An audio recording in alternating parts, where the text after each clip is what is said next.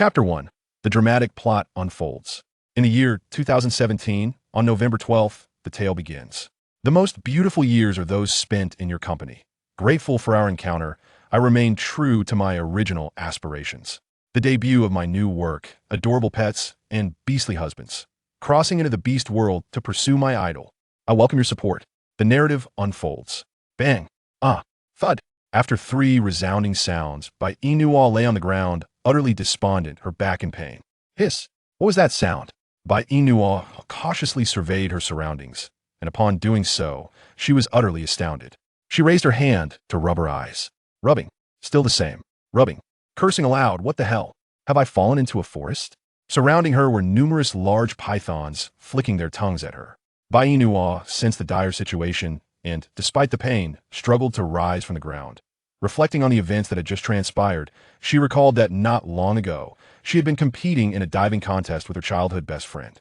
Just before diving, her foot had suddenly twisted, and then she found herself in a primitive forest. What kind of dive was that? It led her to a primeval forest. Damn it.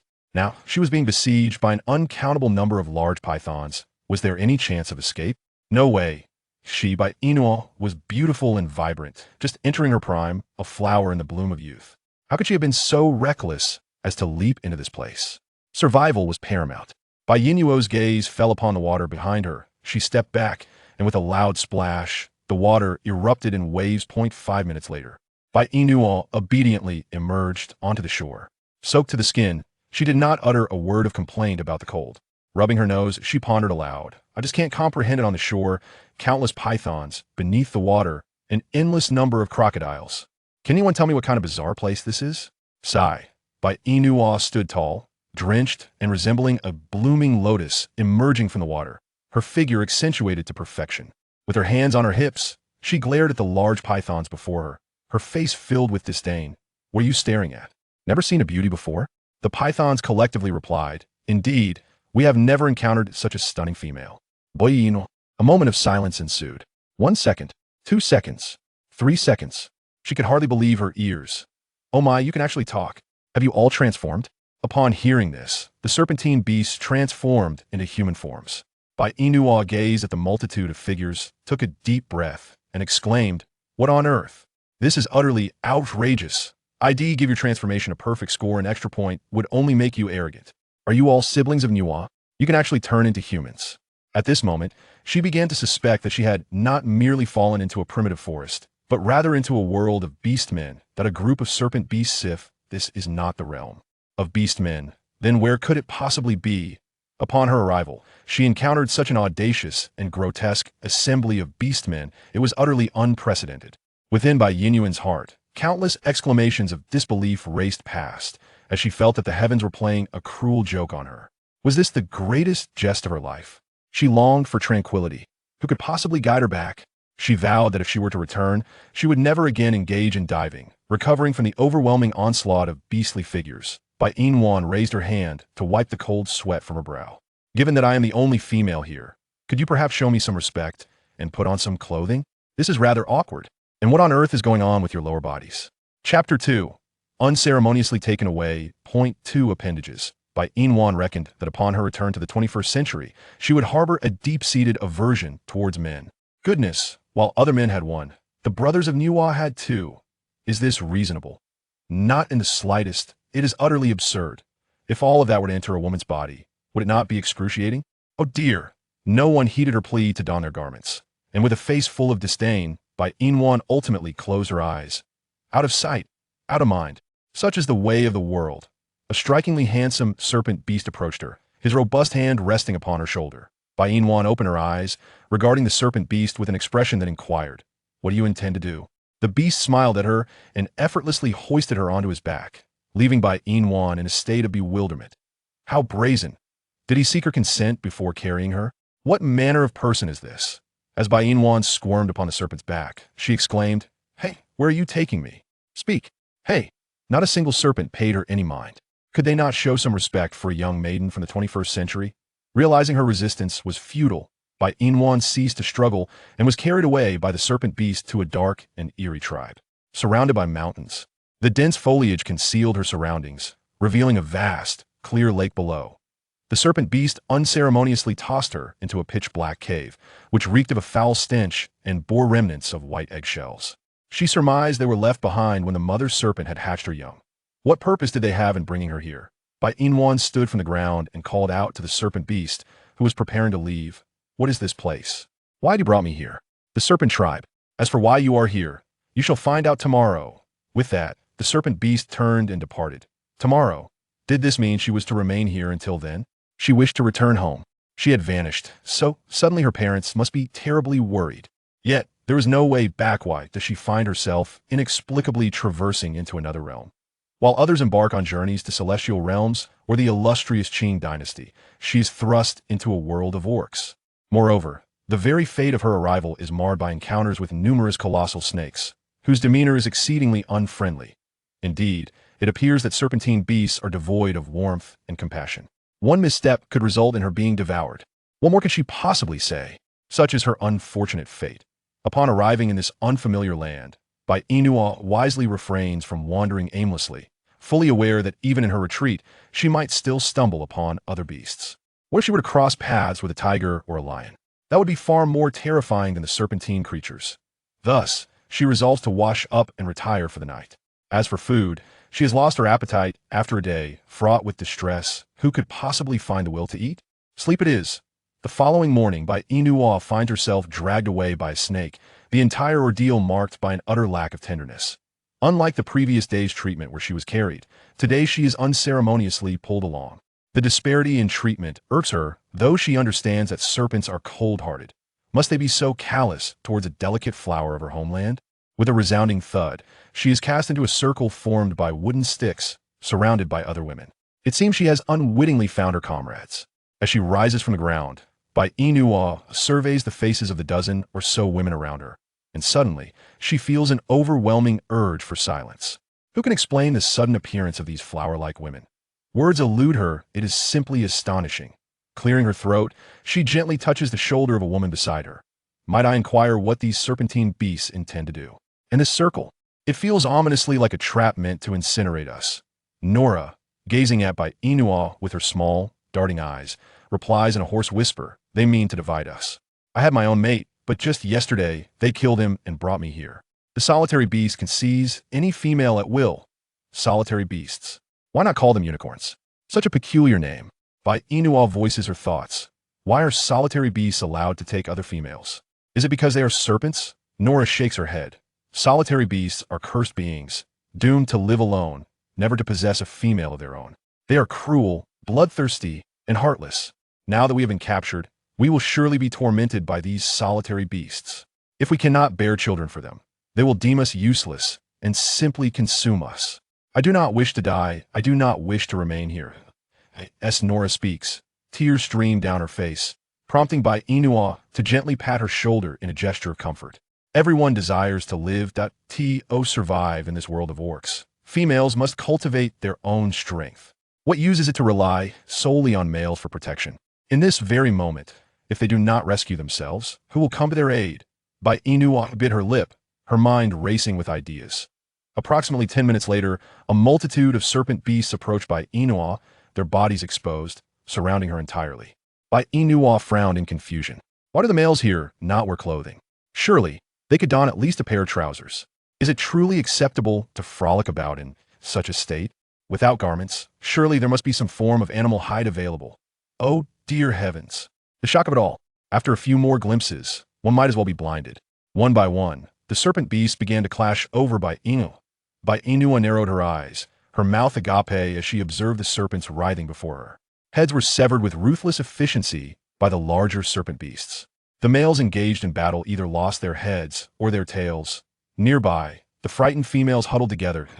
An idea struck Bai Inua. She crouched down and whispered to Nora, now that the serpent beasts are preoccupied with their fight, lead the other females through that gap and escape. Swiftly, I will hold them off here. Nora tugged at Bai Inua's hand, and Bai Inua offered her a reassuring glance before standing to shield the females behind her. In the blink of an eye, Nora and the other females transformed into their wolf forms and vanished without a trace. Hey, that's not fair.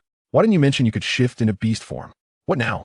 With everyone gone, how am I to contend with so many serpent beasts alone? By Inua looked at the serpent beasts surrounding her, exasperated. Why are they fighting amongst themselves? Chapter 4. The Serpent King. Bai Inua hoped to seize the opportunity to escape, but after merely 2 steps, she was yanked back by a massive serpent tail. Oh my goodness! As soon as she exclaimed, Bai Inua found herself enveloped in a chilling embrace. She looked up to behold a breathtakingly handsome man, his cold, proud eyes seemingly devoid of focus, yet his deep-set gaze radiated tranquility. His dark hair cascaded around his ears. Such striking beauty was enough to leave one in awe. A frigid aura surrounded him. While Bai Inua had encountered many handsome men, she had never seen one as captivating as him, prompting her to steal a few more glances. The man's demeanor was aloof, his sharp gaze sweeping over the fallen serpent bodies nearby. I could see that moment. All the serpent beasts, upon receiving his glance, reverted to their human forms and knelt at his feet, exclaiming in unison, "Serpent King! Oh my God! What on earth?" That lower half. Bai Inua collapsed in Angus' embrace, but he didn't spare her a glance. He simply lifted her and cast her aside. His body radiated a chilling aura as he declared, "A bunch of fools, fighting over a mere female. Is this amusing? I once established rules for you all. Why do you refuse to heed them?" His calm voice resonated in the ears of the serpent beasts, causing them to tremble involuntarily. Angus transformed into an enormous serpent, devouring 3 of the serpent beasts in one gulp, leaving Bai Inua dumbfounded. "Oh my goodness! No, this is not happening." Bai Inua blinked, and Angus spoke again. "This is merely a minor punishment for you. Should you continue to defy me, you shall all meet your demise." Upon hearing this, the serpent beasts knelt in fear, quaking. Bai Inua looked up at the towering serpent beside her. It was evident that this serpent king was the one in charge. Surely, following him would not lead to being devoured. However, if she chose not to follow him, her innocence could be irrevocably tarnished. After a moment's contemplation, she resolved to accompany him. At worst, she could escape from the serpent beasts and run away. But where could she flee to? Angus shifted back in a human form, still devoid of clothing. Bai Inua began to understand that these serpent beasts did not wear garments. Rising from the ground, Bai Inua hurriedly followed Angus. With her head bowed, she dared not glance at Angus, quietly trailing behind him until they reached the entrance of a secluded cave. She halted, but Angus paid her no mind, striding into the cave. Curiously, Bai Inua leaned her head against the cave entrance, her gaze following Angus' movements. Wherever he paused, her eyes would linger. Having witnessed so many transformations, one more human form hardly mattered. Or rather, it should be Sida's serpent. With no place to go and unwilling to disturb Angus, she decided to sit at the cave's entrance, curling up in a ball, feeling quite forlorn. The events of that morning had been the most exhilarating of her 18 years. Truthfully, while she was not afraid of snakes, she certainly did not favor them, given their less than pleasant appearance. Yet, after encountering Angus, her aversion to serpents seemed to diminish. She was unfamiliar with the lifestyle of beastmen back in the 21st century. Her friends often urged her to partake in various outdoor activities. But she was too lazy and averse to hardship, so she declined every time. Now, she found herself regretting those decisions. Chapter 5. He has no need for females. Yet, due to her laziness and inability to endure hardship, she had turned down those opportunities. Reflecting on it now, she felt a pang of regret. Perhaps, had she participated, she would not find herself in this predicament. Having gone an entire night without food, she felt ravenous. However, the forest was likely teeming with wolves and leopards, and she dared not venture alone. What if she were captured again? Bai Inua bit her lip, rose to her feet, and gazed into the cave where Angus resided. After a prolonged struggle, she finally mustered the courage to speak. "Are you hungry?" Silence enveloped the air. Bai Inua speculated that her voice might have been too soft, so she raised her volume. "It appears to be nearly noon. Shall we venture out together to find something to eat?" Still, no response met her ears. An awkward silence lingered. Bai Inua furrowed her brow, recalling that she had just witnessed Angus consume 3 snakes. How could he possibly be hungry? Yet, she herself was famished. Her eyes scanned the surroundings until they settled upon a fruit tree not far away. After glancing at Angus once more, she resolved to venture out alone in search of sustenance. Being this close to Angus, she reasoned, should protect her from any lurking predators. With that thought in mind, Bai Inua descended the slope. Once she departed, Angus stirred within the cave, his long serpentine tail thrashing about, clearly distressed. It appears that the time for shedding skin is approaching. This marks the first shedding of the year, a period during which the serpent beast is at its most vulnerable. Without a guardian, it is certain to be attacked by other beasts. The reason he sought refuge in this secluded cave is its discretion every year. The shedding process is excruciating, lasting approximately 5 to 6 days. During this time, he must conceal himself effectively. His lower body feels intermittently numb and stiff, indicating that the days are dwindling. Angus furrowed his brow tightly, realizing that the scent of the female outside had already dissipated, suggesting that she had departed. His decision to rescue Bai Inwan was purely coincidental, not a deliberate act. He was acutely aware of the ferocity, coldness, and bloodthirstiness of that group of serpent beasts, which prompted him to assist her with little more than a passing gesture. In this beastly realm, females are inherently scarce, leading that group to fight and plunder. Yet, as the king of the serpent tribe, he has no need for females, nor does he desire to mate and produce serpent eggs. To him, females would only serve to hinder his grand ambitions. Even the most beautiful female would fail to catch his interest. Angus flicked his serpent tongue, his crimson vertical pupils fixed intently on the cave entrance. Below, Bai Inua picked up a long branch from the ground and began to strike vigorously at the fruit hanging from the tree. Initially, the fruit remained stubbornly attached, unwavering in its stance. However, just as Bai Inua was on the verge of surrendering, one by one, the fruits began to plummet to the earth. Elated, she discarded the wooden stick from her grasp, crouched down, and wiped the fallen fruit against her clothing. With eager anticipation, she took a bite. Yet, before she could swallow, her face contorted into a grimace as the sourness overwhelmed her senses. Despite the tartness, Bai Inua diligently collected the fruits she had toiled to harvest, tucking them into her garments. Since her arrival from the 21st century, she had donned merely a white leisure outfit, which now bore the marks of her arduous efforts. Stained and tattered, nevertheless, she bore no disdain for her appearance. After all, this was the beastly world she inhabited, not her home.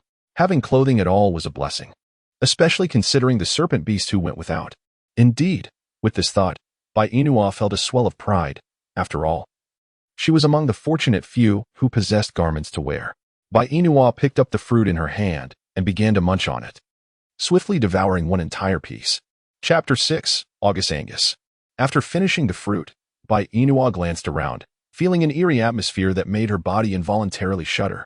Clutching the fruit in her arms, she hastened back to Angus's cave with all her might. Upon reaching the entrance of the cave, Bai Inua hesitated. After all, Angus had not invited her inside. Would her uninvited intrusion result in her being devoured? The thought was quite terrifying. Bai Inwan divided the fruits in half, placing one portion on the ground while keeping the other tucked away in her pocket. Clearing her throat, she began to speak.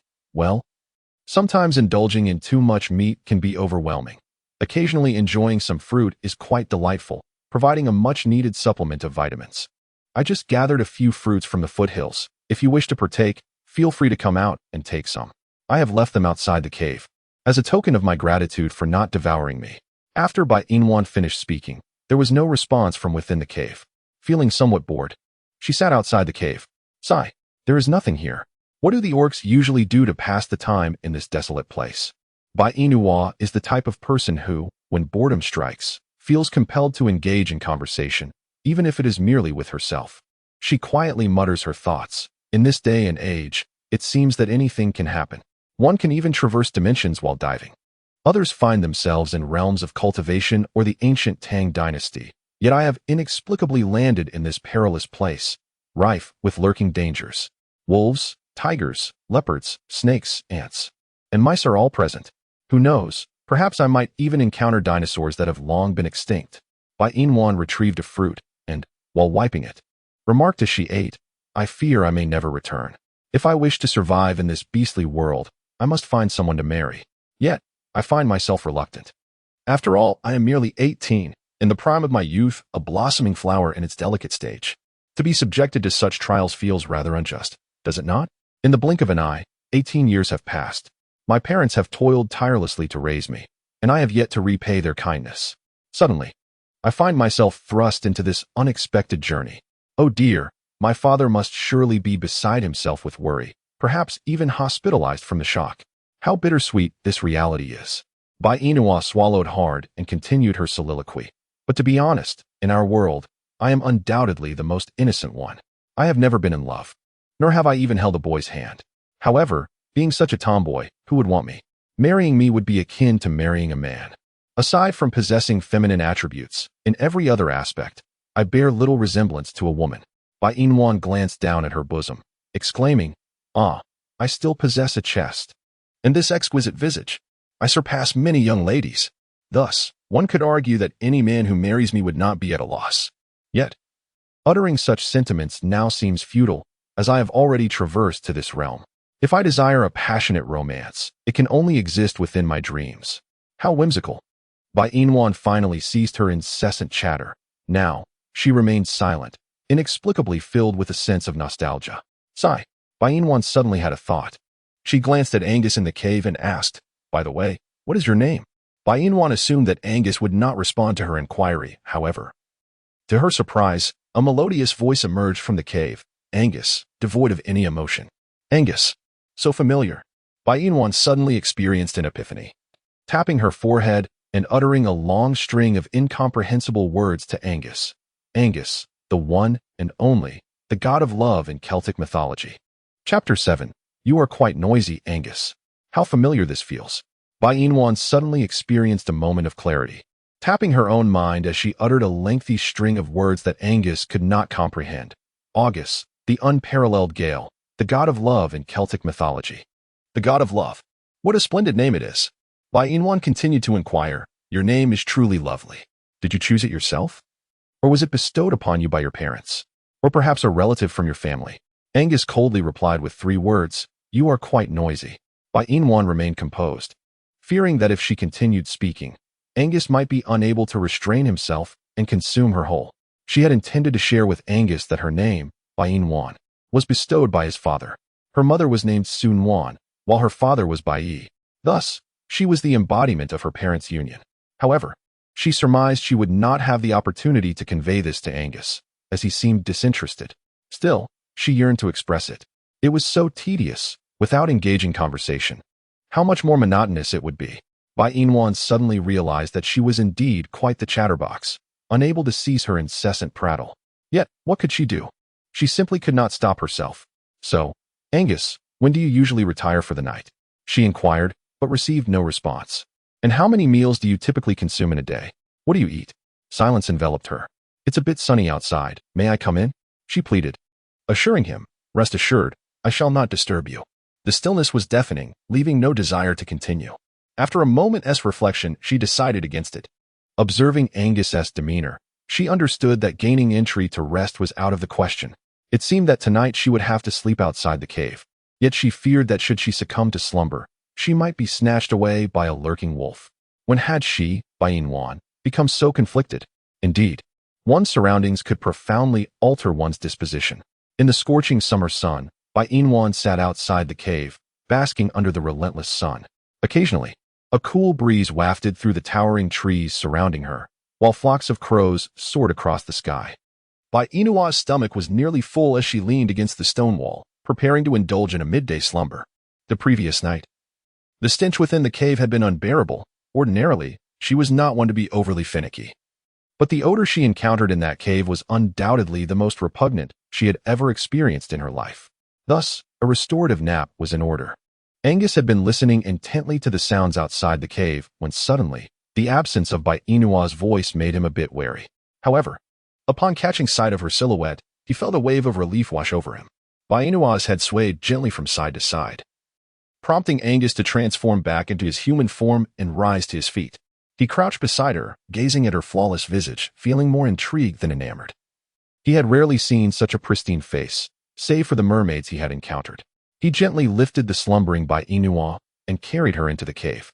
She slept soundly, showing no signs of awakening even as he laid her upon a pile of grass. Angus shook his head, reverting to his serpentine form to rest. Typically, he would feed every 2 days, consuming ample sustenance, so hunger was not a concern. His rest cycle consisted of sleeping once every 5 days, with each slumber lasting a full day and night.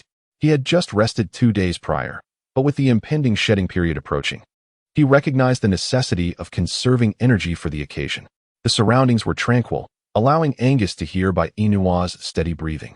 In truth, he could not quite comprehend why he had brought her into the cave. Perhaps it was a protective instinct, fearing she might be taken by other beast men. In reality, her presence was relatively safe with him, as he harbored no ulterior motives and would not harm her, as long as she did not irritate him. He would refrain from any excessive actions. Time slipped away unnoticed, and Bai Inua enjoyed a deep and restful sleep, only awakening the next day around noon. The sun's rays streamed into her eyes, prompting her to raise her hand in a futile attempt to shield them. Bai Inua sat up, her eyes adjusting to the surroundings. Apart from a colossal python, there was nothing else in sight. A python? Hadn't she been napping outside the cave? What time was it now? Bai Inwan looked up towards the entrance of the cave, wondering if such a magnificent sun would ever set. Thus, it was indeed the noon of the following day. With a fierce roar from Bai Inwan, Angus opened his eyes. His crimson gaze met hers momentarily, and he flicked his serpent-like tongue in a display of his discontent. Bai Inua closed her mouth and flashed a grin at Angus, baring her teeth in a playful manner. It was not her intention to provoke him. The serpent of contradictions. The previous day, she had inquired whether she could sleep inside the cave, but he had remained silent, which led her to take refuge outside. However, to her astonishment, once she had succumbed to slumber, Angus carried her into the cave. Thus, it seems even serpents possess a tender side. Bai Inua turned her head to look at Angus, revealing a row of gleaming white teeth. "Thank you for carrying me inside," she said. Angus, with his serpent-like gaze, fixed his eyes on the cave. "You are blocking my sunlight," he replied.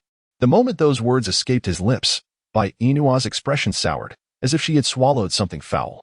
After all this time, Angus had carried her into the cave merely because she obstructed his sunlight? She was not a bear. How significant could her size be? The faint semblance of goodwill she had nurtured dissipated in an instant. Was it foolish of her to hope that a snake could exhibit tenderness and consideration? Surely.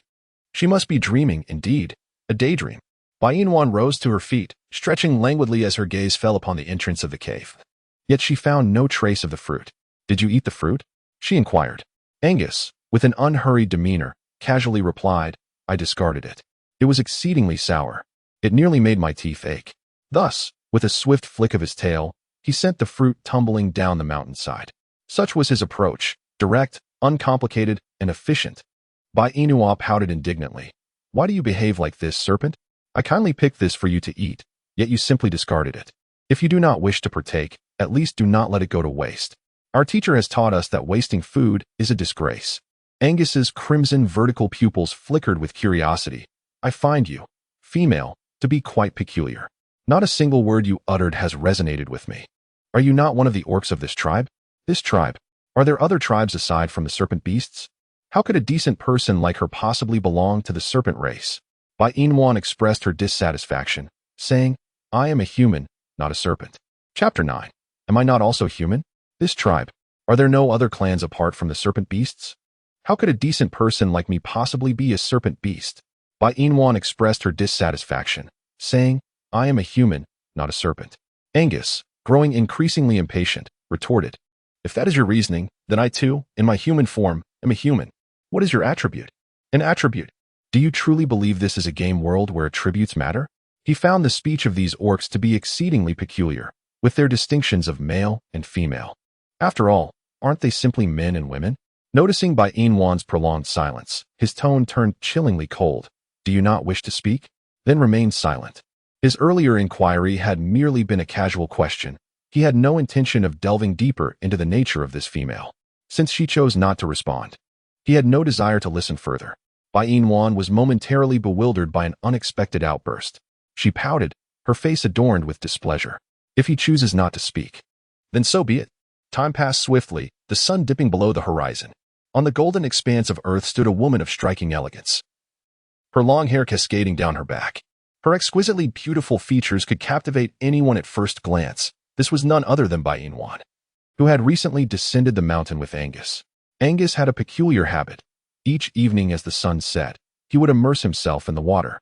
Being a serpent, he found the warm weather here quite stifling, necessitating the cool embrace of water. The time for shedding his skin was approaching, and he could not afford any mistakes during this critical phase. His massive serpentine body writhed in the water, and while it could be described as swimming, it resembled more of a struggle. Each time he prepared to shed his skin, discomfort engulfed him. The splashes from the water soaked Bai Inwan, who was crouched by the riverbank, diligently washing her soiled garments. She contemplated joining him in the water for a bath, but the thought of encountering a tiger or a wolf unexpectedly emerging from the depths deterred her.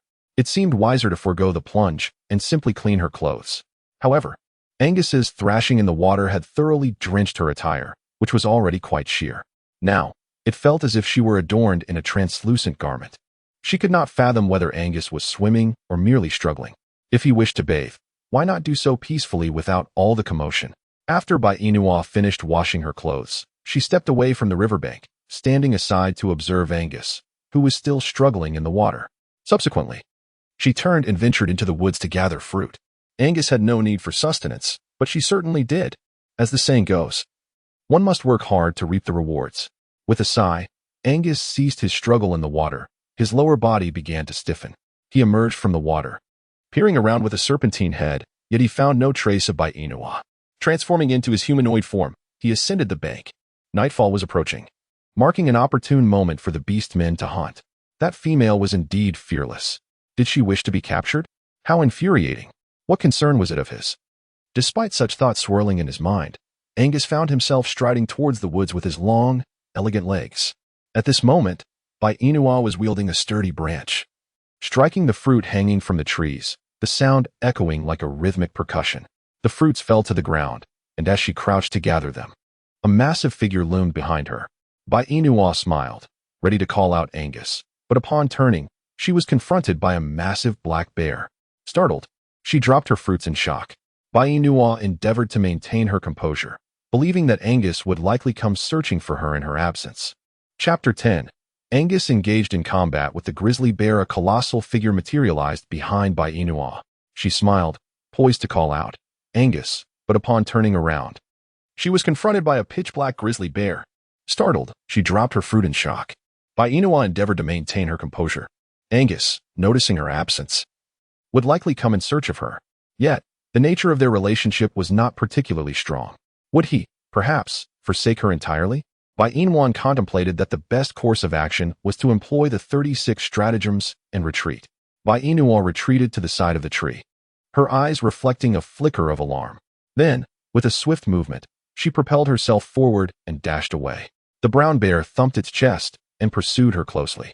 As Bainua ran, she cast anxious glances over her shoulder. Upon realizing that the bear was merely a meter behind her, terror surged within her, prompting her to quicken her pace. Bang! Bainua collided firmly against Angus's chest, causing him to frown. His gaze then fixated on the brown bear behind Bainua. Angus's icy voice pierced through the air, reaching Bainua's ears. Release it. Bainua raised her head to glance at Angus, whose eyes were filled with a sense of detachment, as if he were gazing at a stranger. She released her grip and turned to face the brown bear behind her. Displeased by her presence, Angus brusquely shoved Bainua aside, causing her to lose her balance and tumble onto the stones, leaving a gash on her fair, delicate leg. Blood trickled from her wound, yet she paid it no heed as she rose to her feet and positioned herself behind Angus. He fixed his unwavering gaze upon the brown bear before him, which emitted a roar that shook the heavens and stirred the spirits. Unyielding, Angus transformed into his serpentine form, baring his fangs at the bear. In an instant, a fierce struggle ensued between Angus and the bear. Angus coiled his serpentine body tightly around the bear, rendering it immobile, while the bear's sharp claws raked against Angus's back, tearing away a significant portion of his scales. In retaliation, Angus sank his fangs into the bear's neck. Within a minute, the bear collapsed to the ground, lifeless. Angus retracted his tail, casting a frigid glance at Bainua before dragging his injured form away. She lowered her gaze and followed in his wake. Upon returning to the cave, night had fully descended, and the moon cast its luminous glow within. Angus surveyed his mutilated tail with an increasingly grim expression. It seemed this time he would not shed a complete skin. Bainua's wound was not deep, and the bleeding had ceased on its own. However, due to the recent fall, her leg had struck against a stone, causing her to walk with a slight limp. Bainua clasped her hands tightly together, resembling a child who had erred as she bowed her head.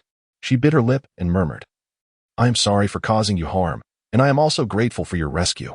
Angus remained silent, his gaze as frigid as ice. Bainua was acutely aware of Angus's disdain for her, thus she prudently stepped out of the cave and leaned against the stone wall to rest. In truth, she had contemplated leaving Angus, but in this unfamiliar wilderness, she found herself at a loss as to where to go, with peril lurking in every corner. Just like that brown bear moments ago, had Angus not been present, She feared she would have succumbed to the creature's ferocity. Bainua was unaware that the brown bear, driven by excitement upon seeing her, had pursued her with the intent to mate. However, it ultimately met a tragic demise at the jaws of Angus. Chapter 11. Get away from me. Had it not been for Angus's presence, she surmised that she would have likely fallen victim to the bear's ferocity. Bainua remained oblivious to the fact that the brown bear had merely been excited by her presence, driven by a primal urge to mate, which led it to pursue her. Tragically, it met its demise at the jaws of Angus. In agony, Angus lay on the ground, his body beginning to wrinkle, as if marked by the passage of time. Hearing the commotion, Bainua rushed into the cave without hesitation. Angus, now on high alert, growled, "Get out of here."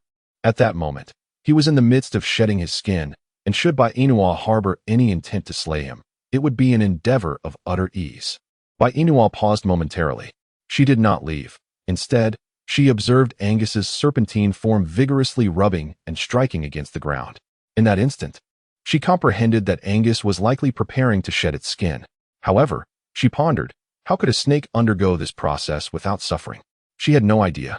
Had she known that such an event would unfold today, she certainly would have immersed herself further in the wonders of the animal kingdom. Yet, now it was too late. Bainua approached the entrance of the cave, crouching down to guard Angus.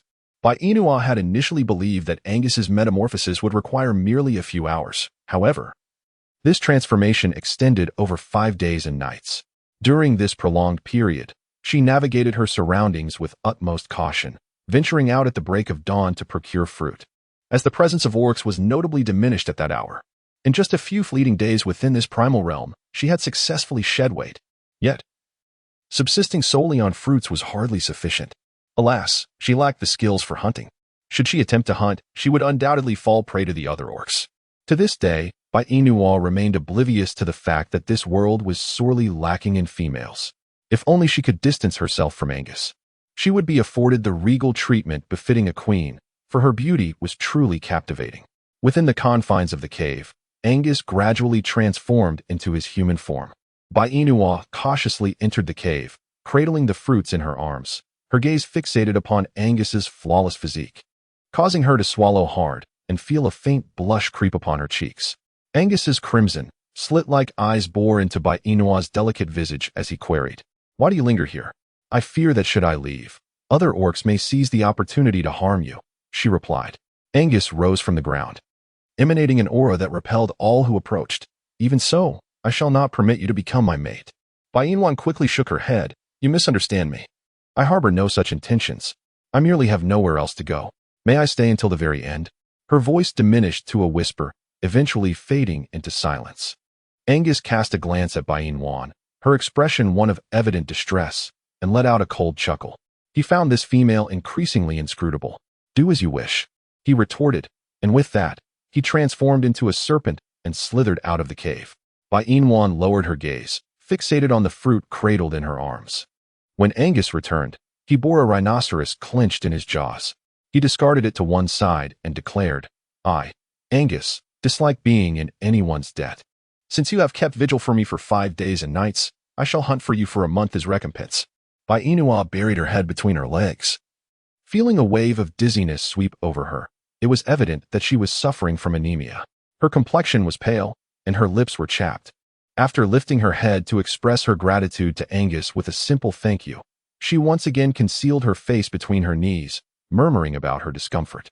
Angus, mistakenly believing that Bainua had an aversion to drinking the blood of rhinos, furrowed his brow in irritation, transforming back into his beastly form. He swam out of the cave. When Angus returned, he held a bloodied little rabbit in his mouth. Coldly, he tossed the lifeless creature at Bainua's feet, commanding her, "Drink." Bainua gazed in bewilderment at the small white rabbit lying at her feet.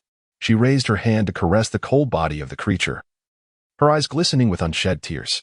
Just as the tears were about to fall, Angus, growing increasingly impatient, approached her side. He crouched down, picked up the rabbit, and bit into it with force, then seized Bainua's chin, kissing her with an overwhelming intensity, feeding her the blood. A metallic sweetness flooded her throat, and Bainua stared wide-eyed at Angus before raising her hand and striking him across the face. In response, Angus roughly tossed her to the ground and snapped, "If you want to drink it, then drink. If not, starve." With that, He licked his lips and settled himself on the opposite side of the cave. Bai Inwan clutched her neck, attempting to expel the blood, but no matter how hard she tried, she could not release a single drop. Bai Inwan lay helplessly on the ground, devoid of any attachment to life. The metallic taste of blood lingered in her mouth, thick and slightly sweet. Since childhood, she had harbored a peculiar affliction. She could not consume even the slightest morsel of rabbit meat, for doing so would inevitably result in a fever. She mused that drinking rabbit's blood would surely have the same consequence. This was an ailment, one that required treatment. However, after visiting the hospital, the doctors could not ascertain the cause of her condition, ultimately concluding that it was a psychological issue. Aside from herself, no one could offer assistance. Initially, she believed that nothing would transpire, yet as evening approached, Bai Inwan began to suffer from a high fever. She collapsed onto the floor, her forehead drenched in cold sweat, her hands restlessly tearing at her clothing, crying out, "So hot." Moments later, she shouted again, "Cold. So cold." Bai Inwan began to oscillate between warmth and chill. Angus opened his eyes, his gaze fixated intently upon Bai Inwan's form.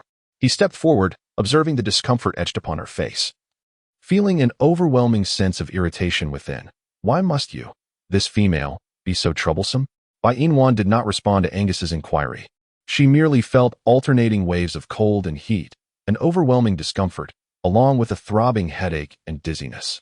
Angus had initially resolved to disregard Bai Inwan's plight, yet ultimately, recalling her unwavering vigil for 5 days and nights, his heart softened. He knelt down, removed her garments, and drew her body close to his, seeking to provide warmth and solace. Bai Inwan's petite hand rested upon Angus's body, feeling the chill emanating from him, causing her to behave with greater composure. As dawn broke, Bai Inwan slowly opened her drowsy eyes, taking in the sight of her own bare form and the vibrant expressions on Angus's face beside her. What on earth had transpired? Where were her clothes? Why was she nestled in Angus's embrace? Fragments of the previous night flickered through her mind. She recalled a sudden wave of heat, followed by an overwhelming sensation of cold, and then clinging tightly to him. No matter how much that icy hand tugged, it proved futile. Bai Inwan currently remained seated upon Angus's lap, and she can distinctly perceive a change in his demeanor, causing an uncomfortable sensation in her posterior. Bai Inwan attempted to rise, but Angus firmly restrained her, inquiring, "What? Do you wish to leave?" Bai Inwan shook her head, stating, "I merely wish to dress." Chapter 13. Who dares to touch without my consent? Bai Inwan is currently seated upon Angus's lap, and she can distinctly feel a change in his demeanor, causing discomfort to her posterior. Bai Inwan attempted to rise, but Angus firmly restrained her, inquiring, "What? Do you wish to leave?" Bai Inwan shook her head, saying, "No, not at all. I merely wish to don some attire, as I feel a bit chilly." Bai Inwan's voice was somewhat soft, yet Angus still heard her. He released Bai Inwan and tossed a garment from beside him into her embrace. Then, he transformed into his beastly form, sitting cross-legged beside her, utterly still. Bai Inwan glanced at Angus, hastily donning her clothes with remarkable speed. With a faint voice, she inquired, "Are you hungry?" Angus remained silent, prompting Bai Inwan to continue. "Since you choose not to speak, I shall assume you are indeed hungry." With that, she crouched beside the rhinoceros before her, contemplating ways to procure a piece of its flesh and kindle a fire for roasting. However, after an exhaustive search, she discovered no tools suitable for slicing the rhino meat. It must be said, this beastly world was strikingly devoid of resources. There wasn't even a stone knife to be found. What was she to do? A majestic beast lay before her, yet she was powerless to partake in its sustenance. How utterly frustrating. Her stomach grumbled, yearning for a meal, craving meat, longing for something to satisfy her hunger. Disheartened, Bai Inwan sat down, feeling utterly drained, and sighed heavily. Having just recovered from a serious illness, she lacked the strength to descend the mountain in search of fruit. Was it her fate to perish from hunger in this so-called beastly realm? Oh heavens! Send someone to rescue her. She was on the brink of starvation, her heart weighed down with despair. Bai Inwan cradled her delicate face, continuing to sigh. As Angus listened to the sound of her lamentations, his brows instinctively furrowed in concern. What exactly was this female attempting to accomplish? The previous night had been filled with noise, and now the morning echoed with her disturbances. How long did she intend to vex him? With growing impatience, Angus spoke up. "Could you grant me a moment of peace? Are you aware of how bothersome and disruptive you are? If you persist, do you believe I would hesitate to cast you out to the wolves?" Bai Inua raised her hand to cover her mouth, momentarily enveloped in silence. Could it be that he truly intended to cast her out to be fed to the wolves? This vile serpent was indeed a creature of ill repute. It was no wonder he lacked a female companion. His icy demeanor and inability to show compassion must have driven the females of this beastly world away from him. Who would dare align themselves with him, only to be subjected to his tyranny? At the slightest disagreement, he would resort to throwing his female out as prey for the wolves. Why not offer himself instead? Did he not even desire to partake in her? Just how much disdain must he harbor for her to so casually abandon her to the wolves instead of consuming her himself? Bai Inua was instantly struck down. This snake, so beautifully adorned, harbors a heart so malevolent. What purpose does it serve? In her heart, Bai Inua silently criticized Angus. Faced with her sudden silence, Angus felt an inexplicable discomfort. What was the matter? How could he possess such sentiments? Fidgeting uncomfortably, Angus stirred, prompting Bai Inua to assume he intended to cast her out as fodder for wolves. She sprang to her feet and dashed out of the cave with the swiftness of a sprinter. Angus pondered, where could this female be rushing off to at such a pace? Did she not realize that it was the prime hunting time for the beastmen? Rushing out recklessly, was she merely inviting capture by other beastmen? The mere thought that the female he had rescued could fall into the hands of others ignited a fire of fury within his eyes. Without my permission, who dares to touch my female? Chapter 14. For the sake of survival, she quickly yielded. His female? How could he entertain such a notion? He had vowed never to desire a female in this lifetime. Yet upon encountering her, everything had changed. Previously devoid of such needs, now even the thought of holding her elicited a response. What was happening to him? Had he succumbed to the venom of that female? Furrowing his brow, Angus gazed at the spot where Bai Inua had vanished and, transforming into his human form, he pursued her with his long strides. Bai Inua had just ascended the mountain when she caught sight of Angus, and she was taken aback. Goodness gracious, what extraordinary speed! Comparable to the illustrious Lu Xiang of the 21st century. She mused. If only Angus could be transported to the 21st century and nurtured properly, he might just become the next Lu Xiang. However, it appeared that the immediate concern was not Lu Xiang, but rather Angus, who was in pursuit of her. What was his intention? Had he decided against feeding her to the wolves, opting instead to keep her for himself? As a serpent beast, there was little he was incapable of doing. Bai Inua swallowed hard, bracing herself to flee further. But Angus, noticing her movement, transformed his lower body into his beastly form and swiftly coiled his tail around her. The wind whipped against Bai Inua's delicate face, and in the blink of an eye, she found herself enveloped in his tail. Her lips twitched as she stammered, Angus, I promise I won't speak again. Please don't eat me. I haven't bathed in ages. And I must smell terrible.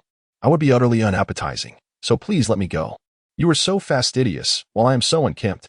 Surely, you wouldn't want something so unappealing, would you? Angus's crimson-slit pupils shifted as he retorted, What do you mean by promising to remain silent? Do you intend to become a mute female?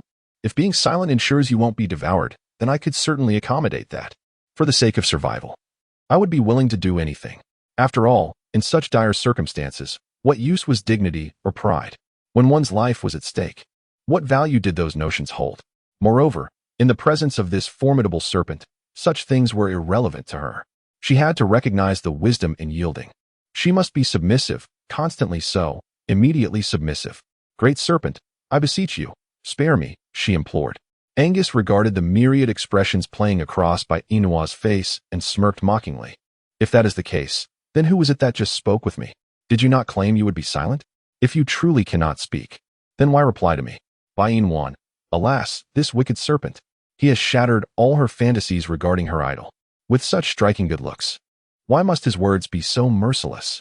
And why does he appear so cold and unfeeling? Was it not promised that he would hunt for her for an entire month? If that is the case, why is he already threatening her life after just one day of hunting? This deceitful serpent speaks with no integrity. Angus, observing Bai Inua's silence, furrowed his brow. What is this? Have you begun to play the mute female? Do you have any idea what type of female I utterly despise? Bai Inua remained silent. Yet she speculated that this vile serpent would surely express its disdain for a female like her. After all, one need not have tasted pork to have witnessed a pig's run. However, the reality was not as Bai Inua had envisioned. Angus coldly addressed her, stating, What I detest most is a female who is fully capable of speech yet chooses to deceive me by claiming silence. Bai Inua, Chapter 15.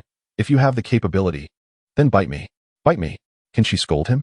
It is evidently this wicked serpent that forbids her from speaking. He finds her noisy. And now that she has complied with his wishes by remaining silent, he dares to say he dislikes her. Is this fellow suffering from a split personality? Schizophrenia, perhaps? One moment he exhibits one persona, and the next another? What a lunatic! Bai Yin took a deep breath, forcing herself to suppress the fury within her. While she may not be able to overpower him, does that mean she cannot berate him? After all, her scolding would be indecipherable to him. Bai Yin contemplated, gazing intently into Angus's eyes, and exclaimed, "You lunatic! Just a moment ago, you were the one silencing me, claiming my voice was bothersome. Now, you express your disdain for articulate females who feign muteness. Do you truly consider yourself astute? You monopolize the conversation, leaving me with no opportunity to speak. How dare you harbor such contempt for my words? I have been a chatterbox since childhood. What of it? Is speaking a crime? Must I be silenced for expressing myself? Who do you think you are? Are you my mother, dictating my voice? Furthermore, even if you were my mother, I would still assert my right to speak. Speaking is not illegal, and if I could transport you to my world, I would surely consign you to an extraterrestrial research facility. Do you know why? Because you are less than a beast, neither human nor animal, but a wretched creature. I assure you. My refraining from violence is not due to an inability to prevail over you, but rather an acknowledgement of my own limitations. So what, if you possess the courage? Bite me. Do you believe I fear you? After Bai Yin finished her scolding, she felt considerably lighter, turning away from Angus with a disdainful snort, refusing to look at his frostbitten visage any longer. A perpetual mask of indifference, he had yet to offer a single smile during her days in this beastly realm. What else could it be but a face of apathy? Observing Bai Yin's triumphant demeanor, Angus spoke with chilling detachment. I did not comprehend a single word of your earlier tirade, but the latter part about wanting me to bite you is quite clear. Are you aware of what kind of serpent I am? I am the Serpent King, the most venomous among the serpents. Should you provoke me to sink my fangs into you, you would meet an instant demise, akin to that great black bear. Is this truly how you wish to meet your end? Bai Yin, is it still timely to feign cowardice now? Bai Yin's pale visage broke into a sincere smile. Oh dear, please don't be like that. I was merely jesting with you. The notion of you biting me was just a playful quip. Do not take it seriously. I implore you. I have no desire to meet my demise. Brother, I admit, I am quite cowardly. Truly, I am utterly timid, instantaneously so. Given my current state of trepidation, I beseech you to show mercy. Might you refrain from biting me? I am filled with fear. After all, your venom is so potent that a single bite could lead to immediate death, which is rather terrifying, wouldn't you agree? Your abilities are exceedingly frightening. Angus observed Bai Yin, who oscillated between moments of pride and earnestness, and found himself increasingly perplexed by her demeanor. Yet, he found it rather intriguing. The females he had previously encountered would flee at the sight of him, none willing to remain in his presence. For a solitary beast is a source of fear for them. Thus, he had resolved to shun females for the entirety of his life. However, since meeting this particular female, he sensed a shift in his convictions. She seemed unafraid of him. If he were to pursue her romantically, would she perhaps acquiesce? Chapter 16. Will you allow me some peace? Angus raised his hand and gently placed it on Bai Yin's face, a tender gesture that startled her significantly. Was he truly contemplating biting her? Is this a jest? Given her evident timidity, why would he still consider such an action? Bai Yin swallowed nervously, her lips quivering as she grasped Angus's elongated hand tightly. My brother, please, do not act this way. If you must bite, then bite. Refrain from your incessant caresses, for they leave my heart unsettled. I am already weakened, and your actions only exacerbate my condition. Do you think that once Angus has bitten me to death, I could return to the 21st century? If that were possible, I would willingly allow him to take a bite. But does it hurt? Pain has been my greatest fear since childhood. Yet, since my arrival in this beastly realm, I seem to have developed a certain resilience to suffering. As I find myself injured daily, gradually becoming accustomed to the pain. Bai Yin closed her eyes, presenting a visage resigned to her fate. Observing this, Angus placed his hand upon her lips, and then, seizing the moment when Bai Yin was unawares, he pressed his lips against hers. Bai Yin's eyes widened in disbelief as she stared at Angus. Was he really kissing her? Shouldn't he be biting her instead? Or perhaps it could be said that Angus was poised to sink his fangs into her tongue. Would that lead to a swifter demise? Is that truly the case? If so, Angus was indeed a heartless creature. How could he, after all the time she spent accompanying him, show such ingratitude? Not only did he fail to express gratitude, but now he seemed intent on bringing about her end. Moreover, her demise would be peculiarly unique, while others succumbed to venom through bites on their hands or necks. Why was it that she would be bitten on the tongue? It seemed utterly unjust. Could she refuse to ingest the poison Angus offered? Here she was, by Inua. So young, so beautiful, so endearing, and in the blink of an eye, she faced the prospect of losing her life. The sense of indignation within her was overwhelming. The more by Inua contemplated, the more her heart brimmed with an imbalance. She parted her lips and sank her teeth into Angus's serpent-like tongue. Do not presume that he alone could inflict a bite. She was equally capable.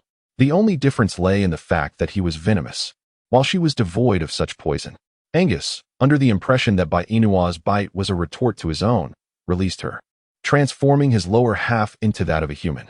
He then lifted by Inua with ease and strode purposefully towards the cavern. By Inua furrowed her brows, gazing at Angus with a look of utter bewilderment.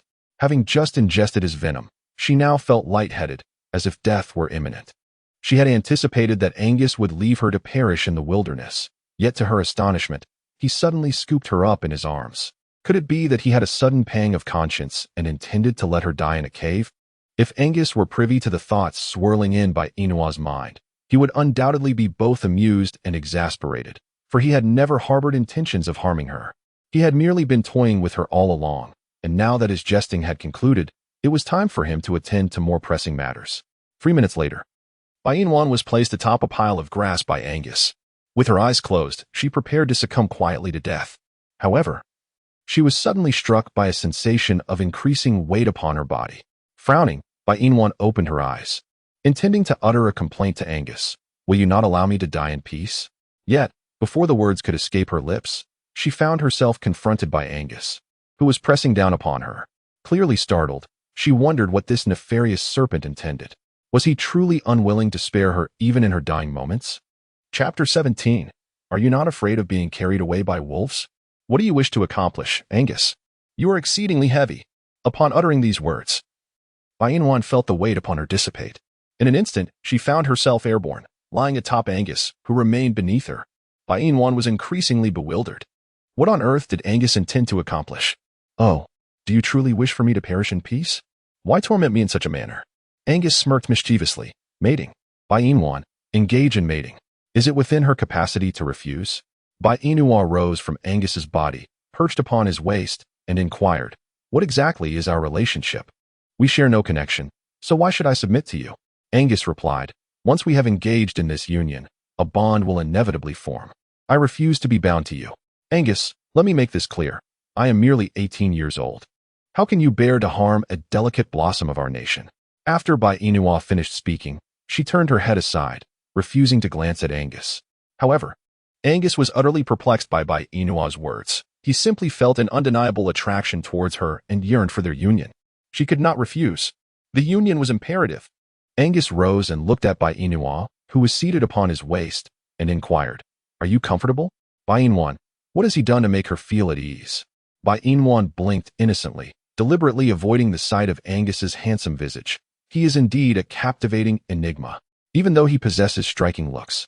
She would never consent to engage in a union with him. If you remain silent, I shall assume you are content. Bainua, what comfort have you provided? Is it uncomfortable to sit on my body? Not soft. Bainua shot Angus a glance, realizing that he was referring to such comfort. She had assumed it was something else. Nevertheless, she felt rather insecure perched upon Angus. She rose to her feet, distancing herself from him, and seated herself nearby. Her gaze fixed intently upon the entrance of the cave. Are the females in your world beautiful? If you mate with me, I shall reveal the answer. Then don't speak. I shall venture out to inquire with other orcs. Angus, aren't you afraid of being taken away by a wolf? Indeed I am. Then why do you still wish to go? Because I believe being taken by a wolf is safer than remaining with you. At least that wolf wouldn't contemplate mating with me. Bainua spoke with a compelling eloquence, presenting her arguments with such clarity that Angus found himself at a loss for words. Yet, in this world where females were scarce, should she venture out? The threats she would face were manifold. Not only would she risk being captured by wolves, but she could also attract the attention of various other creatures, leading to equally perilous encounters. He considered himself gentle by comparison. If she were to encounter the more savage and bloodthirsty beasts, she might very well meet a torturous end. Angus cast a sidelong glance at Bainua. Her words were peculiar, her actions strange, and her beauty striking, giving the impression that she was utterly naive. Could it be that she truly hailed from the ocean? Perhaps this was her first encounter with the orcs of the land? It seemed plausible, otherwise she would not linger so willingly by his side. After all, anyone who had witnessed the brutality of other orcs would surely find him gentle by comparison. He rarely inflicted harm upon others unless provoked, for he was a serpent beast, preferring the tranquility of damp, secluded places over the clamor of crowded realms. Chapter 18. Is it not said that there exists a distinction between humans and beasts? Bainua observed Angus's sudden silence and gently tugged at his arm. Why have you suddenly ceased to speak? Do not remain silent. I might assume you were concocting schemes in your mind to compel me into an intimate union with you. Angus replied, Afraid? What do you think? If you were in my position, would you not feel fear? Your words are rather peculiar. Do you not comprehend? If I could understand, I would not find your statements so strange. Bainua exclaimed, placing a hand on her belly. I am hungry. Did you not feel hunger that day? I truly wonder what kind of mermaid you are, for I could feast several times a day and still feel hunger, while I myself can go a fortnight without eating and not feel a pang. As Angus spoke, he rose to his feet. Despite his apparent disdain for Bainua, he ultimately stood and made his way toward the entrance of the cave. Upon witnessing this, Bainua felt an overwhelming urge to remind Angus to don some attire. Even if he chose not to wear a shirt, at the very least, he could put on some trousers. Was it truly acceptable for him to roam about in such a state? Did he not fear startling the other females? Yet, in this world of beasts, it seemed that clothing was a rarity. Previously, when she observed the primitive tribes of the forest, the inhabitants adorned themselves in grass skirts. Thus, it was reasonable to assume that Angus and his companions might also be attired similarly. If there were grass skirts available for wear, why did he not choose to wear one? Was he truly so enamored with this state of undress? What kind of liberality did this signify? Bainua, plagued by a throbbing headache, gently massaged her temples. It dawned on her that perhaps she ought to prioritize her own well-being over Angus's. After all, she lacked even a change of clothes. Having spent over a week in this beastly realm, she had yet to savor a proper meal of rice, subsisting solely on fruits. Was she truly intent on diminishing herself to the point where even a gust of wind could topple her? However, if given the chance to enjoy a meal, she would certainly prefer not to rely on fruits for weight loss. Alas, it was a matter of circumstance. Given her current situation, the mere prospect of having food brought her considerable joy. Moreover, what could possibly be more paramount than preserving her own life? Furthermore, until she could ascertain that death might lead her back to the 21st century, she must resolutely cling to life. The last thing she needed was to perish just when an opportunity to return might arise, rendering her efforts utterly futile. Bainua pondered this and suddenly felt a sense of solace. Even though she knew the chances of returning were exceedingly slim, as long as she possessed even a 1% possibility amidst 100, she would not relinquish hope. After all, Bainua was an inherently optimistic girl. Everyone encounters setbacks, but the severity varies. In her case, it seemed that fate had favored her, presenting her with the most significant challenge imaginable. While others traversed to ancient realms like the Qing, Ming, or Han dynasties, she alone found herself in a beastly world. Was it possible that her method of crossing over had been flawed, leading her to this inexplicably peculiar place? A profound sense of frustration enveloped her, an absolute suffocation of the heart. No one could fully grasp her current feelings, especially at the moment she was tormented by Angus. Her heart sank even further. Angus desired to mate with her, and she was utterly at a loss. For the ideal man in her heart was certainly not someone like Angus. Although he was strikingly handsome and alluring, she simply felt no attraction towards him. Moreover, it said that there are distinctions between humans and beasts. Chapter 19. Angus was commendable in many aspects, yet, what would become of a normal person mating with a giant python? What kind of offspring would emerge? A human-snake hybrid? Like the goddess Nuwa? Surely not. How terrifying would that be? The mere thought of a giant python was already unbearable. If there were more like Nuwa, she feared for her very life. And who could predict the wrath of a horde of such children? Each one might take a bite out of her. In that eventuality, wouldn't she be inviting her own misfortune? Thus, she resolutely refused to mate with Angus, absolutely rejecting the idea of birthing a human-snake hybrid. No matter how handsome or beguiling Angus was, she would not yield to him. Since she would not acquiesce, Angus would undoubtedly attempt to impose himself upon her. Therefore, In consideration of her own virtue, she resolved to seize the opportunity while Angus was out hunting to make her escape. Yes, that was it. She must flee. She could no longer remain in Angus's presence. With determination, Bainua stood up from the grass, supporting her frail body, and began her descent down the mountain step by step. The slope was somewhat unstable, causing her to proceed cautiously, fearful of tumbling and being unable to rise again. In the interest of her safety, she chose to descend slowly, aiming to distance herself from Angus's dwelling in the snake cave. 5 minutes later, Bainua successfully descended the mountain, standing still for a considerable time to catch her breath before she finally ventured into the depths of the forest. Due to her recent illness, her strength was gradually waning. Nevertheless, she pressed on, pausing intermittently against the trees to rest. Thus, she meandered slowly to the heart of the forest. Suddenly, a piercing scream from a female echoed nearby, freezing Bainua in her tracks. Gripping a large blade of grass in her hand, she pondered her misfortune. Just as she had arrived, she encountered someone in distress. Was her luck truly so unfortunate? Moreover, given her own precarious state, she had little time to assist others. Therefore, the task of saving lives should be left to the heroes. She, a mere bystander, ought not to interfere in the noble acts of gallantry. As Bainwan pondered this, she swiftly concealed herself within the thicket. Sensing that the cries of the female were drawing nearer to her location, concerned for her own safety, she chose to hide to avoid any potential misfortune. After witnessing the recent conflict between snakes, she had learned a valuable lesson. To survive in this beastly realm, one must either comply obediently or possess great strength. Furthermore, seeking a formidable beastman as a protector was essential. However, she found herself perplexed by the criteria that defined a powerful beastman in this world. Take, for instance, her recent encounter with the brown bear. Although its limbs appeared robust, who could have foreseen its vulnerability?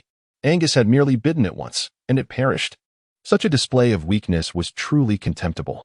Thus, when seeking a strong beastman for support, one must look beyond mere physical prowess to assess their combat skills and intellect. After all, a being that succumbs easily to formidable foes is hardly useful, is it not? Previously, she had considered Angus her prime candidate for a protector, as he possessed everything one could desire: status, rank, and even charm. Yet, his lack of resources, clothing, and attire was a minor drawback. Nevertheless, these concerns were not paramount. Chapter 20. The unattractive and inarticulate. The crux of the matter was that despite Angus's many qualities, he could not be her protector, as his intentions leaned towards mating.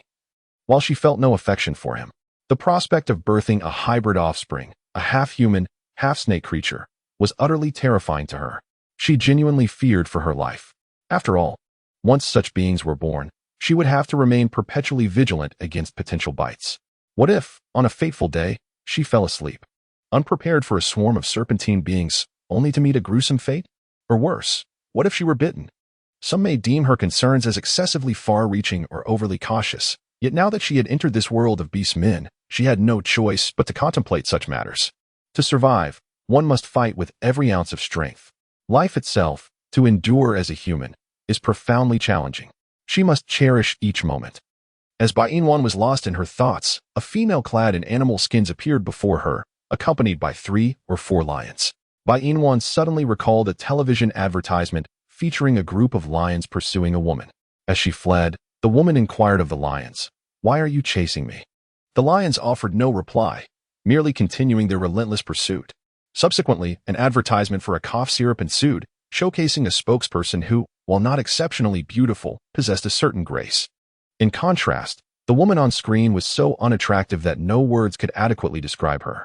Her face was dotted with freckles, her skin a sallow hue, her nose flat, her lips thick, and her eyes diminutive.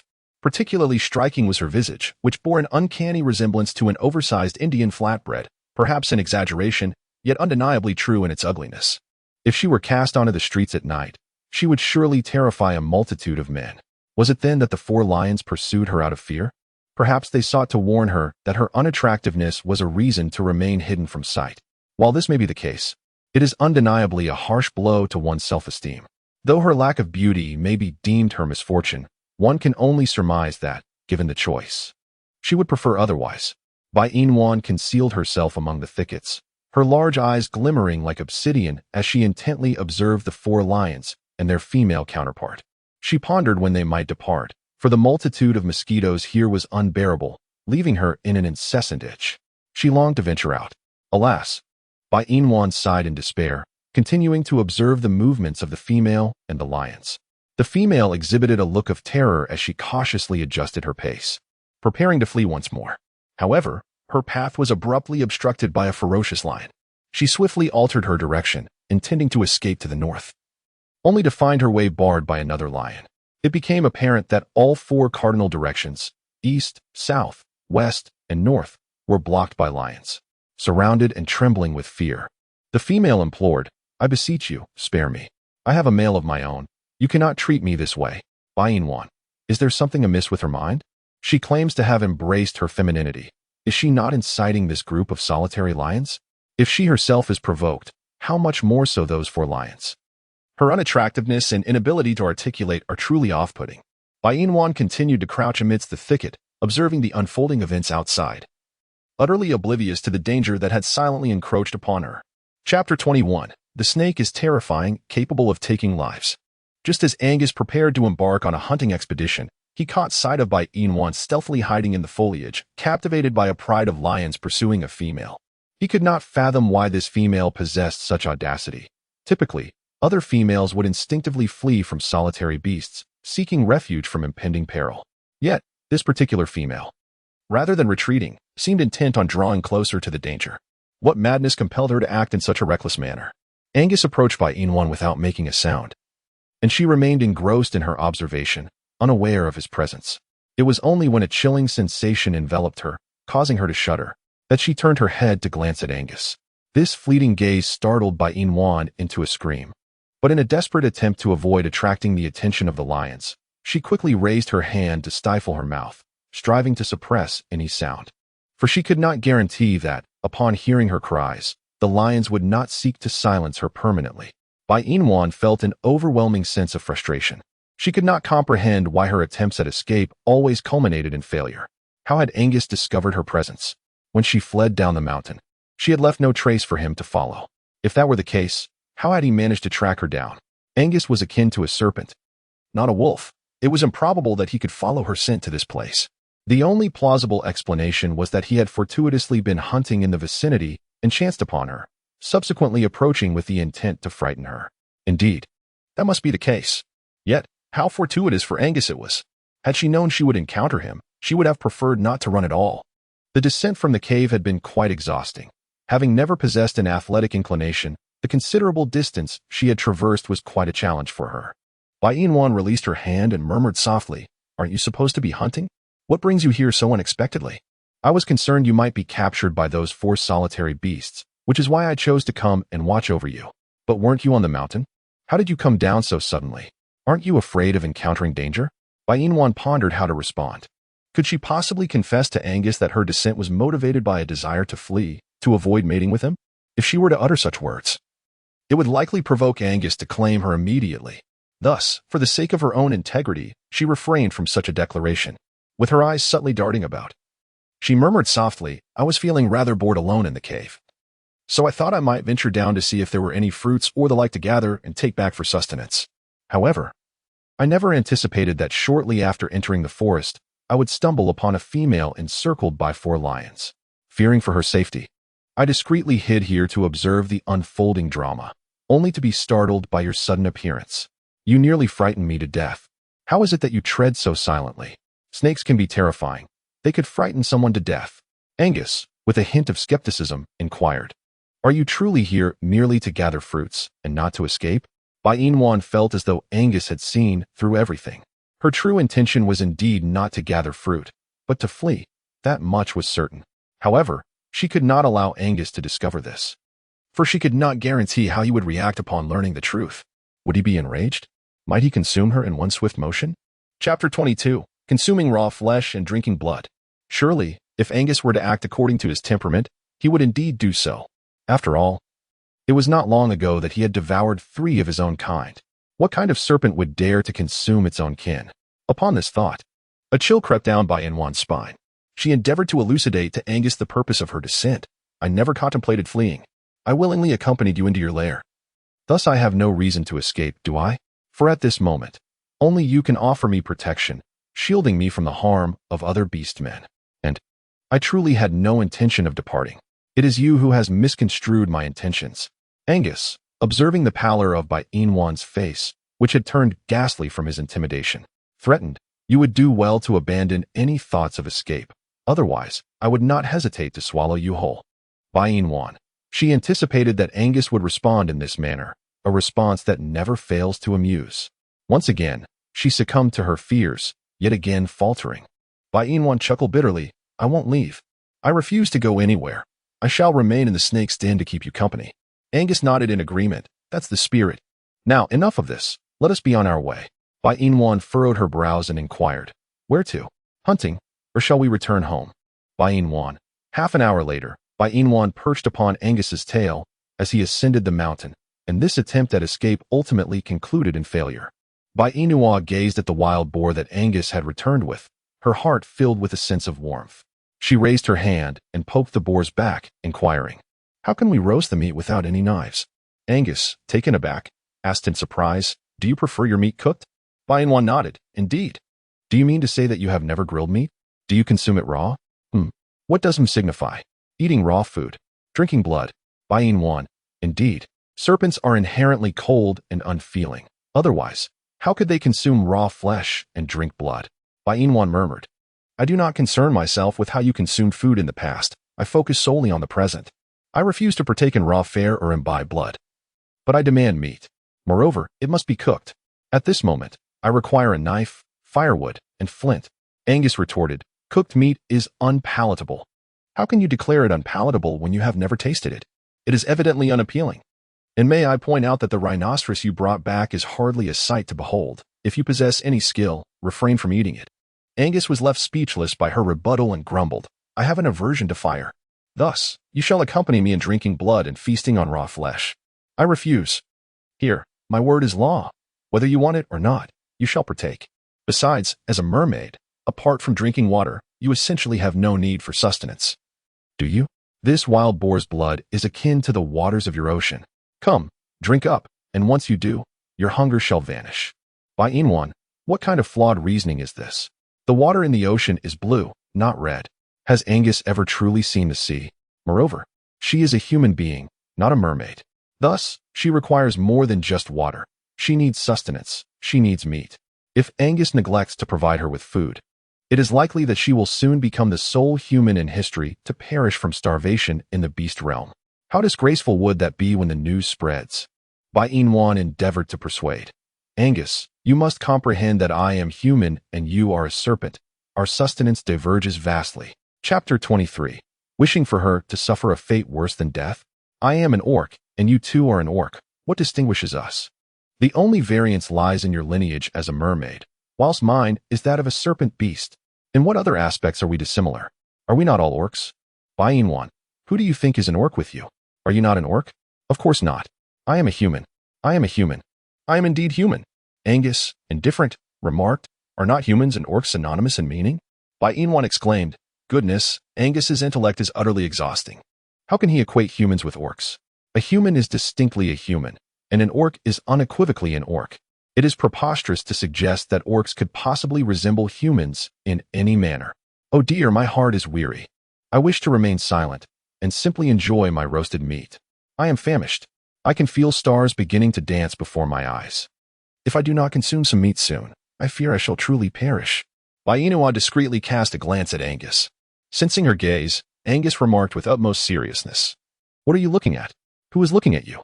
She retorted, "If you weren't watching me, how would you know I was looking at you?" Angus fell silent, choosing not to engage further with Bai Inwan, who similarly resolved to ignore him. Yet, before a minute had passed, she could no longer contain her loquacious nature. Alas, remaining silent was an unbearable torment for her. "Angus, what is it? Is this the legendary conversation ender? By the way, I'm hungry. I desire some meat." Bai Inwan initially believed that after her statement, Angus would find a way to prepare grilled meat for her.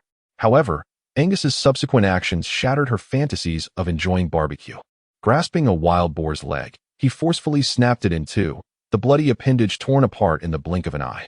He then directly offered it to Bai Inwan, who refrained from accepting it.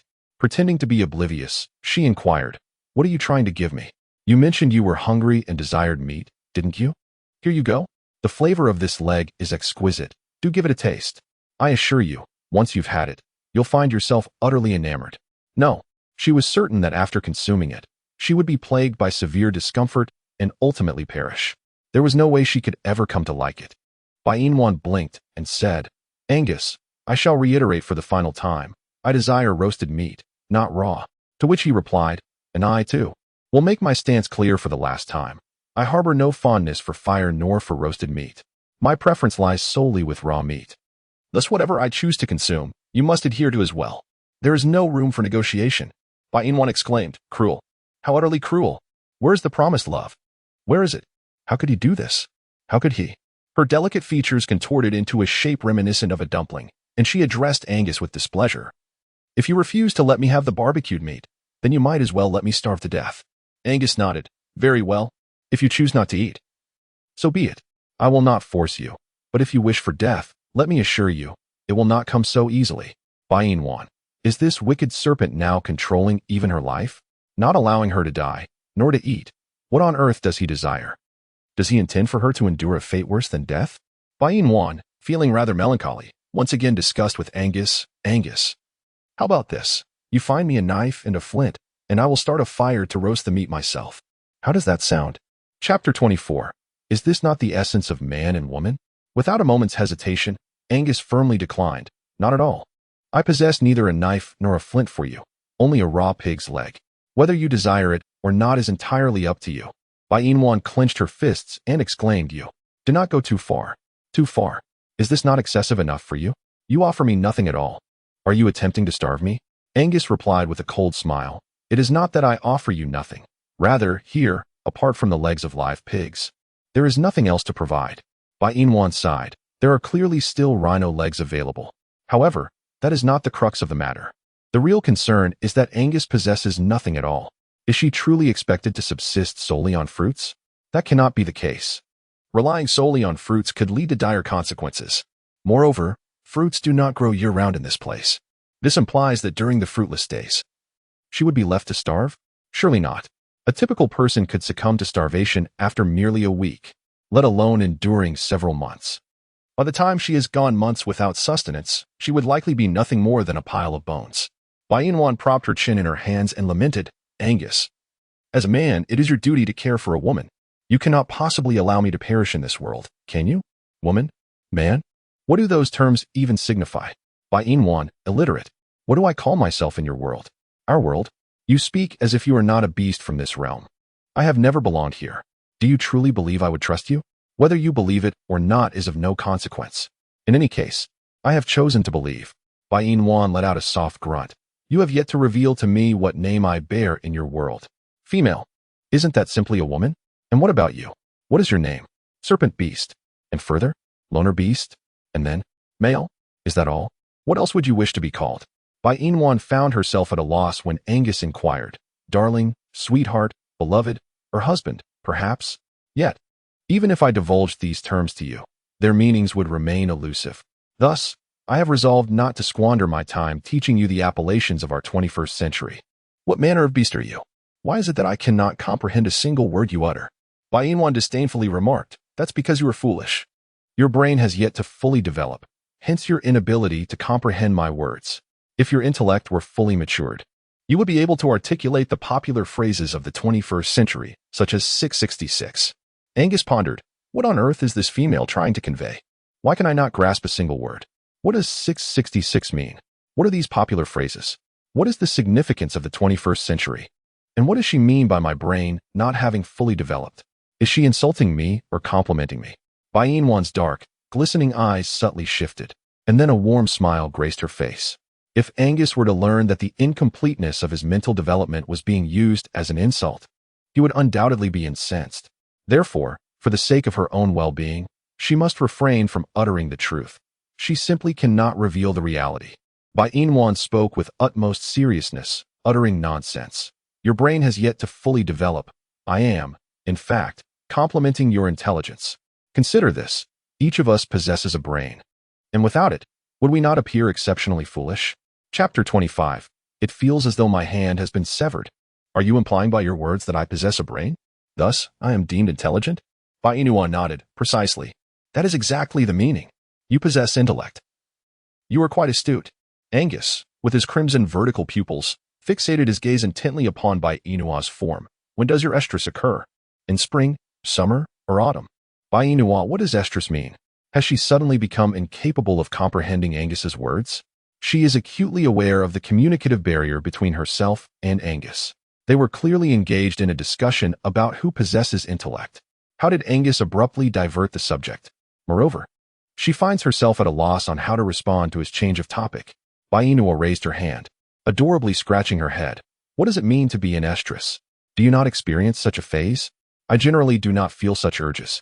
Springtime awakening is also an option. Bainwan. Isn't it a feline trait to experience such springtime fervor? Yet, why has it unexpectedly become something she feels compelled to engage in? She is not a cat. What reason does she have to feel such ardor?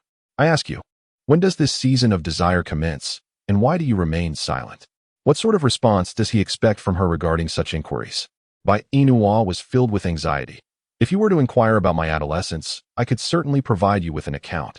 However, if you were to ask about my estrus period, I must regretfully inform you that I am not a cat, and therefore do not experience such a phenomenon. It is utterly inconceivable. Every female is supposed to undergo an estrus cycle and a mating season. Logically, it is improbable that one would be exempt from this experience. Yet, I assure you, I am indeed without it. I have stated that it is impossible. How can that be deemed impossible? I am not a feline. I possess no estrus or mating period. I have only my adolescence. Angus astutely seized upon the mention of the term adolescence. When did your adolescence commence? At the age of 16. 16? Bainwan gazed at the bewildered Angus, feeling an unusual sense of frustration. Please don't tell me you are so oblivious that you don't even know what it means to be 16. I truly do not know. He replied, what does it mean to be 16? Bainwan placed her hand on her forehead, exclaiming, are you jesting with me? Has your beastly world fallen to such depths? Are you truly unaware of even the numbers? Do not tell me you do not know your own age this year. You dare to inquire about my serpent's age? Bainwan, since he is aware of his own age as a serpent, he should certainly comprehend what it means to be 16. Yet, why does he seem utterly oblivious? How absurd. What do you mean by seems? Just look at the bewildered expression on his face. He clearly has no idea. This is likely the first time Angus has ever encountered the phrase 16 years old in his life. How disheartening. What means should she employ to salvage Angus's intelligence? To rescue the other beastmen of this animalistic realm? Bainwan raised her hand and tapped her forehead gently. Angus, perplexed, inquired, why do you hit yourself? Does it not hurt? It doesn't hurt. She replied, then strike me. Let's see if it hurts. Bainua exclaimed, what madness is this? However, since Angus is allowing her to participate for free, how could she possibly refuse? Clenching her fist tightly, Bainua struck Angus's head with a powerful blow. Then, a distinct crack echoed through the air, and time seemed to freeze for approximately 3 seconds. Bainua grasped her own hand, her mouth agape as she cried out, oh my goodness, my hand hurts. It hurts terribly. It feels broken. It must be broken. Ah, help. Oh my goodness, help. Angus, observing the tears on Bainua's face, inquired with confusion, did you not say it wouldn't hurt? Yet, from your expression, it appears to be quite painful. Bainwan exclaimed, am I to perish? She spoke of inflicting pain upon herself, yet it is he who endures the agony. Is his head forged of iron? Why does he remain impervious to any sensation? Meanwhile, I feel as though my hand has been severed. No, it transcends the mere illusion of being broken. It is indeed shattered. The pain is excruciating. Oh, the torment. Help. I require a physician. My hand is broken, truly broken. Bainwan danced frantically before Angus, flailing her arm, manifesting the appearance of intense suffering. Angus instinctively touched his forehead. No pain, not in the slightest. Yet, why does this female appear to writhe in agony? He set aside the wild boar leg and approached Bainwan, grasping her arm firmly. Cease your cries. It is excessively loud. Bainwan, how unjust. Her hand is broken. And that wicked serpent still refuses to allow her to express her grievances. What is his intention? Does he not comprehend the value of cherishing the delicate? Yet, this is not the time for such tenderness. It is a moment to seek a physician. Bainwan's eyes brimmed with tears as she gazed at her swollen hands. With a pitiful flutter of her large, watery eyes towards Angus, she hoped for a glimmer of sympathy. Yet, To her dismay, he simply remarked, "How ugly." Bai Inwan you. Bai Inwan suppressed the flames surging within her body, taking a deep breath as she covered her swollen hand, and exclaimed, "I require a physician at once. My hand is injured." "What is a physician?" "This fool. It is a doctor who treats your ailments." "Treat ailments?" "Indeed. But that is not referred to as a doctor. It is called a veterinarian." "Bai Inwan, is there any difference? Aren't they all just doctors?" "In any case, she doesn't take care. She needs a veterinarian who can relieve her pain. Take me to him." "To find whom?" "The veterinarian." "What do we need him for?" Bai Inua forced a smile, her voice tinged with distress. "Injured. Have you sustained an injury?" "My hand." In her apprehension that Angus might doubt her, Bai Inua deliberately held her wounded hand before his eyes. "Do you see it? It's swollen and red. Upon preliminary assessment, it seems she might have injured the bone. Hence her need for a veterinarian to bandage it. You wouldn't abandon me in my time of need, would you?" With a rather callous tone, Angus remarked, "Your hand is merely a superficial injury. A bit of rest will suffice, and there is no need to consult a veterinarian." Bai Inwan, a mere skin injury? Does he truly believe that her hand has only sustained superficial damage? It is evident that she has injured her bone. If left untreated, it is likely that her hand will be rendered useless in the future. Hence, one must ponder why she so recklessly chose to strike Angus on the forehead. Had she refrained from doing so, she would not be in this predicament. Bai Inua gazed intently into Angus's eyes, expressing her discontent. "Angus, does your conscience not ache when you utter such words?" Angus, perplexed, inquired, "What is a conscience?" "It appears you are devoid of one. Hence your inability to comprehend its meaning." "Am I lacking a conscience? Do you possess one?" He retorted, "I am utterly ignorant of what a conscience is. How could I possibly have one?" Chapter 27. Are you injured? His reasoning was so compelling that she found herself at a loss for words. Bai Inua inhaled deeply and shook her arms. "Let us momentarily set aside the question of your conscience and instead discuss the location of the veterinarian, shall we? You need one? Can't you see? Are you injured?" Bai Inwan, is Angus blind? Her hand has swollen to the size of a radish. And yet he still inquires where she is hurt? How nearsighted must he be to fail to notice her injured hand? What Bai Inwan was unaware of is that snakes have poor vision during the day. It is only at night that they can perceive their surroundings with clarity. This is due to the vertical slits of their eyes.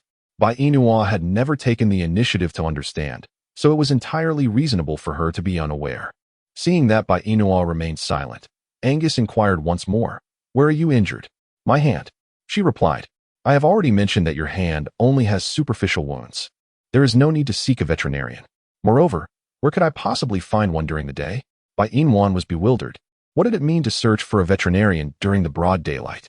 Were the veterinarians of this beastly realm only active at night? Was there truly none available during the day? What kind of logic was this?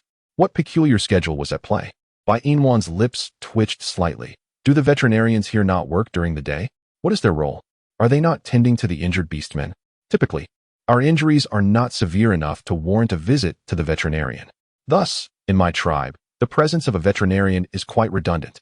Bai Inwan, to say that someone is dispensable implies that this veterinarian is entirely superfluous, does it not? That is the interpretation, is it not? Indeed, she currently finds herself in dire need of this veterinarian. At a crucial moment, the veterinarian must play an indispensable role. For instance, in treating her hand, which seems to be devoid of sensation at this very moment. How frightening. Bai Inwan raised her hand and pinched herself fiercely, yet felt nothing at all, absolutely nothing. Observing this, Angus instinctively placed his arm before Bai Inwan. "If you wish to pinch, you may do so on me. Do not harm yourself. My skin is thick, and I can endure the pinch." Bai Inwan, she merely wished to test whether her hand still possessed sensation and had no intention of pinching herself repeatedly. Furthermore, since Angus was aware of his own thick skin, why would he allow her to do so? If she were to damage her nails, Angus likely would not experience what true pain feels like. After all, his skin is indeed remarkably thick. I am not jesting. Angus, I am earnestly telling you that I truly require a veterinarian. I feel as if my hand has lost all sensation. And if I do not summon a veterinarian to examine it, it may very well become useless. I believe you would not wish for me to become a disabled female. Would you? Angus nodded. Yes. What does yes mean? I do not wish to see you become a disabled female. So, does this imply you are preparing to take me to seek a veterinarian for my hand? Yes.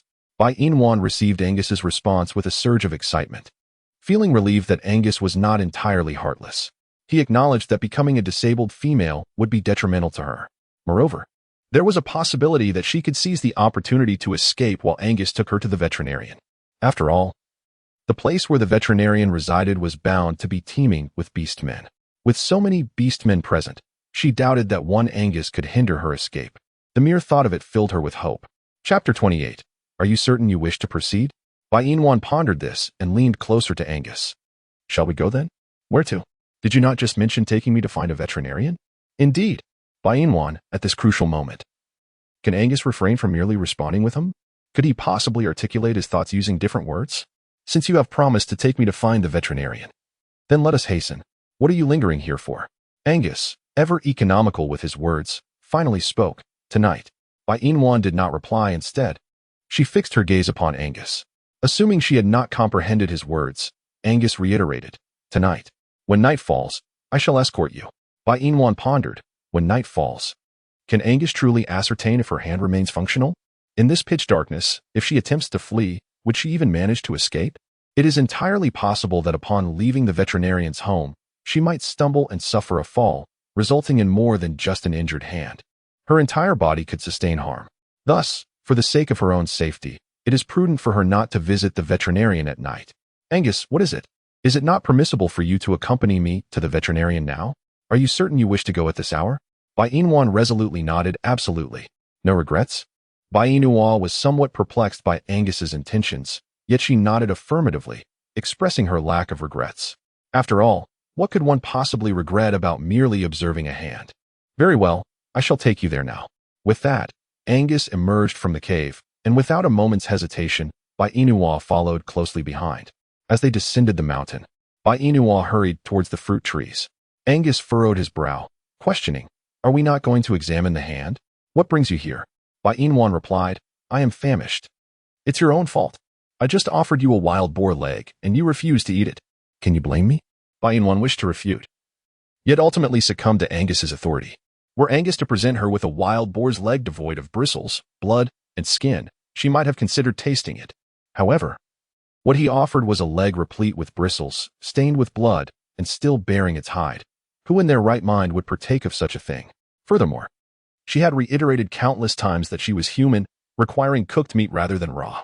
Yet he insisted upon forcing her to consume raw flesh and drink the blood of animals. Did he truly believe that she could survive another day after ingesting such foul substances? Indeed, it seemed that the serpent beasts were cold and unfeeling, utterly lacking in compassion for humankind. Bai Inwan sighed, conceding that finding a gentle, handsome, and endearing, warm-hearted man in this place was likely a futile endeavor. For she was in the beast realm, a veritable world of animals. The creatures that had long been extinct in the 21st century might very well roam here. Perhaps even dinosaurs. Should she encounter one, she would likely be terrified, for the dinosaurs she had seen on television were hardly impressive. Angus noticed Bai Inwan lost in thought by the fruit trees and assumed she was unable to reach the fruits. With a kind heart, he climbed the tree to gather a bounty of fruits for her. As Bai Inwan gazed at the bare-chested Angus, she found herself surprisingly unfazed. Initially, it had been quite an adjustment, but after several encounters, she had grown accustomed to it. However, the sight of his position beneath her was something she could never quite reconcile. While others had but one, he had two. In her 21st century, such a sight would certainly have warranted capture for biological research. Chapter 29. Do you dislike me? Here. Angus extended a green fruit towards Bai Inwan. She glanced at him and, lifting her uninjured right hand, accepted the fruit he offered. She wiped it on her clothing, unperturbed, and took a bite. The moment the fruit touched her tongue, her expression shifted. It was incredibly sour. Yet, in the present circumstances, the mere availability of fruit felt like a luxury. And she had no reason to complain. Sourness was preferable to emptiness. At least she had something to eat. Hunger, on the other hand, left one with nothing. After finishing one, she reached for a second, then a third, and finally a fourth green fruit from Angus's hand. With each bite, she finally felt her stomach fill a bit, replenishing her strength. She was ready to seek the veterinarian. Angus inquired, Do you want more? Bai Inwan shook her head and said, No, thank you. I am full. Just 4 or 5 pieces of fruit suffice to satiate you. Indeed, your appetite is quite modest. It is no wonder you require nourishment 3 to 4 times a day. Inua playfully stuck out her tongue at Angus, teasing, "You eat so much. Aren't you afraid of overindulging your stomach?" Angus was momentarily taken aback. Seeing that he did not refute her, Inua assumed he agreed with her point. Yet, only Angus knew that he had been captivated by the female before him in that fleeting moment. He could not deny her beauty. She was indeed stunning. In all his years, it seemed this was the first time he had encountered such an exquisite female. For just a brief instant, he wished to treat her well, to avoid causing her any harm. Angus discarded the fruit he held and, without hesitation, enveloped Inua in his embrace. Inua's mind struggled to comprehend his actions. What was happening? Why was he suddenly hugging her? It felt so strange. Moreover, he was so cold. Holding him sent shivers down her spine. Inua exclaimed, "Angus, release me. You're so cold. I'm feeling a bit chilly." Upon hearing this, Angus promptly loosened his grip on Inua. His crimson vertical pupils flickered slightly as Inua raised her hand to rub her arms for warmth. Meanwhile, Angus's gaze remained fixated on Inua's hand, which resembled a swollen radish. "How is your hand so large?" he inquired. Inua. Her hands were undeniably petite before. Yet, due to his influence, they have swollen to the size of radishes. Is that not evident? How dare he inquire about the sudden increase in their size? Did he truly fail to notice the transformation? Angus, perpetually a step behind. When I asked about the abrupt enlargement of your hands, why the silence? Have you lost your voice? Inua's lips twitched. Do you truly remain oblivious to why my hands have swollen so? What is it that you fail to comprehend? Inua pressed her forehead. Isn't it because you just asked me to hit your head? I thought your head was as unyielding as mine. But who would have known that it is even harder than iron? What on earth is this? Inua. She did not wish to engage in conversation. If you are unaware, then so be it. I shall not offer any explanations. Seek out the veterinarian. With that, Inua turned to leave. But before she could fully depart, Angus reached out and grasped her arm.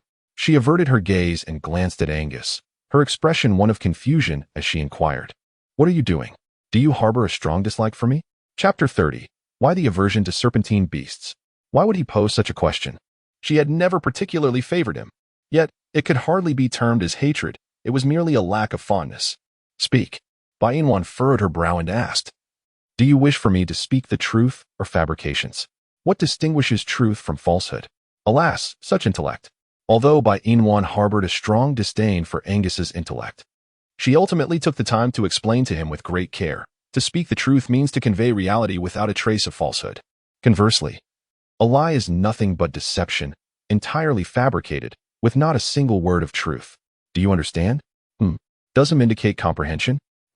Inua, please no? Do you wish to hear the truth or a fabrication? The truth.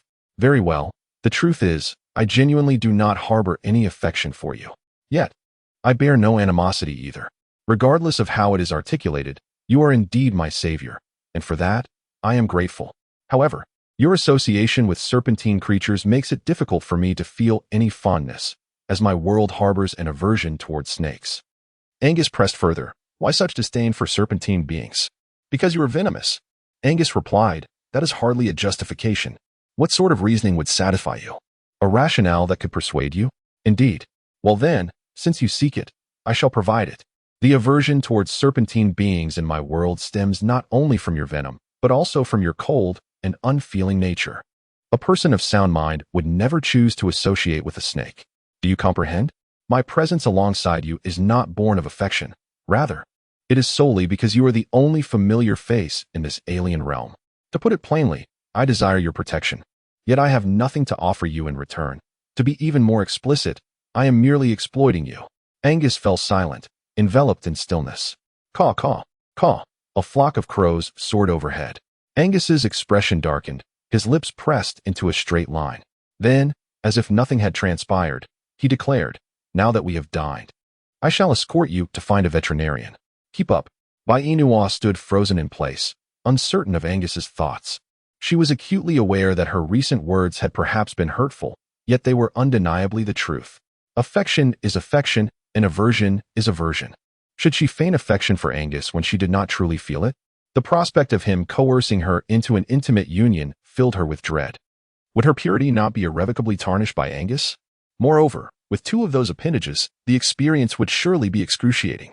The cold, unfeeling nature of serpent beasts was something she had already encountered upon her arrival in this animal realm, and thus, she fervently hoped her future mate would not be one of their kind. In stark contrast to the frigid and ruthless serpent beasts, she found herself far more enamored with the idea of soft, adorable pets, such as puppies, rabbits, and small leopards. If serpent beasts could assume human form, then surely rabbits and similar creatures could as well. Yet, their combat prowess would likely be minimal. Alas, she found herself at an impasse. She could neither manage the formidable beastmen, nor could she rely on the weaker ones to safeguard her. What, then, was she to do? Bainua felt herself spiraling into a state of melancholy. The weight of her thoughts was exhausting, yet she found herself at a loss for what to do next. She longed to return, yet the path seemed obscured. She desired to stay, but could not find a man who could offer her protection. Ah, it was an orc. Chapter 31. Who are you to me? What should I think? Not leaving? Angus's voice resonated from ahead, pulling Bainua from her reverie. With her long legs striding behind him, she followed in silence. Throughout the journey, Angus had not uttered a single word to her. The atmosphere was thick, suffocating in its silence. Upon reaching the veterinarian's abode, Bainua felt a surge of trepidation, for the veterinarian's home was nestled halfway up a mountain. And outside the cave hung several large pythons, each glaring at her with their menacing red, slit-like eyes, resembling predators eyeing their prey. Instinctively, Bainua took a step back. Angus, cold as ever, remarked, "The veterinarian is inside. Are you not going in?" "Go in." How could she possibly enter? The cave was completely blocked by those enormous pythons. To step inside, she would have to brush against them, and the very thought sent chills down her spine. Moreover, the slickness of their scales was utterly repulsive. Bainua instinctively hid behind Angus, unaware that she had subtly begun to rely on him. For her, the presence of Angus signified safety. The large python hanging outside the cave flicked its tongue at Bainua, an incomprehensible communication to her, yet Angus understood perfectly. He stated, "This female is exquisite. It desires to mate with her." Angus regarded the python with an impassive expression before letting out a cold laugh. "Dare you lay a finger on my female?" The python continued to flick its tongue. "She bears no mark of yours. How can she be considered your female? I claim her as mine. Even if she is your female, I still want her." With a smirk, Angus opened his mouth and swallowed the massive python whole. Bainua was taken aback by this action, retreating 2 steps only to lose her balance and tumble down the mountainside into the river below with a resounding splash. Bainua struggled in the water, kicking her legs in an effort to maintain her balance. Angus, witnessing her plight, had not yet processed the enormous python in his mouth. Without hesitation, he spat it out and leaped into the water, swimming to Bainua's side to lift her body from the depths. Bainua coughed twice. Her entire body soaked, with long hair casually cascading over her shoulders. Angus, with traces of blood still lingering at the corner of his mouth, extended his tongue to taste it and fixed his gaze upon Bainua, asking boldly, "Are you afraid?" Bainua felt a strong urge to exclaim, "Damn it, what nonsense!" Falling from such a great height would instill fear in anyone. Had there not been a river below, and if she had been unable to swim, she would likely have already met the king of hell. Bainua lay upon Angus's tail, her body trembling with the chill. "Are you cold? If I were to express my discomfort, would you kindle a fire to warm my garments?" Angus, on the verge of affirming her query, was met with Bainua's sardonic smile. "I needn't wait for your answer. I know you would deny such a request, for you harbor an aversion to fire and remain oblivious to the sensation of cold. Thus you would remain indifferent to my plight, would you not?" Angus interjected. "This is merely your unilateral conjecture and does not reflect my true sentiments." Bainua sniffled. "What I am thinking is precisely what you wish to convey to me, isn't it? Who are you to me? How could you possibly know what lies within my heart?" Chapter 32. Angus, who do you think you are? You are not my someone, nor am I yours. Thus, I will not venture to fathom your thoughts, for even if I attempted, I could never truly understand you. As the words left her lips, Bainua broke free from Angus's grasp and plunged into the frigid, piercing waters of the river. Angus watched as her form slowly descended, a heaviness settling in his gaze. He yearned to use his serpentine tail to rescue her, but her figure dwindled, becoming increasingly elusive, rendering him unable to grasp her. Transforming into his full human form, Angus propelled himself through the water with utmost speed toward the direction where Bainua had vanished. Meanwhile, she lay submerged, holding her breath, allowing the rushing waters to cascade over her. She could have saved herself, Yet in that moment, she wished to surrender to the depths, to see if she might simply continue sinking until she returned to the 21st century. However, even as she reached the riverbed, she found herself still anchored in this world. Instead, Angus's face loomed larger in her vision. Inua instinctively sought to escape, yet Angus's speed astonished her. He extended his hand, encircling her waist and propelling them upward. In less than a minute, they reached the riverbank. Inua exhaled deeply, gasping for breath, while Angus gazed at her with concern, asking, "Are you all right? Are you injured?" Inua, is he expressing concern for her?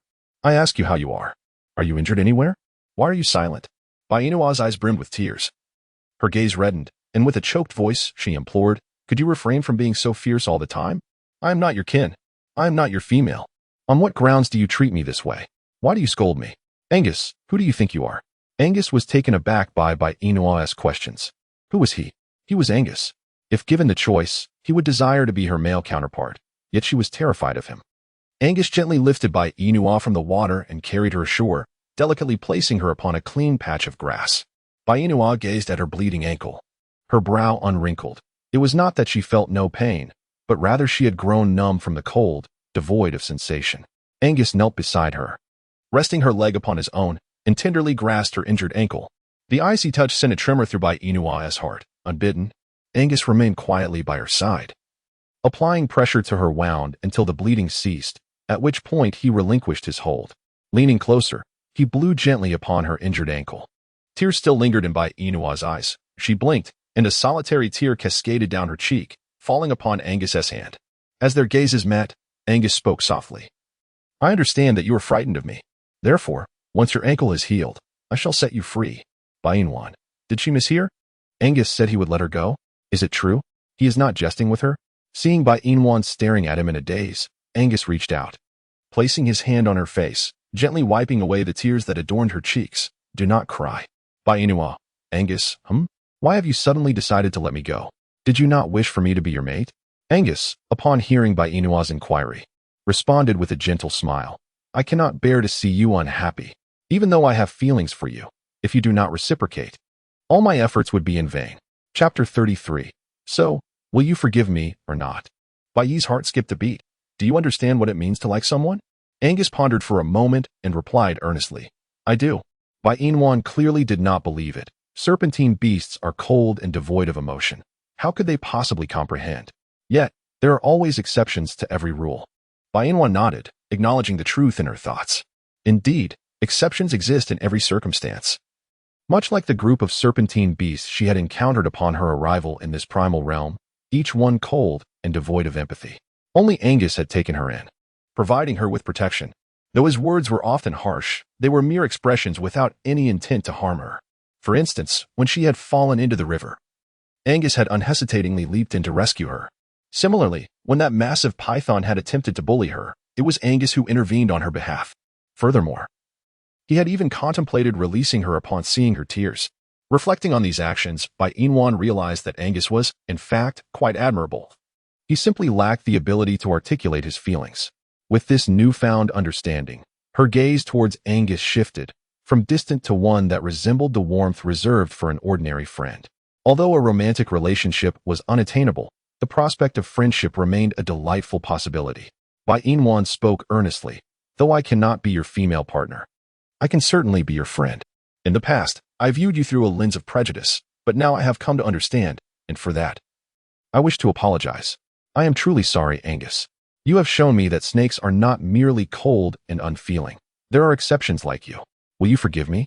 Upon hearing Inua's words, Angus remained silent, choosing not to respond. He did not desire friendship with this female. He yearned to be her male counterpart. Yet, if she would not consent, he would not force the matter. He could live his life alone, unbothered by the absence of a female companion.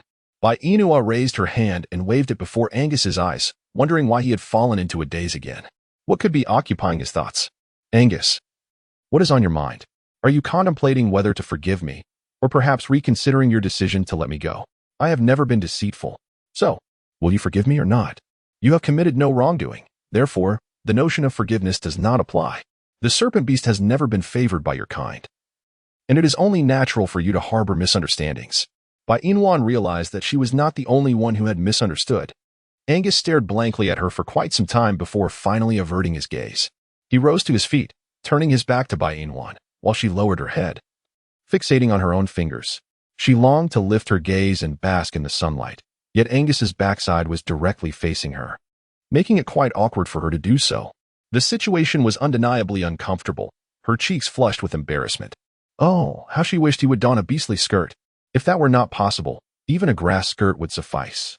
The thought of his unabashed demeanor made her feel a sense of embarrassment on his behalf. Bai Yin-wan bit her lip, her eyes darting around until they finally settled on a patch of grass before her.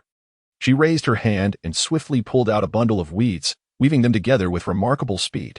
Fortunately, she had previously learned how to craft such grass skirts. Otherwise, Angus would have been left without even a semblance of modesty. It was a curious notion, however, that in this realm, the orcs roamed unclothed, while the females seemed to lack any semblance of discretion. Did the concept of modesty simply not exist in this world? As she pondered these thoughts, Bai Yin-wan continued to weave the grass skirt in her hands. Hearing a noise, Angus turned to face her directly. Chapter 34. Weaving the grass skirt. Silence, an eerie, deathly silence. Bai Yin-wan pressed her lips together into a straight line, gazing at the object perched atop her head, her breaths deepening as she contemplated the situation. Could she strike him? No, that would only cause pain. Then, could she hit him? No, that too would be painful. Thus, was she to simply endure Angus placing that object upon her head? Did Angus truly feel no embarrassment whatsoever? Bai Yin-wan's face flushed crimson, her body radiating heat. Taking a deep breath, she lifted the grass skirt in her hand and offered it to Angus, commanding, "Put it on." Angus extended his hand to grasp the grass skirt Bai Yin-wan presented to him. Standing upright, he casually tugged at it, tearing away a considerable amount of grass in the process. Bai Yin-wan placed a hand on her forehead, struggling to rise as she snatched the skirt from Angus's grasp. "I intended for you to wear it, not to tear it apart. What on earth are you trying to do? Wear it." Bai Yin-wan nodded affirmatively. "Indeed. Wear it." Angus gazed at Bai Yin-wan with a look of perplexity, as if silently imploring her to demonstrate. The corners of Bai Yin-wan's mouth twitched. "Please tell me you know how to dress." Angus shook his head. "I can dress, but why should I? Why should he wear it?" The very question left her astounded. It was utterly exasperating. If she were to cast him into the 21st century, she feared Angus might be apprehended by the police for his eccentricity. "Regardless of how you previously roamed about without attire, now that I am here, you must adorn yourself. I feel quite intimidated by your assets." Angus furrowed his brow. Assets? What assets? What could there possibly be about him that instilled fear in her? Could it be his teeth? But he certainly did not intend to bite her. What was she so afraid of? "My assets will not harm you. What is there to fear? Besides, even if you asked me to bite, I would not." Bai Yin-wan, it doesn't bite her? Indeed, that creature poses no threat. Yet, the mere sight of it instills fear. Moreover, its appearance is quite unappealing, horrendously unattractive. Gazing at it for too long may not only lead to the emergence of styes, but perhaps even induce nightmares. While it may not harm me, trepidation still lingers. If you insist on wearing it, then do so. Why all this unnecessary chatter? Angus furrowed his brow. Putting it on is quite troublesome. Moreover, it will wear out in no time, as I constantly shift between my human and beast forms. Therefore, I find it unnecessary to wear it. If it gets damaged, I will simply weave another for you. Now, I command you, at once, put it on." Angus again attempted to resist. "Is it possible not to wear it?" "Absolutely not. Yet, I truly do not wish to don it." Bai Yin-wan glared discontentedly at Angus. Upon noticing her gaze, Angus ultimately relented, hastily donning the grass skirt. However, as he had just torn off a substantial portion, the front remained bare, leaving only his backside modestly covered. Bai Yin-wan, time stands still for a second, 2 seconds, 3 seconds. Bai Yin-wan gazed intently at the object protruding from Angus, taking deep breaths repeatedly. This is unbearable. How exhilarating. How infuriating. How vexing. Bai Yin-wan placed her hands on her hips and declared, "Remove the grass skirt. I shall add a touch more grass to it. Otherwise, what ought to be concealed remains exposed, while what should not be covered is hidden." Upon hearing that he would have to don the grass skirt again, Angus resolutely declined, stating, "I prefer to wear it as it is. I have no desire to remove it." What a hassle. Bai Yin-wan, just how lazy is Angus? It's merely a matter of undressing. What is the trouble? Moreover, she is the one orchestrating it, not him. Doesn't he find it bothersome, yet he dares to complain? Chapter 35. That would turn him into the Hulk. Hurry and take it off. Angus remained still, gazing intently at Bainwan. One moment you want me to wear it, the next you want me to take it off. What is it that you truly desire, for me to wear or to shed? I can only don it once I'm ready. Since you just instructed me to wear it, that indicates it is indeed prepared, does it not? If that is the case, why should I remove it? You find it untroublesome, but I do. Bainwan, I grasped a massive blade of grass. Just how indolent must Angus be to utter such words? Bainwan patiently elucidated. The grass skirt I just provided you was indeed of good quality, but not long ago, you yourself tore it apart. Thus, it is now rendered unusable. Can you not discern this? Your posterior obscures the view, yet the object in front remains uncovered. The object in front? What object? Angus queried, lowering his gaze curiously to the two items before him. Unfazed, he pointed and inquired of Bainwan, "Are you referring to my reproductive organ?" Bainwan was utterly astonished by Angus's audacity. Having lived for 18 years, she had never encountered a man who unabashedly pointed at his own anatomy and inquired of a woman if she was referring to his reproductive organ. How was she to respond? The answer eluded her, caught in a web of embarrassment. Noticing her silence, Angus nonchalantly remarked, "In our beastly world, the males do not wear clothing. The transformation into human form occurs infrequently. We predominantly remain in our beastly state." Bainwan, what about the females in your world? Do they not wear clothing? Do they run about like you, bare-skinned?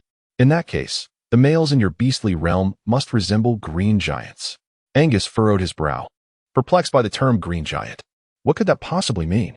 He had never encountered such a reference before. Furthermore, who claimed that the females in their world did not don garments? Clearly, they were expected to wear attire. Surely, not wearing clothing would only attract more males vying for mating rights. Every male aspires to possess his own female, who would wish to share. Yet, in this beastly world, females are scarce, with one female amidst countless males. Angus, Angus, Angus, hey Angus. Angus snapped back to attention. What is it? Why did you call me? Do the females in your world truly not wear any clothing? Angus retorted. Can't you ascertain whether they do or not?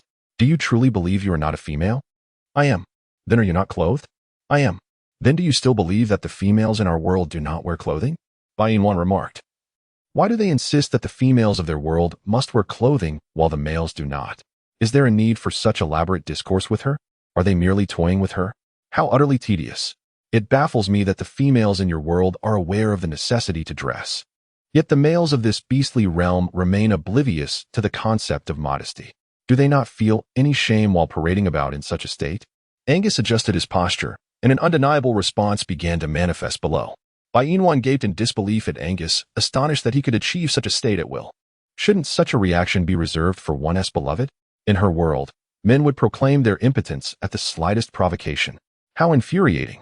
Chapter 36. What lies beneath me? It has led her to believe that the men in her world were lacking in vigor, prone to premature release, a bunch of delicate and effeminate individuals. Yet, since her arrival in this beastly realm, she has come to comprehend what it truly means to be a man. Take Angus before her, for instance. His impressive endowment was both formidable and intimidating, rendering her legs weak with astonishment. Bainwan blinked, turning her head aside to avoid looking at the area beneath Angus. It was simply too frightening, too terrifying. This beast, no, this orc, was exceedingly dangerous. Wait, that's not right. She had just inquired about why the orcs in Angus's world did not wear clothing. Yet here he was, flaunting his endowment. Bainwan, perplexed, inquired, why do the males of this world not don garments? What purpose does that appendage serve? What appendage? The one beneath you. What is beneath me? Bainwan. Is he coercing her to utter those 3 words? Angus inquired, what is it that lies beneath me? Bainwan shyly covered her face, stammering, what about that? Bainwan hesitantly uttered 3 words, reproductive organ.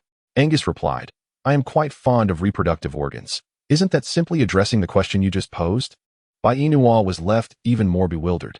What did reproductive organs have to do with their lack of clothing? I don't understand. Please explain, and do lower your reproductive organ. It frightens me. Angus acknowledged with an O, and in the blink of an eye, his reproductive organ deflated. Bainwan gazed at Angus in astonishment, exclaiming, what on earth? What an extraordinary skill. Are you done? Bainwan's gaze flickered as she feigned ignorance and spoke. What are you looking at? Indeed, she could not afford to speak carelessly. Otherwise, she would stammer. Truly, this is a malady that requires remedy. Were you not just intently observing my reproductive organs? Is it not the case that your selection criteria as females have always revolved around such attributes? Bai Yinhua petrified, stunned, bewildered, shocked, astounded. Goodness, did she mishear? Is it possible? This female selection criteria in this beastly realm actually hinge upon the examination of reproductive organs. Are they aspiring to ascend to the heavens or seeking to blind themselves? This peculiar preference is utterly beyond her comprehension. She now comprehends why the males in this world don no attire. It is because, in their quest to capture the favor of the females, they are engaging in a peculiar display. Terrifying. She fears that if she gazes upon more males, her vision may truly fail her. Perhaps her eyes will be overtaken by pinholes, and then, though not blind, she will be worse off than a sightless person. Bai Yinhua swallowed hard, crouched down, and picked up a handful of grass, closing her eyes as she stuffed it into Angus's grass skirt. Feeling the gentle caress of Bai Yinua's hand, Angus's arousal unexpectedly surged once more, as firm as iron and searingly hot. Bai Yinhua withdrew her hand, stood upright, and cast a downward glance at Angus's anatomy. She exclaimed, "Kindly retract those two appendages of yours. Do not ruin my grass skirt and poke it out of shape. Hurry up." Angus furrowed his brow, perplexed by Bai Yinua's aversion to his anatomy, yet obediently complied, causing his two appendages to retreat. Chapter 37. The Solitary Beast's Dual Appendages Indeed. It seems that you females harbor a distaste for our serpentine dual appendages. I too wish to possess only one, yet I am burdened with two. What remedy exists for such a predicament? Am I to be condemned to a life devoid of female companionship simply because of this? Bai Yinhua, those two are indeed rather frightening. After all, the men in their world are already extraordinary, aren't they? And Angus has two. This is not merely extraordinary. It is as if he is destined to ascend to the heavens. Bai Yinhua consoled, "Angus, you mustn't think this way. Each situation has its own advantages. One brings its benefits, while two brings another set of rewards." What benefits? Bai Yinhua, how does she know this? She has only just come of age. Once so pure, now in this beastly world, purity seems to drift further away from her grasp. Instead, she finds herself entangled in discussions with Angus about matters inappropriate for children. She truly is at a loss for words.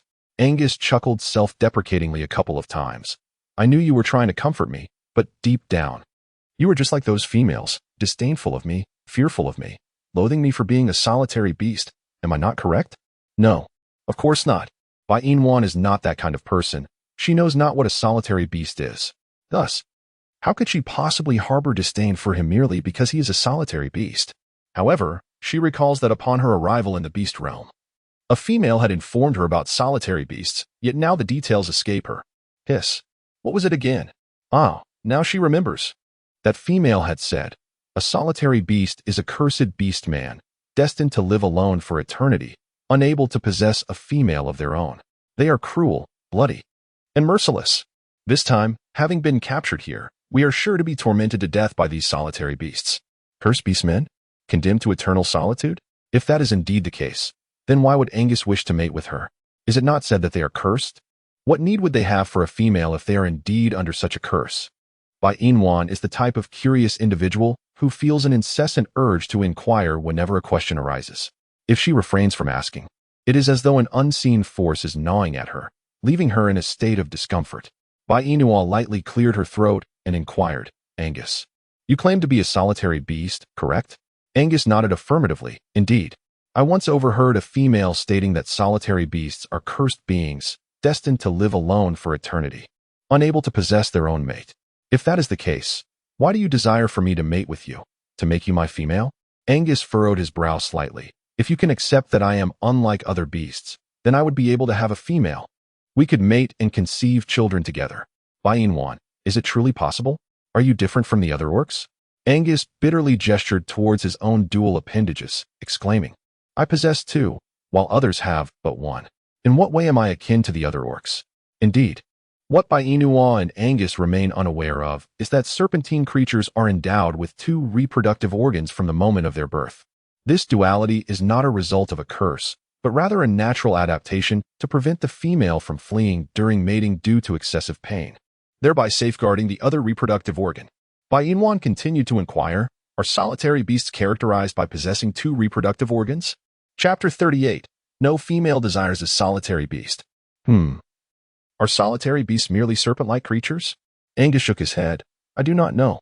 However, the hallmark of a solitary beast is indeed the presence of two reproductive organs, which typically frightens any female who encounters our male forms, causing them to flee in terror. Thus, is it accurate to say that any beast man with two reproductive organs is a solitary beast, capable of indiscriminately claiming the females of others? Angus nodded. One could certainly say that. Solitary beasts can be both benevolent and malevolent.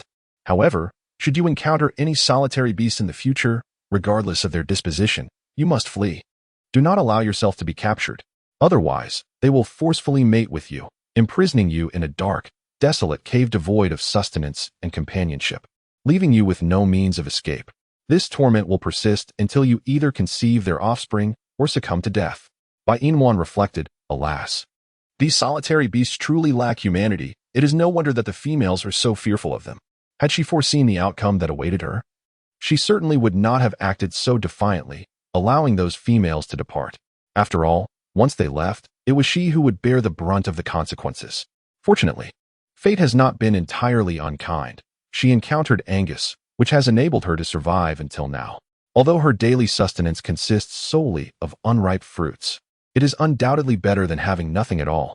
Moreover, despite Angus's desire for her to become his mate, he has never coerced her before she consented, thus demonstrating that Angus is indeed a commendable solitary beast. Sigh. All in all, her fortune seems to be rather favorable. Yet, what is this curse? What affliction did Angus and his kind endure to become solitary beasts? Bai Inua inquired, what is your curse? Or rather, is it that your solitary beasts are cursed for some misdeed? Angus closed his eyes, contemplating. The curse of us solitary beasts is precisely as you have just expressed, a life of solitude, devoid of a female companion. Unlike other beast men, we possess two reproductive organs. As for the reason behind our curse, I remain uncertain. After all, I have not existed in this world for long. The past has never been relayed to me. From the moment I was born, I became a solitary beast, and even upon ascending to the position of Snake King, no one has ever enlightened me as to why we are condemned to solitude. In any case, you must remember that most solitary beasts are malevolent. Should you ever depart from my side, it is imperative that you safeguard yourself. Do not allow yourself to be captured by the solitary beasts. I cannot bear the thought of you being harmed by them, for I cherish you deeply, and they too must not inflict harm upon you. Listening to Angus's heartfelt words, Bai Inua once again felt a warmth emanating from him. What will you do when I leave? Will you not seek other females for mating? Angus replied with a bittersweet smile. Have you forgotten what I just told you? No female is willing to mate with me. A solitary beast is destined to a life of loneliness, and before encountering you, I had no desire for a female companion. After your departure, I may retreat to my cave to diligently cultivate, dismissing any thoughts of seeking a female. Perhaps I am destined to remain alone for a lifetime.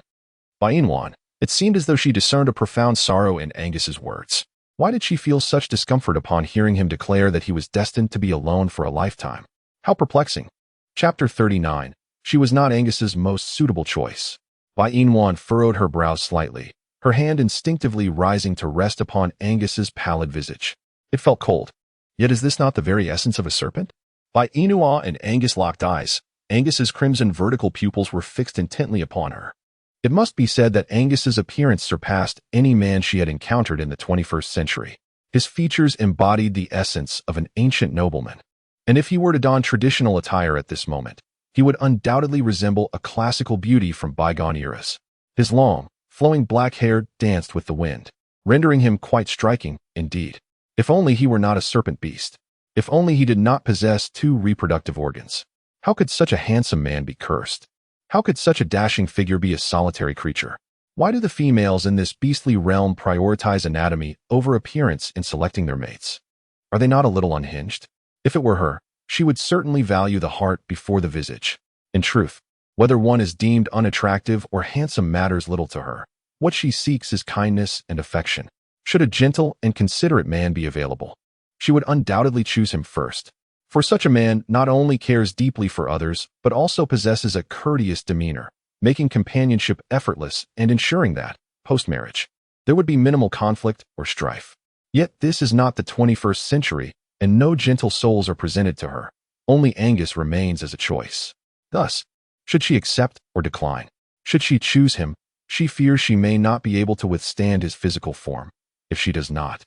She worries about his potential for a lifetime of loneliness. Angus has saved her life and treats her well. So it is only natural that she wishes for him to find his own happiness. She is neither his best choice nor his only one, as this realm hosts more than just her as a female. While the females here may fear his solitary beast identity, a handsome solitary beast remains a viable consideration. Furthermore, it is possible that within this world, there exists a woman capable of accepting Angus's dual anatomy.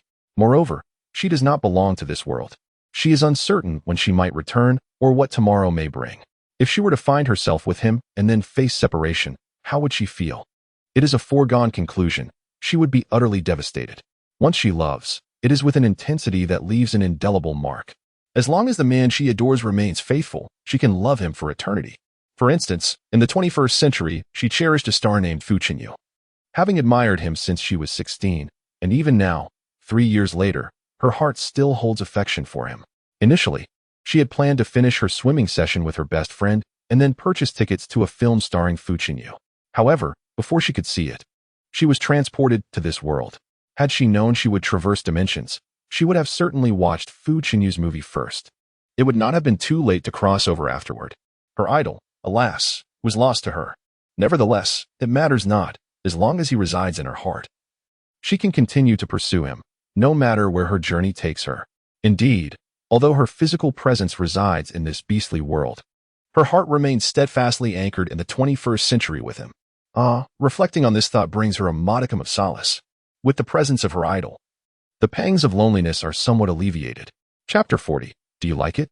Though she cannot see Fu Qinyu, merely contemplating the television dramas and films he has starred in offers a delightful distraction. Wait, that is peculiar. She was initially engrossed in thoughts about her relationship with Angus. So how did her idol Fu Qinyu enter her mind? She had just been pondering the prospect of Angus living a solitary life after her departure. To prevent Angus from enduring such loneliness, she could either become his female counterpart or find him a suitable partner who would accept him. Between the two options, she would likely choose the latter, seeking a female companion for him to spare him from the curse of eternal solitude. After all, the females of this beastly realm must differ from her in significant ways. What she cannot bear, others might. The world is vast and full of wonders, is it not? In her thoughts, Bai Inwan directed a sweet smile towards Angus, leaving him momentarily stunned. He found himself perplexed by the existence of such an exquisite female. Previously, he had always perceived the females of this world as somewhat uniform, not entirely unattractive, yet often lacking in qualities he could truly appreciate. While it is commonly said that females choose their males, for him, it was the opposite. He chose his females. Ordinary-looking females did not capture his interest. One could even argue they were unworthy of him. Only the enchanting female before him seemed fit to stand by his side. Regrettably, she had declined to be his mate. Although he had the power to compel her, to forcibly mate with her and leave his mark upon her, the mere sight of her made him reluctant to resort to such measures. He understood that coercing her would only lead to her disdain and eventual withdrawal from him. Thus, in his desire to spend more time with her, to bask in the radiance of her smile, he chose not to impose his will upon her. He wished to see her joyful, to witness her in happiness, rather than to confine her as an object for his own gratification or as a mere vessel for progeny. Angus raised his hand to wipe the dirt from Bai Inwan's face, exclaiming, "You are truly beautiful. You are quite handsome." She replied, "Handsome? Does that mean I am good-looking?" Angus inquired, "Indeed. Do you like it?" Bai Inwan pondered. Can she express her aversion? Would it inflict harm upon him? Her eyes flickered momentarily as she deftly shifted the conversation. "I have been reflecting on this recently. Your kindness towards me is profound, and I cannot allow you to endure a lifetime of solitude. Therefore," before Bai Inua could finish her sentence, Angus excitedly interjected, "So you have decided to become my mate?" Bai Inwan, "Of course not." Angus's expression darkened. "If you will not be my mate, how can I avoid a solitary old age?" Bai Inwan raised her hand and gently patted Angus on the shoulder. "Rest assured, even though I may not be your mate, I can certainly help you find a companion who will accept you and spend a lifetime by your side. This way, you will not have to face the specter of solitude in your twilight years." "But who?" Angus replied despondently. "In this beastly world, the moment they see us solitary creatures, they flee. Aside from you, who else could possibly be my mate?" Bai Inwan was momentarily at a loss for words. After a brief contemplation, she comforted him, saying, "Rest assured, This world is not devoid of other females. As long as I earnestly seek, I shall surely find one for you. It is merely a matter of time. Until then, I permit you to remain by my side. Once I have found your mate, you may depart, and that will not be too late. Chapter 41. The max-level beastman, Angus. Remain by her side? Was she not sending him away? As long as he was without a mate, could he not stay with her? Was it truly so? If that were the case, he would prefer to never have a mate at all. Bai Inua was oblivious to Angus's thoughts. She only knew that she must find a female companion for him, one unafraid of his presence. Only then could she depart in search of her own happiness. Perhaps, in the pursuit of a suitable female for Angus, she might even stumble upon her own bliss. After all, destiny is unpredictable. When it is meant to arrive, it shall, and haste will not hasten its arrival. Furthermore, her youth was on her side. Even if she were to search for 3 or 4 years in this beastly realm, she would only be 21 or 22, still quite young. Yet, she feared that such a leisurely pursuit was not viable here, for this world was fraught with peril, unlike the 21st century. If she did not swiftly find a strong and admirable beastman to be her partner, she could very well encounter danger. Thus, with her safety in mind, Bai Inua resolved to find a suitable beastman. She gazed at Angus and inquired, "Angus, what kind of beastman do you think would suit as my partner?" He replied. "Why are you silent? What type of beastman do you believe would be fitting for me? Gentle or aloof? Perhaps even adorable would suffice. In our world, I adore giant pandas and puppies. Do you have any of those here? If so, could you take me to see them?" Angus responded coldly. "We do not have giant pandas, but we have grizzly bears, like the one you encountered recently. As for dogs, we do not possess them. Only wolves exist here. If you wish to see them, I can take you. However, wolves are inherently savage, and I cannot guarantee your safety should you venture close to them." Bai Inwan trembled in fear. Not long ago, she encountered a formidable brown bear and decided it was best to steer clear of such creatures. As for the wolves Angus mentioned, they are indeed savage, preying on raw flesh and exuding an aura of ferocity that is both repulsive and terrifying. Thus, neither of these animals seems suitable for her. I believe these two beasts are not well suited for me either. Do you have any commendable recommendations? Although Angus was quite reluctant and disinterested in discussing this matter with Bai Inwan, he still inquired, "What kind of creature do you desire?" Bai Inwan contemplated, "Gentle, not fierce, and kind to me. As for appearance, I am indifferent." Angus had initially intended to intimidate her with his looks, but to his astonishment, she expressed indifference, even towards the most unappealing of faces. The thought of someone with a fearsome visage crossed her mind. Would she be frightened during a midnight trip to the restroom? It seemed prudent to dismiss the notion of an intimidating appearance. She reiterated her desire for gentleness, a visage devoid of any lethal aura, yet possessing remarkable prowess. In Angus's mind, a plethora of images of orcs materialized, resembling closely the description she provided. To him, those orcs of lower rank appeared harmless, as he himself was a fully realized orc, a rarity in this realm. Chapter 42. The Origins of Orc Hierarchy. He had yet to encounter a second king-class orc. Thus, all males in this world presented no threat to him. However, even the mightiest orcs harbored vulnerabilities. His own lay in the region of his heart. Should any orc target this vital area, his abilities would diminish significantly, allowing even ordinary orcs to contend with him. Therefore, he must consistently safeguard his heart from any harm. For only then could he maintain his status as the supreme ruler. In this realm, the hierarchy of male orcs is classified into 5 distinct levels. The first level consists of ordinary orcs, devoid of any lethality. These are typically the rabbit and goat clans, lacking any capacity for resistance, subsisting solely through agriculture. Yet they remain at the mercy of higher-ranking orcs, for ordinary orcs are merely their prey. The second level encompasses lowly orcs, who possess some capacity for resistance, albeit minimal. They primarily sustain themselves on vegetation and belong to the primate category. These orcs are often overlooked by their superior counterparts, as they are not the preferred choice for sustenance, being unattractive, residing in secluded areas overgrown with weeds. Consequently, high-ranking orcs seldom pursue them for dinner. Their distant habitat and unpalatable taste contribute to their neglect, and their cunning nature makes them difficult to capture.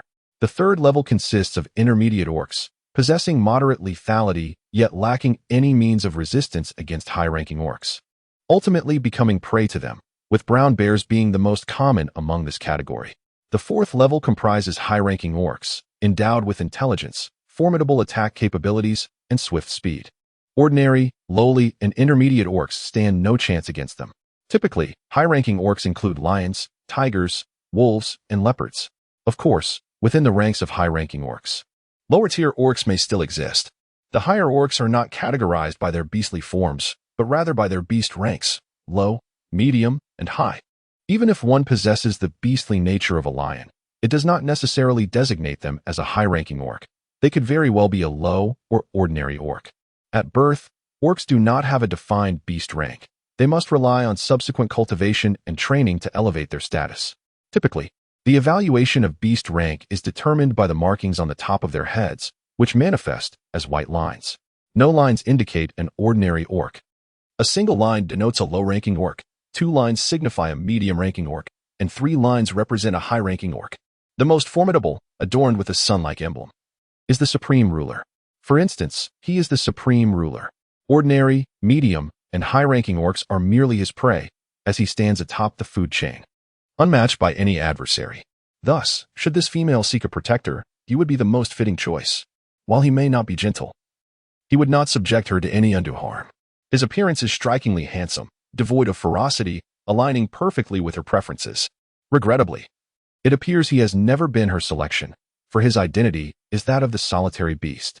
Regardless of his elevated rank, he remains a solitary figure, scorned by females and ostracized by the males of this beastly world. To make matters worse, even his kin harbor a certain disdain for him due to his cold and unfeeling demeanor. In Chapter 43, I do not wish to bear serpent offspring. Typically, when a serpent beast heirs, he grants no opportunity for explanation or escape. He simply devours them in one swift motion as a form of punishment. He is frigid, ruthless, and decisive, earning the title of the most unapproachable serpent king throughout history among his own people. In his realm, there exists only obedience, with no room for dissent. Disobedience only leads to death. Yet, in regard to the female before him, he exhibits a remarkable tolerance. Regardless of her actions, he refrains from imposing excessive punishment upon her. In other words, his treatment of her is relatively kind. He has neither bullied her nor subjected her to abuse, nor has he coerced her into mating with him. Were she another female whom he, Angus, had chosen, regardless of her willingness, he would have forcibly mated with her. Alas, he has not done so with her. If asked for a reason, he would be at a loss to explain it. In any case, seeing her in tears unsettles him, and her illness or intention to seek out other males disturbs him deeply. In his eyes, no one is more suited to be her mate than he. Beyond possessing 2 reproductive organs, what else could he possibly lack? Initially, she may struggle to adapt, but after several encounters, she would surely acclimate. How can she claim to reject him without even trying? Angus furrowed his brow, casting a discontented gaze at Bain Wan. Can you not consider me at all?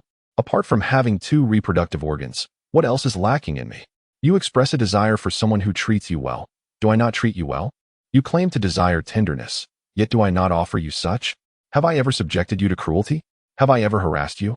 Have I ever coerced you into actions that displease you? No, I have never imposed such upon you. So, why do you fail to take me into consideration? Bain Wan found herself at a loss for words, her heart heavy with unspoken thoughts.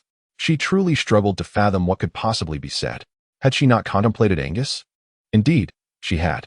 Yet, upon further reflection, she realized that they were not well suited for one another, leading her to abandon any consideration of him. She had no desire to bear a serpent's offspring, nor to be bitten by her own son or daughter. After all, she held her life in high regard. Angus, it is not that I disdain your dual reproductive organs, she asserted, feeling somewhat unnerved by his unwavering gaze. With a slight shift in her tone, she added, very well. Your 2 reproductive organs do not constitute a valid reason for my rejection. However, the most significant reason remains my unwillingness to bear serpent offspring. Angus replied earnestly, if you do not wish to have children, we need not do so. As long as you accept me, we can forego the notion of bearing serpent offspring. Bain Wan bit her lip and remarked, in your world, there are neither contraceptives nor condoms. Furthermore, you are unable to restrain yourself from inserting that part of you into my body. Thus, whether or not I bear a serpent's offspring is beyond your control. Angus, perplexed, inquired, what exactly am I inserting into your body? Bain Wan felt her cheeks flush, pondering how to broach the subject. As an innocent young girl, Was it truly appropriate for her to engage in a discussion with a serpent beast about such matters? Yet, if she remained silent, Angus would undoubtedly press her for an answer. Thus, she needed to find a somewhat palatable term to describe his appendage, otherwise, he might perceive her as indecent. But perhaps Angus was oblivious to the meaning of indecent. Chapter 44. How should one mate? Since he was unaware, she resolved to enlighten him. Bai Inua's mind raced as she contemplated how to articulate the nature of his appendage to Angus. Finally, she ventured, in your understanding, what is the process through which females and males conceive new life? Angus furrowed his brow. Conceive new life? Do you not comprehend? Well then, allow me to simplify it for you. In your worldview, what must females and males do to produce offspring? Mate, of course. But how should one mate? Angus fixed his gaze intently upon Bai Inua's form. Would you like to try it with me? Bai Inwan exclaimed, certainly not. I have no desire to experiment with you. She continued, if you are unwilling to try, then why inquire about the ways of mating with females? With a forced smile, she added, I merely asked out of curiosity. Do you understand? Why would you pose such questions to me? Do you not realize it could easily lead to misunderstandings? Bai Inwan, what more could she possibly say? Or perhaps, what else is there left for her to articulate? Taking a deep breath, Bai Inwan stated, what I primarily wish to convey is that although you have not engaged in copulation with a female, you must possess an understanding of the act itself, correct? Angus replied with an affirmative grunt. Indeed, it simply entails inserting the reproductive organ directly into your body. Bai Inwan's lips twitched. Must Angus be so blunt in his coughing? Furthermore, what does it mean to invade her body? She never consented to such an act. Who permitted him to impose upon her? Bai Inwan silently rolled her eyes at Angus, exclaiming, since you understand the mechanics of mating, you must also comprehend the essentials required for procreation, right? The reproductive organs. Of course, but what else is necessary? Angus gazed at Bai Inwan with a puzzled expression and replied, aside from the reproductive organs, there is nothing else required. We simply mate, and once the act is complete, we await the female's conception. If the conception is successful, she will bear offspring, which will emerge approximately 2 months later. This is the process following a successful mating, and I have shared all that I know. What more do you wish to learn? I shall divulge any further information, provided that you agree to become my female. Upon hearing this, Bai Inwan raised her hand and directly covered Angus's mouth. From this moment on, you shall remain silent. And I too shall refrain from speaking. Let us simply sit here in tranquil silence for a while. As for your proposition for me to become your mate, I must reiterate that we are not suited for one another. However, I shall endeavor to find a suitable companion for you, one who can accept you as you are. Now, I am weary and wish to rest for a while. When it is time to return to the cave, you may call for me. With that, Bai Inwan lay down upon the grassy mound, closed her eyes, and began to drift into slumber. The warm sun bathed her in its gentle rays, and before long, her clothing had dried in the sunlight, leaving her feeling pleasantly warm. Previously, she had detested sunbathing, but since her arrival in this beastly realm, she had come to regard basking in the sun as a luxurious indulgence. After all, Angus had kept her confined within the cave, denying her the opportunity to experience the sun's warmth. Thus, for her, the sun had become a coveted treasure. Oh, but it was not solely Angus who prevented her from venturing outside. It was her own reluctance to do so. Chapter 45. He longed to possess all that was good in this perilous beastly world. The moment she stepped outside Angus's cave, a sense of vulnerability engulfed her, as if she could be snatched away by another beast man at any moment. Not long ago, she had indeed wished to escape from Angus's side, yet now, the desire to flee had dissipated. Regardless of the feasibility of escape, the crux of the matter lay in her uncertainty of finding a male better than him. There was also the possibility of encountering sinister and solitary beasts. Should that time come, would she not face a life of imprisonment and desolation? If such a fate were to befall her, how pitiable she would be. Thus, the most prudent course of action was to remain with Angus. While she sought a suitable female for him, she could also search for a fitting companion for herself. Ultimately, her relationship with Angus was one of mutual benefit. Angus was solitary, pitiable, and helpless, lacking companionship, while she, being unfamiliar with this world, required protection. Undoubtedly, Angus was the most suitable candidate. Although he was indeed a serpent beast, his character was relatively amiable, at least towards her. She could not speak to his demeanor with others, having only recently come to know him, and thus remained unaware of how he treated anyone else. Upon reflecting on this, Bai Inua finally set her concerns aside. At least with Angus by her side, She no longer had to worry about her safety. However, her immediate challenge was to persuade Angus to consume cooked meat rather than his habitual raw fare. She truly could not continue indulging in fruits. If she did, she risked malnutrition and stunted growth. Nevertheless, she was still endowed with a commendable figure. In the 21st century, how many envied her ample bosom? It was neither too small nor excessively large, likely providing a pleasing sensation. One could only wonder what criteria the males of this beastly realm employed to pursue their female counterparts. Surely, while females selected their mates, the males must also possess their own standards for choosing females. Bainwan rolled back and forth on the haystack, while Angus gazed at her delicate, fair face. He stepped forward to stand before her, shielding her from the sun. Prior to encountering this female, he had never engaged with any others. But he had heard the males speak of how females fear the sun, dread the heat, and shun the chill. At those times, he thought such females were exceedingly delicate. If he were ever to have one, he would not treat her kindly, for to him, she would merely be a tool for mating. However, since meeting this particular female, he found himself unwilling to let her endure even the slightest discomfort or bask in the sun's rays. He wished to offer her all that was good. As long as she was joyful, he would gladly do anything for her. Angus remained standing there for the entire afternoon, and Bainwan, overall, managed to sleep quite well. Yet, as night fell, the haystack became infested with mosquitoes that feasted upon her blood, causing unbearable itching. She raised her hand to scratch her thigh and neck. Hearing the commotion, Angus turned to look at Bainwan and asked, "What is troubling you?" Bainua replied hoarsely, "A mosquito bit me. It itches terribly." "Mosquito?"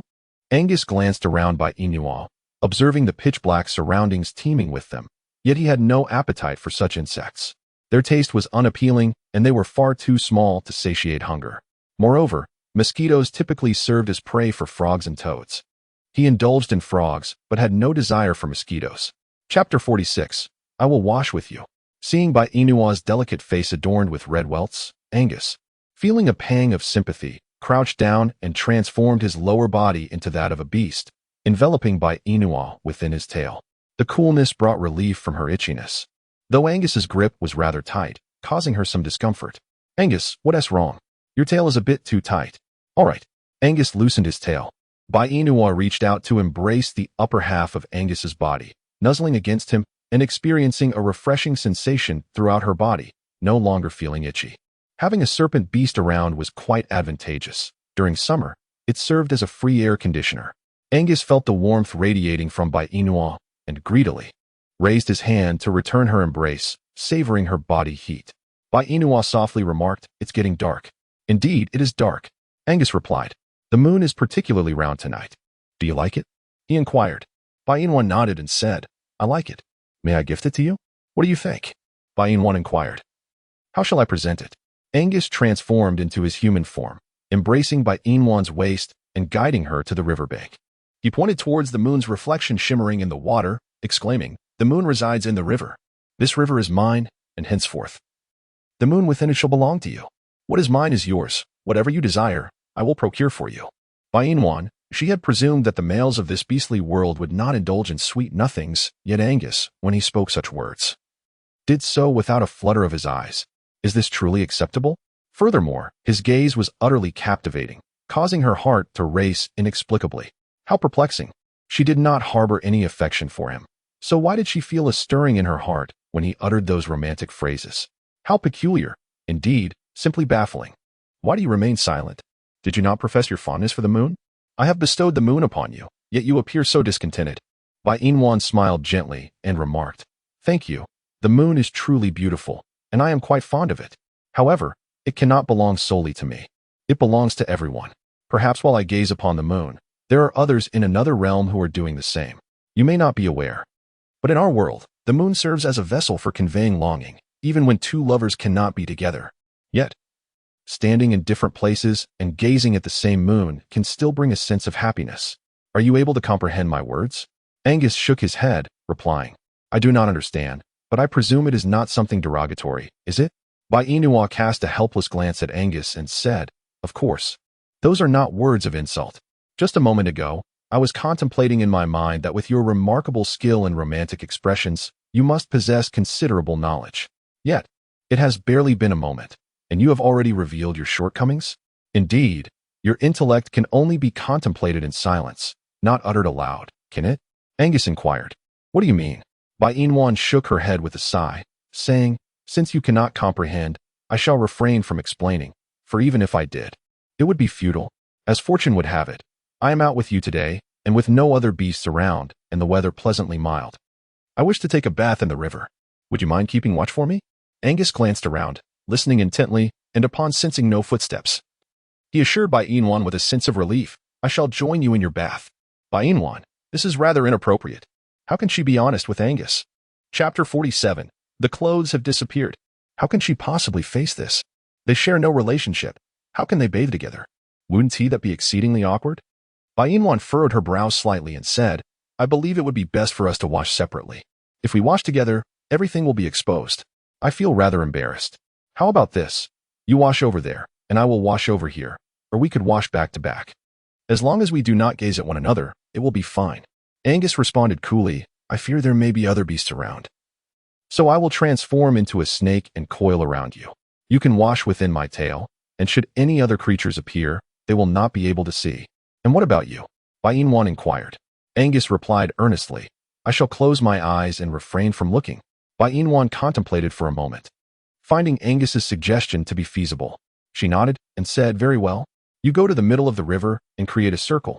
I will join you once I have removed my clothes. Here? Not here. But where? In the river. With that, Angus lifted Bai Inwan and carried her into the water, leaving her no opportunity to refuse. He would not allow any other beastman to gaze upon her feminine form. If anyone were to look, it would solely be him. And others need not even entertain the thought. Bai Inwan gazed anxiously at Angus, who was gradually sinking into the depths of the sea, fearing that he might suffocate. She extricated herself from Angus's embrace and found herself submerged in the water. Angus's lower body transformed into a beastly form, encircling her within its protective embrace. Bai Inwan gazed at Angus, who emerged from beneath the water's surface. Are you all right? She inquired. Angus replied with a grunt, I'm fine. You should hurry and wash up. I won't look. Bai Inwan nodded slightly, removing her clothes while carrying Angus on her back, and then placing them gently upon Angus's tail. True to his own words, Angus closed his eyes, displaying no intention whatsoever of peeking at Bai Inwan. Bai Inwan observed Angus for a while, ensuring that he had truly closed his eyes before she commenced with washing her hair and bathing. Although the water was somewhat cool, she managed to adapt. Having spent nearly half a month in this beastly realm, she finally indulged in a bath, which was no small feat. If she had postponed it any longer, she would have undoubtedly grown weary of her own state. However, relying solely on that fruit as a substitute for a toothbrush was untenable. While it could maintain her dental cleanliness and oral freshness, it was not a sustainable solution. She needed to devise a means to create her own toothbrush or find an alternative within this savage world. What could possibly serve as a substitute? She was uncertain. Perhaps it would be best to finish her bath first, and then inquire with Angus. His teeth gleamed so brilliantly white. He must possess some effective method. In the blink of an eye, half an hour had elapsed. Under the moonlight, Bai Inwan glanced at her fair skin and nodded in satisfaction. She was clean. It was time to don her clothes and return to the shore. However, when Bai Inwan reached for her garments that were resting on Angus's tail, she was met with an unsettling realization. There were no clothes to be found. The area was utterly empty. Where had her clothes gone? Where could they possibly be? Bai Inwan pouted, realizing that she must have accidentally bumped into Angus's tail while bathing, resulting in her clothes being swept away by the river. What should she do now? Left without any garments to wear? Was she expected to roam about in the nude like Angus? She certainly did not wish for that. Feeling aggrieved, she called out Angus's name. Angus, what's wrong? Open your eyes. Chapter 48. Are you expecting me to wear snakeskin? Obediently, Angus opened his eyes. He lowered his gaze to Bai Inwan, who stood before him unclothed, and inquired with a look of confusion, Why aren't you wearing any clothes? Bai Inwan, with a pitiable demeanor, replied, My clothes were swept away by the water while I was bathing, and now I find myself without anything to wear. Angus, what should I do? I cannot bear the thought of wandering around in the nude. Angus transformed into his human form and met Bai Inwan's gaze. You see, I am also without clothing at the moment. Does that not ease your discomfort somewhat? Bai Inwan pouted in response. You are a man, and I am a woman. We are not the same. It may be somewhat acceptable for a man to be without clothes, but for me, as a woman, to be unclothed. What are you suggesting? How could I possibly survive? Angus acknowledged the validity of Bai Inua's concerns. He understood that a female, especially one as stunning as she, would attract the attention of many males if left without attire. Thus, he resolved to procure a garment for her, ensuring she would not be left exposed. Seeing the distressed expression on Bai Inua's face, Angus tenderly embraced her, soothing her with gentle words. Do not worry, my dear. If your clothes are gone, we shall simply create new ones. What is there to feel wronged about? I will fashion you a garment as soon as we return. After all, did I not recently shed my skin? Though it may not be as flawless and smooth as before, it will suffice to make you something to wear. Bai Inua was taken aback. Snakeskin? Really? You want me to wear snakeskin? Yes, what's the matter? Don't you like it? It's not merely a matter of dislike. It is nothing short of terrifying. The sight of the densely packed scales was enough to send shivers down her spine. And even the thought of wearing it made her feel as if she would shed goosebumps all over. She feared nothing else but that overwhelming multitude of textures. After all, she suffered from a phobia of clusters. What Bai Inua remains unaware of is that the serpent skin in this beastly realm differs significantly from that which she encountered in the 21st century. The shed skin of snakes in her time was indeed somewhat daunting. However, in this world, the skin molted by Angus is akin to the finest silk, possessing an exquisite smoothness and delicacy that far surpasses the quality of the garments she currently wears. Unfortunately, she remains oblivious to this fact, feeling a sense of trepidation at the thought of Angus crafting clothing from serpent skin, causing goosebumps to rise upon her skin. Feeling somewhat chilled, Bai Inua gazes at Angus and asks, "Could you hold me? I feel a bit cold." Cold. Bai Inua nodded and said, "Indeed, it is quite chilly. Let us make our way ashore and return to the cave." Bai Inua did not refuse. All right. Angus lifted Bai Inua and carried her ashore. As Angus beheld Bai Inua's exquisite figure, he felt an involuntary movement in his throat. Bai Inua, with her long legs crossed and hands covering her chest, trembled as she spoke. "Are you still looking?" Realizing his indiscretion, Angus leaned closer to Bai Inua, gently kissing her forehead as a gesture of apology. "I won't look anymore. Please don't be upset. I shall take you back to the cave now. Fear not." Bai Inua furrowed her brows. Did she ever express her fear? Furthermore, did Angus just kiss her? She had not consented. How dare he kiss her? That scoundrel. He always took advantage of her moments of distraction. How infuriating. Chapter 49. The silken smoothness of serpent skin. Yet she found herself not entirely averse to this sensation. Half an hour later, Angus and Bai Inua returned to the cave. Angus laid Bai Inua down upon a mound of grass, while she sat nearby, tightly embracing herself. The night breeze brushed against her skin, causing her to shiver slightly. So cold. It was uncomfortably chilly, and she had a premonition that upon waking the next morning, she would undoubtedly fall ill. Without a doubt, observing Bai Inua trembling, Angus resolved that he must venture out the following day to procure some animal skins for her. This place, undeniably cool, suited him well, but now that he had a female companion, he could no longer be so careless. He needed to protect her and ensure she did not catch a chill. Angus, bare-chested, paced back and forth in front of Bai Inua, who continued to hug her body and avoided looking at him. He retrieved a large piece of serpent skin from the depths of the cave. Before he had a female companion, he had shed many skins and had no need for garments, leaving them unused. Now, with a female by his side, these skins finally served a purpose. They could be fashioned into clothing for her or used to keep her warm. Approaching Bai Inua, Angus knelt beside her and wrapped the serpent skin around her. Feeling its smooth texture, Bai Inua opened her eyes, puzzled. What is this? Serpent skin. What? This is serpent skin? Bai Inua exclaimed in astonishment. Are you certain? Seeing her excitement, Angus nodded affirmatively. Indeed, this is the skin I recently shed. Wrap yourself in it for now. I will make you some clothes shortly. Bai Inua, snake skin. This smooth material, resembling silk, is unexpectedly snake skin. Why does the snake shed its skin in the 21st century look so unappealing? Yet Angus's shed skin appears as exquisite as silk. How peculiar. It is her first encounter with snake skin that exudes such a silky quality. Moreover, wrapped around her, it feels incredibly smooth and comfortable, far superior to her clothing. However, she is left feeling somewhat bare beneath it, as she wears nothing underneath. Since Angus is capable of crafting garments, could he also create intimate apparel and undergarments?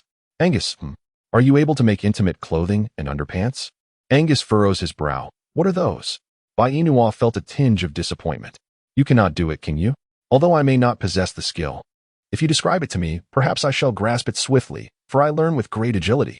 Observing Angus's demeanor, Bai Inua chuckled, "There is no need. Simply hand me the needle and thread, and I shall undertake the task myself. While my creation may not be aesthetically pleasing, it shall certainly serve its purpose. Do you still have the snake skin?" Angus nodded. "Indeed, I have plenty. Do you wish to use it?" "Yes." Angus cast a glance at Bai Inua before rising to retrieve the snake skin he had stashed in the cave. A substantial pile awaited, all pristine white, seemingly still glimmering. Bai Inua joyfully accepted the snake's skin from Angus, her excitement palpable as she exclaimed, "In all my years, I have never encountered such exquisite snake skin, resembling silk. Angus, you are truly remarkable. In our world, the skins that snakes shed are coarse and unsightly, unlike yours, which is entirely devoid of creases and so incredibly smooth. It would undoubtedly make splendid garments. No, no, no, with such exceptional skin, I must create a dress. Moreover, this magnificent material could also be fashioned into clothing for you." Chapter 50.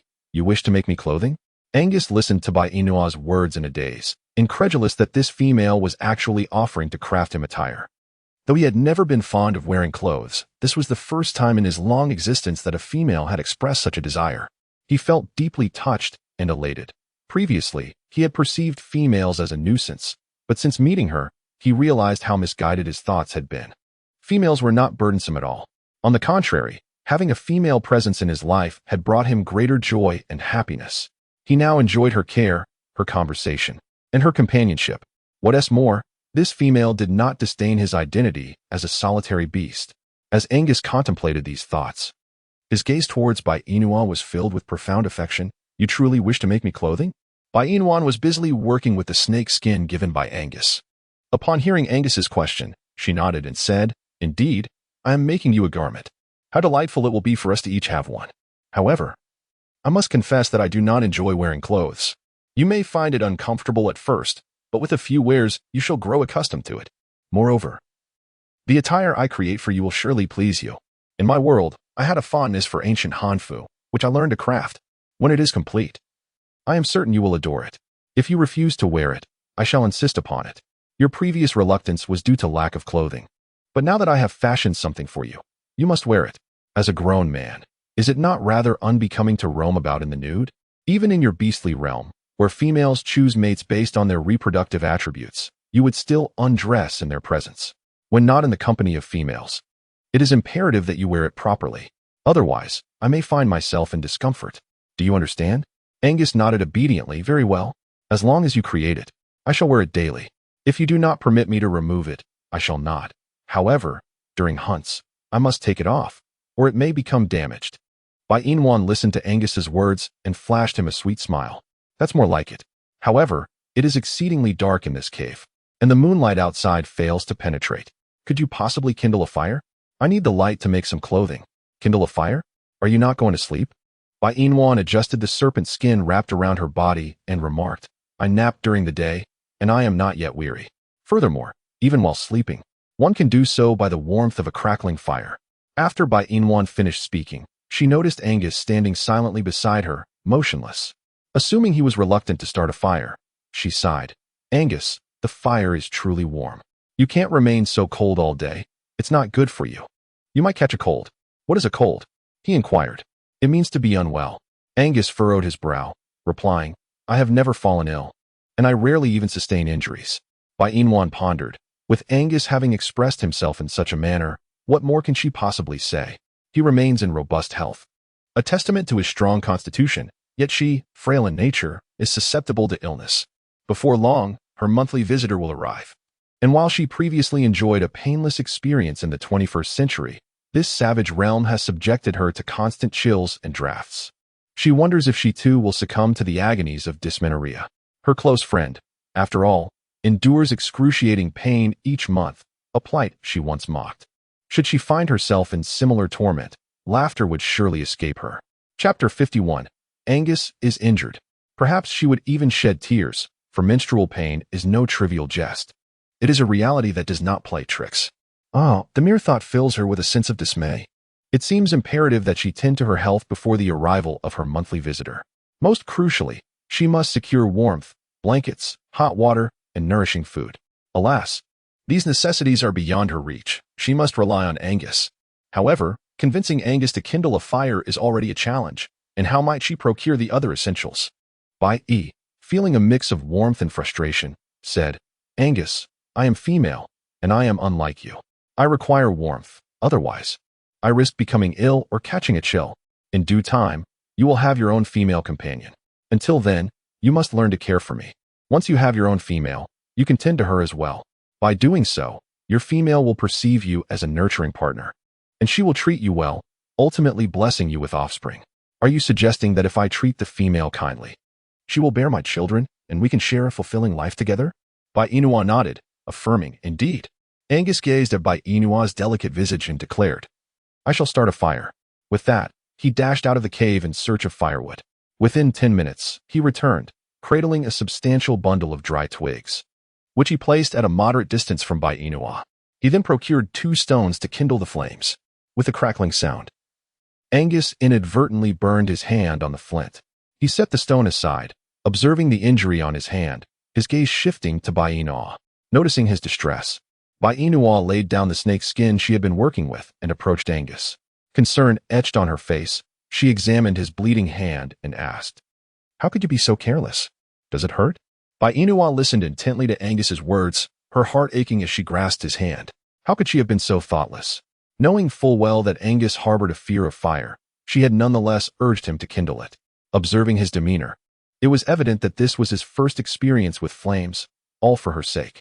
Overwhelmed with emotion, Bai Inua took Angus's hand and gently pressed it to her lips, bestowing a soft kiss. The warmth of her touch alleviated the sting of his scorched skin.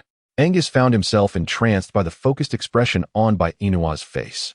He realized that in recent days, he had ventured into realms he once deemed impossible. For instance, igniting a fire. He, who was as fluid as water, had always feared flames. Yet, for this female, he had risked the peril of being burned.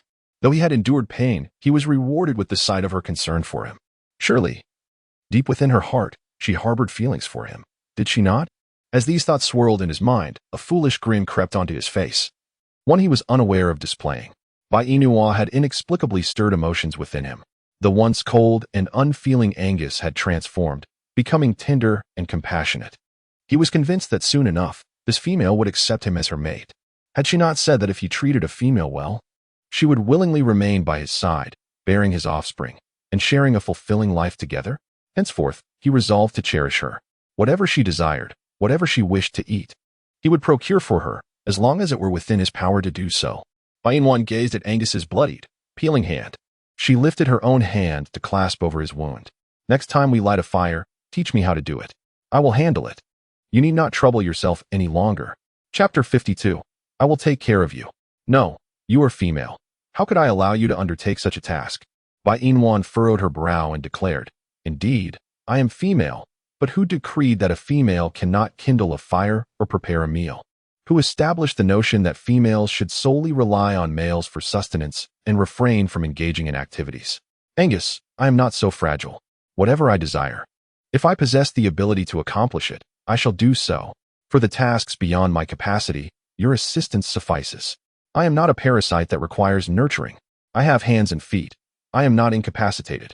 Moreover, do you not tire from shouldering all responsibilities alone?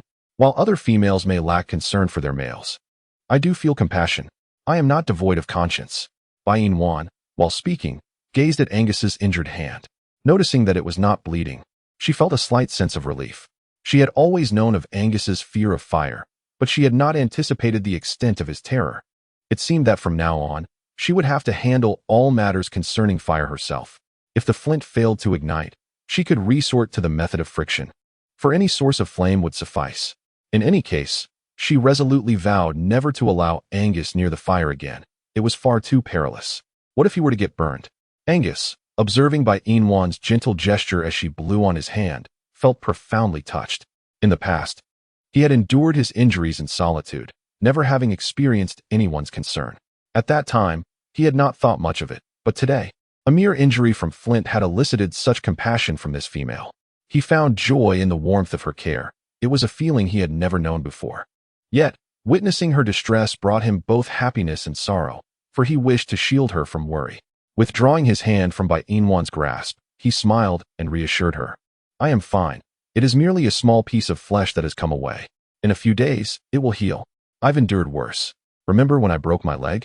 Look at me now, thriving as ever. This is just a trifling wound, hardly worth mentioning. Bai Inwan, hearing Angus recount his past leg injury, felt an even deeper pang of sympathy. You suffered alone when your leg was broken, with no one to care for you or to whom you could express your pain. But now, with me by your side, you can share your discomfort. Though I may not be able to hunt for you, I can certainly gather fruits to ensure you do not go hungry, since you are so afraid of fire. Stay away from the flames. Come here, let me take your measurements so I can create some clothing for you. Bai Inwan took Angus's hand and led him to sit upon a pile of grass. The glow of the fire illuminated the entire cave, allowing her to clearly see the injury on Angus's hand and the expression on his face. Bai Inwan took the snake skin she had just selected and measured it against Angus, finding it to be a perfect fit. She prepared to begin sewing the garment. This piece of snake skin is quite suitable for you. Please hand me the needle and thread. I shall craft the clothing. Angus replied. He usually does not wear clothes. Where would he possibly acquire a needle and thread? Bai Inwan observed Angus sitting motionless beside her, and a twitch appeared at the corner of her mouth. Please do not tell me that you possess neither needle nor thread. It is hardly surprising, given that I have not donned any garments prior to your arrival. However, I could procure some for you tomorrow, should you require them now. My only concern is that, in my absence, you might encounter peril. Would it be acceptable for me to seek them for you on the morrow? Bai Inwan gazed at Angus, who appeared so obedient, and felt a warmth envelop her heart. Chapter 53. To be so brazen in one's mischief. Then let us meet tomorrow. It is rather late now, and you must be quite weary. Come, let us rest. Angus looked at Bai Inwan, inquiring, Are you suggesting that I sleep with you? Where else would you prefer to rest? Is that permissible? As long as you do not transform into your serpent form, it is indeed. Angus smirked. I shall not change. I will remain just as I am. Bai Inwan let out a soft hum, casting a glance at the nearby fire.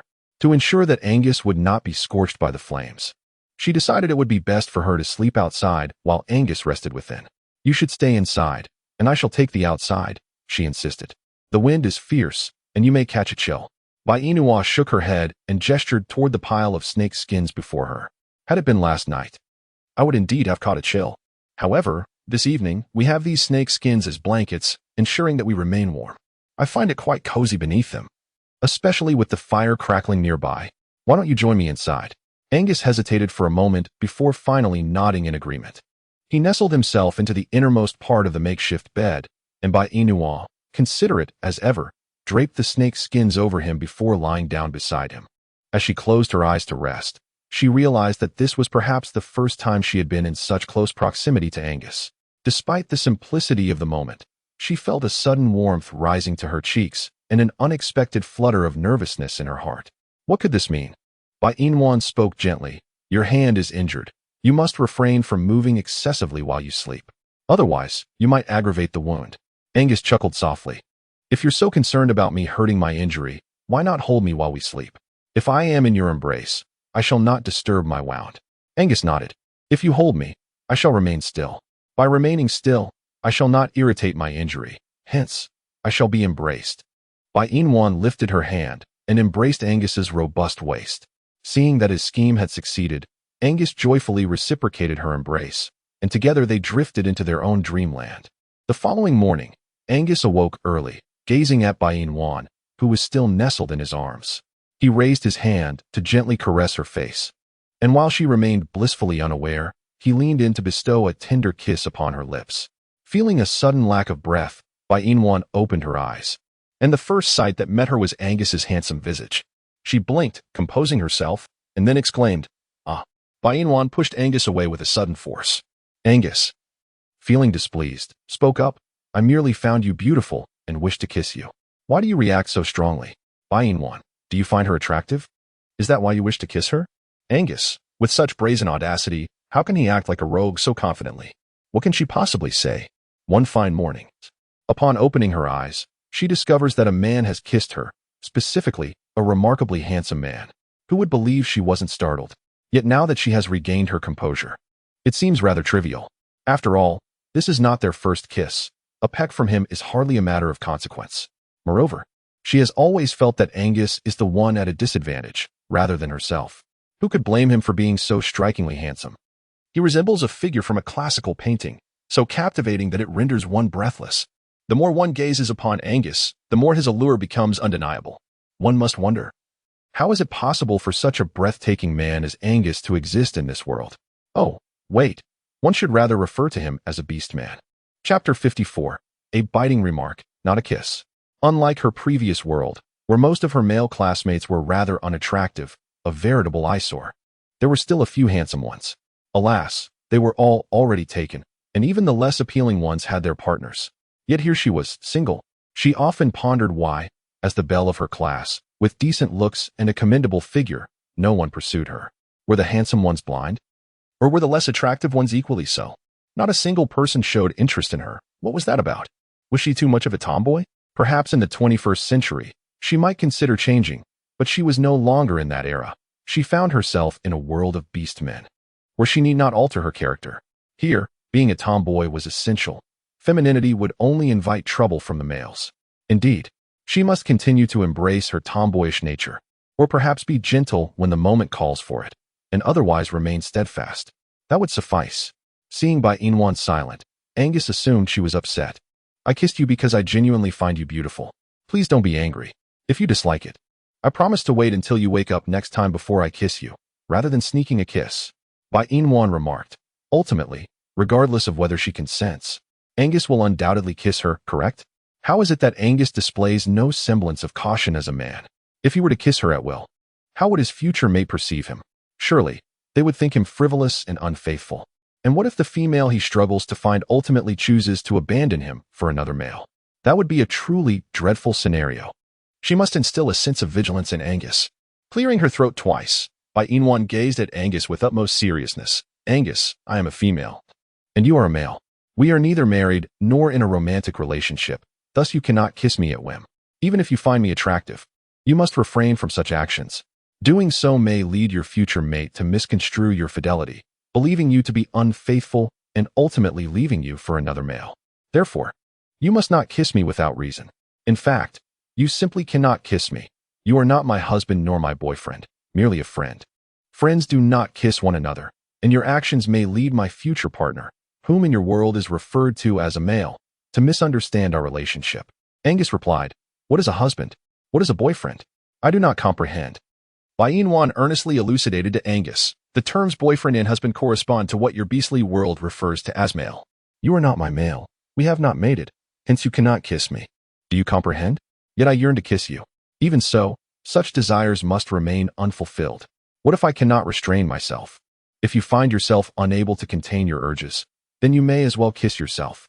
With a tail as ample as yours, you can embrace a person and kiss them slowly. Angus retorted, Nonsense. I shall not kiss. Bai Inwan was thoroughly amused by Angus's demeanor. Why was it that every time she spoke to him about serious matters, he wore such an expression? Whether it was one of grievance or confusion, it made her feel as though she were bullying him. She recalled that when she first met Angus, he was not like this. He had exuded an air of aloofness. Yet, why had he changed after spending more time together? Chapter 55. Brushing the willow branches. Indeed, one must not judge Angus solely by his exterior. It is essential to perceive the depths of his heart. After prolonged interaction, everything becomes evident. What Bai Inwan remained unaware of was that Angus had transformed into his current disposition entirely due to her influence. The notion of a warm man, as articulated by Bai Inwan, was foreign to him.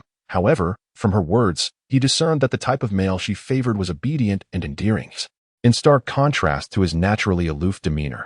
Thus, in his quest to please her, he endeavored to change, or rather, to emulate the kind of male she admired. Initially, he feared he was misinterpreting her preferences, thinking she might not appreciate this new persona, yet he soon realized that she indeed favored his altered appearance. The prospect of closeness, of sharing a bed, of stealing gentle kisses from her without invoking her ire, led him to believe that the dynamics of their relationship were shifting. Perhaps, in the not-so-distant future, she would consent to mate with him. However, before that could transpire, he understood the importance of adhering to her desires, ensuring she perceived him as amiable, obedient, warm-hearted, and charming. He wished to convey that he was not the frigid, unfeeling serpent beast she might have imagined. but rather possessed his own emotions and a tender side.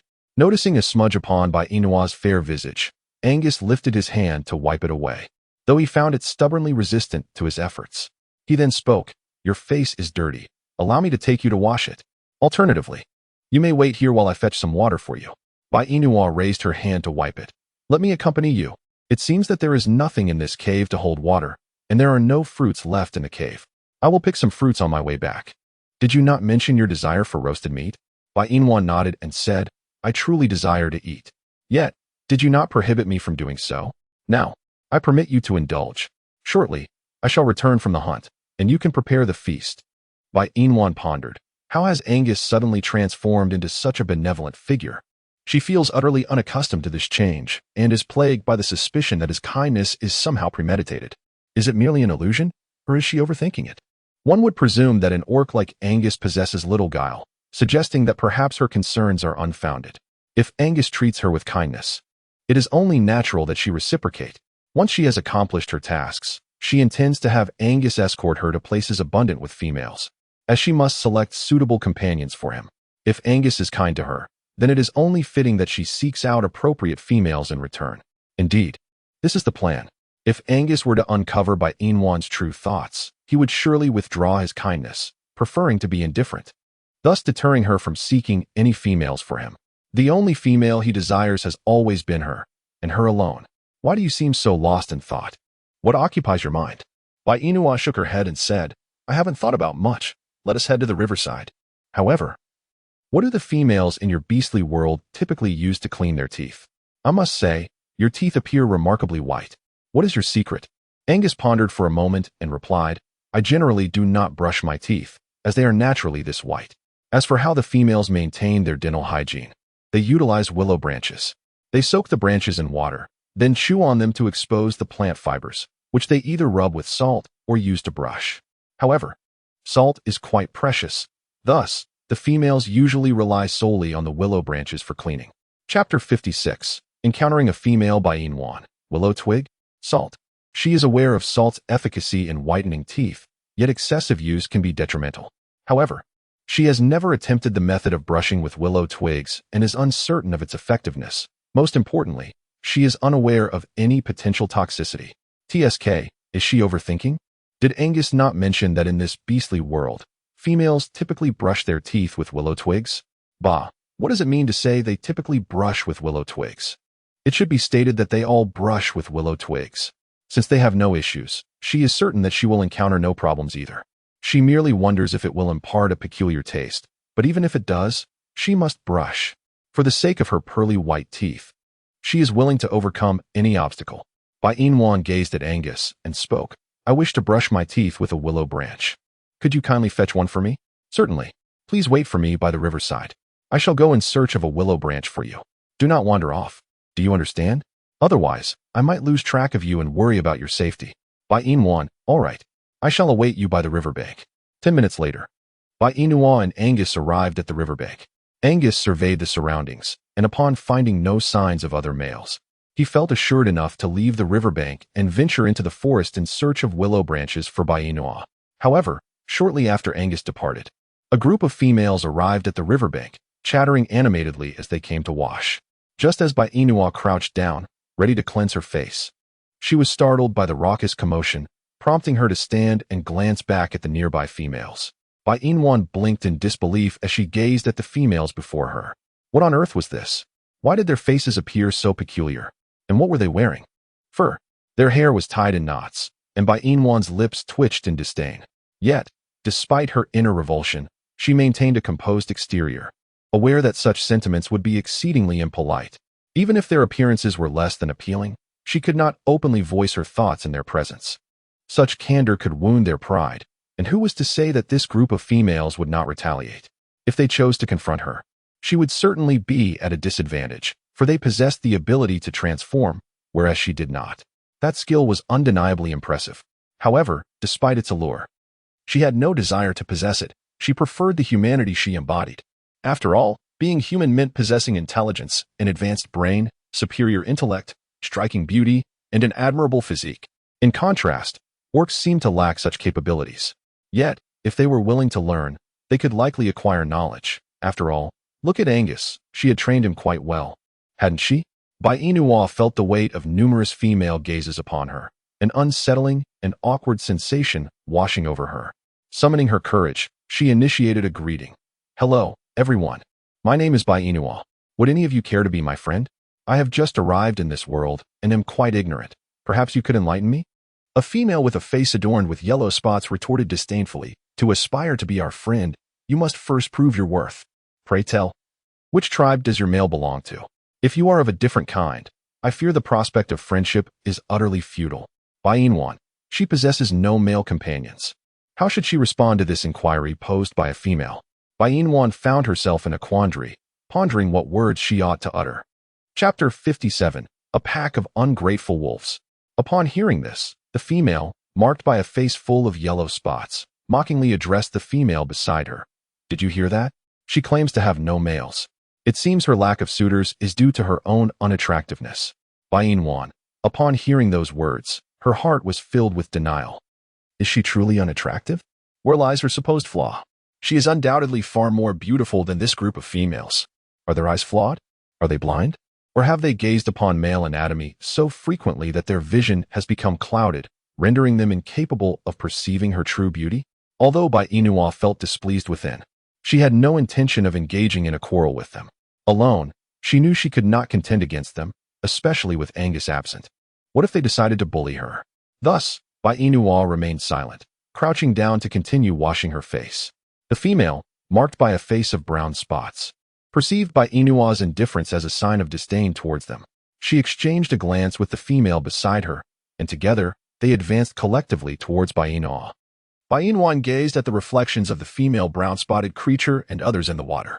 When she noticed the brown-spotted female extend her hand, seemingly intent on pushing her, Bai Inwan swiftly evaded the impending shove. The brown-spotted female plunged into the water, unable to swim. As she struggled in the depths, the other females, equally devoid of swimming skills, hesitated and drew back, unwilling to assist their distressed companion. Standing at the water's edge, Bai Inwan watched the brown-spotted female being carried farther away by the current. After a moment's hesitation, she leapt into the water and swam towards her. Grasping the brown-spotted female's arm, she began to pull her towards the shore. The latter, having ingested too much water, was growing increasingly disoriented. Upon reaching the bank, Bai Inwan helped the brown-spotted female out of the water. She expelled a mouthful of water and pressed firmly on the female's abdomen. The brown-spotted creature coughed up a considerable amount of water and regained consciousness. Upon seeing Bai Inwan before her, she raised her hand and, without uttering a word, struck Bai Inwan across the face, catching her completely off guard. Confusion washed over Bai Inwan. She could not comprehend her fault. Only moments ago, the brown-spotted female had intended to push her into the water, yet it was Bai Inwan who had recklessly jumped in to save her, while her companions stood idly by. Instead of expressing gratitude, the brown-spotted female had resorted to violence. Was this not a clear case of the farmer and the snake? Bai Inua was drenched, her exquisite figure rendered in sharp relief. With little time for contemplation, she raised her hand and delivered 2 resounding slaps to the brown-spotted female. One slap was a tit-for-tat, while the other was a debt of gratitude she owed me. However, since I have struck you, you need not utter that thank you, for a wretch like you, akin to a treacherous wolf, does not deserve my rescue. Damn it, to have my clothes soaked this early in the morning. You may be unfazed by the chill with your thick fur, but I am not. Had I known you were such a treacherous creature, I should have let you drown without hesitation. Why did I even bother to save you? I must have been out of my mind to think of rescuing you. Bah. Having uttered her thoughts, Bai Inua rose to her feet and cast a glance at the approaching female. In their eyes, she discerned a glint of malice. Were they intent on her demise? Good heavens! A pack of treacherous wolves. Had she offended them? Chapter 58. Angus, help me. Good heavens! What do these females want? What on earth are they plotting? Bai Inua instinctively took 2 steps back before turning to flee. She was no match for them, so why not run? Yet, her 2 legs were no match for the 4 legs of this group of females. As Bai Inua attempted her escape, they had already transformed into their beastly forms, a pack of wolves, tigers, and leopards, a gathering of fierce creatures. These animals she had only ever seen in a wildlife documentary, never before in the realm of reality. The sudden sight sent a shiver of trepidation through her heart. What to do? One wolf after another surrounded Bai Inua. and as she sought to escape, a spotted leopard suddenly appeared behind her. She spun frantically amidst the ferocious pack of wolves, tigers, and leopards. She needed assistance. She desperately needed help. Bai Inua cried out desperately, "Angus, help me!" The females, upon hearing her call for Angus, transformed into their humanoid forms and surrounded Bai Inua. "What manner of orc are you, female? Are you not aware that even if your male were to arrive, he would not dare to confront us?" Bai Inua, why? Why is she afraid to confront them? Is it only permissible for them to bully her? Is she not allowed to retaliate? What justifies this? This reasoning seems reminiscent of the 21st century, does it not? Men are forbidden from striking women, for if a man does so, he is deemed a scoundrel. Yet, women are permitted to strike one another. This is utterly inequitable. We are not in the 21st century. Why should she adhere to such rules? Moreover, in this world, men are referred to as males, so even if Angus were to strike this group of females, he would not be labeled a scoundrel. Yet, why did Angus not return after she called for him? Could it be that he did not hear her cry for help? Surely not. How could this be? If Angus did not hear her, what should she do? It appears that this group of females is preparing to attack her. Has she wronged them in any way? Absolutely not. Is it a mistake to have rescued that female with the prominent freckles? Had she known it would turn out this way, she certainly would have refrained from intervening. Bai Inua cast a fleeting glance at the river beside her. When that yellow-brown spotted female had fallen into the water moments ago, none of the others had rushed to her aid. This clearly indicated that they were all averse to water and incapable of swimming. Thus, if she were to leap into the river, she would likely remain unscathed. It was fortunate that she had learned to swim in the 21st century, otherwise, she would surely have met her demise at the hands of these females today. With this thought in mind, Bai Inua raised her hand and forcefully pushed the female in front of her aside, then sprinted towards the riverbank with the speed of a 100-meter dash. The females, sensing her intention, pursued her closely, reaching out to grasp her arm. However, they failed to seize her and instead managed to tug at the snake's skin draped around her. Frowning, Bai Inua disregarded everything and leaped into the river, swimming towards the center. Alas, she was left exposed once more, her snake skin. Oh, how unfair.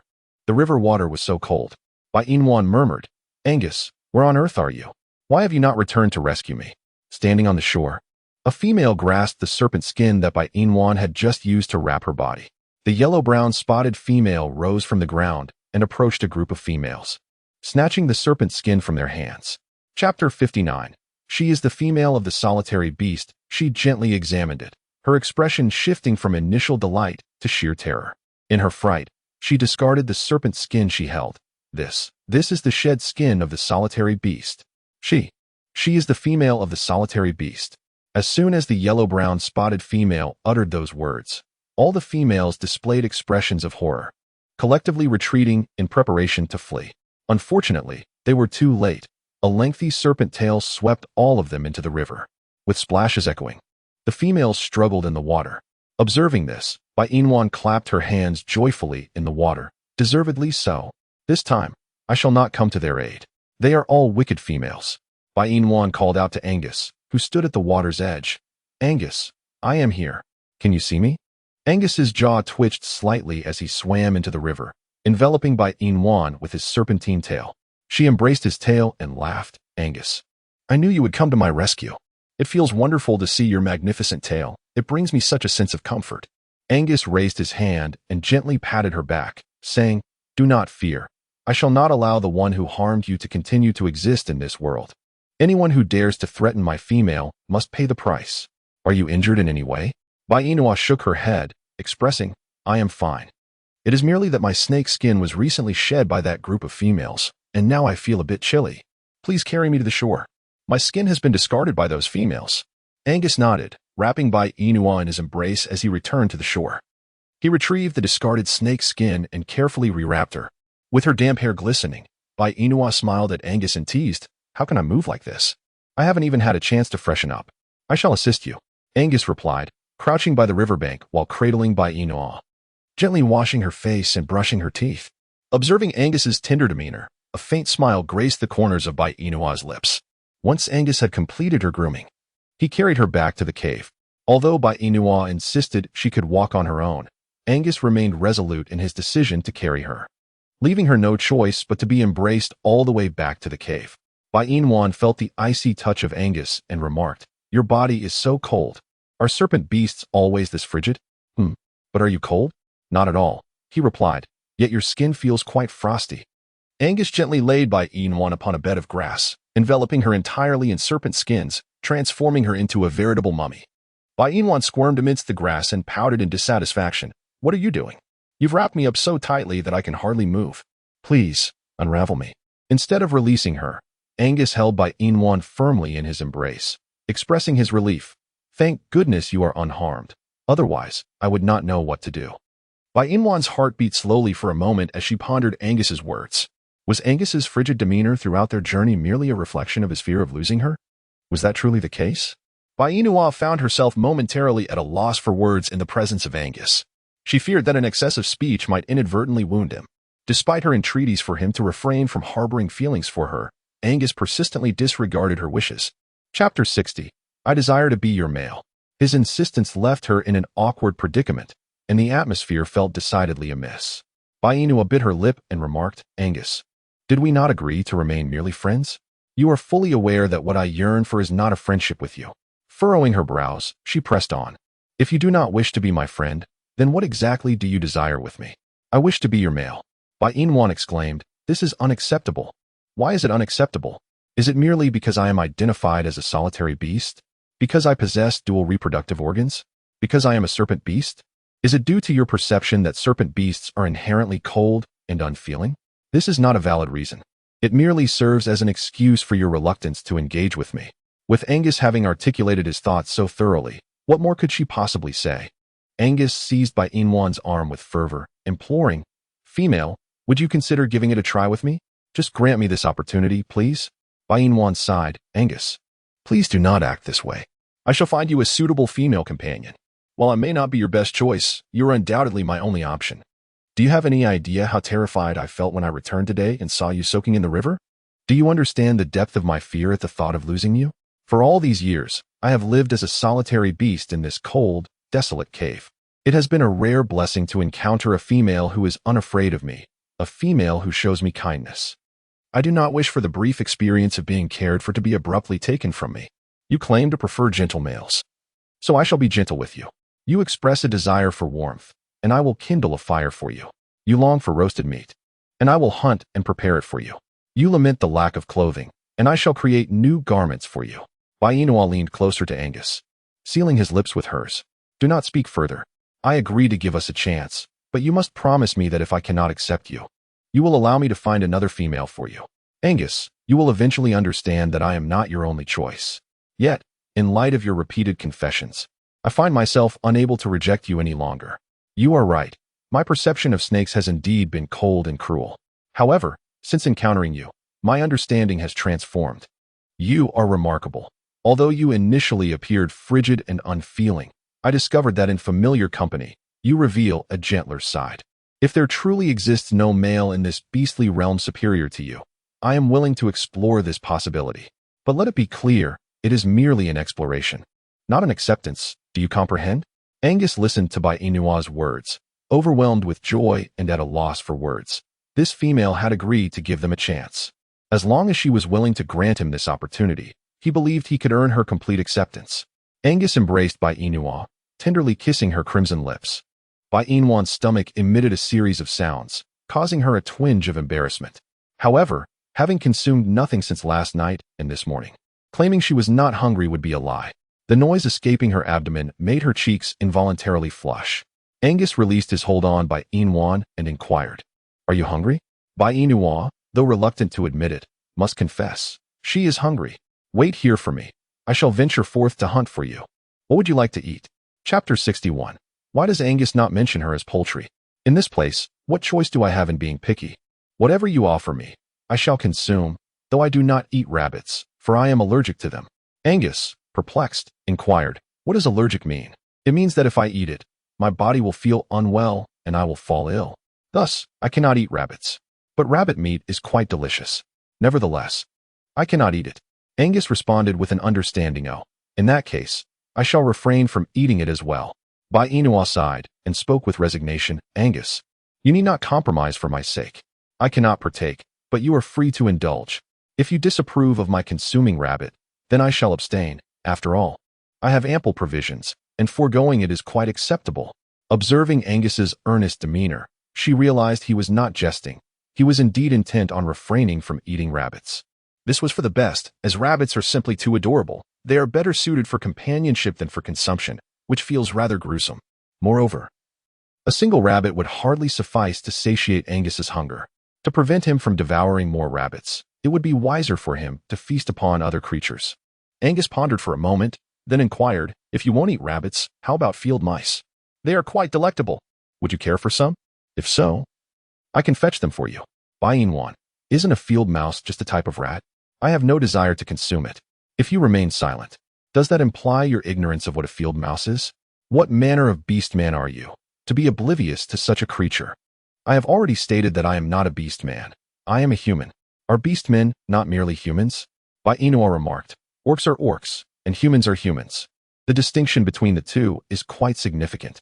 Angus expressed his confusion, prompting Bainua to elucidate. The difference lies in the fact that orcs can transform into animals, whereas humans are confined to their human form and cannot metamorphose into other creatures. Do you comprehend my explanation? Angus nodded. I understand. However, I am perplexed. In this world of orcs, can there truly be humans who cannot transform into animals? What type of orc are you? A human orc, perhaps? One who can only assume a human form and not that of any other animal? Human orc? Why did Angus not refer to her as a beast? Yet, calling her a human orc does not seem inaccurate. She is merely an orc of the human kind, for short, a human. However, considering that the ancestors of humans are apes, she should also be categorized as an orc of the ape lineage. Yet in this realm, apes can indeed take on their primate appearance, as she cannot. If she were to tell Angus that she is an ape, he might not believe her. Therefore, she is undoubtedly a human orc, and the ape merely represents her ancestry. Angus gently shook Bainua's body twice, asking, "What are you daydreaming about again? What thoughts occupy your mind?" Bainua regained her consciousness and smiled at Angus, saying, "When have I ever been lost in thought? I was merely pondering a few matters." "What were you contemplating?" Bainua's eyes flickered slightly as she pondered. "What shall we have for breakfast today? After our meal, we ought to find some needle and thread to mend our garments." Angus affectionately pressed a kiss to Bainua's forehead and reassured her, "You need not worry about these matters. I shall take care of it. You simply need to remain patiently in the cave and await my return." Bainua pouted. "You are taking advantage of me again, Angus. Do not forget, you are still in the evaluation phase." Chapter 62. Would you allow me a bite? Since you dare to take liberties during the evaluation phase, do you not wish to secure your position? Angus frowned. What does securing a position mean? Bainua, my heart feels so weary. Why is it that every time I converse with Angus, she ends up having to explain herself afterward? Is it not possible to refrain from explanations? Yet, without them, Angus remains bewildered. Thus, explanation becomes inevitable.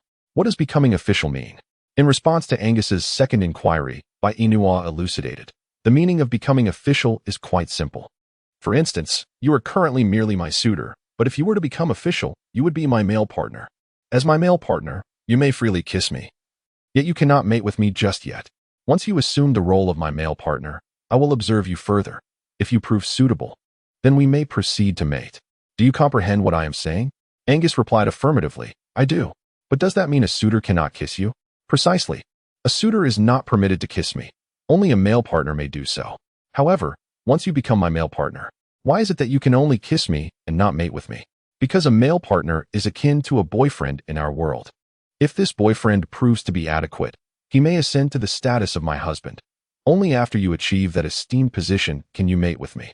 Angus gazed at Bainua with a look of confusion, and she sighed. It is all right if you do not understand now. When the time comes for you to become my male partner, I shall explain it to you. Will it take a long time? Bainua pondered for a moment and remarked, if you perform well, it shouldn't take too long.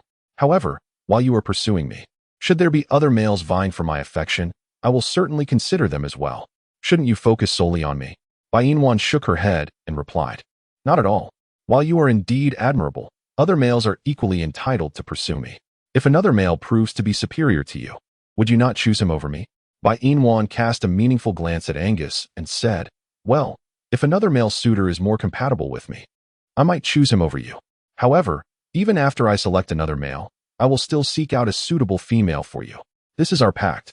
Regardless of the circumstances, I shall not allow you to face solitude in your twilight years." Upon hearing Bai Inwan's words, Angus felt a surge of discontent. If another male were indeed superior to him, this female would undoubtedly prefer the other suitor over him.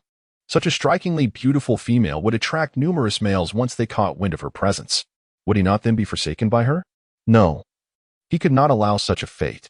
He must leave his mark upon this enchanting female, ensuring that other males would think twice before approaching her. As Angus pondered this, his gaze flickered back and forth over Bai Inwan, contemplating where he should leave his mark. If he were to place it on her body, it would remain unseen by others. Thus, he needed to inscribe it in a location that would be immediately visible. Angus finally spoke. "Female, what troubles you? May I take a bite?" Bai Inwan, does he truly believe she could survive after being bitten by him? Chapter 63. Isn't that akin to being a zombie? Are you jesting with me? Angus shook his head earnestly. "I am not jesting. I speak with sincerity. Would you permit me just one bite? Just one. This snake is venomous. Why would he wish to bite her? Is he intent on her demise? How could Angus act in such a manner? Not long ago, he professed his desire to pursue her. Yet now, after such a brief interval, he speaks of biting her? Are snakes as capricious as Angus? Can she refuse to be bitten? She has no wish to die, absolutely no desire to perish." Bai Inwan swallowed nervously, her voice trembling. "Angus, let's talk things over. Please don't bite me. I'm not ready to die." Die? What was this female babbling about? How could he, who harbored such affection for her, ever contemplate her demise? His intention to bite her was merely to leave his beastly mark upon her body, a means to ensure that other males would think twice before approaching her. After all, they desired females, yet they also cherished their own lives. In this beastly realm, no cowardly male dared to vie for a female against the solitary beast, for they all understood the grim fate that awaited those who dared, death. However, witnessing the sheer terror reflected in her eyes, Angus found it somewhat amusing. "Do not fear, dear female," he reassured her. "I have no intention of bringing about your demise. My desire to bite you stems from a wish to protect you. It seems you are new to this land and are likely unaware of the ferocity of its males. To shield you from the threats posed by other males and females alike, I have resolved to imprint my mark upon you. Only in this way will they regard you with trepidation and refrain from causing you harm. Do you comprehend my intentions?" Bai Inwan took a minute to digest what Angus had said. It turned out that Angus's intention in biting her was to leave his mark upon her, with the purpose of protecting her. Previously, he had refrained from marking her because she had not yet encountered the events of today. Now that they had unfolded, Angus was concerned that she might suffer harm from other beastmen in the future. Thus, he resolved to bite her, imprinting his mark upon her. However, was Angus not akin to a venomous serpent? Could she truly be assured that his bite would not poison her or cause her any harm? Why did she have an incessant feeling that a single bite could lead to her demise? Was it merely a figment of her imagination? Perhaps it was. Since Angus dared to bite her, he must also be confident in her safety. Moreover, judging by Angus's demeanor, it seemed unlikely that he would inflict harm upon her. Therefore, if a bite was to occur, so be it. As long as she did not perish, a little pain was of no consequence. Bai Inwan, having made her decision, took a deep breath and gazed at Angus. "Since you are doing this to protect me, then go ahead and bite. Where would you like to bite?" "My neck." Bai Inwan asked. "The neck? Is that not where the carotid artery lies? If Angus were to bite me there, would I bleed to death?" Concern etched on her face. She inquired, "If you bite my neck, will I lose a significant amount of blood?" Angus shook his head, replying, "No, there will only be 2 puncture wounds." 2 wounds? Is that not akin to being bitten by a zombie? She mused. However, Angus was a serpent beast, not a zombie, so after being bitten by him, she should not be transformed into a serpent beast herself. Bai Inwan listened to Angus's response, setting aside all her doubts. She shifted her body and leaned her head towards him, exclaiming, "Come on, I am ready." Chapter 64. Angus's Beast Mark. Angus raised his hand to brush aside the hair from Bai Inwan's neck. He extended his tongue to gently lick her fair skin, and then, as his teeth sharpened, he lightly bit down on her neck. Feeling a slight sting, Bai Inwan's trepidation surfaced. Wait. Angus halted his actions, looking at her with curiosity. "What's wrong? Does it hurt?" Bai Inwan shook her head. "It's not too painful. I'm just a bit anxious and frightened. Please remove the snake skin from me so that I can hold you when I feel scared." Angus nodded and untangled the snake skin that encircled his body. With her liberation, Bai Inwan took the skin and first covered her chest before wrapping her arms around Angus's waist. Come on. Angus embraced her in return, biting into her neck and injecting his venom into her body. Once finished, he bit his own tongue, feeding his blood into her mouth. Bai Inwan frowned. What is this? Is Angus making her drink blood? She didn't want to consume blood. The taste was peculiar. A drop of crimson blood spilled from Angus's lips as he commanded. Swallow it. This is the antidote to my venom. If you swallow it, you will be fine. The antidote to the venom? How enlightening to discover that the remedy for snake poison was Angus's blood. Bai Inua swallowed the blood from her mouth in one gulp, while Angus raised his hand to wipe away the excess blood at the corner of her lips. Does it hurt? He inquired. Bai Inua raised her hand to touch her neck, discovering 2 small puncture wounds. Could it be that these were the very marks left by a zombie's bite, as she had often seen depicted in the 21st century? The only distinction was that these wounds were quite diminutive, unlike the large gashes typically portrayed. Moreover, there was only a mild discomfort, akin to a mere pinprick. It seemed Angus had not exerted much force in his bite. As Bai Inua was unable to see the beast mark upon her neck, she turned to Angus and inquired, "What does your beast mark resemble?" "A small golden snake," he replied. Bai Inwan murmured, "But you are clearly a black serpent. Why, then, does your beast form bear a golden mark?" Angus patiently elucidated, "In our realm of beasts, only the marks left by those of the royal lineage are golden. Marks from other advanced, intermediate, and ordinary beasts are all black." "So, does this mean you are of the royal lineage?" Bai Inwan inquired. Angus nodded affirmatively. "Indeed, I am of the royal lineage. Should any other male lay eyes upon the mark upon your neck and contemplate causing you harm, they must think twice. Otherwise, their fate shall be nothing short of death." Bai Inwan gazed at Angus with a face full of admiration, exclaiming, "It seems that you are quite remarkable. My goodness, I have encountered a legendary orc. Does this mean I no longer have to fear being bullied by other orcs?"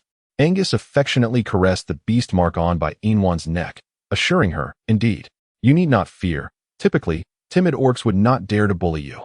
On the contrary, you may even assert your dominance over them.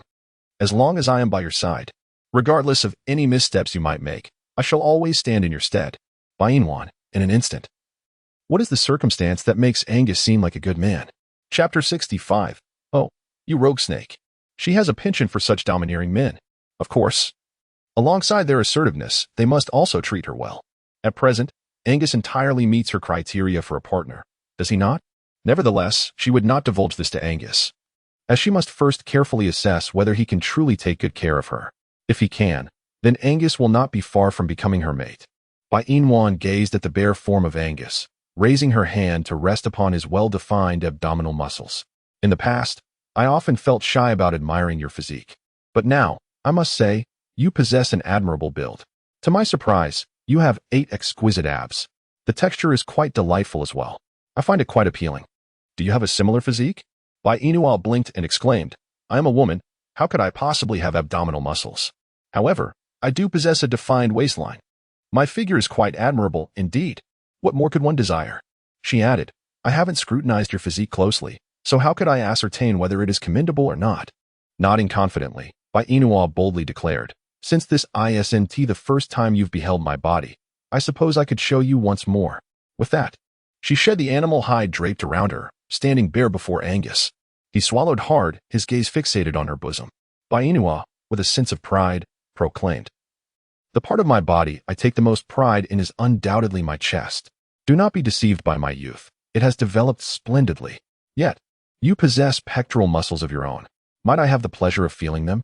Angus took Bai Inua's hand and placed it upon his chest, guiding it back and forth. A faint blush crept onto her cheeks.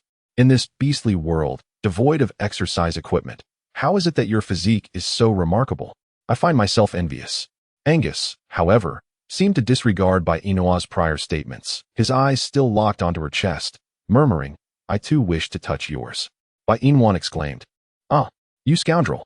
When a woman touches a man's body, it signifies affection, yet when a man touches a woman's body, it is deemed lewdness. In that case, I shall not refrain from touching."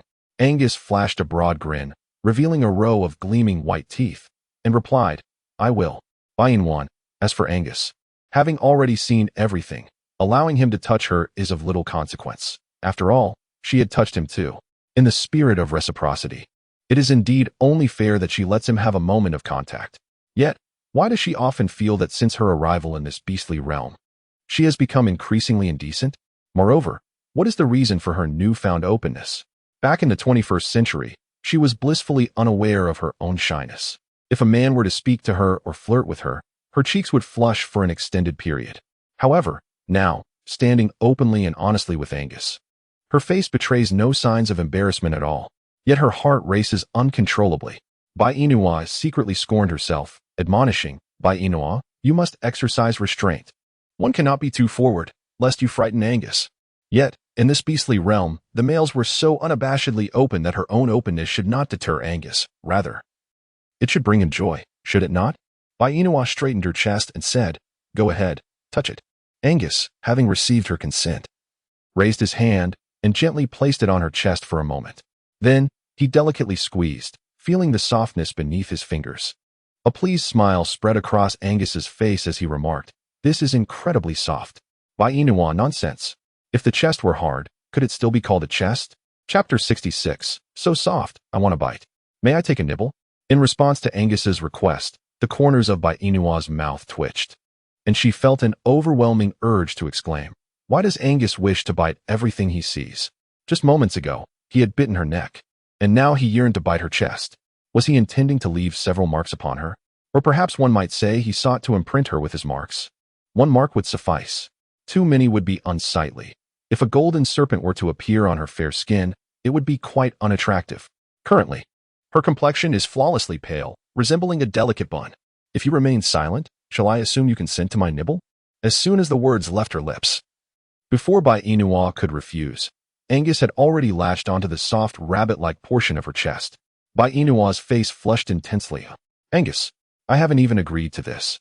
How can you bite? Release me. Quickly, let go. Upon hearing Bai Inua's words, Angus loosened his grip. So soft, I wanted to bite. Angus, you cannot be so impertinent.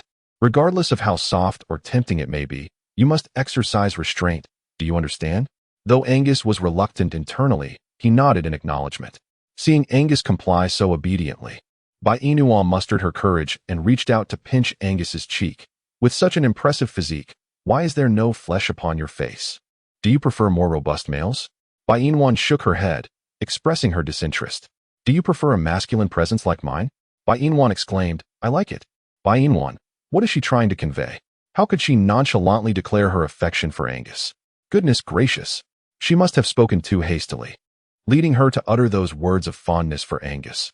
Surely, she does not genuinely harbor such feelings, does she? Alternatively, one could argue that her liking for Angus is merely a fleeting sentiment, not a profound affection, correct? Yes, indeed. That is precisely it. She possesses only a faint inclination towards Angus, just a mere whisper of affection. Bai Inua consistently denied her feelings for Angus in her heart, yet unbeknownst to herself, she had gradually developed affection for him. Listening to Bai Inua's words, Angus beamed with a radiant smile, exclaiming, I knew you would come to like me. After speaking, he leaned in to embrace Bai Inua's waist, capturing her lips in another kiss. Bai Inua placed her hands on Angus's chest, feeling her ears flush with warmth. In the 21st century, she often witnessed her close friend kissing her boyfriend, and at that time, she found the act of kissing rather distasteful. However, since arriving in this beastly world, she realized, in the face of Angus's repeated kisses, that kissing could indeed be a delightful experience, especially with a stunningly handsome serpent beast. The thrill was exhilarating. Bai Inua could scarcely contain the surge of excitement and joy within her. A smile graced her lips, and upon noticing this, Angus released her from his embrace. With a bashful gaze, she lowered her eyes and said, Why did you kiss me without my permission? Despite her words, her cheeks betrayed her with a rosy hue. What was happening to her? Why did speaking with Angus evoke such profound happiness and sweetness? It felt akin to a newlywed wife beholding her husband. Alas, what an inappropriate metaphor. She needed to find a more suitable one, indeed. But what could it be? She was at a loss, pondering deeply. Sigh, never mind. She couldn't think of anything. Let us abandon the metaphor for now and focus on the matter at hand. Bai Inwan crouched down to pick up the animal skin she had cast aside. First, let us seek provisions for breakfast. Once we have satisfied our hunger, we shall then search for a needle and thread to mend our garments. Angus had no objections. Very well. What would you like for breakfast? Field mice, perhaps? Bai Inwan, How did the conversation unexpectedly shift to field mice? Did she not explicitly state her aversion to consuming rodents? Though they are indeed edible, she has never partaken of them.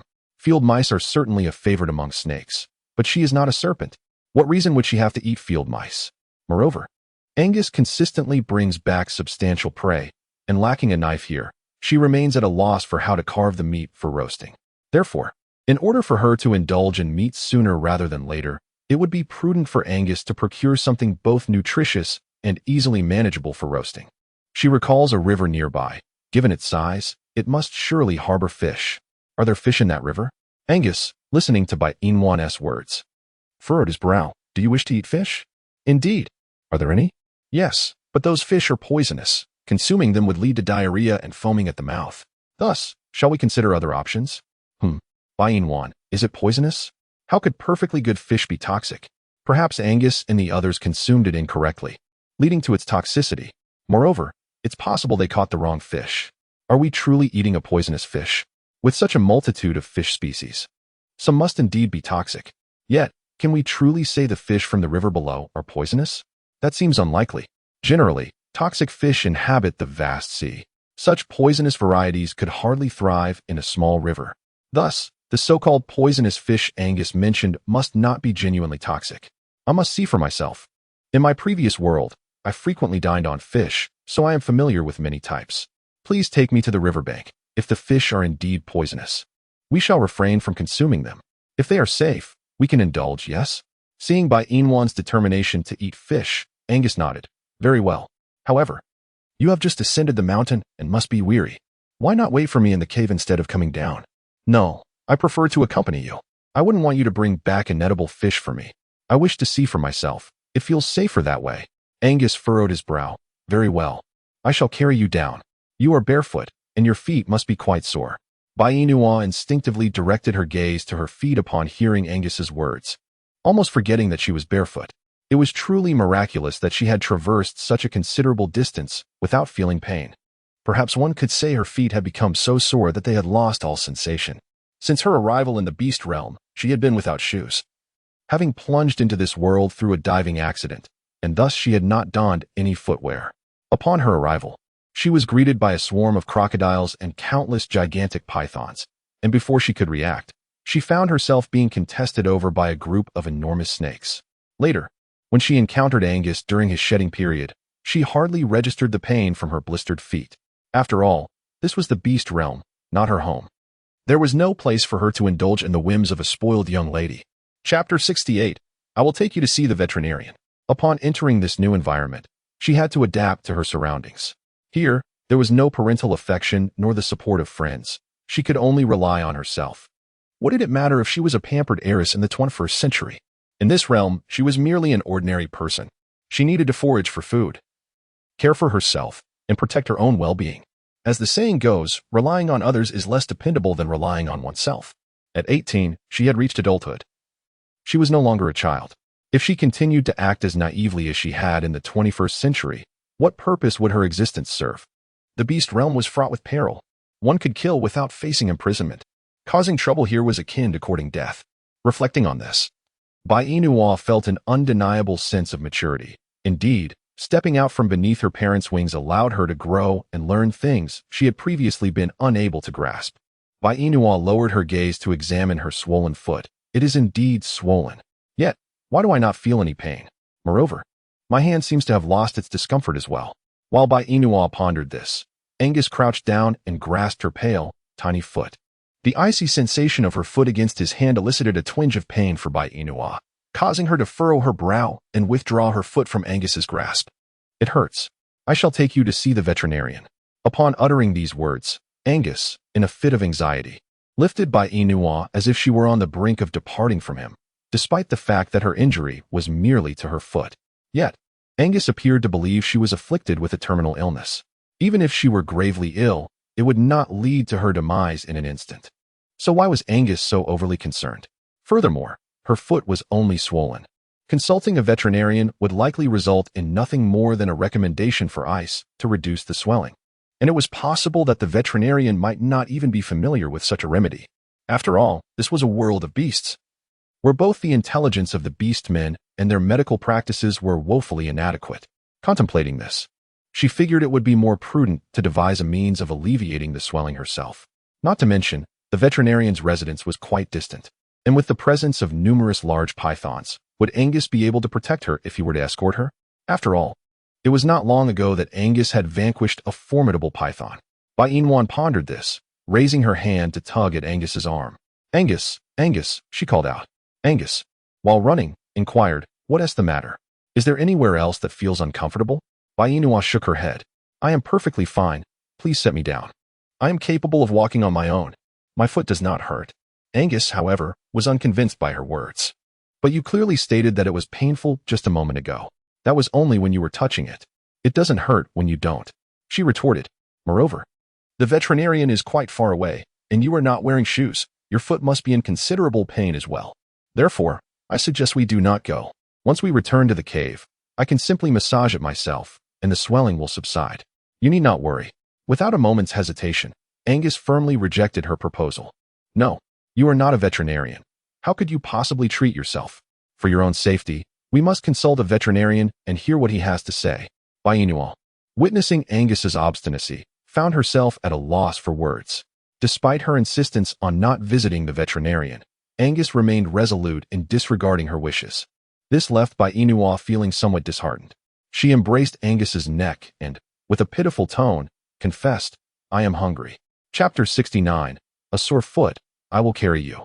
Angus halted, gazing at Bai Inwan in his arms. Hungry? He inquired.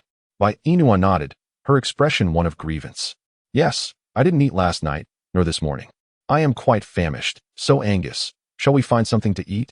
My foot is truly fine. There is no need for a veterinarian's visit. If you are genuinely concerned for me, let me return to the cave and massage my foot. Then we can decide whether or not to see the vet. But you promised to heed my words. No buts or however. It is settled then. Let me down, for I wish to walk on my own. Yet, Angus refused to release her, tightening his embrace even further. Bai Inwan glanced down at Angus's feet, which appeared quite dirty. She wondered if he had sustained any injuries. If her foot was hurt, surely his must be as well.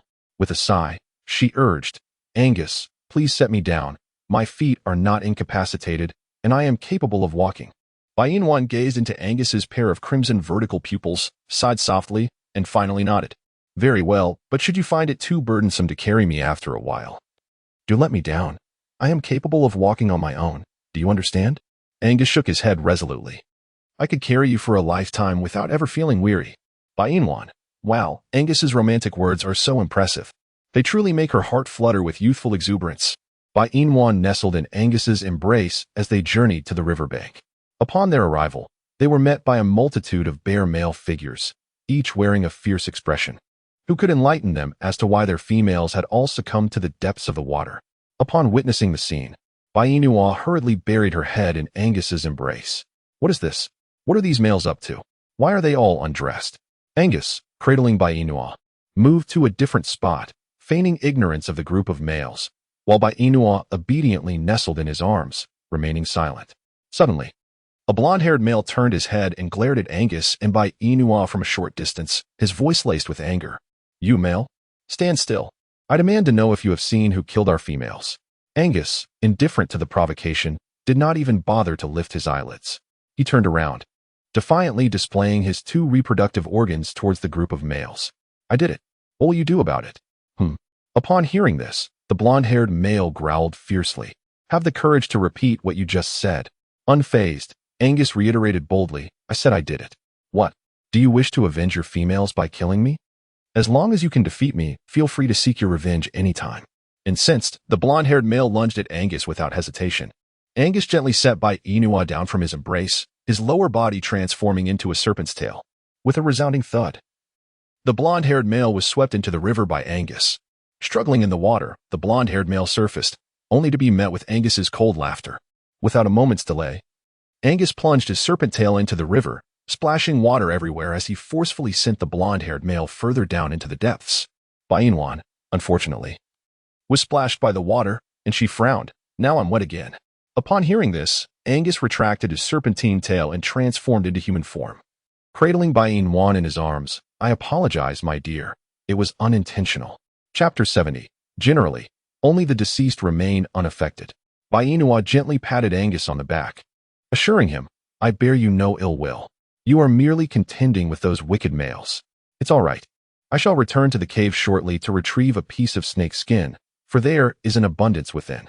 Seeing Bainua's understanding demeanor, Angus affectionately placed a kiss on her forehead, saying, Be a dear and stand aside while I attend to this, lest I inadvertently cause you harm. Bainua nodded and said, All right.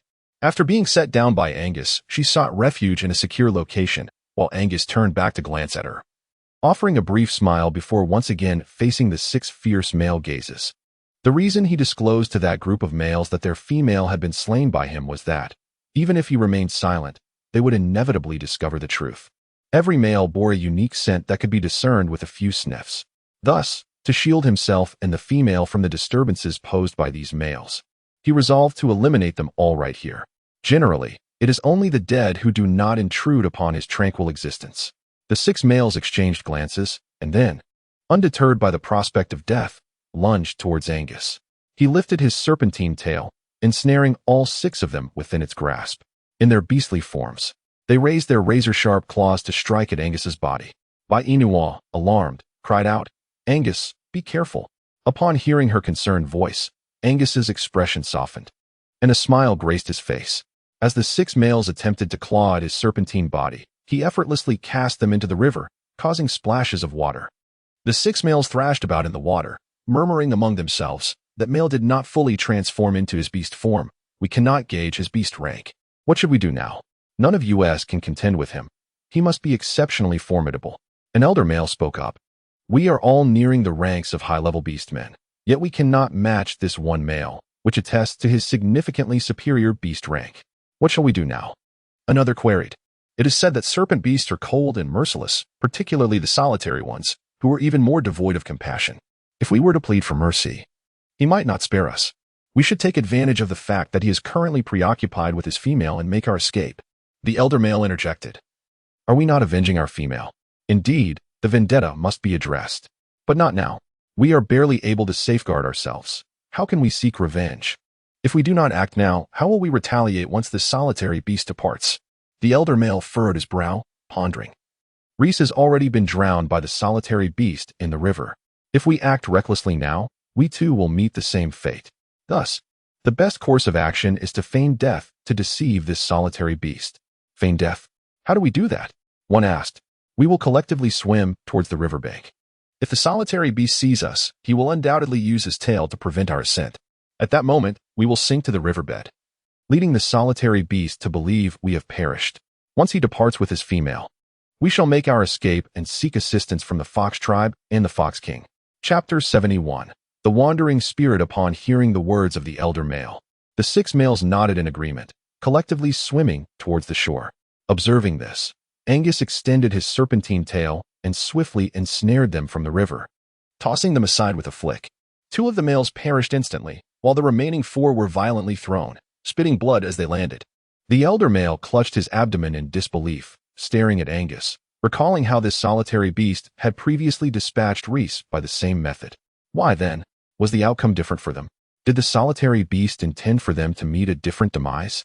The elder male, troubled by the thought, glanced at his companion writhing in pain on the ground. Transforming into a leopard, he struggled to rise and fled the riverbank at his utmost speed. The remaining 3, undoubtedly, became Angus's breakfast. Once Angus had thoroughly digested his meal and turned to gaze at Bainua, he found her mouth agape in astonishment. She had always known of Angus's prodigious appetite, but never had she imagined it to be so vast. To consume 3 leopards in one sitting without feeling satiated was indeed terrifying. How much could his serpentine stomach truly hold? A single fish was sufficient for her. But wait, she recalled that she had come down with Angus to catch fish. How had she ended up entangled in a confrontation with that group of males? Oh, it dawned on her. The altercation stemmed from Angus's admission of killing their female. Was it not prudent to keep such matters to himself? Such revelations could easily incite a pursuit by the leopards. Yet, witnessing Angus's formidable prowess, she surmised that even if pursued, he would likely remain unscathed. After all, Angus was a beast of royal caliber. Truly impressive. Bainwan felt a chilling sensation coursing through her body. She closed her mouth and rubbed her arms with her hands, then gazed at Angus, who was approaching her. "Did we not agree to catch fish?" she inquired. Angus nodded affirmatively. "Indeed. You wait here while I venture into the river to catch fish for you." Wan instinctively cast a glance at the group of swollen females, their forms grotesquely distorted by the water. She swallowed hard, feeling an unsettling sense of trepidation. Did Angus truly believe it wise to leave her here alone, unguarded against the specter that might snatch her away? In the 21st century, she had often indulged in horror films, although they were often lackluster. The accompanying music and the portrayals of ghosts were undeniably terrifying. Furthermore, she had always held a belief in phenomena that eluded scientific explanation. Therefore, her assertion of not fearing the deceased females was certainly a facade. Despite her forthright demeanor, even a strong woman has her own fears. For instance, the wandering spirits, commonly referred to as ghosts. Wan envisioned in her mind a scene where a group of females rose from the ground.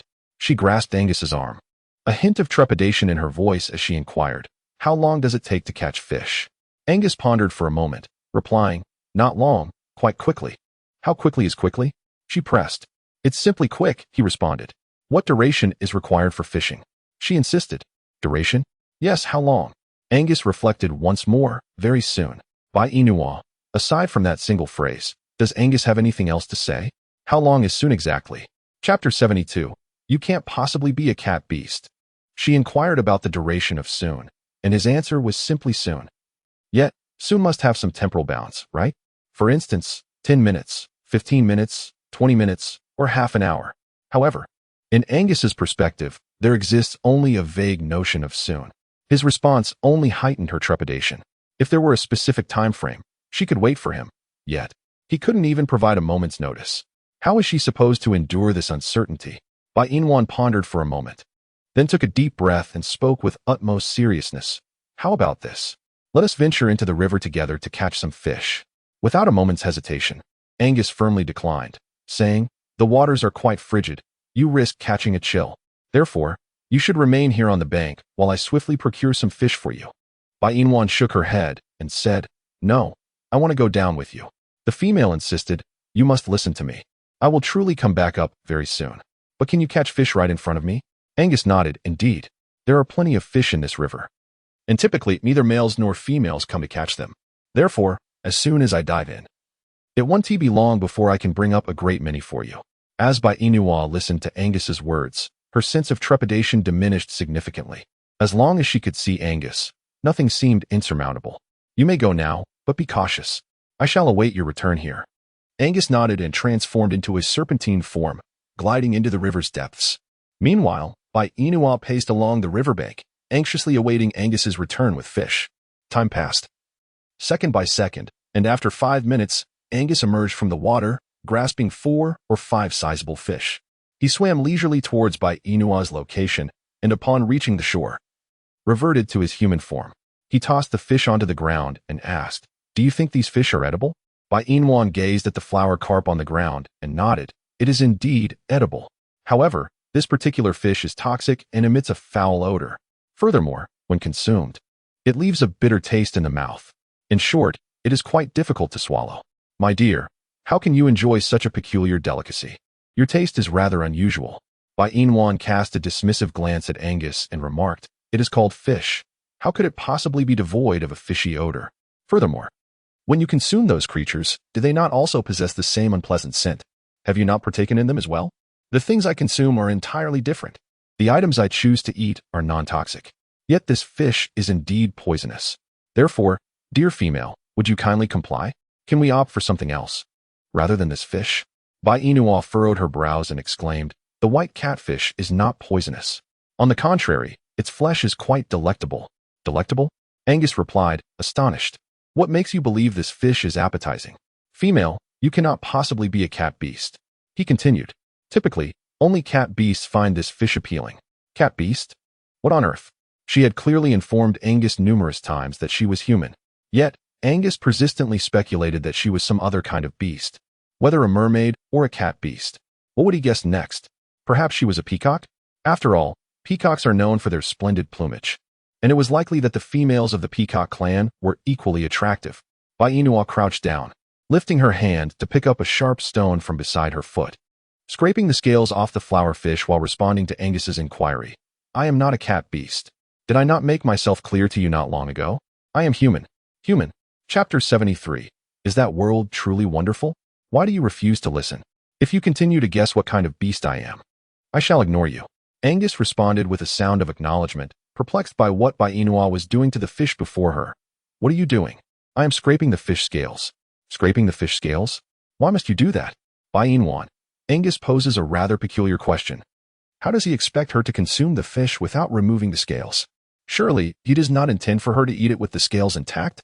Not long ago, Angus mentioned that this fish is poisonous. Consuming it could lead to diarrhea and even foaming at the mouth.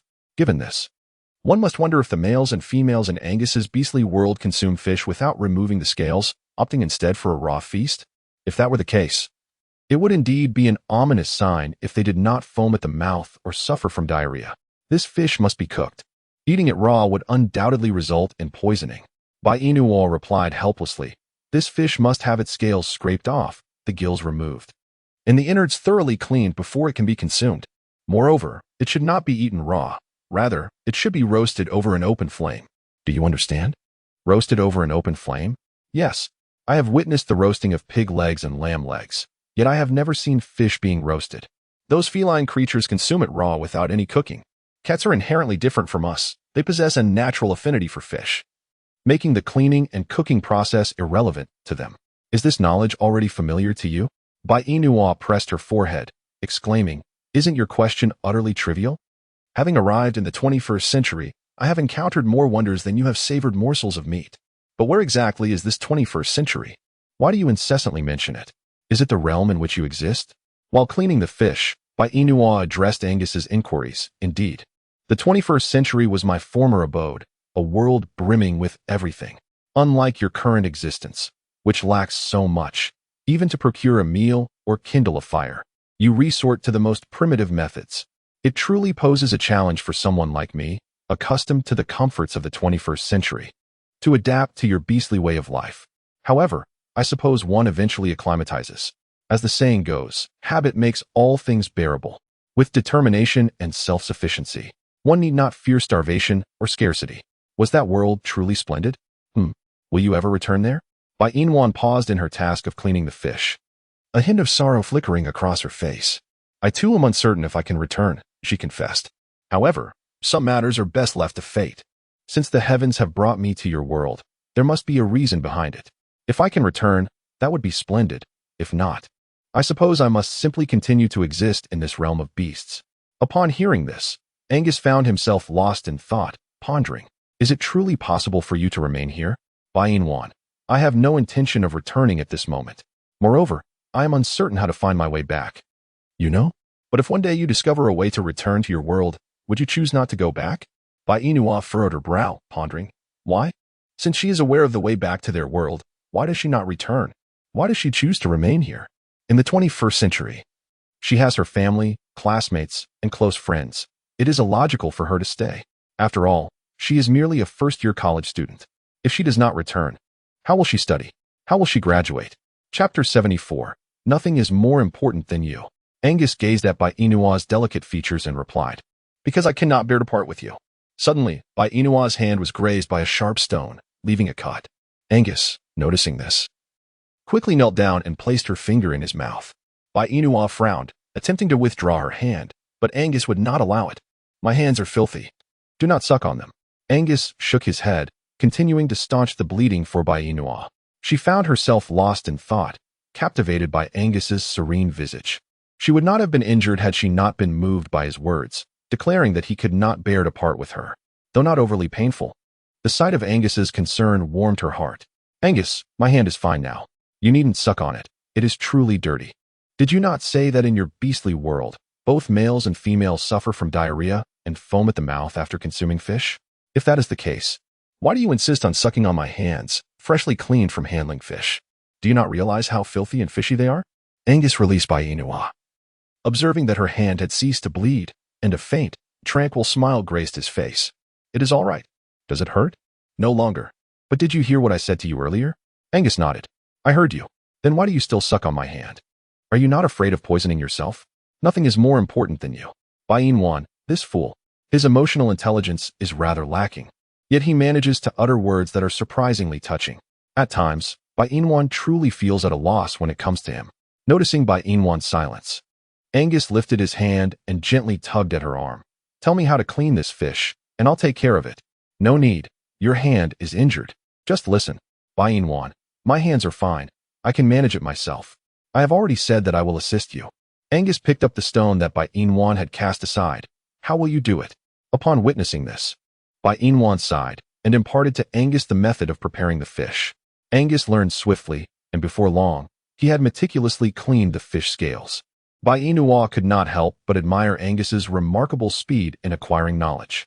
She spoke, now that the fish scales and gills have been thoroughly cleaned. We must attend to the fish's interior. This stone is not sharp enough. Please sharpen it for me. Sharpen?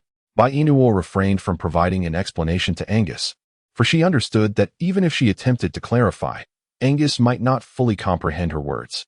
Thus, she lifted her hand to take the stone from Angus, making her way to a nearby large rock. With determination, she began to grind the stone against the side. Before long, she had shaped one stone into a gentle curve. She then crouched beside Angus, grasped a fish, and with her newly fashioned stone, deftly sliced into the fish's abdomen, allowing its innards to spill forth onto the ground beside them. Bai Inwan raised her hand and meticulously cleaned out the remaining entrails. Once finished, she crouched by the riverbank to wash the fish. Angus accompanied her throughout the process. Bai Inwan turned her head to glance at Angus, shaking the fish in her hand slightly. Did you comprehend all that I just did? This is how fish should be consumed. The scales must be removed, the entrails disposed of, and then the fish thoroughly cleaned to avoid any toxicity. Yet, it still has a strong fishy odor. Can you smell it? Chapter 76. Remaining with the Fox clan. Now tell me, what is it that you desire my assistance with? Once you finish speaking, I shall determine the price. Noel nodded and recounted the recent events to Cordino without omitting a single detail. Upon hearing it, Cordino's face lit up with excitement. You mean to say that a royal solitary beast has appeared? Indeed.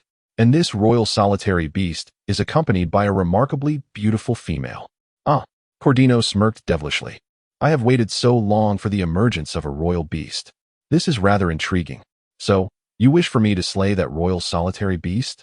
Noel, puzzled by Cordino's enthusiasm, could not fathom why the emergence of a royal beast elicited such joy and excitement from him. Did he not understand his own rank? As a high-level beastman, did he truly believe he could contend with a royal beast? If not for his beguiling beast attributes, he would not have sought Noel's help. Your silence implies that you desire me to eliminate that royal beast? Are you capable of such a feat? Cordino's expression shifted slightly at Noel's words. Are you questioning my abilities? No, it's just that you are a high-level beastman, and I assumed you would be unable to compete with a royal beast. However, I have often heard the males of our leopard clan speak of your prowess, so I do not doubt your capabilities. Cordino let out a cold laugh. Yet your eyes betray you. You are doubting my abilities. Let me tell you something. I, Cordino, thrive on the challenge of conquering the seemingly unconquerable. As long as I can enchant the royal beast, my captivating skills are unmatched in this realm of beasts. So, you mean to say that you wish to challenge that royal beast? And perhaps claim his female as well? After all, a solitary beast ought to embody the essence of solitude, should it not? Noel was taken aback by Cordino's audacious words. Was this male insane? Did he truly intend to challenge a royal beast? What was he thinking? Yet, it was better for him to die than for Noel to perish. Noel spoke. Then what will be my price for your assistance? Stay and hunt for the members of my clan. They require rest. Noel replied, they need rest. But does that mean you do not? With so many members in the Fox clan, hunting for all their males and females, will you not be exhausted? However, it seemed he had no choice but to rely on the clan leader of the Foxes for now. Because the chieftain of the Leopard clan has always preferred to avoid trouble, he knows that if the chieftain discovers he abandoned his companions to escape alone, his life will be forfeit. Thus, he finds himself with but a single choice, to remain with the Fox clan and hunt for these creatures day by day. Yet, the stench here is unbearable. Soon, he shall seek out fragrant flowers to mitigate the foul odor. Contemplating this, Noel acquiesced to Cordino's demands, deciding to stay and hunt for the male and female foxes. I promise you. Cordino replied with a charming smile, very well. I hope you keep your word. Noel shook his head. I never tell lies. Let us hope so. After a moment's thought, Cordino regarded Noel. Where does the solitary beast and his female reside? Chapter 77. Do not display that disgusting expression. They should be located in a cave halfway up the mountain, not far from the fox clan. That place is quite cool and favored by serpentine beasts. Moreover, judging by the serpent's appearance, it seems to have recently shed its skin. How do you know this? Noel nodded. Typically, after shedding, a serpent's skin becomes immaculate, and all wrinkles vanish. The serpent I observed today had remarkably smooth skin, appearing quite youthful. It is evident that he cares deeply for his female. If we capture her, dealing with the serpent will become significantly easier. Cordino scoffed at Noel's words. Since you claim the serpent cherishes his female, do you believe I will have the opportunity to approach her alone and take her away?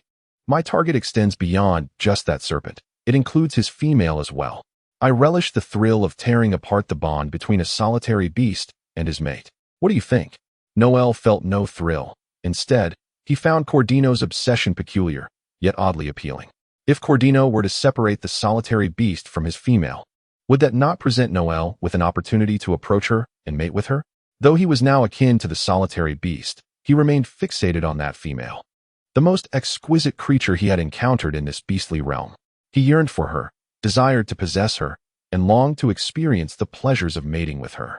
A greedy expression crossed Noel's face, inciting displeasure in Cordino. He detested such avaricious looks. Do not display that repugnant expression. You may leave now. Though reluctant to heed Cordino's command, Noel wisely departed from Cordino's dwelling. Even if he had chosen not to go, Cordino would have found a way to expel him. Thus, it was prudent to leave on his own, avoiding further humiliation at Cordino's hands. Once Noel had exited, a sultry smile adorned Cordino's face. Beloved female, are you prepared to accept my courtship? Countless females have pursued him, yet the ultimate outcome remains the same. He heartlessly discards them.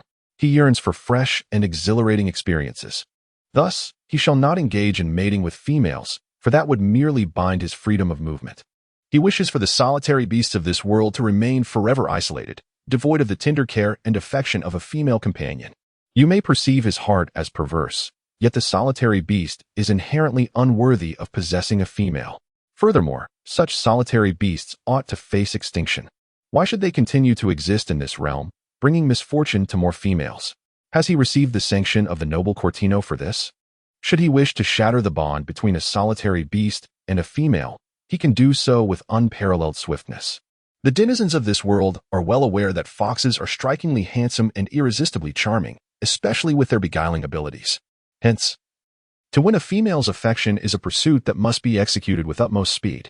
Moreover, if he desires not to leave his beastly mark upon that female, then she shall forever remain unrelated to him, for this is a unique skill exclusive to the fox clan.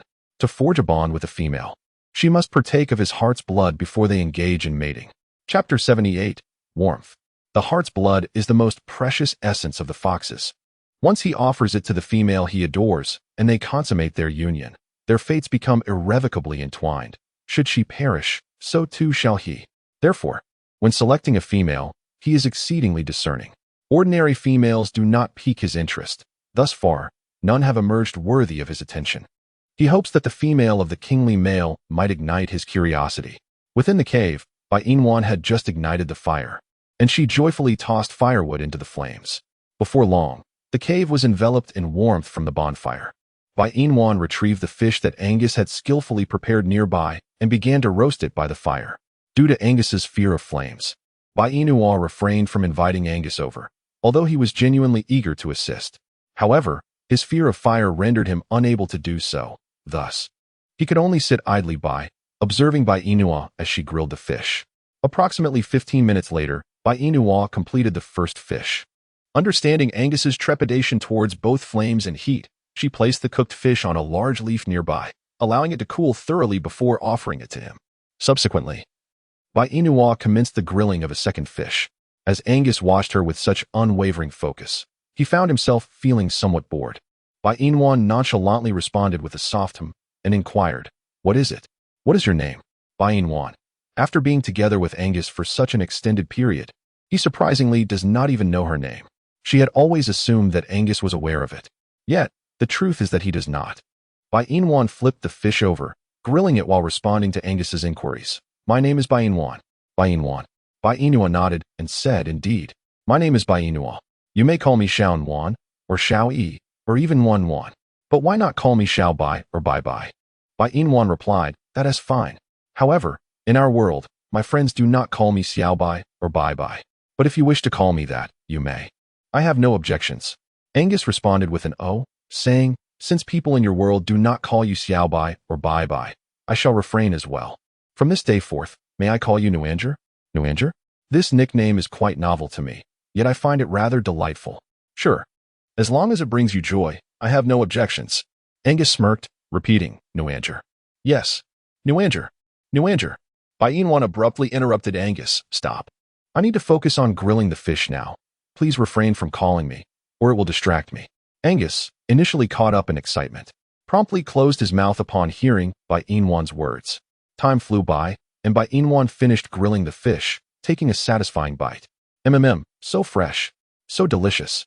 This is the best fish I have ever tasted. Bai Inwan set down the grilled fish, gathered some leaves, and approached Angus.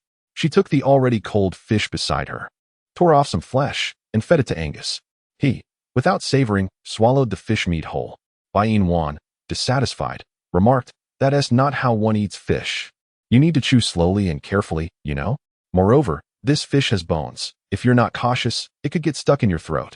It would be quite uncomfortable. Angus replied, Chapter 79, Sewing Clothes. Stuck in the throat. Bai Inwan nodded, indeed. This fish has bones. If you eat too hastily, it could get lodged in your throat. So please chew slowly. Do not be so impatient. But my throat is large. I have never choked on food. Bai Inwan. She almost forgot that Angus was not human. Indeed, with a mouth as large as that of a giant python. How could he possibly choke on a tiny fish? Only she would be capable of such a feat, wouldn't she? Bai Inua, with a tender heart, handed the cold fish in her hand to Angus, saying, even if you don't choke, it's best that you avoid the fish bones. I'll eat the fish meat then. Angus replied, well, if you don't know how to eat it, just watch me. Angus nodded in agreement. All right. Bai Inua picked up a fish nearby, took a bite, spat out the bones from her mouth, and swallowed the succulent flesh. Angus mimicked her actions, consuming the fish in his grasp. This time, he chewed, albeit without savoring any flavor. Nevertheless, it was still delicious. With great enthusiasm, Angus devoured his fish swiftly, and once finished, he patted his stomach, feeling full. Before indulging in the fish, he had already consumed 3 leopards, leaving him quite satiated and unable to eat more. Meanwhile, Bai Inua continued to methodically deal with the bones. Savoring her fish, Angus discarded the wooden stick in his hand and gazed at the few fish that remained uncooked beside him. Are the leftover fish still good for grilling? Bai Inwan paused in her actions of eating fish, pondering, this can be used to make fish soup, which is highly nutritious, but alas, there is no pot here. I wonder what we might use to concoct the soup? Perhaps after I finish eating, we could venture out together to find something suitable for crafting a pot. During my studies of history, I observed that primitive people fashioned tools from stone. We could search for a stone of moderate size to create our own implements. As for chopsticks, a simple wooden stick will suffice, for that is quite elementary.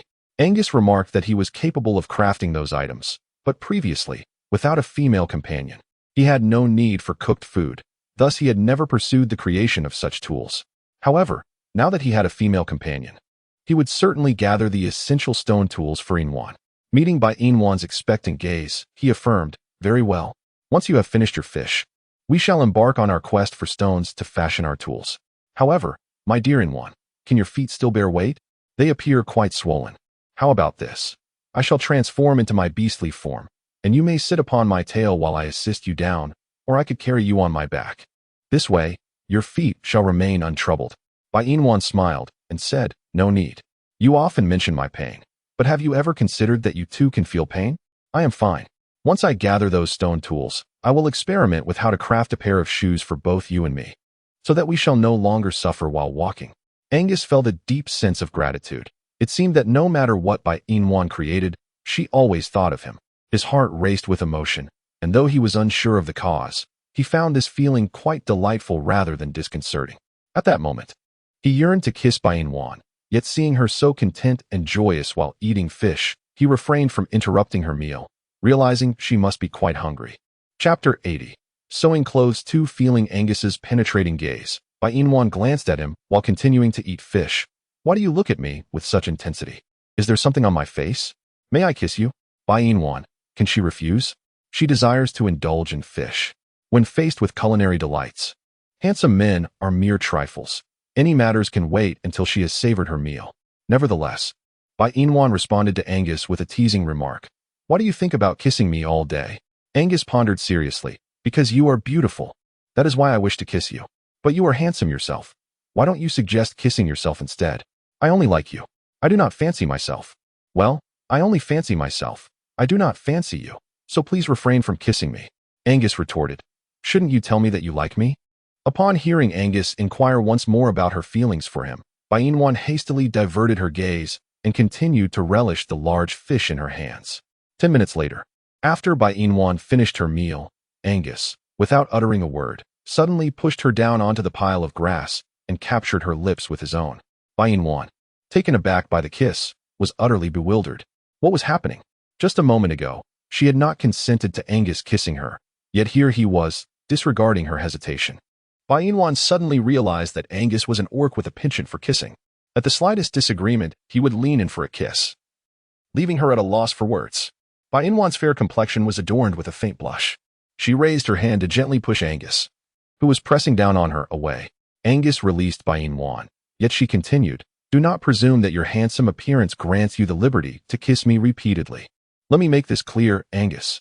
Before Bai Yin could finish her words, Angus once again pressed his lips against hers. In truth, he yearned to proceed to the next step, yet he feared provoking her anger. Thus he restrained himself. 3 minutes later, after the kiss, Bai Yin pouted, Oh, how can you do this? I never consented to your kiss, did I? Nwaner, please do not reject me. Angus's deep, husky voice momentarily rendered Bai Yin spellbound. She swallowed the remainder of her words, clearly unaware that she had already uttered sentiments that were heavy or distressing to Angus. Bai Yin sighed softly, All right. Now that we have finished our kiss, let us depart. Did we not agree to venture out in search of needles and thread, and also to find stones to craft a pot? May I continue to kiss you in the future? Bai Yin. It seems that she and he are not engaged in a discussion regarding this matter, are they? What is Angus attempting to achieve? Can we momentarily refrain from delving into this topic? Moreover, your thoughts should not be occupied with whether or not you can kiss me in the future, but rather with how to procure a needle and thread to make clothing, and how to find stones to craft a pot for boiling soup. We have an entire day filled with busyness ahead of us, so let us hasten to rise and prepare to depart. Angus smiled gently. If you do not respond, I shall take your silence as an acquiescence to my request, permitting me to kiss you whenever and wherever I desire. Does this not imply that I have already become your boyfriend? Furthermore, as soon as I attain the status you refer to as husband, shall we not then be able to unite in intimacy? Bai Yin. The words exchanged between her and Angus are perpetually out of sync. Is this truly the moment for such entanglements? Is it? No, indeed. Chapter 81. Tailoring Garments 3. At this juncture, what he ought to contemplate is how to procure a needle and thread, as well as a suitable stone to fashion into a pot. Yet, his mind is preoccupied with thoughts of kissing her. Angus must amend these impure thoughts. Otherwise, if he becomes too unrefined, she may be frightened away. Bai Yin contemplated this, forcefully pushing Angus, who had just risen from the haystack. Angus stood up in response and wrapped his arms around Bai Yin's slender waist. Nwaner, are you upset? He inquired. If I say yes, will you refrain from kissing me in the future? Angus shook his head emphatically. That is out of the question. You are my female. How could I possibly refrain from kissing you? Who said I am your female? I certainly never agreed to such a thing. Bai Yin retorted. Angus smirked. Before long, you will undoubtedly agree. I know that you harbor feelings for me as well. Bai Yin wrinkled her nose and exclaimed, Angus, you narcissistic fool. It's rare for me to even acknowledge you. With that, she pulled her hand away from Angus and turned to leave the cave. Angus watched her retreating figure, a radiant smile gracing his face. It had been so long since he had felt such joy. He realized that ever since he met this enchanting female, his demeanor had transformed in her presence. Once Bai Yin had vanished from sight, Angus hurried out of the cave to follow her. Bai Yin glanced back at Angus and asked, Where shall we find a needle and thread? The bone needle is easy to locate, but the hemp thread is somewhat concealed, and within lies something that can cause intense itching. So, I will venture in to search for the thread. You wait for me outside, understood? Bai Yin furrowed her brow, pondering what could be the source of such relentless itching. What on earth could it be? She mused. I have no idea, but it appears quite peculiar green in hue. With 8 legs. In our beastly realm, We refer to it as the stinging insect. The stinging insect? Green? Peculiar? Why does the image of a live chili pepper spring to mind? She thought. If one were to suffer a bite from such a creature, large welts would undoubtedly form, followed by an unbearable itch. Is this the very insect Angus spoke of? I fear nothing else as much as that. It is truly terrifying. Moreover, I am particularly sensitive to itching and suffer from a phobia of clusters. This live chili pepper, adorned with 8 legs and a plump green body, is utterly repulsive. If it were to sting me, I can only imagine I would be driven to the brink of madness from the itching. Whenever Bai Inwan thought of that fiery pepper's appearance, a wave of discomfort washed over her body. She felt the need to draw closer to Angus, for his cool presence provided solace. Even if she were to be bitten by mosquitoes, she could swiftly alleviate the itch. Bai Inua remarked that approaching Angus was akin to drawing near to him. She extended her hand, directly linking her arm with his, pressing closely against him. Angus was perplexed by Bai Inua's sudden embrace. Could it be that she was frightened by that prickly insect? Contemplating this, he gently brushed her hair and reassured her. Do not be afraid. I shall venture inside to retrieve the thread. Simply wait for me outside. Everything will be fine. I will ensure that the prickly insect does not harm you. Bai Inwan gently nudged Angus's arm, relishing the coolness it offered. She felt a pang of sympathy for him, imagining the discomfort of being bitten by so many stinging insects. How unbearably itchy and painful that must be. Perhaps we should reconsider going, she suggested. Chapter 82. Sewing clothes, for how else will I find the thread to make your clothes? He countered. Is there only one place where we can acquire hemp thread? We could seek it in a location free of those prickly insects. Angus furrowed his brow. But I only know of one place. Where do the other beast folk procure their hemp thread? Yet, being bitten by those stinging insects is excruciatingly painful. Moreover, it induces relentless itching. I would rather you not go. Are you concerned for my well-being? Bai Inwan nodded without hesitation, affirming, when I returned to my hometown during my childhood, I was bitten by those creatures. It was exceedingly itchy, and my entire body broke out in welts. Hence, I implore you not to venture there. Upon hearing this, Angus replied with a light-hearted demeanor. Not to worry. My skin is quite resilient. They won't be able to bite me, and truth be told, had they been even slightly more aesthetically pleasing, I would have devoured them. There would be no opportunity for them to bite me. Bai Inwan, how frivolous. Clearly, she was discussing a matter of great seriousness with him. Yet Angus consistently manages to render it so light-hearted. Bai Inua felt a sense of helplessness. How about this? Let us first clear away the thorn insects, and then we can proceed to deal with the hemp threads. How shall we clear them away? With branches. Even if we can't eliminate them all, we'll do what we can. Angus envisioned the scene in his mind, pondering that it might be better for the swarm of thorn insects to remain perched upon the leaves. If they were to be dislodged, his dear Nwan would be barefoot. What if the thorn insects bit her feet? Thus, in order to shield his Nwan from harm, he resolved to bear the sting himself, refusing to let her suffer. Angus wrapped his arms around Bai Inua's slender waist, reassuringly saying, Do not fear. I shall transform into my beastly form. With one swing of my tail, I can crush numerous thorn insects. But how will you manage the hemp threads after transforming? Bai Inua inquired. Angus chuckled. Once I've dispatched the swarm, I shall revert to my human form to handle the threads. Rest assured, I shall be fine. Just make sure to keep your distance. Bai Inwan let out a soft exclamation, obediently cradled in Angus's embrace as they descended the mountain together, venturing into the depths of the forest in search of hemp thread. However, when Bai Inwan beheld the countless prickly insects surrounding her, a wave of goosebumps cascaded down her body. Who could enlighten her as to what those verdant, glistening entities adorning the towering trees were? Were they all prickly insects? How terrifying! Bai Inwan was suddenly overwhelmed by an intense itch that spread across her body. She glanced upwards at the leaves overhead, where countless prickly insects were writhing rapidly. Gripping Angus's arm tightly, she exclaimed, Angus! Observing her trembling figure, Angus swiftly enfolded Bai Inwan in his embrace, reassuring her, Do not fear. I shall finish with the thread shortly. Remain here and wait for me. I shall return in no time. Bai Inua, are you coming and going? Where is Angus headed? This place is teeming with thorny insects. By the time he retrieves the thread, he will surely be bitten to bits. He'll be covered in red welts, all over like a patchwork quilt. No, Angus must not go. Even if she doesn't want the clothes, she cannot allow him to venture into such a terrifying place. Bai Inua clung tightly to Angus's waist. Angus, let's not make the clothes, okay? Please don't go. There are so many thorny insects inside. It will hurt you terribly. And I can't bear the thought of you going. Angus gazed at Bai Inua nestled in his arms and kissed her hair gently. It will be fine. Chapter 83. Sewing clothes 5. How can it be fine? There are so many thorny insects. I feel so afraid just looking at them. Angus, let's go back. We won't make the clothes. But without clothes, you might catch a chill. Bai Inua shook her head, proclaiming, it's all right. I can wrap myself up or drape it over my shoulders. I shan't catch a chill. Besides, it is far better for me to endure the cold than for you to suffer the bites of those numerous stinging insects. Nwaner Angus surveyed the surroundings. Noting indeed the abundance of such creatures, typically, females are quite fearful of them. Yet, he had the audacity to bring her to this place. Surely he must have frightened her terribly. When night falls, he would come back alone, thus she would not be afraid. For the sake of her attire, a few bites would be of little consequence.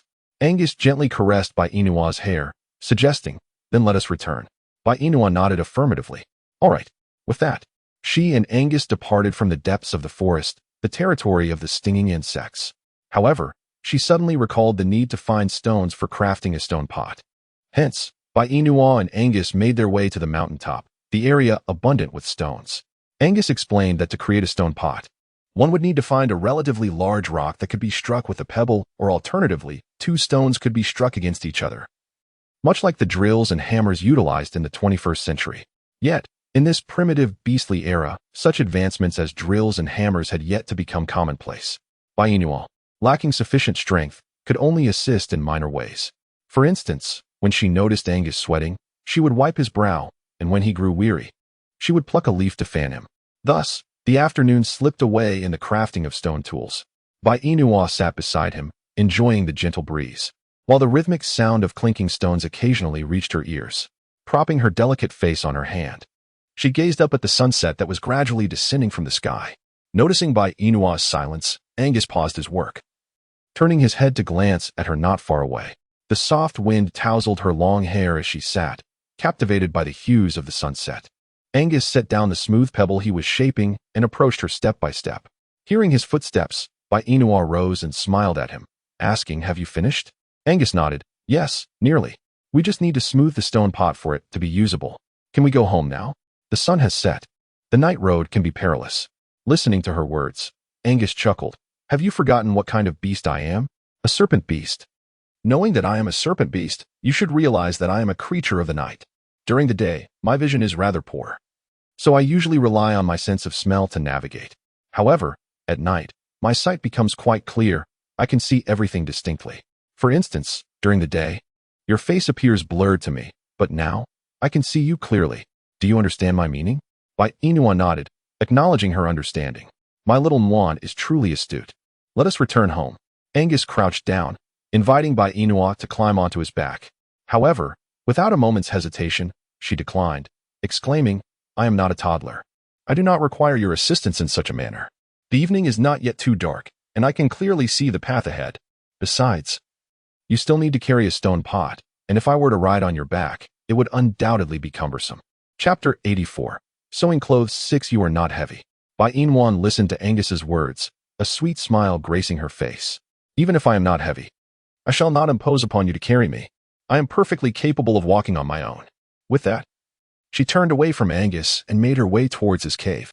Angus resided halfway up the mountain, while she and Angus were currently at the summit, making the journey to the mid-slope quite manageable. It was not a long distance, and therefore, she felt no need for Angus to bear her weight. In truth, her heart ached for Angus. He had spent the entire day at the peak, tirelessly crafting a stone pot for her, and had yet to complete it. Tomorrow, he would have to continue, undoubtedly leaving him exhausted. Since he was already so weary, the thought of asking him to carry her would surely weigh heavily on her conscience. Moreover, she had her own legs to carry her back, and Angus's cave was not far off. The night had fallen, and she imagined that after a long day, Angus must be quite hungry. She needed to quicken her pace to return to the cave, where she could start a fire and prepare fish for Angus to eat. What Bai Inua was unaware of was that Angus typically consumed food every 3 days or once a week. Even after a full day of laboring at the stone pot, he felt no pangs of hunger. However, should it be something prepared by Nwaner, he would partake regardless of his appetite. 10 minutes later, Bai Inua arrived at Angus's cave. But just as she was about to enter, she suddenly noticed a small bouquet of chrysanthemums lying on the ground. She bent down to pick them up and brought them to her nose. inhaling their delicate fragrance. The subtle scent of the chrysanthemums was enchanting. They could be brewed into tea, but the question lingered. Who had placed these flowers here? Pouting slightly, Inua dismissed the thought of their origin. What mattered was the tea. These chrysanthemums possessed the properties of clearing heat and detoxifying, a perfect remedy for Angus who had toiled all day. Once he completed the stone pot tomorrow, she would prepare chrysanthemum tea to alleviate his fatigue. Indeed, that was the plan. Inua joyfully returned to the cave, clutching a large bouquet of chrysanthemums. She gathered some dry twigs and a flint from the side and began to strike a fire. Initially, she faced some difficulties as the flames refused to ignite. However, Inua remained undeterred, persistently striking the flint time and again until she finally succeeded in kindling the fire. Inua hummed a little tune while adding firewood to the campfire. Just as Angus returned, he caught a glimpse of her singing, "You are my little star," shining brightly in the sky. He found the melody quite enchanting. However, when he set down the stone pot and prepared to listen intently to her song, Inua ceased her singing. Instead, she sat nearby, diligently roasting fish. Angus wondered aloud, why does she stop singing as soon as I return? He leaned closer to Inua, feeling the warmth radiating from her, but then he retreated, calling softly, "Nwaner." Inua turned her head to glance at Angus. "What is the matter? Is the fire too intense, causing you discomfort?" Angus shook his head. "No, I merely wish to hear you sing the song you just performed." "You mean Twinkle, Twinkle, Little Star?" Angus inquired, puzzled. "What do you mean by little star?" Inua redirected her gaze back to the fish. "The phrase little star refers to the song I just sang, which is indeed titled Twinkle, Twinkle, Little Star. Does the song not possess a name?" Inua, Angus's inquiry is rather peculiar. If a song lacks a title, can it truly be called a song? In any case, you only need to remember that the piece I just performed is titled Stars. There is no necessity for you to recall any other songs or their names. Chapter 85, Sewing Garments 7. Could you sing it once more? I only caught a glimpse of a line when you sang. Inua responded, certainly. As Inua grilled the fish, she serenaded Angus with the melody of Twinkle, Twinkle. Little star, admit your lack of courage. Can you refrain from departing? Many loves cannot be rekindled. I ought to let go. Wandering the streets, holding an umbrella for you in the rain. My love for you becomes a hindrance. I wish you joy. Outside the window, the weather mirrors your restless heart. If this is the conclusion, I hope you find true satisfaction. You are my little star, shining brightly in the heavens. I have resolved to love you and shall not relinquish my devotion easily. Bottles of wishes adrift at sea. Every desire is for you, even if we cannot be together. My concern for you remains. Inua repeated the lyrics of the song time and again, though she struggled to recall many of the subsequent words, preventing her from singing the entirety to Angus. Nevertheless, Angus listened with rapt attention. He leaned closer to Inua and gently kissed her cheek, whispering, Nwaner, I adore you. Inua, has she just received a confession from Angus? Although this is not Angus's first declaration of affection, why does she feel such exhilaration within? And why is her face so flushed? At this moment, Inua dares not glance at Angus's expression, focusing intently on grilling the fish, determined to conceal her secret feelings from him. It appears she has indeed developed feelings for Angus, genuine feelings. Her heart races with such fervor that she feels as though it might leap from her chest. Yet, her mother has always advised her to be reserved, to avoid being too direct, lest she frighten the boy away. But this is not the 21st century. It is a world of beasts. So why should she maintain such decorum? If she continues to hold back, could it be that Angus might lose all interest in her? What then shall she do? Be abandoned by Angus? Absolutely not. The man Inua has set her sights on is one she will not permit anyone to contest. With these thoughts swirling in her mind, she resolves to accept Angus as her boyfriend, not a husband, merely a boyfriend. Her mother has warned her against being too casual with her first experience, for a man who receives it too easily may fail to cherish her. Indeed, that which is easily obtained is often not valued. Therefore, for the sake of her happiness with Angus, she will allow him to be her boyfriend for the time being. As for a husband, she will need to observe him more closely. After all, this is her first ever boyfriend, and the mere thought of it fills her with a delightful thrill and excitement. Inua bit her lip, feeling a hint of embarrassment as she lowered her gaze and spoke. Angus, from today onward, you shall be my boyfriend. You must treat me well. Do you understand? You are not allowed to bully me. Do you comprehend? Angus felt as if he were experiencing auditory hallucinations. Had this female begun to accept him? Ignoring the flames that flickered around them, He abruptly pulled Bai Inua into his embrace and fervently kissed her. She pushed him away, exclaiming, "What are you doing? There is fire here. Keep your distance." Angus smirked. "Is that concern I detect?" Bai Inua, though her heart spoke otherwise, retorted, "I certainly am not. I merely fear that if you kiss me, my fish will be burnt to a crisp. In that case, we shall have nothing to eat." Chapter 86. Sewing clothes. I'm not hungry. At that moment, Bai Inua felt her stomach grumbling. Angus's words implied that he was not hungry and did not require sustenance. So, even if her fish burned, it would not matter, would it? How could this serpent be so inconsiderate? Just moments ago, she had requested him to be kinder to her. Yet now, so little time had passed, and she found herself disregarding her own hunger. How frustrating. Her fondness for him was plummeting rapidly. Bai Inua shot Angus an exasperated glance and said, "You may not be hungry, but I am. So, keep your distance. I intend to roast fish." "Wanner, you are indeed worried about me getting burned by the fire, aren't you?" Bai Inua ignored Angus and continued to roast her fish. 15 minutes later, she beheld the perfectly charred yet tender fish and placed it on a nearby leaf. "Let it cool for a moment, and then you may eat." "I'm not hungry. You go ahead and eat." Bai Inwan cast a glance at Angus, saying, "After a long day, how could you possibly not be hungry? Worry not about my appetite. A single fish suffices for me. But what of you? Is one fish enough? If not, I can certainly roast a couple more for you." Angus chuckled softly. "It seems I must enlighten you on the dietary habits and feeding schedule of serpentine beasts. Well, why not share?" Bai Inwan inquired as she placed an unroasted fish onto the fire.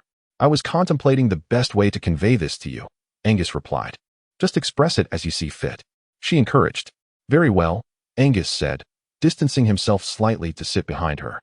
"My feeding intervals generally span 3 to 5 days, during which I consume the equivalent of 3 leopards or a lion or tiger. My resting period is every 3 days. Do you comprehend?" Bai Inwan frowned. "You go without food for 3 to 5 days?" "Indeed," Angus affirmed. "And you rest every 3 days?" "Correct. Don't you ever feel hungry or tired?" she asked incredulously. Angus shook his head. "Not at all. Serpentine beasts are inherently different. We do not experience fatigue or hunger in the conventional sense. Typically, I rest for an entire day every 3 days, but since your arrival, I have nearly accompanied you to slumber each night, albeit not too deeply, as I fear for your safety. Though I am indeed a formidable beast, some males, upon beholding your beauty, may disregard their own lives to pursue you. Thus, it is my duty to protect you from those malevolent creatures, for you are, after all, my mate." Upon hearing this, Bai Inwan shot Angus a disapproving glance. "I have already made it clear that I am merely your girlfriend at present, not your mate. The term mate signifies my consent to allow you to become my husband and to engage in a union with me. However, I have not given such consent. So you must refrain from claiming to be my mate. You should refer to yourself as my boyfriend, and I shall be your girlfriend. Do you understand? Yet, I must admit, I prefer the notion of you as my mate. This way, no beastman would dare to contest for my affections." Bai Inwan inhaled the aroma of the freshly grilled fish, nodding in satisfaction. "The fish is ready. Let us partake." Angus, noticing that Bai Inwan intended to disregard his previous inquiry, furrowed his brow and called out, "Nwaner." Bai Inua departed from the warmth of the fire, clutching 2 fish, and settled beside Angus, declaring, "No matter how you call me, I shall not consent to be your female. Did I not make it clear? Only after you pass my test may you become my male." Chapter 87. Sewing clothes. 9. When will you ever undergo the trial? When may I engage in mating with you? Bai Inua gently stroked Angus's handsome face. Pursuing a lady requires a gradual approach. Success cannot be achieved instantly. "What does gradual approach mean?" he inquired. "It signifies taking one's time. Yet I feel our progress is dreadfully slow. How much faster do you wish it to be? This pace is quite commendable, I assure you." Bai Inua then picked up a fish from the ground and offered it to Angus, who merely gazed at her without taking it. She affectionately ruffled his hair, urging, "Do eat. Do not sulk. Consider this. Once, you could not kiss me at your whim, but now you can. You ought to feel joy, not wear a frown." As Angus absorbed her words, a sense of equilibrium seemed to settle within him. He accepted the fish from her hand and began to devour it voraciously. Concerned he might choke, Bai Inua cautioned, "Eat slowly." "I shan't choke," he insisted. "But if a bone gets lodged in your teeth, it will be quite uncomfortable." "I want tea," Angus replied, and resumed his hasty consumption. Bai Inua sighed, relieved to see him unfazed, and joined in her meal. 10 minutes later, having consumed a sizable fish, Bai Inua felt invigorated. She wrapped her arm around Angus's, leaning against his shoulder. Are you tired? Angus shook his head. Not at all. How fortuitous, for I am not tired either. Since we are both wide awake, let us take this opportunity for you to enlighten me about the world of beasts. Angus, however, had intended to gather bone needles and hemp thread once Bai Inua fell asleep. Now she was requesting him to educate her about the beastly realm. Did he possess such time? His mind raced as he gently removed her hand and laid down on the grass. What are you doing? Bai Inua inquired, perplexed. I am weary and wish to sleep. But you just claimed you were not tired. Yet now I am. Bai Inua, you are being unreasonable. Bai Inua approached Angus and seated herself beside him. How can you be so shameless? You are clearly not tired, yet you pretend to be weary. I simply requested you to enlighten me about the matters of the beastly realm. Is that too much to ask of you? Angus closed his eyes, refraining from further conversation. His demeanor was akin to that of someone in slumber. Bai Inua, feeling disgruntled, nudged Angus's arm. Angus, how can you behave like this? Get up, don't sleep. Oh, Angus. Hearing Bai Inua's exasperated voice, Angus raised his hand and effortlessly pulled her into his embrace, silencing her with a kiss, urging her to quiet down. Bai Inua found herself enveloped in Angus's embrace as he kissed her with fervor. For the first time, she attempted to reciprocate his affection, which stirred a sense of excitement within Angus. With a swift motion, he turned the tables and gently pinned Bai Inua beneath him. Bai Inua gazed at Angus with her large, glistening eyes and inquired, Is it truly impossible for us to mate? Angus felt a pang of discomfort, and Bai Inua sensed the change in his demeanor. She swallowed hard and shook her head, for she was not yet prepared to embrace Angus's dual anatomy. Taking a deep breath, Angus reclined beside her. Chapter 88, Tailoring Garments Sleep, Bai Inua said as she turned to lie on her side. Reaching out to wrap her arms around Angus's waist. Give me a little more time. I will endeavor to accept you, Angus. Do not overthink it. I am not afraid of you. I simply need more time. Angus pressed a gentle kiss on Bai Inua's forehead and took a piece of snake skin from the side to cover her. I understand. Sleep now, it is quite late. And tomorrow we must continue preparing the stone pot to make fish soup for you. Bai Inua murmured softly, nestling in Angus's embrace, gradually succumbing to slumber. Once she had drifted into a deep sleep, Angus gently pried her fingers apart and transformed into his beastly form, departing the cave. When Angus returned, the sun had already risen, casting a bright light upon the land. His body was covered in red welts, evoking a sense of sympathy. Yet this did not diminish the allure of his handsome visage. However, upon entering the cave, he discovered that Bai Inua was nowhere to be found. A smile froze upon Angus's face as he discarded the bone needle and thread in his hand, desperately searching the vast wilderness for any sign of Bai Inua. Meanwhile, as he sought her, Bai Inua was also searching for him.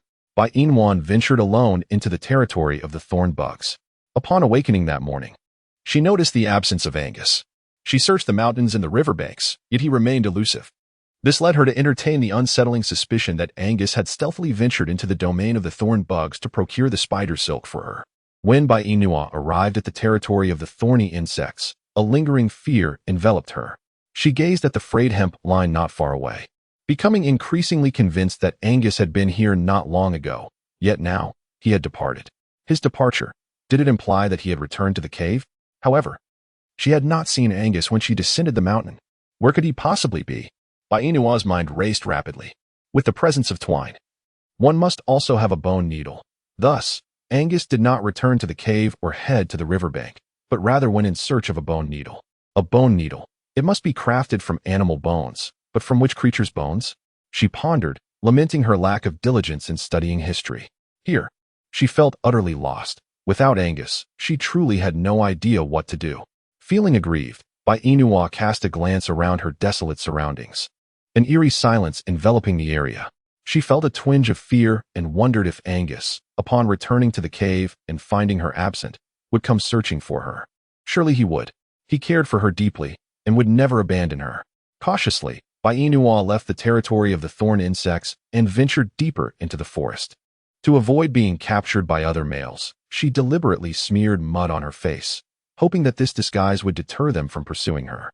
In her current state, with her features obscured, she believed the males would not be inclined to capture her. What Bai Inua was unaware of is that, in the eyes of males, The beauty of females transcends all imperfections. Regardless of their appearance, they are deemed exquisite and enchanting. Thus, even if she were to cover her face in mud, should a male encounter her, she would still be taken away. As Bai Inua walked, she keenly observed her surroundings. At the slightest sound, she would swiftly conceal herself, evading encounters with the formidable beastmen. It seemed imperative for her to master the art of self-defense in this beastly realm. Otherwise, she would inevitably fall prey to a band of marauding beastmen. In the 21st century, she could afford to be less formidable, but in this savage world, strength was paramount. Chapter 89. Tailoring garments in the 21st century. Encountering nefarious individuals could be remedied by calling the police. However, in this beastly world, when faced with danger, she could rely solely on herself, as Angus could not be expected to be her constant protector. Thus, acquiring defensive skills would be beneficial. Yet, it was evident that Angus had no knowledge of such techniques. It seemed that in due time, she must enlighten him with the wisdom of modern knowledge. Otherwise, conversing with him would become quite exhausting. Bai Inwan, contemplating how to impart contemporary knowledge to Angus, made her way towards his cave. As she ascended, she suddenly observed a sizable snowball rolling past her. Bai Inwan was taken aback, exclaiming, "What on earth was that? Is that a ball? My goodness, how could it have legs? And it seems to possess not just one, but a multitude of legs, scurrying about at an astonishing speed." Bai Inwan gazed at the spot where the large snowball had vanished, shrugged her shoulders, and stepped into Angus's cave. Meanwhile, the hidden Kadi Nua, having overheard Bai Inwan refer to him as a ball, felt an overwhelming sense of imbalance within. "Have you ever encountered such a handsome ball?" The onlookers, inside the cave. Bai Inwan crouched down to observe a freshly gathered bouquet of small chrysanthemums on the ground. She glanced at the bone needle beside her and a bundle of hemp thread, then extracted one with care, studying it intently. How did this resemble the one she had seen at her grandmother's? Bai Inwan's grandmother has always lived in the countryside, so every holiday, Bai Inwan returns to visit her.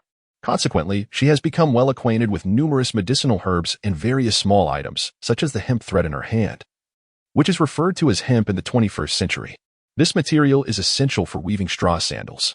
When she first encountered it in the 21st century, she found the thread to be remarkable, as it is difficult to break, making it ideal for crafting sturdy items.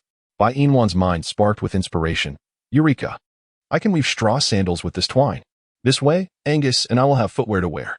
Bai Inwan, filled with excitement, joyfully leaped with the twine in her hands.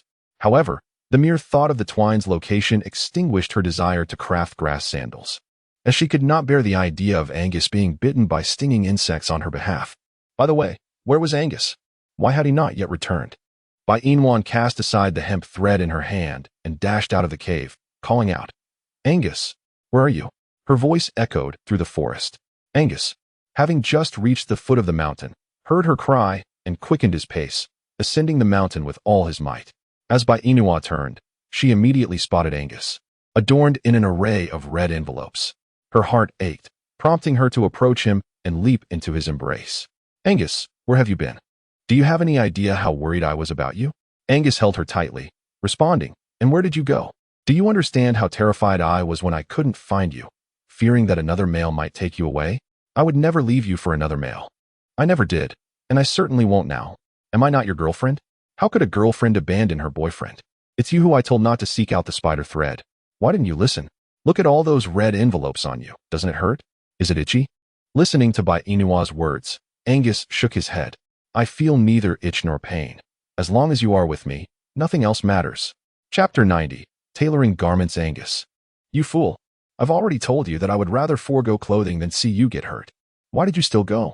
"Because I wanted you to wear beautiful clothes, and I didn't want to see you disappointed. But look at yourself." Angus raised his hand to place it gently over Bai Inua's lips. "I'm fine. Don't worry about me. Where did you just go? I searched everywhere for you. I went to look for you. Silly. Promise me you won't leave the cave alone again, all right? I will worry about you." Bai Inua nodded. "Okay, from now on, if you're not here, I won't leave the cave." Angus affectionately kissed her lips. "So good." Bai Inua, feeling shy, covered her mouth. "I haven't brushed my teeth yet." "No kissing." "I don't mind you," Angus replied, "but I mind myself. In any case, I won't allow it.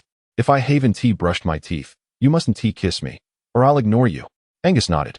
"All right, from now on, if you haven't brushed your teeth, I want to kiss you. Are you hungry? Let me take you down the mountain to catch fish, and then you can brush your teeth and wash your face. Bai Inua gazed at the red envelope and the lumps on Angus's body, raising her hand to gently caress him. I know you must be feeling quite uncomfortable. Therefore, today you shall rest while I take care of everything else. I do not require a break. Be obedient. First, let us brush our teeth and wash our faces. Then we shall go fishing. However, before we descend the mountain, I must first hide the bone needle and hemp thread that you brought back. Angus looked at Bai Inua in confusion. Why must you hide them? Because I fear they may be stolen by the other beasts. You endured much pain to retrieve them. So I must safeguard them well to prevent others from taking them. Angus couldn't help but feel amused by Bai Inua's earnestness. Mwana, no one desires these items. Furthermore, this is my territory. No other males will come here. They certainly cannot steal my belongings. Though his words held truth, Bai Inua believed it prudent to conceal them. She released Angus and entered the cave, collecting a large bundle of hemp thread and placing it in the most secluded corner of the cave. Alongside, she also tucked in a bouquet of small daisies. Angus frowned. Didn't Nwana pick these daisies? But why does it seem that they carry the faint scent of another male? Although the fragrance is subtle, I can still detect it. Has Nwana been in contact with other beasts? Angus began to inquire, Nwana, where did you pick these daisies? Yet before he could finish his thought, Bai Inua cheerfully interjected, I adore them. As long as they are from you, I cherish any flower. Moreover, these daisies are perfect for you. They can clear heat and detoxify. Once we prepare the stone pot, I shall brew tea for you. After we finish washing up, let's come back and dry these daisies. They will smell even better. Angus pondered, these daisies are from him? But he never gifted them. Were they not picked by you? Bai Inua frowned. Not at all. From the sound of your words, does this imply that these daisies were not a gift from me? Angus shook his head. No, I have never given them. Bai Inua scratched her head in confusion. How peculiar. If it wasn't you who gifted it, nor I who picked it, then how did this little chrysanthemum come to reside in your cave? Could it be that someone visited your cave while you and I were away? Chapter 91. Sewing clothes, bring it here. Let me take a whiff. Bai Inua cast a skeptical glance at Angus. Can you truly detect the scent lingering on the chrysanthemum? Angus nodded. Indeed. But shouldn't such a task be performed by a wolf? Is your nose capable of it? With a gentle smile, Angus replied. Though my sense of smell may not rival that of a wolf, I can still utilize my forked tongue to discern scents. Consider this. With my poor eyesight during the day, without any other skills, how would I survive in this ruthless world of beasts? Typically, I rely on my tongue to locate my prey, so it is not surprising that I can sense the presence of other beastmen. Bai Inwan stroked her chin and nodded, acknowledging the validity of the statement. Then, she crouched down to pick up the little flower and approached Angus, presenting it to him. Angus sniffed it, extending his tongue to taste, and remarked, it is a fox. Bai Inua, what fox? Where is the fox? Where exactly? Bai Inua glanced around with a hint of excitement. Since the 21st century, she had harbored a fondness for foxes, captivated by their soft fur and pristine white bodies, which were a delight to touch. They were also remarkably adorable. However, the presence of their distinctive odor was a point of contention for Bai Inua, one she found utterly intolerable. She could not fathom how such a charming creature could possess such an unbearable scent. Just thinking about that smell, it was simply beyond words to describe. Angus observed the glimmer in Bai Inua's eyes with a tinge of jealousy. You adore foxes? The moment I mentioned foxes, you seem to have stumbled upon a treasure. Foxes are indeed wonderful creatures. So, do you have a particular fondness for them? Bai Inwan pouted, expressing her fondness for the little foxes from her world, remarking on their adorable charm, which was a rarity in her realm. Upon hearing the mention of foxes, she felt an undeniable surge of excitement. I want to allow you to like foxes, she declared. Why not? Came the query. Because I detest them. Yet, her own affection for these creatures was evident. But I adore foxes. What is it that you find appealing about them? They reek, after all. Bai Inwan pondered for a moment, responding, I cherish their fur. It may be foul, but it is delightful. In their eyes, I find them rather lecherous. Bai Inwan, how can Angus misuse words in such a manner? Who would describe another's eyes with the term sleazy? It ought to be something more vivid, don't you think? I also adore his petite frame. How delightful he is when he hops about. That is akin to a kangaroo. Bai Inwan pondered, are kangaroos small? To her knowledge, even a newborn kangaroo is not diminutive. It is ample enough for the mother kangaroo to carry it in her pouch. However, that is not the crux of the matter. The focus of their conversation with Angus was on foxes, not kangaroos. In any case, I adore everything about them, except for the odor of the fox. Everything else is quite acceptable. So after all this talk, is a mere unpleasant sin enough to sway your opinion? Who said that? I clearly stated that apart from the odor, I can accept everything else. Angus, with a displeased expression, retorted, regardless, you must remember that they are quite foul. You cannot harbor any fondness for them. Buy-in 1. Why oh why? Chapter 92. Sewing clothes 14. Why are there so many questions? Because they are quite unpleasant. Have I not already informed you? Buy-in 1 let out a soft exclamation, but I still adore them. They are so adorable and surely delightful to touch. Angus, how about this? Let us catch a fox to raise together. Angus replied, impossible. Why is it impossible? Because you can only cherish me. You can only be with me. I shall not permit any other male to approach you even a step closer. Buy-in found Angus's words rather peculiar. She was now his girlfriend, devoted solely to him. Was he suggesting she should seek affection elsewhere? She was certainly not the type to be swayed by fleeting attractions. What on earth was Angus thinking? However, observing Angus's discontented demeanor, Buy-in refrained from mentioning her whimsical idea of raising a fox. Instead, she affectionately linked her arm with his and said, please don't be upset. From now on, I shall no longer speak of wanting to raise a fox. How about I take care of you instead? And how do you intend to sustain me? He inquired. With fish. I could gather an abundance of fish to nourish you. Angus's lips twitched slightly in wonder. You must always remember, I am a serpent beast, not a feline. Therefore, please refrain from feeding me fish all day. Buy-in pondered for a moment and found Angus's words to be quite reasonable. Very well, I shall procure some fruit to feed you. However, I am a carnivore and do not consume fruit. In her mind, she envisioned the formidable figures of tigers, leopards, and lions, prompting her to hastily amend her statement. Then perhaps you could care for me instead. Those fearsome beasts are beyond my capability to contend with. I shall nurture you, and whatever you desire in the future, I will procure it for you. A radiant smile graced Buy-in's lips as she continued, I harbor few demands. My only wish is to never suffer from hunger. Now, it appears the hour grows late. Shall we descend to freshen up?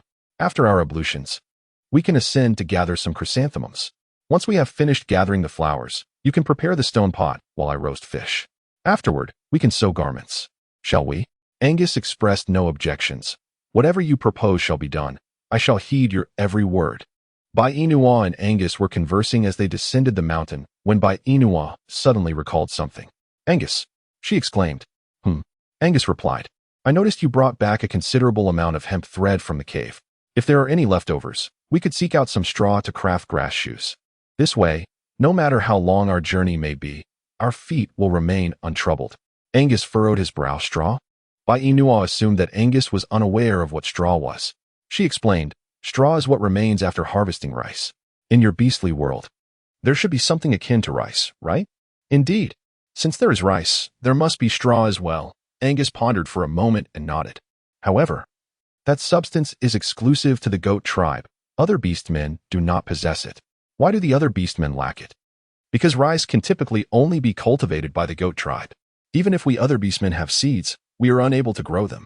Moreover, Buy-in, are you not aware that the goat tribe is herbivorous? They subsist almost entirely on plant-based food, refraining from meat, or one might say they lack the ability. Buy-in frowned. I think goats are quite capable, aren't they? Chapter 93. Sewing clothes. Angus wrapped his arms around Buy-in's waist and lifted her into his embrace. Buy-in was taken aback by this sudden action. They had been conversing, and now Angus had unexpectedly picked her up. Ignoring her displeasure, Angus continued on the topic. The goat tribe lacks beast-level strength. Thus, they can only consume plant-based food. As for us high-ranking beastmen, we generally do not eat the goat tribe's members, not because their meat is unpalatable, but because we need the goat tribe to cultivate rice for us higher beastmen. Therefore, when goats perish, it is usually from overexertion. Cultivating rice is indeed laborious. However, I do not eat rice. It is typically consumed by females like you. It is said to enhance beauty, though I cannot attest to its truth. Nonetheless, my dear, you are already beautiful, so you need not eat rice, correct? After hearing Angus's words, Buy-in felt genuine sympathy for the goats. Despite the lengthy discourse, the high-ranking beastmen did not refrain from eating goats due to the taste of their meat, but rather to ensure that the goats would toil for them. The relentless cultivation of rice would indeed be exhausting. It would tire the goats to death. Yet, her beauty was not a result of consuming rice, but rather stemmed from her parents' strong genes. However, as a human, It would be impossible for her to abstain from rice. If she were to tell Angus that she wished to eat rice, would he then go and fetch a goat to cultivate rice for her? Upon reflection, she decided against it. It was far better to be self-sufficient. Cultivating rice was quite simple. First, one sows the seeds, then waits for them to grow into seedlings. And finally, uproots them to plant in the river. It's as straightforward as that. As long as there is sufficient moisture, she was not worried that her rice would not thrive. The only issue was the absence of soil for sowing. However, it seemed that soil was not the most pressing concern at the moment. The primary issue was the lack of rice seeds. Angus, where might one find rice seeds in your world? The goat tribe possesses many. If you desire them, my dear, I can procure some for you. Bai-Yin shook her head and replied, not for now.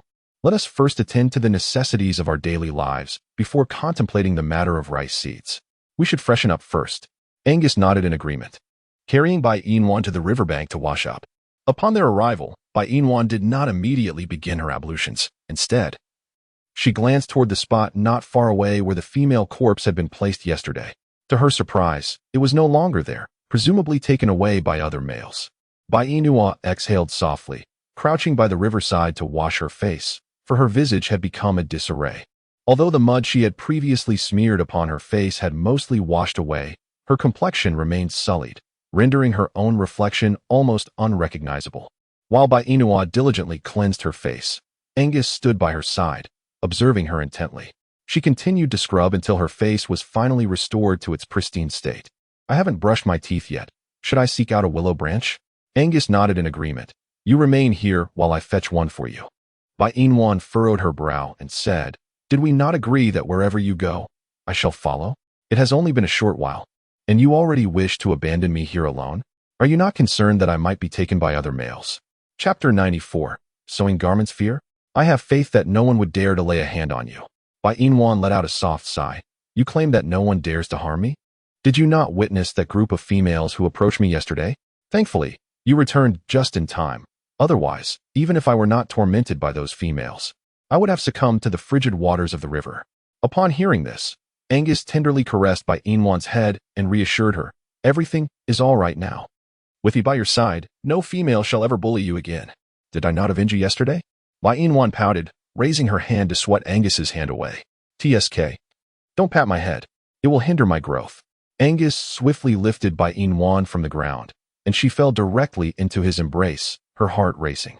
Bai-Yin bit her lip, feeling a touch of shyness as she nestled against Angus's chest. All right, let's hurry and find the willow branch. It shouldn't be far, right? Not far, it's just in the forest. I'll take you there.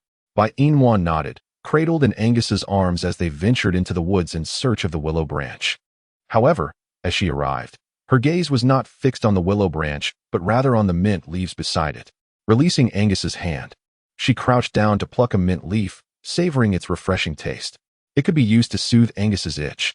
Bai-Yin joyfully plucked the mint leaves, while Angus, puzzled, inquired, Warmer, what are you gathering these leaves for? To make medicine. What kind of medicine? A remedy to soothe your itch. Itch. Bai-Yin nodded, acknowledging, indeed.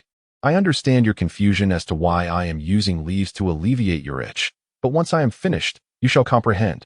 As she gathered leaves, she instructed Angus to procure willow branches. 10 minutes later, Bai-Yin had collected all the mint leaves beside the willow branches, delightfully stowing them in her pocket. And she flashed Angus a sweet smile. Angus, momentarily taken aback, watched as Bai-Yin linked her arm with his. Let us proceed to the river to freshen up. Then we shall catch some fish, and afterward return to the cave. Half an hour later, Bai-Yin and Angus returned to the cave, carrying a considerable haul of fish alongside a bounty of mint leaves.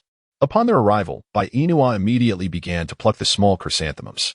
Once she had finished, she placed them within a large leaf and set it at the entrance of the cave to dry. Following this, she commenced to kindle a fire for cooking the fish, while Angus diligently polished a stone pot beside her.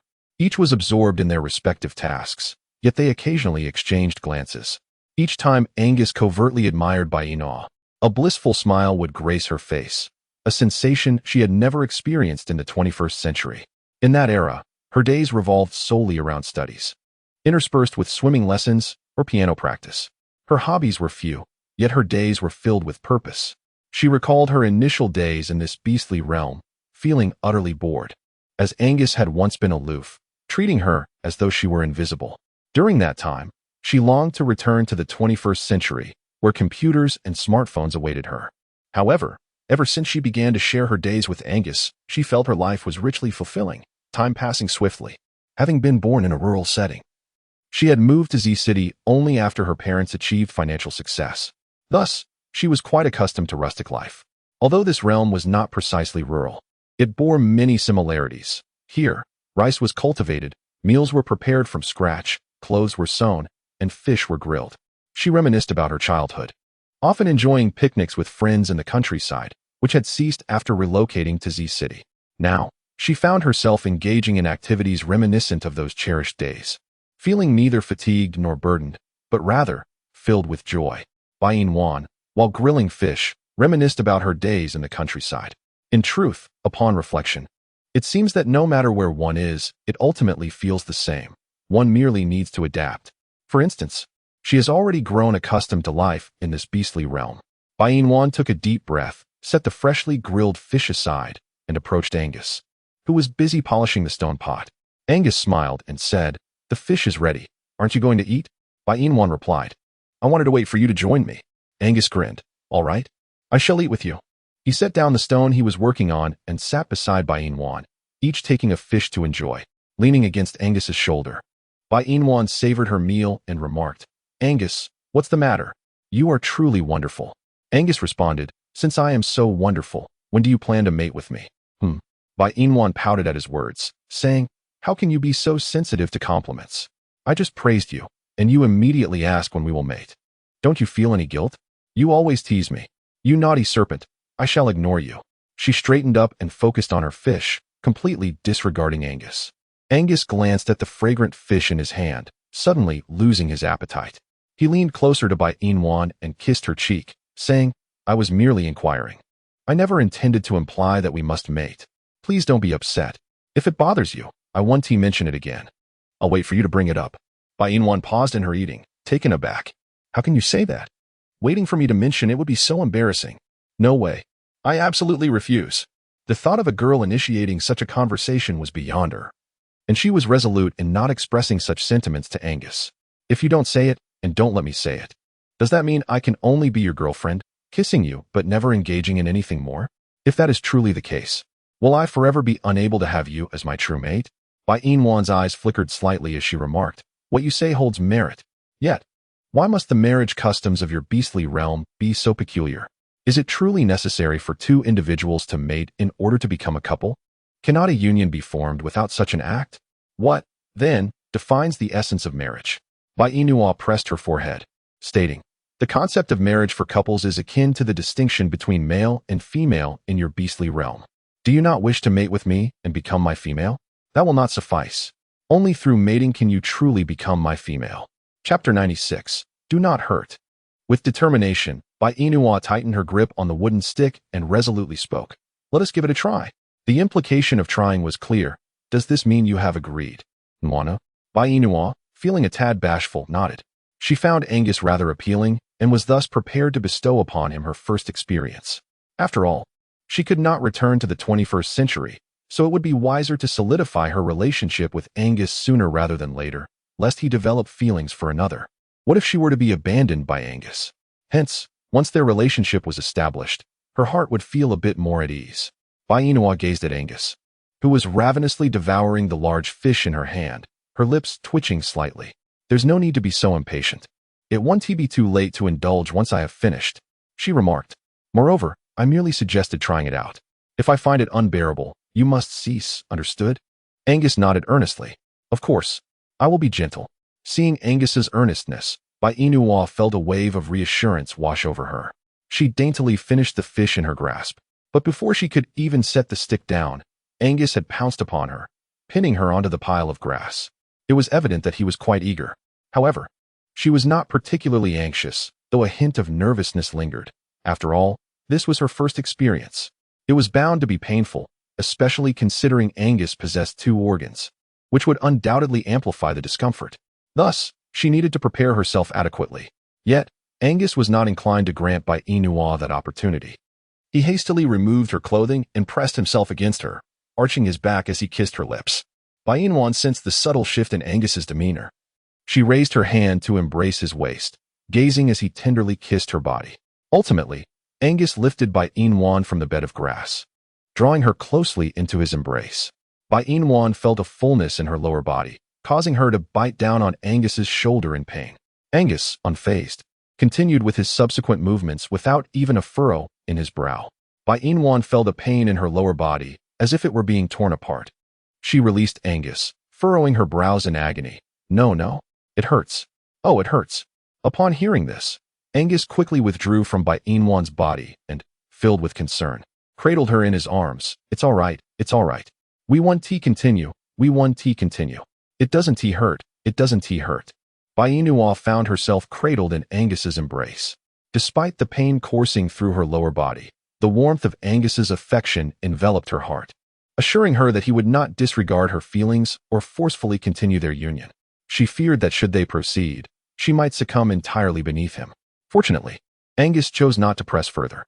Clinging tightly to his waist, Bainua murmured, I apologize for my inability to endure. It truly hurts. This is my first experience, and I am quite unaccustomed to it. Would you grant me some time to adjust to you? I believe that one day, I will be able to accept both of your attributes. Angus tenderly stroked her flowing hair and reassured her, it is perfectly all right. We shall take our time. Put your clothes on. I will return to grinding the stone pot. Tonight, I believe you will be able to enjoy some fish soup. As Bainua listened to Angus's words, she was reluctant to release her hold on him. Do not trouble yourself. I do not necessarily need to have the fish soup today. I can enjoy it tomorrow or whenever it suits me. For now, just hold me close. Chapter 97. In time, it will become familiar. Is it painful down there? Did I perhaps apply too much force and hurt you? Angus inquired. Bainua shook her head. It was quite painful when you entered, but after a moment's rest, it has subsided. Do not worry, I recover quickly. Let me see. Upon hearing this, Bainwan decisively tightened her legs, questioning the appropriateness of exposing such a private area to Angus. After all, it was merely her first experience. Accompanied by a touch of nervousness, with a few more encounters, she believed it would become a non-issue. Warm, why are you squeezing your legs? Let me see, Angus urged. Bainwan shook her head vigorously, akin to a clapper in a drum. No, you've seen everything of mine, so why are you afraid of me seeing you? Our bodies are similar. Such intimate parts should not be casually revealed to men, and truly, I am perfectly fine, so there is no necessity for you to look. Be obedient, all right? Bainua continued to shake her head, saying, I can acquiesce to everything else, but not this. Shall we proceed with mating then? Reluctantly, Bainua released her legs, allowing Angus to examine her intimate area. Faced with the choice between mating and inspection, she opted for the latter.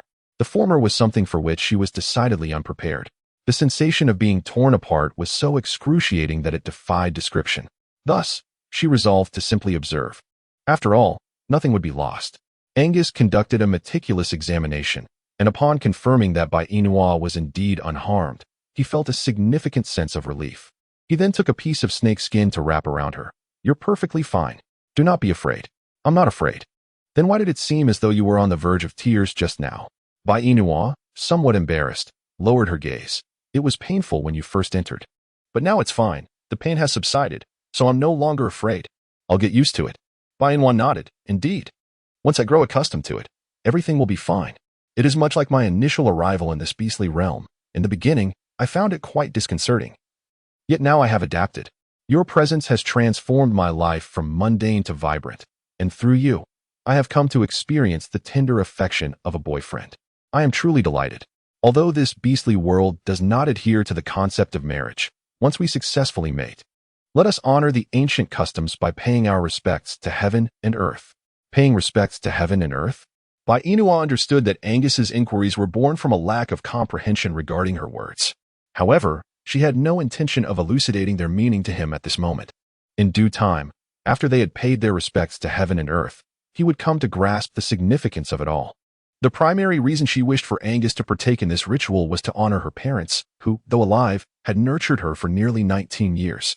By performing this ceremony, she hoped to convey to them her marital status, even if they would never be aware of it. Yet, the act of homage was surely better than its absence, serving as a token of filial piety from one world to her parents in another. If there were a possibility of returning to the 21st century, She would undoubtedly bring Angus along, kneeling before them to proclaim him her husband, her beloved. Despite Angus being a serpent beast, as long as he treated her well, she found no fault in him. Chapter 98. It turned green. She had never been particular about such matters.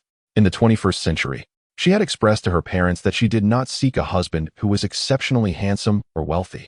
Her only desire was for her partner to treat her with kindness and indulgence. Now, standing before her was Angus, who perfectly met her standards for a mate. With this thought, a radiant smile blossomed on her face. She leaned closer to Angus and gently pressed her lips against his alluring ones. Taken aback by her boldness, Angus grasped by Inua's neck, deepening the kiss. Once more, she found herself enveloped in his embrace, falling onto the grass as she closed her eyes and responded to him. 3 minutes later, the kiss concluded. Inua reclined upon a mound of grass, gasping for breath. "You are insufferable. I can only despise you." A hint of wicked charm flickered across Angus's face as he curled his lips into a smirk, drawing Inua into his embrace. "I shall go polish the stone pot. You remain here to rest. Once I am finished, I will prepare a fish soup for you." Inua shook her head, declaring, "No need. I can prepare the fish soup myself. As your male counterpart, how could I possibly allow my female to take action? We have yet to successfully mate. So how can I be considered your female?" Angus responded with a playful tone. "That will be the case soon enough." Inua did not argue further. She glanced at the red envelope on Angus's person before extricating herself from his embrace. She rose and went to retrieve the mint leaves set aside nearby. Cradling the leaves in her hands, she rubbed them together, then proceeded to apply them liberally across Angus's body. In no time, his skin was tinged with green. However, the sensation was pleasantly cool, and it appeared that the itchiness had subsided as well. At that moment, Angus finally grasped the meaning behind Inua's earlier mention of preparing medicine. "What kind of herb is this?" he inquired. "It's mint leaves, perfect for brewing tea. Refreshing, isn't it?" Inua replied. Angus nodded in agreement. "Indeed, it's quite refreshing. The itchiness has vanished, hasn't it?" "Yes, it has." "That's wonderful. Later this evening, I shall apply it once more, and by tomorrow morning, you should feel completely better," she assured him. Angus merely hummed in acknowledgement. Inua meticulously applied mint leaves all over Angus's body, deliberately avoiding the intimate region, as she found herself quite hesitant to venture there. Moreover, she could not fathom how those pesky insects managed to bite such a private area. It seemed imperative for her to craft some clothing for Angus. Otherwise, with him roaming about in such a state of undress, he would undoubtedly fall prey to further bites. After all, in this beastly world, there existed an abundance of peculiarities, especially concerning venomous creatures and the like. Inua extended the mint leaves in her hand to Angus, saying, "Your intimate area, you should attend to it yourself. Will it feel cool?" "Indeed, but it will soon be inconsequential. Go ahead. By tomorrow, it shall be well." Angus obediently began to tend to himself. Inua averted her gaze, turning her back to him. After 2 minutes, she inquired, "Are you done?" Angus responded with a quiet murmur. Glancing at his now greened intimate area, somewhat displeased, "It has turned green." Upon hearing this, Inua turned around and cast a glance. Yet, with that mere glance, she found herself unable to restrain her laughter. "Ha ha ha, ha ha." Angus, Nwaner. Chapter 99. Green signifies its vitality. Inua noticed Angus's face was etched with discontent. She suppressed her smile and gently lifted her hand to caress Angus's cheek. "It's all right. Once it recovers, we'll clean it up and all will be well. But it's turned green. The green hue indicates its vitality. Yet, I'm not fond of green." Inua pondered. Has Angus truly grasped the significance of the color green? No, that cannot be. She has yet to impart that knowledge to him. How could he possibly know? Surely, she is overthinking this. She must be overthinking it. Inua inquired, "Why do you dislike the color green?" "Because I find it rather peculiar. It makes me feel quite uneasy. Hence, I hold a strong aversion to it. So that is the reason." Inua crouched down and picked up a piece of snake skin to wrap around Angus. "If we encircle him with this, he will be obscured from view. There is nothing to be concerned about. You should attend to your own matters. Find something to occupy your mind, and all will be well." Angus nodded and moved aside to gather stones, meticulously polishing the stone pot. Meanwhile, Inua took some hemp thread and a bone needle. Settling down to sew garments for both Angus and herself, she began by crafting a piece for Angus, as she simply could not bear to see him running about in the nude. After all, he was now her male. and it was quite inappropriate for him to be wandering around bare-skinned. Moreover, his body was exclusively for her eyes. No other females were permitted to gaze upon him. Her possessiveness was undeniably strong. She was utterly devoted to him, and he was expected to be equally so. Bai Inwan held a piece of snake skin, measuring it against Angus's physique. Once the dimensions were confirmed, she commenced the creation of garments reminiscent of those worn in ancient times. Time slipped away like a fleeting moment, and the morning was spent in the intricate process of tailoring. Meanwhile, Angus diligently polished a stone pot. As Bai Inwan sewed, she cast glances at Angus, who, in turn, observed her with equal attention. Their exchanges were punctuated by mutual smiles, an unspoken understanding enveloping them. They did not intrude upon one another, for they could discern the sentiments each wished to convey through the depths of their gazes, perhaps a reflection of the tacit rapport often spoken of in the 21st century. Bai Inwan gazed at the garment in her hands. The stitching was not exceptionally fine, as the bone needle proved somewhat unwieldy, and the coarse linen thread, though robust, was nearly indestructible, requiring the friction of stone to sever it. Bai Inwan gazed at the unfinished garment in her hands, estimating that by evening's end, she would achieve success in her sewing endeavor. As she hummed a cheerful tune while stitching, Angus listened with remarkable attentiveness. By the afternoon, to her astonishment, Angus had even begun to sing along with the melody Bai Inwan was humming. This development further elevated her fondness for him. How could her dear Angus be so exceptionally intelligent? As nightfall descended, Bai Inwan gazed at the finished garment in her hands, her heart brimming with joy as she presented it to Angus. "Angus, Angus," she exclaimed. You must try it on. Is it ready?" Bai Inwan nodded proudly. "Indeed. This is the first time I've made clothing for someone else. Although my stitching may not rival that of a sewing machine, every stitch was crafted with care." "You wouldn't find it unworthy, would you?" Angus assured her with a nod. "I would never dismiss it. Anything made by you is to my liking. Moreover, this is the first garment crafted for me by a female, and I shall wear it with great pride and cherish it dearly." Chapter 100. Are you complimenting me? Quickly, try it on to see if it fits. All right. Angus picked up the garment, examining it with a hint of uncertainty, confessing that he had never worn such attire before and felt unsure about how to don it. Bai Inwan observed Angus lost in thought with the garment in his hands and realized he would not wear it. She gently reclaimed the clothing from Angus and guided his hand into the sleeve. Angus furrowed his brows, questioning, "Is this how one wears a garment? What else would you think? In our beastly realm, females simply wrap their attire around themselves. In our world, this is indeed how we don our clothing." Bai Inwan expertly adjusted the garment, securing it with a belt. A quick glance revealed a satisfactory overall appearance. However, the serpent skin was somewhat translucent, indicating that Angus required trousers beneath. Fortunately, she had anticipated this necessity early on. Bai Inwan returned to the pile of grass and retrieved a pair of trousers. Approaching Angus, she instructed him to lift his leg, to which he obediently complied. Once he was appropriately attired, she extended her hand to fasten the belt, ensuring the trousers would not slip down. Angus expressed discomfort, asking, "What is this, Nwaner? May I not wear it? It feels quite uncomfortable." Bai Inwan continued to assist Angus in donning his trousers, all the while reassuring him, "You will grow accustomed to it after a few more wears." It was evident that Bai Inwan intended to convey to Angus that there was no option of foregoing the attire. Thus, Angus reluctantly acquiesced. As he gazed at his peculiar ensemble, he found himself at a loss for words. Yet, he acknowledged that it was quite aesthetically pleasing, despite a slight discomfort upon wearing it. Nevertheless, as Bai Inwan had mentioned, one would eventually become accustomed to it, and after a few more occasions, it would feel just right. After Bai Inwan finished dressing Angus, she took a few steps back and earnestly scrutinized him, exclaiming, "You look quite handsome. Are you complimenting me?" he inquired. Bai Inwan nodded and said, "Indeed, I am praising you. How can our Angus be so handsome? Especially after donning this attire, he resembles someone from ancient times." Bai Inwan gazed at Angus for quite some time before approaching him, lifting her hand to adjust his attire. "You look significantly better in those clothes. In the future, if you have no pressing matters, you should wear them without removing them." "Why?" "Because your body is meant to be seen only by me. You said so yourself. I am your female, and you are my male. Naturally, a male's body is reserved for his own female, wouldn't you agree?" Angus nodded, for in his heart, he believed that even if Bai Inwan spoke in error, her words held truth. As long as she was happy, he would gladly wear them every day.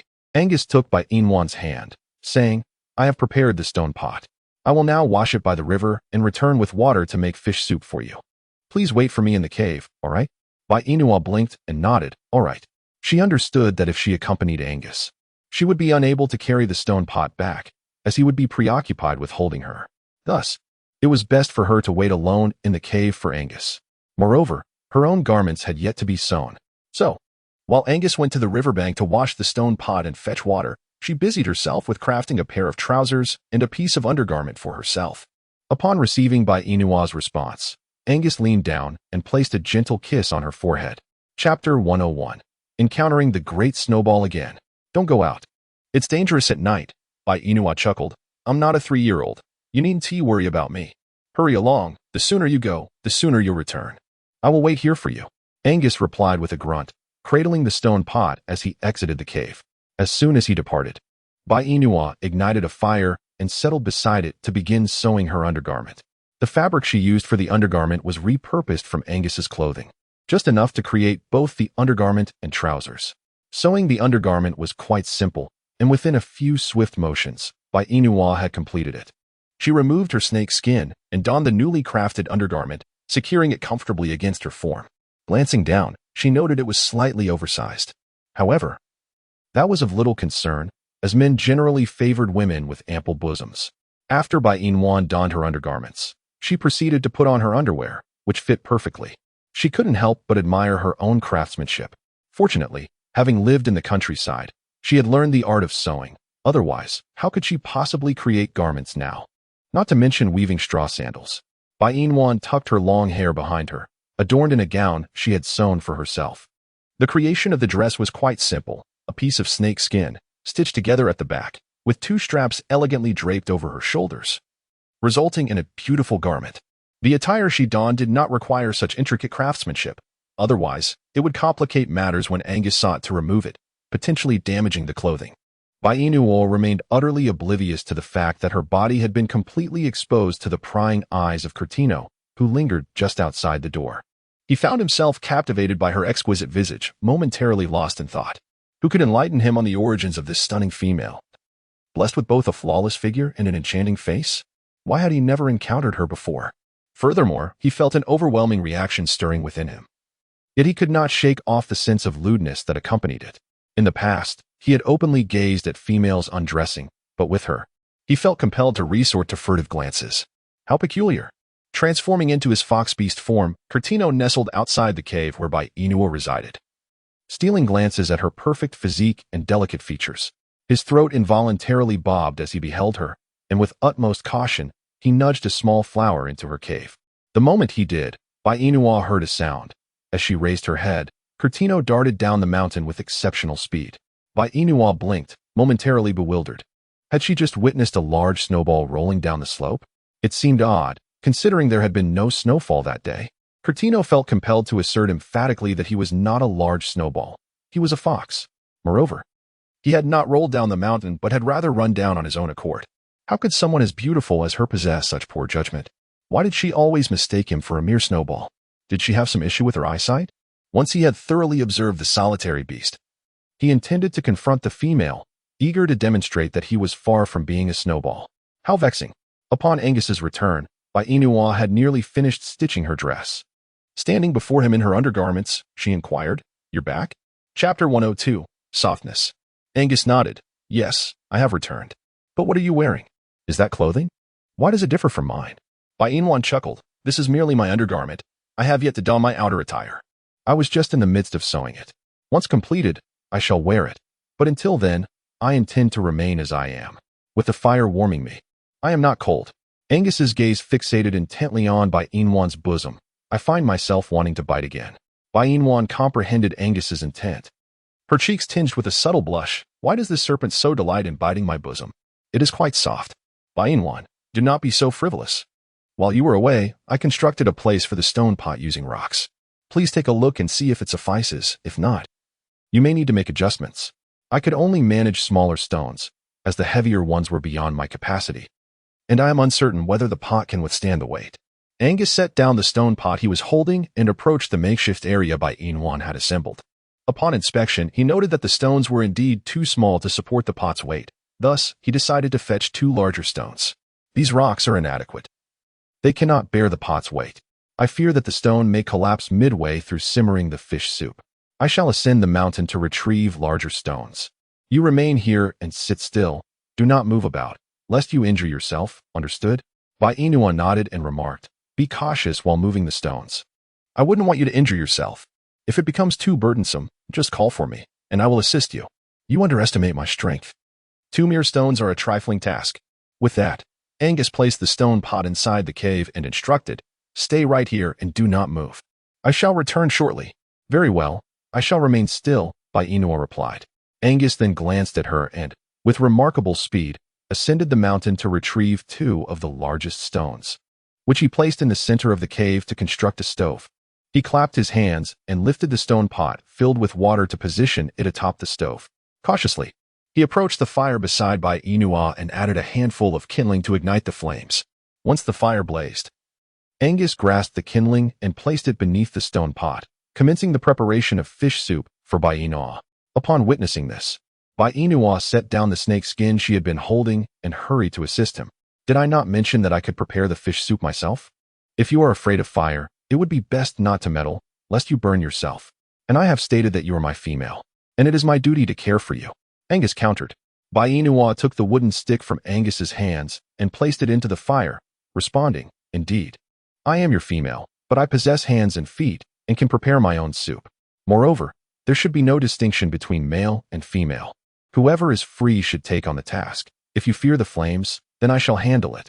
Such work is not overly exhausting. Why do you indulge me so?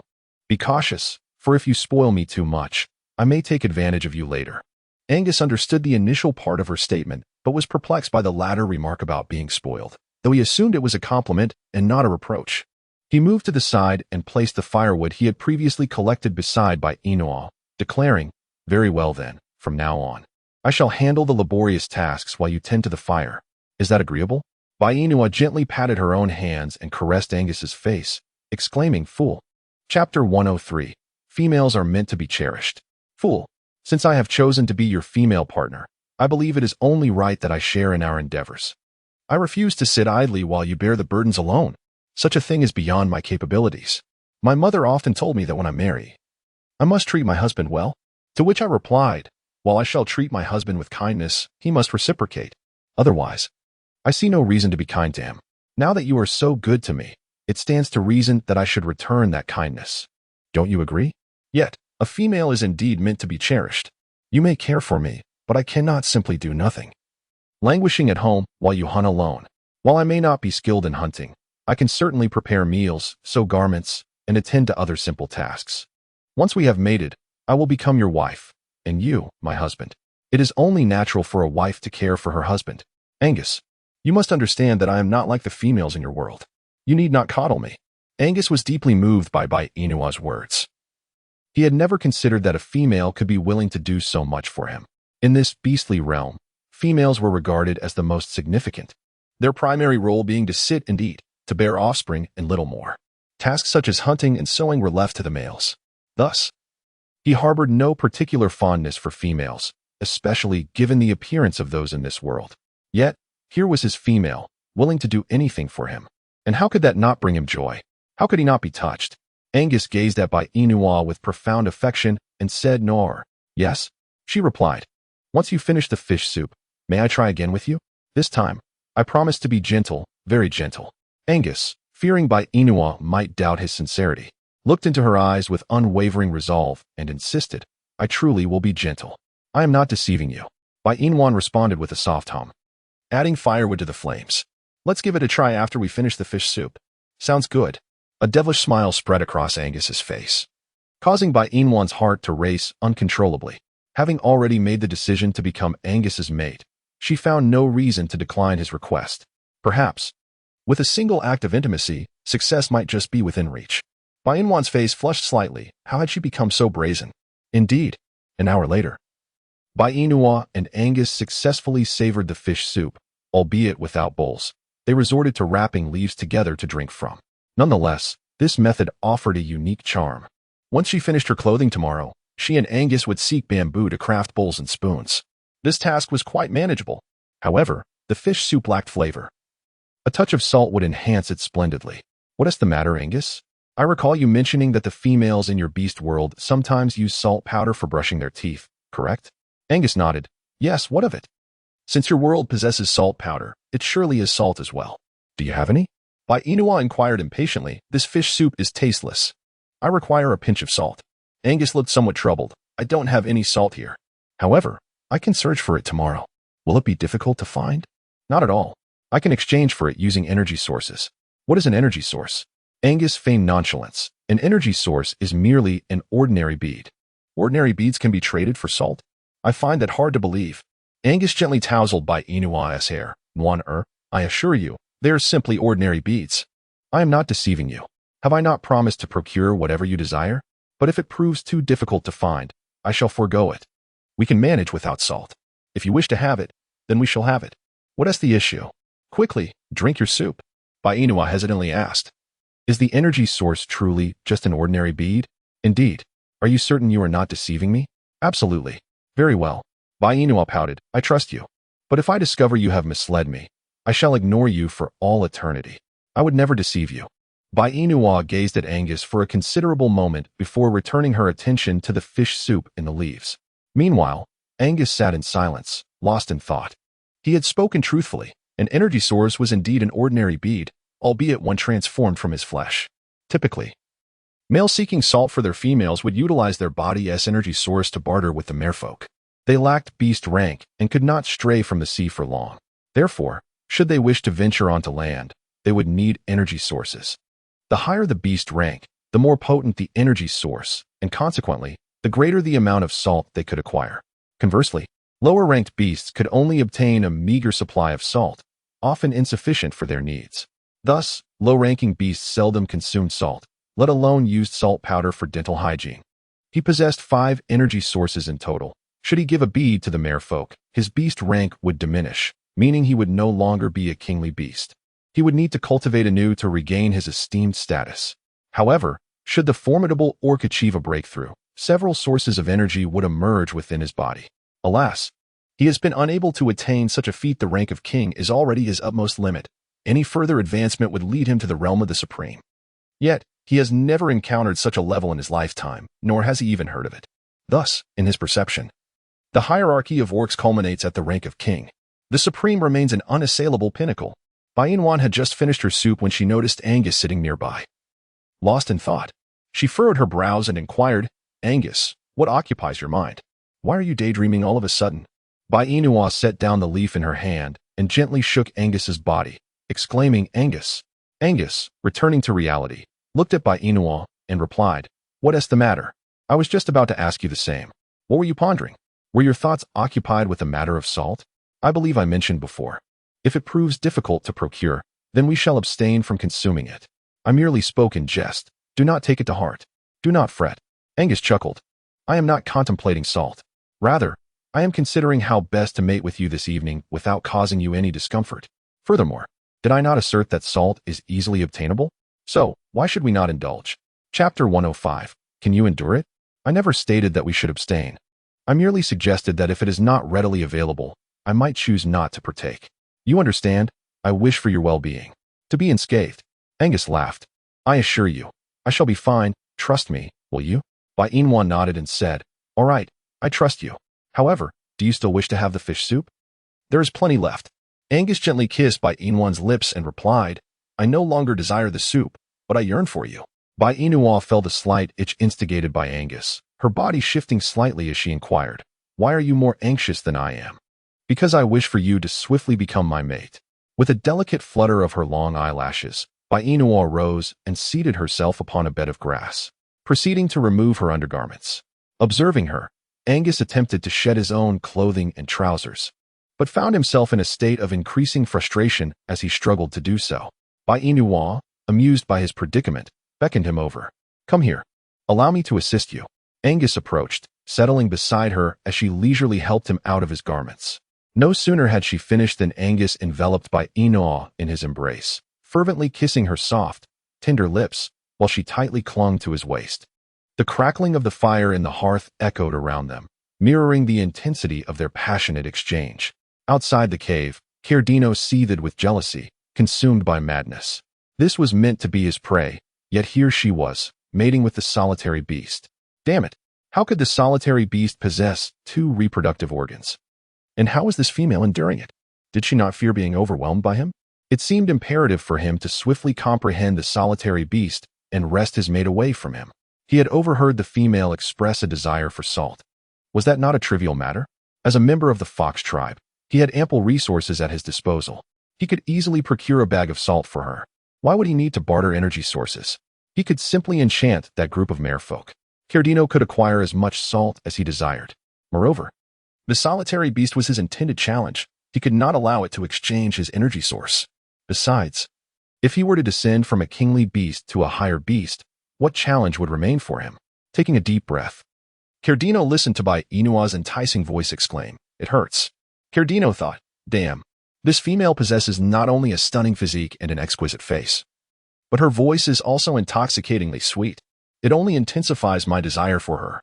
Yet, observing her fondness for the solitary beast's appearance, he wondered if pursuing her would be an arduous task.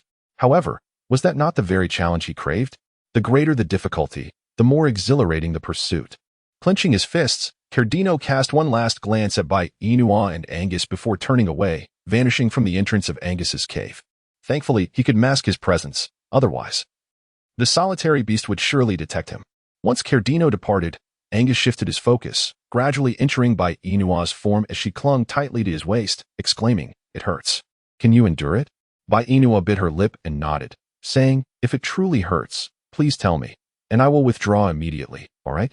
She embraced Angus tightly, affirming, "All right." Angus pressed his lips against Bai Inua's, gently entering her body. Chapter 106. Successful mating. Bai Inuan furrowed his brows, feeling an intensifying pain in his lower body. He distanced himself from Angus, exclaiming, "It hurts so much." Upon hearing this, Angus ceased his actions and gently reassured him, "Do not be afraid. We are merely experimenting tonight. If it does not succeed, it is of no consequence. My dear, you have already shown great prowess. Tonight, it will be just a little more than what we attempted during the day, and once I withdraw, the pain will subside." Bai Inua felt a pang of sympathy for Angus. If he were a man of the 21st century, such endurance would be inconceivable. Yet here was Angus, tolerating for her sake. Why then could she not endure for Angus? She leaned closer to him, wrapping her arms around his neck. "I can withstand it, and the first time is always painful. I am not afraid. Once the pain passes, it will be all right. But I will feel sorrow. It will only hurt once. You will enter swiftly, and once inside, there will be no more pain." "Is that truly so?" "I have never experienced it," Angus replied, gazing at Bai Inua, who lay upon him. "Then try it now. Just enter," she urged. "I can do it." Angus nodded, looking at the woman before him. "All right, I will enter swiftly. It will be quick. Moiner, if it hurts, just hold me tightly or even bite me if you must. I am unafraid of pain." Bai Inua truly found herself bested by Angus. Though he feared not the pain, she was apprehensive about the potential loss of her teeth. The lesson from her last encounter lingered vividly in her memory. Thus, this time, she would not be foolish enough to jest with her own dental integrity. "I'm fine, continue," she reassured him. Angus embraced Bai Inua at the waist, plunging deep into her being. The sensation was akin to her lower half being torn asunder, leaving her at a loss for words to articulate her feelings. Fortunately, the pain was ephemeral. If it were to persist with each encounter, she feared that she would develop a trepidation towards matters of intimacy. Releasing her grasp on Angus's waist, she observed his anxious demeanor and couldn't help but smile. "Why do you wear such a worried expression? Are you afraid I cannot endure the pain? I am not so delicate. I assure you, I am perfectly fine. So do not fret. Does it hurt?" Bai Inua nodded, expressing, "It hurts. However, it was only during that fleeting moment when you entered. I feel much better now. The pain has diminished considerably. May I continue? If you wish to proceed, by all means. Just ensure that you do not leave anything of yours within me. I have made it clear that I am not ready for pregnancy at this early stage." Angus remained oblivious to the true nature of his own essence. Yet he was determined not to leave any remnants within Moiner. He reasoned that this way, the source of her fears would not linger within her. With such thoughts, Angus leaned in to capture Bai Inua's lips, gently laying her upon the bed of grass, and they became entwined in a tender embrace. After their passionate encounter, daylight had already broken. Bai Inua, feeling achy all over, gazed at Angus lying beside her and asked, "Are you tired?" Angus shook his head, replying, "Not at all. But I worry that you might be weary, so I thought you could use some rest. Are you hungry? Allow me to prepare some fish for you." Bai Yin felt a sticky sensation enveloping her body, and coupled with a sense of fatigue, she had no appetite for food. Her only desire was to take a bath and then indulge in a restful slumber. "I wish to bathe. Could you carry me to the river's edge for a quick wash?" The morning waters were frigid, yet she found herself uncomfortable in her sticky state and yearned for a cleansing. Angus pondered for a moment before responding, "Then please wait for me here. I shall fetch some water for you and heat it up, if that pleases you." Chapter 107. Angus, what are you boiling? Bai Inua had no objections. After some kind words were exchanged, she reclined beside and rested. Angus took a snake's skin from the side and gently covered her, then rose to fetch water from the river in a stone pot for her to use. As soon as Angus departed, Katino approached Bai Inua with a large bag of salt. He squatted down, tenderly brushing his fingers over the bruises on her body, lamenting, "The solitary beast truly lacks the capacity to care for the female. Fear not, dear female. I shall soon liberate you from that solitary beast and bring you to my side." Katino set down the salt, shedding his own clothing to drape over Bai Inua. "What warmth does that snake skin offer? My fur is far more comforting. Remember me by my fox fur." He gazed at Bai Inua's sweet sleeping visage, lost in thought, before leaning in to bestow a gentle kiss upon her cheek. "How is it that you possess such beauty? Even to play with you brings me immense satisfaction." A mischievous smile graced Katino's face before he turned and left Angus's cave. Upon returning, Angus detected a strong scent of fox within his dwelling, a surge of unidentifiable emotions flickering in his eyes. Who was this fox that dared to covet his female? Before Bai Inua had officially become his mate, he had never permitted anyone to lay a finger on her. Now, with her as his mate, he would devour anyone who dared to approach her. That fox had best remain hidden, for if Angus laid eyes upon it, he would not show mercy. He approached Bai Inua and promptly removed the fox fur from her, tossing it into the fire to be consumed by the flames. Feeling the heat, Bai Inua opened her weary eyes to see the burning pelt nearby. "Angus, what are you burning?" Angus had no intention of revealing the fox's intentions toward her, so he shook his head. "Nothing of consequence, my dear. I merely noticed the fire was still alive and tossed in some useless fur to stoke the flames. Look, the fire is now blazing, and I can prepare water for you to cleanse yourself." Bai Inua, believing him, closed her eyes once more, utterly exhausted and unable to keep them open. Half an hour later, the water was heated. Angus found a rugged stone to carry the water back, realizing he would need to craft more stone vessels soon. Otherwise, how could he provide for her bathing needs? Placing the uneven stone beside Bai Inua, he wet a piece of snake skin and began to gently wipe her body. Noticing the bloodstains on the skin, concern washed over him, and he roused Bai Inua from her slumber. "Inua, wake up. Please wake up. Why are you bleeding? Are you injured?" Bai Inua gazed at Angus's astonished demeanor, feeling considerably more awake despite her earlier drowsiness. She found herself tightly embraced in his arms and reassured him. "I am perfectly fine. It is entirely normal for one to bleed the first time. Besides, the amount of blood is minimal. In due time, when my menstrual cycle arrives, then the flow will be significant, so there is no need for such alarm." Angus, unable to comprehend, inquired, "What is a menstrual cycle? Why does it involve bleeding? Is this a sickness?" "Do not fear. I shall take you to see the veterinarian. Once we consult the veterinarian, the bleeding will cease. There is no need for worry." Chapter 108. Nwaner, I am quite clever. Bai Inwan gazed at Angus, who had left her speechless as he lay amidst the haystack. It seemed that unless she clarified the concept of menstruation to Angus today, she would be unable to enjoy a peaceful night's sleep. Bai Inwan raised her hand and gently patted her face to rouse herself a little. She looked at Angus and spoke, "Please set me down first, and I will gradually explain to you why I have my menstrual cycle and why I am bleeding during this time. Is that not a natural occurrence?" Bai Inua shook her head and declared, "This is not an ailment. Could you please set me down?" Angus nodded and gently placed Bai Inua back on the pile of grass. Observing Angus's deep concern for her well-being, she felt a twinge of guilt. Had she known, she would not have mentioned her monthly cycle to him. However, it was an inevitable occurrence, and when Angus eventually learned of it, he would undoubtedly inquire about it. Thus, it might be better to provide him with an explanation sooner rather than later. Bai Inwan grasped Angus's hand and said, "In your world of beasts, the females experience bleeding for 4 to 7 days each month. Is that not so?" Angus shook his head and replied, "No, that is not the case. Bainwan, this is utterly illogical. Every woman experiences menstruation. Why do the females in this beastly realm not menstruate? If they do not menstruate, how can they bear children? Bainua felt a sense of perplexity. At what time do the females in your world typically experience bleeding from that particular area? That area? Bainua was truly defeated by Angus's adorable innocence. She raised her hand and gently caressed Angus's face, saying, "What am I to do with you? If I don't explain, you won't understand. If I do explain, you still won't comprehend. Should I speak or remain silent?" "Wanner, I am quite intelligent," he replied. Bainwan smiled and said, "I know you are quite intelligent. Therefore, if you explain it to me, I am certain I will comprehend." She retracted her hand and sat beside Angus. "All right. Let me elucidate the matter I just mentioned. It pertains to the place where I mated with you last night. This place experiences a flow of blood for 4 to 7 days each month, which we refer to as menstruation in our world. However, you just mentioned that the females in your realm do not bleed each month. This raises a curious question. Without bleeding, how do they conceive offspring with the males? Do you, dear Nwan, bleed each month?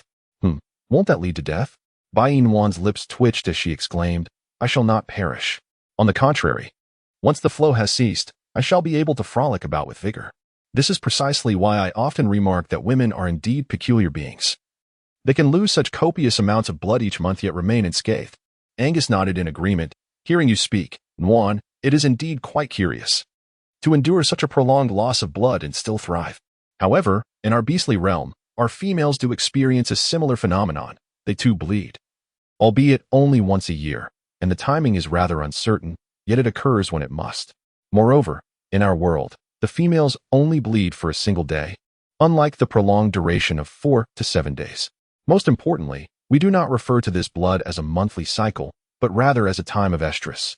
Typically, after a female has experienced estrus, the likelihood of conception during mating is considerably heightened compared to times when estrus has not occurred." Bainua was taken aback. What could be the reason for experiencing menstruation merely once a year? Moreover, to endure it for just 1 day, what could that imply? She was utterly astonished. Why did she have to endure it every month? Yet, the frequency was not the crux of her concern. Rather, it was the duration that troubled her, as she was compelled to endure it for an excruciating 4 to 7 days each time. Chapter 109. Why not wait for me to awaken? It is unjust. All women are alike, so why is there such a disparity? She too yearned for her cycle to occur just once a year and only last for a single day. However, she understood that such a wish was unattainable, for she was human, while the females of this beastly realm were beast folk. Thus, the disparity lay therein. With this thought, she found little to lament. Bainwan took the snake's skin that Angus had set aside, dampened it with water, and began to wipe herself as she responded to Angus's inquiries. "So now you should understand why I bleed every month, right?" Angus nodded in comprehension. "I understand. Wanner, you go into heat every month. Therefore, if I wish to have children in the future, there will be opportunities each month, won't there?" Bainwan, what is this heat? It sounds rather unpleasant. Instead of saying I experience heat every month, it would be more appropriate to say I have my monthly cycle. The term heat conveys a rather sordid impression. Angus nodded, agreed. "I shall refrain from using that term, but you must also keep this matter confidential from other females and males. Otherwise, you might become merely an instrument for reproduction among them. Since I am aware that I differ from the females in your world, I certainly have no intention of revealing what sets me apart.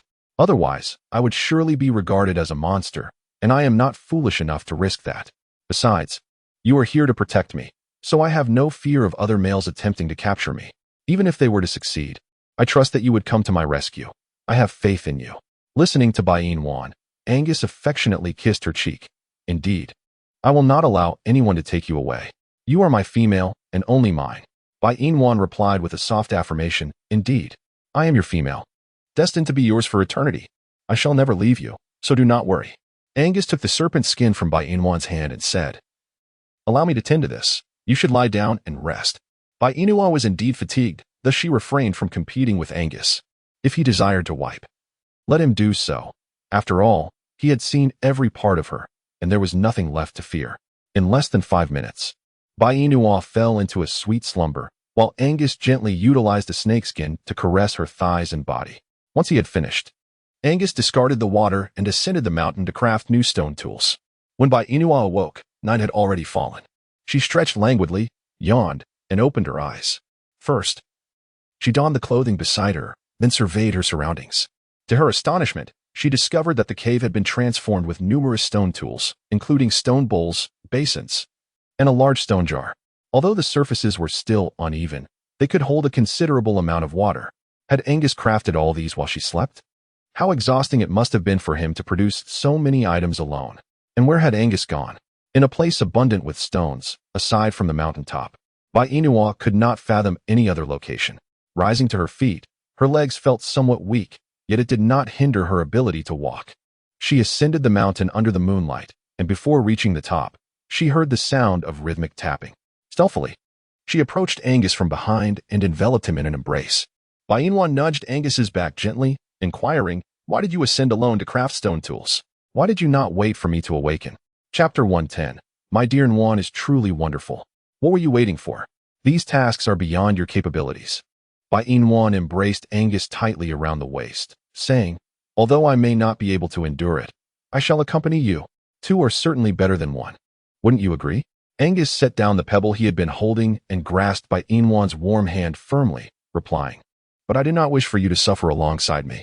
The sun is quite intense. I fear it may scorch your skin. Am I truly as delicate as you claim? A mere sunbeam could not harm me. Besides, if the sun could scorch me, would it not do the same to you? We are not the same."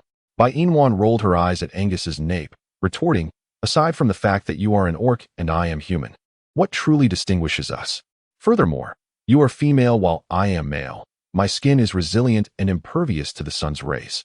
Yet yours is tender and easily darkened by exposure. Would it not be wiser for you to remain comfortably within the cave?"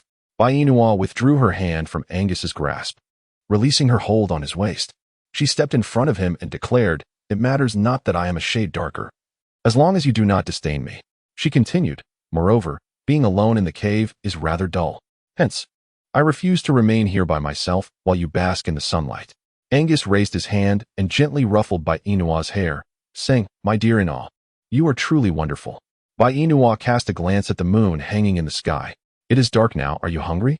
Shall we return?" "I am not particularly hungry," Angus replied. "You have been accompanying me for fish these past few days. You must be famished. If not, how about this? Tonight, I shall join you in the hunt." Angus shook his head. "No, hunting is perilous. You should remain obediently in the cave and await my return. But be obedient." Inua nodded. "All right." Angus gazed at the half-finished stone tool before him. "Warm, come and sit atop the stone tool. I shall carry you down." Inua chuckled softly. "What are you thinking? With such a heavy stone tool, adding my weight will surely make it even heavier. Therefore, I shall descend alone while you carry the stone. If you are concerned about me stumbling, I can lead the way, and you can follow behind to protect me if that pleases you." Angus had always been obedient to Inwan's wishes, and he nodded in agreement. "Very well. You may go ahead, and I shall remain behind to safeguard you." Inwan softly acknowledged, leaning in to place a gentle kiss upon Angus's lips. Feeling a tinge of shyness, she descended the mountain. Meanwhile, Angus was profoundly warmed by this tender gesture from Inwan, a radiant smile blossoming upon his face as he embraced the stone tool, following closely behind her. After a brief interval, Inua and Angus safely returned to the cave. As Inua gazed at the dwindling fire, she hurriedly added more firewood, smiling as she inquired, "Did you stoke this fire to keep me warm?" Angus remained silent, yet in Inua's eyes, the flames symbolized his care for her. And she suddenly realized how considerate her Angus truly was. However, only Angus knew that he had not kindled the fire for her. Rather, the lingering scent of the fox within the cave indicated that it was indeed that fox's doing. What was its intention? It had already bestowed her with chrysanthemums and fox fur, and now it had begun to tend to her warmth as well. Yet, despite the passage of time, he had not made an appearance. Logically, he should not have been absent. After all, if he was pursuing her, there was no reason for him to hide. Chapter 111. Do you wish to compliment my alluring beauty? Could it be that this fox harbored motives beyond merely seeking her affection? What could those ulterior motives possibly be? Angus sank into contemplation. Inwan observed Angus standing motionless beside a massive stone. She raised her hand and gently tugged at Angus's arm, inquiring, "Angus, what are you pondering? Isn't the stone heavy?" Angus snapped back to reality and set the stone down. "It's not too heavy," he replied. "What would you like to eat, Nwaner? I shall venture out to procure something for you, while also hunting for myself." Inua shook her head, saying no need. "We still have plenty of fish we caught yesterday. I'll suffice with the fish. You should hunt for yourself. Just be cautious while hunting, and avoid getting hurt. Angus nodded. All right, then I shall go. Wait. Angus stood still, gazing at Bainua, who then raised her hand to assist him in removing his clothes. Since you are going hunting, you certainly cannot wear clothes, and since you don't know how to take them off yourself, I'll help you with that first, so you don't damage them. You can put them back on once you return from your hunt. Angus sincerely felt that Bainua was very thoughtful. He reached out and grasped her hand, saying, Nwaner, what's the matter? You are truly wonderful. Bainwan smiled gently and remarked, You have uttered that phrase numerous times already. The sky is darkening, so you should hasten to hunt. Do not linger here with sentimental musings. If you delay any longer, you may find yourself without sustenance. As for me, even if I venture out late, I shall surely find my prey. But what of you? Can you manage alone in the cave? Will you not feel afraid? Bainwan chuckled. Are you suggesting that if I admit my fear, you would refrain from going? Indeed, should you express your trepidation, I would not proceed. Bainwan shook her head. You foolish one. If we do not go, hunger will inevitably ensue. Just the sight of you alleviates my hunger. Are you implying that I possess a captivating charm? Angus pondered the meaning of captivating charm in his mind. With both captivating and charm present, it must be a compliment directed towards himself. After all, captivating is typically used to describe the feminine. So is Nwaner praising herself? Bainwan gazed at the smile adorning Angus's face, and she raised her hand to wave it gently before his eyes. Oh, why are you lost in thought again? Do you not comprehend the meaning of a feast for the eyes? If you don't understand, feel free to ask me. I would be delighted to explain. Angus chuckled and shook his head. No need, I understand. Bainwan clearly did not believe him. When did you become so clever? You understand what that means without me having to explain it to you? It's a compliment towards yourself, I assent to it.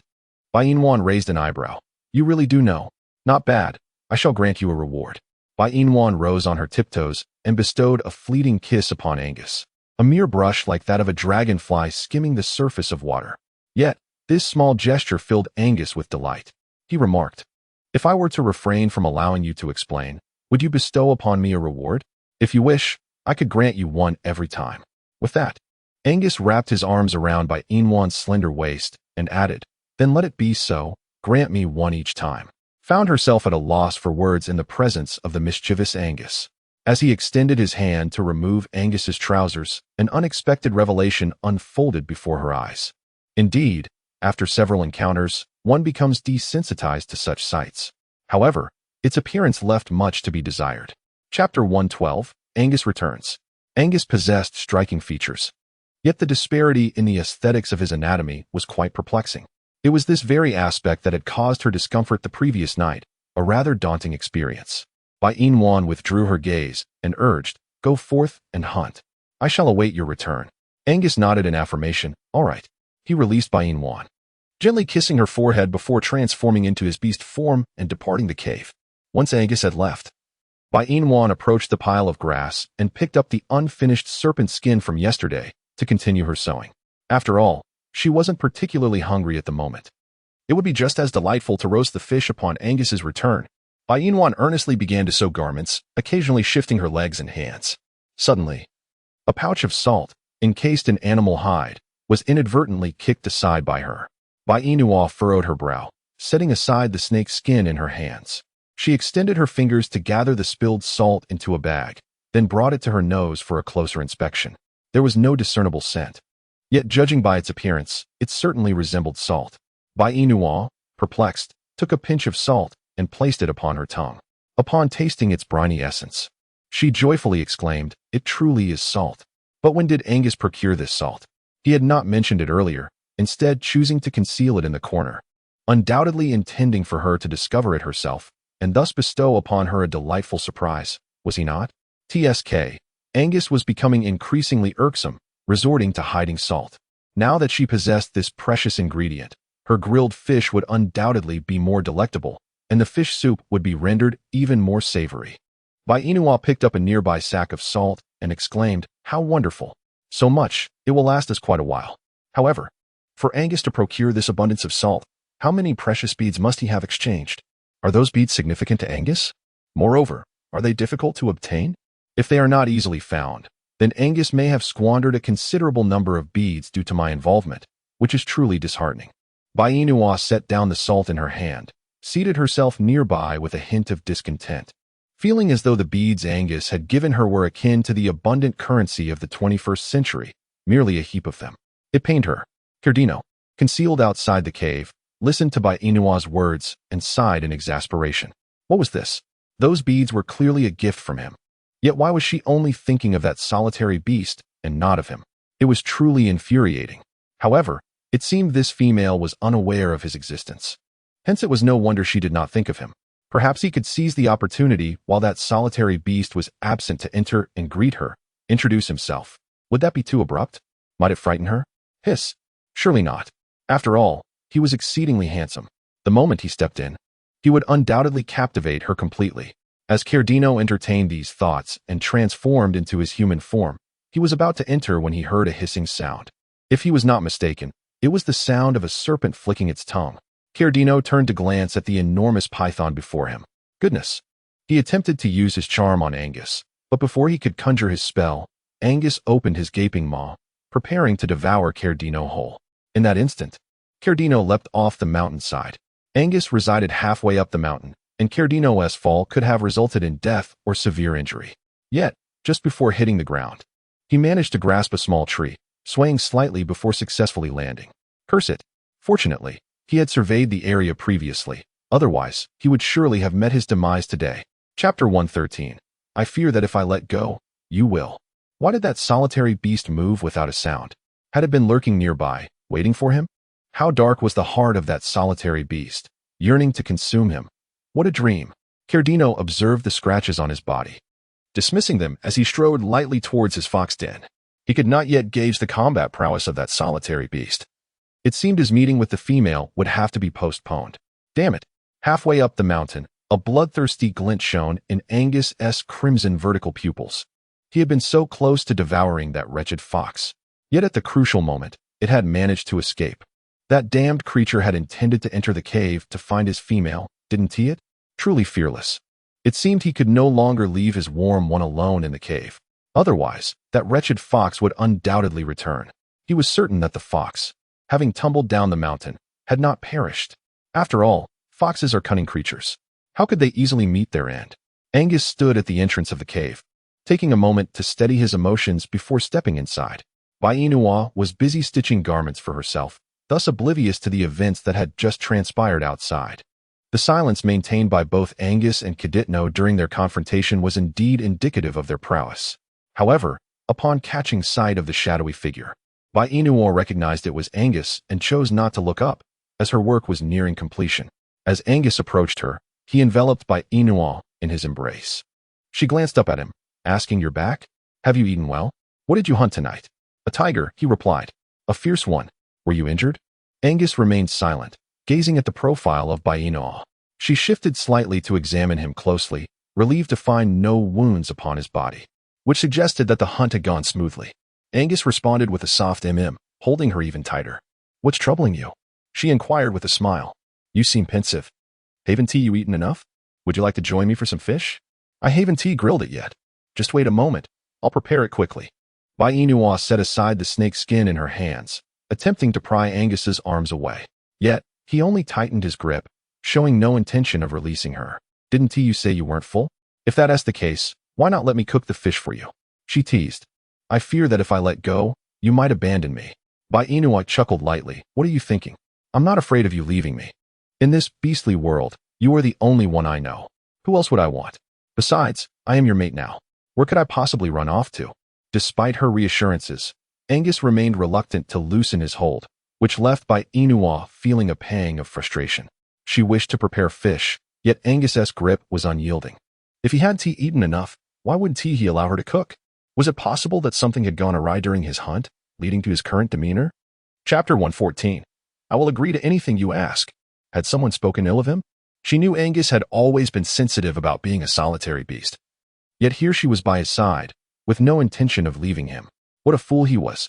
Why be so affected by the words of others? Bainua sighed softly. "Angus, what troubles you? Has someone claimed you are the lonely beast, destined to live in solitude for eternity? Pay no heed to their nonsensical chatter. You were never meant to be alone, and even less so now. Do you not have me by your side? Have we not successfully mated? With that accomplishment, I shall never abandon you. How about this? I promise that if I ever have the chance to return to our world, I shall take you with me, all right? Wherever I go, you shall accompany me. I would never leave you to face this beastly world all alone. So do not fear, for I shall never forsake you. Angus gazed deeply into Bai Inwan's eyes. Warner, I am here. Promise me, do not leave my side. All right, I promise you. Just do not fall in love with any other males, please. Although Bai Inua did not comprehend why Angus made such a statement, she still nodded and declared, I do not love anyone but you. Angus then asked her to promise not to let any other males come near her. Bai Inua smiled and replied, All right, I promise you. I will agree to whatever you say. Angus pressed a gentle kiss on Bai Inua's neck, eliciting a slight tickle in her. She brushed off the white dust from his hair and then playfully blew at it, asking, Can you let me go now? The sky is getting dark. Let us finish our meal and rest early. You have worked hard all day and need a good rest. As for me, I am not tired at all, for I have slept the entire day from morning until night. I am also not fatigued. Bai Inwan nuzzled Angus's prominent nose and said, You always do this. Though you are clearly fatigued, you insist that you are not, and although hunger gnaws at you, you deny it. There is truly no need for you to accommodate me in this manner. Our schedules and meal times are disparate. If you feel tired, then allow yourself to rest. And if hunger strikes, venture forth to procure sustenance. As for me, when hunger arises, I shall prepare my own meals, and when fatigue overtakes me, I shall seek my own repose. You need not fear that I will languish in boredom during your slumber. I have countless endeavors to engage in. Observe, I can craft garments, and I can gather reeds to weave grass sandals. In essence, I shall not allow myself to be idle, nor shall I burden you with concern. I will dutifully remain by your side, patiently awaiting your awakening, but I truly am not weary. Bai Inwan nodded and said, All right then, if you're tired, feel free to rest. But for now, let go of me. I must attend to the fish I am grilling. Angus obediently released Bai Inwan. She glanced at him and added, Your clothes are on the haystack. I have folded them for you, so please put them on yourself. And once you are dressed, do sit still. There is a fire, do you understand? MHM. Upon receiving Angus's response, Bai Inwan began to prepare the fish beside her for grilling. She utilized unseasoned branches to skewer the fish, ensuring they were dampened with water, thus making them less prone to breakage during the cooking process. Bai Inwan suddenly recalled something and spoke up, The salt you brought back. I've seen it. That's quite a lot. How many beads did you trade for it? Chapter 115. No matter how precious it is, I don't covet it. Salt. What salt? When did he exchange for salt? Angus's brow furrowed slightly. He knew without a doubt where that salt had come from. That wretched fox again. What was he scheming? Angus observed Bai Inwan as she produced the salt from beside her. He stepped forward and snatched the beast's skin pouch from her hand. Bai Inwan looked at Angus in confusion. What's wrong? This salt is unusable. Why can't it be used? There is no reason. It's simply unusable. Bai Inwan could tell that Angus was angry, yet this salt was what she had traded for. Why was she not allowed to use it? Bai Inua felt a sense of perplexity. Something was amiss. If this salt had indeed been brought back by Angus, he would undoubtedly have shared it with her. Yet now Angus insisted that this salt was unsuitable for use, implying that it was not the salt he had procured. So, if it was not Angus who had retrieved it, then who had provided this salt? Other males? But she had never encountered them. How peculiar. Utterly peculiar. Could it be that the male who delivered the salt did so while she was asleep? That seems to be the only plausible explanation. If this male were not acting in secrecy, then how could she have failed to notice his presence? Yet, why would he go to the trouble of delivering salt to her? This raises significant questions. Could it be that this male harbors feelings for her? But she is already wed to Angus. She bears the beast mark left by Angus around her neck. Can he not see it? Or perhaps he does see it. Which is why he wishes to secretly care for her. To protect her? To guard her, perhaps? Is that the case? If so, that male must be quite noble. She truly had not anticipated that, aside from Angus, there could be other admirers in this beastly realm. Had she not yet mated with Angus, she might have considered him. However, now that she is already mated with Angus, the notion of that male who silently watches over her is no longer within her realm of contemplation. While Bai Inua was lost in thought, Angus had poured all the salt sent by Codino onto the ground in a fit of anger, stomping on it. By the time Bai Inua regained her senses, the salt had transformed into a heap of blackened crystals, clearly rendered unusable. Bai Inwan was taken aback. What? What are you doing? I have already stated that it must not be used. Bai Inua felt a surge of irritation, The salt is not toxic. So why can it not be used? Moreover, it was a gift from someone else. By pouring it out like this, are you not disregarding their goodwill? Furthermore, it was you who stated that salt is quite precious in your world. If it is indeed so valuable, why would you choose to discard it? Even if it is precious, I have no desire for it. Bainuayu. Bainua suppressed the fury simmering within her, unwilling to engage in a quarrel with Angus. Thus, she sat by the side, roasting fish, deliberately ignoring him. However, it was evident that her anger was palpable. Although the salt was not retrieved by Angus, it had been a gift from another, and it was such a waste to discard it. This foolishness, driven by jealousy, had led to its complete demise. Her heart ached at the thought. Truly, it pained her deeply.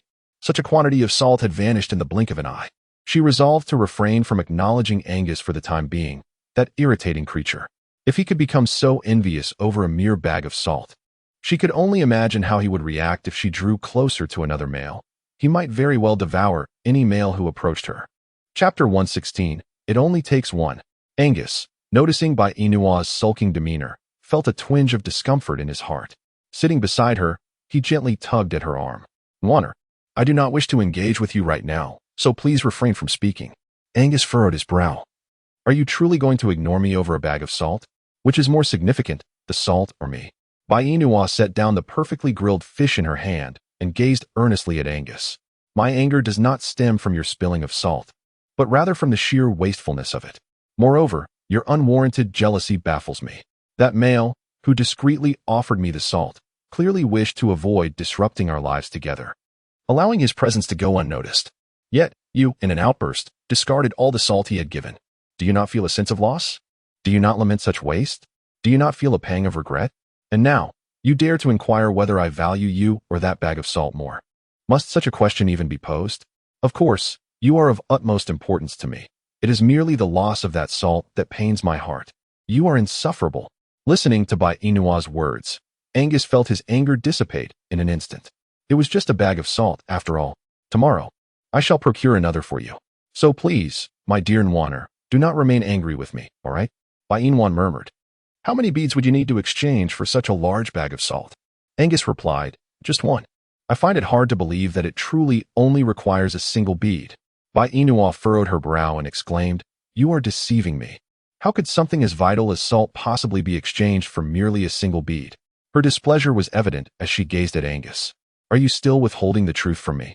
Angus, feeling helpless, replied, I assure you, I am speaking nothing but the truth. Did you not say it yourself? In your world, salt is exceedingly precious. Thus, it is hardly surprising that a single bead could procure such a substantial bag of salt. He settled beside Bainua, continuing to elucidate, my status is elevated, and consequently, the value of the bead is correspondingly high. Therefore, it is not remarkable that one could exchange it for such an ample quantity of salt. Bainwan furrowed her brow, contemplating Angus's recent remark regarding his high rank and the meaning behind the term level. Could it be that he exchanges salt by utilizing his own rank? If that were indeed the case, would bestowing his level upon another lead to a diminishment of his own? Bainwan yearned to inquire. Yet she understood that even if she posed the question, Angus would not divulge the truth. Thus, she resolved that it would be wiser to accompany him tomorrow when he went to exchange salt. What Bainua remained unaware of was that, regardless of whether she accompanied Angus, he would inevitably take her along. This was due to his apprehension of leaving Bainua alone in the cave, fearing that upon his return, she might be ensnared by that odious fox.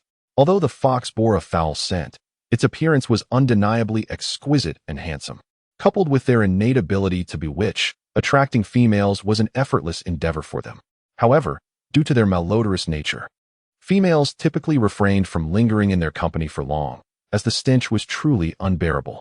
Yet, the fox he had just glimpsed did not possess this foul odor. It was strikingly handsome and alluring. Should his beloved Nwaner become aware of or encounter it, she would undoubtedly desire to mate with it, thereby designating it as her male counterpart. At that moment, Angus feared his standing in her heart would diminish, and he would no longer be held in the same regard as he was now. Chapter 117. Do you still want to eat? Therefore, he was resolutely determined not to allow that wretched fox to intrude upon the blissful life he shared with his Nwaner. Bainwan gently cleared her throat and spoke. Will you be exchanging beads for salt tomorrow? May I accompany you? Even if you refuse, I shall insist on taking you. The journey to the sea is rather lengthy, and I cannot possibly abandon you in the cave. What if, upon my return, you have vanished? Vanished?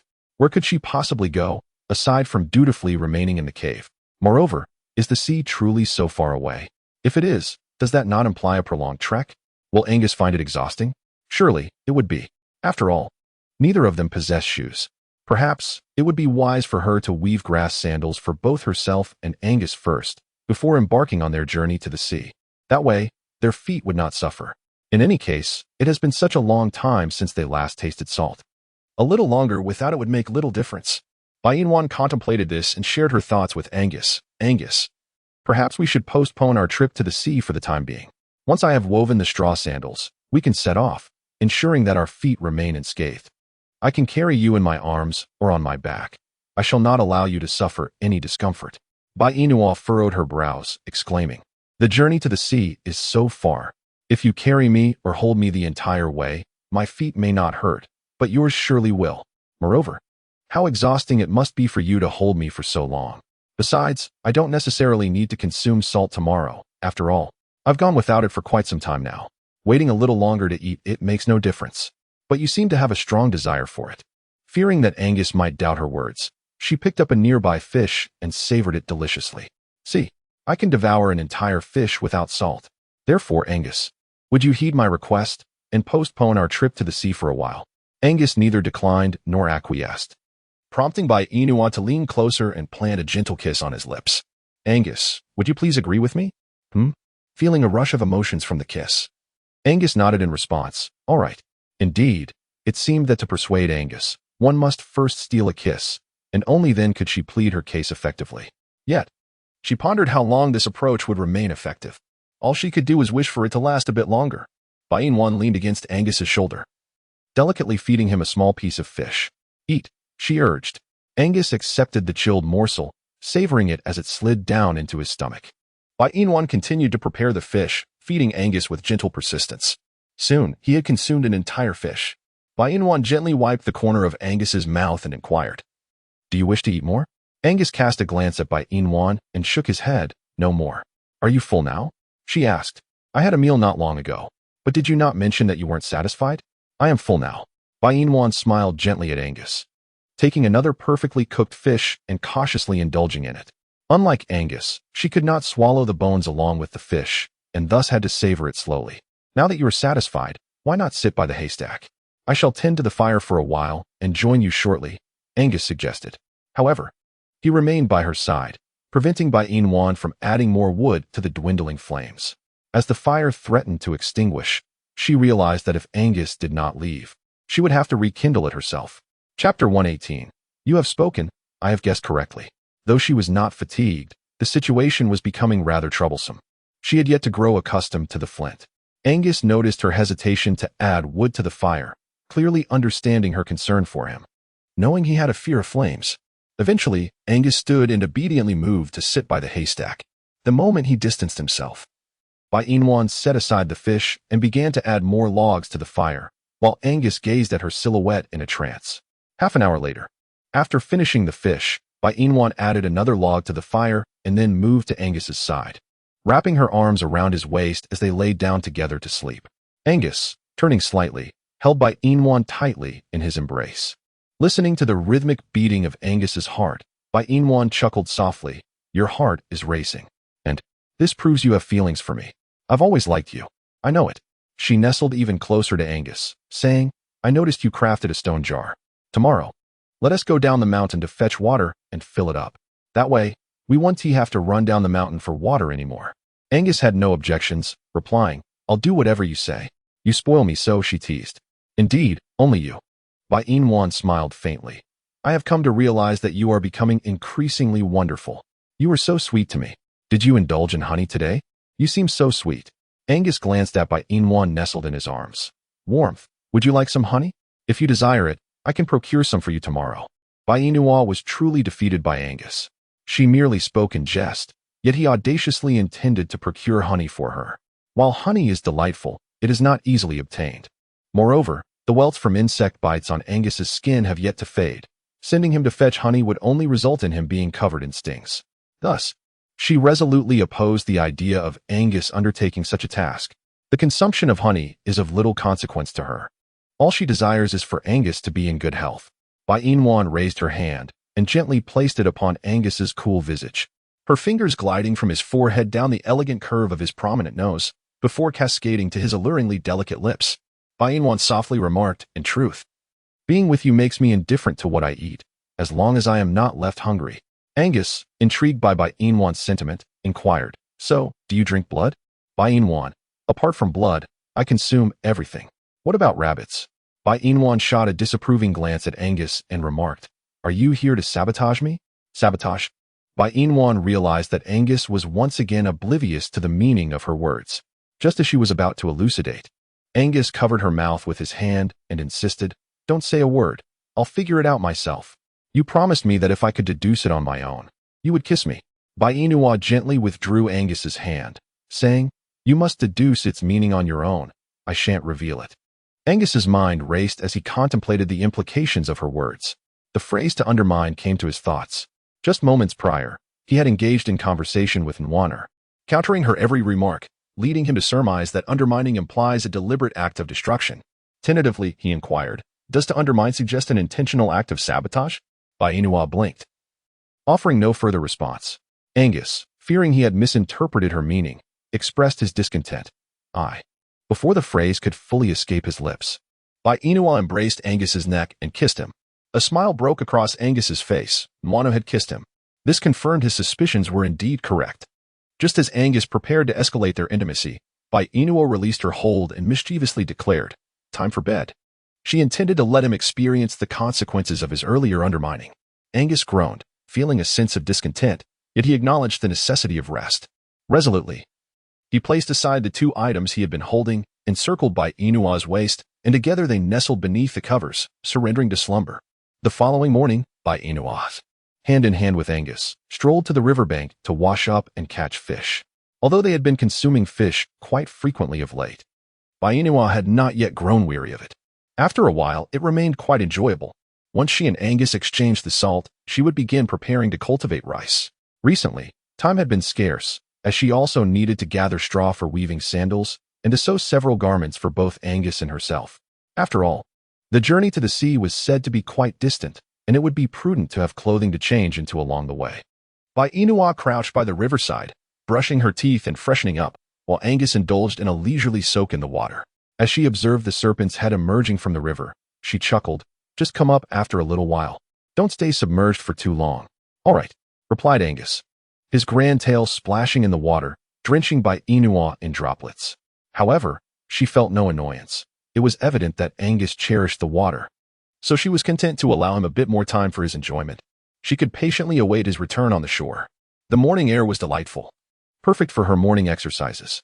Half an hour later, Angus transformed back into his human form and emerged from the water, several fish in his hands.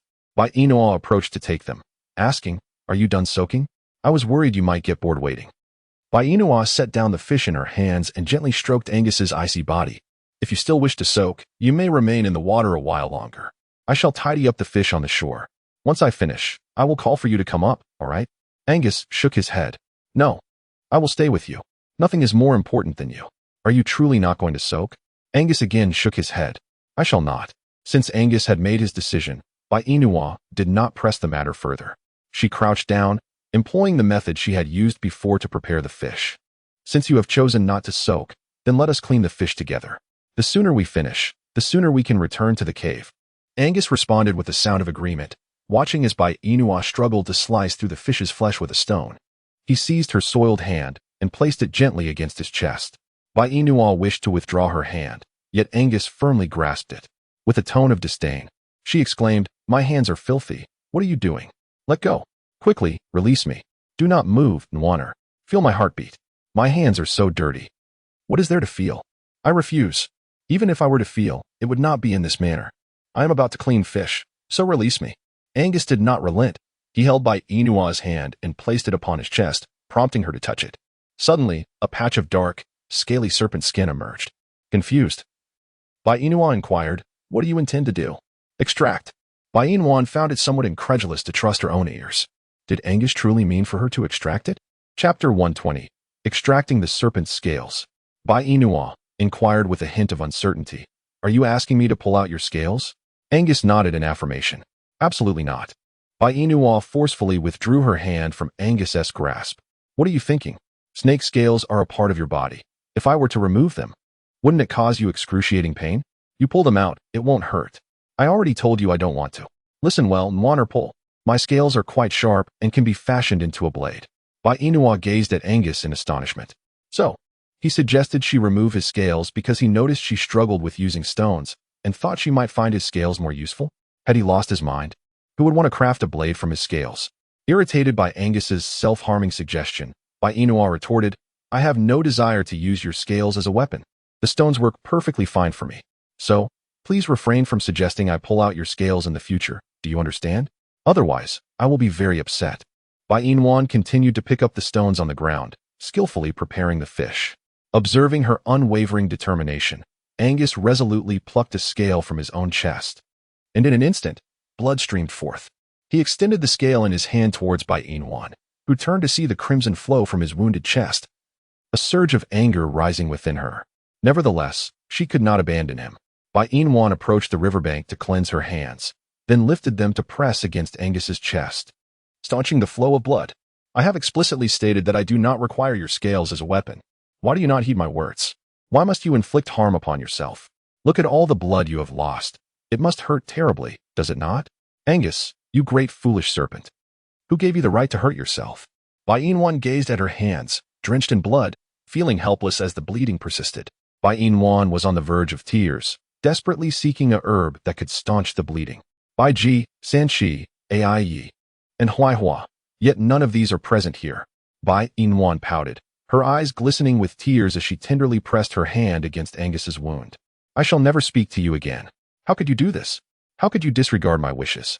I explicitly stated that I no longer wanted this. Why did you still proceed? The blood won't stop flowing. What shall we do? Angus set aside the serpent scale in his hand and gently wiped the tears from Bai Inwan's face. I am fine, it doesn't hurt. Besides, this bleeding will cease shortly. Remember, I was recently injured in the tail by a grizzly bear? Look at me now. I am here with you, perfectly well. Thus, this minor injury is insignificant. Furthermore, the serpent scale is quite durable, so please, do not cry any longer. Bai Inua gazed at the blood staining her hands, releasing her grip as she cast a glance at Angus's wound. She leaned down and tenderly kissed his injury, softly murmuring an incantation. In the past, when she was injured, she would suck her own blood, and then it would cease to flow. Now, as Angus lay wounded, she was uncertain whether her actions would bear any fruit. Yet, without attempting, how could one discern the efficacy of her remedy? Angus, though somewhat perplexed by Bai Inua's choice to kiss his wound, refrained from stopping her, allowing her to continue this intimate gesture for 10 minutes. Bai Inwan straightened her posture, gazing at the wound she had just kissed. Although the bleeding had not yet ceased, it was no longer gushing as it had moments ago. Bai Inua took a deep breath, relieved that Angus was unharmed. The fright she had just experienced was truly overwhelming. Chapter 121. I am sorry. Please do not be angry. Blood had soaked her hands, leading her to fear that Angus might have met his demise. Fortunately, the bleeding had ceased and Angus was safe, albeit in considerable pain. Although Angus had been injured due to her, she felt a tinge of anger. She had explicitly stated that she did not require his serpent scales. Yet, he insisted on extracting them, causing himself to bleed profusely and worry her in the process. Rising to her feet, Bai Inua refused to even glance at Angus as she turned to leave. Observing her departure, Angus picked up the fallen serpent scales and the nearby clothing, trailing behind Bai Inua. He softly called out, Nwaner. Bai Inwan chose to ignore Angus and continued to walk ahead. Angus, taking the initiative to admit his fault, pleaded, I acknowledge my mistake. Please do not be angry with me. I promise I will not shed my own scales again. Bai Inwan remained resolute in her decision to ignore Angus. Undeterred, Angus persisted, Nwaner, I find myself injured at this moment. Are you truly intent on harboring anger towards me and refusing to acknowledge my presence? If that is indeed your stance, then I shall proceed to pluck a few scales from my serpent form. For it seems you would not care for my suffering any longer. Upon hearing this, Bai Inwan's beautiful eyes were filled with a storm of anger. Do you even understand the importance of cherishing your own body? Do you have any idea how terrified I was when I saw you bleeding so profusely? You keep insisting that you are fine, that it doesn't hurt, but have you ever considered my feelings? If something were to happen to you, what am I supposed to do? You are the only person I know in this world, yet you treat yourself with such disregard, leaving me with an overwhelming sense of insecurity. So why shouldn't I be angry? Is it permissible for you to ignore my pleas and harm yourself while I am not allowed to feel upset for even a moment? Angus swiftly enveloped by Inwan in his embrace, pleading, I want to do it again. I promise. Please don't be angry with me. I simply thought you were struggling with the fish using a stone, so I wanted to offer you my scales. I never anticipated that it would cause you such distress. In the past, when I was injured, no one cared for me, so I grew accustomed to it. I know it's hard to change overnight, but please trust me. There will be no next time. Can we not be angry anymore? From now on, I will heed your every word. Whatever you say goes. I promise to listen to you completely. Angus was terrified at the thought of losing by Inwan over this incident. He felt utterly foolish, unsure of how to properly console her, and could only continue to apologize. He understood that his dear Inwan was kind-hearted, and that as long as he expressed remorse, she would surely forgive him. He genuinely could not bear the thought of losing her. It was simply not an option. Bainua found herself utterly breathless in Angus's embrace. She wished to push him away, yet the thought of his injured chest deterred her. What if she inadvertently caused him to bleed anew? Thus, Bainua could only implore Angus to release her, unable to assertively push him away. Angus, you must let me go. I can hardly breathe, she cried. Angus, do not hold on. I cannot bear it. Bainwan exclaimed, stop it. I truly feel as if I cannot breathe. Please release me. Angus shook his head. No, you just promised to heed my words. It has barely been a moment, and already you are reneging on your promise? Upon hearing this, Angus indeed loosened his grip on Bainwan, who then gasped for air. How can you possess such immense strength? Chapter 122. Who has stolen her fish? I fear that if I do not possess enough strength, you may depart from me forever. Bainwan, displeased, spoke. What do you mean by leaving you forever? I am not dying. Wanner, you know full well that is not my intent. I simply wish for you to cease being angry with me. I truly recognize my mistakes. Please, do not remain upset with me, all right? Although Bai was somewhat agitated, witnessing Angus's evident fear of losing her brought a slight sense of equilibrium to her heart, prompting her to abandon any thoughts of engaging in a petty quarrel. Will you continue to torment yourself in the future? No longer. Will you still heed my words? I will. Whatever you say, I shall comply. As long as you do not forsake me, I will listen to everything. Bainua cast a disapproving glance at Angus before lowering her gaze to his wound, which had now ceased bleeding and begun to congeal. As long as he refrained from aggravating the injury in the coming days, he should be fine. With a sigh, she remarked, I have never encountered such a foolish serpent. I am not foolish, Angus retorted. If I were, would I have removed my own scales?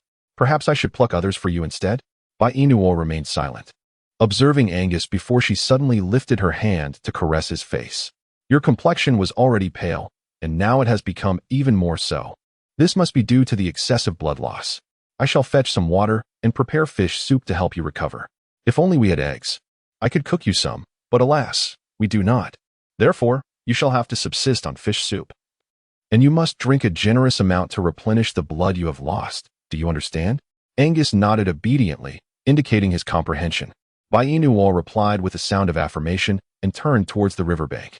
Let us return now and tidy up the fish. Bainua took the initiative to grasp Angus's hand as they returned to the riverbank. However, upon her return to retrieve her catch, she discovered that her fish had vanished. Emma, in merely a span of 10 minutes. How could her fish have disappeared? Who could have taken it? She firmly believed that fish did not possess the ability to sprout legs and leap into the river on their own. They were not mermaids. Even if they were mermaids, having been eviscerated by her, they could not miraculously revive and bound back into the water. Thus, all signs indicated that her fish had been taken by someone. Alas, whether by a female or a male, it was theft, indeed. Who could have stolen her fish? Bainwan winked at Angus and said, It seems that our fish has been stolen by other beastmen. What do you think we should do about this? Capture them and feast upon them? They vanished without a trace. How can you possibly pursue them? Angus smirked and replied, Have you forgotten what I told you not long ago? In our world, neither males nor females consume fish. In their understanding, fish are poisonous. And aside from cat beastmen, who else do you think would dare to eat fish? Bainwan squinted her eyes slightly, stroking her chin. So, if I understand you correctly, are you suggesting that it was the cat beasts who pilfered our fish? which means we merely need to venture to the dwelling of the cat beasts to reclaim our catch. Angus shook his head. Not necessarily. What do you mean? Why is it not certain? Did not the cat beast steal our fish? Chapter 123. Startled, she quickly wrapped her arms around herself. Indeed. It was the cat beasts who took our fish, but the felines of their clan feast on fish. Therefore, should we venture into the realm of the cat beasts?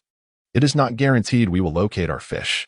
There are simply too many, and they all bear a striking resemblance. Do you truly believe you can discern our fish among hundreds? Bai Inwan shook her head and replied, No. Are you still planning to search? Bai Inua shook her head resolutely and declared, No, that is precisely correct. Besides, you haven't properly cleaned those few fish anyway. I can simply go catch a few more for you. As soon as Angus finished speaking, he prepared to wade into the river to catch fish for Bai Inua.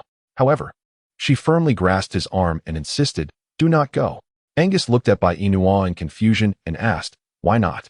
If you don't go, you won't have any fish to eat for lunch. Just because Angus refrained from fishing did not mean she would abstain as well. He was currently injured and should avoid contact with water to prevent any risk of infection. Thus, it was wiser to exercise caution. Bai Inua released her grip, stating, You are injured, and wading into the river could easily lead to an infection. Thus, I shall go alone. You must wait for me here and refrain from descending. Do you understand?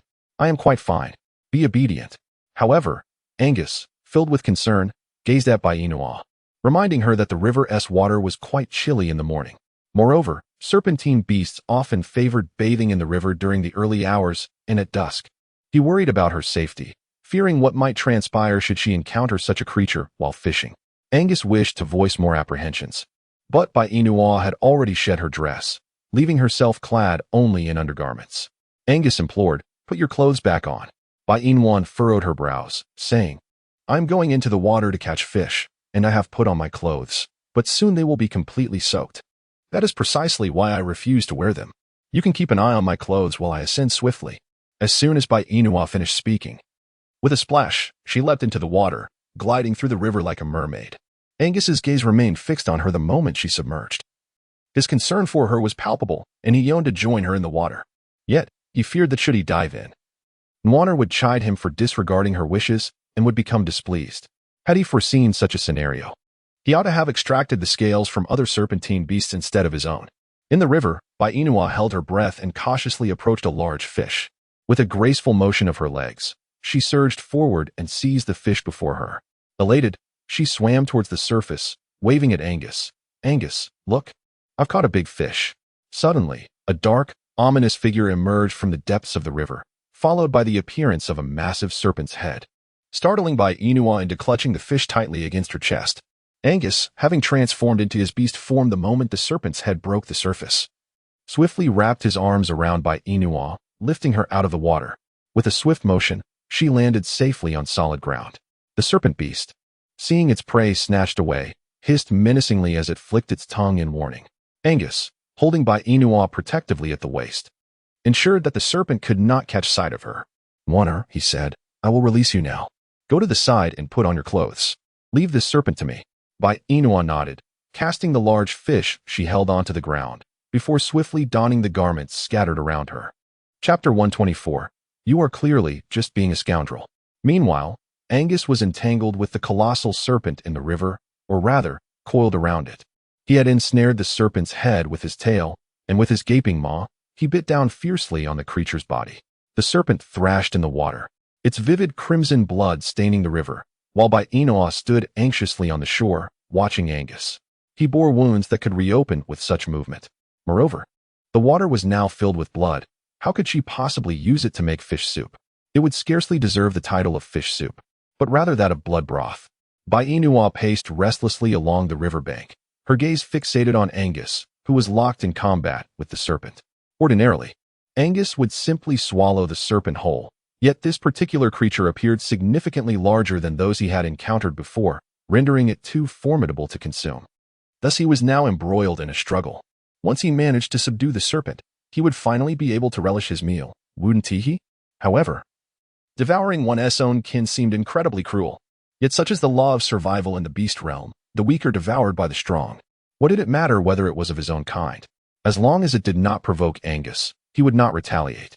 Lost in her thoughts, Bainua was suddenly jolted by a loud splash from the river, as the serpent's head sank beneath the surface, and Angus, drenched in blood, dragged the serpent's lower body back to the shore. Bainwan returned to her senses and hurriedly approached, seizing Angus's arm. "Angus, how are you? Are you hurt? Why are you covered in blood?" Bainwan observed the wound on Angus's chest, which had reopened, and subsequently inspected his back, finding no injuries. This indicated that Angus was unharmed. The blood on him belonged to the serpent beast. After Bainwan completed her examination of Angus's body, she felt considerably relieved. "It's a relief that you are unharmed. However, your chest wound has reopened and is bleeding again. What should we do?" Angus discarded the corpse of the serpent beast he had been holding and, with a hint of pride, nudged Bainwan affectionately. "A kiss from Yunwaner will surely stop the bleeding." Bainwan, how detestable. "So, after the kiss, there's no blood, right? I haven't spoken wrongly." Bainwan raised her hand to wipe the blood from Angus's face. "Look at you, after a brawl, you're covered in blood. If others were unaware, they might think all this blood belongs to you. Kiss me." Bainua gazed at Angus with disdain, exclaiming, "I have no intention of kissing you. Just look at how dirty you are." To which Angus replied, "If you refuse to kiss me, then I shall kiss you." Without hesitation, he leaned in, capturing Bainua's lips, prying open her pearly gates, and engaging in a fervent embrace. 3 minutes later, Angus withdrew, a devilish smirk playing on his lips as he licked them, proclaiming, "A reward." "What reward? That was nothing short of lewd behavior. Did I consent to that?" Bainua retorted.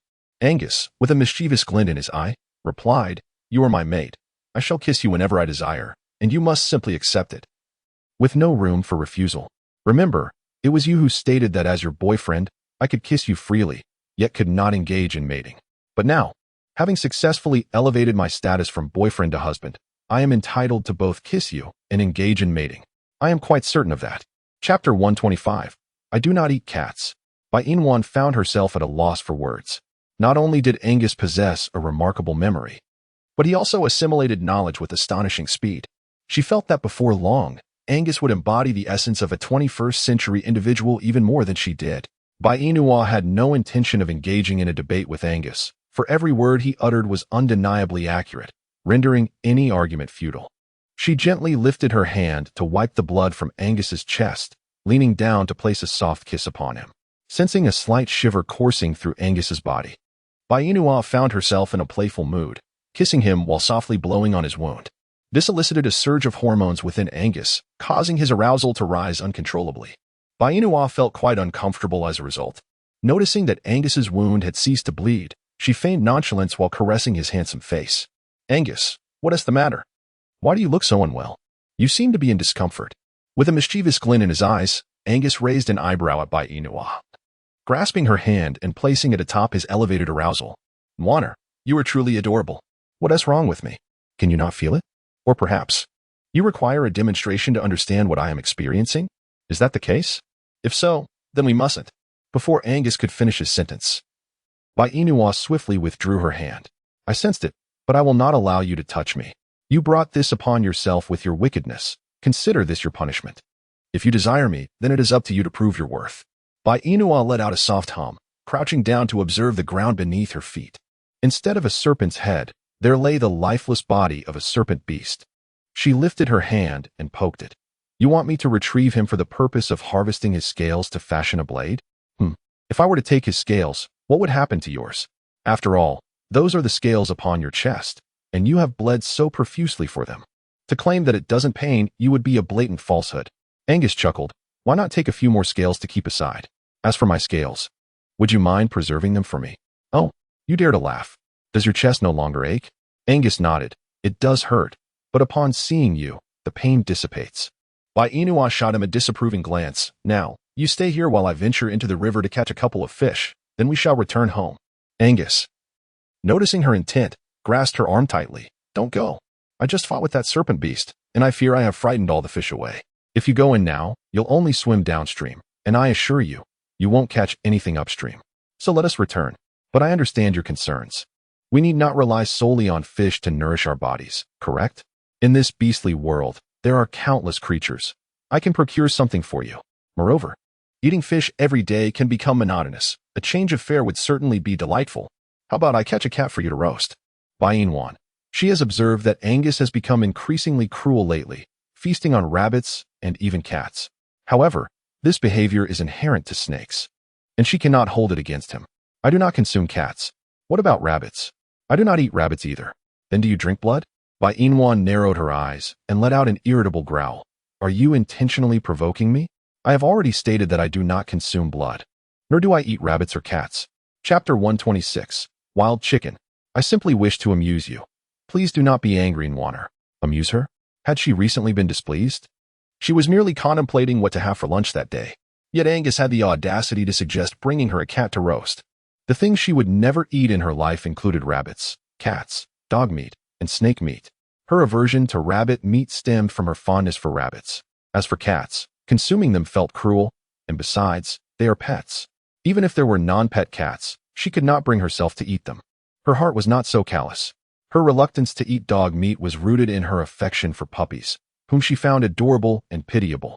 In her rural upbringing, she often witnessed people discarding excess puppies. Though they were not as charming as pet dogs, they exhibited unwavering loyalty to humans. After all, are dogs not often referred to as man's most faithful friend?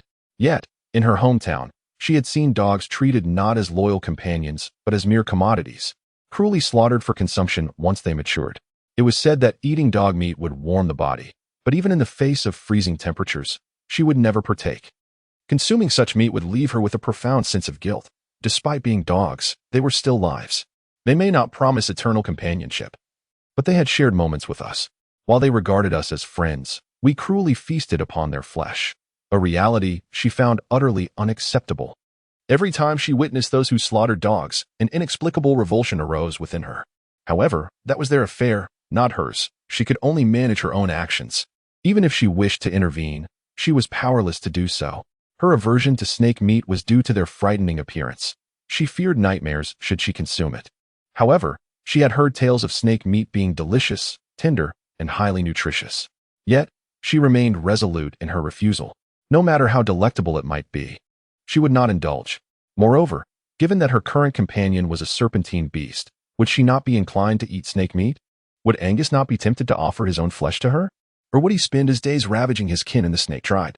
If that were the case, Angus, the Serpent King, would surely face discontent among his subjects. Intense discontent, indeed.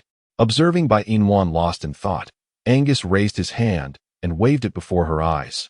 Nwanner, what are you daydreaming about now? Are you upset with me again? You know I'm not eloquent enough to say sweet words to placate you. Yet you must trust that my intentions are solely to bring you joy. Bai Inua blinked and, regaining her composure, gazed at Angus.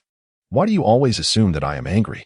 I was merely lost in thought, pondering a few matters. I assure you, I am not upset. I recognize that your intentions are for my benefit, so anger is out of the question. What could possibly occupy your mind so deeply? I was contemplating what we should have for lunch. What do you desire? I shall procure it for you. Bai Inua chuckled. I fear that your world may lack such a delicacy. Not at all, Nwanner. Speak, and as long as you articulate it, I shall retrieve it, Angus replied. Bai Inua pondered what creature might nourish the body. She looked at Angus and inquired, Is there chicken in your world? What sort of chicken? Wild chicken. Chapter 127. The Male God. Am I referring to wild chicken? Bai Inua nodded. Yes, that kind of chicken adorned with vibrant plumage. A chicken adorned with vibrant plumage? That cannot be right. In our world, such a creature is called a peacock, not a wild chicken. Indeed, Nwanner's terminology diverged from that of their world. However, to confirm that Nwanner desired to feast on peacock, Angus asked, a chicken adorned with vibrant plumage, is that correct? Yes, that type of chicken exists. Numerous indeed. I shall fetch 2 for you shortly. But how does one prepare such a creature? Pluck its feathers and roast it. Angus nodded. Very well. I will hasten to pluck their feathers and bring them back to you. Bai Inwan responded with a soft hum. Do you need me to accompany you? No. That wild chicken is prone to biting. If you accompany me, I fear you might get hurt. Therefore, it is best if I go alone. Would you wait for my return in the cave? Bai Inwan nodded affirmatively. Angus affectionately tousled her hair. For the most significant reason was that his darling was simply too beautiful. He feared that upon their arrival at the Peacock clan, she might attract the attention of the males there, which would inevitably lead to an overwhelming number of rivals.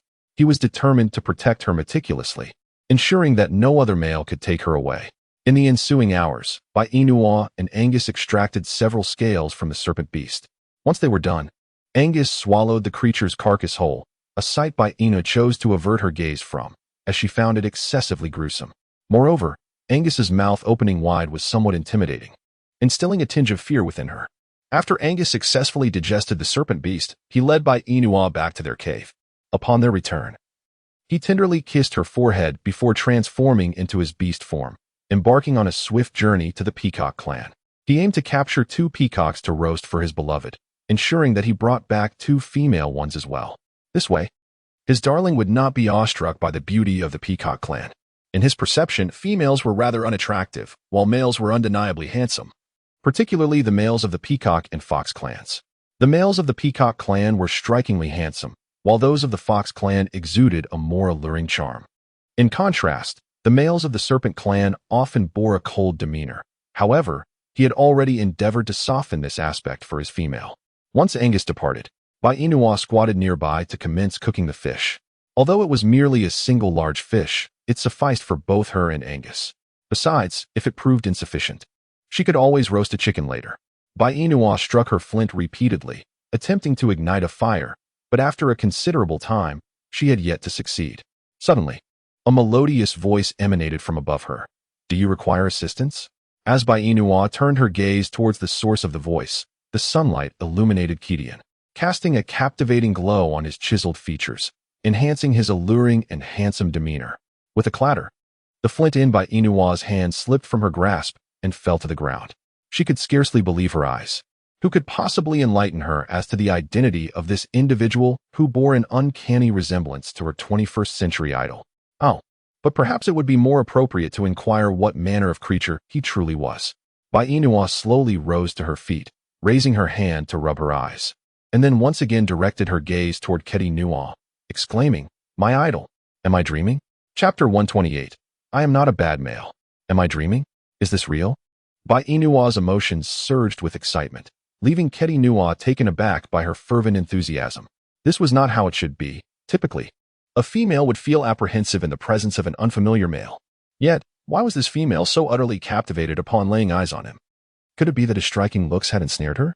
He had anticipated that she would pursue him for quite some time, but it seemed that mere hours had sufficed. Keti Nua, with a hint of self-admiration, tousled his hair and remarked, "You are not dreaming. You are truly seeing me. Are you pleased?" Inua nodded vigorously, exclaiming, "I'm so happy. Truly, exceedingly joyful. So elated that I could soar. Do you know, my idol, that I have adored you since your debut? In the blink of an eye, several years have passed. I still cherish my feelings for you. Are you aware of how enchanting you are when you sing on stage? And how strikingly handsome you appear while performing alongside other male actors, rendering us utterly captivated?" Kadino, perplexed, inquired, "What does this mean? What is this female saying? I cannot comprehend a single word. What does it mean that he sings on stage?" "Sing? On stage? Indeed, he has performed, but what does on stage signify? Furthermore, what does she mean by remarking on his handsomeness while acting with other male actors, leaving us spellbound? Who are these male actors? Why is it that I cannot understand a word of what this female is articulating?" He was bewildered. Who can provide him with an explanation?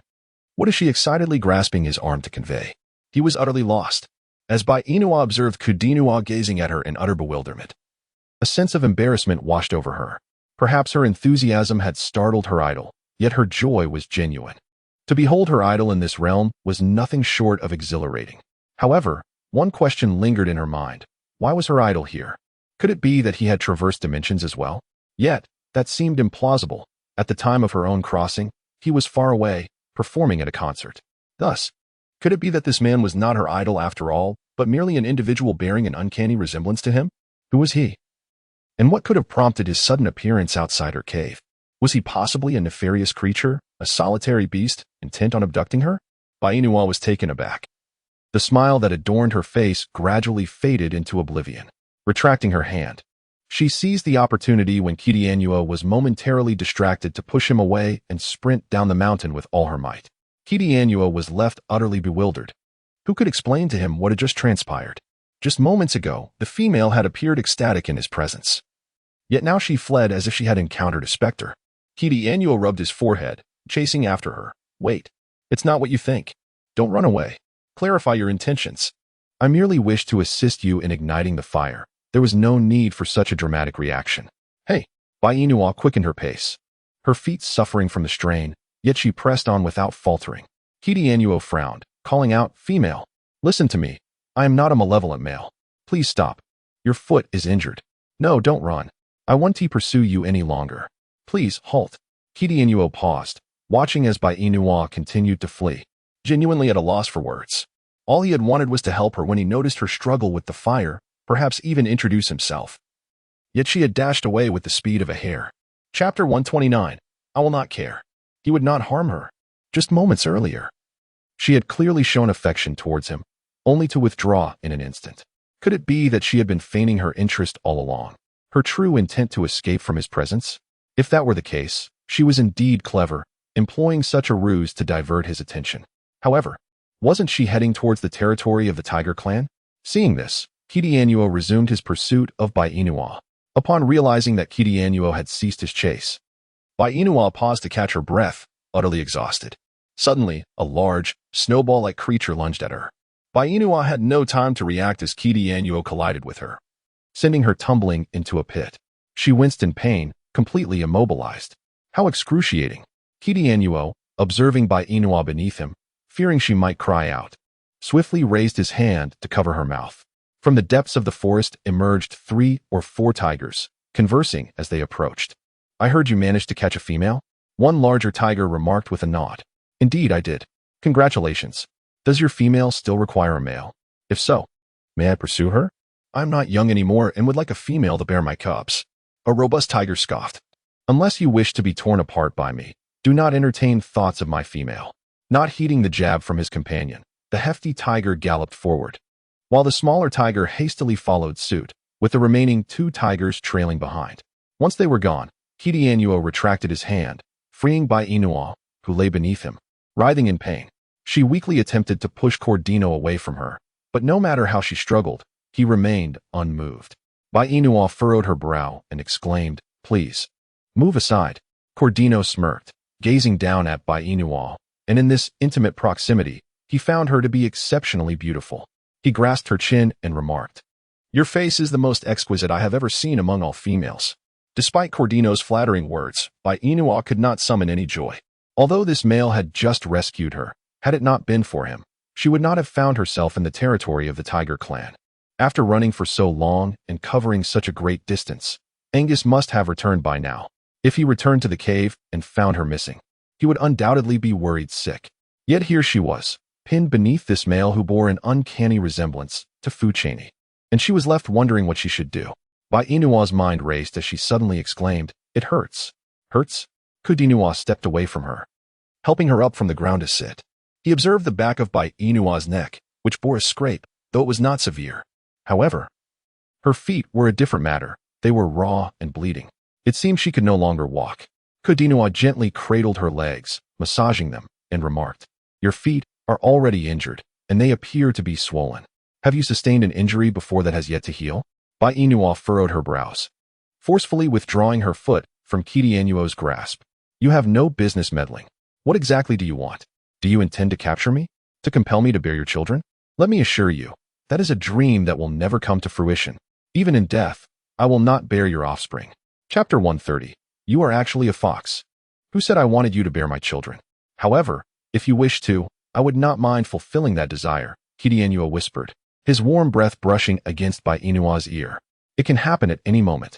Bai Inuan felt a blush creeping into her ears, as Kidianuo stealthily placed a gentle kiss on the side of her face, remarking, "The sensation of your kiss is delightful. Bai Inuan, you insufferable rogue. Who permitted you to touch me?" Enraged, Bai Inuan raised her hand to wipe the right side of her face, where Kidian had just kissed her. She stood up and, limping slightly, began to retrace her steps. Kidian reached out and firmly grasped her arm. "Do I truly appear so repugnant to you?" Bai Inua forcefully withdrew her arm, declaring, "You may not be repulsive, for your visage bears an uncanny resemblance to that of my ideal man. However, your actions are truly abhorrent. I am unaware of what creature you might be, but let me assure you, I have my own male companion. Thus, it would be prudent for you to refrain from touching me, lest I drag you down with me into the abyss, even in death." Listening to Bai Inua's words, Kidianuo's lips curled into a smirk. "You possess quite the audacity," don't you? Do you even know who I am? You dare to speak to me in such a manner? Are you not afraid that I might roast you and feast upon your flesh? I am aware that I cannot defeat you, but should you consume me, your fate would be no better. Is this a threat? Kidianuo inquired, raising an eyebrow. No. It is merely a warning regarding the consequences of your actions should you dare to devour me.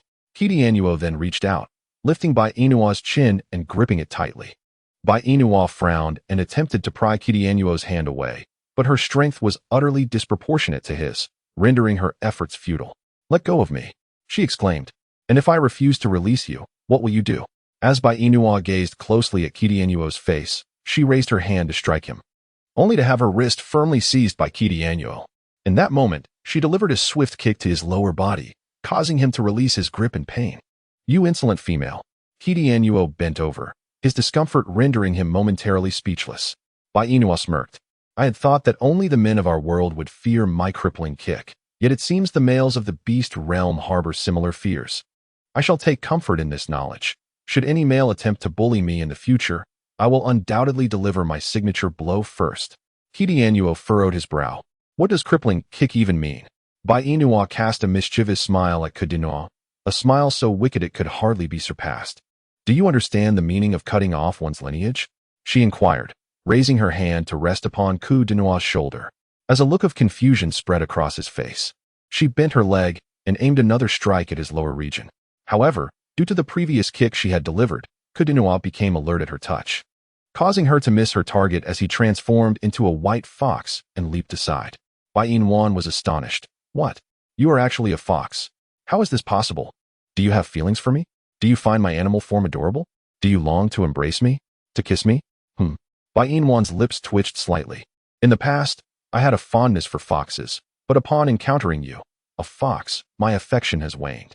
Kidianuo, perplexed, inquired, why is that? Chapter 131, Detestable Fox.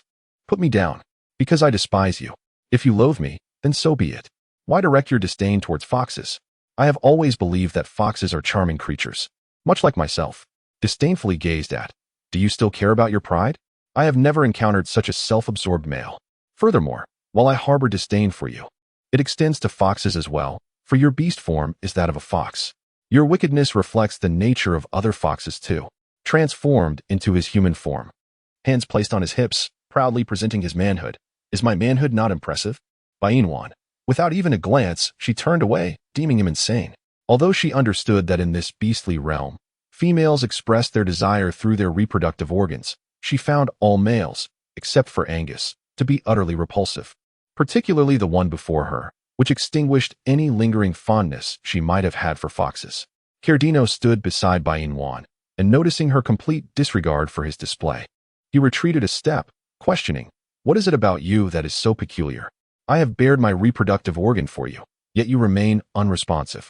Is your acceptance merely a matter of a single word? Your silence leaves me perplexed, as I feel that any attempt to converse with you is a waste of breath. Kidianuo added with a hiss, however, I believe that engaging in further dialogue would only solidify my resolve. I have chosen you. Bai Inua remained silent, continuing forward. When Kidianuo spread his arms wide, blocking her path, don't leave. Just because you tell me not to go, do you think I will comply? Who do you think you are? I am about to become your male counterpart. My name is Kidianuo, and what is yours? Bai Inua chose not to respond, raising her hand to push him aside as she moved forward. Kidianuo lowered his gaze, noticing the blood still trickling from Bai Inua's face. In a display of dominance, he swept her up into a princess carry. Your foot is injured, so I will carry you. Who asked you to carry me? Bai Inua protested, struggling. If you want me to put you down, should I? Wouldn't that mean I am too obedient to your whims? Who are you to command my obedience? Bai Inua found herself at a loss for words in response to his inquiries. She was not his possession, and thus this insufferable fox had no right to hold her. Insufferable fox. Put me down. Insufferable? Kidianuo sniffed at his own scent. Do I smell? He shook his head. Not at all. I must inform you. I am the only fox of our kind who bears no foul odor. Thus, you cannot call me an insufferable fox. I exude fragrance, not stench. Bai Inwan. She had never encountered such a narcissistic fox. However, this fox indeed lacked the characteristic odor of its kind. Regardless, she resolutely refused his embrace. I care not for your scent. Release me at once. Do you hear? Quickly, let me down. You foul fox. Ah, you wretched creature. Cadino leaned closer to Bai Inwan, his voice dripping with mischief. If you continue to call me a foul fox, do you believe I won't seize this moment to mate with you right here? I would leave upon you my unique essence, ensuring that we share the same scent. At that point, any regret you feel would come too late. Bai Inua glared at Cadurno. You dare to touch me and see what happens. Chapter 132. Cadurno is not actually bad. All right. Cadurno directly threw Bai Inua to the ground.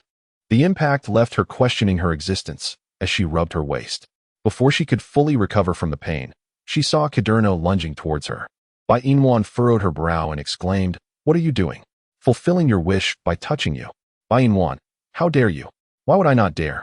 Kidiano possessed her, sealing Bai Inwan's lips with his own. Ignoring the pain coursing through her body, Bai Inwan struggled beneath him. Suddenly, a black serpent's tail struck towards Kidiano. With swift reflexes, he embraced Bai Inwan and rolled to the side. Gazing down at her, he inquired, "Are you all right?" Bai Inua felt an overwhelming sense of pain coursing through her entire body, leaving no part untouched. She was so disheartened that she did not wish to utter a single word to Kidianuo.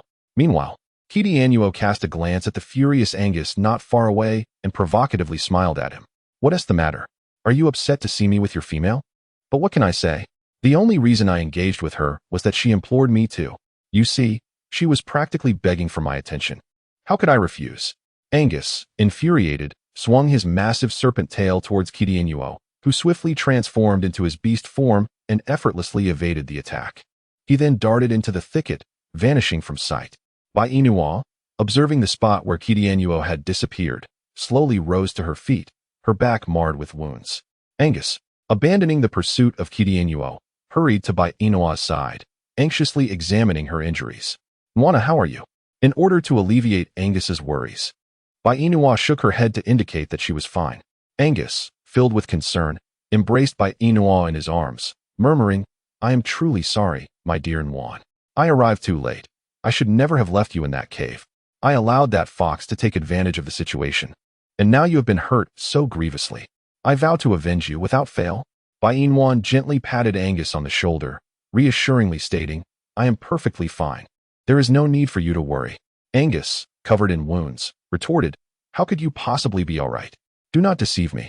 Bai Inwan straightened her posture, gazing intently at Angus, and placed her hand tenderly on his face, saying, "Do not blame yourself. This is not your fault. You could not have anticipated that a fox would come seeking me, could you? Moreover, I ventured here of my own accord. That fox did not harm me." Warmth. "Why do you still defend that vile fox?" Angus questioned. Bai Inwan smiled gently and replied, "I am not defending him. I assure you, he truly meant me no harm. On the contrary, he saved me. Just moments ago, a few tigers emerged from the forest, and it was that fox who tackled me down, ensuring I remained undetected by them. Furthermore, the reason he threw me and kissed me was that my words angered him, and then you arrived. You attempted to strike him with your serpentine tail, but he, concerned for my safety, rolled aside with me. This is ample evidence that the fox is not as malevolent as we had presumed. You need not seek vengeance on my behalf. I believe that he and I shall not cross paths again." Angus replied, "Even if that foul fox is not wicked, he cannot continue to exist in this world. He dares to covet his female. His only fate can be death." Bai Inua was oblivious to the thoughts swirling within Angus's heart. Her plea for him not to harm Kidianuo stemmed not from a belief in Angus's inherent goodness, but rather from the striking resemblance he bore to her idol. Although Kidianuo was not truly Fuchinyu, his appearance mirrored that of her beloved figure. Despite her indifference toward Kidianuo, her affection for Fuchinyu was unwavering. The thought of witnessing Angus consume someone who looked so much like her idol was profoundly unsettling for her. Moreover, Kidianuo's evident fear of Angus suggested he would no longer seek her out. Perhaps it was best for him to reside in a tranquil place, allowing both of them to coexist without interference. Angus crouched down, inviting, "Nwaner, come up. I shall carry you back." This time, Bai Inua did not feign reluctance, for the pain coursing through her body rendered her unable to walk. She reached out, wrapping her arms around Angus's neck, and rested against his sturdy back as he bore her toward the cave. Throughout the journey, neither Bai Inua nor Angus uttered a word. The silence was palpable, and the atmosphere weighed heavy with tension. Bai Inua pondered whether Angus was indeed upset with her for speaking on Kadi Nua's behalf. Bai Inua was gently laid upon a mound of grass by Angus. He raised his hand to unfasten her garments, and she did not resist, for she understood that Angus sought to assess the extent of her injuries. In less than a minute, her clothing lay in tatters around her. She gazed at Angus, whose expression was laced with remorse. Angus, the wounds on my body were not inflicted by you, so there is no need for you to feel guilty. Truly, there is no need for guilt, she reassured him. Angus remained silent, his focus unwavering as he continued to examine her body. Bai Inua cooperatively revealed her injuries, feeling a sharp sting across her back, indicative of extensive abrasions. Her naturally fair skin, now marred, appeared strikingly alarming against the backdrop of her injuries. Noticing her discomfort, Angus hesitated to even lower his hand, fearing that he might cause her pain. Bai Inua sensed his trepidation and gently grasped his hand, saying, "I am not in pain. You may touch it." Angus remained still, his gaze fixed upon her. Bai Inua placed his cool hand against her chest, its chill offering a soothing relief. "I assure you, I am truly fine. You may proceed. Moreover, your hand is quite cold, and it will alleviate the pain on my wounds, so do not hesitate." Angus, still skeptical, inquired, "Is that truly the case?" Bai Inua nodded earnestly, "Indeed. Therefore, if you wish to spare me pain, you must let go." Angus withdrew his hand from Bai Inua's grasp and gradually approached her, opening his arms wide to embrace her bare form, his body radiating an icy chill. "The wound of Bai Inwan is not as painful as it was before. Is it feeling better?" "Yes, significantly better. It no longer hurts as much. Do not be afraid. You will not aggravate my injury. It is merely a scrape, nothing serious. A few days of rest will suffice for recovery." "In your eyes, must one have flesh severed for it to be deemed serious?" "Bai Inwan, that is not what I meant. I merely—" Before Bai Inwan could finish her words, Angus raised his hand and placed it gently by her lips. "Do not speak," he urged. "I am currently in a rather displeased state, and I fear I may unleash my temper upon you. Let us remain silent for a moment."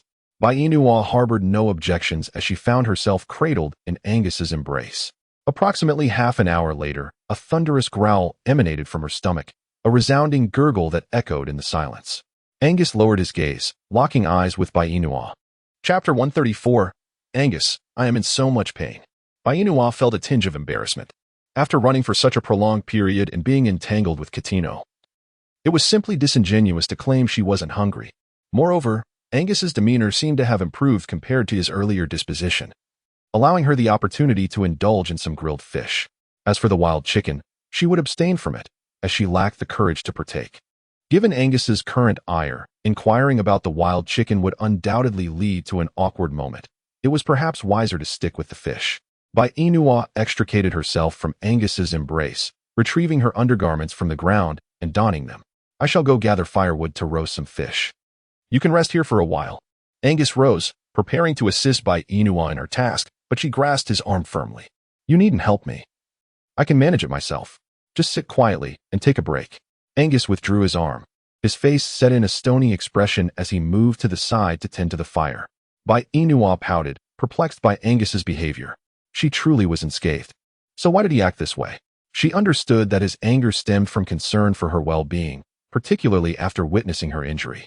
Yet it had been quite some time since he had remained upset. In the past, it was she who would become irate with Angus. Now the roles had reversed, leaving her feeling rather flustered. "Angus, please do not be angry any longer. I realize I failed to protect myself, and that is my shortcoming. However, the adversary was a cunning fox, so sly and infuriating. How could I possibly contend with it? I am outmatched in intellect and strength, and I feel utterly helpless. How about this? Starting tomorrow, I shall learn self-defense from you, if that pleases you." "No, wait. You likely do not know what self-defense is, so allow me to clarify. Self-defense refers to the art of safeguarding oneself.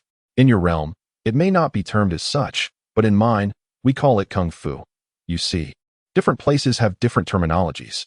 Regardless of the name, I wish to learn how to protect myself from you beginning tomorrow, if that is agreeable." Angus continued to stoke the fire, completely disregarding Bai Inua's entreaties, allowing her to sit there and speak to herself. Cautiously, she inched closer to him, squatting beside him and playfully tugging at his arm. "Angus, Angus, Angus, would you please acknowledge me? Did you not profess your fondness for me? If you cherish me so, why do you ignore me?" Yet Angus remained focused on his task, indifferent to her pleas. Feeling somewhat disheartened, Bainua sank down onto the ground, pondering how to alleviate Angus's anger. In a moment of desperation, she pinched her waist vigorously in a spot hidden from Angus's view, and the pain elicited tears to well up in her eyes. Bainua pretended to wipe away the tears on her face, though she had not truly done so.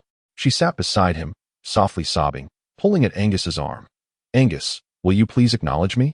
I have given you this silence for so long. How much longer must it continue? Do you intend to remain silent until my heart is utterly desolate? I warn you, when that time comes, there will be no remedy for your regrets. Oh, Angus, I ache all over. Do you truly not feel any sorrow for me? Chapter 135. No need, I can manage on my own. Listening to Bainua's cries, Angus, without hesitation, enveloped her in his embrace. I am sorry, it was my fault. And it is not your doing. Bainua. Angus, please do not blame yourself. I am truly sorry for always causing you pain. Bainua shook her head. No, it is not you who has consistently hurt me. It is I who have failed to take proper care of myself, and thus I am the one to blame. If I were a bit stronger, more resilient, I would not constantly burden you with worry and guilt. However, Angus, trust me, I will strive to become stronger. I will not allow you to worry any longer. Angus held Bainua tightly, his heart aching as he listened to her words. Angus, even if we argue in the future, let us promise not to ignore each other, all right? Your sudden silence makes me feel as though we have returned to the time when we first met. Back then, when I spoke to you, you would respond with the same indifference as today. Do you not realize how frightening that is for me? I am, in truth, a woman with a particularly low sense of security. I fear that you will abandon me, that you will choose to be with other females, that you. Angus raised his hand and gently placed it upon Bainua's lips. I want you. I will always want you. Remember this, my dear, it is forever. Even if more beautiful females appear in the future, my love for you will remain unwavering. I will never leave you, for in my heart, no one can treat me better than you do. And by the way, I am a solitary beast, do you not recall? Females flee at the mere sight of me, so none would ever approach me willingly. You are the first. Bainua tenderly embraced Angus, saying, let us refrain from discussing unhappy matters. Instead, let us kindle a fire and prepare something to eat.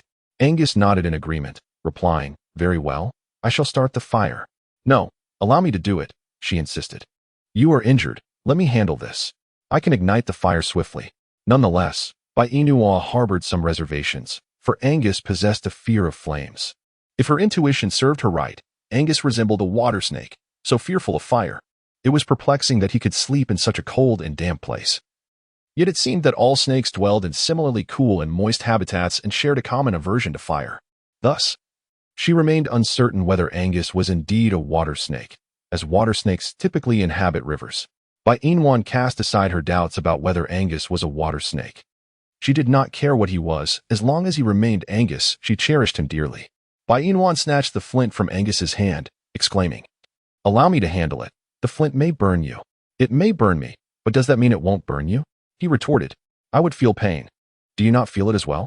Bainua found herself at a loss for words in response to Angus's remarks. I never claimed that I wouldn't feel pain. Even if I do, it is but a fleeting moment. Yet you are different. You are already fearful of fire, and should you be burned, your suffering would surely exceed mine tenfold. Angus replied, that won't happen. Bainua shot him an irritated glance. Have you forgotten your promise to me? You vowed to heed my words, yet not every command must be obeyed. I will follow what is right, but ignore what is wrong. Are you implying that my words are erroneous? Chapter 136. As long as it is you, nothing is tainted. Angus shook his head. No, that is not the case. Then, since I am indeed correct, I kindly ask you to sit over there. Bainua gestured towards a patch of grass with an arched brow. Go on. Angus felt as though he had stumbled into a pit. Nevertheless, he complied with her request and settled beside the grass, his gaze fixed intently upon Bainua's back. It bore numerous scrapes, a sight both alarming and heart-wrenching for him. His dear one was in such pain. How could she be so severely injured? And now, she was squatting there, kindling a fire to grill fish. When he was hurt, she had cared for him so tenderly, yet he felt utterly helpless in aiding her now. Angus was consumed by guilt. Suddenly, an idea struck him. He rose and crouched behind Bainua, gently parting her hair before extending his tongue to lick the wounds on her back. Feeling the coolness, Bai Inua halted her actions. Angus, what are you doing? Licking your wounds. That's unsanitary. Don't do that. But my wounds are equally filthy, and you lick them too. Therefore, I fear nothing. And for me, as long as it is you, nothing is unclean. A warm current flowed through Bai Inwan's heart. Why are you so foolish? Don't you like foolishness? When did I ever say I liked foolishness? So, does that mean you do not like me now? Bai Inwan was amused by Angus, exclaiming, Don't try to deceive me. I won't fall for your tricks. Angus smiled, his lips curling upwards. As long as you are laughing, that is all that matters. Bai Inwan tucked her hair behind her to prevent Angus from continuing his incessant licking. Her wound was not bleeding, and there was no need for Angus to mimic her actions. Furthermore, what she did was not mere licking. She simply bestowed a gentle kiss to halt the flow of blood. Why on earth would Angus wish to emulate her? Bai Inua set down the flint in her hand and turned to meet Angus's gaze. Fool, she said, I know you feel guilty for seeing my wounds. You believe it is your failure to protect me that led to my injury. But let me tell you one last time, my wounds are in no way your fault. I harmed myself, and as you have rightly pointed out, in this savage world, injuries are inevitable. You have endured broken limbs in the past without complaint. There is no reason for me to whine about a mere scrape, is there? So please, stop berating yourself. There is no need for you to seek ways to compensate for my wounds. We are as one, and thus, there is nothing to atone for. After speaking, Bai Inua leaned closer to Angus and kissed his lips. All right, I've said what I needed to say. Now, I shall start a fire to cook some fish. If you choose not to sit by the grass pile, I won't force you to. I simply wish for you to keep your distance, lest you get burned by the flames. Angus continued to gaze at Bai Inua intently, making her feel somewhat bashful. She turned away, picking up the flint once more to kindle the fire. 10 minutes later, flames flickered to life, and she joyfully added firewood. Once the fire roared, she retrieved a large fish nearby to roast. The prospect of food filled her with delight, rendering her injuries virtually non-existent. Initially, the pain had been quite sharp, but once it subsided, it was no longer a concern. Although she was indeed a pampered young lady in the 21st century, she was not born into privilege. Her family had once been impoverished, living in the countryside, where she participated in all manner of farm work. Thus, even now that she had become a lady of means, she remained unpretentious. She had never been fussy when her family was affluent, and now, in this savage world, she was even less inclined to be so. What purpose does being fussy serve? Does crying out in pain elicit Angus's sympathy? Does it coax him into caring for her? She thought not. After all, Angus was also injured. In her current state, it was better for her to manage on her own. Besides, Angus had a fear of fire. Yet, she had an unusual fondness for flames. Fire brought warmth, while Angus preferred the coolness of the ice. Truly, they could be described as fire and ice. Though fire and ice do not typically coexist, she had found herself with Angus nonetheless. She wished to demonstrate to the world that love could unite even the most disparate elements. Moreover, accommodating each other was not a bad thing. She and Angus embodied a classic dynamic of the man as the provider and the woman as the caretaker. For instance, she might not be skilled in hunting, but Angus was, so she entrusted him with foraging for food. Meanwhile, she busied herself at home, sewing clothes and crafting various items. In that instant, she felt as though she had transformed into a housewife. Despite being merely 18 years of age, she is still several months shy of her 19th birthday. However, on the occasion of her birthday, she is likely to have lost track of the exact time, as there are neither calendars nor phones available, leaving her oblivious to the passage of time. Each day simply blends into the next. For instance, when pondering the current hour, she can only rely on the position of the sun in the sky for guidance.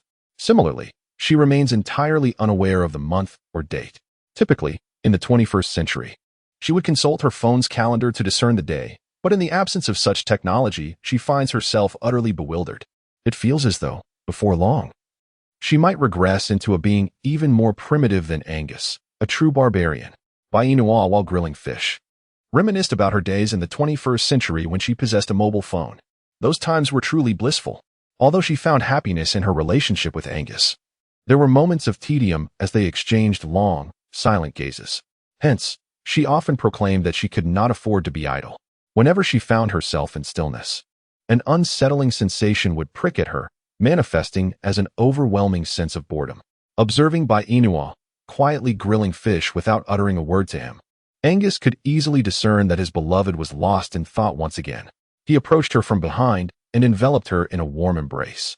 Startled at first, Bai Inua's anxiety dissipated upon recognizing him. The thought of someone unexpectedly intruding upon her contemplative moments terrified her. "Darling," he inquired gently, "why the silence? What occupies your mind? Are you daydreaming again?" With a smile, Bai Inua replied, "I was reflecting on my days in the 21st century. Do you miss home?" Angus asked. Bai Inua nodded. "Of course I think about it. How could I not?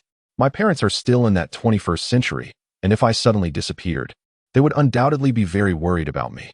I am equally concerned for their well-being. Yet worry alone cannot change our circumstances, can it? I cannot return to our world, so I can only contemplate it. As for taking action, that remains beyond my reach." Chapter 138, Taming the Tiger. If one day an opportunity to return is bestowed upon you, you wouldn't abandon me and leave alone, would you? Never. That's reassuring. Angus held Bai Inua tightly. Fearing that Angus might get burned by the flames, she reached out to feel his icy hand. "It's all right. Do not fret. Since I promised you that I would not leave you behind, I absolutely will not. So, do not overthink it. Moreover, whether or not we can return remains uncertain. Does it not? Let us take everything as it comes. By the way, I have grilled the fish. It will be ready to eat once it cools. Now, let us sit over by the grass pile." Angus, released by Inua, rose to his feet and nodded in agreement. "All right." Bai Inwan placed the freshly roasted fish upon a large leaf, casting her gaze around the cave. Aside from a heap of stone tools, there was nothing else within. Where had Angus stowed the wild chicken he had captured? Bai Inua inquired with a sense of bewilderment as she sat beside Angus. "Angus, what is the matter? Where have you placed the wild chickens you captured? I seem to have not seen any in this cave." It was then that Angus remembered he had indeed brought back 2 peacocks. He rose and approached the stone basin, casting a glance into the empty vessel. "Where have the peacocks gone?" he pondered. He had distinctly plucked their feathers and bound them with his snake's skin. Yet the snake's skin remained, while the peacocks had vanished. Could it be that they had stealthily fled while he was out searching for Nwaner? Damn it, they appeared to have no regard for their lives. With a darkened expression, Angus returned to Bai Inua's side and declared, "The wild chickens have escaped." Bai Inua observed Angus's demeanor, seemingly filled with ire. Was it truly warranted over the escape of a mere pair of wild chickens? After all, he had ventured out in search of her. It was only natural for the birds to take flight. Angus had no reason to be vexed. Bai Inua gently placed her hand upon Angus's shoulder, reassuring him, "Fear not. It matters not that I do not consume wild chickens. They possess the ability to soar, and I imagine it is no small feat to catch them, is it not? If that is the case, let us dismiss this matter. However, I have plucked their feathers, rendering them incapable of flight. Thus, they must have simply run away.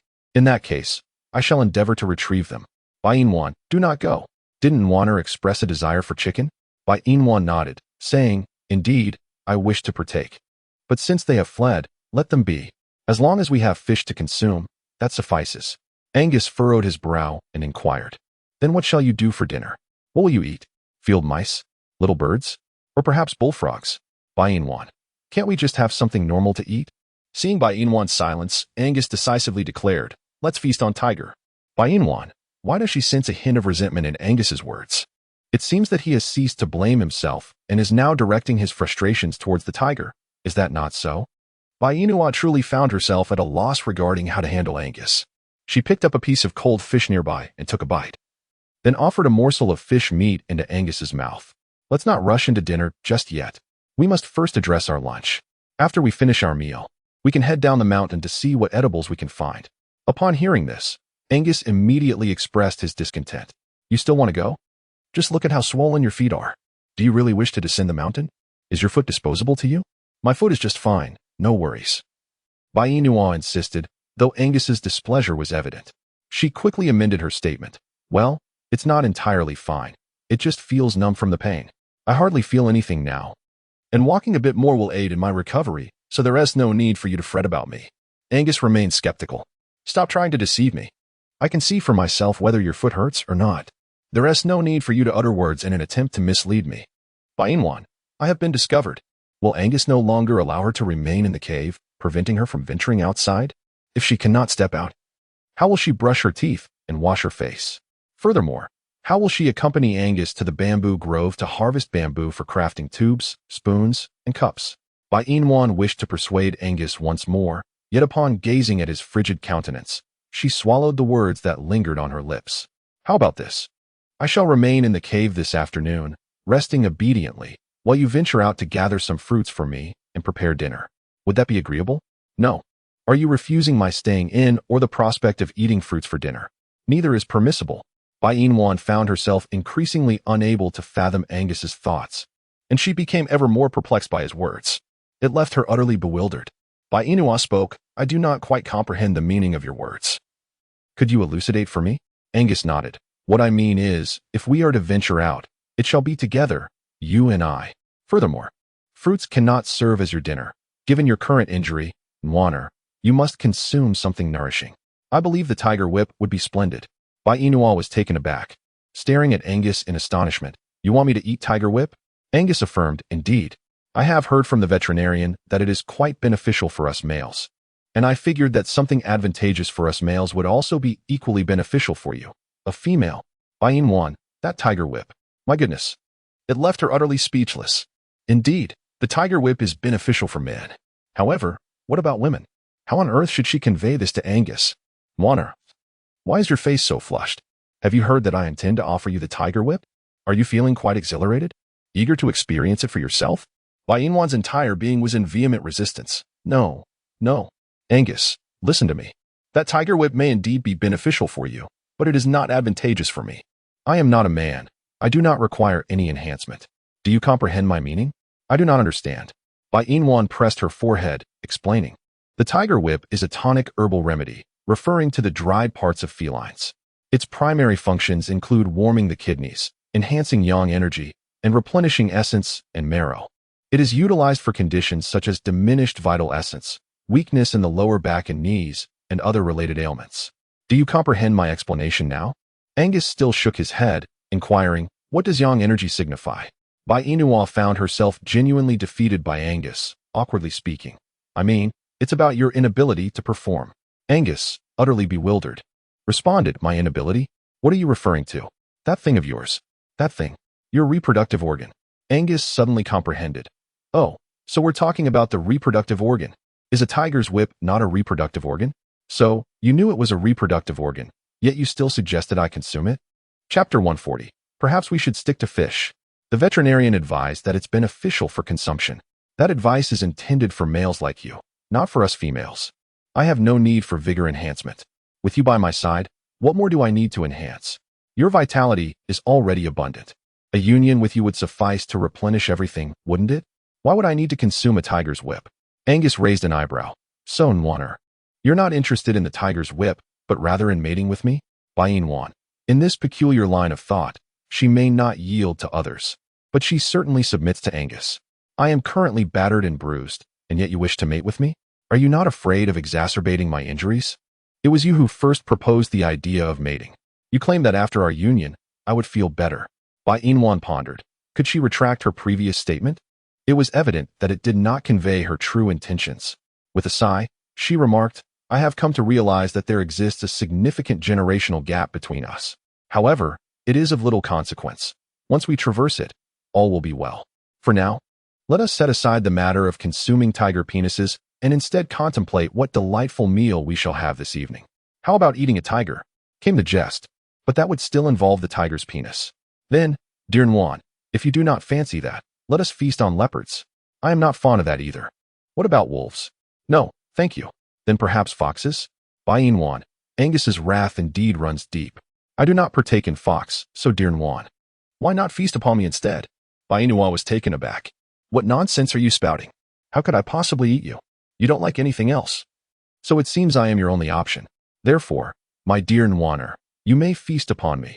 Losing a morsel of flesh is of no consequence. Bai Yin closed her eyes and took a deep breath. I refuse to consume snake meat. Then what is it that you desire to eat? Perhaps fish? Angus suggested. The waters by the riverside should have cleared up considerably, and we should be able to catch some fish. Let us dine on fish. After Angus made his decision, he ceased to ponder further what they would have for dinner. Bai Yin shifted her body, took a piece of fish, and offered it to Angus. But he shook his head in refusal. I had my fill while catching wild chickens earlier, so you need not feed me. I am not hungry. Please eat for yourself. Allow me to massage your feet. Bai Yin furrowed her brows and remarked, it is quite dirty. I will wash it clean in the river shortly, and it will be fine. Come now, extend your foot. I shall massage it for you. Baiinua remained still as Angus directly extended his hand to grasp her leg, gently massaging her foot. Baiinua instinctively withdrew her foot in pain, yet Angus firmly clasped it in his grip. Water, do not move. Initially, it may indeed be painful, but trust me, once you endure it, the discomfort will subside. You yourself mentioned that a thorough massage aids in reducing swelling. Now that I am massaging it for you, you need not do it yourself. Is that not splendid? While his words held some truth, the pain was undeniably excruciating. When left untouched, there was hardly any sensation.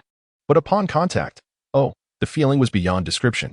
Baiinua resolved to forego visiting Angus, choosing instead to savor a large fish, relishing each bite as a means to divert her attention. It was through this distraction that she could alleviate her suffering. Angus cast a glance at Baiinua, continuing to massage her feet. Her 5 toes curled slightly, a soft gasp escaping her lips. How painful. Additionally, a tingling sensation enveloped her body. Chapter 141, Aesthetic Concerns. 10 minutes later, having finished the large fish, Baiinua had grown accustomed to Angus's touch, rendering her insensitivity to pain rather profound. Moreover, her feet now felt pleasantly warm, a testament to Angus's diligent care.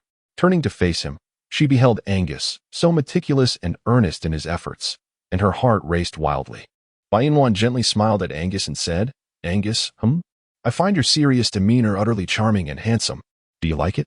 Baiinua nodded with a hint of infatuation, exclaiming, I adore you. Regardless of your appearance, my affection for you remains unwavering. From the very moment we united, my heart was captivated by you.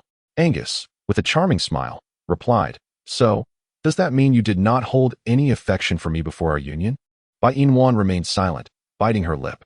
At that time, I was not well acquainted with you, so it is certain that I did not harbor any fondness for you. Moreover, I was still contemplating a return. However, as time passed, I felt increasingly that returning was impossible. Thus, I relinquished that hope and resolved to seek a male in this beastly world who would love, cherish, and treat me well for a lifetime. You should understand that. In truth, you were never within my realm of consideration. Angus, while massaging Baiinua's feet, inquired, So what prompted you to suddenly consider me later on? Because you moved me. Is that the sole reason? Did my appearance not stir any feelings within you? I actually believe I am quite attractive. Though Angus was undeniably self-absorbed, his assertion held merit. He was indeed handsome, and thus she refrained from contesting him. Yet, did she feel a flutter for his visage back then? Perhaps she did. She had always harbored a peculiar fondness for handsome men. However, that was under the condition that she was not involved with Angus. Now that she was with him, her feelings towards other strikingly handsome men had waned, though she still appreciated their beauty. Yet, whenever Baiinua recalled the females of this beastly realm, she found herself utterly perplexed, especially those she had encountered not long ago. Despite their undeniable lack of beauty, they seemed blissfully unaware of it. In fact, in their eyes, she appeared unattractive. At times, she truly struggled to comprehend the aesthetic standards of this beastly world. Were the unsightly females deemed beautiful in the eyes of the males? Was that truly the case? Baiinua inquired with curiosity, Angus, do the females in your world appear as the most beautiful and exquisite beings in the eyes of you males, regardless of their actual appearance? Angus replied with a smirk. What do you think? Baiinua, how am I supposed to guess this? However, I suppose it must be so. Although I have encountered relatively few females in your beastly realm, I have seen enough to notice a certain peculiar quality about them.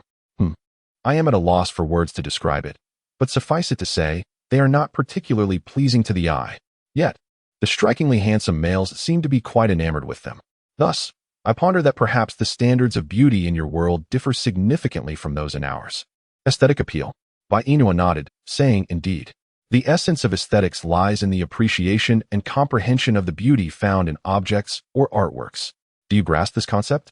If he could comprehend it somewhat moments ago, he now found himself utterly perplexed. Chapter 142. Mediocrity equates to ugliness and water. I am struggling to understand what aesthetics means. But I just elucidated it for you.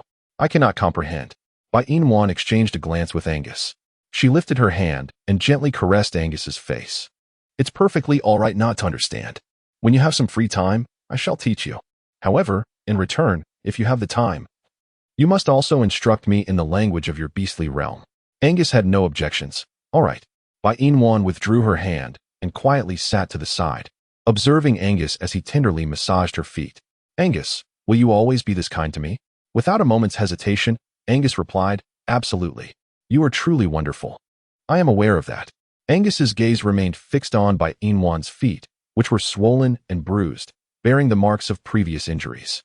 Thus, he exercised great caution during the massage, fearful of causing her any further discomfort. Bai Inwan is an individual who detests the sudden silence that envelopes her surroundings. When tranquility descends, it feels as though something within her heart is clawing at her, rendering her profoundly uneasy. Bai Inwan gazed at Angus and said, Angus, you have yet to answer my question. Do the males in your world truly lack the ability to distinguish between beauty and ugliness? The females I have recently encountered are increasingly unbecoming. Yet, the males of your beastly realm cherish them as treasures, believing them to be the most exquisite females in existence. Thus, it seems that the males in your beastly world indeed cannot discern beauty from ugliness, correct? Upon hearing Bai Inwan's inquiry, Angus chuckled, acknowledging that Nwaner was indeed not of their world. The females of their beastly realm had always been unattractive. Initially, the males might express disdain, but gradually, as they became accustomed to their appearance, they would come to perceive them as the most beautiful females in the world.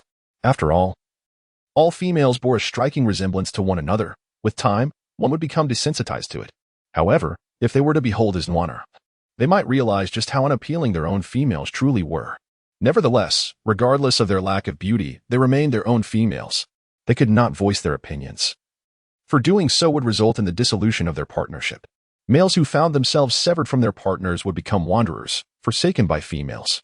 Once abandoned, they would be deprived of the opportunity to ever possess a female of their own, relying solely on the kindness of benevolent females who might take them in, offering them a warm home.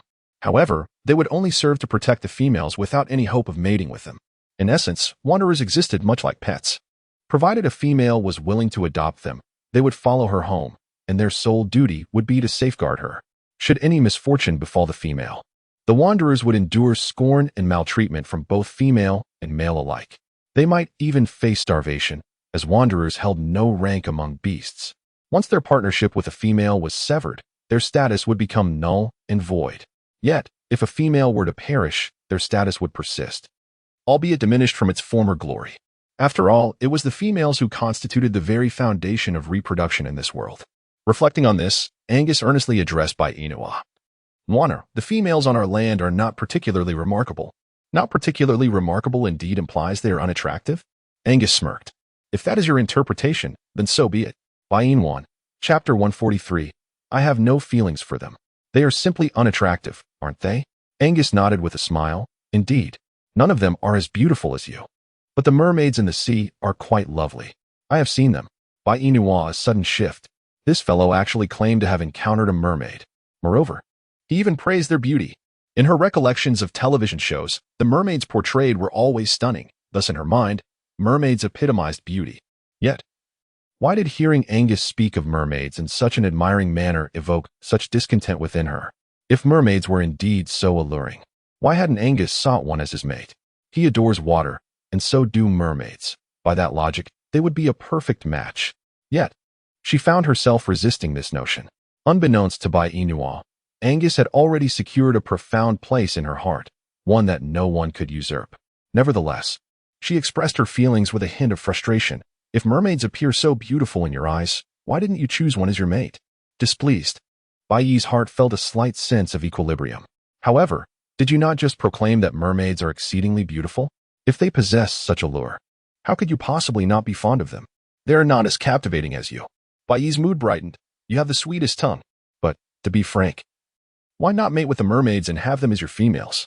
Don't you adore the water? They share that affinity. Together, you would be a match made in heaven. Feelings? What feelings?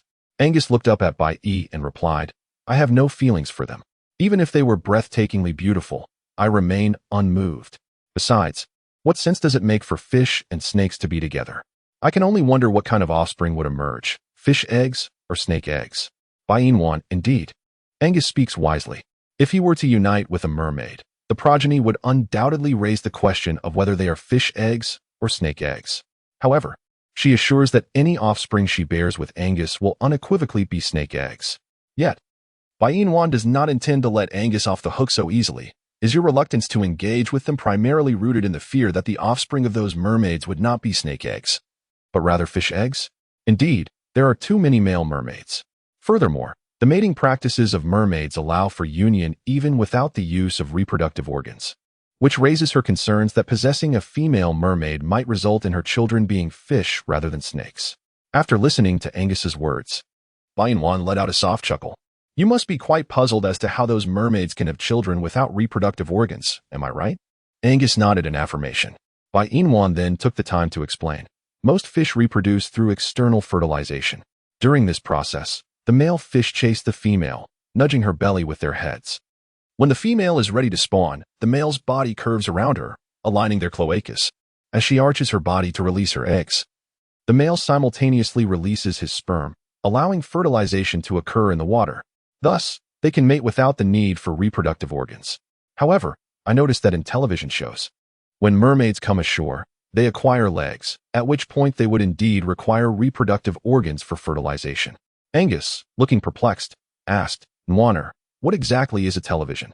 Chapter 144. Are you illiterate? Wan uttered a sound, elongating her tone. Television is something that every household in our world possesses, where one can witness an abundance of fascinating events. For instance, on the Animal Channel, one can observe many creatures. I inadvertently caught a glimpse of it before. So, the reason I am aware of mermaids is also due to what I learned from that television. Wan shook her head. That is not the case. I learned about it in biology class during my studies. When we were in school, our teachers taught us. However, there were certain aspects that the teachers did not explain clearly, so I returned home and researched on the computer, which is how I came to understand how fish reproduce. Angus was utterly bewildered by Wan's words. This time, even his imagination failed him. There was talk of television, biology, and now a teacher. What were all these things? Why could he not comprehend a single word? Angus remained silent, as he wished to wait for Wan to finish before asking her to clarify what a teacher is, what biology entails, and the purpose of a computer. Before Wan could finish her words, she noticed Angus, looking utterly bewildered, massaging her feet while gazing at her. Wan understood that Angus had not comprehended a single word she had uttered. Wan found it somewhat amusing. Each time she conversed with Angus, it seemed like an exercise in futility, as he could not comprehend her words. Yet, she did not mind the inconvenience and took the time to explain. The television I just mentioned is a device that allows one to view a plethora of content, and biology is a book. However, speaking of books, you might not quite grasp that concept either, so let me simplify it for you. It pertains to literacy. You can read, can't you? Angus shook his head, leaving Wan utterly astonished. You cannot read? In your beastly world. You should have advanced far beyond the primitive days of the apes. After all, those ancient apes had to evolve to become human, whereas you have directly assumed a human form, and a rather handsome one at that. Thus, your claim of illiteracy genuinely shocks me. Angus appeared somewhat aggrieved. Sensing Wan's disdain towards him, Wan felt an overwhelming sense of astonishment. She shifted her body closer to Angus and reassured him. It's all right. Not knowing how to read is no problem. I shall teach you in due course. Our Angus is so intelligent. I am certain he will grasp it quickly. One teehee? Though he was indeed clever, the characters were entirely unfamiliar to him, and thus he remained uncertain about his capacity to learn. Reading is quite challenging. Isn't it? Before you arrived, I had never even seen what characters looked like, so I doubt I would learn them immediately. When confronted with something entirely new, I often feel rather clumsy. However, Nwaner, I promise you, I will diligently study for your sake and not let you down. Upon hearing Angus's words, Wan felt a warmth in her heart. She leaned against his shoulder and said, If you struggle, I will teach you patiently. After all, we have plenty of time together, and one day you will surely master it. But the prerequisite is your willingness to learn. If you are unwilling, no matter how I instruct you, you won't succeed. Angus turned his head to glance at Wan, declaring, I will strive to learn. I will not let Nwaner down. I knew it. My Angus is the most motivated. Angus inquired, What does motivation mean? Chapter 145. This is the truth. Wan, ambition is a compliment to you. Upon hearing this, Angus replied in accordance with Wan's earlier words. My dear Nwaner is indeed the most ambitious. Wan, I have indeed learned quite swiftly. Angus exchanged a smile with Wan, who wiggled her feet, feeling significantly improved compared to before. She extricated her legs from Angus's embrace and rose to her feet. My legs are much better now. Let us descend the mountain to seek our evening meal. Angus nodded, crouching down to offer his back to Bai Inua, ready to carry her down. However, she gently pushed back, saying, "No need for that. I can manage on my own." "Not today, my dear. Until your feet have fully recovered, you must refrain from venturing out." Upon hearing this, Bai Inwan immediately leapt onto Angus's broad back, wrapping her arms around his neck as he began to descend the mountain at a leisurely pace. Resting her head on Angus's shoulder, she inquired, "Angus, am I heavy?" This was a question every woman tends to ask. Angus shook his head, "Not at all. You are quite light. But do your feet hurt?" She pressed on. Angus continued to shake his head, "Not at all. Are you deceiving me? This path is strewn with stones." She exclaimed, "I feel pain, so it stands to reason that you must as well." "I am not like you," he replied. Bai Inwan mumbled, "What is different? My skin is thick." Bai Inwan, who else would speak of themselves in such a manner? This is indeed the truth. Bai Inwan pouted, saying, "All right, whatever you say goes. I am not familiar with you at the moment, so I shall refrain from arguing." Angus tightened his grip, fearing that Bai Inwan might suddenly fall. "Hold on to my neck tightly. Do not let yourself tumble down." Bai Inwan obediently wrapped her arms around Angus's neck and said, "All right." Bai Inwan rested her eyes, reclining on Angus's back. By the time Angus reached the riverbank, she had succumbed to slumber. Noticing the tranquil stillness of Bai Inwan, her rhythmic breathing the only sound, Angus couldn't help but smile softly. He ambled back and forth along the riverbank, carrying her gently, creating the illusion that he was still walking, allowing her to enjoy a little more time in her peaceful dreams. Half an hour later, Bai Inwan awoke on Angus's back, her eyes still hazy with sleep. She raised her hand to rub her eyes, and Angus, sensing her awakening, affectionately inquired, "Are you awake?" Bai Inwan uttered a soft sound, inquiring, "Why do you not set me down? Is it not exhausting for you to carry me like this? You are not heavy, thus I do not feel fatigued." He replied. Bai Inwan released Angus, standing upright from his back, and then stifled a yawn. "Your shoulder brings me such comfort that I succumbed to slumber." She insisted, "Please, sit down and rest for a while." Angus shook his head, "I do not require rest.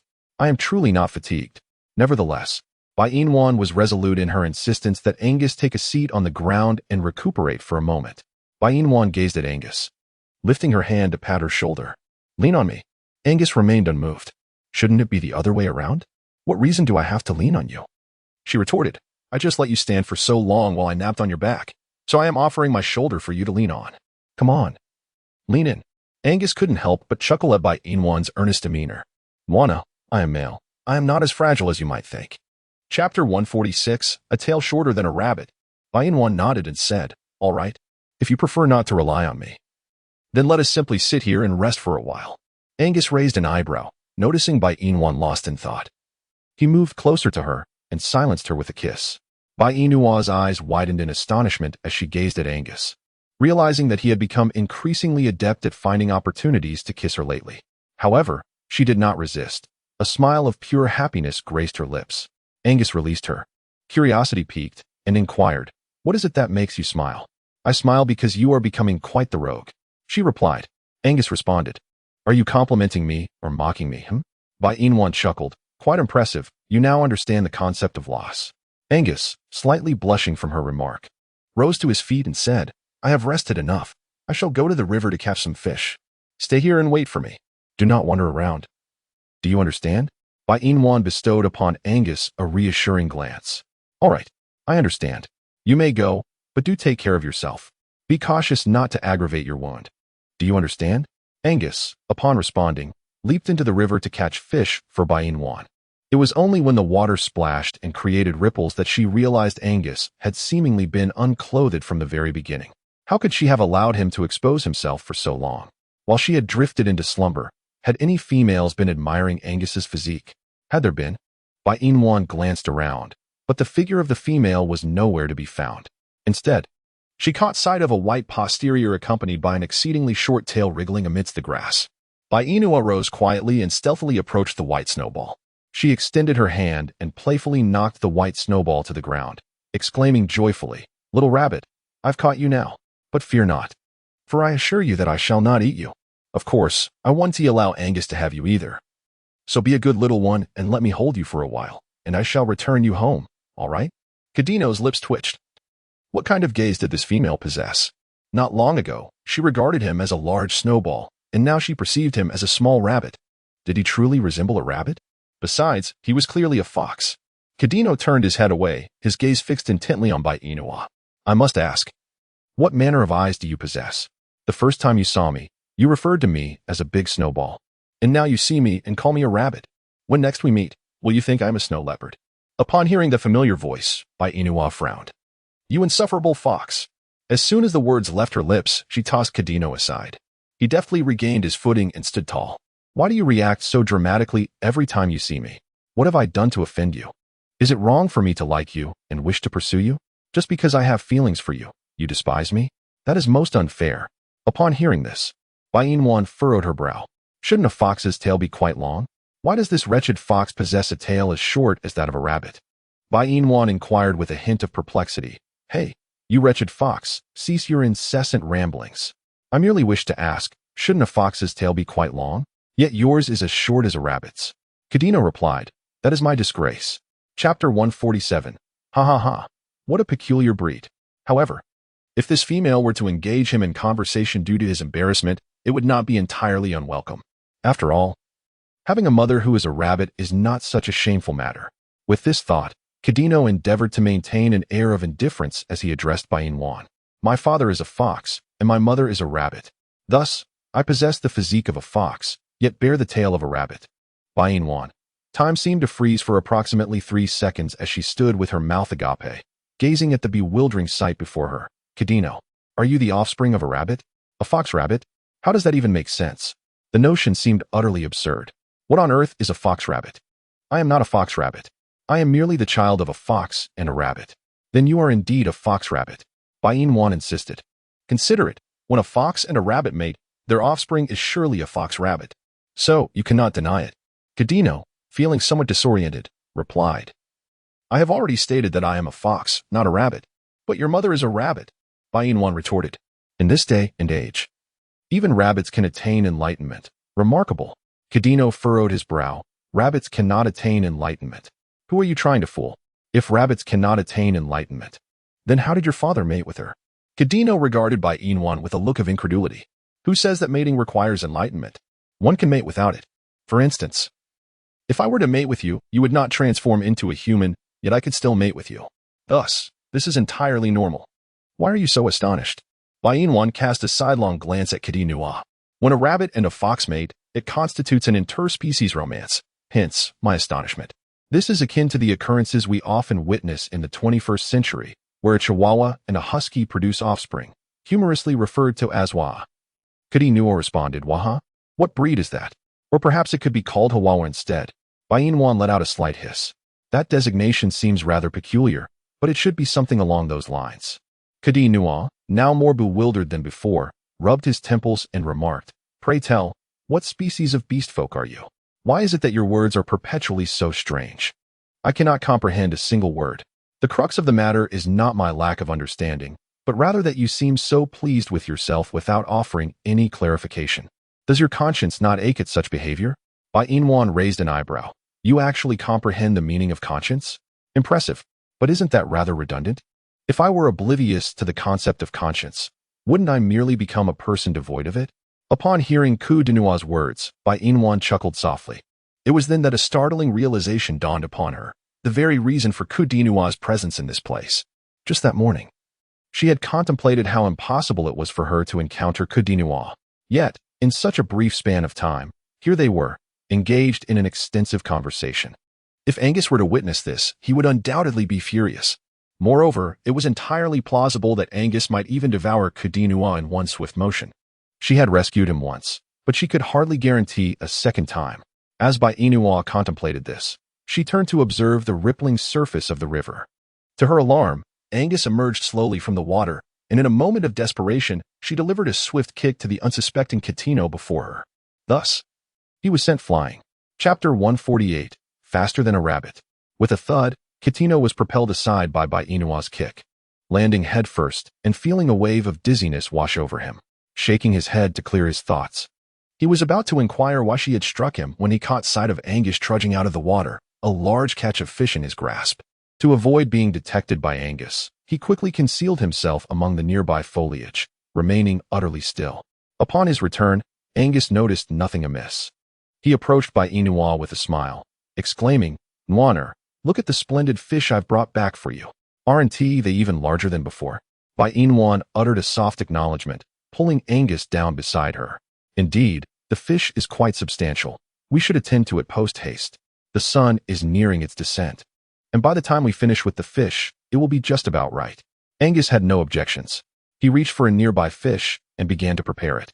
While Bai Inwan occasionally glanced back, she noticed that Kidi Anua's rear was still prominently displayed, and she sighed in exasperation. Why couldn't that insufferable fox conceal itself a little better? What was the purpose of exposing its backside?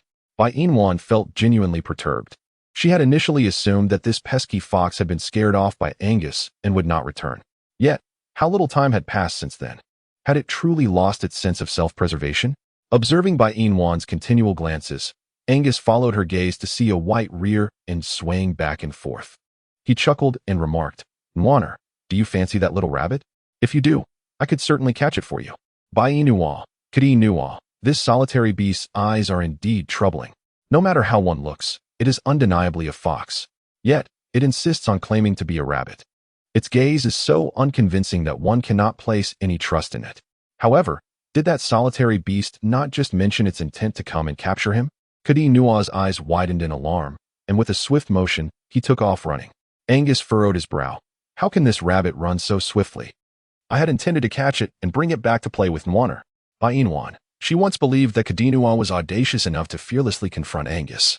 However, it appears that he is not fearless at all. In fact, he is clearly terrified, fleeing even faster than a rabbit. Hiss, this statement sounds rather contradictory, doesn't it? As Bai Inua busied herself with the fish in her hands, she responded to Angus, "I am hardly a child of 3. I certainly do not require you to fetch rabbits for amusement. The sky is growing dim, and we ought to hasten our preparations to return." Angus acknowledged her with a sound and resumed his task of cleaning the fish. Approximately half an hour later, Bai Inua and Angus had tidied away all the fish and made their way back to the cave. As Bai Inua departed, 4 or 5 black cats emerged from the shadows. The large cat meowed mournfully, "Ermau, the fish in the river have become increasingly scarce.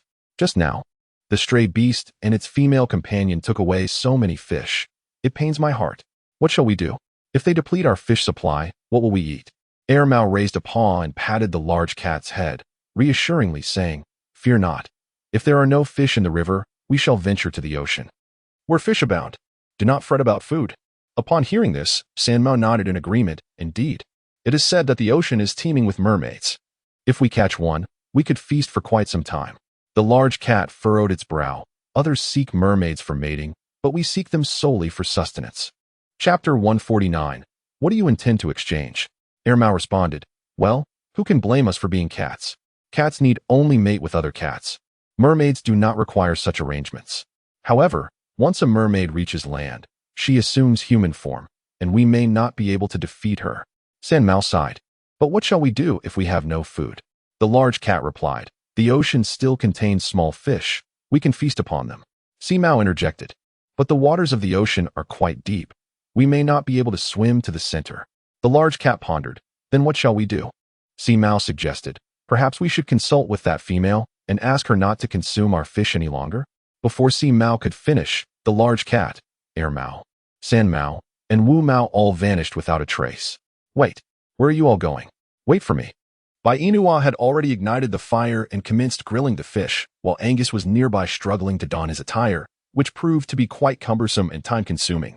By the time Angus finally adorned himself, Bai Inua had completed her culinary endeavor. Rising gracefully, she approached Angus, holding 2 perfectly grilled fish, and settled beside him. Observing the manner in which he was dressed, she couldn't help but chuckle. After all this time, is this truly how you choose to present yourself? Angus glanced at her and replied, "Isn't this how one is supposed to wear it?" Bai Inwan nodded and said, "This is how it is worn, however. You have not secured it properly. When you rise, it will surely fall." Bai Inwan spoke while fastening Angus's clothing. Once she had secured it, she picked up the fish from the ground and offered it to Angus, saying, "Eat. I am not hungry." To which he replied, "Even if you are not hungry, you should eat." She insisted, "But I am not hungry and cannot force myself to eat." Bai Inwan cast a glance at Angus and inquired, "You used to eat it before. Why is it that you cannot now? Are you feeling unwell?" Noticing the concern etched upon Bai Inwan's face, Angus explained, "I simply do not have a fondness for fish. Therefore, you are not unwell.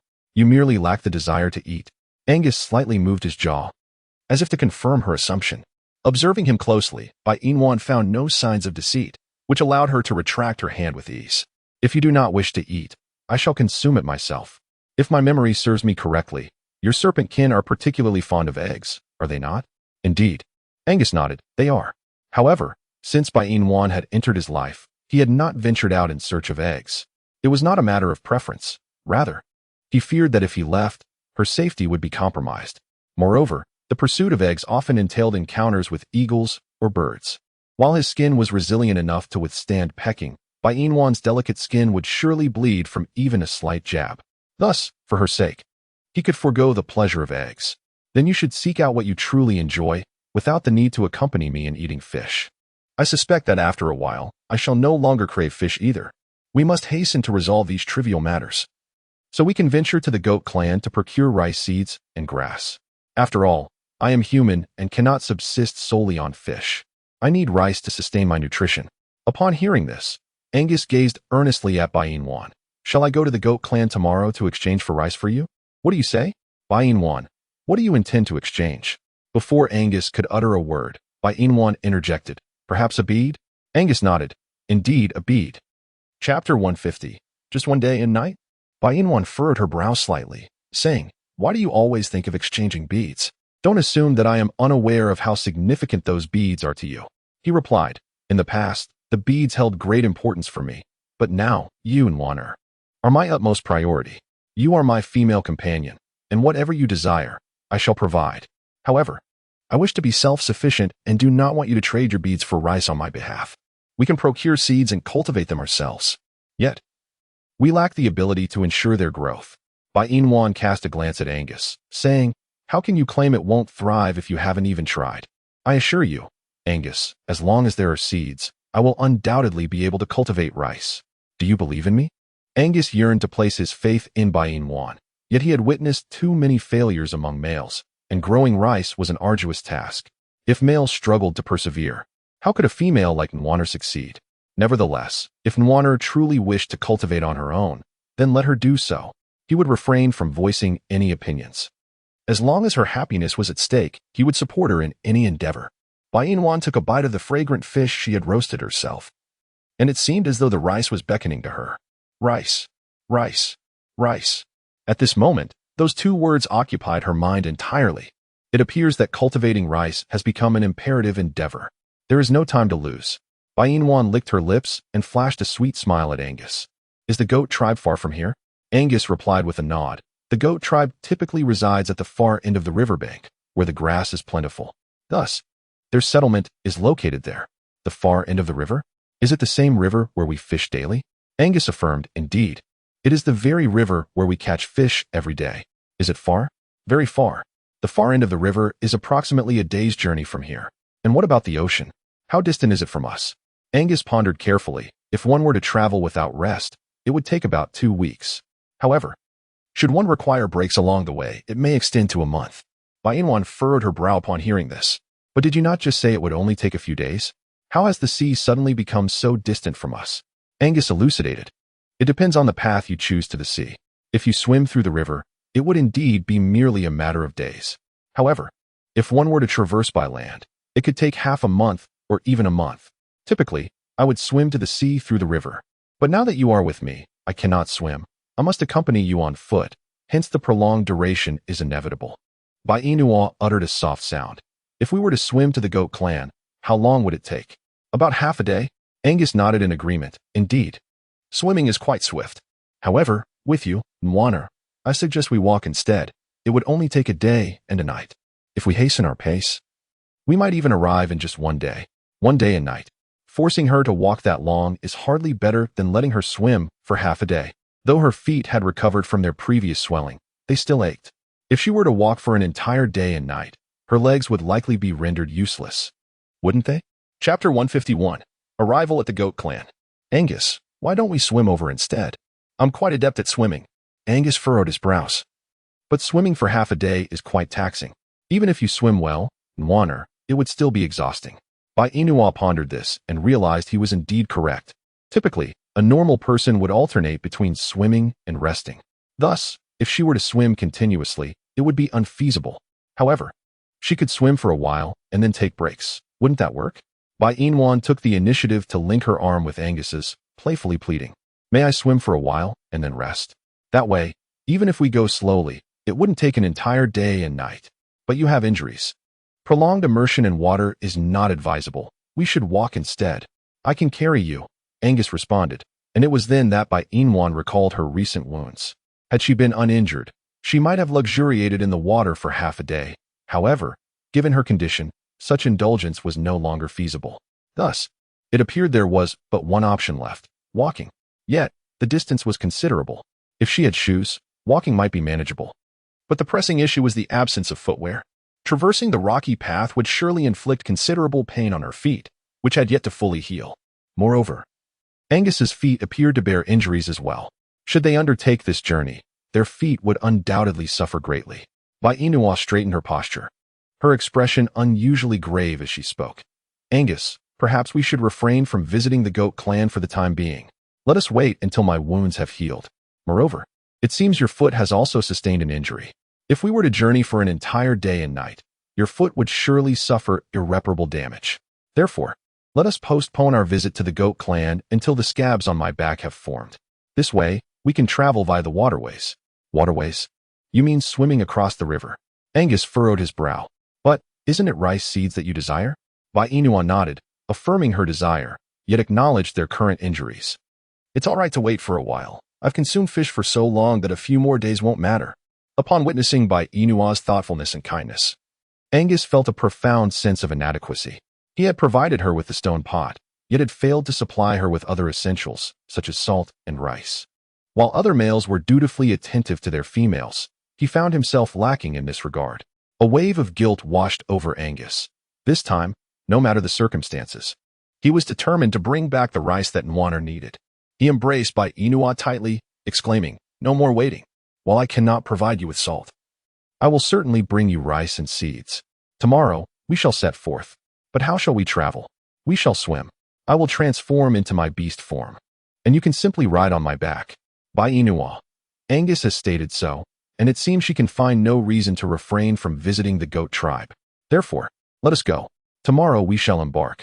After making this decision, Bai Inua and Angus retired early for the night. The following morning, Angus and Bai Inua descended the mountain together. Once Bai Inua had completed her morning rituals, Angus transformed into his beast form, allowing Bai Inua to mount upon his serpentine back as they set forth towards the goat tribe. The journey to the goat tribe took approximately half a day, aligning closely with Angus's predictions. Upon their arrival, the verdant meadows elicited a serene smile from Bai Inua. Chapter 152 surrounded such beautiful grasslands, lush and green. The aroma of the grass seemed delightful, undoubtedly delectable. However, regrettably, she does not partake in grass. Yet, she could not comprehend why, despite being situated by the river, the goat tribe enjoyed such abundant greenery while her own tribe lacked it. Could it be that the grass here is cultivated by the goat tribe themselves? That must be the case. Otherwise, how could one explain the absence of such vibrant greenery in her own territory? Bai Inua extended her hand to gently touch the grass before her. Seeing her so delighted, Angus refrained from interrupting her enthusiasm. 5 minutes later, Bai Inwan stood upright, gazing up at Angus's cheek. "Let us depart," she said. Angus nodded and led Bai Inwan to the goat tribe. Upon their arrival, the goats within the tribe were resting, oblivious to the presence of Bai Inwan and Angus. Naturally, they made no effort to disturb the slumbering goats, for their purpose was to seek seeds from them, and thus, it was prudent to maintain a semblance of decorum. Moreover, Bai Inwan's current focus was not on the group of goats, but rather on the scattered straw that lay carelessly strewn about nearby. Bai Inua seemed to have discovered a hidden treasure. She joyfully knelt down, picking up the straw to begin weaving a pair of grass sandals. However, before she commenced her crafting, it was essential to bind the materials with hemp thread, ensuring that the sandals would possess greater stability. Bai Inua practiced her skills with several stalks of grain straw, and the grass sandals she crafted turned out to be quite commendable, albeit merely a work in progress. However, The straw here was damp, indicating that the herd of goats had no need for it. She presumed that when she proposed to take the straw back, they would harbor no objections, would they? Though it was wet, a little sunshine would render it usable once more. Having made up her mind, Bainua set aside the half-finished sandals and rose to glance at Angus, who stood protectively beside her. The sun today was not overly intense, yet still blinding. She realized that the reason she had not felt its glare was due to Angus shielding her from it. Angus was indeed becoming increasingly considerate.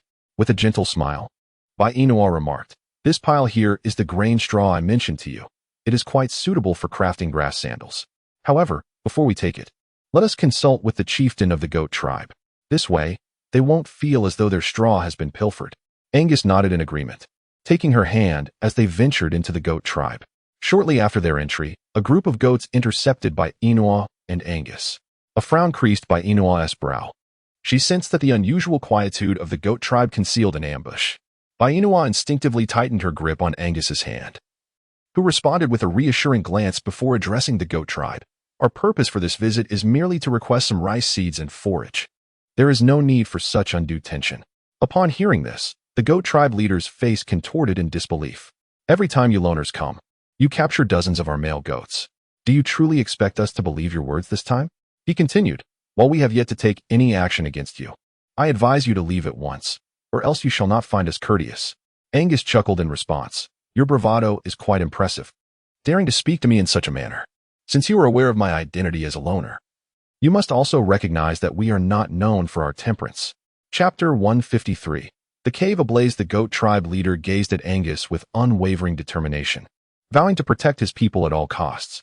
"I am well aware of the volatile nature of the loners. Yet our tribe has long endured the demands of your kind and the high-ranking beast men. Regardless of the outcome, death awaits us either way. Therefore, our beast men will fight you to the last. In any case, we shall not accompany you," Bainwan remarked. "It appears that those solitary beasts and high-ranking orcs are on the verge of driving this herd of goats to madness. Indeed, witnessing one's own orckin being taken away is quite pitiable. Were I in their position, I too would rise up. However, the current focus lies upon her and Angus. They have no need for such an uprising. Their visit today holds no intention of seizing even a single member of the goat tribe. They have merely come to request a modest supply of rice seeds, alongside some fodder." Bainwan spoke. "Please, do not be so agitated. Today, my male companion and I have come not to take any of you away. We merely seek some rice seeds and the straw you no longer require. Beyond that, I assure you, we harbor no intention of causing you any harm. So, let us all calm down and discuss matters amicably." Upon hearing Bainwan identify herself as Angus's female, the goat chief became wary, recognizing the potential threat posed by the solitary beast she was associated with. Initially, he had assumed that she sought their assistance, but it was evident now that she and the male were allies. If she was indeed allied with the solitary beast, then she could not be trusted. Despite her striking beauty, it was clear that she had fallen victim to the solitary beast's cruelty. He pondered how she could endure such torment. As Bainwan and Angus approached, the goat chief's caution heightened. "I warn you, stay back. Otherwise, we shall not treat you kindly." Angus let out a cold smile. "Do you truly believe you stand a chance against me?" The goat chief felt a sense of uncertainty. Their tribe had never operated under a hierarchy, and it was evident they could not overpower the solitary beast before them. However, defeat did not preclude cunning. After all, weren't solitary beasts afraid of fire? He resolved to employ this tactic against Angus. Silence implies submission, does it not? In that case, why not present the rice seeds from your tribe? The goat chief raised his voice, striving to appear unafraid. "You shall not have them. The rice seeds are vital for our harvest next year." Angus smirked. "If that is your stance, do not blame me for taking matters into my own hands." No sooner had Angus spoken than the goat chief yelled, "Throw fire." Countless torches were hurled from the cave by the goats. Concerned for Bainwan's safety, Angus transformed his lower half into his beast form, disregarding the searing heat of the torches, and with a flick of his tail, he swept all the burning sticks into the cave where the rice was stored. Seeing this, the goat chief's expression changed dramatically. "Quickly, extinguish the fire. The rice and seeds are still inside. Hurry, save them." Upon hearing this, Angus released Bainwan and, disregarding the flames, charged into the rice storage cave. The rice was packed in leather bags, causing the fire to spread rapidly. Chapter 154. I do not seek seeds. I desire only. Angus covered his nostrils, feeling the heat intensify within the cave, and struggled to maintain his composure. Outside, Inwan shouted, Angus! Angus! Do not frighten me! Angus! Yet, Angus did not respond. The flames within the cave raged uncontrollably, while the group of goats abandoned their attempts to extinguish the fire, intent on burning Angus alive and claiming Inwan for themselves. Inwan was entirely oblivious to the filthy thoughts of the group of goats. Observing Angus trapped within, her gaze wandered before finally settling upon a stone jar. Inwan dashed forward, leaping gracefully into the air, landing with a resounding splash that drenched her completely. Without a moment's pause, she sprinted towards the cave where Angus resided. The chief of the goat clan attempted to impede her progress, but Inwan's speed rivaled that of Lu Xiang.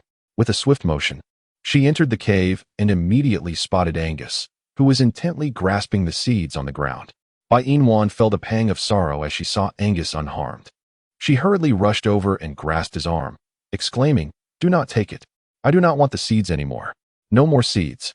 Angus's face was flushed with heat as she enveloped his warm body in an embrace. Angus, please listen to me. Let us leave this place. It is too hot in here. We must get out quickly. I do not want seeds. I only want you. Angus paused in his action of grasping the seeds. Noticing the redness around Inwan's eyes, he wrapped his arms around her waist and led her away from the cave. Upon their exit, Angus's gaze ignited with fierce intensity as he transformed into his serpentine form and devoured the goat clan leader in one swift motion, startling Inwan. The other goats, witnessing their leader's demise, fled in terror, not wishing to become Angus's next meal. Inwan stood to the side, observing Angus as he processed the visage of the goat chieftain, which cascaded down from his neck to the serpentine tail, ultimately vanishing from sight. Inwan was astonished by Angus's remarkable speed of digestion.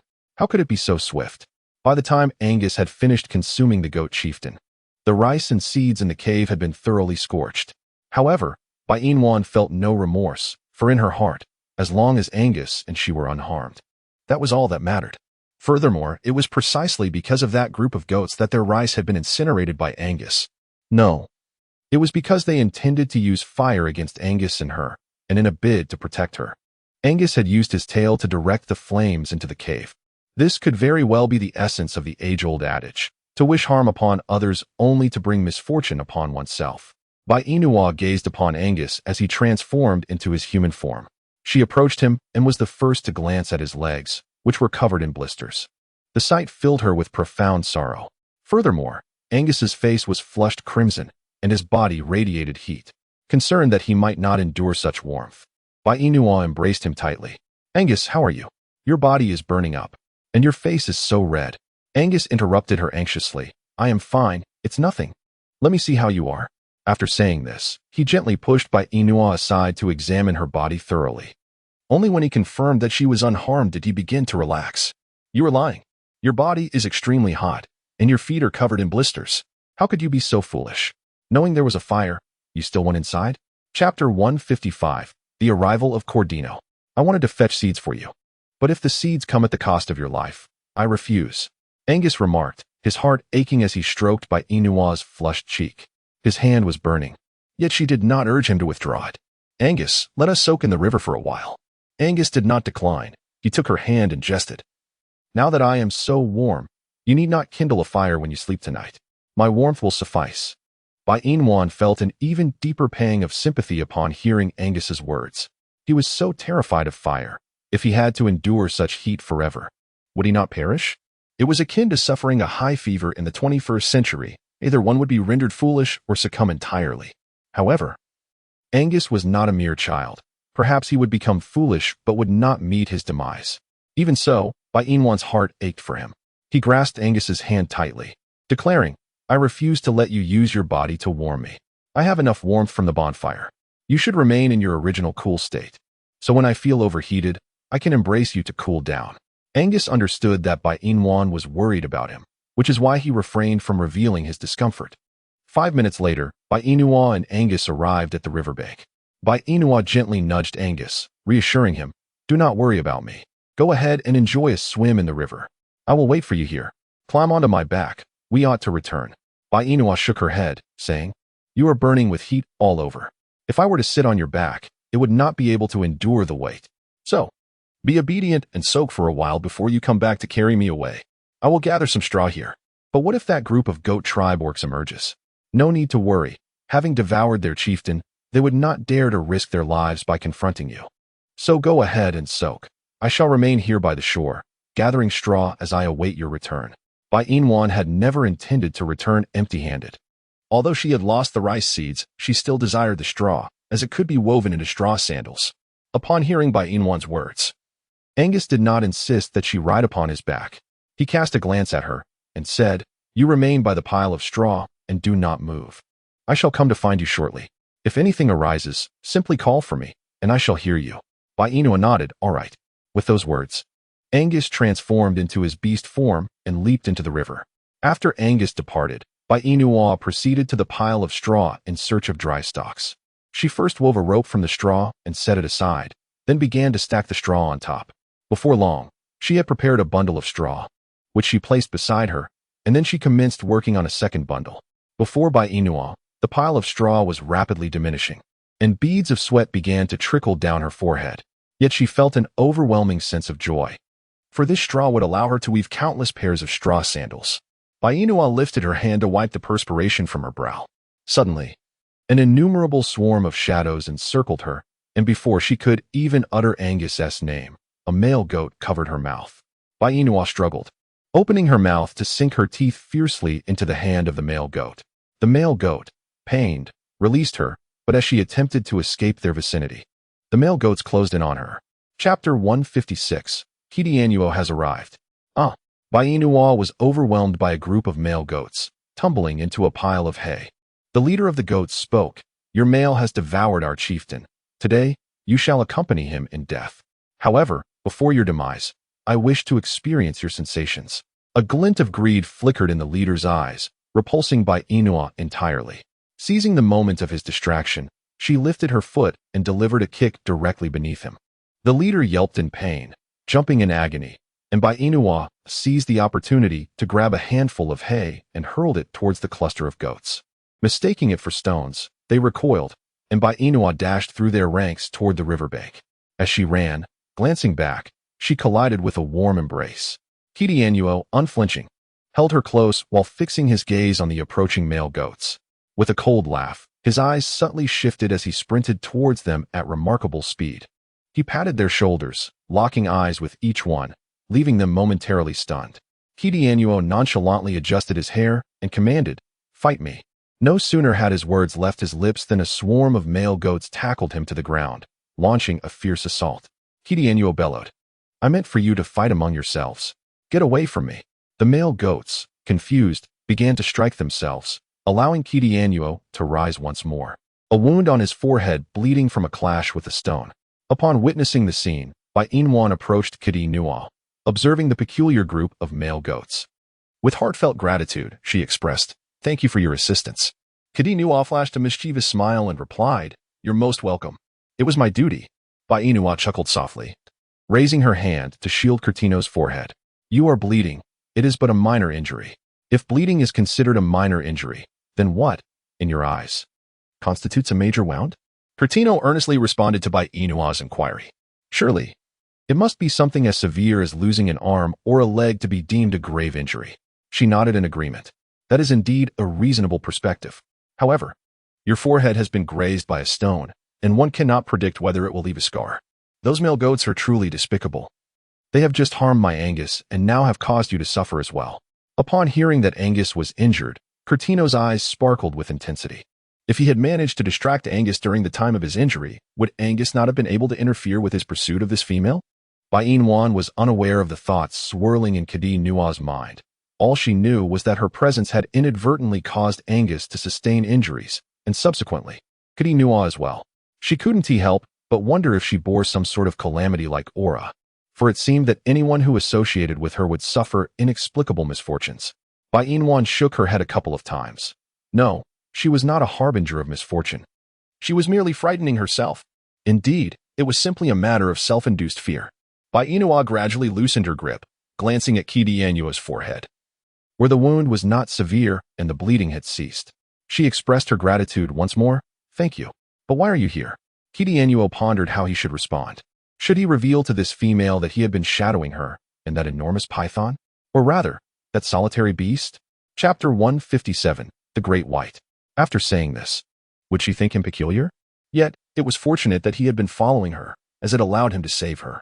Why are you silent? I asked you why you are here. Before Bai Inua could finish her sentence, Kidianuo interjected, No, it's not what you think. Bai Inwan, were you not here to seek rice seeds from the goat clan? Kadino, do you truly believe I have come to request rice seeds from the goat clan? Bai Inwan nodded in perplexity. Indeed, otherwise, what reason would you have for appearing here? Kadino, he presumed this female regarded him as a pervert. Fortunately, that was not the case. Kadino exhaled heavily. I just visited the goat clan, and their storage of rice seeds and rice has caught fire. Thus, it is likely that there are no seeds remaining within the goat clan. Bai Inwan had always found it peculiar why this group of goat clan would store all their seeds together. Should not the rice they cultivate be taken back to their own homes? Why would they choose to keep them in the same cave?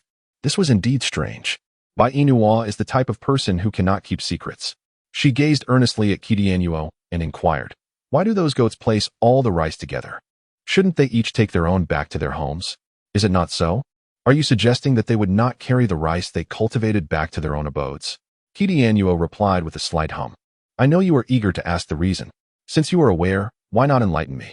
A cryptic expression appeared on Kidianuo's face as he said, I can certainly explain it to you. However, you must first tell me your name. After all, you now know mine, yet I remain unaware of yours. It would be rather impolite to keep addressing you as female. Let us use names instead. From the moment Bai Inwan was saved by Kidianuo, her perception of him began to shift. Thus, revealing her name to him was not out of the question. After all, one could consider it the beginning of a friendship. Bai Inwan extended her hand and said, Greetings, Kadinua. My name is Bai Inwan. Bai signifies the brightness of day, E embodies the essence of likewise, and Wan represents warmth. You may call me Inwan. Or simply Nwan, or... Kadinua interrupted her, exclaiming, Big Bai, Bai Inwan, what is the situation with Dabai? Kidianuo completely failed to notice the peculiarity in Bai Inwan, and with a smile, he said, From now on, I shall call you Dabai. Bai Inwan. She felt an overwhelming aversion within. She did not wish to be called Dabai. It sounded so unpleasant. Can I refuse? Of course not. This name just sprang to mind. So henceforth, I shall call you Dabai? How delightful it sounds. Bai Inwan remarked with a hint of disdain. What sounds pleasant about it? It is merely pleasant. Then pray tell, why do you call me Big Bai? Because you are fair-skinned. In that case, you ought to refer to me as Little Bai. That is not permissible, for I am Little Bai. Thus, you can only be Big Bai.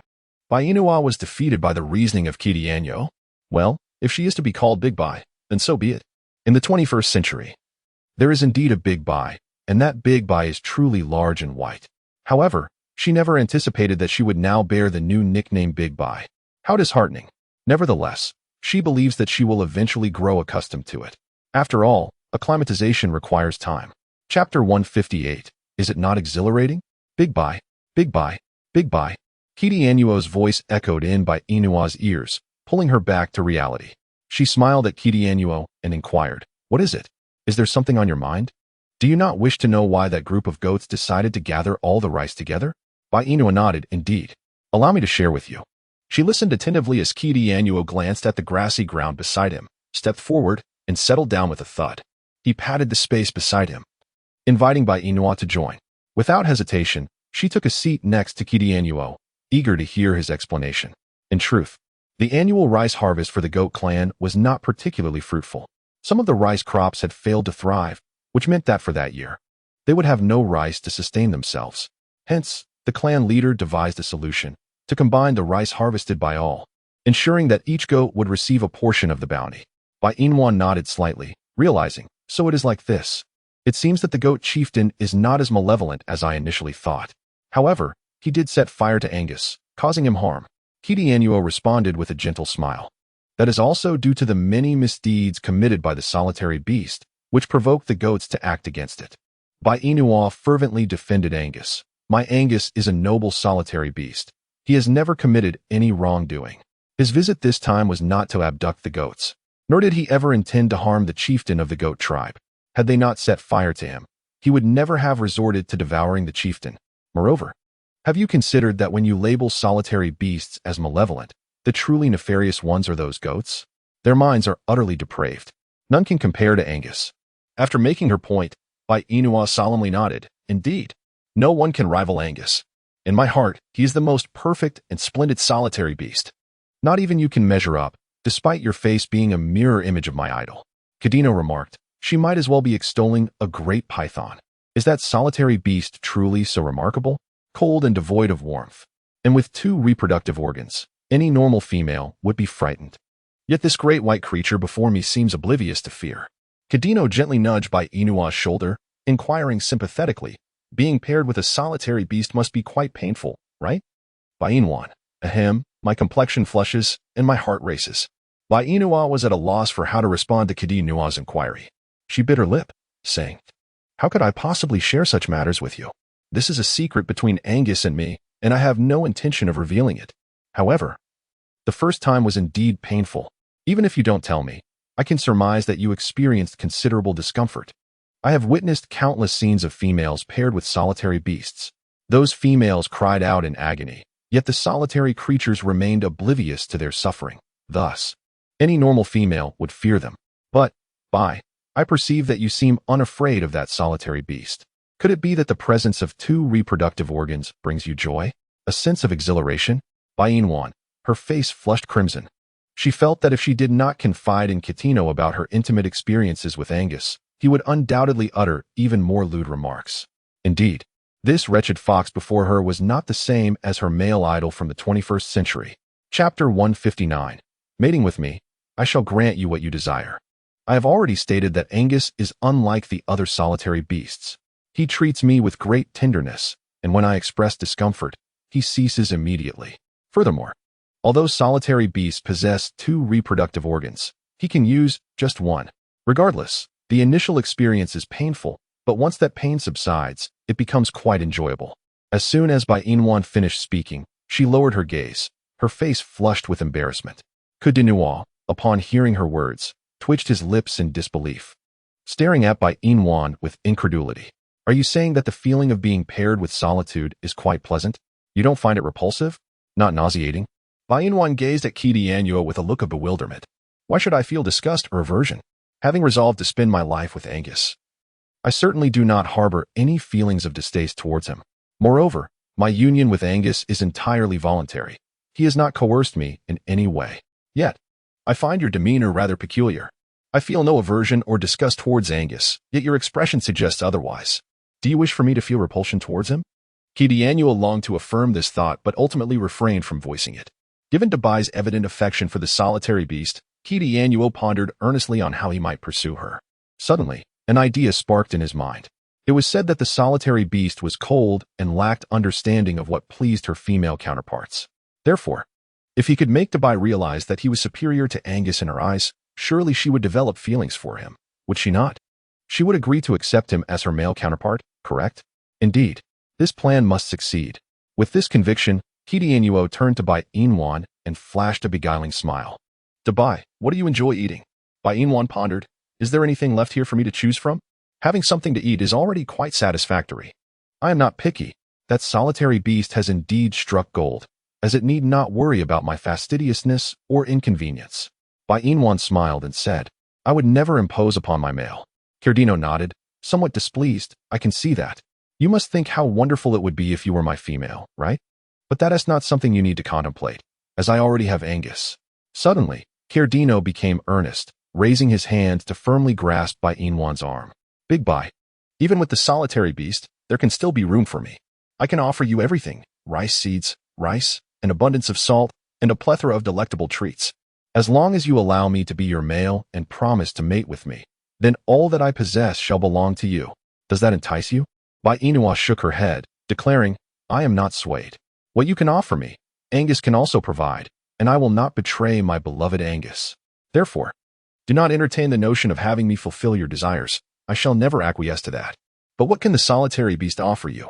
Salt or rice? Are you aware of the price he must pay to trade with those enchanting mermaids for salt? Furthermore, the seeds for rice are no longer available in the goat clan. The solitary beast cannot provide you with rice or seeds. Thus, only I possess what you seek. If you refuse to mate with me, you shall be left with nothing. Do you intend to let that solitary beast barter with the precious gems he has transformed from his beastly essence for mere salt? If that is truly the case, once he returns with the salt, whether he can protect you is still a matter of uncertainty. Bainua furrowed her brows. Chapter 160. He is all I have. What do you mean by that? If Angus gives his beads to that group of mermaids, will his level decrease? If it does, will he then be unable to defeat the lions and tigers? Furthermore, I cannot win either. Bainua found it somewhat difficult to accept the situation. If Angus were to lose his rank and be unable to contend with lions and tigers, she could come to terms with that. However, the notion that he could not triumph over a fox was utterly perplexing. After all, foxes are so diminutive. Moreover, the creature before her, Codino, was not purely a fox. He was a blend of half fox and half rabbit. If Angus couldn't even conquer him, what could possibly be said about his beastly rank? Bainwan had always been aware that the beads Angus exchanged for salt were exceptionally valuable. Otherwise, he could not have claimed they could be bartered for so much. Even though she understood this, she had never contemplated that the beads Angus utilized might be connected to his beast rank. If that were indeed the case, she would resolutely refuse to consume salt for the rest of her life. She did not wish for Angus to lose his standing because of her. The thought of him being unable to contend with those lions and tigers, and potentially being devoured by them, was simply unfathomable. Bainua rose from the ground and declared, "You may leave. I must seek Angus." Curtino found it difficult to comprehend this situation. Typically, when a female heard such words from him, she would depart without hesitation. Yet, the female before him exhibited no inclination to take her leave. Furthermore, she was instructing him to go. Where would he venture? He had come here solely to accompany her. The notion of her asking him to leave was utterly unacceptable to him. With a perplexed expression, Curtino inquired, "Dabai, are you truly unmoved by the proposition I have presented?" Bainwan smiled and said, "The things you mentioned, I have encountered many in our world and have consumed them for nearly 19 years. Therefore, if I choose not to indulge in them anymore, it matters not, for I have savored them. Moreover, Angus holds immense significance for me. I am uncertain if you can comprehend my words, but I must convey that nothing is more important than Angus. In our world, I was surrounded by affection and had plenty to eat, yet here, I possess nothing. Angus is my sole companion. If I do not cherish him well, I will undoubtedly regret it later. Furthermore, if Angus were to lose his beast rank due to my actions, I would feel an overwhelming guilt and live in constant apprehension. After all, in this beastly realm, it is a survival of the fittest, is it not? Should Angus grow weaker, I fear he might suffer at the hands of other males. I cannot bear to witness him in pain, just as he cannot bear to see me hurt. That is all I wish to express to you. I must now seek my Angus, so you should depart quickly.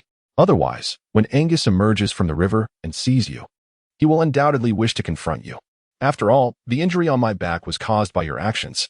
Bainwan smiled as she looked at Kadinua. Upon hearing her words, he realized just how deeply she cared for that solitary beast.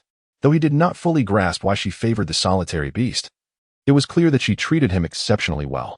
In that moment, he found himself yearning for stability, to possess a female of his own. And Bainwan was undoubtedly his best choice. Initially, he had approached her with the intention of driving a wedge between her and the solitary beast. But he now recognized her true worth. If he were her male, she would surely treat him with kindness. Yet, how could he overcome the barrier posed by the solitary beast? His possessiveness would undoubtedly prevent Bainwan from mating with him. Thus, he realized he must first secure her agreement to mate. Otherwise, he would never surpass the solitary beast. Moreover, the most troubling aspect was that his charm did not affect Angus, which was a source of great frustration for him. If his charm had worked, the female before him would have already belonged to him, and the solitary beast would have long been consumed. Kadinua glanced at the flowing river before him, where it was evident that the solitary beast was bathing, seeking to cool down. However, it was curled up, its head buried in its tail, rendering it invisible. Importantly, the solitary beast's eyesight was rather poor during the day, yet he was uncertain about the king-level solitary beast. He had never encountered one. He simply did not know. However, he had experienced that of a typical solitary beast, and indeed, its vision was notably poor, relying solely on his sense of smell to discern the origins of food. Kadinu rose from the ground, standing beside Bainwan. "What's the matter, Dabai? What flowers do you favor?" "Roses." "Roses?" Bainua nodded. "Indeed. You must not have heard of it, right?" Kadinu replied without denial. "Yes, I am unfamiliar with roses, but I am well acquainted with wildflowers. I recall a particular wildflower adorned with thorns, which possesses a pleasant fragrance. I wonder if you would appreciate it. Should the opportunity arise, I shall pluck one for you. A wildflower entirely covered in thorns? Does such a flower truly exist? She was only aware that roses bore thorns. If that thorny flower is indeed the wildflower Kudinua speaks of, then it would be unsuitable for her to accept it, as roses are typically gifts exchanged from boyfriends to their girlfriends. Although societal norms in the beast realm do not adhere to such distinctions, she still has a male counterpart. If she were to accept Kudinua's offering, what would Angus think of her? She could not help but wonder if he would feel envious. Bainwan envisioned the scene of Angus feeling jealous, and she couldn't help but chuckle. Kudinua joined her in laughter, remarking, "Are you this delighted upon hearing that I intend to gift you flowers?" Bainua shook her head, exclaiming, "No. I merely recalled the amusing image of my Angus feeling jealous, which brings me great amusement." Thus I laughed. "And it has nothing to do with your intention of gifting me flowers. However, perhaps it would be best if you refrained from doing so." "Why not?" "Because I fear Angus might become upset." "What are you afraid of?" "You are the female, the one in power. He wouldn't dare to act against you." "Ah, no. That's not quite right." Kadino rubbed his temples. "I mistakenly regarded that solitary beast as a typical orc. The temperament of a solitary beast is quite volatile. So whether he might inflict harm upon you is uncertain. Yet, did you not just claim he loves you dearly? If that is the case, surely he would not commit any egregious acts against you, especially with a female as stunning as yourself. He should be content." Bainua, suddenly receiving a compliment, felt a twinge of embarrassment. She remarked, "Angus is truly unlike any other solitary beast." Chapter 162, Enchantment. Trust me, if you spend some time with him, you will come to realize that he is a solitary beast with a cold exterior but a warm heart. I know you might not understand what cold exterior, warm heart means. So let me explain. It implies that while Angus appears frigid on the surface, his heart is genuinely kind. You can grasp that, right? Cody's lips twitched. Could you possibly refrain from praising that solitary beast? After all, I am currently his competitor. Can you be a little considerate of my feelings and spare me this pang of jealousy? Bainua felt somewhat embarrassed. "I apologize, it was not my intention. Besides, my Angus is truly remarkable." Kadinu furrowed his brows. "Stop. Cease your provocations." Bainua raised her hand in a gesture to silence herself, but within a minute, she lowered it, smiling at Kadinu. You may leave now. I believe it is getting late, and I must call Angus home." Kadinu replied, "Once again, it's Angus. Bye. When will you ever mention me as frequently as you do him? That is likely an unattainable dream for a lifetime. You should give up on that notion." Bainua waved her hand at Kadinu and turned to walk towards the river, calling out, "Angus." As Bainwan called out, Angus emerged from the water, his head breaking the surface. Bainwan smiled sweetly at him, saying, "It's getting late. We should head home."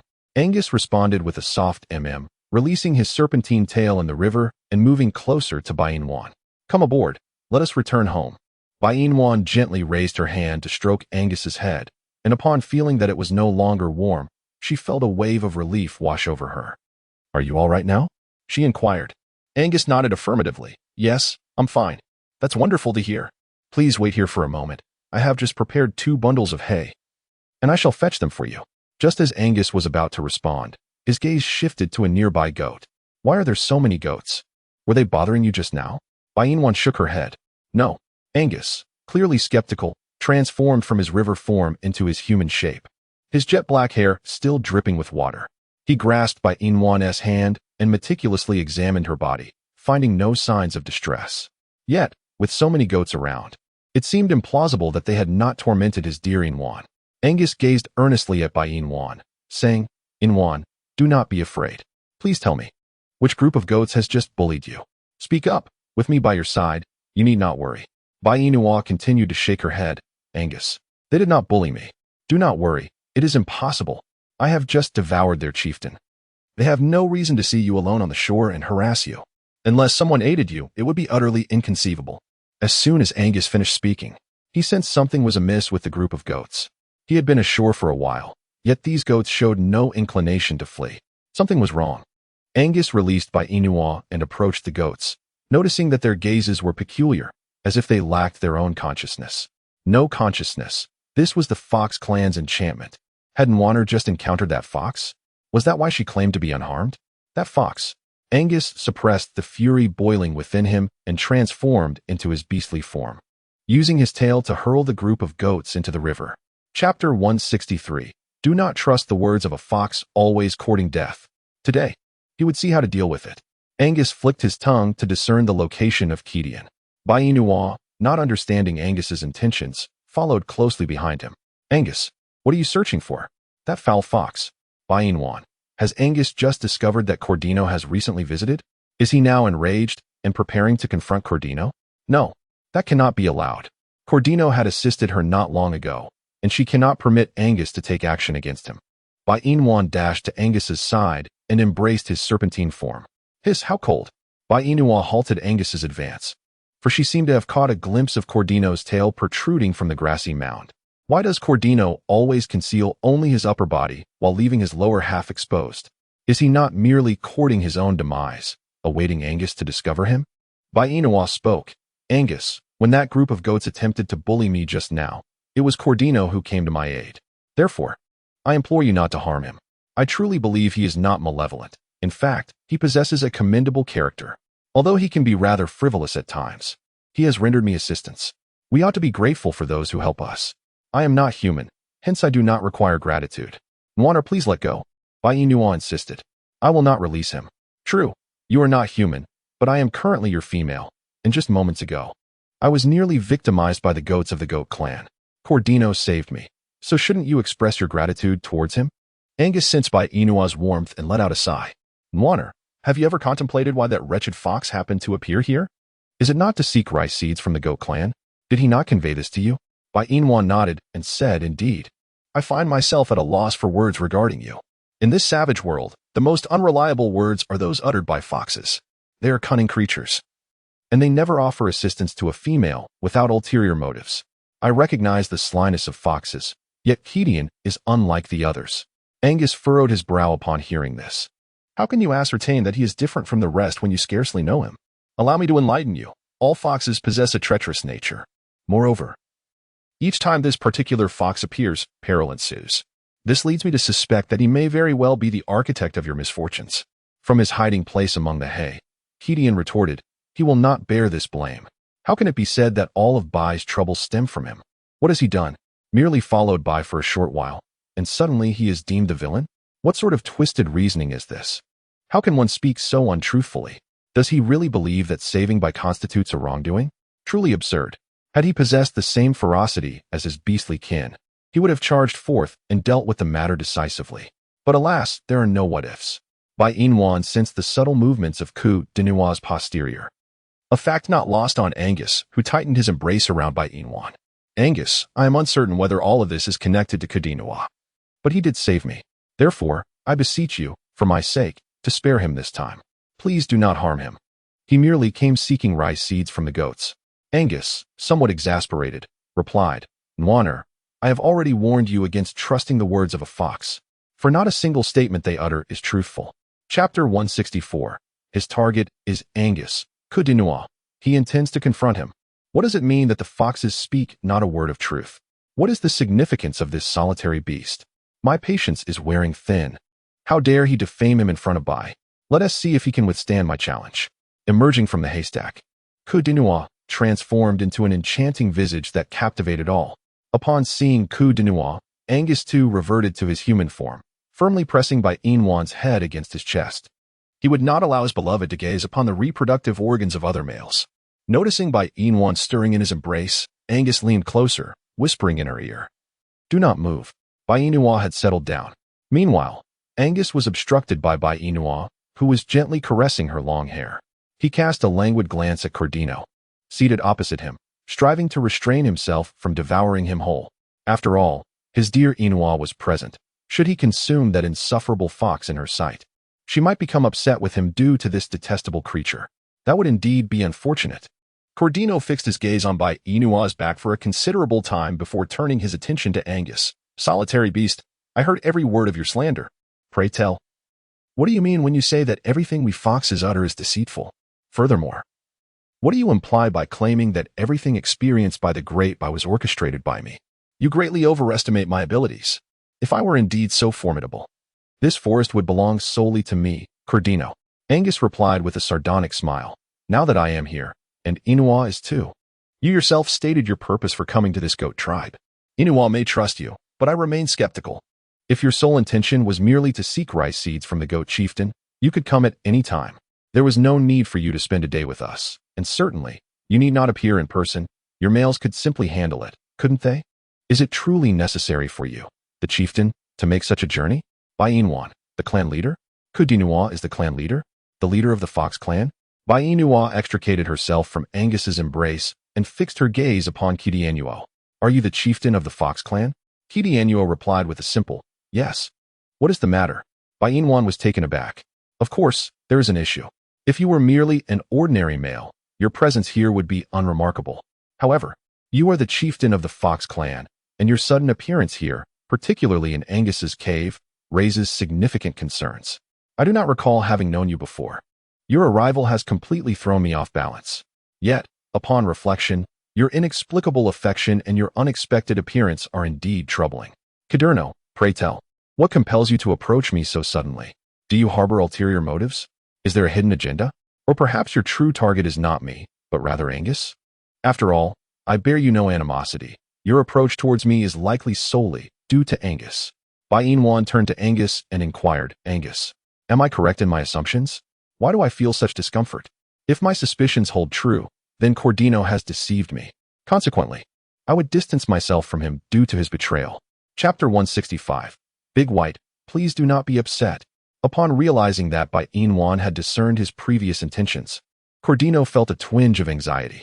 He yearned to elucidate matters to Inua, yet the reality aligned with her thoughts. What should he do now? Big White, this matter is not as you envision.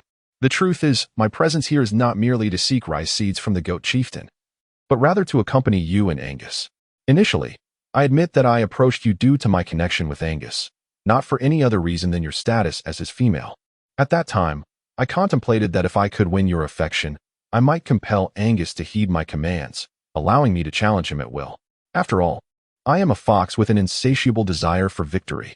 Encountering a formidable being like Angus, to claim indifference would be a deceit. Thus, I devised a plan to employ my illusions against him. Should I successfully ensnare Angus, I could ensure his eternal absence from this world. In my perspective, solitary beasts ought not to exist. They are cold and ruthless, inflicting harm upon countless females. I had always believed you were forcibly kept by Angus. I wished to rescue you, to lead you away. Admittedly, I once entertained the notion of toying with you, but those thoughts have since faded. Now, witnessing your kindness towards Angus, I too desire a female, and you present the finest choice for that role. Big White, I genuinely intend to pursue you earnestly. Please do not harbor anger towards me, nor reject my intentions. Grant me a chance, and I assure you, should we be together, I will treat you with utmost care and respect. Inua scoffed with sarcasm, so, in your heart, I am merely a toy. You wish to pursue me, only to discard me once your amusement has ended? Kidianuo, your demeanor is no different from the scoundrels of the 21st century. Furthermore, I have Angus now. I possess my own male.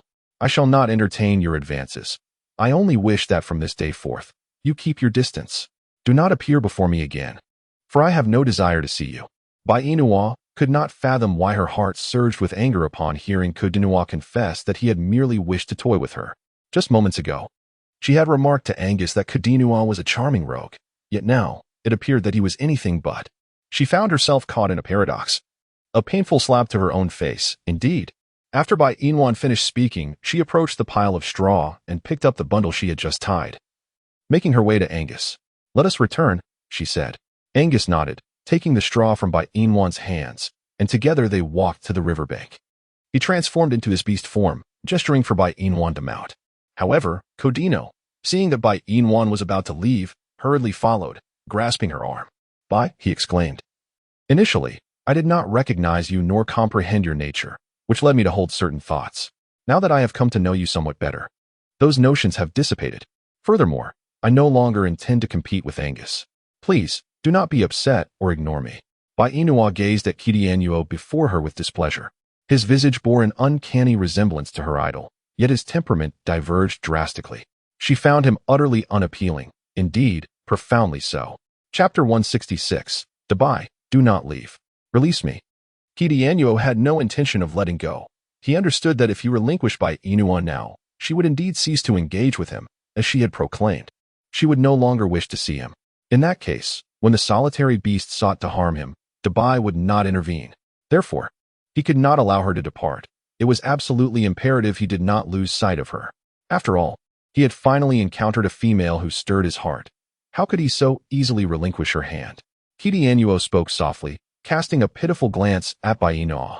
Dabai, please don't act this way. I acknowledge my mistakes. Everything I expressed earlier was sincere. I truly like you. I wish to pursue you, to have you by my side as my mate. Yet he also reiterated, but I mentioned it may not be possible. How can you declare it impossible without even attempting? Is there really a need for trial? Bainua retorted coldly, fixing Kidianuo with a frosty stare. From the moment you expressed your intent to deal with Angus, my association with you has ceased. Angus is my male, and I must prioritize his safety. I will not allow a male who could harm him to linger near me. Hence, this is final. Do not pursue me further. I wish not to see you. With determination, Bainua wrenched her arm from Kidianuo's grasp, seizing the straw and leaning against Angus. Angus, let us depart. Angus, wary of Kidianuo's potential to harass Bainua, flicked his serpentine tail, splattering water onto Kidianuo. The latter raised his hand to shield his face, and by the time he lowered it, Angus had already whisked Bainua to the center of the river. Kidianuo hastened to catch up, calling out, Dabai, Dabai, Dabai. His speed paled in comparison to Angus's swift movements as he ran, desperately shouting her name. Dabai, do not leave. Dabai. Bainuan's figure receded further and further from Kidianuo, until it became unattainable. Kidianuo came to a halt, gazing at Bainuan's distant silhouette, unwilling to accept the reality, and cried out in despair, Dabai? When Bainuan and Angus returned to the cave, the sky had already darkened completely. On their way back, Angus casually caught 2 large fish for Bainuan, ensuring that her dinner tonight would consist of fish. Bainua crouched beside the fire, tending to it. This afternoon, Angus had sustained burns, prompting Bainua to instruct him to sit on a pile of grass, forbidding him from approaching the flames. Obediently, Angus remained seated at a distance. Although he was largely unscathed now, nonetheless, the sight of the fire still instilled a flicker of fear within him, particularly in his legs, which throbbed with a lingering fiery sensation. Yet, he chose not to divulge this discomfort to Bainua, fearing it would cause her worry. Once the fire was adequately stoked, Bainua retrieved a skewer of fish from the side and began to roast it. Angus spoke up, Nwaner, will you truly cease your association with that loathsome fox in the future? Bainuan paused momentarily, nodding in affirmation. Indeed, it shall not happen again. Is it for my sake? Very well, should he dare to return, I shall undoubtedly devour him whole. Bainua pondered. If she were to plead for Kidianuo at this moment, it is likely that Angus would not acquiesce. Moreover, she had just declared her intention to sever ties with Kidianuo. Yet, Angus had no need to consume Kidianuo entirely. Bainua bit her lip. Chapter 167. He had never experienced such emotions. What of Angus? Could he refrain from devouring Kidianuo? Angus, visibly displeased, retorted, Why should I spare him? Did you not say you would no longer associate with him? If I do not take action, he may very well seek you out again. Thus, there is no room for negotiation regarding his fate. Sensing Angus's ire, Bainua chose to remain silent. As long as Kidianuo did not approach her, Angus would likely refrain from causing him harm. However, she inquired, How did you ascertain that Kidianuo is the leader of the Fox clan? This revelation was undoubtedly attributed to his distinctive tail. Bainua expressed her confusion. What does it mean? We, the inhabitants of the beast realm, are all aware that the chieftain of the Fox clan is the offspring of a fox and a rabbit. He has often been the subject of ridicule, and many in the Fox community have declared that they will not allow Kudinua, the disgrace of the Fox clan, to remain among them. Consequently, Kudinua has devoted himself to elevating his beastly prowess, ultimately succeeding in becoming the chieftain of the Fox clan. It is precisely because he is the child of a fox and a rabbit that he lacks the characteristic odor of foxes. As a result, Kudinua has become a figure of great apprehension throughout the forest, reputed for possessing the most formidable illusionary arts within the entire Fox clan. If one were to provoke him, he would exact a severe retribution upon the offender. However, from what I just overheard, he seems intent on challenging me, likely aiming to exploit our connection to enhance his beastly rank. Should he manage to bewitch me, his illusionary prowess would indeed become invincible. At that point, other beastmen in the forest might very well seek to curry his favor. Nevertheless, I am a sovereign beastman. He cannot ensnare me, which is why he intends to target you. Once he pursues you and integrates into our lives, I will undoubtedly remain vigilant day and night, for he is, after all, a fox, and a particularly cunning one at that. Bain suddenly realized, so that is why you told me that a fox's words cannot be trusted? Indeed. After hearing you speak, it is clear that a fox's words are unworthy of belief. I once thought that Kadi Nua was different from other foxes, but unexpectedly. He is not only cunning but also despicable, attempting to manipulate me to confront you. Angus, rest assured, I will never meet with Kadi Nua again. Even if we do cross paths, I will remain vigilant against him, ensuring he cannot harm you in any way. Outside the cave, Kadi Nua lay prone, his heart seemingly wounded, filled with discomfort and unease. He admitted that he had once contemplated using Bai to inflict harm upon the lonely beast, but now, his intentions had shifted. All he desired was to pursue her, to find a female who would care for and nurture him. In the Fox clan, he was devoid of concern from anyone, for in the eyes of his kin, he was an aberration born of a fox and a rabbit. The rabbit clan rejected him, and the Fox clan scorned him. Were it not for his newfound strength, he surmised that the foxes would have conspired to eliminate him long ago. Regrettably, now that he had gained power, the foxes dared not act against him, yet he could not afford to be complacent, for he remained uncertain of when he might meet his end at the hands of his own kind. He had lived for so long. It seemed he had never truly enjoyed a peaceful sleep. Chapter 168, I miss you. He feared that should he fall into a deep slumber, he might never awaken again. Perhaps to other beastmen, he was the esteemed leader of the Fox clan, instilling fear in many, yet only he understood that without his beastly prowess, he would be nothing in their eyes. Thus, he saw no fault in his desire for strength. However, Bai believed that his quest for power was solely to confront the lonely beast. This was not the case. The lonely beast had once devoured his parents, leading him to believe that such a creature should not exist in this world. Perhaps, in his view, the lonely beast was also an aberration, much like himself. One aberration in this world was sufficient. There was no need for more. His ambition was to lead all beastmen in the forest, for he wished to demonstrate that aberrations could also become the mightiest among them. Aberrations were life, too. They could not ostracize him or conspire against him. Initially, his conflict was with the wicked lonely beasts, those who bullied females. Unable to tolerate their actions, he ensnared and eliminated them. He truly did not believe he had erred in vanquishing those vile lonely beasts. They deserved their fate, for had they continued to exist, they would have brought ruin upon the females. Angus stands as an exception among the solitary beasts. Though he is cold and unfeeling, he exhibits a tender kindness towards Bai. However, it is precisely his profound kindness that instills within him a sense of urgency. He fears that this formidable orc harbors similar ambitions to command all the beasts within the forest. Should Bai succeed in this endeavor, Angus's own aspirations would be rendered unattainable. Thus, the solitary beast must not endure. He must confront him. Yet, when faced with Bai, he admits to his own softening heart. If he were truly resolved to deal with the solitary beast, success would not be beyond his grasp. But due to his feelings for Bai, he relinquishes this thought. In fact, he now contemplates the notion that if he were to become Bai's male counterpart, he would receive her affection and could engage in contests with Angus at any time. It would be a dual victory. Therefore, abandoning Bai is out of the question. He is determined to become Bai's male, absolutely resolute.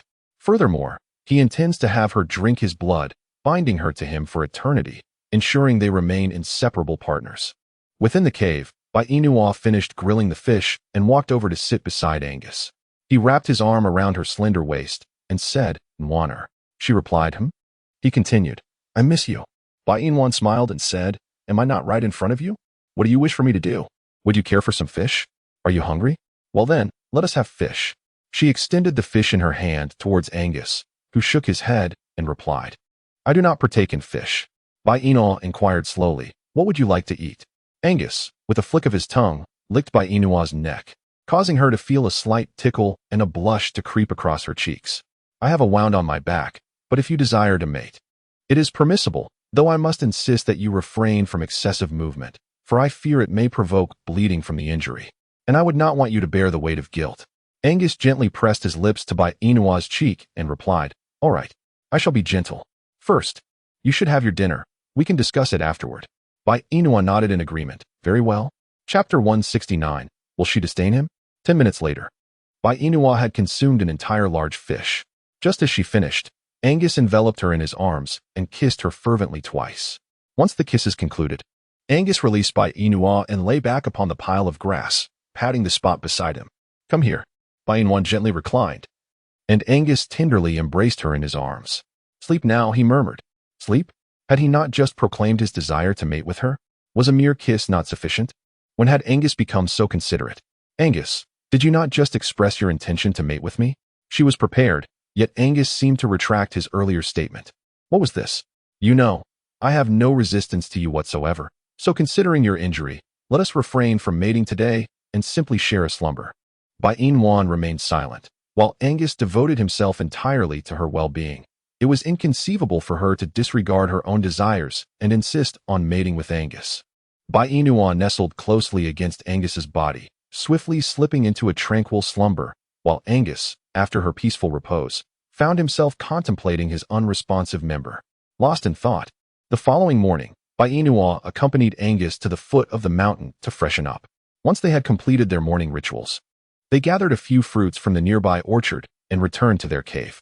This morning, Bai Inua opted not to kindle a fire to grill fish. Instead, she chose to have 2 fruits for breakfast.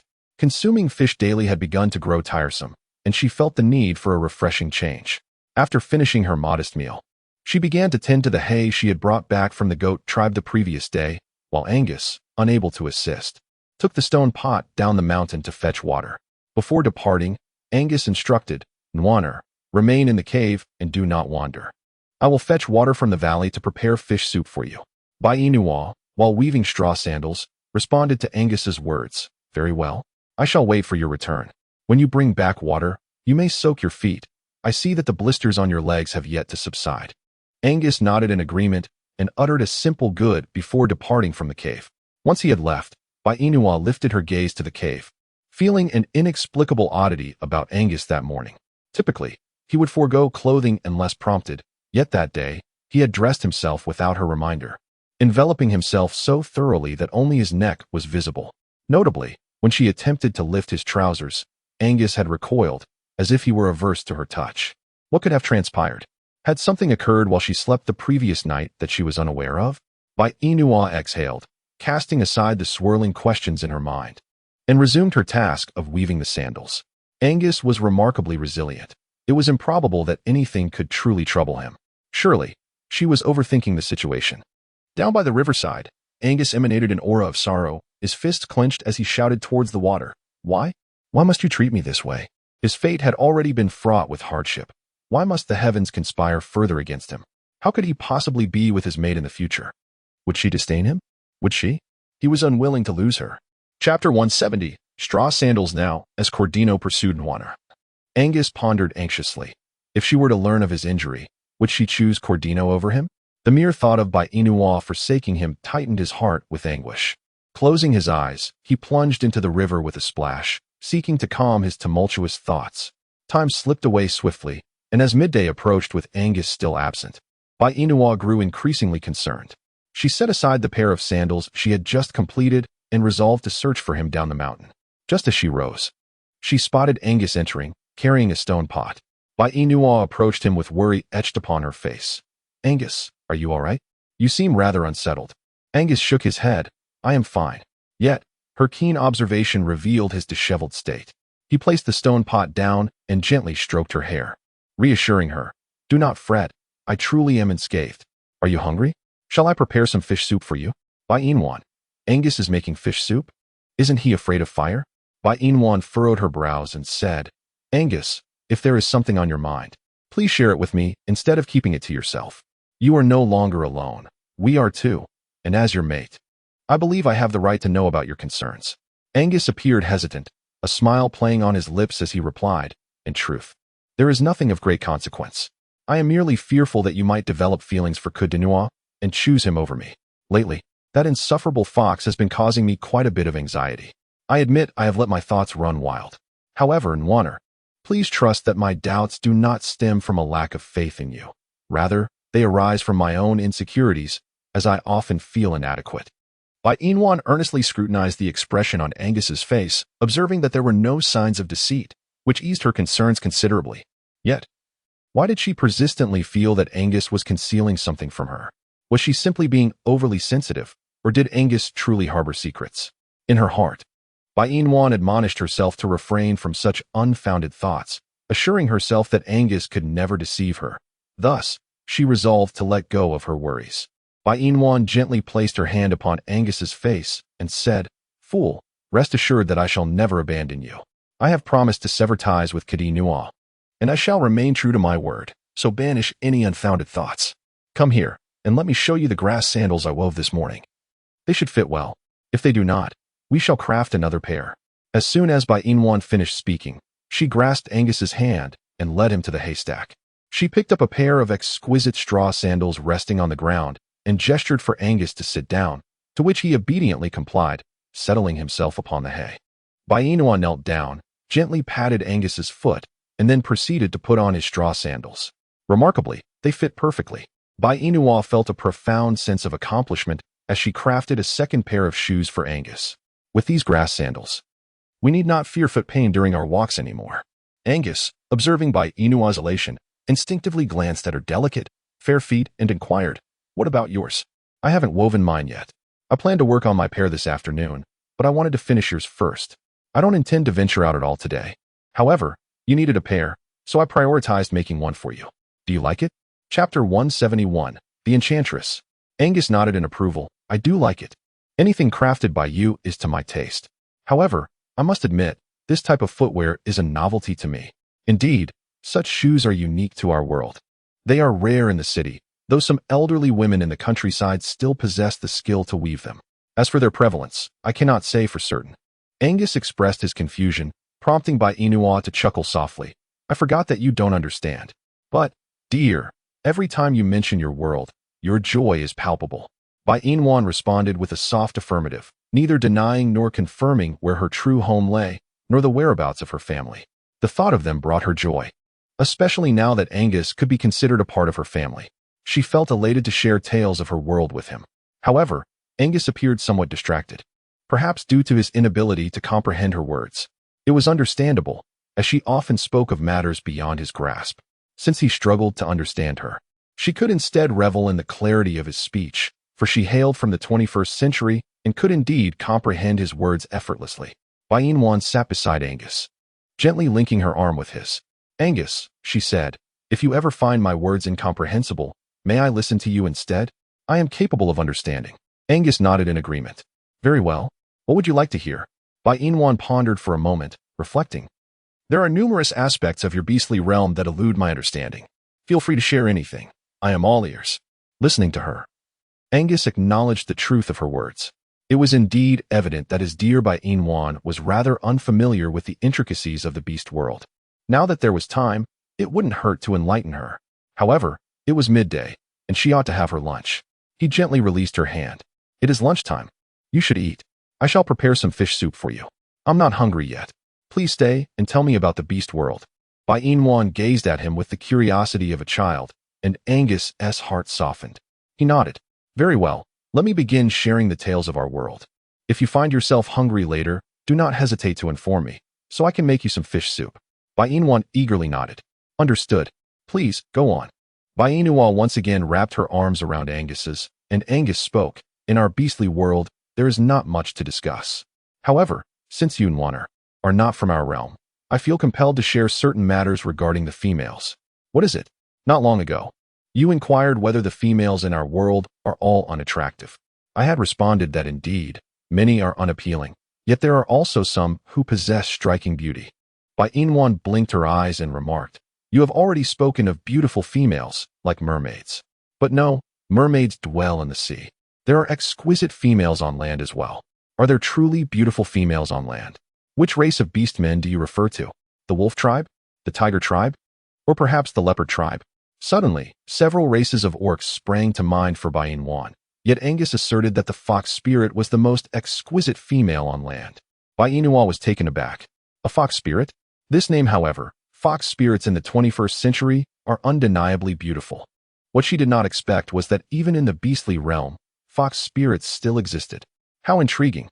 Chapter 172. The Fox Spirits of Your Beastly Realm. If there are many fox spirits in this beastly world, then she must keep a close watch on Angus. She absolutely cannot allow him to be lured away by a fox spirit. He is solely hers. As Bai Inwan pondered this, she tightened her embrace around Angus's arm. Angus sensed the shift in Bai Inwan's demeanor. He lowered his gaze to the figure resting on his shoulder. "Wana, what troubles you?" he inquired. "Are there many vixens in your beastly realm?" Angus replied, "Well, I haven't taken the time to inquire, so I cannot say for certain. However, I would surmise that they are not abundant, given the scarcity of females in our world. A single female can possess 5 or 6 males. Naturally, a beautiful female attracts the attention of many suitors. They will go to great lengths to win your favor and persuade you to mate with them. That is why I worry about you being swayed by Kadinua and agreeing to mate with him. Should you succeed in that endeavor, I would no longer be able to call you my own." Bai Inwan's lips twitched at the implication. Angus's words suggested a world where a female could mate with multiple males, a society characterized by polyandry. While she harbored no aversion to this arrangement, she pondered the fairness of one female possessing so many males, as it seemed impractical for her to treat them all equally. Moreover, she had never considered seeking another male.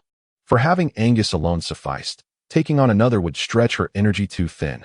Bai Inwan was evidently quite startled, yet she swiftly regained her composure. "Let us return to the topic of the enchanting fox spirits," she suggested. "You mentioned that these fox spirits are the most beautiful females on land, correct? Have you encountered one?" "Indeed, they are strikingly beautiful," Angus mused, recalling that they were indeed more alluring than many other females, although none could compare to his beloved Nwaner. "Beautiful, yet I believe you surpass them in beauty. Given their allure, why did you not pursue those fox spirits before I arrived?" "Beauty does not equate to affection." Bai Inwan, "Do you feel nothing towards them?" Angus nodded. "Indeed, I feel nothing. Yet, I hold feelings for you. The day I first laid eyes on you in the Serpent Clan, I felt a connection, though I was unaware of it at the time. In retrospect, it became clear that the moment I saw you, those feelings had already begun to blossom. Otherwise, how could I have allowed you to accompany me back to my cave? After all, before your arrival in this world, there were no females with whom I could share such intimate proximity." Bai Inwan's lips curled into a subtle smile as she leaned closer to Angus, shyly planting a kiss on his cheek. "In truth, when I returned to the cave with you, it was because I sought someone to protect me, and that person who could safeguard me was you. Now, it seems I have made the right choice. You truly can protect me, and being with you brings me immense happiness. I am truly content. Let us remain forever in bliss." As soon as Bai Inwan finished speaking, she shyly lowered her head, avoiding Angus's gaze. For she could scarcely believe that she had uttered such affectionate words. Yet, she felt an overwhelming sense of happiness and joy. When she first arrived in this beastly realm, she had always thought that fate was playing tricks on her, but now it seemed otherwise. It appeared that when fate closed one door, it opened another. In Chapter 173, I truly adore you. During her moments of despair, Angus had appeared, and the new door that fate had opened for her was indeed Angus. She no longer harbored resentment towards fate. On the contrary, she wished to express her gratitude for bestowing upon her such a remarkable male companion. She was truly content. If only her parents were here, but she understood that one cannot possess both. Between her parents and Angus, she could only have Angus. Bai Inwan has truly come to terms with many things now. Although there are no computers, no mobile phones, and no electricity here, she is surrounded by memories from her childhood. Therefore, starting anew is not necessarily a bad thing. She will embrace life fully and, alongside Angus, create that which is absent in this place. It is merely a matter of time. Bai Inwan instinctively glanced at the straw sandals on Angus's feet. A gentle smile graced her lips as she lifted her hand to roll up Angus's trousers, revealing the blisters on his legs. Although they had considerably diminished, they remained inflamed and red, evoking a sense of compassion within Bai Inwan. "It still hurts, doesn't it?" she inquired. Angus shook his head, replying, "It no longer hurts. With so many blisters, how could he claim to be free of pain?" "I believe you," she responded. Bai Inwan gently lowered Angus's trousers and exclaimed, "Yet, I remain unconvinced. I recall not long ago, I gathered a considerable amount of mint leaves, and I shall bring them to you for a soothing application. It should provide you with some relief." Bai Inwan, resolute in her actions, released Angus and rose to the side where the large leaves cradled the mint. She gathered a generous handful of mint leaves and returned to sit beside Angus. taking up a small stone bowl to begin her work. In no time, the mint leaves were thoroughly crushed under her diligent hands. She then lifted the fragrant paste and applied it to Angus's leg, feeling the coolness of the herb. Angus's body stirred slightly in response. Bai Inwan smiled and said, "It feels rather refreshing, doesn't it?" Angus nodded in agreement. "Indeed, it is quite refreshing, as long as it feels good. Later in the evening, I shall apply another poultice for you. Before long, the blisters on your legs should completely dissipate." While she tended to Angus with mint leaves, she continued their conversation. "Would you care to take another dip in the river tonight?" she inquired. "If I were to bathe in the river this evening, what would you do?" Bai Inwan was amused by Angus's question. "Are you foolish? If you go to the river to bathe, I will undoubtedly accompany you. It would also serve as an opportunity for me to wash up. It is chilly, and I could heat some water for a bath." Bai Inua chuckled softly. "Could you please refrain from being so serious? I recall you were not always like this. When did you transform into this version of yourself? You hardly smile, and your words have become so simplistic. Could it be that you no longer hold affection for me? Do you harbor disdain for me now? Is that why you act this way?" Angus quickly shook his head. "No, I do not harbor any disdain for you, Nwaner. I genuinely cherish you. I truly adore you." Yet, at that moment, he was merely overwhelmed and reluctant to engage in conversation. Angus gazed at the green mint leaves in Bai Inua's hand, then reached out, effortlessly pulling her into his embrace. "I truly cherish you," Angus declared with an unusual seriousness that left Bai Inua convinced of his sincerity. However, she had just been joking with him moments ago. His sudden earnestness caught her off guard, leaving her somewhat unaccustomed to this shift in demeanor. Bai Inwan raised her hand to embrace Angus's neck, leaning in to press her lips against his. However, Angus did not reciprocate her affection. Bai Inua furrowed her brows, sensing that something was amiss. Chapter 174. I do not desire children. Previously, a kiss from her would elicit a reciprocal response from Angus, yet now, he remained unresponsive. Could it be that he has recently begun to cultivate a stoic demeanor amidst romantic entanglements? Alas, what has transpired with Angus? Initially, she intended to tease him, but her interest had entirely waned. Bai Inua released Angus and locked her gaze with his. "Tell me, are you concealing something from me?" "Angus, silence. Does your silence imply acquiescence? Are you indeed hiding something from me? Pray, reveal what it is that you are concealing." Yet, Angus remained silent. Bai Inua furrowed her brows, exclaiming, "I asked you to speak. What does your silence imply? What secrets are you concealing from me?" Angus opened his mouth to respond, only to close it again, his hesitance intensifying Bai Inua's foreboding feelings. Observing Angus's demeanor, she couldn't shake the unsettling thought that perhaps he was involved with someone else outside. Bai Inwan pondered. What could she be imagining? Angus spent every day in her company. It was improbable that anyone else could be present. Moreover, Angus had just mentioned that females in this world were highly sought after. Thus he could not possibly have someone outside. If Angus was not involved with anyone else, then what was the matter? Bai Inwan raised her hand and gently placed it on Angus's face. "Angus, what is troubling you? Please share your concerns with me. Do not keep them hidden within." Her heart raced with fear that he might abandon her. Angus tenderly placed his hand over her lips. "I will never forsake you. As long as you desire me, I shall remain by your side. Do not be afraid." "Then can you tell me why you seem so downcast?" Bai Inwan inquired. Angus embraced her tightly. "I do not wish to have children." "Bai Inwan, do you not want children?" "She has never desired to have children." Could it be that Angus believes she suddenly wishes to become a mother? What nonsense! This fool. She is not yet prepared for motherhood. Hence, she will not consider it for the time being. Yet, she recalls that not long ago, Angus was eager for her to conceive. How is it that he has now changed his mind? Indeed, the males in this beastly world are remarkably fickle, even more so than she is. "Nwaner, do you wish for children?" "I am not currently prepared to embrace motherhood, so I will refrain for now. Once I am ready, I shall discuss it with you, all right?" Angus nodded. "Yes, then please do not be unhappy about it now, all right?" "Very well." Bai Inua gently kissed Angus's lips and nestled into his embrace. "Please remember to share anything with me in the future. Don't keep it to yourself. It truly makes me overthink." Angus responded with a soft hum. Caressing Bai Inua's long hair, she shifted slightly in his arms and placed her hand on her stomach. "I'm hungry. I'm going to grill some fish. What about the fish soup?" Bai Inwan reminisced about the flavor of that fish soup, and she truly wished never to taste it again. Moreover, the soup possessed a fishy odor that she found rather unappealing. Therefore, she opted for grilled fish instead, which, despite being somewhat charred, still boasted a delightful flavor. With this thought in mind, Bai Inwan rose to kindle a fire for herself, preparing to roast fish, while Angus approached her side and crouched down alongside her. Bai Inua turned her head to glance at Angus and inquired, "What brings you here?" "I am here to help you roast fish," he replied. "Who asked for your assistance? Your leg injury has yet to heal. Go sit aside. I can manage this myself." Chapter 175. This place is bruised. This is precisely what I am meant to do. And I assure you, I am perfectly fine. As long as I avoid the flames, I will be unharmed. Even so, Bai Inua refused to allow Angus near the fire. As I have mentioned, we are inseparable in this endeavor. Thus I shall roast the fish myself. You may sit and wait.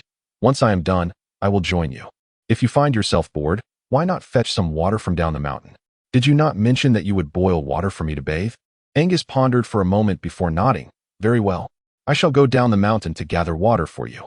With that, Angus rose, pouring the water from the stone pot into a stone basin before carrying the pot down the mountain.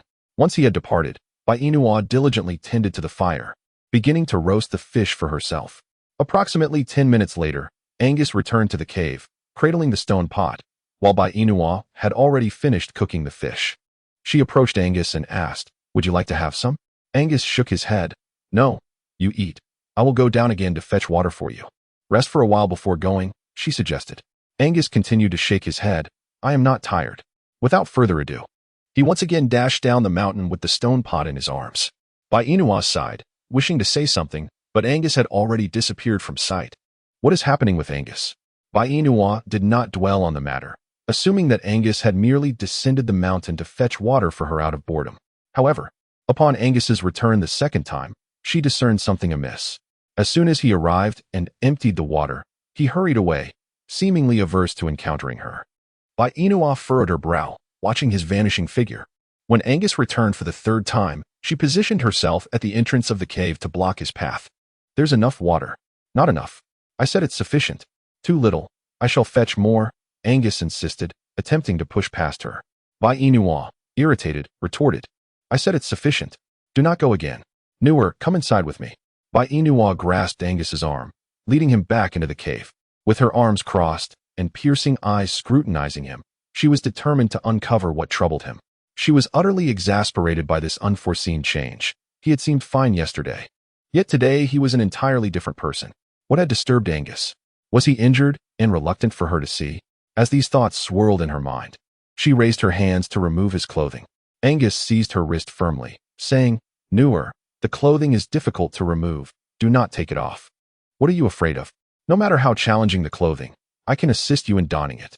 For now, you need only stand still while I examine your body. I intend to uncover what it is you wish to conceal from me." Angus. Bai Inua withdrew her hand from Angus's grasp and continued to undress him until he was completely bare. Throughout this process, she failed to notice any other wounds on his body.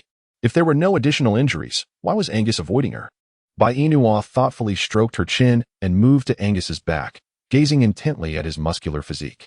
From top to bottom, and from left to right, everything seemed fine, save for a wound on his leg. Bai Inua circled back to Angus's rear and raised her hand to rest upon his waist. This area bore a bruise. Chapter 176. Nwanner's hands are quite warm. "Is the bruise on your waist from the incident at the goat tribe yesterday?" Angus raised his hand to touch it, wincing in pain. "It must be. Are you avoiding me because you are ashamed for me to see your injury?" Avoiding her? He was not. He simply desired a moment of solitude. "I am not trying to avoid you. I just have some matters to ponder. Rest assured, Nwanner. I will sort through them soon. Is it something you cannot share with me?" Angus fell silent once more. Bai Inua nodded. "Very well. If you choose not to speak, I shall not inquire. You have your secrets, and I respect that. Thank you, Nwanner. I am your mate. There is no need for such formality. Come here and lie down. Allow me to massage your bruise. It will heal more swiftly that way." Angus acquiesced with a soft grunt and obediently lay upon the pile of grass, while Bai Inua sat beside him, raising her hand gently to massage his back. Bai Inua's hands were warm and soft, and as they pressed against Angus's back, he felt no pain. Rather, he found solace in her touch. Angus closed his eyes, reveling in Bai Inua's tenderness. Half an hour later, Bai Inua paused her actions, casting her gaze upon the quietly resting Angus nearby, who had presumably drifted into slumber. A smile graced her lips as she sat beside him, meticulously observing Angus's face, perfectly proportioned like a golden ratio. He was strikingly handsome, particularly accentuated by his long eyelashes, which filled Bai Inua with a sense of envy. Concerned that Angus might catch a chill, she took a nearby snake shed and gently covered him with it. Once she had done so, she chuckled softly to herself. I almost forgot. You are not human and cannot catch a cold. But it's certainly better to be covered than not at all. Bai Inua, concerned that Angus might be uncomfortable lying on his stomach, seated herself beside him and gently rested his head upon her lap, allowing him to sleep on his side. Angus, with his eyes wide open, gazed at Bai Inua, who returned his look with a tender smile. Did I move too much and wake you? She inquired softly. I merely noticed you seemed uncomfortable, and I wanted you to rest your head on my lap. I'm perfectly fine. Angus lifted his hand to clasp Bai Inua's warm one, expressing, I truly enjoy your touch. Your hands are so warm, Nwaner. Bai Inua smiled, saying, I too cherish the way you hold my hand and smile at me just like this. It is only in these moments that I feel your heart for me remains unchanged. Angus rose, taking Bai Inua's hand and placing it upon his heart. Can you feel how rapidly my heart beats, all because of you? Bai Inua nodded, sensing the sincerity of his feelings. So, do you now believe that my love for you remains unchanged? She affirmed with another nod. I believe. Angus's face gradually loomed larger in Bai Inua's gaze as he leaned in, sealing her sweet, delicate lips with his own. He embraced her passionately, lost in a deep kiss. Just as they approached the most crucial moment, Angus forced himself to halt, yet he felt an overwhelming response beneath him, leaving him elated and at a loss for words. So, it turns out he was still capable. Angus removed Bai Inua's clothing, holding her waist tightly as he entered her. A wave of discomfort made Bai Inua utter a sound, her cheeks flushed with shyness. Why didn't you warn me before you entered? It hurts, and I feel uncomfortable, she exclaimed. So, do you still want me to continue? He teased. Do you think I still have the right to say no? Angus smirked wickedly. No words needed. He replied, kissing Bai Inua again. Don't be afraid. I will be gentle. Afterward, Bai Inua was gently placed on a pile of grass by Angus. He gazed at her delicate features, a smile gracing his lips, and said, Sleep now. I shall prepare water for your bath. Bai Inua, in a state of drowsy confusion, murmured softly and peacefully succumbed to slumber upon the pile of grass. Approximately half an hour later, she sensed a pair of icy hands gently caressing her body. So familiar was the touch that she did not bother to open her eyes. She felt weary and fatigued. Longing for rest, Angus meticulously attended to every inch of Bai Inua's form, tenderly wiping her down. Bai Inua restlessly stirred, a twinge of discomfort in her abdomen. Suddenly, with a jolt, she sprang upright from the pile of grass, only to collide headfirst with Angus. The pain was sharp. Bai Inua raised her hand to gently massage her forehead, while Angus, appearing unconcerned, gazed at Bai Inua with worry. Nwana, how are you? Did I hurt you? Bai Inua shook her head, saying, No, I am fine. It's just that I believe I might need some sanitary napkins. What are sanitary napkins? Bai Inua gazed at the crimson liquid flowing beneath her. My menstruation has arrived, what you beast folk refer to as the season of estrus. Warmth, you are in heat. Bai Inua felt a tinge of embarrassment, yet she nodded, signifying her state of estrus. Although the term seemed rather peculiar, it was the nomenclature of their beastly realm. What choice did she have? If she refrained from expressing her condition, Angus would undoubtedly be oblivious to the meanings of menstruation and the monthly cycle. However, the crux of the matter was not her estrus, but rather her urgent need for sanitary supplies. Angus was certainly unaware of what a sanitary pad entailed. Bai Inua pondered how to convey this to him. Angus, what do you typically use in your world to stem the flow during estrus? Wait a moment, Nwaner. Bai Inua nodded as Angus stepped outside the cave, returning with a bundle of straw to create a cozy nest for her. Indeed, it was a nest. Bai Inua, puzzled, inquired, What is this? Come here and sit, my dear. You are in heat now, so settle down in here and wait for your estrus to pass. Bai Inua gaped in astonishment, her disbelief palpable. Surely, she had not misheard. To sit there and wait for the mating season to pass? Was Angus truly jesting? To remain in that position for an entire week? It was utterly absurd. In such a dreary world. To be confined to a pile of grass for 7 days. Would she sprout grass atop her head or beneath her feet? In any case, grass would surely grow everywhere. Could she not refuse to sit? She longed to venture outside, to escape the confines of the cave. Observing Bai Inua's reluctance, Angus approached her, lifting her effortlessly from the ground and depositing her onto the nest he had just fashioned. There you are, he declared, What do you mean? There you are. She retorted. This is hardly agreeable. It is decidedly uncomfortable. The straw jabs at my backside. Bai Inwan gazed at Angus with a pitiful expression. Angus, if you confine me to this cave for an entire week, I shall surely lose my sanity. I yearn to step outside. I cannot bear to remain in this cavern any longer. But dear Nwaner, you are currently in your estrus phase. Should you venture out, you will undoubtedly attract the attention of numerous males. Their sense of smell is remarkably acute. Am I to spend this entire week perched upon this uncomfortable nest? Angus nodded in affirmation. But I long to move. I cannot endure sitting here indefinitely. Even if I cannot go outside, allow me to at least stroll within this cave. Do you truly wish for me to remain motionless all day? If that is the case, I shall perish. I genuinely shall. Angus, I am a normal person. I require the use of the restroom and the ability to stretch my legs. But Nwaner, you are bleeding. Bai Inwan bit her lip, fully aware of the blood that flowed from her. Moreover, in the coming days, she would experience a heavier flow. She could not fathom why women endure such monthly bloodshed without succumbing to it. Truly, they are remarkable beings. However, that is not the crux of the matter.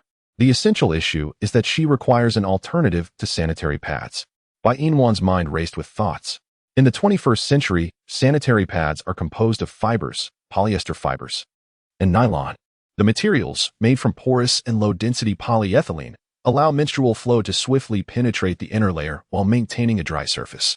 Furthermore, their texture is soft, and their absorbency is remarkable, capable of absorbing moisture up to several dozen or even 100 times their own weight. Once absorbed, the menstrual fluid is concealed within the pad structure. However, this did not contain what she sought, compelling her to search for alternatives. In her previous online research, she had discovered that women in ancient times utilized a long piece of cloth as a form of sanitary protection. A long cloth. Bai Inwan's gaze fell upon Angus's serpent skin. She pondered whether it would be feasible to combine Angus's serpent skin with a touch of crushed grain straw. Admittedly, the use of grain straw was somewhat unsanitary and not particularly beneficial for women. However, at this moment, she found herself devoid of choices. Had she possessed alternatives, she would undoubtedly have eschewed the crushed grain straw. Yet, with Angus's serpent skin as a fade, it might lend a semblance of cleanliness. As long as she managed to step outside, she could seek out materials far superior to mere fibers. Bai Inwan's mind sparked with inspiration. She had found the solution. Cotton could serve as a substitute for straw. As long as she could procure cotton, she would be able to create sanitary pads. Furthermore, cotton is remarkably hygienic and soft, unlike straw, which can be quite uncomfortable. Bai Inwan is a person of action, someone who follows through on her intentions. Currently, her menstrual discomfort is not too severe, allowing her to remain active. Bai Inwan stepped aside to retrieve a piece of snake skin and return to the nest that Angus had prepared for her. For reasons unknown, as soon as she settled into this nest, she was struck by an uncanny sense of sitting on a toilet. Bai Inwan turned to Angus, who stood nearby, and spoke. Angus, could you assist me in breaking down that pile of straw? It need not be too finely shredded, just sufficiently fluffy. Bai Inwan nodded, affirming, indeed. As long as it is soft and does not chafe, I am satisfied. Angus responded with a nod. All right. In the ensuing moments, Bai Inwan and Angus busied themselves with their respective tasks. Angus diligently worked on fluffing the straw for Bai Inwan, while she focused on sewing sanitary pads. Once Angus completed the preparation of the straw, she would seamlessly incorporate it into her creations. How astute she was. With the sanitary pads at her disposal, she could finally venture outside, liberated from the confines of her nest. Joy enveloped her as nightfall approached. Bai Inwan finally completed 3 or 4 sanitary pads, and she turned to Angus with a sweet smile. Angus, look, I've done it. I've made the sanitary pads, and I won't have to sit in this nest for a week. Is this what a sanitary pad is? Chapter 179, Velvet Flower. Bai Inwan nodded, presenting one to Angus as she spoke. Isn't this wonderful? It effectively prevents blood from spilling everywhere. Warmer, you are truly clever. Bai Inwan raised an eyebrow and remarked. In truth, you are quite intelligent. The moment I mentioned it, you instinctively knew how to transform the grass into a fluffy form. As I hail from the 21st century, I possess knowledge of how sanitary pads are made.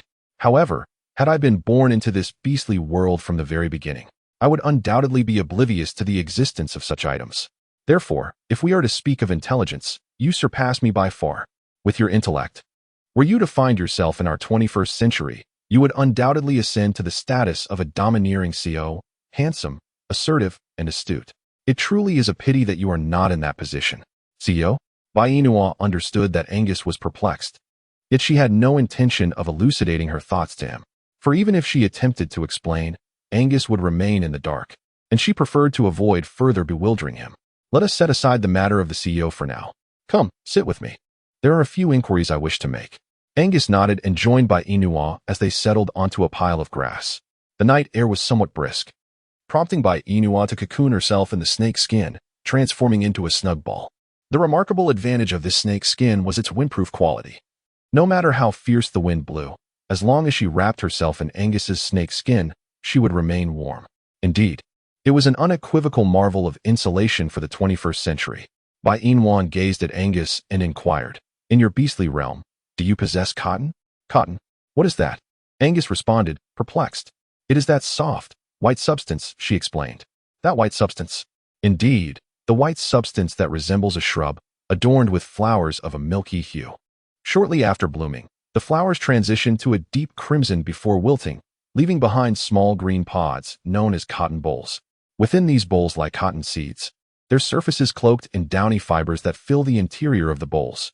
When mature, the bolls split open, revealing the delicate fibers, which range from white to an off-white tinged with yellow, measuring approximately 2 to 4 centimeters in length. "Do you have any?" Although he had known of a white substance not long ago, after hearing her description, he was utterly bewildered and could not grasp the essence of what she was referring to. "I do not know," he replied. Bai Inua did not lose heart. Perhaps her words were too complex for Angus to comprehend. However, if she were to express herself in simpler terms, Angus would surely be able to understand, wouldn't he? Bai Inua organized her thoughts in her mind. "Perhaps my previous explanation was too convoluted for you to comprehend. Allow me to express it in simpler terms. Please consider this carefully." Angus nodded. "All right. What I previously described is known as cotton in our world. However, in your realm, I am uncertain of its designation. Nevertheless, it is easily recognizable, a flower of pure white, typically reaching heights of 1 to 2 meters. As the wind blows, the cotton drifts down like snowflakes. This must exist in your world, for cotton has been present for a long time." Angus furrowed his brow. "Cotton, you say?" Bai Inua nodded affirmatively. "Indeed. Cotton. Is it truly present in our world?" She inquired with a hint of excitement. "Is it real? Where can I find it? I require it urgently." "Well, I am uncertain if it is the flower you seek. In our realm, we refer to it as the fluff flower, due to its soft petals. Some of the female variants are also called snow flowers," he elaborated. Chapter 180. The plucking of fluff flowers. They are scattered by the wind, creating a vast expanse of white that resembles snowflakes perfectly. "Yes, precisely. That is what I desire. Where can it be found?" Angus pondered meticulously in his mind. "One must venture beyond the forest to acquire it." "Is it far?" "Not particularly. However, the forest is quite expansive. There are numerous entrances and exits, so it is not distant. Yet, retrieving those fluff flowers may prove challenging, as they are rather small and scarce. Moreover, they thrive in areas devoid of trees, and a mere gust of wind can whisk them away. If you require a substantial quantity, it might pose some difficulties, but I shall endeavor to gather them for you." Bai Inua was acutely aware that gathering cotton was no simple task. Thus, from the very beginning, she never intended to let Angus undertake the endeavor alone. She resolved to accompany him, believing that their combined efforts would yield better results than solitary toil. Feeling somewhat fatigued due to her monthly cycle, Bai Inua turned to Angus and said, "Tomorrow, I shall go with you." With that, she reclined upon a pile of grass and began to rest. "Nuanuan, you haven't had dinner yet," Angus remarked. "I am not hungry at the moment. We can eat in the morning," she replied. "But you will be hungry soon," he insisted. "I want TB," Bai Inua responded, rolling further into the grass. Perhaps due to her condition, she fell asleep swiftly, indulging in a deep and peaceful slumber. Once Bai Inua had succumbed to sleep, Angus refrained from disturbing her and chose instead to sit quietly by her side, keeping her company. The following morning, Bai Inua and Angus ventured to the river to freshen up. After their ablutions, Bai Inua mounted Angus's back as he led her to the location where the cotton flowers flourished. In this sun-drenched locale, Bai Inua felt a bit overheated, yet comforted by the warmth. She raised her hand to shield her eyes and then stepped into the thicket of cotton flowers to commence her gathering. This was, indeed, the the cotton of the 21st century. Known by various names in different lands. Having scouted the area, Angus noticed that no other males were present, allowing him to begin picking cotton at ease. However, as Inua delved deeper into the lush foliage, she became entirely obscured from view. Concerned, Angus called out, "Nuanuan, where are you?" Inuan's voice resonated from across the table with Angus. "I'm fine. I'm right here opposite you. Once I finish picking the fluffy flowers, I shall step outside to wait for you. Please take care of yourself." "All right, you too," came the reply. In this brief exchange, both Inuan and Angus wore identical smiles, a reflection of their shared happiness. When Inua emerged, she carried a sizable piece of snakeskin, fearing that the soft flowers might be swept away by the wind. Thus, she specifically brought the snake skin to hold the flowers, and of course, Angus had one as well. Time passed swiftly, and before they knew it, noon arrived, with the sun beating down relentlessly. Inua's face was drenched in sweat, and she couldn't discern the current season. It was unbearably hot. Although it was said to be summer, it hardly resembled one, as summer typically boasts unyielding heat daily. Yet here, only a day or two reached such sweltering temperatures, and it seemed they had encountered it alongside Angus. However, using the vernacular of the 21st century, one might say that heat often precedes rain, suggesting that rain might soon follow or perhaps arrive the next day. If it were to rain tomorrow, wouldn't the flowers be battered to the ground by the downpour? What then would be the use of them? Chapter 181. The cotton comes to life. Hence, she hurriedly began to gather them, lest the rain ruin her precious cotton. Suddenly, a white object darted past Inua's line of sight. She lifted her hand to rub her eyes, and with a swift motion, the white object dashed back towards her. "Goodness, the cotton has come to life," Cadino exclaimed. "It must be poisonous. Surely, those eyes are toxic." Not long ago, he had referred to himself as a great snowball, and now he claimed to be a cotton spirit. Was there a mix-up? With a series of swift sounds, a white entity entirely covered in cotton appeared at Inua's feet. The cotton obscured Cadino's form, leaving Inua only able to see his eyes, which glimmered like obsidian. "So adorable. Are you the cotton spirit?" Cadino replied, "Farewell. No love remains." How many times had they encountered this scenario? How could this female not recognize his figure? Could it be that he was so handsome that each appearance dazzled her eyes, causing her to mistake him for a great snowball, a rabbit, or a cotton spirit each time? Perhaps this explanation held the most merit. Is that truly the case? Seeing that Curtino remained silent, Inuan assumed he was frightened. She crouched down and gently placed her hand on Curtino's head, and a large handful of cotton materialized in her palm. Inua blinked, bewildered. "It seems I have inadvertently removed your fur. Are you currently shedding?" she inquired. "Why does it come off so easily?" Cadino thought to himself, "This situation has left its mark on me. What does it mean to lose fur? This female must be toxic. Even the cotton atop my head has been stripped away by her touch. Does she not realize who I am?" Cadino finally spoke. "Dabai, I am not a cotton spirit. I am Xiaobai." "Xiaobai?" she echoed. "Indeed." Xiaobai. Cadino twirled before Inua, exclaiming, "Do you not see how white I am? Calling me Xiaobai is indeed quite fitting. But did you not claim your name was Cadino? Do not jest." Cadino approached Inua and rubbed against her leg, shedding a considerable amount of cotton in the process. "This is for you, your cotton." Inua furrowed her brows. "I refuse." "Why not? I see how hard you work to pick these. I simply wanted to lend you a hand, so please accept them." "Dabai, are you still angry with me? I have already apologized, so why have you not yet forgiven me?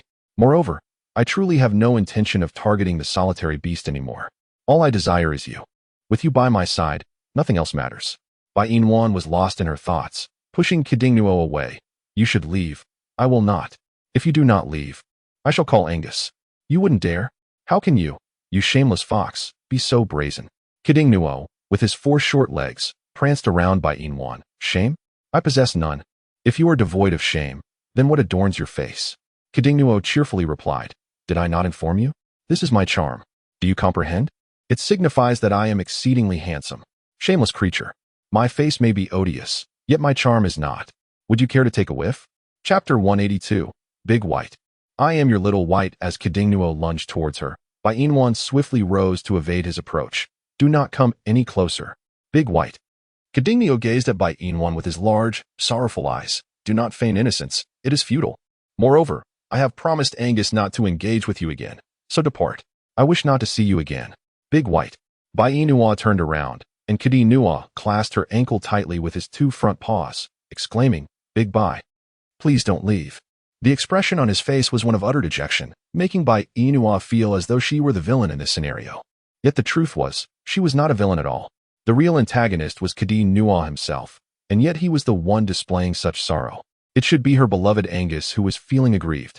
To be so persistently pursued by a fox like this, if Kadi Nua were any more formidable, her Angus would be in serious trouble.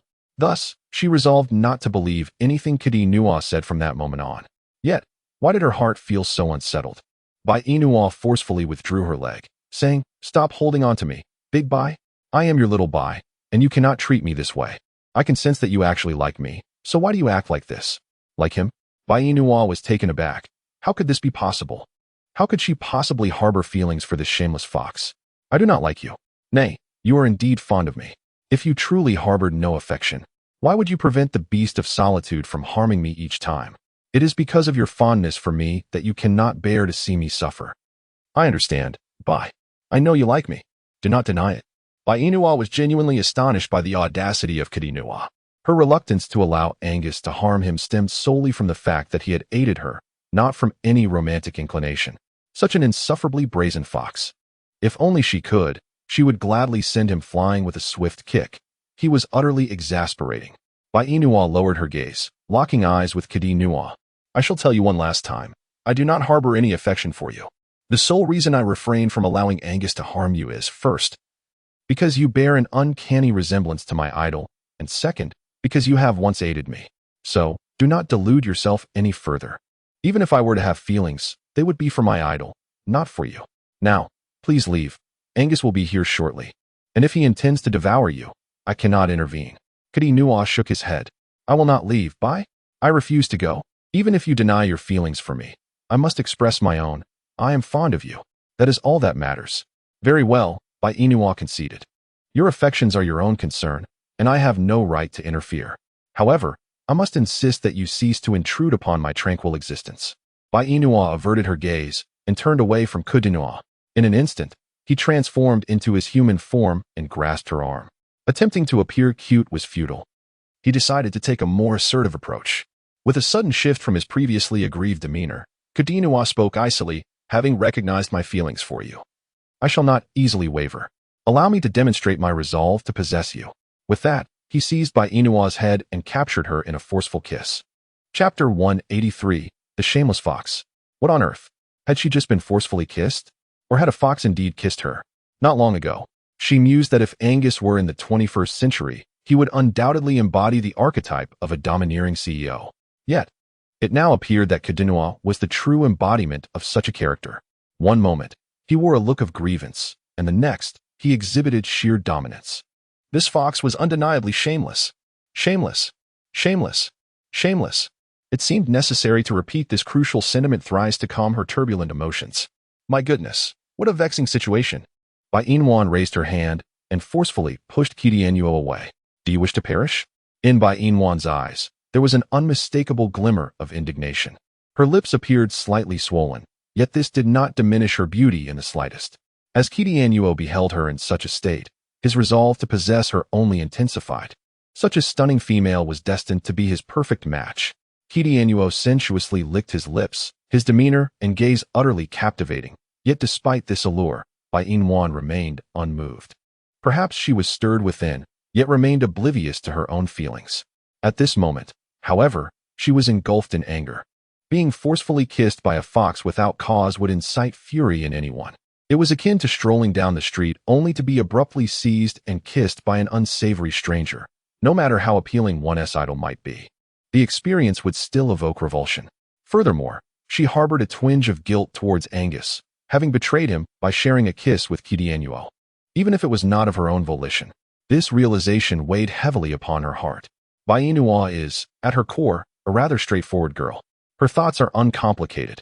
When Angus informed her that this world is one of polyandry, she understood that she would not be pursued solely by him, but rather by many males. However, having chosen Angus, she resolved not to entangle herself with any other suitors. What significance does it hold? She harbors no aversion to polyandry, for the world is indeed structured this way. The males of various races require offspring, and given the scarcity of females, how else would they ensure the continuation of their lineage? Therefore, while she has no objection to being sought after by other males, she firmly desires that they cease their pursuits once she has declined their advances. After all, she has no intention of entertaining a second male. Yet, Cordino has recently become increasingly excessive. Despite her numerous declarations urging him to refrain from pursuing her any further, he persists in his relentless following, seemingly undeterred by danger. Now, he has even gone so far as to forcibly kiss her. Or perhaps, it could be said that after failing to charm her, he resorted to such tactics. Has he altered his approach to courtship? Or has he always engaged with females in this manner? His recent actions display a certain finesse. Could it be that he has previously deceived the females of this beastly world? TSK, TSK, TSK, these females truly appear to be both innocent and easily fooled. Yet, she cannot deny that Cordino possesses remarkable charm. The crux of his allure lies in his striking visage. In the 21st century, he is affectionately referred to by her fans as the national husband and national idol. If women from the 21st century adore him, it stands to reason that the females of this beastly realm would as well. Thus, she is certain that Fuchani, regardless of the world, is highly favored by women. Chapter 184, You Go Hunting? The man she admires truly is formidable. Yet, this seems not to be the crux of the matter. The focus should be on Cordino before her, not her idol, but rather a cunning fox, a fox in perpetual cosplay. He embodies various characters, from the large snowball to the little white rabbit to the cotton spirit. Cordino retorts, clearly, you are the one who is blind. Cordino, I shall tell you one last time, keep your distance from me. With that, Inua secured her snake skin and turned towards the exit, determined to seek out Angus. Upon witnessing Inua's departure, Cordino prepared to grasp her wrist once more. However, this time she was prepared, deftly evading him and sprinting toward the exit with all her might. As she ran, she called out for Angus, attempting to frighten Cordino away, for she genuinely wished to spare him any further delay. Observing Cordino's age, she recognized that lingering by her side served no purpose. He must pursue new females, and she certainly would not be one of them. Inwan had just dashed outside when she collided with a sturdy embrace. Angus gently inquired, "What's wrong? Why are you running so fast?" Inwan hesitated to share her encounter with Kitianuo, fearing that Angus might, in a fit of rage, seek out Kitianuo among the Fox clan. Admittedly, she recognized her own tenderness in this matter. Yet, the thought of deceiving Angus left her at a loss for words. Just now, what happened? His voice remained as soothing as ever. After I tell you, will you promise not to be angry? Angus nodded. Yes, I want to be angry. Go on. I just encountered Kitianuo. A look of concern crossed Angus's face. Were you hurt? Inwan. What Angus truly wishes to know is not the conversation shared between her and Kitian, but rather if she has sustained any injuries. Angus truly cares for her well-being. Inua resolved to bestow a grand kiss upon Angus. She rose on her tiptoes and gently pressed her lips against his slender mouth. How is it that you are so kind to me? She inquired. I am perfectly fine. Kitian did not inflict any harm upon me. Angus, still harboring concerns, examined Inua's physique, and upon confirming her well-being, he refrained from further comments. It is a relief to hear you are unscathed. I have just gathered a multitude of plush flowers over there. Warm, do you think it is sufficient? If not, I can certainly fetch more. Inwan gazed at the cotton nestled within Angus's snake skin and then cast her eyes upon the scorching sun in the sky, realizing how uncomfortable Angus must be. That is enough. Let us return home. Angus nodded in agreement. All right. He took the initiative to grasp Inwan's hand, and together they ventured into the forest. Inwan held Angus's hand tightly, her heart brimming with happiness. You haven't eaten in several days. Would you like to hunt now? I'll wait for you here. The forest is perilous. I cannot leave you alone here. Angus's intentions were clear. Even in his hunger, he would not abandon her to hunt alone. Inwan felt once again warmed by Angus's attentiveness. How about this? I will wait for you by the river while you go hunting. It's truly fine. Besides, our Angus is so skilled, he will surely hunt swiftly. I can manage on my own by the river for a while. I am not a 3-year-old child. You needn't worry about me wherever you go, right? Chapter 185. Encountering the little tiger. Angus pondered for a moment before finally nodding. Very well. I shall first escort you out of the forest. Then, my dear Nwan, you can wait for me by the river. Once I finish my hunt, I will come to fetch you and take you home. All right? Inwan smiled and nodded. All right. Consequently, Angus took Bai Inwan to the riverside. Once he ensured that no other orcs were in the vicinity, he felt at ease to depart. Before leaving, he incessantly reminded Bai Inwan not to wander off. For if he returned to find her missing, he would be exceedingly anxious. Bai Inwan assured him repeatedly, and thus she now sat alone by the riverbank, idly admiring the river beneath the evening sky. The water in the river was crystal clear, and if one looked closely, they could even see the fish swimming within. However, in these extraordinary times, Bai Inwan refrained from fishing, awaiting Angus's return. Being a woman indeed posed its own set of challenges. Behind Bai Inwan, a stir broke the tranquility, prompting her to turn and gaze at the cub nestled behind her. A smile graced her lips, for it was undeniably adorable. The little tiger was easily recognizable, marked by a tuft of white fur upon its forehead. Upon closer inspection, one could discern that this tuft formed the shape of a character signifying king. The tiger, revered as the monarch of the forest. Yet, the diminutive creature before her had not yet reached maturity. It was small, akin to a freshly born puppy. Bai Inwan found herself utterly enchanted by the furry little being. Bai Inwan, concerned about startling the little tiger, spoke to it with warmth. "Dear little one, may I hold you?" In this world inhabited by beast men, she believed that the small tiger before her could comprehend her words. After all, despite its diminutive size, it must be several years old. Otherwise, how could it run so swiftly? In the blink of an eye, it had darted behind her. Unbeknownst to Bai Inwan, the sultry weather had driven the little tiger out for a breath of fresh air. Upon venturing outside, it discovered the sun blazed fiercely overhead. Spotting Bai Inwan, it thought surely the shade behind her would offer relief from the heat, and thus it sprinted at full speed to seek shelter from the sun. If only Bai Inwan knew that the little tiger's presence was not born of affection for her, but rather a quest for coolness. How disheartening that would be. Fortunately, Bai Inwan remained blissfully unaware of the little tiger's true motivations. Due to its tender age, the little creature was unable to shift into a human form. Yet it could understand the words Bai Inwan directed towards it. Considering her beauty, it decided to sacrifice its own pride and allow her to embrace it. "Onlookers, you make it sound as though you're aggrieved." "Little tiger." "Indeed." "Onlookers, oh." The little tiger leapt into Bai Inwan's arms, feeling the warmth of her embrace. A radiant smile spread across her face as she remarked, "What a tiny cutie you are. How is it that you are so small? Can you speak?" The little tiger thought to itself, if it could speak, there would be no need to leap into her arms. It would simply request her embrace. How infuriating. Was she taking advantage of its inability to converse? Yet, this female was indeed striking. In a world where beautiful females were scarce, this one before it, despite her somewhat clumsy speech, left a favorable impression. Compared to its mother, the contrast was stark. "Onlookers, is this your biological mother?" Chapter 186. Valent regardless of the circumstances.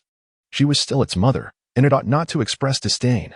Otherwise, its father would surely unleash a torrent of reprimands. Although he might not be able to reach it, the threat was undeniably intimidating. It was unfair to be bullied for its small stature, unable to retaliate.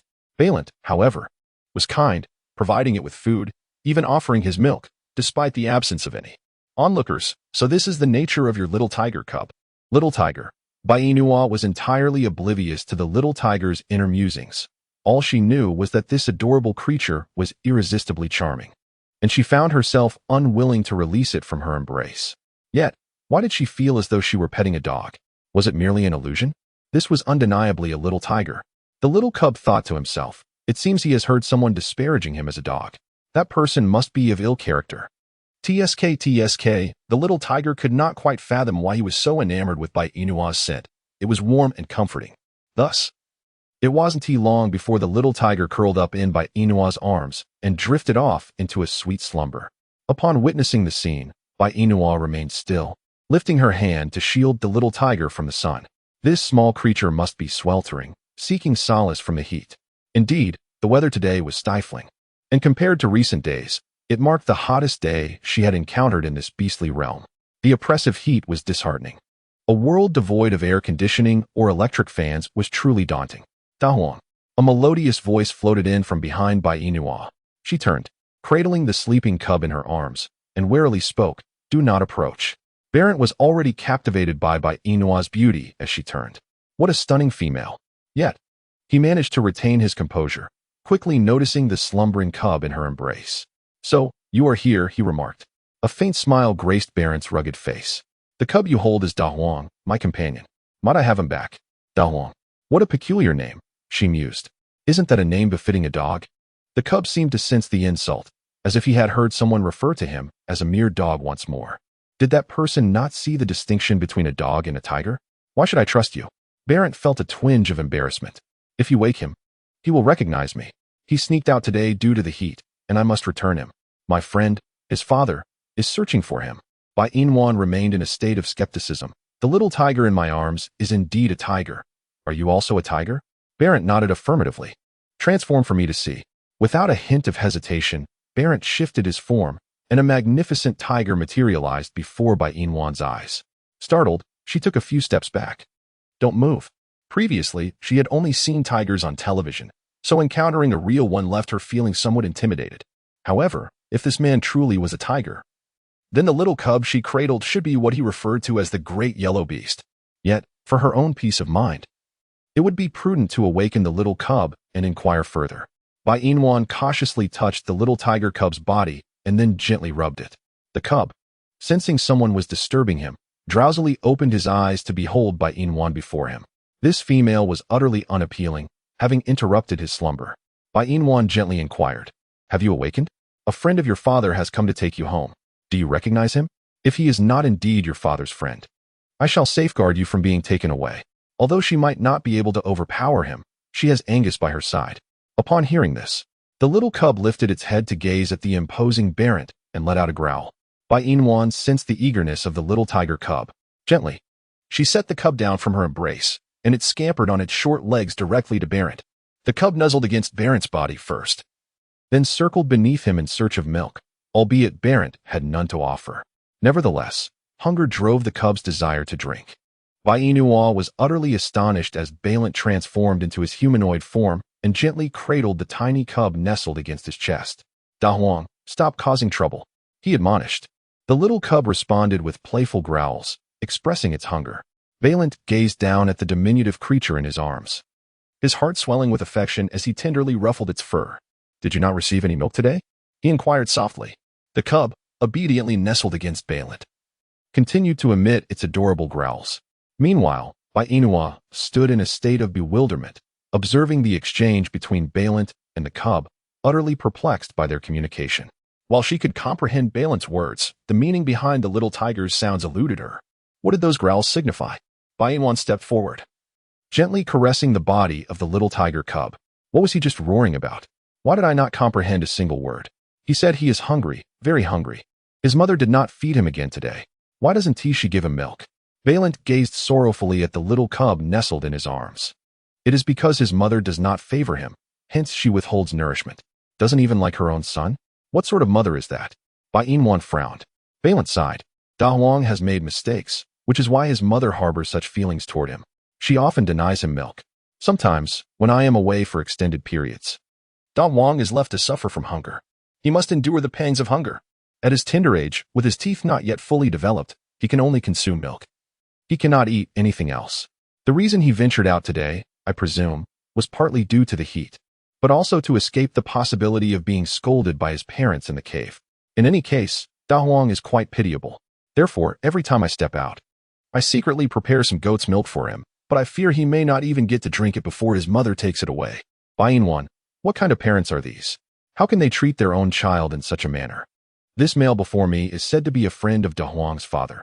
Yet how is it that he fails to advise Da Huang's father to treat him better? As a good friend of Da Huang's father, have you never attempted to counsel him to show more kindness towards Da Huang? Barent replied curiously. Are you not aware that males possess no voice in the presence of females? Males are obliged to heed the words of females and cannot refute them. Otherwise, the female has the power to dissolve their partnership. Bai Inwan, is it truly possible to exist in such a manner? However, Angus remarked that in this beastly realm, the females are few and far between, compelling the males to heed their words. Should they provoke their mates, the consequences would be dire, as a mere displeasure could lead to the dissolution of their bonds. How lamentable! Yet, even so, must they remain so feeble and ineffectual? What kind of father neglects his own child to the point where it goes without nourishment? Chapter 188. It turns out she is the female of the solitary beast. How is one to fulfill the role of a father in such a manner? Poor Da Huang. Is he to endure perpetual hunger? Now that I have returned, he shall not suffer, for I shall care for him. Bai Yin cast a serious glance at the imposing Barent before her, whose stature was majestic, skin a rich bronze, and whose features were sharply defined and profound, akin to a Greek statue. His dark, icy gaze exuded a wild, untamed allure, exuding a captivating sensuality. The man before her was strikingly handsome. Moreover, he radiated an aura of righteousness, reminiscent of the valiant soldiers of the 21st century. The males in this beastly world are exceedingly handsome. How fortunate it is to be a female here. Yet, is this truly the moment for such infatuation? Certainly not. Now is the time to address De Huang's plight. Bai Yin, you must not indulge in such daydreams. Furthermore, Angus shall forever remain her paramount admiration. Bai Yin withdrew her gaze and remarked, you possess a commendable character. Given the current heat, it would be prudent for you to take De Huang back. Moreover, should De Huang find himself without milk, you might consider introducing him to alternative sustenance. For instance, fish from the river. Once you have grilled the fish to perfection, meticulously remove the bones to feed De Huang. It is rich in protein and nutrition and can be consumed without the need for teeth. Grilled fish. Indeed, grilled fish. However, while preparing it, ensure to remove the gills and clean out the viscera. Barent expressed his confusion, and Bai Yin recalled Angus's bewildered expression when she first mentioned her desire to eat fish. She nearly forgot that, in this realm, both male and female inhabitants abstained from consuming fish. Thus, she resolved to instruct Barent. Can you swim? Barent nodded. Yes. Then could you catch a fish from the river for me? I will show you how to prepare it. Barent continued to nod. All right. De Huang, you wait here for your brother. He will return shortly. With that, Barent set De Huang down and leaped into the river. De Huang stood anxiously by the riverbank, letting out a worried growl. Bai Yin knelt down and embraced the large yellow dog, reassuringly saying, do not worry, your brother will be fine. Let us wait here with your sister for him, shall we? Bai Yin, I do not comprehend. However, it seems to imply an agreement to wait for her brother together. Does it not? Bai Yin contemplated as she cradled the large yellow dog, which continued to bark incessantly. Bewildered, she exclaimed, oh dear, please translate. She lamented her inability to comprehend the language of beasts. What on earth did those barks signify? After 10 minutes, Belanti emerged from the water, clutching several fish. Bai Yin approached, her gaze fixated on Belanti's upper body, hardly glancing at the lower half. That sight was one to be feared. Furthermore, aside from Angus, she preferred to avoid looking at any other males. She feared that excessive gazing might lead to dire consequences. Belanti stepped closer and offered Bai Yin a gentle smile. Fish. Place them on the ground. I shall teach you how to prepare them. Once you've learned, you can grill fish for the large yellow dog. Belanti nodded, watching Bai Yin as she momentarily drifted into thought. In all his years, he had never encountered a female so approachable, not to mention so beautiful. A flutter of emotions stirred within him. However, upon noticing the snake pattern around her neck, he suppressed those feelings. She was, after all, a female of the solitary beast. Chapter 189. The fish told me its name is Jingjing.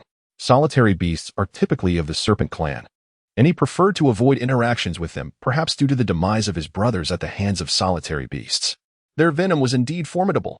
Thus, the one female he would never pursue in this lifetime was that of the solitary beast, for he feared that his pursuit would bring calamity upon the tiger clan. Belanti shook his head, dispelling his errant thoughts, and focused intently on Bai Yin as she cleaned the fish. This method of cleaning fish was entirely new to him, and he had never tasted fish before, uncertain of its toxicity. Yet, it seemed illogical for this female, whom he barely knew, to poison him. Therefore, it was likely safe.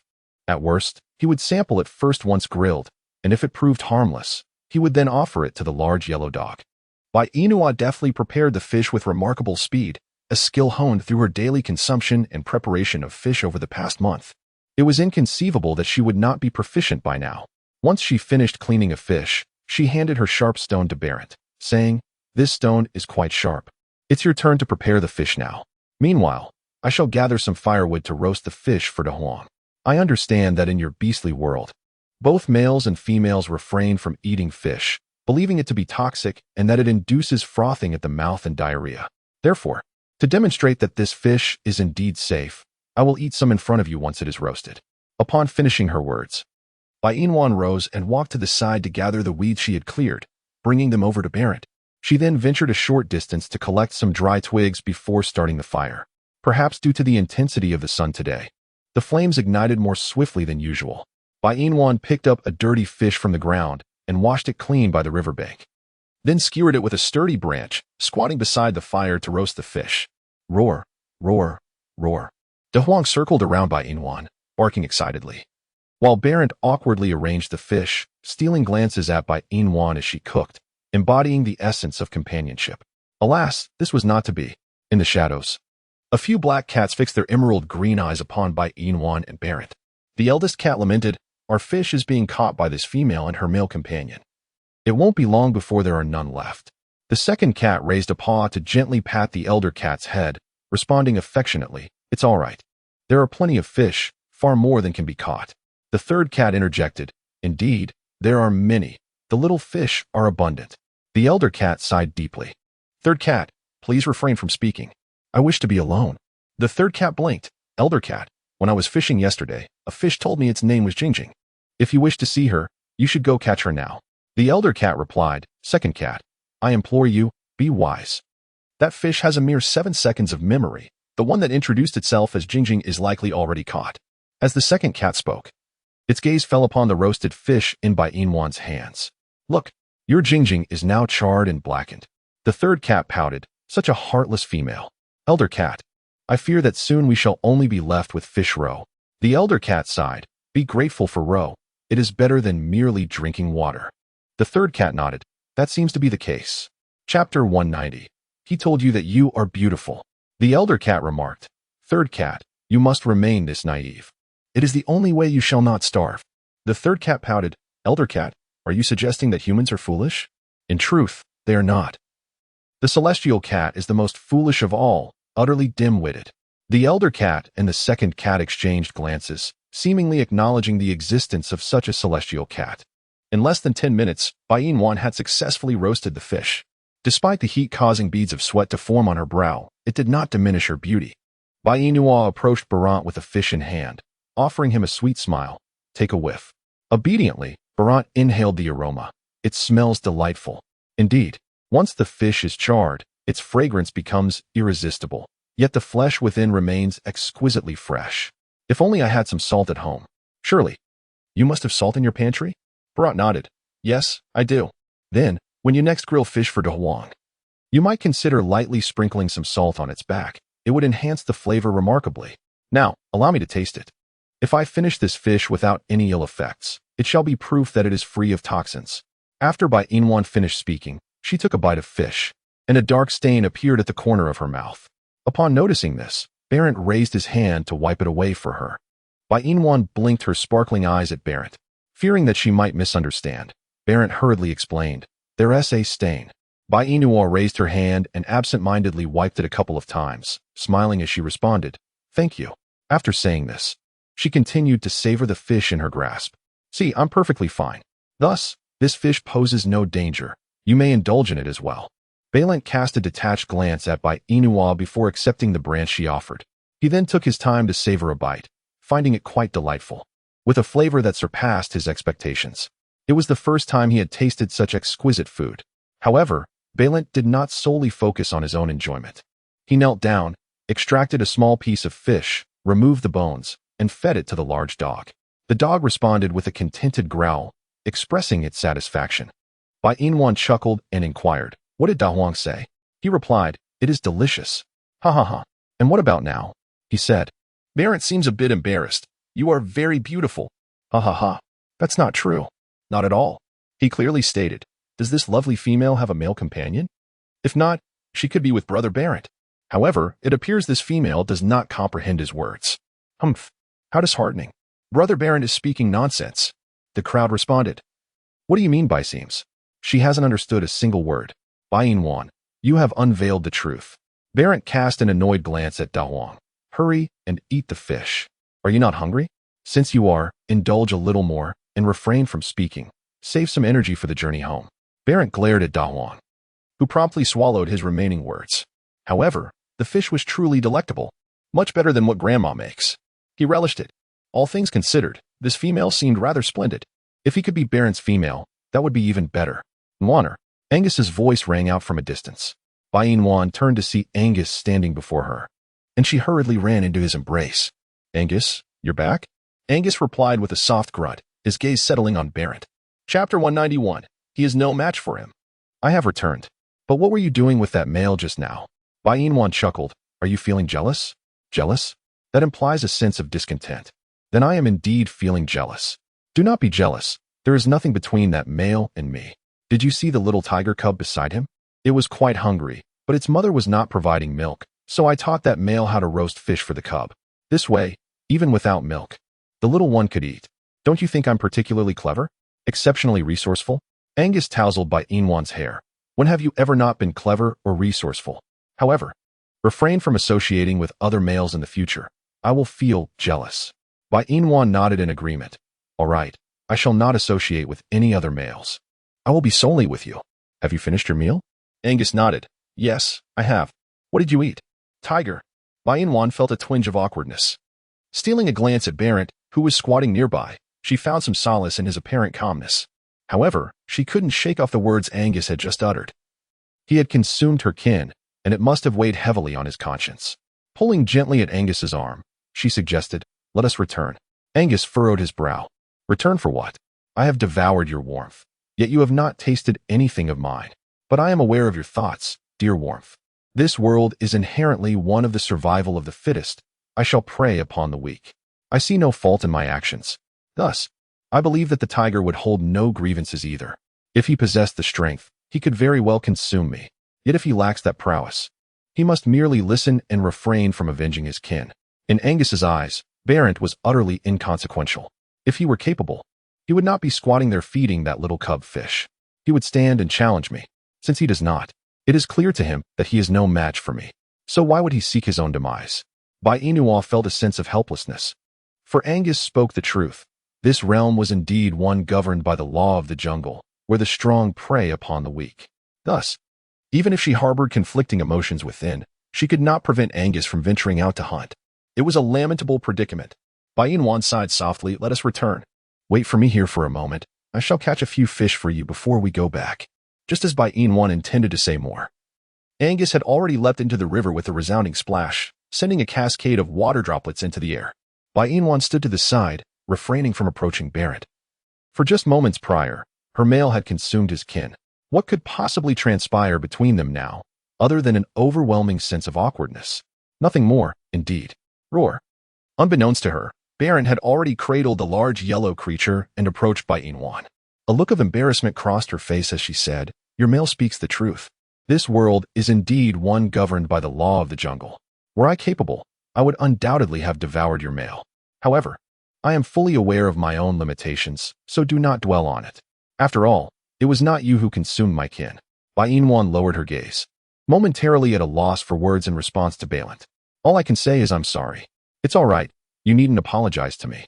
After all, I doubt we will have the chance to meet again, Balint replied. It has been a pleasure to know you today.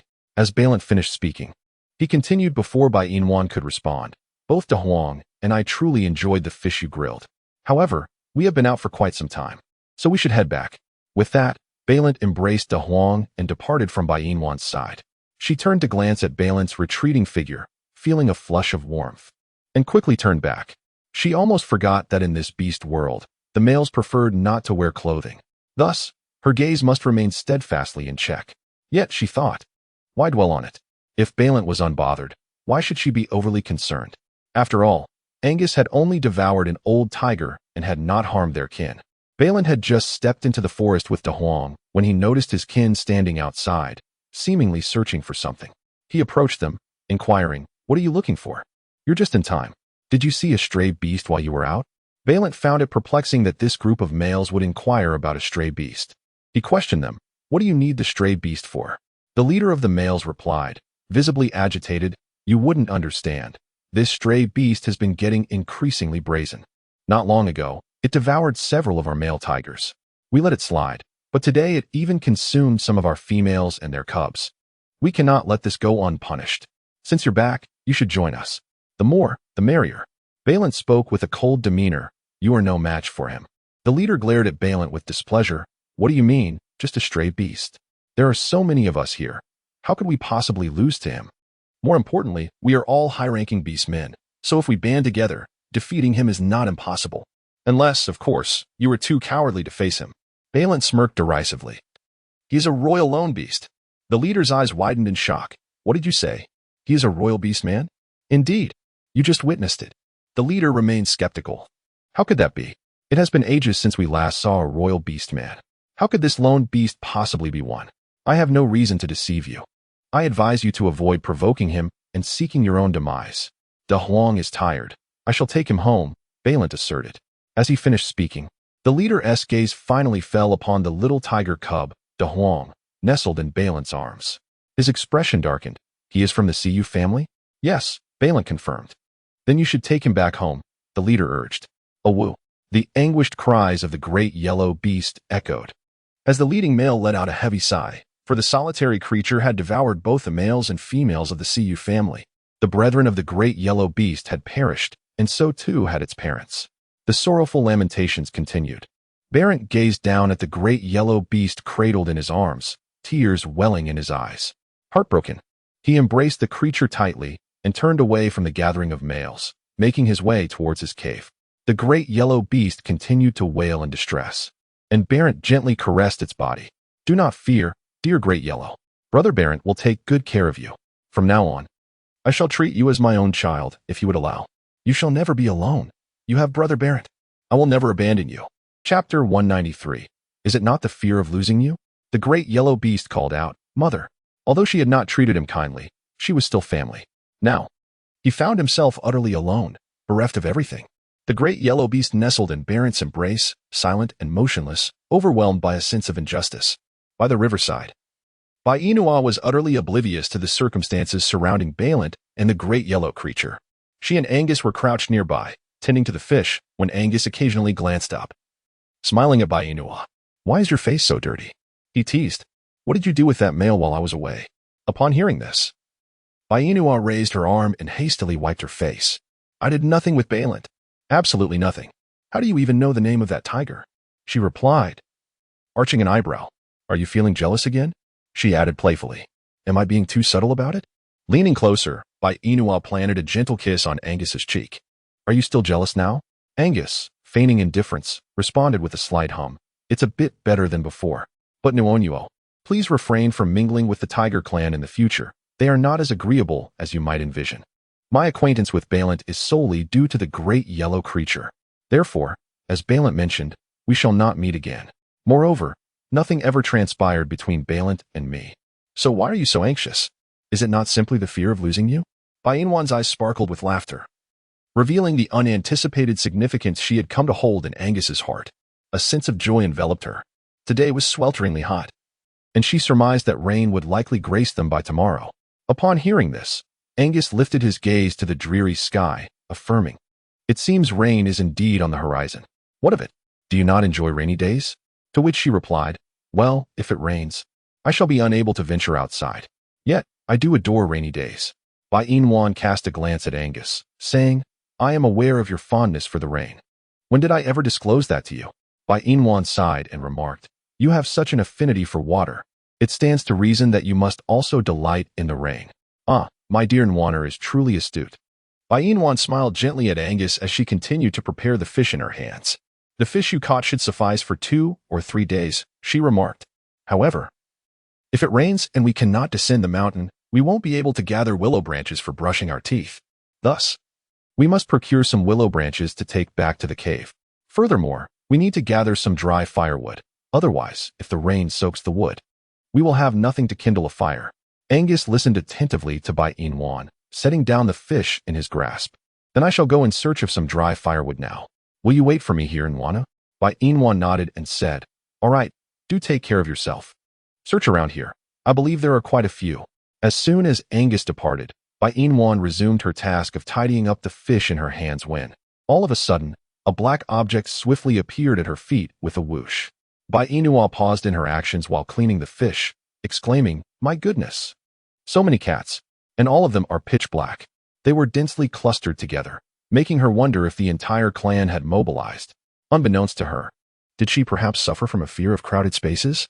Just as Bai Inua was about to react, a large cat, looking quite forlorn, nestled onto her lap, and, with unabashed earnestness, implored, "Esteemed and beautiful female, I beseech you on behalf of my entire clan of black cats, please grant us a morsel to eat." Bain Wan. Why do I feel as though I am witnessing a beggar seeking alms? Chapter 194. Great cat, where is your integrity? I interjected, Great cat. It is a female. You are so kind that you surely would not compete with us for food, would you? Great cat, wary that Bain Wan might not comprehend, cast its gaze upon the neatly arranged fish beside her. Bain Wan was amused by the antics of the black cat before her. Are you afraid I might consume all your fish, leaving you with none to eat? Great cat vigorously nodded. Thus, this beautiful female, in light of our pitiful predicament, might you kindly spare us some fish? Bain Wan, everyone, Big cat. What has become of your integrity?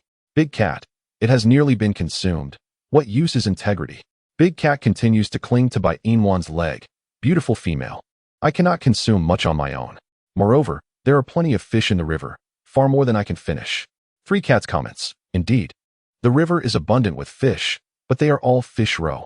Why don't you admit that you feasted on fish roe while sparing our fish? Bain Wan, I am a female. Do not take offense with Sanmao. He has always been inept with words and rather foolish, so you should simply get used to it. Not at all. It is quite evident that the celestial cat does not speak, all right? Bain Wan was astonished, clutching a massive blade of grass. This beastly realm still has celestial cats. Where might they be? Quickly, let her behold the true form of the celestial cat. Bain Wan grasped the two paws of the large cat with fervor, inquiring, Pray tell, dear feline, where might your team all be? Allow me a glimpse. The large cat kicked its legs in impatience, calling out, Timol, hasten here. Timol. Responding to the summons, Timol emerged from behind a cluster of black cats, its malnourished form coming into Bain Wan's view. Bain Wan released the large cat and raised her hand to gesture towards the celestial feline. A flicker of surprise crossing her lips. Your body is even smaller than my hand. Is this a newborn kitten? The celestial cat languidly reclined before Bain Wan, adopting a posture of regal indolence. I am utterly exhausted. Bain Wan, have you grown weary after just a few steps? However, given such a diminutive physique, fatigue is certainly plausible. TSK, TSK, TSK. Could it be that this little creature harbors a heart condition or some ailment? Otherwise, how could it be so small? Moreover, it is evident that it suffers from malnutrition. Surely, it has not had sufficient nourishment. Bain Wan contemplated this, directing her gaze towards the large, round cat before her. I must say, you have grown quite portly. Surely, abstaining from a single fish won't cost you a morsel of flesh, will it? The hefty feline responded candidly. I shall not lose any meat, but I may shed some fur, and losing fur won't bring about demise, will it? The cat shook its head, not in the least. Then, would it be too much to ask for you to spare a fish for this scrawny cat? Just look at him. He is hardly larger than my palm. He must seldom indulge in fish. The large cat's expression shifted to one of alarm. Dear lady, do not be deceived by this emaciated physique. Among the feline community, it is the thin cat that consumes the most. Do you think I would believe such a claim? Bain Wan inquired skeptically. I speak the truth. If you doubt my words, you may offer him your fish. One bite at a time. Bain Wan. She always felt that the plump cat before her was attempting to deceive her out of her fish, or perhaps it was a collective ruse. Seeking resolution, a group of black cats wishes to trick her out of her fish. What should she do? The crowd. Eliminate them, steam them, braise them, stir-fry them. The large cat. Villains. Bain Wan observed the great cat's paw reaching for the fish beside her, and she swiftly grasped its paw. Chapter 195. What am I to do with you? Don't move. That is mine. The great cat, feeling aggrieved, retracted its paw. Beautiful female. I recognize the prowess of your male. Thus you may feast upon other fare. It is not imperative to consume our fish. Kindly relinquish the fish at your side to us. I extend my gratitude on behalf of my entire kin. Oh, female. Exquisite female. Delightful female. Indeed, female. Bain Wan, is this plump cat being affectionate with her? Oh my goodness. You mean I can consume other delights, right? The large cat, blissfully unaware of Bain Wan's unease, nodded affirmatively. Indeed. Well then, seeing that your clan boasts numerous cats, how about you send a few my way for steaming, braising, or stir-frying?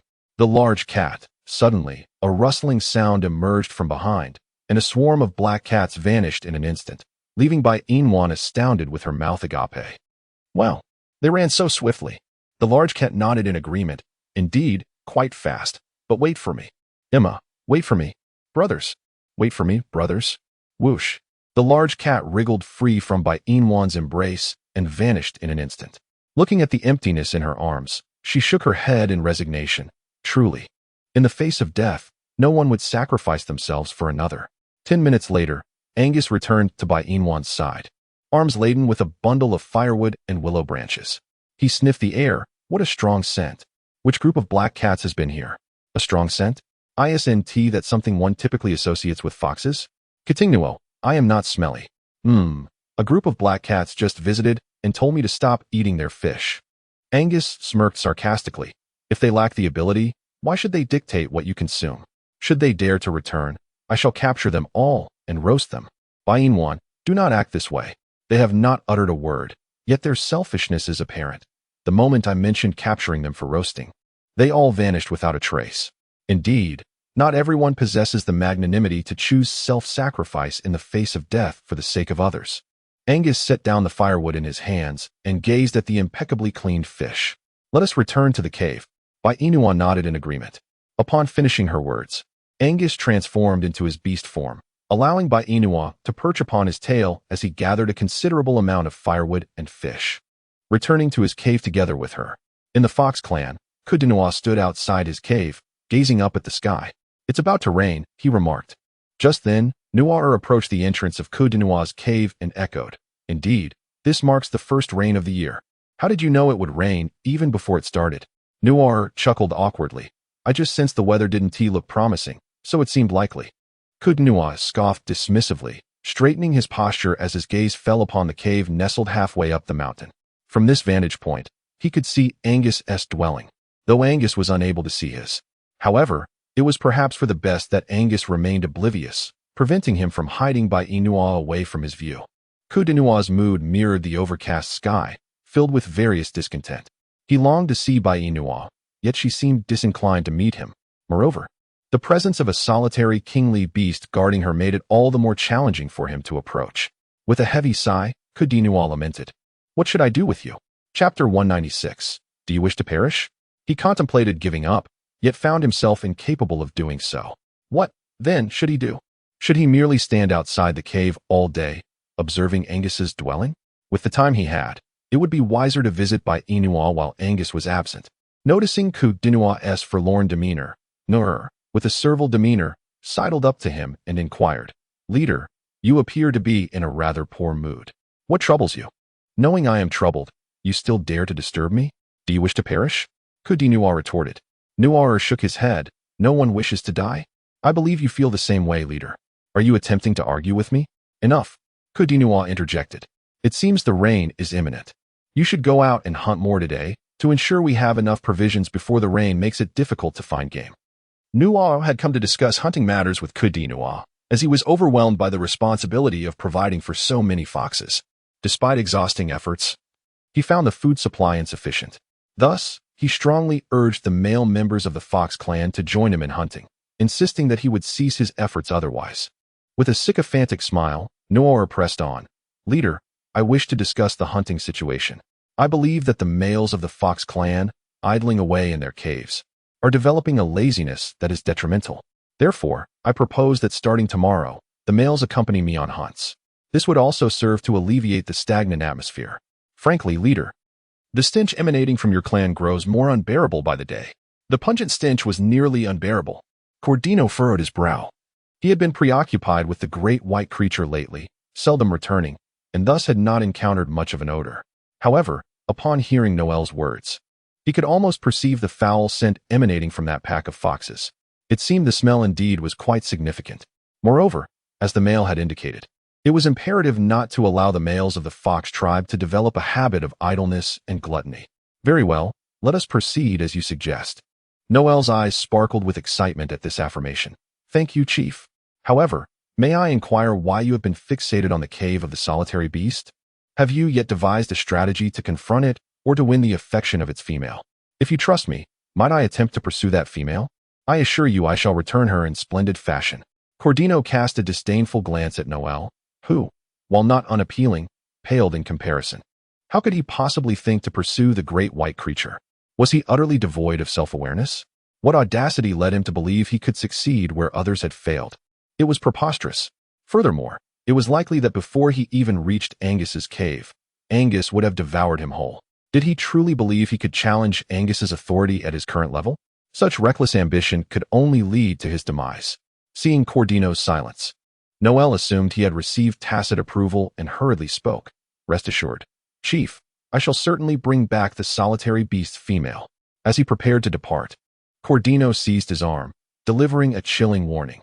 If you wish to live, you would do well to behave yourself. Do not covet what does not belong to you. Chapter 197. The Great White will eventually be mine. Chief, Noel hesitated, intimidated by Cordino's furious gaze. The Great White is mine. You would do well to keep your hands to yourself, lest I find it necessary to deliver you to the jaws of the solitary beast, making you its meal. Noel replied, Chief, do you have an affection for the solitary beast female? Do I need to disclose my preferences to you? Who do you think you are? Let me make this clear, Noel. You are nothing. Therefore, it would be prudent for you to steer clear of my affairs, or I assure you, my words will hold true. Noel nodded vigorously. Understood, Chief. I certainly will not pursue the female you fancy. You had better not. Cordino released Noel's arm, standing tall as he resumed his watch over Angus's cave. Suddenly, Noel, struck by inspiration, proposed, Chief, I notice you appear rather despondent. Perhaps it is due to your unsuccessful pursuit of that female? If so, I could devise a strategy for you to win her over. Cordino let out a derisive laugh. You think I would rely on you to pursue the Great White? Once upon a time, before I had united with the solitary beast, I lost count of the number of females I pursued, as well as those who were willing to be with me. They were eager to bear me fox offspring. Yet, I declined them all. Do you think you can win over a female solely with your words? It seems you are merely indulging in fanciful dreams. Furthermore, lacking in good looks, the attractive females would hardly give you the time of day.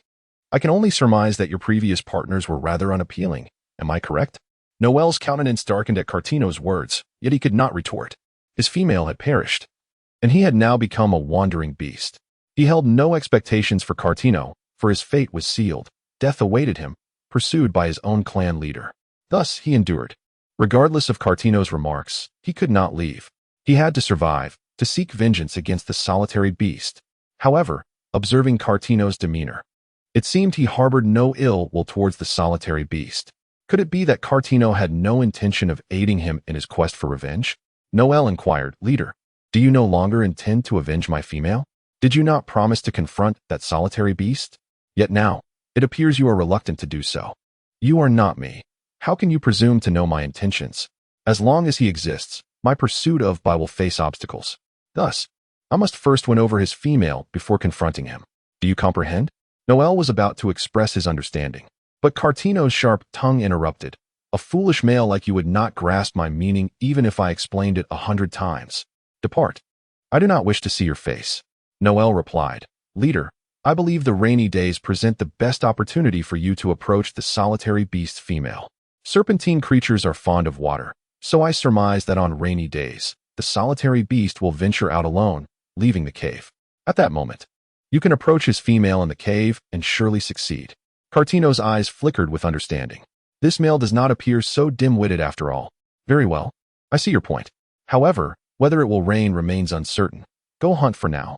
Noel paused, wishing to say more, but upon meeting Cordino's gaze, he swiftly turned and exited the cave without a moment's hesitation.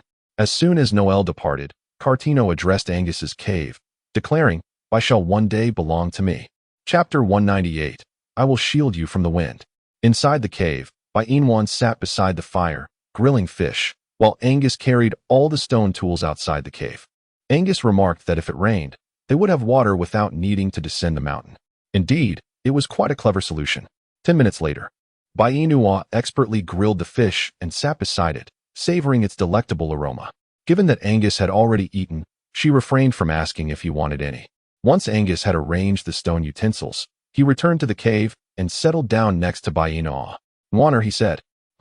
She replied. The wind has picked up outside. I shall not accompany you to sleep tonight. Bainwan looked at Angus with confusion and asked, If you do not stay with me, where do you intend to go? I shall shield you from the wind outside the cave, so you will not feel cold. Bainwan inquired. Are you shielding me from the wind? Is Angus contemplating transforming into his serpentine form to seal the cave? While such an act may indeed provide warmth, it would leave Angus chilled. Hence, I would rather he refrain from assuming that shape to protect me from the breeze. The embrace we share is far more comforting than any other remedy. The wind is not particularly fierce, and with the presence of the fire, there is no need for you to shield me. Your companionship suffices. However, I find myself quite cold, especially on rainy days when my body feels even chillier. Being close to you may not be prudent. I fear you might fall ill. Bai Inua was entirely unconcerned. My health is excellent. I will not easily succumb to a cold, and furthermore, without you by my side, I cannot sleep. Therefore, you must keep me company. Seeing Bai Inua's stubbornness, Angus intended to say more, but refrained. You should eat the fish first. It will be unpleasant if it cools down. All right. Bai Inua savored the delectable fish, while Angus steadfastly remained by her side. As the sky gradually succumbed to darkness, the anticipated wind began to whistle through the cave entrance. The flames in the fire pit were extinguished entirely, a testament to the ferocity of the gusts. Concerned for Bai Inua's health, Angus draped all the snake skins over her, enveloping her in warmth. Bai Inua held on to Angus tightly, surrendering to slumber. With Angus's serpent skin enveloping her, she felt utterly warm, resembling a silken cocoon. Motionless, she remained cradled in Angus's embrace. In the deep of night, Bai Inua's breathing gradually stabilized, and Angus released her, transforming into his beast form outside the cave to shield her from the wind. Until Bai Inua awoke, Angus remained outside the cave, the gentle drizzle falling upon him. Angus contentedly stirred his serpentine tail. Bai Inua felt that the cave was engulfed in utter darkness. She glanced up at the cave's entrance, which was entirely obstructed by Angus. Bai Inua blinked and shouted, Angus! Angus transformed into his human form and entered the cave. He gazed at the bewildered Bai Inua and gently kissed her forehead. Are you awake? Yes. Are you hungry? Would you like me to prepare some grilled fish for you? Bai Inua observed Angus, drenched from the rain, and her heart ached. She withdrew her hand from the snake's skin and tenderly wiped the raindrops from his face. Has it been raining outside? Indeed it has. Then you mustn't go out. Look at you, you're soaked through. Are you cold? Angus chuckled. I adore water. Besides, I'm not cold at all. Bai Inua let out a soft exclamation, having momentarily forgotten that Angus was not of human origin. Chapter 199. Angus is so good to me. You should go out and enjoy the rain for a while. It's not every day it rains, and I can manage here on my own. Don't worry, I will boil some water for washing up. With that, Angus stepped outside to bring in the stone pot, placing it on the prepared stones before he began to strike a fire with flint. Concerned that Angus might burn himself, Bai Inua hurriedly removed the snake skin draped over her and approached him to take the flint from his hands. I can handle it. You should go out and play in the rain. I can manage here alone. Angus, uneasy about leaving Bai Inua alone in the cave, insisted, I will stay with you. I'm not a child, and this rain won't last forever. If you miss today, you might not get another chance, so hurry and go. I promise I will wash up and then cook some fish for myself. After that, I can weave more grass shoes and make some sanitary pads. Angus held Bai Inua close and kissed her fervently twice. Then I will stand outside in the rain. Just call out loudly, and I will hear you. All right, go on. She replied. Angus gently ruffled Bai Inua's hair before turning to leave the cave. Once he was gone, Bai Inua began to stoke the fire and prepare her fish. Half an hour later, Bai Inua had everything ready, sitting by the fire, weaving grass shoes with utmost concentration, so much so that she didn't notice the entrance of Kadi Nua into her cave. After all, this fox had a knack for appearing silently at her side. Kadi Nua transformed into human form, suddenly materializing beside Bai Inua, startling her greatly. However, she quickly regained her composure and glared at him, saying, You annoying fox! Why are you here again? Who gave you permission to scare me? Why must you be so bothersome? Kadi Nua flashed a wide grin, his teeth gleaming white, and replied earnestly, How was I to know you were so timid? Besides, I didn't scare you. You frightened yourself. You can't hold that against me. Furthermore, I came here today for your sake. With the wind and rain outside, I suspect lightning will strike soon, and it's bound to get chilly. Angus surely doesn't know how to care for you. So I've brought you plenty of blankets. They're especially warm, all made from my fur. How much fur do you need to have so many fox pelts? Don't you know how to keep your boasts in check? Bai Inua retorted. Unfazed by her accusation, Kadi Nua chuckled. Even if they aren't made from my fox fur, you can still use them as blankets. They are exceptionally warm, and Angus is cold as ice. When he holds you, it must feel quite chilly, doesn't he it? Thus, this blanket is most suitable for you, dear Bai. Do you not feel touched by my kindness towards you? Bai Inua disdainfully remarked. I am not moved. My Angus treats me exceedingly well. I have no need for your blanket. Besides, I revel in being embraced by Angus while I sleep. Bai, it's getting cold. Please accept it. Bai Inua shook her head defiantly. No, I am perfectly fine with Angus's snake skin. Though it may not be thick, it shields me from the wind. So I am not cold. You needn't worry yourself with that. While the rain has yet to pour heavily, you should hurry back. I promised Angus that I would cease my interactions with you. One must uphold their promises. Kadino replied with a sense of pride. Well, I am a fox. I am not bound by such obligations. Get lost. Rather than retreating, Kadino moved even closer to Bai Inua, prompting her to frown. What are you doing? Are you feeling frisky? Bai Inwan, how did you know? I could smell it. What kind of nose do you have? A fox's nose, perhaps? Very well. Bai Inwan nodded. Indeed. What of it if I am in heat? Does it concern you? Of course. You are now the one I, Ku Xiaobai, am sworn to protect. Henceforth, until your heat subsides, I shall remain by your side to safeguard you. Ku Xiaobai? That shameless fox. Aren't you known as Kadinua? Yet. I believe that the names to Bai and Xiaobai complement each other splendidly. Bai Inwan's lips twitched. Enough. Who said I wanted to be paired with you? Go away. I do not wish to see you. Although you may not desire to see me, I, on the other hand, long to be in your presence. And I do not find you bothersome in the slightest. Bai Inwan's current feelings towards the fox can only be described as utterly shameless, completely devoid of shame, infuriatingly clingy. What on earth must she say for Ku Dinua to comprehend that she holds no affection for him? How exasperating. Bai Inwan had no intention of acknowledging Ku Dinua. She resolved to subject him to a form of silent treatment, rendering him invisible in her eyes. She was eager to observe how he would cling to her, even when she treated him with such indifference. Bai Inua continued to weave the straw sandals in her hands. Seeing this, Kidianua was filled with curiosity. Bai, what are you crafting? That little thing looks quite amusing. May I play with it? Little thing? Amusing? Is Kidianua still a minor? How old is he to still be playing with straw sandals? Nevertheless, the males and females of this beastly realm are indeed curious about things they have never encountered before. Yet, she chose to ignore Kidianua, allowing him to indulge in his curiosity alone. How exasperating. Noticing Bai Inua's indifference, Kidianua transformed into a fox and nestled on her lap. His eyes pleading. Bai, look at me being so well-behaved now, not disturbing you at all. Please don't send me away, all right? After we mate. I can wash your clothes and prepare meals for you, and I will even gather various little daisies, along with plenty of salt and rice for you. With all my merits, why wouldn't you want to mate with me? If it were any other female, she would have already agreed. Then go find a female who is willing to mate with you. Kidianua sighed. But I don't like those females.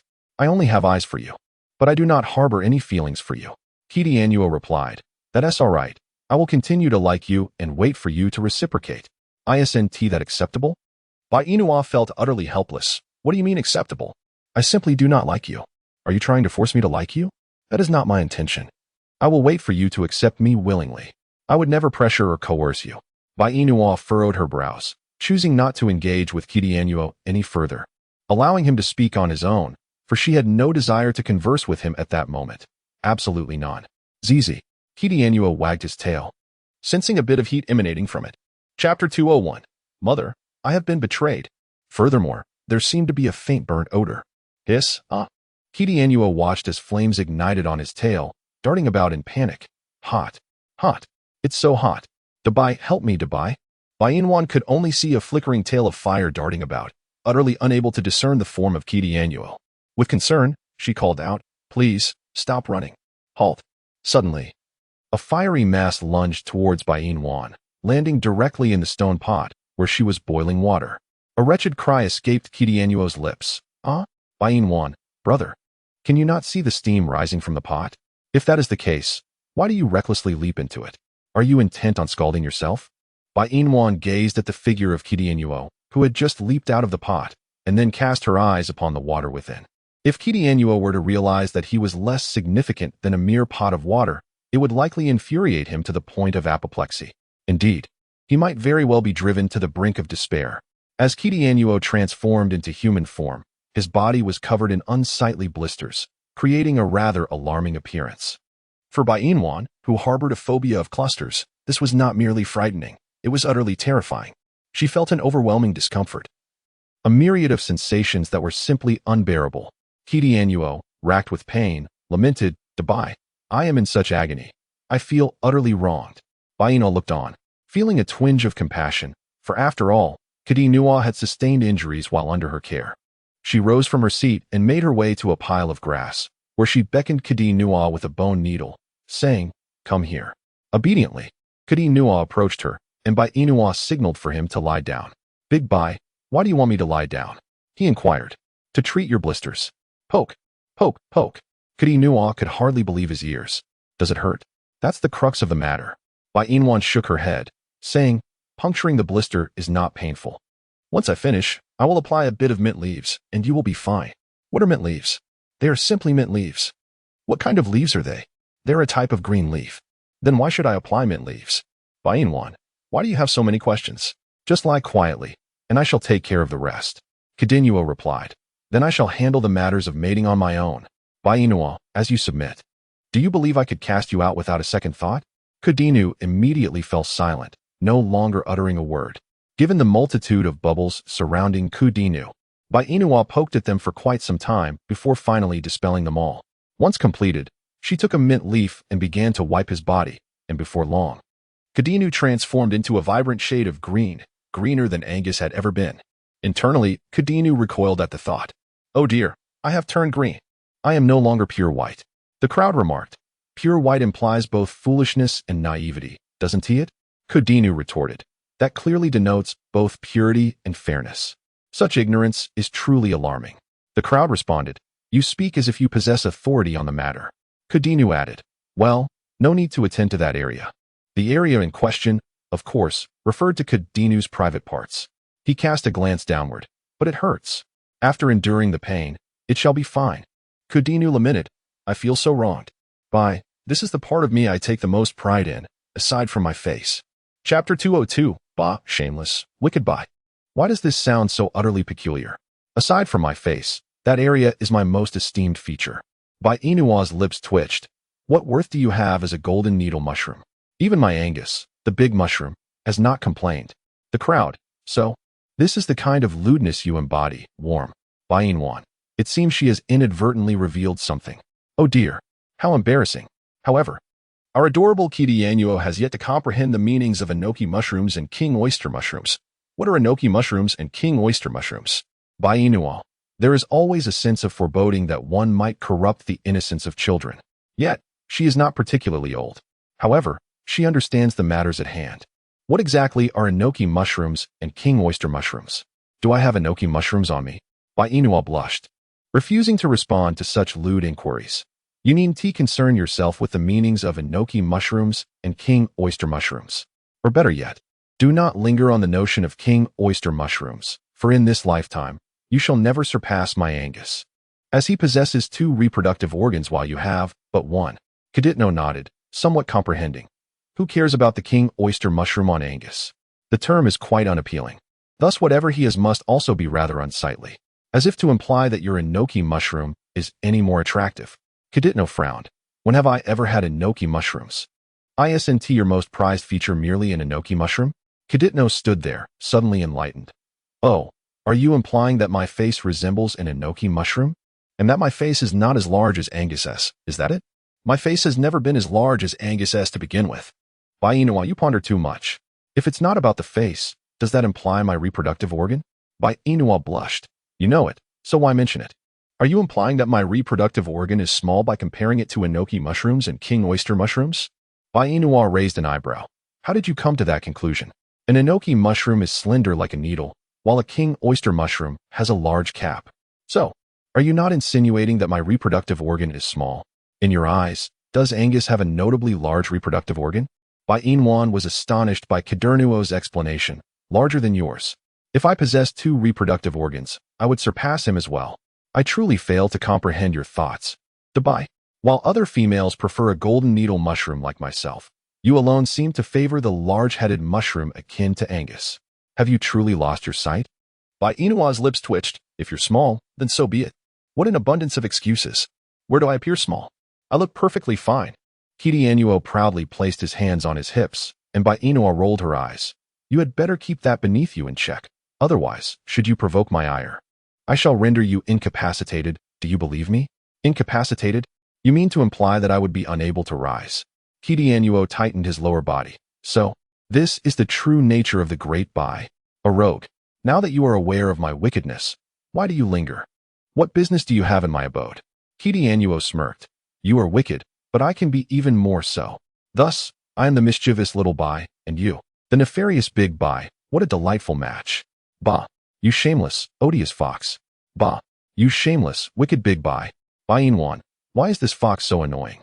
Yet, it is impossible to harbor any true hatred. Chapter 203.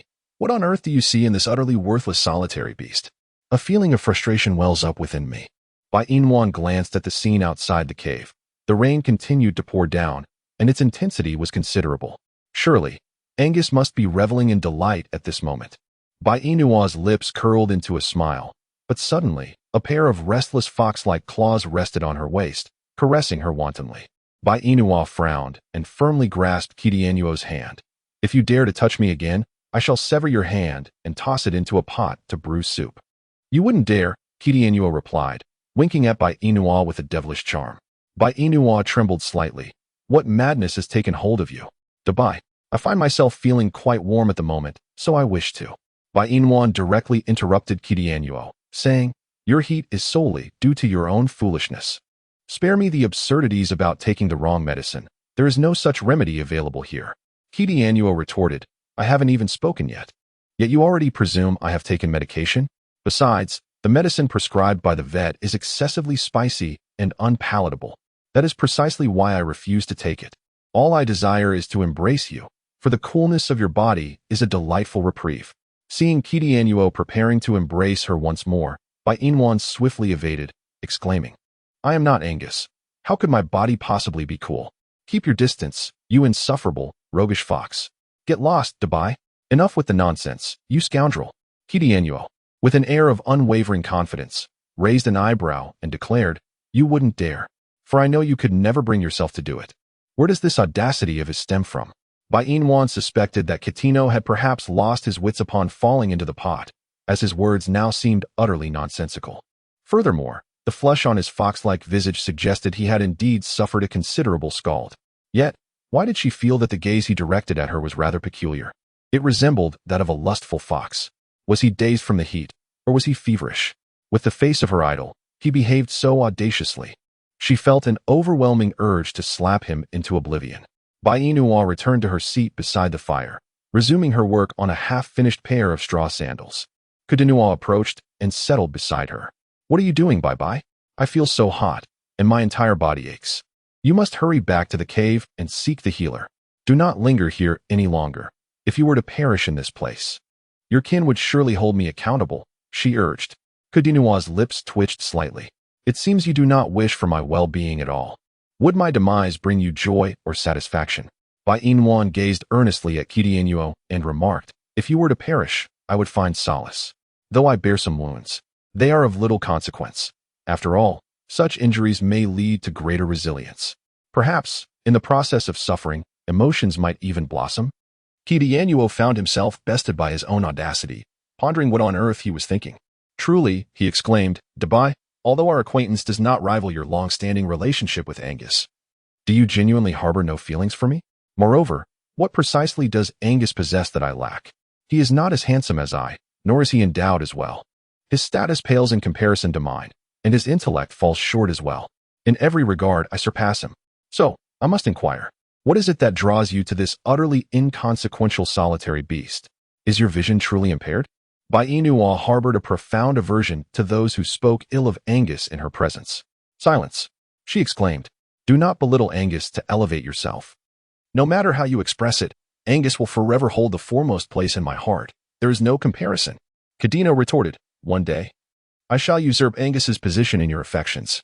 Bainua shot Kidianuo an irritated glance. I can assure you, that is utterly impossible.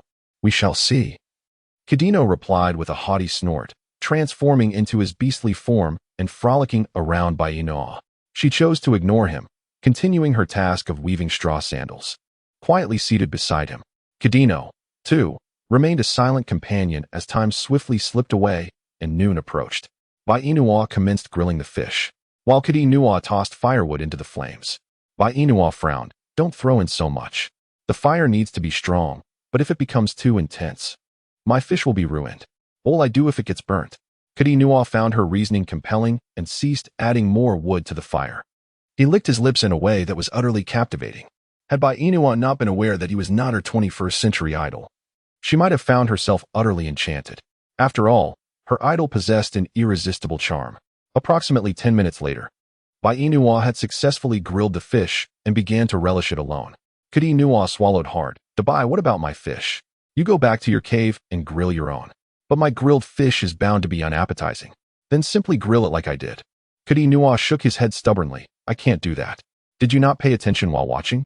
Kadinua replied. At first, I was busy adding wood. So it's only natural I didn't see it clearly. I didn't catch all the details. What more clarity do you need? Just skewer the fish and place it over the fire. Kadinua gazed at Bai Inua with a pitiful expression. Dabai, please don't be like this. Just let me have a bite. It looks so delicious. Grill it yourself. Dabai. Kadinua lifted his paw and playfully scratched at Bai Inua's thigh. Bai Inua was at a loss for words, so she extended the fish in her hand towards him. Take it back and eat. Kadinua asked, take it home? Can I not stay and eat here? What do you think? Kadinua once more feigned innocence, his still demeanor making it seem as though she was the one mistreating him.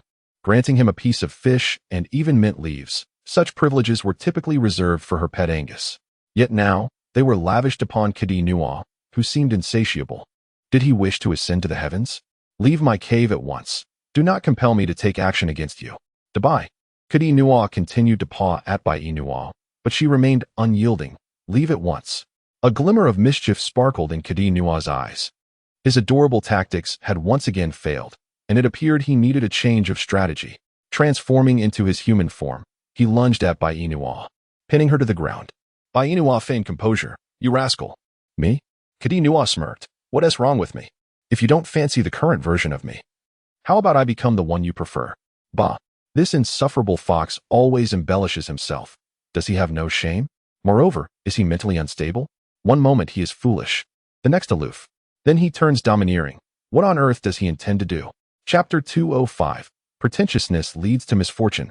Your silence suggests you quite like me as I am now, Kadinua quipped, raising an eyebrow. So, it seems you prefer the aloof version of me, Dabai. Bai Inwan, where is your face? Where is your face? She asked him about his face, raising his hand to cover her mouth.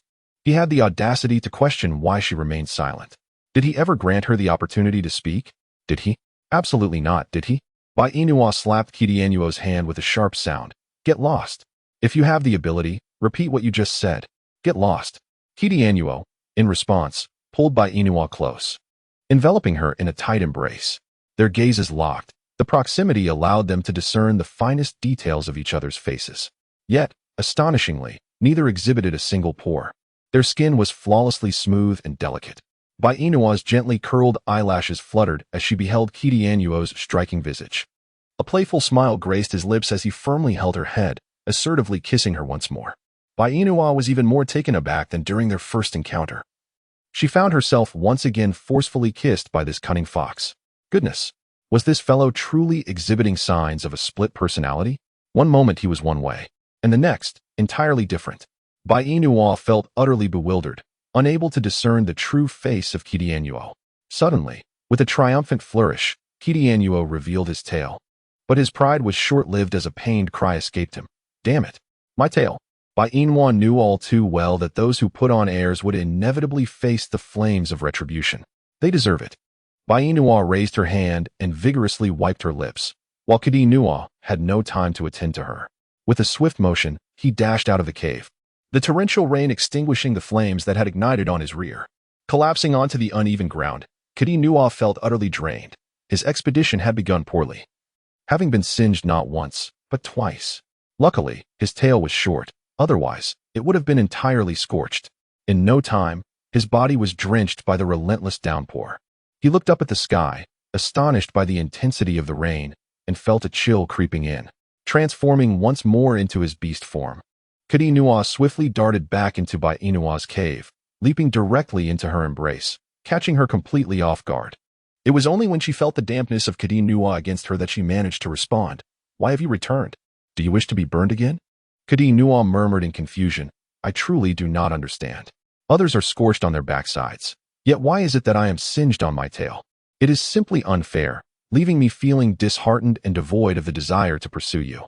Upon hearing Kadinua's words, Bai Inwan couldn't help but chuckle. Others may feel the heat of flames because they lack a tail, but you, my dear, possess one. Kadinua furrowed his brow. With such a short tail, how often could it truly be scorched? "I estimate that by the third time. It shall be your behind that suffers the consequences. Do not fret. It won't be long before you no longer need to burn your tail, but rather your backside will take its turn. Once the tail is gone, there will be nothing left but to scorch the rear."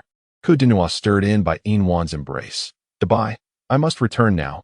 Remember to think of me." "One to you? Why should I think of you?" "Because I am your future mate. If you contemplate me in advance, it will hasten my pursuit of you." Bai Inwan's lips twitched. "Perhaps you should abandon such impractical daydreams." "Shall you? Now be off with you." "Very well, Dabai, but what does chapter 206 signify? Do return my fish to me." Bai Inwan was utterly defeated by Kadinua's audacity, realizing that his return was not to bid her farewell, but rather to request fish. Bai Inua felt an inexplicable discomfort within her, so she handed the fish beside her to Curtidno. He took it between his teeth and vanished from her sight in an instant with a swift motion. Bai Inwan disdainfully took the fish from the side and continued to grill it, saying, "If you leave, do not return." After the meal, Bai Inwan continued to weave straw sandals, but after a short while, fatigue overcame her. Each time her monthly cycle arrived, she felt as though her body had been thoroughly drained, leaving her in a state of discomfort. Fortunately, the pain in her abdomen was mild. Otherwise, those days would have been quite arduous. She rose and settled down atop a pile of grass to rest. The fox fur that Kadinuo had sent not long ago came in handy, and to her pleasant surprise, it provided considerable warmth. Bai Inwan succumbed to slumber amidst the sound of rain. When she awoke, Angus had already returned, his countenance rather grim as he sat nearby, tending to the fire by adding more wood. Bai Inua rubbed her eyes, gazing at Angus, and joyfully dashed towards him, enveloping him tightly from behind. "Angus, you have returned," she exclaimed. Angus responded with a muted HM, his emotions betraying no sign of elation. Even a fool could sense something amiss with Angus. Bai Inua nestled her face against his back, inquiring, "Angus, what troubles you? You appear rather disheartened. On a rainy day like this, shouldn't you be happy? Yet, from what I see, you seem anything but." Angus coldly extricated himself from her embrace, turning to meet her gaze. "You are deceiving me. Bai Inwan, what have I deceived you about? You promised me you would no longer associate with that wretched fox. Yet the moment I departed, you chose to be with him. Is this not a betrayal of my trust?" Bai Inua opened her mouth, momentarily at a loss for how to respond to Angus.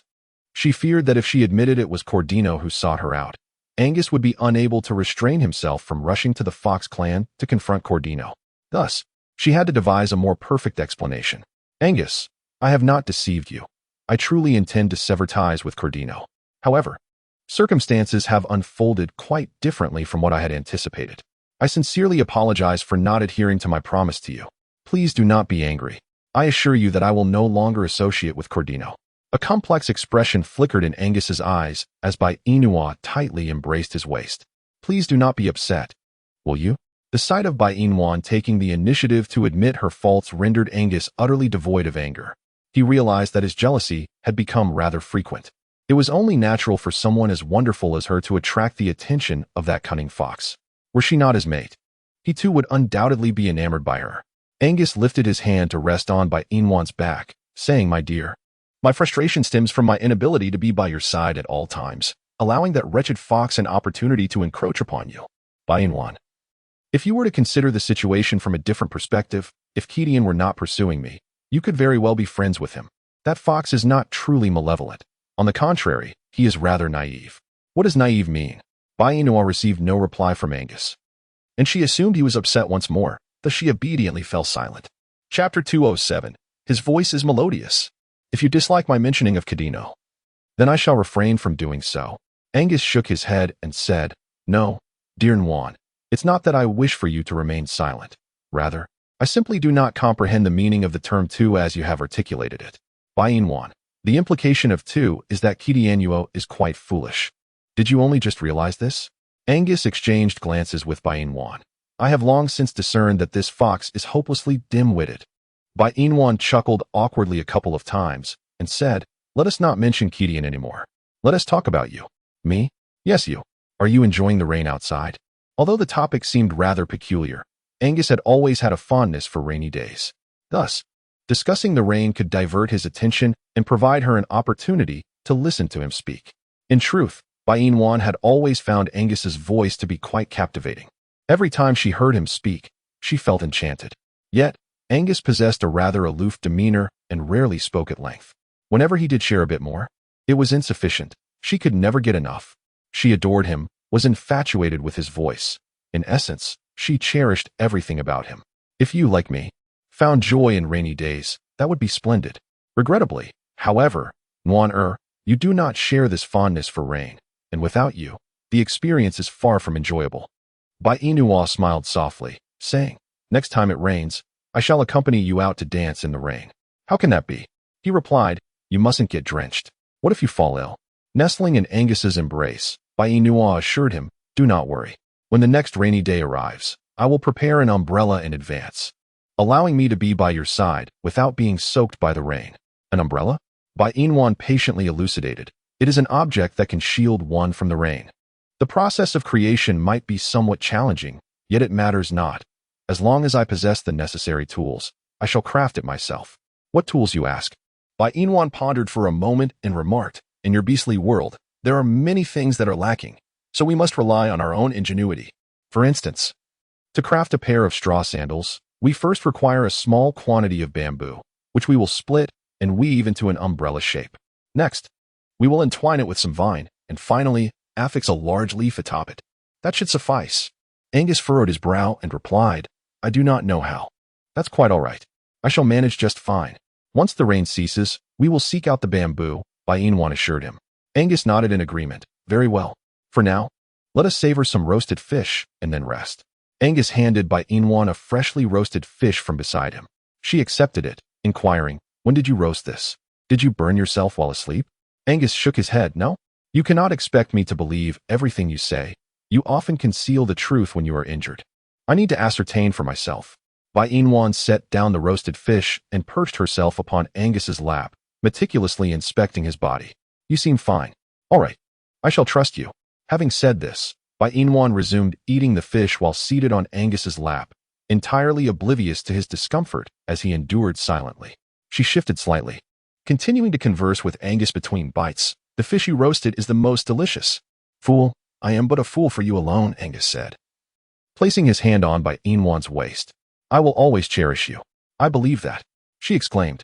Did you not just claim that my words are the least trustworthy? Why do you now accept them without doubt? Chapter 208. No rainbow can compare to you. This is different. You are unlike any man I have known, and moreover, we are in the beast realm. I have faith that you will forever cherish and love me. Besides, I can feel the depth of your affection.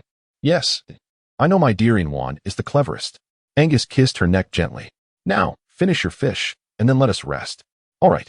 Bainwan swiftly finished her fish, then washed her face before joining Angus to rest atop the haystack. Clutching the fox fur gifted by Cortino, Bainwan felt a twinge of uncertainty. Should I use this? She inquired. Aren't you upset? I am indeed vexed, yet it is far better than leaving you to shiver in the cold. Cover yourself with it. Tomorrow, I shall venture out to hunt for you and procure some animal hides. Once we have those, we can discard this wretched fox fur. Bainwan murmured in agreement. Don't throw it away, return it to him. Angus hesitated for a moment, but ultimately nodded. All right, I will follow your wishes. With that, Angus embraced Bainwan and drifted into a peaceful slumber. The following morning, the sky was clear, and a vibrant rainbow arched gracefully above. Angus gently roused Bainwan, and together they stood outside the cave, admiring the splendid phenomenon. Bainwan joyfully embraced Angus, exclaiming, A rainbow! I have never seen one in our world. Isn't it beautiful? Bainwan nodded vigorously, exclaiming, So beautiful! So beautiful! Angus gazed deeply into Bainwan's eyes, affectionately brushing his fingers against her delicate nose, saying, No rainbow, no matter how splendid, could ever compare to you, even in a fraction. Bainwan, this fellow, when charming someone, does not even blink. Yet, She finds it delightful. As the rainbow in the sky gradually faded, Bainua and Angus returned to the cave to freshen up. After they had completed their ablutions, Angus and Bainua descended the mountain together to the bamboo grove in search of bamboo. The path, freshly washed by rain, was treacherous, riddled with potholes. One misstep could easily result in a fall. Bainua, guided by Angus, made her way down the mountain. Although Angus had offered to carry her, Bainua declined. This distance was not challenging for her. The crux lay in the fact that wherever Angus was, no path seemed arduous. Meanwhile, in the bamboo grove, a bloodied wolf stirred slightly, its eyes clouded with confusion. Where am I? Shouldn't I be asleep at home? How did I end up in this forest? Damn it! Could I have been kidnapped? Alge, wincing from the pain coursing through his body, managed to sit up. Looking down at his legs, he froze. 3 seconds later, what the hell? Why have my legs transformed into those of a dog? What has happened? What on earth is going on? Can someone enlighten me? I'm utterly bewildered. Am I dreaming? But why does this dream feel so tangible? And why can I still feel pain in this dream? What is the meaning of this? Ouch, my head aches. Alge cradled his head, and unfamiliar memories began to surface in his mind. Furrowing his brow, he thought, no way, have I traversed through time? Or am I in some ancient era? Ugh, a world of beast men. Moreover, the crux of the matter is not merely the time travel, but rather that I have transformed into a dog, a mixed breed dog at that. Damn it, what kind of joke is this? I merely took a nap. Suddenly finding myself in a different realm, am I being toyed with? This is absurd. Chapter 209, The Appearance of the Fourth Male Lead. Alge stared at his own appendage for a prolonged moment, utterly unable to accept the reality of having transformed into a dog while sleeping. This must be a dream. It has to be a dream. Otherwise, how could it be so ludicrous? Furthermore, why am I transported to a world of beasts? What does it mean to inhabit the body of a mixed-breed dog? Is the universe playing a prank on me? Is it because I am too handsome that it decided to make me experience a time-traveling escapade? While others traverse to the Qing dynasty or Han dynasty, why am I the only one sent to a world of beastmen? A world lacking in femininity. Is it meant to drive me to despair? Consider me, the illustrious young master of the Mo family, charming and adored by all. How did I end up in the body of a despised mutt, chasing after a female until it cost me my life, and feeling inferior to boot? Others are Cinderella rising from the ashes, yet why does my tale seem to be one of a loser trying to ascend? Is this some kind of mistake? This is neither a drama nor a novel. Why has this happened to me? How is it that you say there should be more beautiful women here? He could perhaps accept that, but alas, there are none. Instead, a multitude of plain women, each bearing a resemblance to dinosaurs, walk around with an air of arrogance, believing themselves to be the epitome of beauty. What on earth gives them such confidence? Do they not gaze into mirrors? Oh, but there are no mirrors here, so they have no means to reflect on their own appearances. Yet, isn't there even a river where they might catch a glimpse of themselves? How is it that they do not venture to the river to assess their looks? They are as unattractive as dinosaurs, with personalities akin to witches, and bodies resembling squashes, narrow above and ample below. It is a grotesque sight. He is utterly exhausted from the mockery. His heart feels weary, and his body aches. He must have been an incorrigible villain in a past life, for how else could he have found himself in this era? Truly, the heavens have dealt him a cruel hand. He is at a loss for words, unsure if he should utter a curse. Alger rose from the ground, barely having the chance to depart when he heard a woman's voice, which, to his surprise, was rather melodious. A beautiful lady? Alger sat once more, concealed within the bamboo grove, observing the distance whereby Inua and Angus stood. The woman appeared quite attractive, yet she seemed so familiar. Had he encountered her before? Alger sat on the ground, reminiscing about the women he had courted over the years. It seemed none bore resemblance, yet he was certain he had seen this woman somewhere. His eyes widened in astonishment. Goodness! His fiancée, Bainua. Indeed, it was she. What was she doing here? Had she followed him into this beastly world? How curious. For he distinctly recalled not having met her yet. Thus, it stands to reason that she should not be so devoted to him. And so the question arises, why is his fiancée present in this realm? With a heart full of curiosity, Alger stepped out from the bamboo grove and locked eyes with Bainua. Bainua halted her steps, lowering her gaze upon the figure of Alge before her. Do you recognize me? He inquired. You are my fiancée. How could I possibly not know you? Bainua's mouth fell agape in astonishment, unable to close. Fiancé, wasn't this term exclusive to the 21st century? Could it be that the wolf standing before her was a being from that era? Yet, that did not seem plausible. A wolf from the 21st century would hardly possess the ability to speak. Moreover, the most significant detail was that she had never had a wolf fiancé in the 21st century. Wait a moment, wolf fiancé. She seemed to recall having one. But that was a man. However, he bore no distinction from a wolf. He reveled in chasing women, spending his days languishing in bars, the scion of the Mo family. Mo Bayuan. How could he possibly be here? No. It would be more accurate to say that the wolf before her was indeed Mo Bayuan, the very individual she had never met in person, yet had heard her parents extolling to the heavens. But the truth was known only to her. Mo Bayuan was the epitome of a scoundrel. The number of women he had been with over the years was unfathomable. P.S. The fourth male lead is entirely pure in both body and spirit. Please do not misunderstand. Bai Inua inquired with a hint of uncertainty. Who are you? Oh, come on. I've already stated that I am your fiancé. How could you still question my identity? Indeed, I am your betrothed, Mo Bayuan. You truly are insufferable, Alj remarked. Your lack of charm and inability to articulate your thoughts has left me quite hurt. However, that is not the crux of the matter. What perplexes me is why I find myself here, and why you are here as well.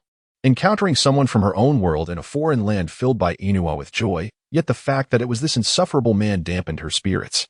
Deep down, she was reluctant to converse with him, but since they were the only two individuals who had traversed into this realm, she had no choice but to engage.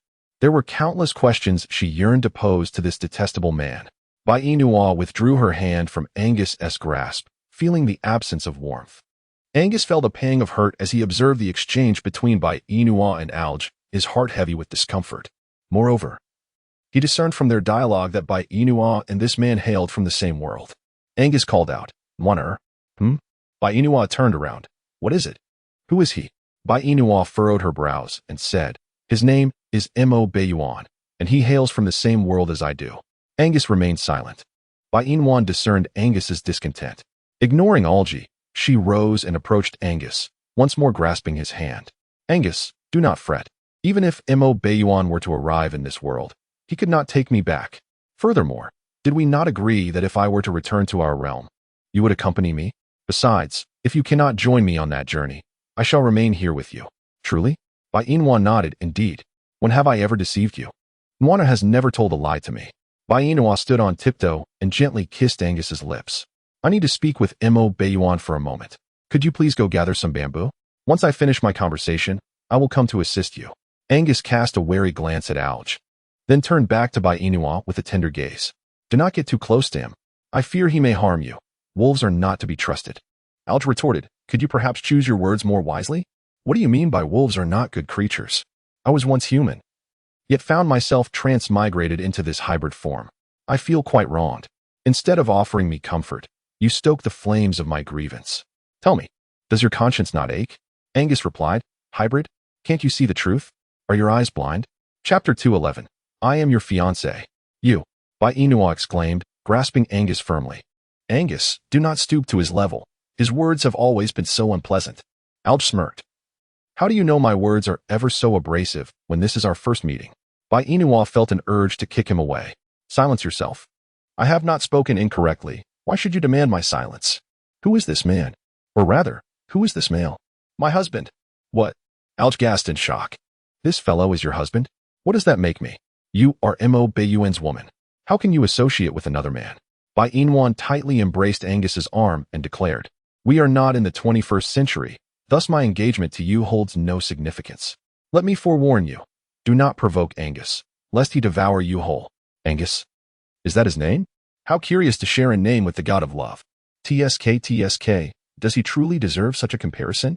Alger locked eyes with Angus, remarking, "He appears quite handsome, yet when juxtaposed with the deity of affection, he instantly pales in comparison." Though Angus could not comprehend the essence of Alger's words, he sensed the malice behind them. Had it not been for Nwaner, he would have long since swallowed him whole. Although Bai Inwan harbored a strong dislike for Alj, he hailed from the 21st century and arrived later than she did. Therefore, he must possess knowledge about numerous matters pertaining to that era. This individual still holds value and must not fall prey to Angus. Bai Inwan nestled against Angus like a delicate woman, saying, "Angus, do not stoop to the level of this fellow. Go tend to the bamboo. Do not linger here to hear his unpleasant words. If anything arises, call for me. Bai Inua released Angus and gazed at his departing figure, exclaiming, Mo Bayuan. Arger, startled by Bai Inua's outburst, retorted, What are you making such a fuss about? My ears are perfectly fine. Why are you shouting? Who permitted you to insult my Angus? TSK, are you starting to protect him now? Let me remind you, Bai Inua. You are my fiancé. Regardless of whether you have shared a bed with Angus, you remain my betrothed. If you wish to avoid being seen as an unfilial daughter by your parents, you ought to distance yourself from Angus. Do you understand? Bai Inuan's countenance was marked with displeasure. This is a world of beasts, not the 21st century. Moreover, my parents are not present. So I shall not heed your advice to keep my distance from Angus. My love is mine to govern. I refuse to accept my parents' arrangements. As for you, I am indeed pleased to encounter a familiar face in this foreign land. However, that does not imply I shall acknowledge you as my fiancé. You, who have shared your bed with so many women, are unworthy of such a title. Alger remained unperturbed, a bemused expression gracing his features as he gazed at Bai Inuan. Which creature, then, is suitable to be your husband? I fail to comprehend how you, a human, can find companionship with a beast. Is engaging in such acts with an animal truly pleasurable? Angus is an orc. He can assume human form. Furthermore, the quality of my marital life with him is of no concern to you, Bai Inuan retorted. How can it not be? I am your fiancé. Bai Inuan dismissed him with disdain. I currently have a husband. Thus your claim to being my fiancé holds no weight. What then am I? Merely a stranger. Alger interjected. Chapter 212. Do not refer to me as that scoundrel. Are you jesting with me? If I were indeed a stranger to you, why would you squander time conversing with me? Surely, you must have something you wish to inquire about, correct? Bai Inua did not deny that she indeed had matters to inquire of him. However, confronted with this scoundrel, how was she to pose her questions? Furrowing her brow, she asked, Are my parents well? I won't tell you. He retorted. Who allowed you to betray me? After you've done so, how can you still have the audacity to question me? Bai Inua, dissatisfied, exclaimed, When have I ever betrayed you? We have not met in the 21st century. How could I have been unfaithful? Why are you such an insufferable man? You are already despicable, yet you dare to accuse me of the same. Do you possess no conscience when you utter such words? Alger sneered dismissively. In what way am I despicable? In what way are you not? She responded. During the 21st century, you never sought me out. It was merely my parents who continually mentioned you. Whenever we arranged to meet, you concocted various excuses to evade me. Your actions clearly demonstrated your disinterest in me and your reluctance to accept me as your fiancée. Moreover, you have frequently frequented bars, engaging in flirtations with those women, even going so far as to share beds with them. If you truly held me, your fiancée, in your heart, would you treat me thus? Surely not. Alger replied. That was work. Oh, has your work taken you to bed with others? Pray tell, what sort of work is that? A gigolo? Alger felt his composure waning. He wished to avoid further quarrels with Bai Inua. Though he often lingered in bars during the 21st century, he had never indulged with those women. In truth, no woman had ever stirred his heart. As for Bai Inua, she was merely a betrothal arranged by his parents, and he had never been fond of individuals introduced by them. Thus, he had repeatedly evaded their meetings until he had forgotten the very existence of this fiancée. Nevertheless, he had sought out every detail about Bai Inua. He had seen her photographs, yet she had never laid eyes upon him. However, as events had now unfolded, he found himself needing this fiancée. In this harsh world, how else could he survive? Without any companionship, devoid of Wi-Fi, smartphones, computers, or televisions. Nothing at all. The only option left to him was to converse with this fiancée from his own realm. Bai Inuan observed that Alge remained silent, which only solidified her conviction that he was indeed a cad, having been with countless women. Your silence implies consent, does it not? She exclaimed. What consent? I have not been with those women. I merely sought amusement out of boredom, which led me to the bar. Yet, I did not engage with any of the women inside. It is so filthy, I fear I might contract a disease. Bai Inuan scoffed. I shall not believe a word you utter. Furthermore, I am well aware of your notorious reputation as a scoundrel. However, while you may refrain from disclosing the state of my parents, I do implore you to share how you came into this world. In return, I shall divulge my own origins. What on earth is a scoundrel? In what manner have you earned such a label? This woman is truly infuriating. Do not refer to me as a scoundrel. Chapter 213, Transformed into a Dog While Asleep. You are indeed a scoundrel, and my assertion stands unchallenged. Alj furrowed his brow. If you persist in calling me a scoundrel, I shall refuse to answer any of your inquiries. It will vex you. Bainwan, very well. I shall refrain from calling you a scoundrel. Pray, reveal to me your name in this beastly realm. Mo Bayuan is ill-suited for this world. I am known as Alj. The master of this body is named Alj. Bainwan's lips quivered slightly. Urji? Why don't you admit that your name is Urkong? In Alji's eyes, a hint of disdain flickered. Urkong is not as handsome as I am. Bah, what a narcissist. I merely stated the truth. Bainwan did not wish to engage in excessive debate with Alj. Let us refrain from discussing trivial matters. Simply tell me how you came into this world. Perhaps we might discover a way to return. Alj found this reasoning compelling and earnestly reflected. I recall the day prior to my transposition. I had just returned from a bar, where I encountered an exquisitely beautiful woman. I had intended to invite her to a movie the following day. However, upon awakening, I found myself inhabiting the body of a hybrid dog. Initially, I believed I was merely dreaming. But it was only when I felt the pain in my body that I realized this was no dream. I had truly crossed over. Moreover, I had taken residence within the form of a hybrid canine. I possessed all the memories of this creature, which informed me that I had arrived in a world governed by beasts, a realm characterized by polyandry. Most strikingly, the female inhabitants here bear a resemblance to dinosaurs in their unattractiveness. As I languished in despair, you appeared alongside that Angus fellow. Therefore, my fiancée, we are undeniably fated to be together, do you not see? In the 21st century, we were strangers, yet here, we are united. Is this not destiny? Pray, tell me, do you not see it as fate? Upon hearing Alj's words, Bainwan scrutinized him carefully.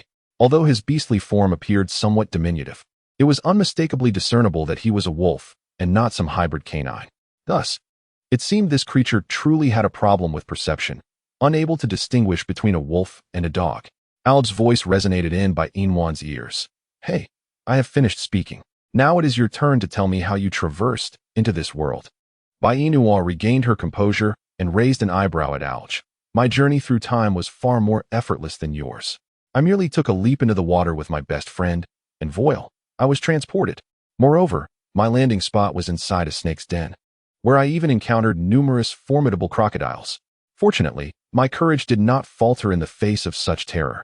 Alj replied, so, while I traversed through sleep, you leaped into the depths? Bainua nodded. If you haven't deceived me, then indeed, that is how we both arrived here. How long have you been here? Over a month, I suppose. Have you discovered a way back to our world? Bainua smirked sarcastically. If I had found a solution, do you truly believe I would still be here bantering with you? Alj conceded. You make a valid point. But if that is the case, why aren't you hastening to uncover a means to return to the 21st century? What purpose does lingering here serve? Do you truly believe that by merely remaining here, we can find our way back? Bainua shook her head and said, certainly not. Chapter 214, Staying at your home for a few days. Bainua shook her head and then shrugged. Of course not. I certainly can't return while squatting here. Moreover, I attempted to leap back, but nearly met my demise in the process, so I abandoned that idea. Previously, my desire to return stemmed from the fact that I was a stranger in this world. However, now that I have my Angus, I feel indifferent about going back. Since you possess Alj's memories, you must be aware that while the females here may not be particularly attractive, the males are undeniably handsome.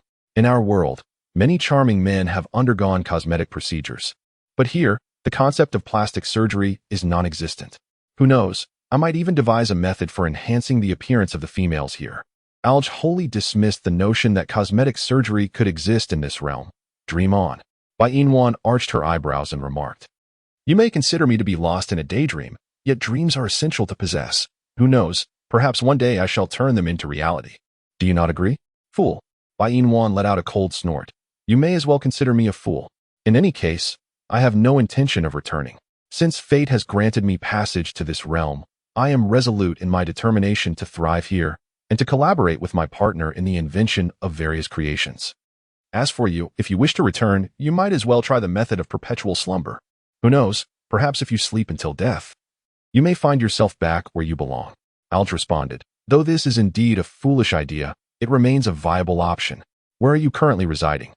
For reasons unbeknownst to her, Bainwan felt an unsettling premonition as Alj continued, I only know you here, and since you are my fiancée, I shall stay at your residence until I find a way to return. Bai Inwan chuckled softly twice before her expression shifted. I believe it is you who ought to pursue your daydreams. Angus and I have yet to fully savor our time together in our little world. If I were to bring you along, you would merely be a cumbersome third wheel. Thus, I must decline. Furthermore, since you now possess Alge's body, you could return to the wolf tribe and reside there. Our home is far too small to accommodate your imposing presence. Alge furrowed his brow, but I have never set foot in the wolf tribe.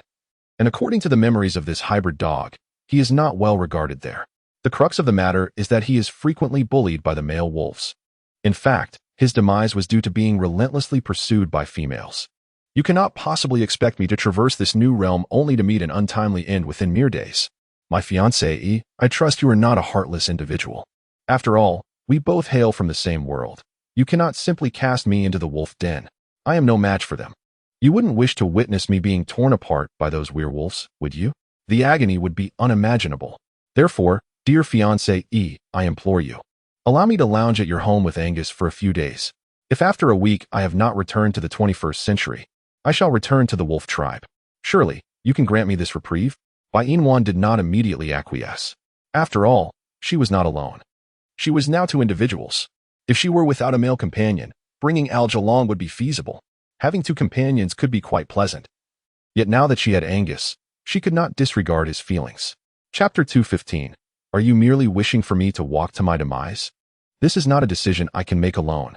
I must consult with Angus to see if he is amenable. If he consents, then you may stay. If he does not, you shall return to the wolf tribe. Alge expressed his dissatisfaction. Bai Inwan, whom do you think you are fooling? I am well aware of how much the males in this world adore those fierce creatures. Therefore, as long as you agree, Angus will undoubtedly acquiesce. Unless, of course, you wish to prevent my visit. I cannot speak for the females who disregard the sentiments of the males. I only know that I must consider Angus's feelings. He is, after all, my husband, and I cannot bring another man home without informing him. Furthermore, as you are aware, females in this beastly realm are highly sought after. If I were to recklessly bring you back, it would undoubtedly provoke a sense of insecurity in my husband. Bai Inwan hesitated to speak, and Alge took over her words. Continuing, so you mean to say that I should not bring it? You simply wish to send me back to that den of wolves, do you? You want to see me march towards my own demise, is that it? Bai Inwan exclaimed, I have never thought of it that way. After all, we hail from the same world. It is only natural for us to look out for one another. Nevertheless, I must respect my Angus. Alger clicked his tongue. People say men are slaves to their wives. Yet as a woman, you heed the words of a beast man. You must be a slave to your husband, then. If that's how you perceive it, there is little I can do about it. After a brief pause, Bai Inwan continued, enough of this nonsense. I must go assist my Angus with the bamboo. Ponder this. If you wish to return home with me, you must have Angus consent. Otherwise, if you cannot swallow your pride, you may as well return to your wolf den. Alger fell silent, feeling an unsettling sense of being threatened. She was fully aware that he was new to this world and unfamiliar with the wolves, his memories of them only residing within his own recollections, revealing none of them to be particularly amiable. Thus, he resolved not to depart until he was prepared to confront that pack of wolf beasts. To that end, he found himself compelled to seek out this Angus. How absurd it was for him, the young master of the Mo family, to be reduced to begging for assistance. The thought alone stirred a tumult of discontent within him. Yet, for the sake of his own survival, he would comply. With heavy steps, Alger approached Angus, gazing up at him with the demeanor of a king, despite his grievous injuries preventing him from transforming into human form. Still, he was determined to maintain an air of regality. Clearing his throat, he addressed Angus. So, Angus, may I propose a matter for your consideration? Setting aside the bamboo, Angus met his gaze. What is it? Alger, without any preamble, stated, I wish to stay at your home for a while to recuperate. You can see for yourself that my injuries are severe. Therefore, I intend to reside with you for some time. Do you have any objections? Angus's eyes bore a menacing threat. Do not assume that just because you and Nwaner come from the same world, I will show you mercy. Any male who approaches Nwaner with ulterior motives, I shall devour whole. If you doubt me, feel free to test it. Unfazed, Alger lifted his chin. I doubt your mouth is larger than mine. Do you truly believe you can consume me whole? What jest is this? Do you think I would take your words to heart? As soon as Alger finished speaking, Angus transformed before him into a beastly form, opening his gaping maw, preparing to swallow Alger whole. Alger shouted, Fiancé, this serpent intends to bite me. Bai Inwan, a python? Bite him? Clearly, Angus intended to swallow him whole. What does biting even mean? That wouldn't require transformation, would it? However, for the sake of Alge's safety, Bai-In-Wan approached Angus, embracing his serpentine form. Angus, do not hold Alge's jest against him. He is merely joking. Sensing Bai-In-Wan's touch, Angus reverted to his human form, enveloping her in his arms. Alge instinctively swallowed hard, remarking, "Fiancée, your taste is rather peculiar. Others associate with wolves or tigers, yet you choose to be with a great python? Are you not afraid? And what about his anatomy?" Alge's eyes widened in disbelief, too. "Not only is your taste extravagant, but your demands are rather intense as well. Bai-In-Wan, what nonsense are you spouting? Moreover, my taste is of no concern to you. Angus may be a serpent beast, but he is unlike any other. He is gentle with me. I have a deep affection for him, so refrain from speaking ill of him in my presence, for it will surely anger me." Alger, cold sweat beaded on my forehead. If Aunt finds out about this, she would likely be infuriated. After raising her daughter for nearly 19 years, only to have her entangled with a python. What on earth are you thinking? A female must rely on a male to thrive in this beastly world. Initially, I did not hold much fondness for Angus. Yet he has done everything for me and treated me well. Unbeknownst to me, I have already developed feelings for him. Reflecting on my life in the 21st century, no man has ever treated me this well, so it is only natural for me to be smitten. My mother would surely rejoice if she knew I found a husband who cares for me so deeply. Alger now wished to pry open Bai-In-Wan's head to discern what thoughts resided within. How could a rational woman possibly harbor affection for a serpent? Everyone. So, does that mean we who love serpents are abnormal? To each their own. Alger, you simply do not fancy me, do you? Everyone, we do. But we adore Angus the most. Alger, a bunch of tasteless individuals. Angus, not wanting to see Alger, affectionately kissed Bai-In-Wan's forehead. "My dear, might we not allow your friend to stay at our home? I hold no fondness for him." Alger's lips twitched, "As if I were particularly fond of you. Were I not injured, do you think I would consider residing in your wretched cave? Besides, I am quite discerning." Bai-In-Wan glared at Alge with displeasure. "Since you are so particular, you may as well find a place to stay on your own. My Angus does not like you. Coincidentally, I do not like you either. So that is settled. Angus, let us return home." Chapter 217, But I do not like him. Seeing Bai-In-Wan preparing to leave, Alge hastily attempted to retain her. "My fiancée, you cannot treat me this way. I am, after all, your betrothed. And who knows, perhaps one day we will be transported back, and at that time, we shall wed. Are you not concerned that your treatment of me might deter me from marrying you in the future?" Bai-In-Wan held tightly onto Angus's hand, smiling as she declared, "Even if there comes a day when we must return, I will bring my dear Angus with me. Therefore, upon our return, I will not allow you to marry me. I wish to wed Angus instead. He may lack a household registration, being an undocumented individual, but it matters not to me. How can you be so obstinate and unyielding, you stubborn creature?" Bai-In-Wan cast a disdainful glance at Alge, releasing Angus's hand and kneeling beside the bamboo he had cut. "This should suffice. Angus, let us carry the bamboo back." Angus nodded in agreement. With that, he approached Bai-In-Wan, gathering all the bamboo together and securing it with a grass rope. Transforming into his beast form, he said, "Nwaner, place the bamboo on my tail, and you may sit upon it as I take you back."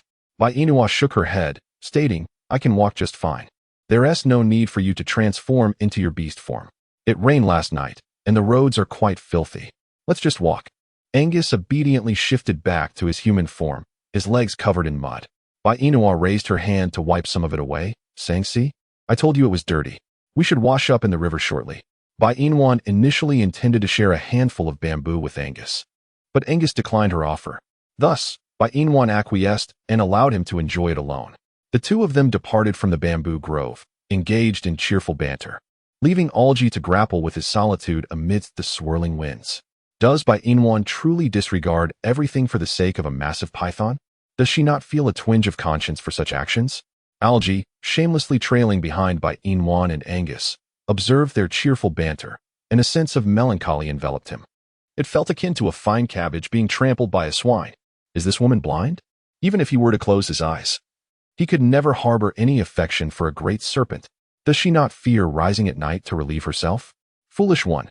Bai-In-Wan and Angus arrived at the riverbank to catch fish, while also allowing Angus to wash the dirt off his legs. "You go ahead. I will wait for you here." Angus cast a glance at the wolf. Alge, trailing behind Bai-In-Wan, pondering its intentions. Bai Inwan turned around and said, "Do not concern yourself with him. We shall manage our own affairs. If he wishes to follow, let him do so. Regardless, even if he accompanies us home, he can only remain outside the cave. However, I do not harbor any affection for him, nor do I wish to. Yet, he and I hail from the same world. Disliking him does not grant you the right to devour him, does it?" Angus's crimson vertical pupils flickered slightly. "Nwaner, could it be that he is lost and unable to find his way home? I am aware of the whereabouts of the wolf clan. I can escort him back." Bai Inwan, ahem, although his current beast form is that of a wolf, he is indeed a human in our world. He is not well acquainted with the people of the wolf clan and would be bullied upon his return. Therefore, Angus, you need not escort him back to the wolf clan. Angus frowned, but he is quite irritating. I fear I may be unable to restrain myself from devouring him. Bai Inwan, Chapter 218, Such a Venomous Tongue. That wretched girl. Alger, have I feasted upon your rice or bread? Have I quenched my thirst with your water? Why do you harbor such disdain for me? Am I still indebted to you from my past life? You seem to ponder daily on how to devour me. Angus frowned. My household lacks any rice or bread for you. If you wish to drink, there is plenty of water here. Help yourself.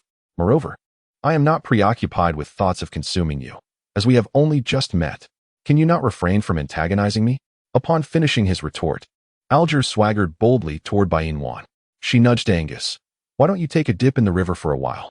I wish to converse with him a bit longer. Nuanuan. Angus, clearly reluctant to leave Bai Inwan alone with Alger, assertively claimed his territory. Nuanuan is my mate, and I shall not allow any other male to pursue her. She belongs solely to me. Do you comprehend? Alger, as if I were desperately coveting your mate. Furthermore, Bai Inwan is my fiancée. You are attempting to forcefully claim her before I have even asserted my rights. Such behavior is rather unbecoming, don't you think? Fiancée. Angus wore a puzzled expression, while Bai Inwan had no intention of clarifying the term for him, knowing he would not hold back against Alger if he did. Angus, noticing it was nearing noon, said, I'm feeling a bit hungry. Why don't you wash up in the river first? And then we can return home to grill some fish? Angus tenderly embraced Bai Inwan before releasing her. Wait for me here. Do not converse with this wolf. I shall return as soon as I am clean. All right. Bai Inwan gazed at Angus as he descended into the river, and only then did she exchange glances with Alge. Before she could utter a word, she heard Alge remarking, while observing Angus's silhouette, do the males in this beastly realm not wear garments? Do these females not fear becoming accustomed to the sight of the male's little appendages? Mind your own business. Alge muttered. If only all the females in this beastly world were unclothed, though they may not possess striking features, a glimpse of their forms would still be quite pleasing. Bai Inwan cast a disdainful glare at Alge, exclaiming, You lecher. Alge retorted, As a normal man, how could I possibly ignore the female form? Am I to gaze upon a multitude of males instead? I am not inclined that way. He continued, What makes you think any males are interested in you? Do not overestimate your own appeal. Alge added, You sharp-tongued girl. But on another note, my fiancée, do you truly intend to turn me away? How can you be so callous? Alge's face, marred by bloodstains, was a startling sight. Look at my current state. If you neglect me, it's akin to pushing me towards my demise. Therefore, I implore you to take care of me. At the very least, I promise that if you tend to my wounds, I shall not compete with your male suitor for your affections. Once I have recovered, I shall venture to see if I can win your heart. Should I fail in that pursuit, I will seek the company of other females. I assure you I will not intrude upon your life with him. Bai Inwan fell silent for a moment and said, You should speak with Angus. I heed his words. Alger, you heartless wretch. Chapter 219. I am indeed your fiancé. You lack compassion. I have treated you quite well. Alger's lips twitched in disbelief. You consider this treatment to be generous? Are you jesting with me? Angus typically does not interfere with those he wishes to consume. Yet due to your connection to my former fiancé, I have rescued you twice, so be grateful. Alger's brows furrowed in agitation. What do you mean by former fiancé? I am your fiancé. You insufferable girl. You despicable scoundrel. In a fit of anger, Alger paced back and forth. I shall tell you once more. I am not a scoundrel. I have not been with those women. Why do you refuse to believe me? I ask you. Why do you not believe my words? Bai Inwan retorted. Then allow me to ask you, why should I trust your words? Because I am the eldest son of the Mo family. He declared. Do you truly believe that I can behave recklessly without my family's oversight? With her arms crossed and leaning slightly forward, Bai Inwan fixed her gaze upon Alge. You are nearing your 30s. Do you think anyone in your family will still be concerned about you? Do you still imagine yourself as 18? Moreover, why must my parents insist on you becoming my fiancé? I am merely 18 while you are 30. With such a significant age difference, what are my parents thinking? Do they believe that older men possess greater understanding and tenderness? Yet, I fail to see any trace of tenderness in you. All I perceive are traits of a scoundrel and shamelessness. Alge retorted, you are the one who lacks shame. After a pause, he continued, and by the way, I am 28, not 30, and I am not old. Even if you were 28, I would still only be 18. You are a full decade older than I am. To me, that is quite considerable. In Alge's view, the notion of being old did not apply to him. Furthermore, 28 is the age when a man is at his most indulgent. Women tend to age faster than men, making a pairing of 28 and 18 rather fitting. One might argue. Yet, this stubborn girl insists on labeling him as old.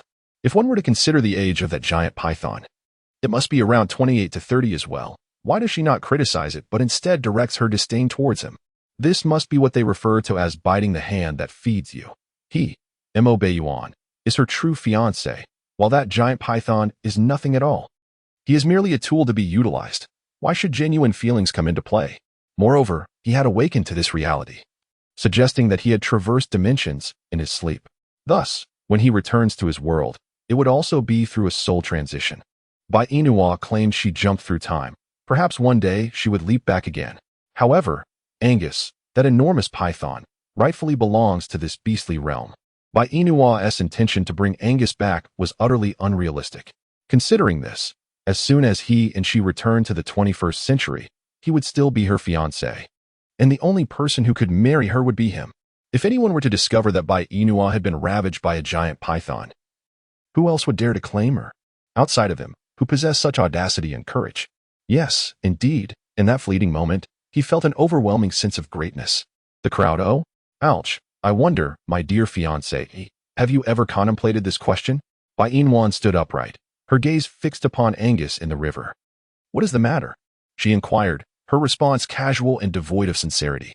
Chapter 220, Entangled by the Red Serpent. I ask you, could you not be so frivolous? Must you be so infatuated? Can your eyes not linger solely upon that great python? It is not nearly as appealing as I am. Bai Inwan regarded the emaciated figure of Alge with disdain, remarking, look at your beastly form. So diminutive, I presume your appearance is hardly remarkable, is it? Alge stammered. I have yet to uncover a visage belonging to me within Alge's memories, but once my body recuperates, I shall transform into my beastly state to behold it. I am confident it will be quite impressive. Such vanity. I possess the merit. Bah. Bai Inwan had no intention of conversing with Alge, as she slowly made her way towards the riverbank. Suddenly, Alge recalled something and let out a low growl. Did you hear what I just said to you about my fiancé? What? He continued. The part where you mentioned bringing Angus back to our world, which I find utterly unrealistic.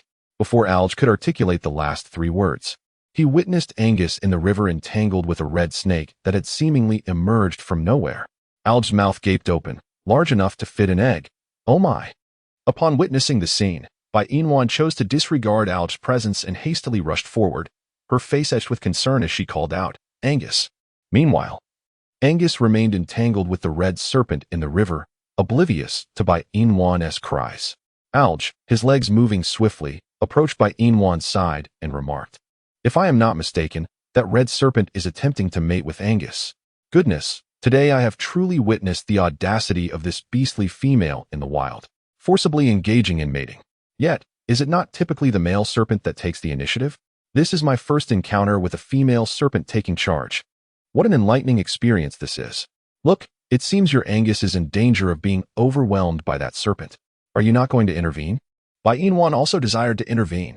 However, her presence would only serve to complicate matters for Angus, as she was unable to assist in any meaningful way. Moreover, she was currently experiencing her menstrual cycle, rendering her unable to come into contact with water. Bai Inua's gaze fell upon the figure of Alge beside her. Alge instinctively took a few steps back, exclaiming, do not look at me with such eyes. My body is in excruciating pain. I may drown before I even reach Angus after jumping into the river, so please do not lead me to my demise. I will not go. Besides, that great python is so well regarded. You should be pleased, for it indicates that the male you selected is not entirely lacking, and there remains a demand for it. Inua averted her gaze, anxiously standing on the shore, feeling utterly helpless for the first time. When Angus was in danger, she could do nothing to assist him, yet, when faced with peril herself, Angus would undoubtedly be the first to appear by her side to protect her. With her eyes reddening, she watched as the red serpent was cast aside by Angus, only for it to entangle him once more with alarming speed. Angus, having completely lost his patience, opened his jaws wide and bit down on the serpent's head. The creature writhed in the water, blood seeping from Angus's mouth. In less than a minute, Angus expelled the red serpent from his mouth, casting it aside as its body slowly sank into the river. Ignoring her own physical condition, Inua rushed into the water to reach Angus. Angus, are you hurt? Are you all right? Did that red serpent do anything to you? Chapter 221. I will never dissolve our bond. Angus transformed back into human form, his mouth stained with blood and several noticeable wounds etched across his face. Inua's heart ached at the sight. She gently lifted her hand to touch Angus. You had the chance to deal with her. Why did you engage with her for so long? Look at you, you're hurt. Angus grasped Inua's hand. I am fine. Moreover, she was a female, a member of our serpent clan. As the leader, I felt it was my duty to spare her life for the sake of our kin.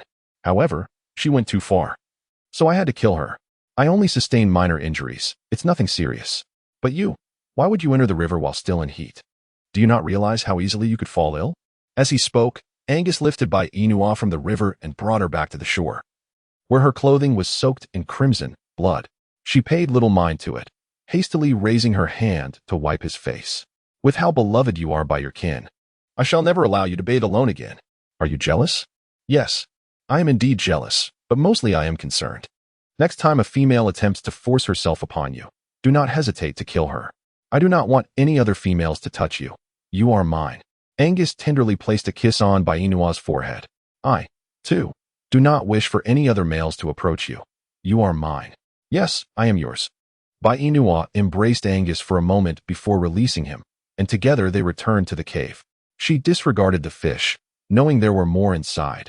Angus was injured, and they needed to hurry back.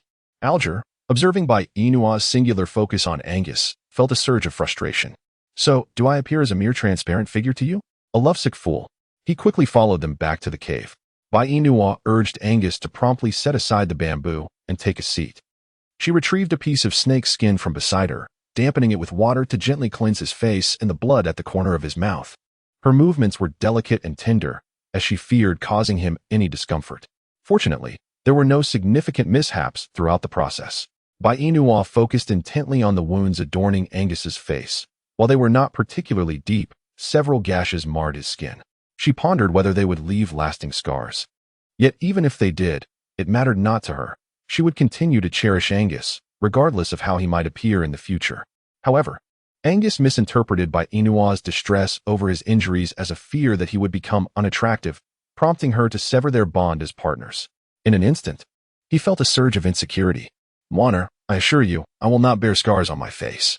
Please do not dissolve our partnership. I will treat you with utmost care. Angus hesitated, unsure of how to articulate his feelings. He gazed at Inua, his eyes reflecting her image. Observing Angus's evident lack of security, Inua contemplated whether this was a blessing or a curse. Angus's insecurity stemmed from his affection for her, which fueled his fear of losing their partnership. Yet, his vulnerability was heart-wrenching.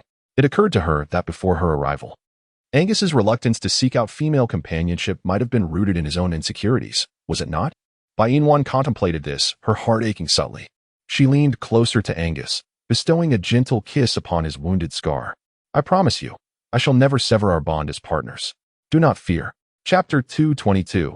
The Essential Artifact for Warmth.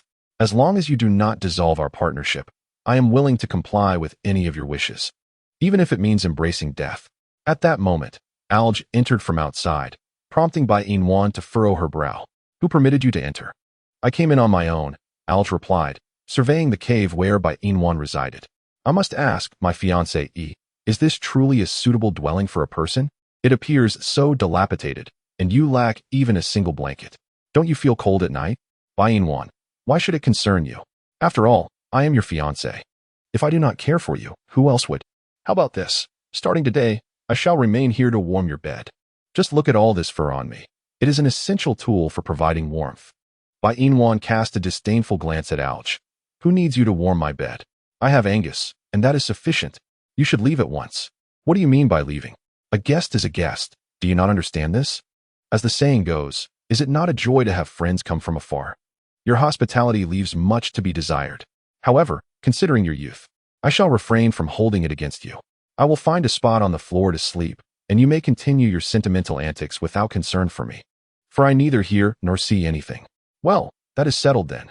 Upon finishing his words, Alj found a relatively dry corner, lay down, and closed his eyes to rest. Angus's eyes glinted with a murderous intent, prompting Bai Inwan to embrace him tightly. Angus, please do not harm him. He hails from the same world as I do, and can be considered family. Let us heed his suggestion and simply overlook his presence. Please, I beg you. Angus, she pleaded.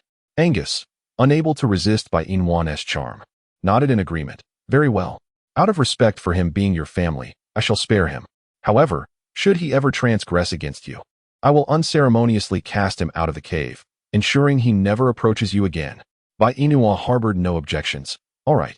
After resolving the matter concerning Arj, Bai Inwan and Angus kindled a fire to grill fish, embracing one another in a manner that radiated sheer happiness. Arj, with an unbalanced heart, gazed with his golden eyes upon the silhouettes of Bai Inwan and Angus, feeling a profound sense of frustration.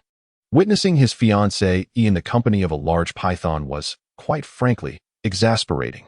Though he held no affection for Bai Inwan, she was nevertheless the betrothed chosen by his parents. Seeing the woman his parents cherished being ensnared by a serpent was genuinely disheartening. Yet what could he do? He was no match for the python, so he could only watch as Bai Inwan and the creature exchanged tender embraces. He yearned to exclaim once more, damn it, what a peculiar taste. Time slipped away unnoticed, and as night fell, Arj, unable to withstand his hunger, opened his eyes to find Bai Inwan seated in the cave, weaving straw sandals, with the python absent from sight. Weakly, he approached Bai Inwan and lay down beside her, uttering, Fiancée, his voice dripping with the utmost sorrow. Bai Inwan paused his actions, casting a glance at Alj with lowered eyes. What are you doing? I'm hungry. It's rather peculiar for someone who hasn't eaten all day to feel otherwise. I have grilled fish. Would you care for a taste? Alj nodded eagerly. I would like to eat. Then wait a moment. I shall warm it for you. What does warm mean? Bai Inwan rose and moved to the nearby fire, where he placed the recently grilled fish over the flames for a brief moment. Once it had reached a suitable temperature, he presented it to Alj.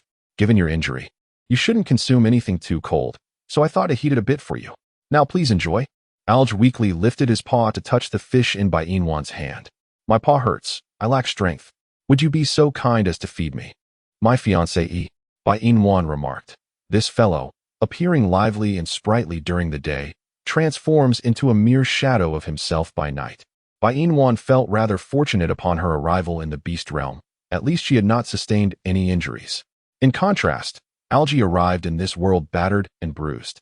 On the first day, it is only natural to feel a pang of homesickness. Bai Inwan gazed at Alj, feeling a twinge of sorrow. She delicately placed a piece of fish into Alj's mouth, to which he responded with a hint of disdain, questioning, why does it lack flavor? Bai Inwan's demeanor was significantly more amiable than it had been during the day. With patience, she replied, in this beastly realm, salt is a most luxurious commodity, one that must be bartered for with pearls refined from one's own beast rank, exchanged with the merfolk in the ocean. However, should one lose their beast rank, they are destined to be consumed by other higher-ranked beings in this world. Therefore, when Angus offered to venture to the merfolk for salt on my behalf, I dissuaded him. The journey is perilous, and moreover, I could not bear the thought of him losing his beast rank for my sake. Nor could I allow him to become prey to those of higher rank because of me. Do you comprehend my sentiments? Alj, troubled, raised his eyelids to glance at Bai Inwan. I understand. It is because you care for that great python that you prevent him from trading with the merfolk for salt. But have you ever considered making salt yourself? The sea is salty, you fool. Bai Inwan nodded excitedly. Indeed. How could I have overlooked this? I can produce salt myself. Moreover, I could leverage the salt to exchange for beast orbs with those higher-ranked orcs. It might prove beneficial for Angus in enhancing his beast level. Mo Bayuan. I never anticipated that you are not as dim-witted as I had imagined. You are quite clever, but I am not to be underestimated. I have always possessed intelligence. It is merely that you were previously unaware of my capabilities. Now, quickly feed me some fish. Observing the proud demeanor of Alge, Bai Inua could not help but chuckle. She cut a piece of fish and continued to feed it to Alge. Alge glanced outside the cave and asked, "Where has your great python gone? Surely it hasn't ventured out at this late hour to betray you, has it? Do not speak nonsense." Bai Inua replied while feeding Alge. "Angus sees me eating fish all day, so he has gone out to hunt for other prey on my behalf. Moreover, he is concerned that I might be cold and intends to catch game to provide me with beast skins. Angus truly is unlike other serpentine beasts. He treats me exceptionally well. Even the coldest and most unfeeling of creatures possess a gentle side. Therefore, I forbid you from using Angus's identity as a serpent against him in the future. As a solitary beast, he is already pitiable enough. It is a stroke of fortune for him to have me as his female companion. If the stars in the sky could be plucked, I believe Angus would go to great lengths to gather them for me." Alge remarked, "You certainly have an inexplicable confidence in him. However, I must inform you, Bai Inua, that any normal man has his temptations, especially a serpent." Chapter 224, I Watch You From Behind. In this beastly world, there is no female who could compel Angus to betray me. Alge smirked sarcastically. Even if the females in this world may be unappealing, there are still beautiful ones. Albeit rare. Mo Bayuan. Do you perceive every man as being as despicable as yourself? Please remember, I am currently called Alge, not Mo Bayuan. Thus, Alge is not despicable. He is pure-hearted. Bai Inwan smiled and remarked, "Alger is not a scoundrel. It is Mo Bayuan who is the rogue. And as for Mo Bayuan, his fiancée, he is equally unworthy. After all, who prompted you to be associated with Mo Bayuan?" Bai Inwan forcefully stuffed the fish she held into Alge's mouth, exclaiming, "My fleeting fondness for you has vanished in an instant. You can eat it yourself." With that, she rose and returned to the grass pile, resuming her weaving of straw sandals, completely disregarding Alge. Alge gazed at the roasted fish before him, lamenting, "Hey, Bai Inwan, I am a patient. Do you know what that means? It signifies someone in need of care. How can you abandon me, knowing this?" He continued, "Bai Inwan, did you not hear my words?" Bai Inwan. She, however, did not even glance at him, her focus unwavering on her task. Alge, growing increasingly frustrated, said, "I am speaking to you. Why do you not respond?" Bai Inwan. "Did your aunt never teach you the importance of respecting others?" To which Bai Inwan retorted, "My mother only taught me to respect people, not wolves." Alge, with a sharp tongue, replied, witty as ever. Afterward, he seized the fish in his mouth and began to eat leisurely, swaying his wolf tail as he savored each bite. Bai Inwan occasionally glanced at Alge, observing that he was capable of eating fish on his own, so she chose not to intervene further. This scoundrel had deceived her by claiming he lacked strength. If that were the case, how was he now able to manage? It was truly exasperating. As the night deepened gradually, Bai Inwan had already completed weaving one grass shoe. She rose and stepped outside the cave, gazing intently at the valley below. Angus had been gone for such a long time. Why had he not returned? Could something have happened? Bai Inwan's face was etched with concern. Just as she was about to step outside, she noticed a pair of crimson eyes ascending from the foot of the mountain. Bai Inwan recognized them to belong to Angus. Hastily, she advanced to meet him. However, the darkness enveloped her. The moon had yet to grace the night sky. After taking only a few steps, she found herself unable to proceed further. As she suffered from nyctalopia, the path was obscured from her sight. Bai Inua stood outside the cave, patiently awaiting Angus's ascent. With his exceptional night vision, Angus quickened his pace upon spotting her. He carried several pieces of animal hide and the pelt of a lion. Approaching Bai Inua, he inquired, "What brings you out here? I noticed you hadn't returned at such a late hour and grew concerned for your safety, prompting me to come and see for myself. I initially intended to descend and meet you, but my eyesight fails me in the dark, so I had no choice but to wait here for your return." With his hands occupied, Angus was unable to take Bai Inua's hand. "I am perfectly fine. You should go inside first. I shall watch over you from behind." "Oh, very well." Bai Inwan entered the cave, with Angus following closely behind. He set down the animal skins in his hands and gazed affectionately at Bai Inwan. "Today, I caught 3 tigers and their pelts are here, along with a lion, which I also skinned. However, due to my washing them, the furs are still damp. By tomorrow, I shall lay them out to dry, and with a few minor stitches, they will be ready for use." Bai Inwan understood that Angus was concerned she might be frightened by the sight of blood, which is why he chose to wash the skins by the river at such a late hour. He certainly could have done it during the day, yet he opted not to. Once again, Bai Inwan felt touched by Angus's thoughtfulness. She took his hand and led him to sit on the pile of grass. Have you eaten yet? Before Angus could respond, Alj interjected, Eating is eating. Why complicate it with such words? My dear fiancée, I notice you are increasingly resembling a primitive person. Bai Inwan. Angus, my decision to retain you is solely due to my concern for Nwaner. However, I advise you not to overstep your bounds. Otherwise, I would not hesitate to cast you out at this very moment. Alji licked his paw. Am I not allowed to utter a few words? Is it now forbidden for me to speak? Must I become mute? Bai Inwan retorted sharply. If you remain silent, no one will mistake you for a mute. I referred to you as my fiancée. Could you not bend your elbow towards me for once? Are you truly a woman of sound mind? A normal woman would scream and soil herself at the sight of a snake, yet you find him both attractive and gentle. Moreover, you engage in such activities with him, and he possesses 2 reproductive organs. Do you not feel any pain from this? Upon hearing Alji's words, Bai Inwan felt an overwhelming urge to kick him to oblivion. Alji, if you dare to bring up Angus's 2 reproductive organs again, I will not let this matter rest. TSK, TSK, TSK, here you go again, defending your own kind. So you are not a woman after all. Bai Inwan nodded in acknowledgement, asserting, Indeed, I am not a woman. I am a strong woman. I am fond of Angus, and I relish the company of snakes. I appreciate his duality. If you possess the audacity, then bite me. If I were to bite you, do not allow this great python to sink its fangs into me. I have no desire to meet my demise. Then cease your incessant chatter. Apologies, dear brother. I tend to be quite loquacious. However, today I am weary and prefer not to engage in excessive debate. Tomorrow, when I have regained my vigor, I shall confront you. After Alj spoke, he returned to the spot where he had been resting and lay down, motionless, resembling a corpse. But rather, he had merely succumbed to slumber. Once Alj had drifted into sleep, Bai Inwan once again tended to Angus's wounds. The injuries appeared significantly improved compared to earlier in the day. Remember, when you sleep, do not bury your head in the grass. Otherwise, you may injure your face. Do you understand? Then where should I rest my head? In my embrace. Angus chuckled, his laughter akin to a gentle spring breeze, stirring the strings of Bai Inwan's heart. Together, they reclined, Angus enveloping her waist tightly, resting his head upon her chest. Bai Inwan offered a soft smile. Good night. Good night. The following morning, when Bai Inwan awoke, she found Angus already preparing meat over the fire. She furrowed her brow. Did I not instruct you to avoid the flames? Why do you not heed my words? I have grown accustomed to it, hence I fear it not. Fire is the greatest terror for your serpentine kind. How could you possibly become accustomed to it? From now on, you must not touch it again, or I shall ignore you. As she spoke, Bai Inwan snatched the meat from Angus's hands. Quickly, sit aside. Do not approach. Do you hear me? I merely wish to prepare meat for you. Bai Inwan nudged Angus. But I do not wish to see you harmed, you know? It pains my heart.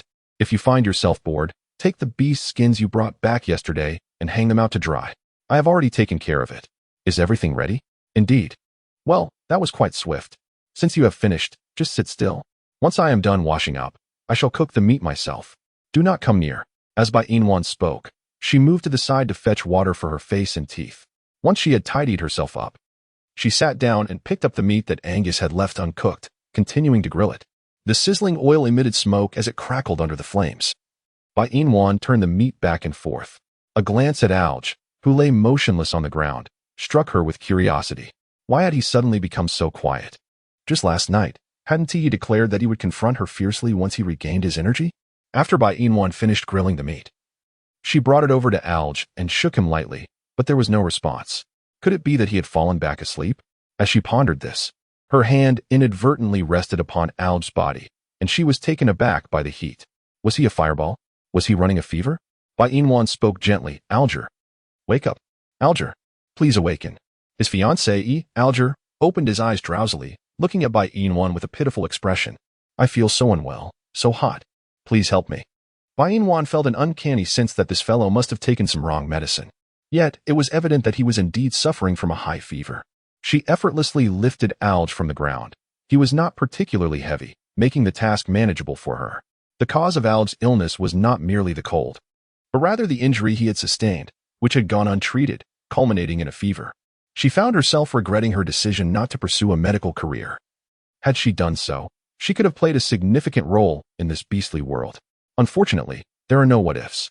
However, during her time in the countryside, she had acquired a modicum of knowledge regarding herbal remedies. Yet, this was a matter of life and death. She could not afford to administer remedies recklessly. Furthermore, she would need to seek out the herbs, and it remained uncertain whether they even existed in this realm. If they did not, Alge would be in dire straits. Thus, in a bid to prepare for the worst, she could only beseech Angus for assistance, for his presence exuded a refreshing coolness that was remarkably soothing. Bainua placed Alge on the haystack, and Angus displayed a look of displeasure. Nwanner, why are you holding him? Nwanner, please don't be upset. Alge is unwell, and we lack the herbs necessary for his treatment. Therefore, could you hold him for a moment to share your warmth? Angus retorted. Hold him? He is not my child. Why should I cradle him? Even if he were my child, I would refuse. I detest this wolf. Bainua observed Angus in a fit of temper, and at that moment she felt it unwise to press him. Rising from her seat, she moved to the side, dampening a cloth with water and placing it upon Alge's forehead in an attempt to soothe him. Yet, this method appeared ineffective, for Angus's scales were too thin, and soon the cloth dried out. Casting a glance at Angus, Bainua implored, Angus, please assist him. He is burning with fever. Would you lend him your tail for a cooling compress? No, I do not like him. Bainwan pressed her forehead. I never asked you to like him. Chapter 227. Why have you only just arrived? If that is the case, why should I assist him? Bainwan gazed at the frail Alger, her heart aching with compassion. If you will not assist him, could you at least extend your kindness towards me? This is his first visit here. He is unfamiliar with anyone but me. If I do not aid him, he may perish. Angus, I am aware of your benevolence. Would you lend him your tail for a brief moment? His fever is quite severe. Dear Nwan, why do you care so deeply for this wolf? His beast grade is so low. Moreover, he appears so diminutive. What is it that you find appealing about him? Bainwan. So Angus is throwing a tantrum because he believes she has feelings for Algie? What nonsense. She has no affection for that scoundrel. She merely wishes to avoid witnessing his demise before her eyes. After all, they inhabit the same world. Bainua felt the temperature of Alge's body rising increasingly. She cradled him in her arms, declaring, if you refuse to assist him, I shall take it upon myself to seek out a veterinarian. I am confident that upon my departure, numerous males will offer their aid. With that, she ventured out of the cave, carrying Alge. However, after a mere few steps, Angus emerged in pursuit, his brow furrowed in disapproval. How dare you threaten me for the sake of this wolf? He exclaimed. Angus was unwilling to hear Bainua's explanations. He forcefully seized Alge from her grasp and descended the mountain. Bainua hurried after him, calling, Angus, where are you taking Alge? Back to the wolf clan, was all he replied before distancing himself from her. Bainua frowned. He is injured and ill. You cannot return him to the wolf clan, or he will perish. Angus appeared to disregard her words entirely, quickening his pace, leaving Bainua unable to keep up. Surveying her surroundings, an eerie silence enveloped her, instilling a sense of dread. Angus, do not abandon me. Come back. I am afraid. She pleaded. I did not intend to threaten you. My only desire was to seek your assistance for Alge. Angus, please do not leave me. Suddenly, a chorus of howls echoed from the depths of the forest. A woo. A pack of wolves surged forth from the trees, encircling Bainua, who felt as though she had become their prey. She retreated, the wolves advancing menacingly. Bainua found herself confronted by an unprecedented number of wolves, her heart racing with fear. Angus! She cried out, yet Angus remained conspicuously absent. She attempted to maintain a facade of composure, but deep down, she was acutely aware that her palms were drenched with perspiration. Faced with such a multitude of wolves, what could she possibly do? With Angus not present, who could come to her aid? Bainua gazed at the approaching wolves, their jaws dripping with saliva, sharp teeth bared, and their piercing eyes fixated on her. What a beautiful female. She is in heat. Let's take her back for mating. Who knows, we might succeed. Brothers, charge. Bainua fell to the ground, and the anticipated pain did not arrive. A serpent's tail flung all the wolves surrounding her against the trees. Bainua's palms and back were already drenched in sweat. She gazed at Angus, who appeared like a savior, tears cascading uncontrollably down her cheeks. Angus, she cried, and without hesitation, she leaped into his embrace. Why did you come so late? Do you have any idea that I thought I would never see you again? I was so frightened. Chapter 228. Weak legs. Unable to move. Angus lowered his gaze upon the sobbing Bainua, who was gasping for breath. Ultimately, he succumbed to her distress. He found himself incapable of turning a blind eye to her plight or harboring anger towards her. What was he to do with her? With a sigh, Angus held her protectively in his arms, his eyes fixed on a few wolves in the distance that threatened menacingly, their tongues flicking like snakes. Having witnessed Angus's formidable prowess moments ago, the wolves hesitated, retreating before ultimately fleeing in disarray. Seeing them depart, Angus made no attempt to pursue. He turned his attention back to Bai Inua, still weeping in his embrace, and gently wiped the tears from her face. Please, stop crying. How could you abandon me and run away? Who made you care more about that wolf than about me? I was infuriated and chose to ignore you, thinking you would be unable to catch up and would return on your own. Yet, who could have foreseen that you would encounter the wolves? Bai Inwan was indifferent to whether Angus had cast her aside out of jealousy. She raised her hand and pounded on Angus's chest, truly believing that those wolves were about to tear her apart. They were so fierce, gazing at her with mouths watering, as if they had been starving for centuries. Moreover, Angus had mentioned that she was in her estrus phase, which would attract many males. What would happen if she were captured by them? No matter how formidable Angus was, he could not contend with a member of the wolf tribe, let alone possibly more than one. So what was wrong with her crying? Was she not frightened? Those wolves appeared more ferocious than serpents. If you remain silent, do you, like me, secretly acknowledge your fault? Even if I were in the wrong. You should not have abandoned me. Do you realize how terrified I was when you did not appear after I called your name? What if I had truly been seized by that pack of wolves? What do you think should be done? Angus was momentarily taken aback by Inwan's questions. He had never contemplated this matter, for he would not permit such an event to transpire. However, if he did not return, perhaps his beloved Inwan would indeed be captured. At that moment, the one to regret would undoubtedly be him. Angus tenderly embraced Inwan, reassuring her, "It is all right now, my dear. There will be no next time. I shall never neglect you out of anger again. Let us return home. My legs are weak. I cannot walk." Upon hearing this, Angus swiftly lifted Inwan from the ground. Nestled in his embrace, Inwan suddenly realized something and quickly inquired, "Where did you throw Alge?" Angus replied, "Are you still worried about that wolf?" "Angus, Alge is still running a fever. You cannot just abandon him without a second thought. Moreover, I do not like him, so tell me, where is Alge?" "I do not know, Angus. You truly care for him more than you do for me." Bai Inua was genuinely defeated by Angus, the jealous one. She rose from his embrace and earnestly declared, "It is not that I care for him. Rather, I am concerned for his well-being. Do you understand? Alge has traversed from my world, so if I wish to inquire about my parents, I must ask him. Now that you have discarded him, how am I to learn about my parents?" Angus, uncertain, inquired, "You do not intend to make him your male, do you?" Bai Inwan, "Did you cast him aside for this reason?" Chapter 229 Bai Inwan, "You heartless wretch." Angus nodded honestly. "Indeed. Thus, I can unequivocally assure you that I will not allow him to become my male. Even if I were to acquire another male in the future, without your consent, I absolutely refuse. I will not permit you to have any male other than myself." Bai Inwan nodded. "Very well. I desire no one but you. Now, can you tell me where you have discarded Alge?" "In a pit." Bai Inwan. Angus crouched down, saying, "Come on, Nwaner. I will carry you over." Without hesitation, Bai Inwan climbed onto Angus's back, and he took her to a secluded spot. Just as Angus departed, the wolves who had fled moments earlier emerged from the forest. Exchanging glances, was that female just referring to Alge? Indeed, that Alge has such a beautiful female who is so infatuated with him. I had truly underestimated him. They plotted. The next time he returns, we shall capture him and use him to ensnare that female. One of the smaller wolves spoke up. "But that female's male is a solitary beast. Moreover, his beast rank appears quite formidable. None of us could overpower him. If we were to abduct his female, would he not annihilate our entire clan?" Another wolf interjected, With so many high-ranking beastmen in our tribe, are we truly afraid of that solitary beast? Besides, he is so attached to his female that capturing her would be akin to grasping his very life. I shall relish the moment to see how arrogant he can remain after that." "You have a point. Let us go." In the depths of a pit, Alge found himself ensnared in the mire, writhing helplessly. His already weakened state had deteriorated further, and as he felt himself sinking deeper into the muck, despair washed over him. Was this to be his end so soon after arriving? What cruel fate had befallen him? Had he, in a past life, incurred the wrath of the divine? How else could one explain such misfortune? Transplanted into this forsaken place, falling ill, and now trapped in a bog. As his strength waned, he wondered what he could possibly do.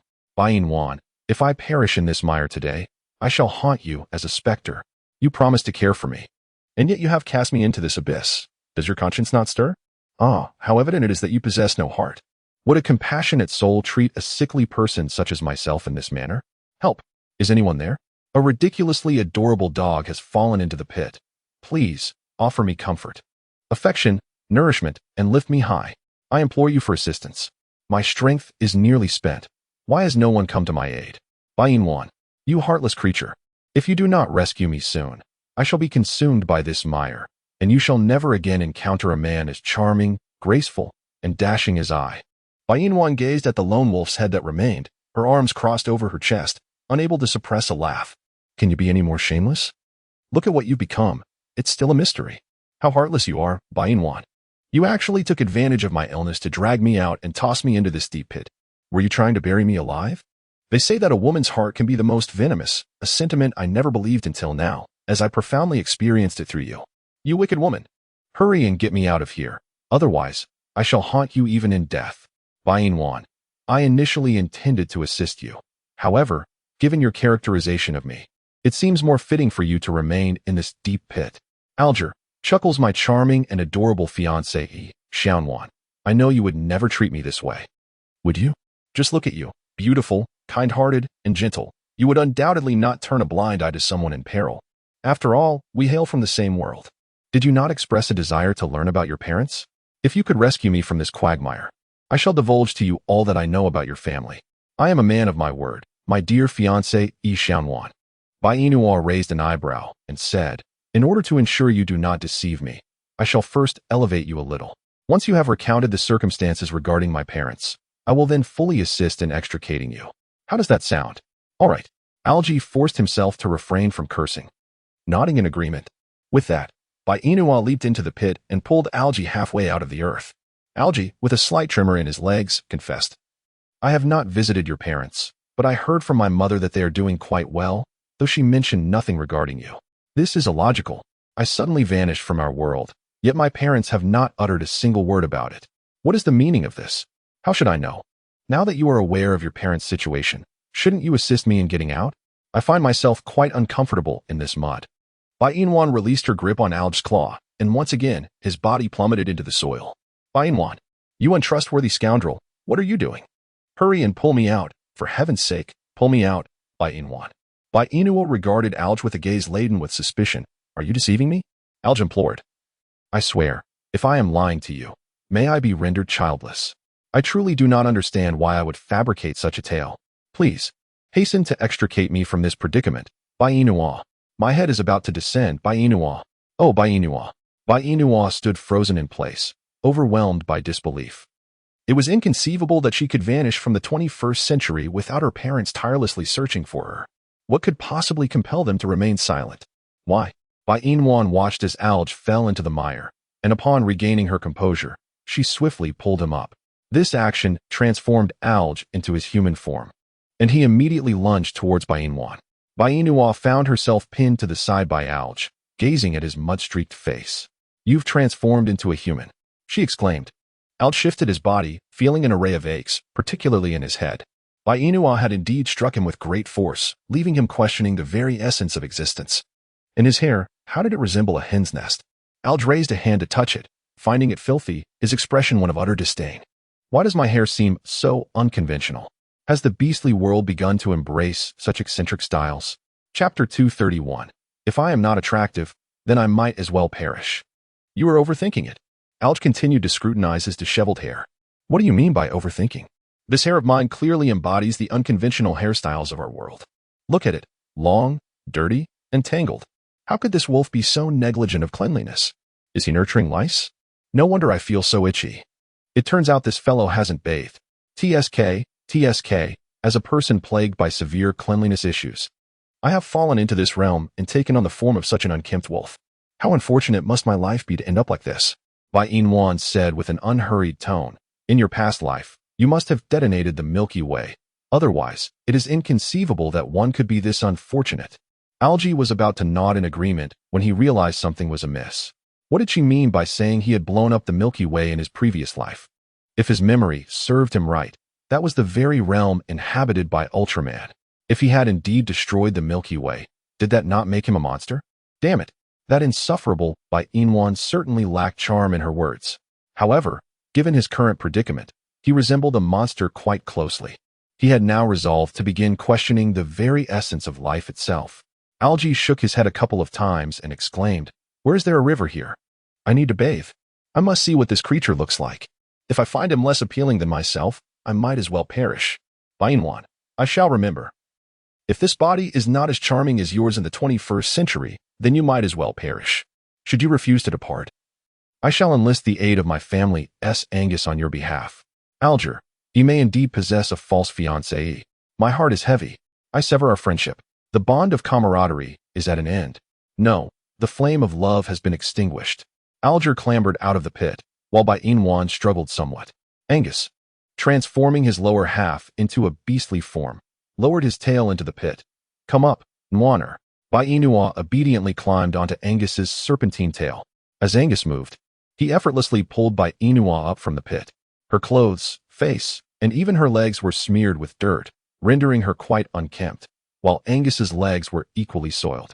Angus had the option to bathe in the river, but for Bainua, such a luxury was not afforded. She was in a delicate state and could not come into contact with cold water. Her hands were disgracefully dirty, and as she pressed them together and rubbed, some of the grime was dislodged. Angus remarked, "Do not rub them any further. When we return home, I shall prepare warm water for your bath. With how filthy I am, it will undoubtedly require a considerable amount of water. Fear not," he continued. "The stone basin from last time is filled to the brim.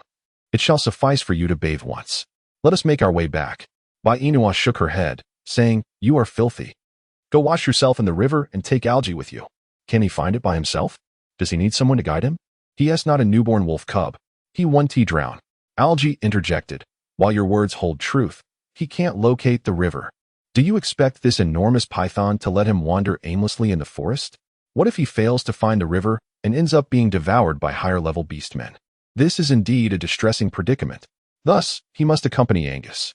The paramount reason is that he can protect him, and secondly, he won't get lost, ensuring he finds the river without issue.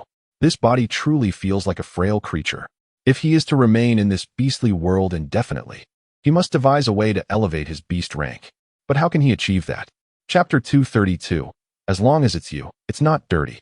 Algae unconsciously fixed his gaze upon Angus, who appeared imposing and formidable.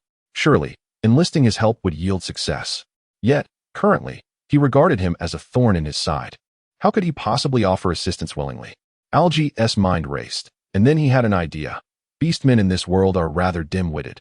He could surely manipulate him. However, not at this moment. First, he needed to find a place to bathe. If he delayed any longer, he would truly begin to doubt his existence. With a face smeared in dirt, Algae looked at Angus and said, "Oh, magnificent and handsome serpent brother, would you kindly take me to bathe? I have a matter I wish to discuss with you. I have no business with you." Algae chuckled, "Don't be like that. What I want to discuss pertains to Bainua. Would you care to listen? These matters are unknown to her. Matters concerning Nwaner." Angus scrutinized Algae anew. "If you dare deceive me, I will show you no mercy. Even if Nwaner tries to intervene, I will not hesitate to devour you whole." Algae sensed a palpable threat in Angus's eyes and nodded. "Rest assured, I will not deceive you. Follow me," Angus declared, taking Bainua's hand and leading her toward the riverbank. Bainua pulled her hand back. "My hands are dirty. Do not pull. As long as it's you." "It's not dirty." Bai's heart raced with a fervent thump. This fellow's charm was truly becoming increasingly formidable. Alge walked behind Bai and Angus, his gaze darkening, his mind swirling with countless thoughts. He could not comprehend why the sight of Bai and Angus together stirred such unease within him. Was it merely because Bai had once been his betrothed? Yet, in the 21st century, he had never harbored feelings for her. So what was the cause of this disquiet? 10 minutes later, Angus led Bai and Alge to the riverbank.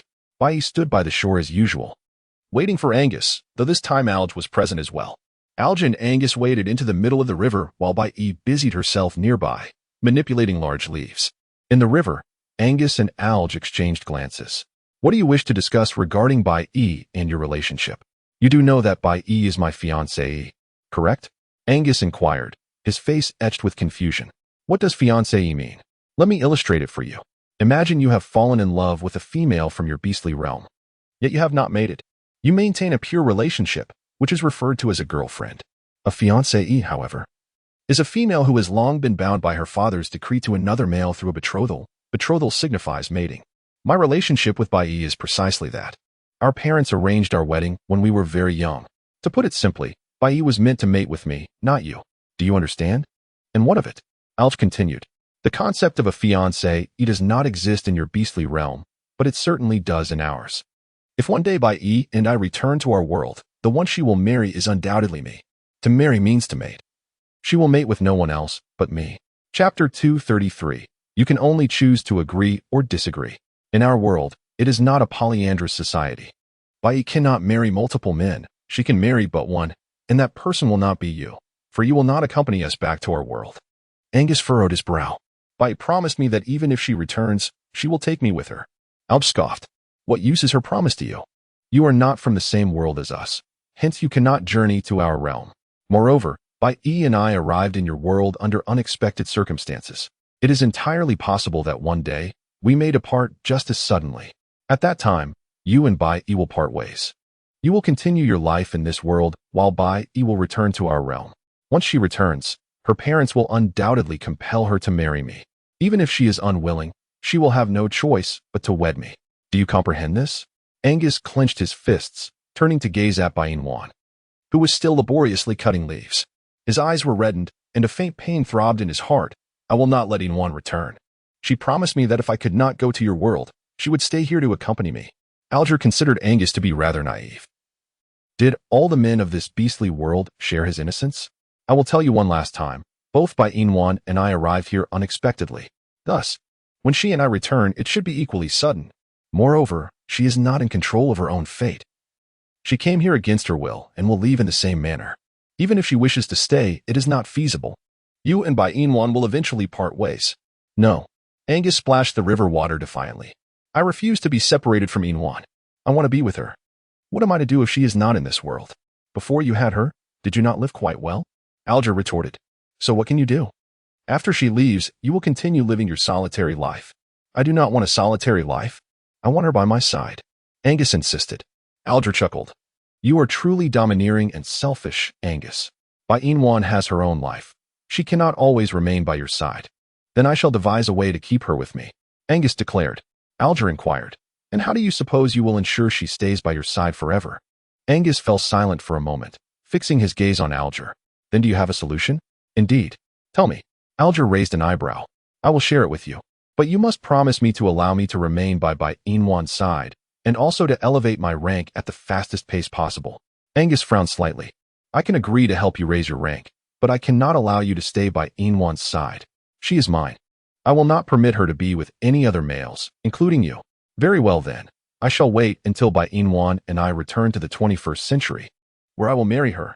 By that time, you will no longer see Bai Wan. Are you threatening me? Alger chuckled. This is not a threat, but a fact. Angus, I hope you can comprehend your situation. You currently lack the power of choice. You can either agree or disagree. Do you understand? Chapter 234. If you deceive me, I will ensure your suffering is beyond measure. Angus made one final concession. I can allow you to stay in the cave, but I will never permit you to mate with Wan. This is my ultimate concession. If you still do not tell me how to keep Wan by my side indefinitely, then I refuse. If Wan leaves me, I shall leave with her. Even if I cannot go to your world, I shall accompany her. Alger remarked. Why does that sound so strange?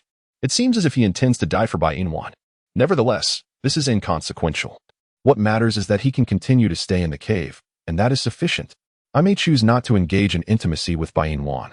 Yet you must assure me that you will refrain from uttering threats of devouring me at the slightest provocation. My courage is not particularly robust, so please do not frighten me. Does that signify your agreement? Angus's jaw twitched subtly, indicating his acquiescence to Alge. A smile graced Alge's lips. Very well.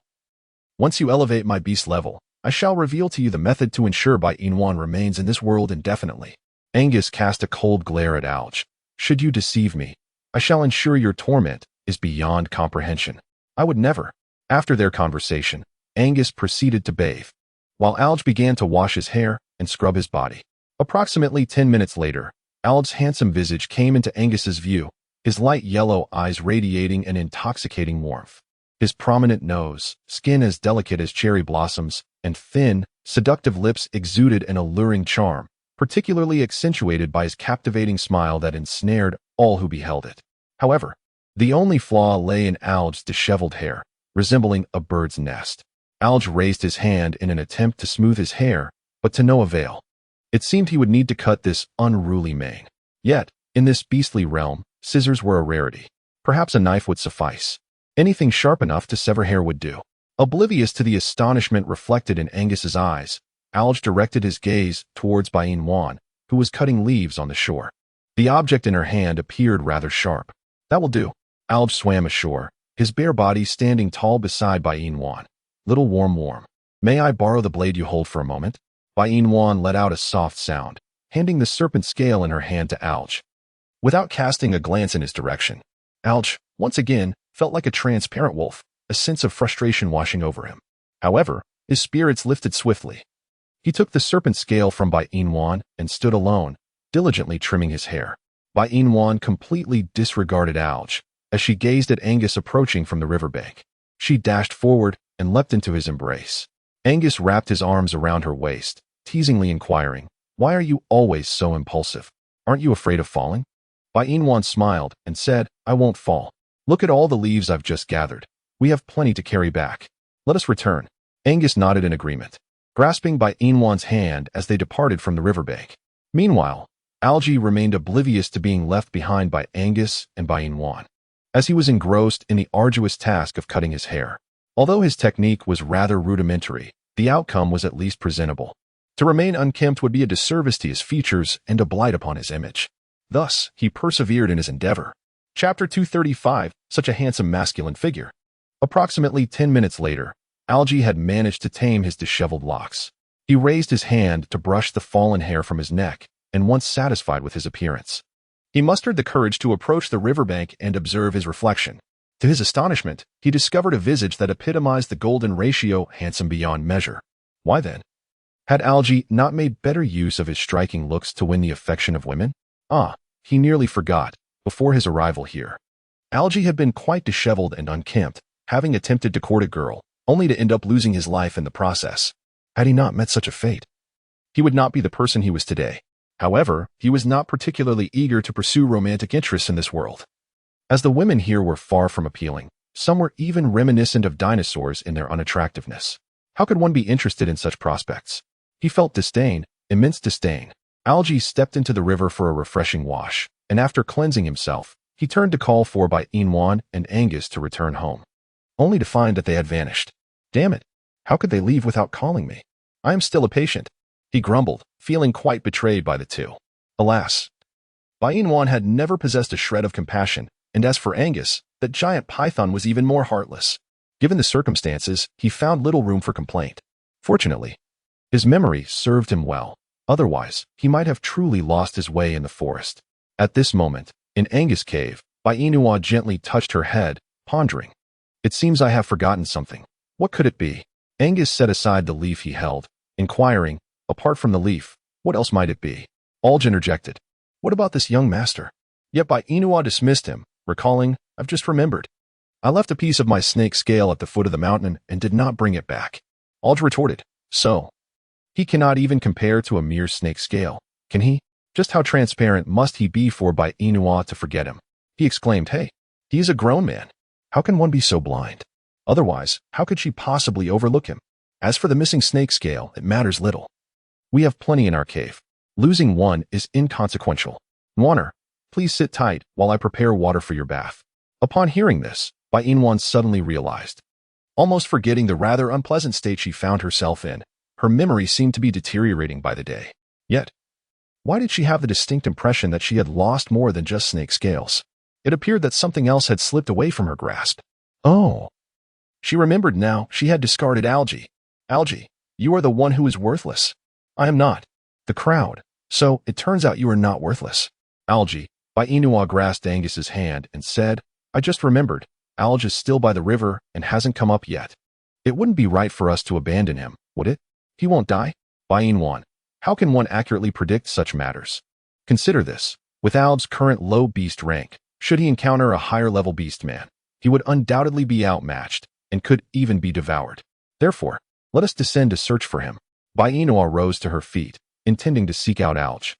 When she beheld a bare male figure standing at the entrance of the cave, Bainua gazed at Alj's face, entranced. What a strikingly handsome male. Chapter 236.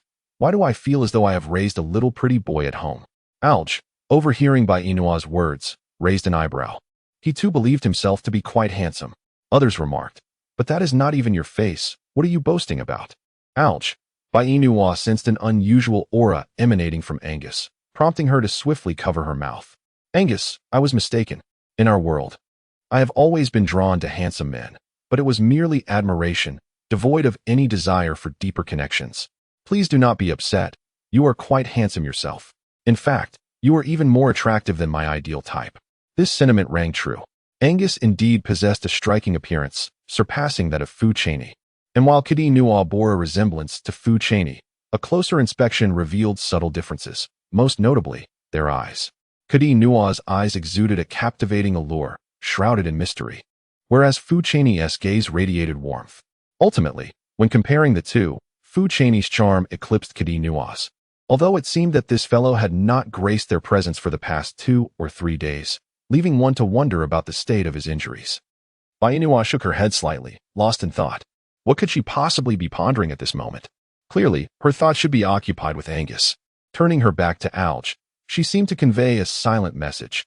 No matter how handsome or charming you are, you could never surpass my Angus. Alj, feeling exasperated, muttered under his breath, fool. After his retort, he strode into the cave, disregarding both Bainua and Angus. He crouched beside the nearly extinguished fire, diligently adding logs to the dwindling flames. In no time, the fire blazed anew, and Alj quietly tended to it, casting his gaze upon the skewered meat nearby, which he then placed over the flames to roast. Bainua observed Alj's actions and stepped forward to snatch the roasted meat from his hands. Who permitted you to take the skewered meat prepared by my male? And who are you to intrude upon the cave shared by Angus and me? She continued, you fool. Do you truly not recognize my identity? This voice. Alj. What? Are you so stirred to discover it as I? However, I must caution you. Do not fall in love with me, for I shall not reciprocate your affections, nor will I become your male. Bainua disdainfully remarked, who cares? If you wish to eat meat, go prepare it yourself. You are not allowed to consume the Angus meat I have skewered for myself. Alj retorted with disdain. Is it merely a matter of eating a bit of meat? Must you be so stingy? If you want to do it yourself, then by all means. I have hands and feet. Do you truly fear that I would starve? Bainua remarked. Since you possess such remarkable abilities, why do you not venture out to hunt? At that moment, Alj did not attempt to assert his prowess, for he was acutely aware of his current level. He feared that in an effort to impress Bainua, he might gamble with his own life. Thus, he refrained from engaging in a battle of wits. Alj casually responded, once I elevate my beast rank, I shall embark on a hunt. This implied that until he ascended in rank, he would have to rely on Angus to procure sustenance for him. Bainua experiences a peculiar sensation, akin to that of Angus harboring a young paramour at home. This fellow is neither her nor Angus's offspring. What compels them to care for him? Truly perplexing. Bainua harbored a reluctance to allow Angus to raise Alj, for Angus was her male companion, and even the thought of caring for him alone caused her heart to ache. The addition of Alj only intensified her sorrow. As she pondered this, her disapproval of Alj grew even stronger. However, no matter how much she resented him, she could not simply cast him aside to face his demise. The only feasible way to rid herself of him was to persuade Angus to lower his beast rank. Once Alj's rank diminished, he would be free to depart. Alj mused to himself that he seemed to have heard someone suggest he should leave. Yet, once his beast rank was elevated, who in their right mind would choose to remain here? He was determined to return and confront the group of males who had caused him such distress. While he wouldn't outright wish for their demise, delivering a resounding slap to their faces and showcasing his superiority was certainly in order. Indeed, that was his plan. With this resolution, Alj began to contemplate various methods of retaliation in his mind, ultimately finding himself chuckling, exuding a sense of cunning mischief. How had he come to embody such a sentiment? Bainua's lips quivered slightly as she pulled Angus aside to sit down. You must keep your distance from that scoundrel Alj. He will corrupt you. Angus replied, but I need him to elevate my beast level. His words implied that his desire for enhancement necessitated his proximity to Alj. Yet, in the 21st century, Mo Bayuan was notorious for being a notorious rogue. Given Angus's innocence, he would undoubtedly fall prey to Mo Buyuan's nefarious influence. Bai Inua now harbors an ominous premonition, one that entirely emanates from Mo Buyuan. Suddenly, she finds herself reluctant to allow Angus to remain in Mo Buyuan's company. What should she do? Bai Inua tightly grasps Angus's wrist, urging Angus. Why not directly inform Alge of the method to enhance his beast level? There's no need for you to be with him. Let him train on his own. It amounts to the same. But I have promised. Angus retorts. And so what? Is it forbidden to have second thoughts? I will not deceive. Naturally, I shall not permit anyone to deceive me either. Bai Inua notices Angus's unwavering gaze fixed on Alge, causing Alge to shiver involuntarily. He halts his butchering, snapping. What are you staring at? Haven't you ever seen someone carving meat before? With that, Alge resumes his task, entirely disregarding Angus's words. Not permitted to be deceived? Huh. His skills in manipulation are quite formidable. Given his intellect, he is unlikely to prevail in a contest of wits. He can only endure the deception. He must endure the mockery. Yet, Bai Inua is not one to be easily fooled. If she discovers that he has been secretly deceiving Angus, he cannot guarantee that Bai Inua won't undermine him. That would be a most terrifying situation. It appears he must hasten to elevate his beast level, otherwise, Angus might truly devour him whole. Angus retracts his gaze, saying, Nwaner, you stay here. I shall fetch water for you to bathe. He instructs, just place the stone pot on the rock. Let Alge handle the rest. Alge blinks, somewhat bewildered, pondering why this statement feels so utterly misplaced. What does it mean to let him handle the remaining tasks? Does Bai Inwan mean for him to prepare bathwater for her? Has this woman overthought it? Indeed, she is not his mate. Why should he bother to heat water for her bath? If she wishes for hot water, she should prepare it herself. Or perhaps let Angus do it. He certainly will not take on that task. He is not her male counterpart. Why should he warm bathwater for her? If she wishes to bathe, she should tend to her own needs and not expect him to serve her.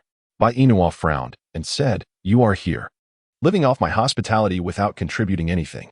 If you do not intend to take any action, then kindly remove yourself from my presence, understood? Alger, Chapter 238. Nwaner is going to take a bath, and you are not allowed to watch. What the hell? Just say whether it's hot or not. Are you trying to bully me? Bai Inwan chuckled. Did your eye witness me bullying a human? Clearly, I was tormenting a wolf. Alger replied. Her reasoning is quite compelling. I find myself at a loss for words. He begrudgingly acknowledged his current state as a wolf, rather than a human, though, even as a human, he would still be a werewolf. After all, he was indeed a wolf at this moment. However, observing Bai Inwan's commanding demeanor filled him with frustration. Yet, despite his anger, he had to endure, for he relied on Angus to elevate his beastly rank. Once his level ascended, he would ensure she faced the consequences of her actions. Reluctantly, Alger nodded. Very well. I shall burn. Bai Inwan nodded in satisfaction, instructing Angus to prepare the stone pot filled with water atop the rocks, while Alge began the arduous task of heating water for her bath. Never in the 21st century had he ever engaged in such labor. His first experience was thus willingly bestowed upon this insufferable girl, and he felt an overwhelming sense of injustice. Crack, crack. In frustration, Alge snapped twigs and tossed them into the fire, while Bai Inwan observed his ire with a resigned shake of her head. Her intent in having him tend to the flames was merely to encourage him to shed his former identity as a young master and adapt to his current role. Once he departed from this place, no one would be there to assist him, so he must acclimatize now. Yet, he perceived her actions as mere commands. Admittedly, there was an element of that involved.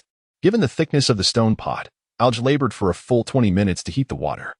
Before he could even call Bai Inwan to bathe, Angus seized him and unceremoniously hurled him out of the cave. Alge felt wronged, yet he suppressed his tears. His face burned an ashen hue, but before he could bask in any sense of accomplishment, he found himself ejected. What was the meaning of this?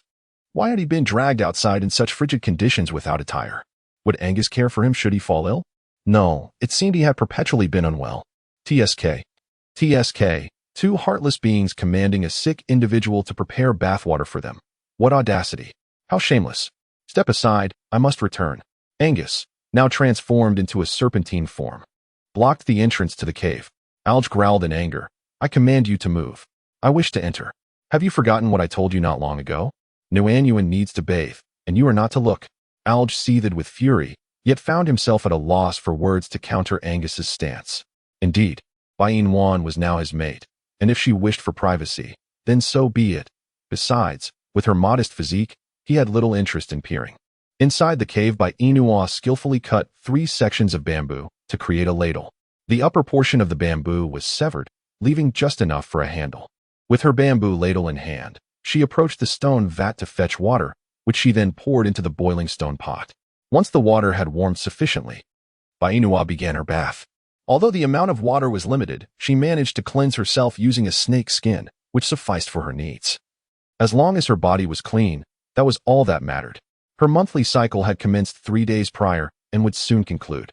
In just 2 days, she would relish the opportunity to bathe comfortably in the river at noon. This, of course, was a luxury reserved for the summer months, as winter offered no such indulgence. Chapter 239. I see you are not favored at all. Half an hour later, after Inua had finished bathing and tidied up, she called Angus and Algie to enter. Algie glanced at the damp area where he was supposed to sleep, and an assortment of expletives raced through his mind. He sighed. Inua, you certainly have a knack for choosing your bathing spots. You bathe right where I am meant to sleep. While you enjoy your comfort, how am I supposed to rest? I ask you, how am I to find sleep? Inua was taken aback by Algie's outburst. The cave is so spacious, you could find another place to rest. When night falls, I shall fashion a nest for you from straw, and you can sleep within it. Algie retorted impulsively. Do you truly believe you are caring for a dog? Why not suggest I sleep outside the cave instead? This way, I could still show you the cave. If you wish to sleep outside, so be it. Algie said in a rather uncouth manner. Who do you think you are? Have you forgotten that I am still feverish? How can you mistreat a patient like this? Are you truly oblivious to my condition? I ask you, are you out of your mind? Out of my mind? What does that even mean? Inua realized that she was having difficulty comprehending the words spoken by Algie. Yet, they hailed from the same world. So it seemed implausible that she could not understand him. This sensation felt oddly familiar. It was as if she had encountered it somewhere before. Inua found herself lost in recollection, yet when the memory surfaced, her expression shifted. For the word float was a term often used by her owner when scolding a husky. Typically, after a husky had chewed on something, its owner would grasp its face and demand, "You mischievous pup, tell me, have you been floating again today? Have you?" Thus, was Algie treating her as if she were a husky? Did she truly seem so foolish? That Algie. Ah, how vexing this mob you on. Since you have no desire for the nest I constructed, then you may as well continue sleeping on the ground. With that, Inua approached the fire. Seizing the skewers of meat Angus had prepared for her and began to roast them, her demeanor suggesting she was quite irate. Angus, with a menacing glare, flicked his tongue at Algie, who retreated in alarm. What do you intend to do? He warned. Should you dare to provoke Noah again, I shall swallow you whole. Algie, feeling the presence of a formidable python by his side, found himself petrified. For the sake of his own life, he resolved to tread carefully in every situation. Yet, he realized that speaking in such a manner was habitual for him in the 21st century. It was a hard habit to break. At the very least, he could refrain from intentionally provoking Inua. A protective male was indeed a fearsome thing. Algie settled beside Inua, taking the meat he had just prepared and began roasting it beside her.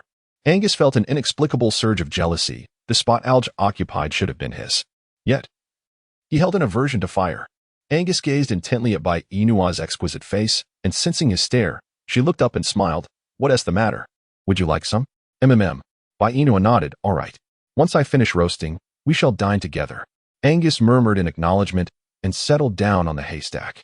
Algie whispered, I must say, my fiancé, why does Angus, as your male counterpart, not prepare food for you, but rather expects you to cook for him? Is it not commonly said that in the beast realm, females are highly cherished? Yet, I see no evidence of such adoration in your situation. Have you perhaps chosen the wrong male? Chapter 240. Are you planning to lay serpent eggs next? What do you mean by me choosing the wrong male? Angus treats me exceptionally well, and in a relationship, it is customary for both parties to contribute. Besides, roasting meat is hardly burdensome. Algie frowned. While your words hold validity, this realm differs greatly from our own. In our world, mutual contribution is a common practice. Yet here, in the beast realm, it is typically the male who provides for the female, while the female's duties are merely to eat, sleep, and seek new males when boredom strikes. But you, my dear, give off the distinct impression of a housewife. At only 19 years of age, why would you choose to confine yourself to such a role during your blooming youth? Are you soon to be laying serpent eggs and birthing serpent offspring? However, are you certain you will not be frightened? Just imagine birthing a brood of serpent eggs alone. Oh, Or perhaps it's more accurate to say, giving birth to a swarm of serpent hatchlings, densely packed. Doesn't that notion unsettle you? I recall a news story from our world about a young girl who had an entire belly full of snakes. When the doctors performed surgery, countless serpents slithered out. The scene was so shocking that even the doctors were taken aback. And importantly, these large pythons appeared venomous. The snakes you give birth to would likely possess venom as well. If that is the case, will you not fear being bitten to death by your own serpent offspring? I have heard that serpent beasts may consume their own mothers, fathers, and even siblings. Anything that is edible is fair game. After hearing my words, do you regret mating with that large python? Bainua blinked and looked at Angus, who sat nearby, and responded, no regrets. Even if one day you were to be bitten or devoured by your own serpent offspring, would you still feel no remorse? No. In the past, I might have deemed the idea of laying serpent eggs terrifying, but over time, my perspective has shifted. If you truly love someone, it matters not what you bear. It is all inconsequential. As long as the child is with the man I love deeply, I shall cherish it. Alge, when you encounter your beloved female one day, you will understand why I am willing to bear serpent eggs for Angus. Alge's mind flashed with images of numerous females, each more terrifying than the last. He feared his own response. Even if he did, he would not dare approach. Every normal man would inevitably experience a biological response. Thus, even if he does have such a reaction, he would refrain from mating with the females of this world, except for those of striking beauty. However, should they be of less appealing appearance, he would not even entertain the thought. The mere sight of them could render him devoid of any response. Arj did not engage in further conversation with Bainwan. Instead, he focused on the perfectly roasted meat in his hand. He blew on it gently and brought it to his lips, taking a bite. It was crispy on the outside and tender within. Simply put, it was delectable. To elaborate, it was delicious, though it could have used a touch more salt. Once he became accustomed to the ways and the locale of this beastly world, he would surely seek to acquire some salt for himself. Consuming such tasteless food constantly would surely deplete the alkalinity within his body. He must ensure that his existence in this realm surpasses that of the 21st century. Only then would it be worthy of his name. Mo Bayuan. Chapter 241. I am being pursued, and it is solely due to their jealousy of my appearance. Bainua, having finished grilling the meat, rose and took a seat beside Angus. She gently blew on the morsels until they cooled, before offering them to him, saying, enjoy, Angus. You must eat. Bainua smiled and said, where could there possibly be so much meat? Do you really think I would lack something to eat? Please, go ahead and eat first. I can grill more once you are finished. Angus accepted the roasted meat from Bainua's hand, yet he did not consume it. Instead, he quietly gazed at her. In truth, what he yearned for was not merely the roasted meat, but rather the warmth of her presence beside him. He realized how petty he was being, disallowing her from engaging in excessive intimacy with other males. Yet, such feelings stemmed from his affection for her. If he did not love her, he would not feel jealous. If Bainua were to discover that Angus had already mastered many words from the 21st century, she might be overjoyed, though those terms may not be particularly suitable. Bainua observed Angus refraining from indulging in the roasted meat, and in her perplexity, she inquired, Angus, why aren't you eating? Is my grilled meat unpalatable? Alternatively, how about I ask Alge to offer you his roasted meat instead? Alge interjected, what the hell? Is this what they call getting shot while lying down? Is there a mistake? His grilled meat is clearly just like Bainua's. Why would Angus prefer his over Bainua's? This giant python seems utterly ungrateful. In this beastly world, do other females ever roast meat for their males? The answer is a resounding no. So why on earth doesn't Angus appreciate the meat Bainua has prepared for him? He dreams of savoring Alge's grilled meat. What a delusion. Alge devoured his meal heartily, showing no intention of relinquishing his roasted meat to Angus. In truth, Bainua's intention was to exchange her grilled meat for Alge's. Yet, Alge appeared to misinterpret her request, believing she wanted him to hand over his grilled meat to Angus, necessitating him to roast anew. Was she truly that malevolent? Bainwan cast a disdainful glance at Alge. Who cares about the meat you roast? Eat so hastily. Be careful not to choke. Alge retorted, humph. Even if you were to perish, I would still be here. He chuckled. Perhaps you have already met your demise in the 21st century. Otherwise, why would your soul traverse here? I am blessed with charm, and the heavens, envious of the multitude of admirers I attract, have allowed me to experience life in this primal realm. So what? If you can traverse dimensions, why can't I possess a wandering soul? Bainwan let out a disdainful sound. So you take pride in your soul's transmigration, do you? Indeed. I take great pride. Then why don't you demonstrate that pride outside? When you are being hunted by a pack of lions and tigers, let's see how proud you remain. Algae, impervious to Bai Inwan's provocation, retorted, the only reason I am being pursued is due to their envy of my appearance. Shameless. In this beastly world, do you think preserving your dignity will allow you to survive? The answer is no. So what value does dignity hold? Bai Inwan exclaimed, I have no desire to converse with you. It seems as though I am eager to engage in dialogue, which is quite absurd. Alge took up a piece of meat, devouring it heartily, despite it getting somewhat lodged between his teeth. Yet, as long as it satisfies his hunger, that is all that matters. Bai Inua withdrew her gaze and observed the sense of despondency in Angus's eyes, perplexed as she inquired, Angus, what troubles you? Why such a countenance? Is there something amiss with your health? Or did you sustain an injury while confronting that pack of wolf beasts? Faced with Bai Inua's concern, Angus felt an even deeper sense of despair.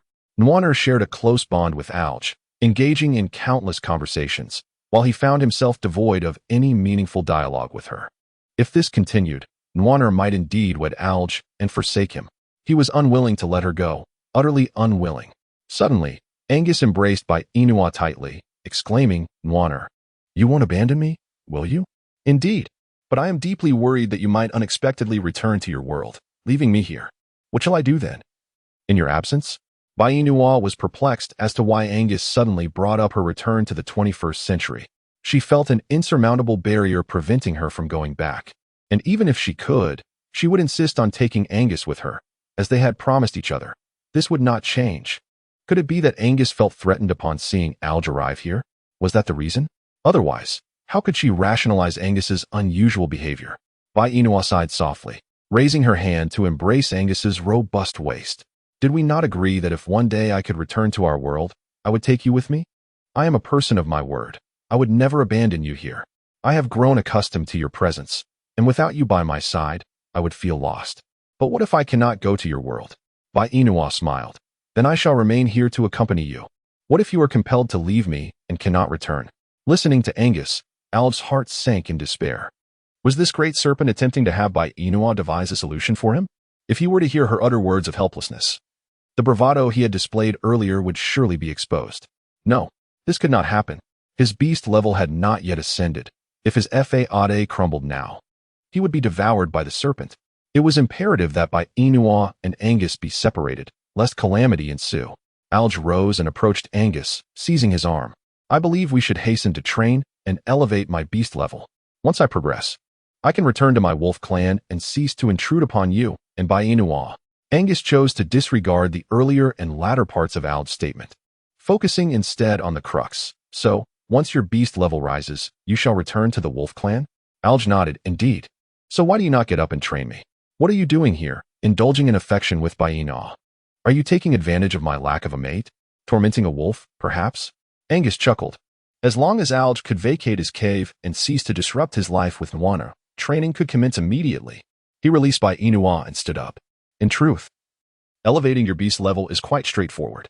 You merely need to consume the beast pearls of higher-level beast men and convert them into your own beast level. I shall first procure a beast pearl for you, and once you swallow it, I will instruct you on how to transform it into your own level.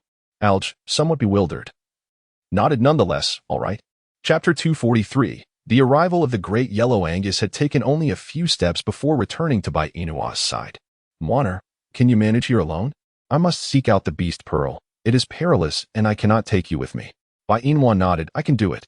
Do not worry about me. You may proceed with peace of mind. Take care and avoid any harm. After a brief pause, Angus continued, your situation is rather unique at the moment. Bai Inwan was fully aware of the implications behind Angus's words regarding her uniqueness. At this moment, she was in heat, rendering her indeed exceptional. In this world, females were already a rarity, and her current state only heightened her desirability, which is precisely why she would not venture outside. With this thought in mind, Bai Inwan smiled at Angus, saying, I am aware of my uniqueness. Rest assured, I shall remain here while you and Alge endeavor to elevate your beast ranks. I will occupy myself with small tasks until your return. Angus knelt down and kissed Bai Inwan's lips before departing the cave with Alge, who remarked that Bai Inwan and Angus were indeed indulging in their affection. Bah, more like tormenting the wolves. After Angus and Algie left, Bai Inwan began to contemplate the use of bamboo, aspiring to weave a bamboo umbrella. To do so, she first needed to split the bamboo. But a snake scale would not suffice for this task. A machete was required. Unfortunately, none were available, prompting her to devise alternative methods to breach the bamboo. Hiding away, Bai Inwan's mind raced until she had an epiphany. She could use a pebble to smash the bamboo, and then gradually slice it into strips with the snake scale. Yes, it's settled then. Bai Inwan, with resolute determination, picked up a pebble of moderate size from the ground and began to strike the bamboo, producing a rhythmic sound that echoed through the cave. A small tiger cautiously emerged from the cave entrance, peering inside to assess the situation. Upon noticing that only Bai Inwan was present, the little tiger joyfully leaped towards her. Bai Inwan gazed at the little tiger that had unexpectedly appeared at her feet. She paused her actions and looked at him. "Da Huang, what are you doing here?" Roar, roar, roar. Bai Inwan still couldn't comprehend what Da Huang was saying. However, the mere sight of Da Huang brought her immense joy, for the little creature's soft and adorable form resembled that of a newly born puppy. Da Huang exclaimed, "Does your little puppy have a character for king on its forehead? As if having a name like a dog weren't enough. Now my beastly form is being likened to one. How infuriating." Da Huang circled around Bai Inwan, then lifted a paw to scratch her leg, causing a ticklish sensation that made her crouch down and gently stroke Da Huang's head. "Da Huang, you haven't answered my question yet. What brings you here? Have your parents stopped feeding you again? Yet, even if they neglect you, you still have your brother Barrett. Where has he gone? Is he out again, not at home?" Bai Inwan smiled helplessly and said, "What on earth are you trying to convey, little one? I couldn't comprehend a single word. Are you expressing your hunger?" Bai Inwan glanced around, realizing that there were no fish left in this cave, and the meat was unsuitable for you as you possessed no teeth. You could only consume fish or drink milk, yet I have none. The young lady is not pregnant. Thus there is no milk to offer you. Chapter 244. When did this golden needle mushroom transform into a large radish? Roar, roar, roar.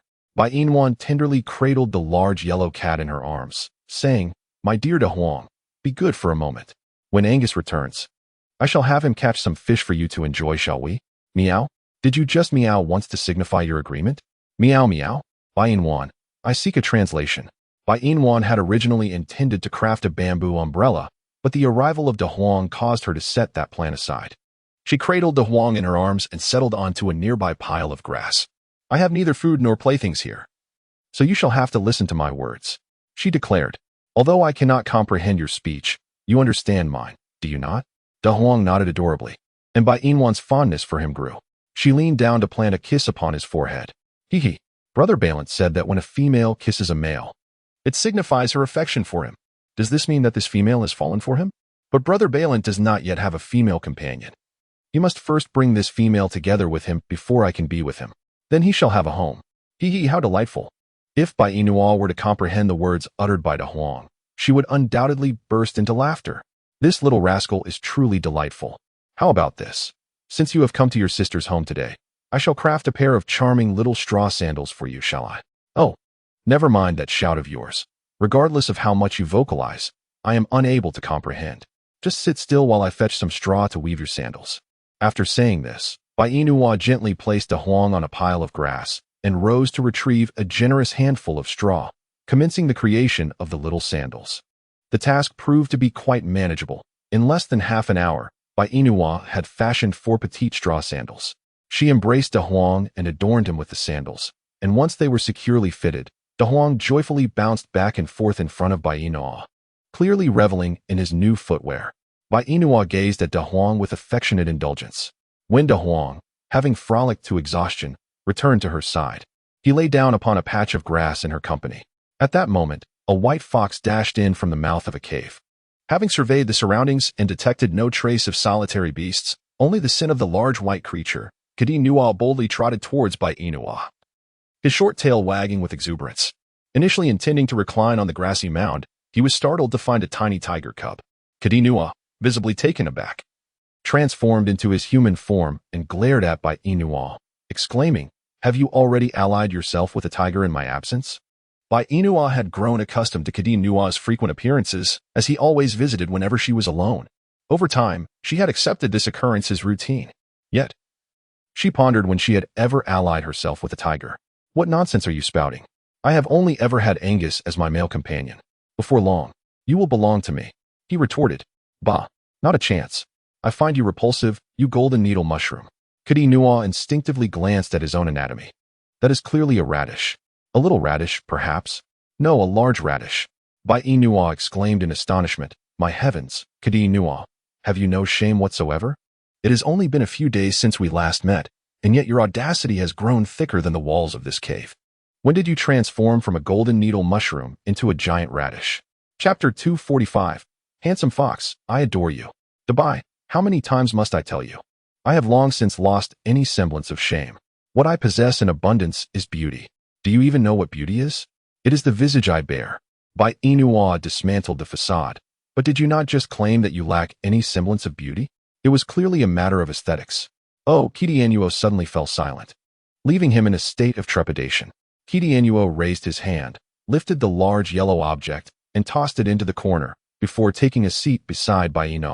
The large yellow object protested with a cacophony of roars. Roar, roar, roar. Bai gazed at Kidino and inquired, You are an orc, enlighten me. What did Dahuang convey?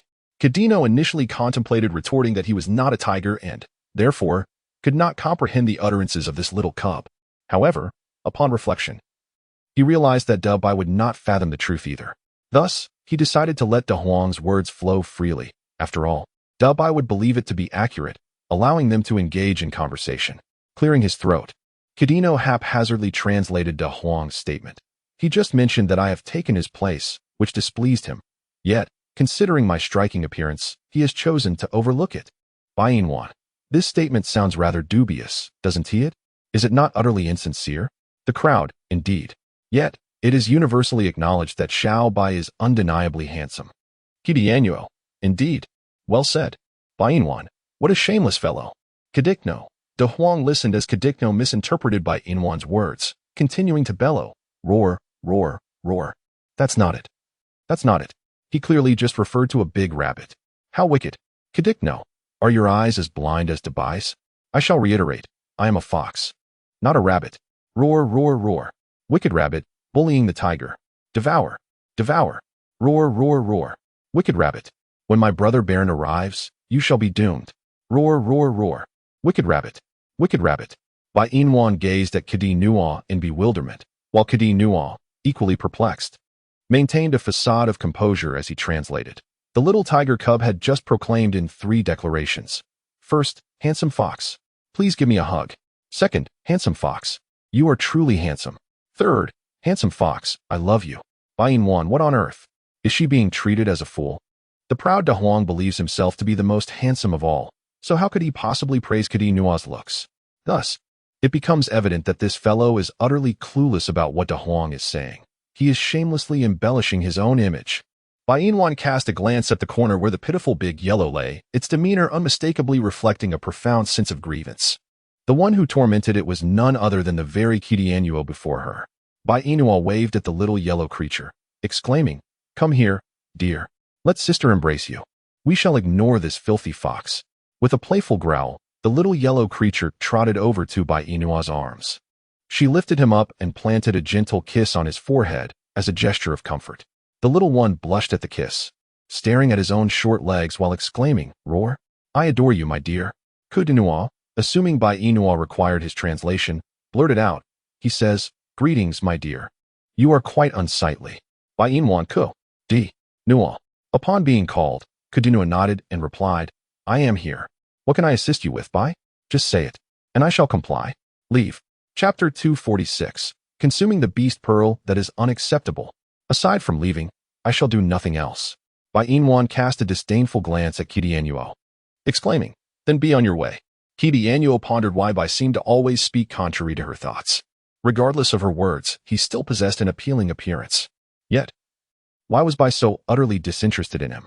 Despite his persistent pursuits, having stolen kisses from her on 2 occasions, they had yet to hold hands.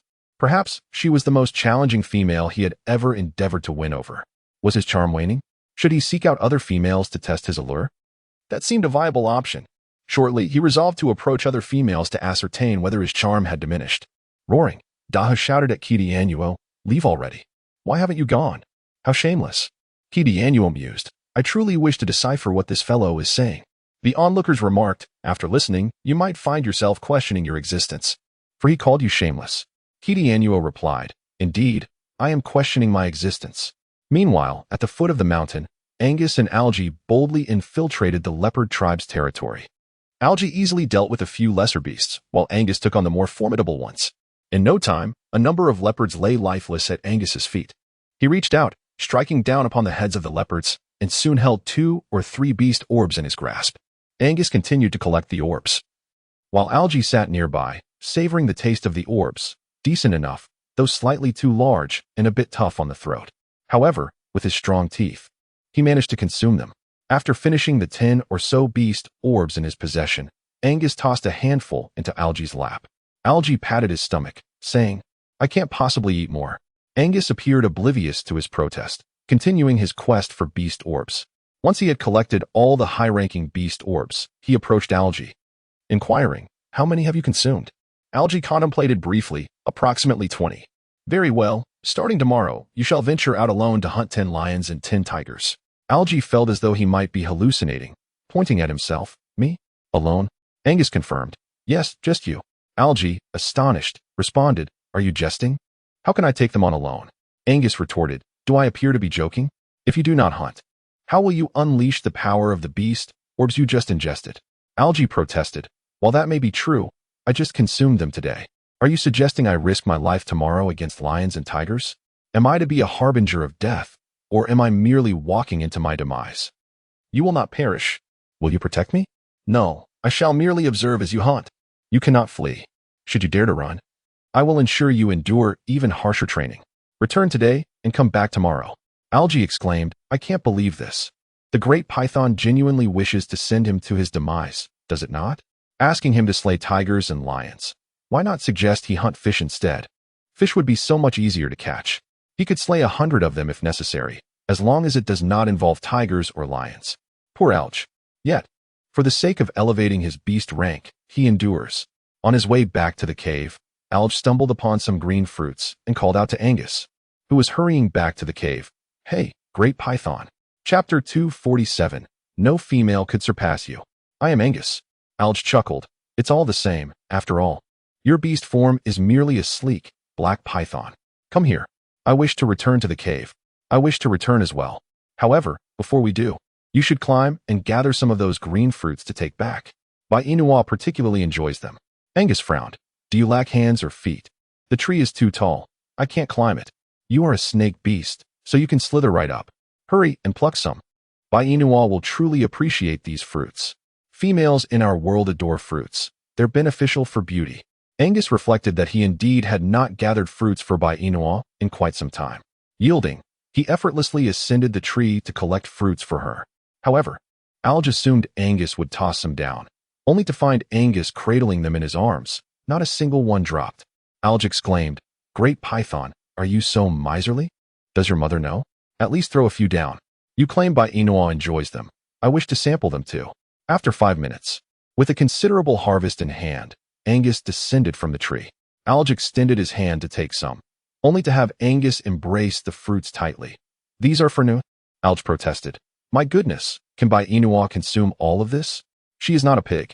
Truly, I'll just have one. Gather your own. Alge frowned. If he could climb that enormous tree, he would have plucked the fruits himself long ago. The crux of the matter was that he simply could not scale it. So, was it too much to ask for just one? I shall have one. Do not be so stingy. Yet Angus remained resolute. Gather your own. Alge's eyes sparkled with mischief as a wicked smile crept across his face. Since you refuse, I shall ask Inua for some later. I trust she will acquiesce. No sooner had Alge spoken than Angus promptly shoved half of the fruits he held into Alge's hands. Stay away from Nor. With that, Angus angrily departed from the forest, making his way back to the cave. Satisfied, Alge stuffed some fruits into his mouth, only to grimace at the sourness. Goodness, how tart. In the cave, Inua returned the fox fur that Kudinua had gifted her, stating, This belongs to you. Kudinua did not reach for it, gazing at Inua in confusion. I gave it to you, which makes it yours. Why return it? Angus has recently brought back an abundance of animal pelts, so I have no use for your fox fur. Moreover, if you do not take it, Angus will simply burn it. Kudinua felt an inexplicable surge of anger. Let him burn it. Do you not know to stop him? Are you foolish? You are the female. You hold the most authority. What can that solitary beast say? What audacity does he have? Take it. Do not allow it to be burned. If you dare permit it, I shall never come to seek you again. Bainwan. It seems that this is the first time she has witnessed Kitianuo displaying such intense anger. However, she simply cannot accept this fox fur. I am truly sorry, Kitianuo, but Angus holds a place in my heart that is far more significant than you can imagine. Therefore, I shall heed his words. Please take this fox fur back. When you encounter a female who surpasses me in every way, you may present it to her. I am confident she will cherish it. Kitianuo gazed at Bainwan with indignation. No female could ever surpass you. Chapter 248. You will completely lose me. Bainwan. So what Kudinua means is that no female is superior to her, and he desires no other female, correct? Yet, even so, she cannot claim Kudinua for herself. Bainua forcefully thrust the fox fur into Kitianuo's embrace, insisting, I truly mean it. Please take the fox fur back. Kitianuo rose, his eyes brimming with a wounded expression. Are you really not willing to reconsider? If I take this fox fur away, I shall never appear before you again. You will utterly lose me. Bainwan pondered why she felt a twinge of guilt, as she had merely asked Kitian to reclaim his fox fur. Surely, it was far better for Kitian to retrieve it himself than to have it incinerated by Angus. She truly could not comprehend his noble intentions. If he no longer wished to appear before her, then let him depart. Yet, she could not shake the peculiar feeling stirring within her heart. Bainwan cast aside her discomforting feelings. You may leave, Cardino replied. The narrative should not unfold in this manner. Upon hearing his intention to depart, Dub I should have clung to his leg, pleading for him to stay. Yet, at that moment, it appeared she wished for his departure. No, this was not the case. Cardino expressed his displeasure. How could it be so? If he were to go, he knew Dub I would inevitably regret it. Indeed, she would surely come to rue his absence. Thus, he chose to leave. Humph. Cardino, wrapped in his fox fur, angrily exited Bainwan's cave, but upon reaching the threshold, he paused, anticipating Dub I to emerge and weep profusely as she clutched his leg, beseeching him to remain. However, Cardino did not receive Bainwan's arrival, but instead, Angus and Alge appeared. In an instant, Cardino transformed into his beast form and leapt off the mountain with a swift whoosh. Oh no, that hurts. He lamented, alas. Dub I truly does not love me anymore, does she? The crowd responded, she never loved you to begin with. Cardino exclaimed. So all your declarations of love were mere fabrications. Before Angus could enter the cave, Alge commented, I seem to detect a strong, unpleasant odor. It resembles that of a fox. Angus retorted, indeed, a wolf's nose is remarkably keen. Are you praising me or insulting me? Alge replied, does this lofty python act so aloof for anyone in particular? How vexing. As Angus stepped into the cave, he was taken aback by the sight of the little tiger cub cradled in Bainwan's arms, his brow furrowing in confusion. How did it come to be here? Bainwan replied truthfully, I do not know either. Throw it away. Roar, roar, roar. Do not throw it. Do not throw it. I beseech you not to throw it. Bainwan felt the little creature in her arms crawling behind her. She rose and approached Angus, playfully pleading, Angus, the big yellow one is merely a little tiger cub. He poses no threat to me. Please, do not throw him out. He is still so small, and what if he encounters other beastmen? No, Angus. Alger interjected. I am utterly repulsed. Must you be so nauseating? Goodness. Ultimately, Angus relented, nodding in agreement. Very well, I shall not cast him aside. After a moment's pause, he gently tousled Bainwan's hair, exclaiming, I truly have no way to contend with this. Alger retorted, I genuinely feel like I might vomit. Please. Refrain from being so sickening. Chapter 249. We are all beautiful. It is often said that women who can charm with their coyness enjoy the best of fortunes. He had once been a skeptic, finding such displays distasteful and utterly off-putting. However, after encountering Bainwan, he became a believer. With just a hint of her charm, he was certain that this great python would pluck the stars from the heavens for her. Whether you believe it or not, he certainly did. Alger found himself pondering whether the heavens were toying with him. Could he possibly request a different body? He would accept any form, so long as it was not a wolf. He wished to avoid suffering. Being a wolf was lamentable. Yet, Bainwan and Angus paid him no mind, treating him however they pleased, as long as they spared each other. Alger felt as though his heart had been mercilessly struck. leaving him distressed. It was rare for him to engage with them. Sleep? No. Wait, he was hungry. Roasted meat. Thus, Alger sat alone, slicing meat for roasting, while Bai Inwan and Angus continued their gaze locked in a soft exchange. Bai Inwan, slightly blushing, asked, "Why are you looking at me like that?" "Because you are beautiful." Alger chimed in. "You are beautiful too. We are all beautiful." Alger could no longer suppress his laughter. "Oh my heavens, this dialogue is killing me. Ha ha." He covered his mouth, realizing he was in stitches. Hic. Bai Inwan. Angus. Burp. Algie tightly covers his mouth. Burp. It's over, his idol image. Burp. Bai Inwan clicked her tongue, remarking, "This is undoubtedly your retribution. You deserve this for laughing." Algie raised a finger, pointing at Bai Inwan, exclaiming, "You. Hic. I don't wish to converse with you at this moment. Hic." Algie sealed his lips, sitting alone while succumbing to a fit of hiccups, whereas Bai Inwan's gaze fell upon the abundance of small green fruits nestled in Angus's embrace. Bai Inwan took a bite of the small green fruit nestled in Angus's embrace. It retained its original flavor, albeit with a hint of tartness. Nevertheless, it proved to be quite delightful for a playful indulgence. Bai Inwan rose on her toes and bestowed a gentle kiss upon Angus's right cheek. "Angus, you are truly wonderful. How did you know that I was craving fruit? Could it be that we share a mystical connection?" Angus replied, "Ah, but it is I who truly understands you. That fruit was gathered by this great python, who was initially reluctant to pluck it, eager to return to the cave. However, upon my insistence that you would surely enjoy it, he complied. Bai Inwan, so Angus specially picked this for me. Even if he initially had no intention of doing so, upon hearing your words, he decided to pick it. This is sufficient evidence that Angus cares for me, and it has nothing to do with you.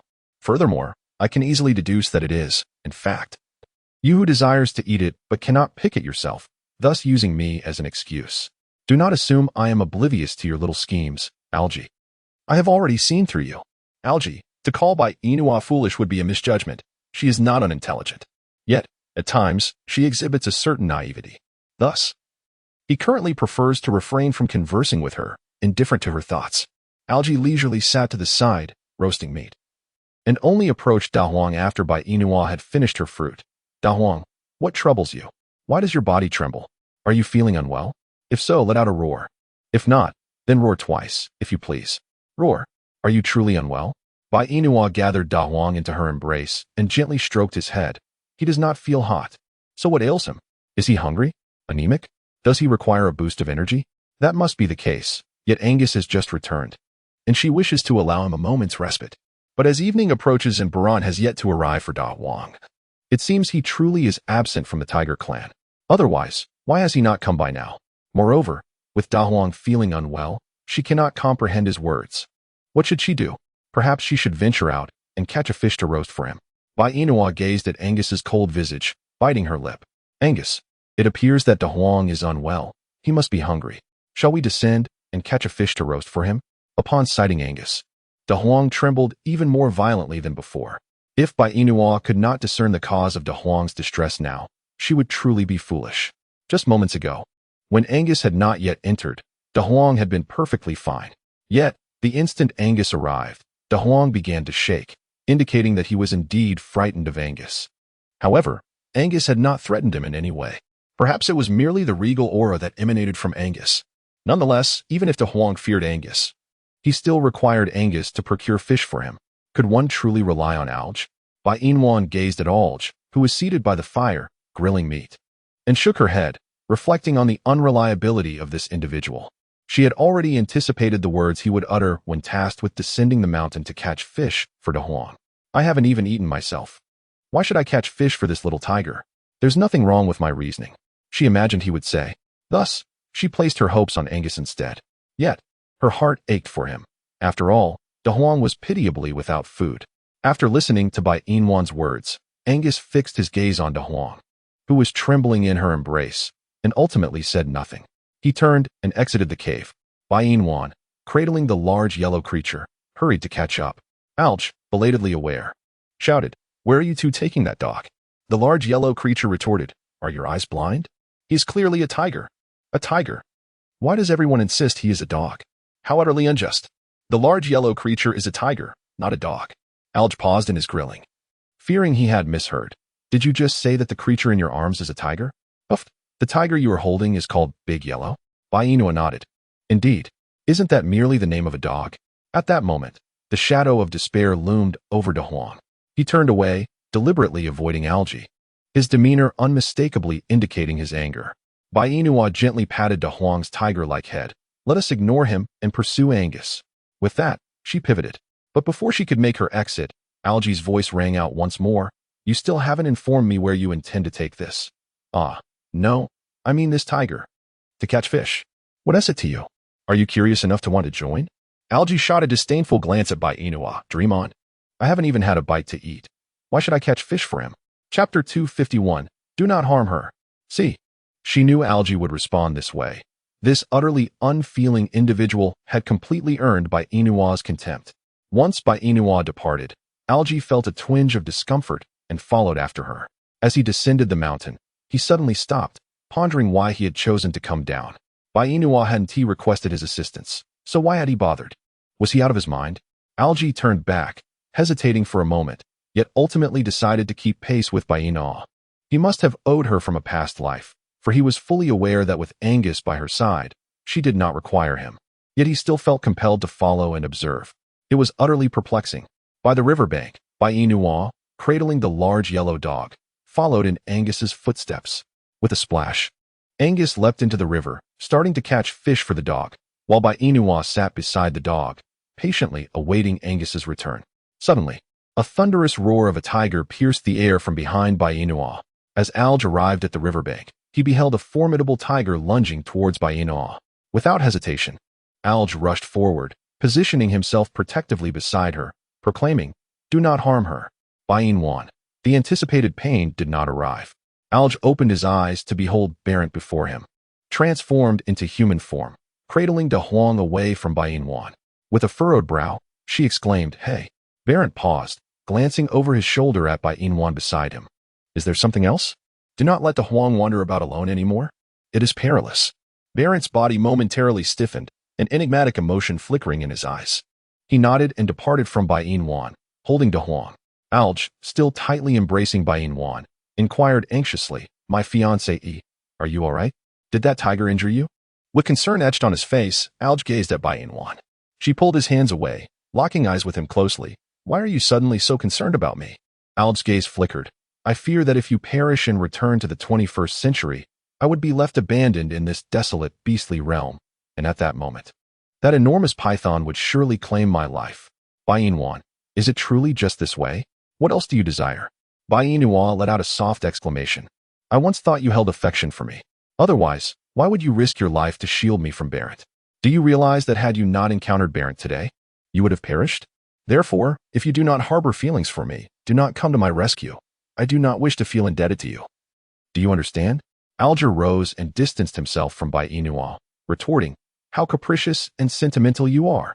I could never develop feelings for you. Moreover, even if I were to save you at the cost of my own life, it would be solely out of a desire to not stand idly by in the face of death. My heart remains compassionate, whether in the 21st century or here. I, Mo Bayuan, am inherently kind-hearted. Bai Inua's lips twitched at the last words spoken by Alge, claiming he had a kind heart. She found it utterly unbelievable. How could this person, of all people, be kind-hearted? What a ridiculous notion. However, considering his reckless act of shielding her from Barant earlier, she decided not to engage in a verbal spar with him today. Nevertheless, she questioned, Did you not say you wouldn't come? Why are you here now? Alge was momentarily taken aback, his mind racing. I thought the grilled meat was rather bland without salt. So I figured I would come down to catch a few fish instead. Chapter 252. Even in affection, it is not permissible. Oh, then do go ahead and catch some. Bai Inua replied, turning her attention away from Alge, who remained frozen in place. Aren't you going? It's getting dark. If you delay any longer, you won't be able to see the fish. Alge muttered to himself, having told a lie, I must see it through to the end, even if it brings me to tears. He distanced himself from Bai Inua, leaping into the river to begin fishing for himself. In the forest, Bharat returned to the tiger tribe with the restless large yellow creature cradled in his arms. The creature grumbled, Why did you take me away from the female? And don't you think she is beautiful? Aren't you interested in pursuing her? Bharat's gaze was profound. It is impossible between us. Thus, You must not sneak off to find her again. The only reason she was not harmed by her male this time was due to her presence. What if next time she is not there, and something happens to you? I promised your father I would take care of you, so please. Do not wander off and make it difficult for me to find you. But I like her. The creature protested. Even liking her is not acceptable. Barant replied firmly. The creature, feeling aggrieved, nestled against Barant's chest. But don't you like that female? She is beautiful and kind, precisely the one you seek. Now that you have found her, why not pursue her? Barant frowned. Her male is a solitary beast. I will not compete for her affection. You should understand what kind of being a solitary beast is. If I offend them, they will not hesitate to decimate my tribe. I refuse to let my people fall victim to them. But if you behave and listen, dear Barant, you will not remain alone. You will strive to find a female and mate with her. The creature drooped its ears, quietly resting in Barant's embrace, wanting to express that it did not fancy any other female, only the one just mentioned. Her name was Bainua. In the fox tribe, Kadinua gazed at the enchanting fox spirit before him. He approached and caught a whiff of the overpowering scent of fox musk emanating from her. Goodness, how foul! Is this meant to suffocate me? Kadino, fearing the unpleasant scent of body odor, retreated a few steps as the enchanting fox spirits approached him collectively. With a furrowed brow, he commanded, "Do not move. Remain right there." Upon hearing this, the fox spirits halted, gazing at Kadino with adoration. "Chief, did you summon us today for a particular purpose?" One inquired.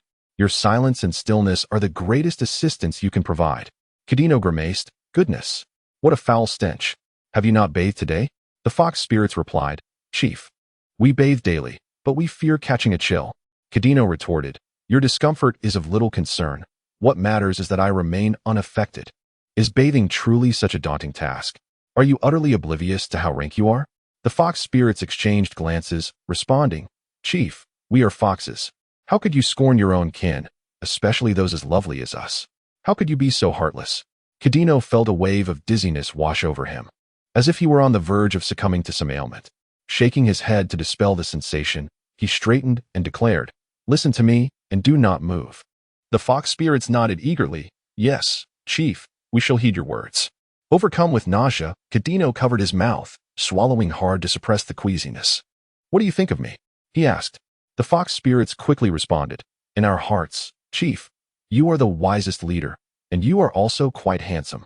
You are the most desired male among all the fox spirits." Kadino spat in disbelief. "Nonsense. It is merely that no other males wish to pursue you, which is why you have turned your sights on me. I certainly do not desire such a fate. With such an odor, I would surely perish." Unfazed, he continued, "Given my striking appearance, do you think a female I pursue would refuse me?" The fox spirits nodded in unison, "Absolutely. But do you desire us as your companions?" Kadino's lips twitched as he shifted to a more persuasive tone. "You are my kin. How could I possibly wish to bring misfortune upon you? Thus, the females I seek must belong to other clans. Fear not, for I am a benevolent chief, and I would never harm those as beautiful as flowers." Upon hearing this, the fox spirits collectively expressed their indifference to Kadino's supposed malice. "Chief, we fear not your harm. What we dread is your unwillingness to pursue us. Given our beauty, why are there no other males vying for our affection?" Kadino replied, "Because you possess a foul odor. The stench repels them, no matter how lovely you may appear. It is utterly off-putting. Do not lose hope. Bathe daily and make your rounds in the wild. Surely, there will be males who will take notice of you. Keep striving. I have some matters to attend to, so I shall not accompany you any longer." As these words fell from his lips, Curtino attempted to flee, only to be seized by a throng of alluring fox spirits who encircled him. They began to coo and playfully touch him. "Chief, do not depart. Am I not beautiful? Chief, today I am adorned with a delicate blossom. Do you not find my fragrance enticing?" Ugh! Curtino struggled amidst the grasp of the fox spirits. "Let us converse amiably. Refrain from your hands and feet. Remove your hands from me. Release me. I command you to let go."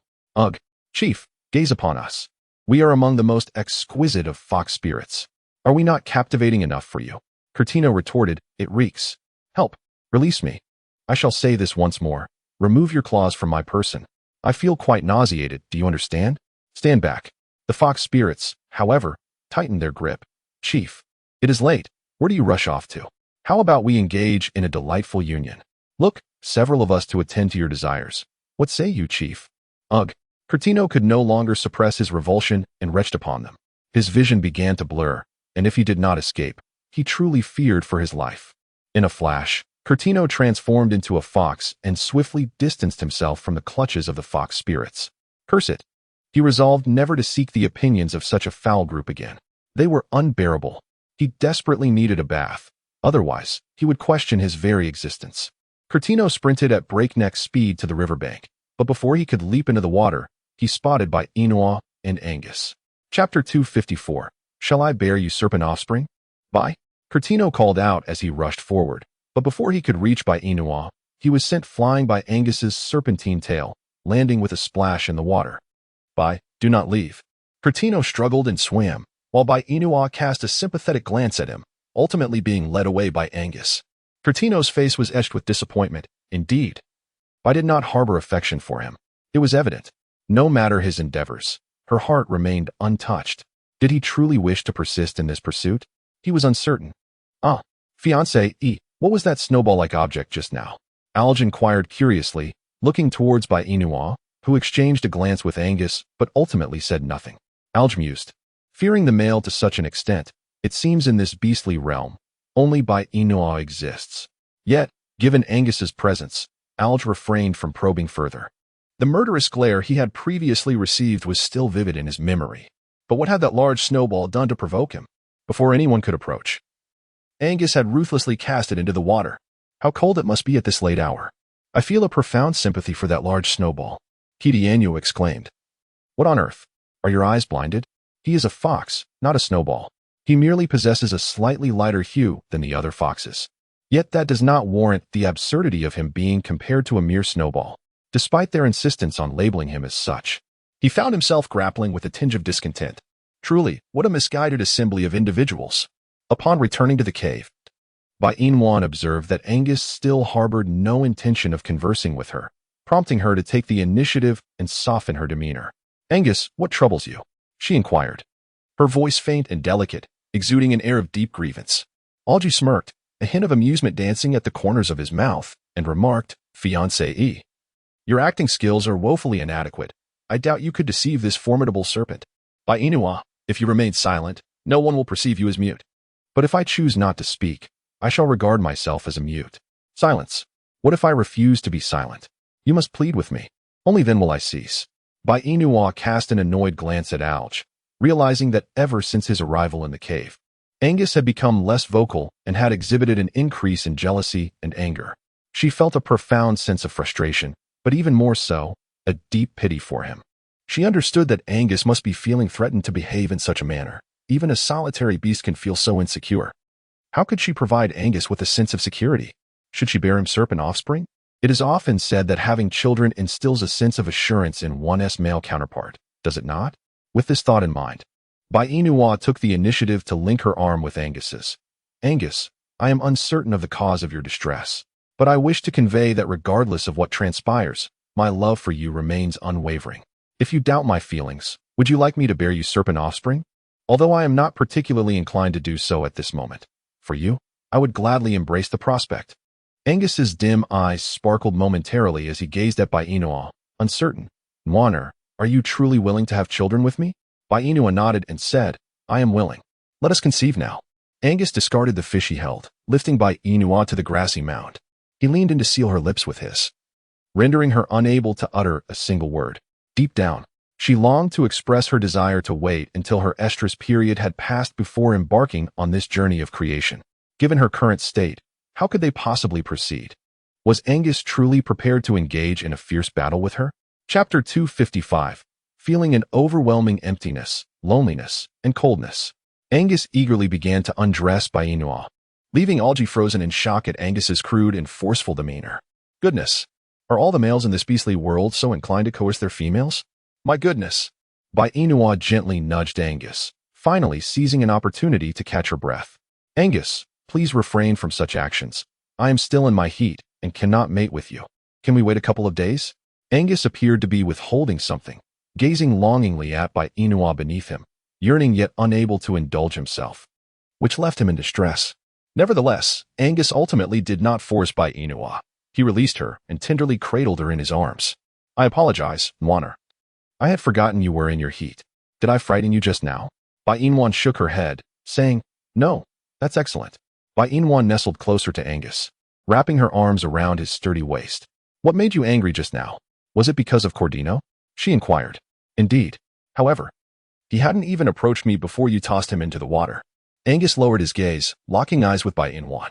Yet, from your eyes, I discerned a flicker of concern. You feel sympathy for that fox. My dear, be honest with me. Have you developed feelings for that fox? Bai Inwan. Do you have a fondness for Cordino? Does she possess it? In a fleeting moment, Bai Inwan found herself at a loss for words in response to Angus. She tightened her embrace around him and declared, I am uncertain if I harbor feelings for Cordino. But Angus, I promise you, I shall not engage with him. So, please do not be angry, all right? If you wish, Bai Inwan boldly wrapped her arms around Angus's neck, silencing his remaining words with her gesture. I do not want to see you unhappy. Warner, I love you, Angus professed. Alger, the solitary observer, felt as though he had been struck by 1,000 arrows of anguish. Who would consider his feelings in this moment? Witnessing such tormenting antics between the two was unbearable, especially when he pondered if their cruelty would intensify in his absence. Emma sighed. He yearned for solitude. Out of sight, out of mind, he resolved to enjoy a solitary meal of grilled fish instead. As the night deepened, Bai Inwan and Angus had not yet succumbed to slumber. They remained nestled together. Angus affectionately brushed the strands of hair from Bai Inwan's face, inquiring, Why are you still awake at this late hour? To which she replied, I wish to keep you company. Angus gently insisted, I do not require your company, dear Nwan. You should rest. Bai Inwan nestled against Angus's chest, asking, Will you hold me tightly? Shall we sleep together? All right. I shall accompany you in slumber, Angus replied. Alger interjected, Dear brother and sister, it's late at night. Could you both quiet down? Spare me, if you will. I feel desolate and lonely. The following morning, Angus expelled Alger from the cave.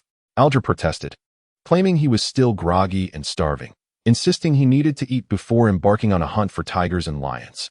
Yet, Angus would not grant him such a reprieve. If you wish to grow stronger, you must venture forth and slay 10 tigers and 10 lions. The females are currently feeding, and the males will be out hunting. So you must hurry. What about you? Aren't you going? Alger asked. I shall remain here to care for Inua. Once she has finished eating, I will seek you out. Alger furrowed his brow, questioning, Why must I hunt alone while you stay in the cave to look after Bai Inua? She is hardly a child in need of your guardianship. By the time you finish tending to her, I may very well be torn apart by a pride of lions or a pack of tigers. You must accompany me. Otherwise, I refuse to risk my life. Seeing Alger attempting to return to the cave, Angus transformed into his beast form, blocking his path. Unless you return with 10 lions and tigers today, you may as well return to your wolf clan. I will not concern myself with you any longer. Are you not leaving? I can't do it. Alger protested. Angus frowned. You have not even attempted it. How can you be certain you cannot succeed? The beast core within you is formidable. You shall not perish. Just because you say so doesn't make it true. You are not me. Angus's red, slit-like pupils glinted dangerously as he flicked his serpent tongue at Alger. I too ascended from a lowly beast man to a king among them. Do you doubt that I understand the perils you face? I can assist you by locating a beast core for you. However, if you refuse to integrate it within yourself, you may depart. I see this great python is quite serious.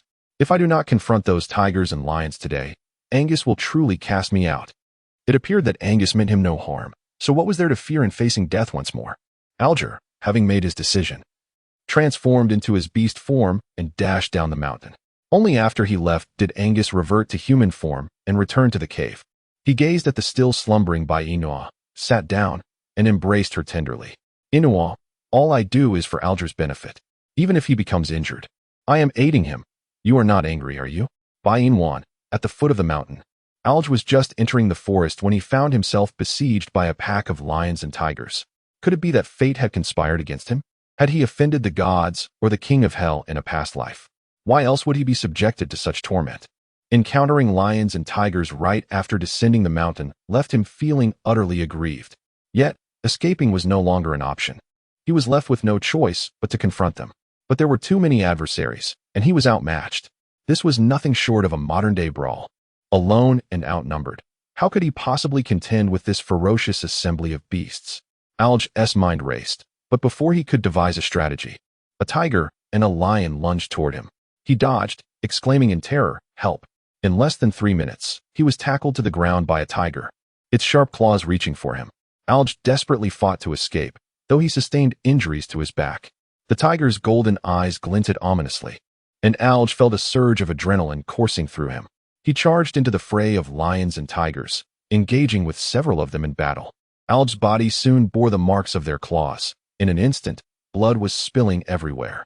Fueled by an almost feverish vigor, he felt no pain, fiercely clawing at the lions and tigers before him. After a fierce exchange, Alj managed to fell 2 lions and 2 tigers. His face was obscured by blood, and despite his exhaustion, he understood that if he fell, his demise would be certain. Chapter 257. The Malicious Python. Therefore, he could not afford to falter. Absolutely not. Alj, driven by a bloodlust, sprang back to his feet and continued his assault on the pride of lions and tigers, the beastly aura around his forehead intensifying. 1 white stripe, 2 white stripes. He had ascended to an intermediate beastman. With a thud, a group of lions and tigers lay defeated on the ground, and Alj, too weary to stand, collapsed. Angus, upon descending, witnessed Alj's triumph over the formidable assembly of males. Having advanced from a lowly beastman to an intermediate beastman was no small feat. If he wished to ascend further, the path would undoubtedly be fraught with challenges. However, consuming beast orbs from higher-level beasts would certainly aid him. A creature of his caliber, a king among beastmen, could never hope to reach the supreme level, for that was a chasm he could never cross. Yet, should the opportunity arise in the future, he would strive to break through, but not at this moment. Angus regained his composure and approached the fallen lions and tigers, reaching out to extract the beast orbs nestled within their foreheads. Once taken, their beastly status would vanish. Gazing at the colorful array of beast orbs in his possession, Angus stored them carefully and picked up Alj, carrying him toward the cave. Alj could only plead, "Please, don't carry me like a dog. I'm injured. I need comfort." Yearning for gentle caresses and warm embraces, yet not for burdensome demands. "Release him, release him." Alj struggled all the way to the cave, where Angus callously cast him to the ground without a trace of compassion. Alj felt a chilling sense of despair. Would it have caused him harm to be treated with a gentler hand? Surely not. So why must he resort to such brutality? That vile male. Oh, what a loathsome serpent he is. Indeed, serpents are never benevolent creatures. Alj, in a weakened state, collapsed onto the ground, motionless, and soon succumbed to sleep. When Inua awoke, she was immediately struck by a pungent metallic scent of blood. Her gaze fell upon Alj, lying still on the ground, and her eyes widened in horror. Mo Bayuan, has he perished? Or has he returned? Before Angus could provide any explanation to Inua, she had already knelt beside Alj. She lifted her hand to touch his blood-soaked body, then gently pressed her fingers against his nose. Was there no breath left in him? It seemed she could no longer detect his presence. What should she do? Has he truly succumbed to a fatal slumber? Yet, why was his body drenched in blood? Inua fixed her gaze upon Alj. Is he dead? No, he merely has fallen into a coma. Inua let out a breath. Then why has he ended up like this?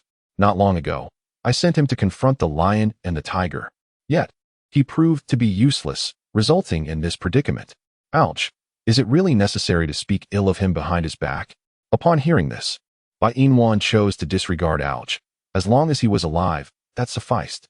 I shall go wash up. Alj, my fiancé, what of the love we promised? Have you truly ceased to care? Does your conscience not ache? The crowd, from our estimation, it appears not. Alj, do you not feel pity for me? The crowd, we do. Alj, then come, if you truly feel for me, embrace this young master. The crowd, get lost. Alj, internally struck by 1,000 blows. Was the promised sympathy merely a facade? A bunch of heartless fellows. Chapter 258. Beast Pearl. Once Inua finished her ablutions, she began to kindle a fire for grilling fish. Angus approached and seated himself beside her, concerned for Angus's safety near the flames. Inua urged him to move away. Do not sit here, go stand aside. Angus, I am perfectly fine. This little fire poses no threat. I have something for you. Inua, intrigued, gazed at Angus. What is it? You must first close your eyes. Inua nodded obediently, closing her eyes. In Angus's hand appeared a collection of multicolored beast orbs. Once he brought them forth, his melodious voice resonated in Inua's ear. Nwaner, open your eyes. Inua opened her eyes, intrigued by the beast orbs held by Angus. What are these? She exclaimed. They appear so exquisite and emit a radiant glow. Are they luminous pearls? What exactly is a luminous pearl? By Inwan elucidated, the luminous pearl is a gem that radiates light in the night. Is it not the very pearl you hold? Angus shook his head in disagreement. No, this is a beast pearl. These gems were extracted not long ago from a tiger slain by Alge. As for lions, they possess only one color of beast pearl, whereas tigers yield a variety of them, all of which are exceedingly valuable. Bainua could not comprehend the meaning behind Angus's elaborate explanation. What purpose did these colorful beads serve? Indeed. Look here, dear Nwan, he said, this red bead is a fire bead. Consuming it will render you impervious to the cold. Moreover, this blue bead is meant to bolster your health, ensuring you remain seldom afflicted by illness. As for the green and yellow beads, they are intended to enhance beast levels.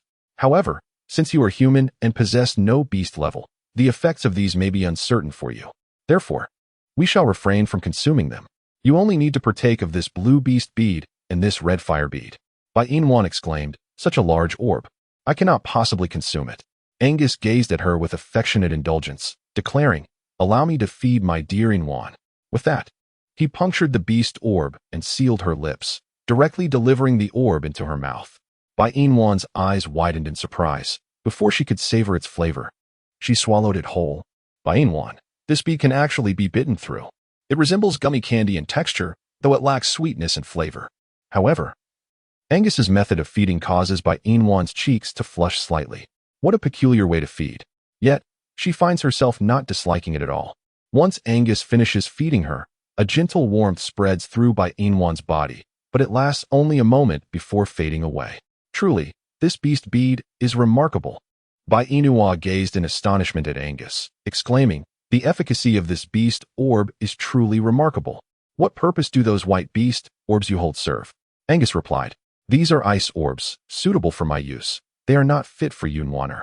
Inua took a moment to examine the orb in Angus's hand, marveling at its wonders. It was her first encounter with such a beast orb. However, fearing she might inadvertently damage it, she soon returned it to Angus, saying, then you should consume it.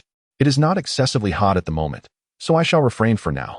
I will set it aside until the heat intensifies. By then, with you by my side, I shall have no fear of the warmth. Inwan. So Angus refrains from consuming the ice pearls, fearing their wastage? And then, when she is warm, there will be no ice pearls left for her to enjoy. What a foolish yet endearing character he is. If this were set in the 21st century, he would undoubtedly be the epitome of a caring gentleman. Chapter 259, Dancing with Grass. Inwan nestled into Angus's broad embrace and playfully asked, why are you so kind to me? He replied, because all I desire is to treat you well. Inwan's face flushed suddenly, and she took the initiative to kiss Angus, exclaiming, I love you the most. I love you the most as well, replied Algie, who then jokingly added, cough, 3 liters of blood spitting. Please, no tormenting the wolf. I beg you, no torment. Inua and Angus embraced for quite a while before they commenced grilling the fish. Upon catching a whiff of the enticing aroma, Algie stirred his legs, only to succumb once more to unconsciousness. He felt utterly fatigued, yearning for slumber. For reasons unknown, a profound sense of impending doom enveloped him. Algie found himself in a dream, where delicate hands caressed his body and tenderly bandaged his wounds. Just as he was about to express his gratitude, those gentle hands vanished. Simultaneously, Algie awoke from his slumber, only to find that night had enveloped the world in darkness. He sensed an inability to move his body and glanced around, noticing his legs had been expertly bandaged. This revelation confirmed that his earlier experience was not merely a figment of his imagination. It was indeed real. The warm hands belonged unmistakably to Bainua, for she was the only one who would care for him. His gaze fell upon Bainua, who lay peacefully asleep atop a pile of grass, though her face bore the marks of injury. Angus cradled her, his expression a tapestry of concern and tenderness. Sensing Algie's scrutiny, Angus glared at him with ire, exclaiming, why don't you just die already? If you cannot endure this slight pain, do you even deserve to be called a male? Algie pondered the sudden ferocity of the great python, realizing it was undoubtedly tied to Bainua. Did her injuries stem from his actions? What had she done for him? In his unconscious state, he retained no memories. He blinked his golden eyes and inquired, what has happened to my fiancée? Upon hearing the term fiancée, Angus's brow furrowed deeply.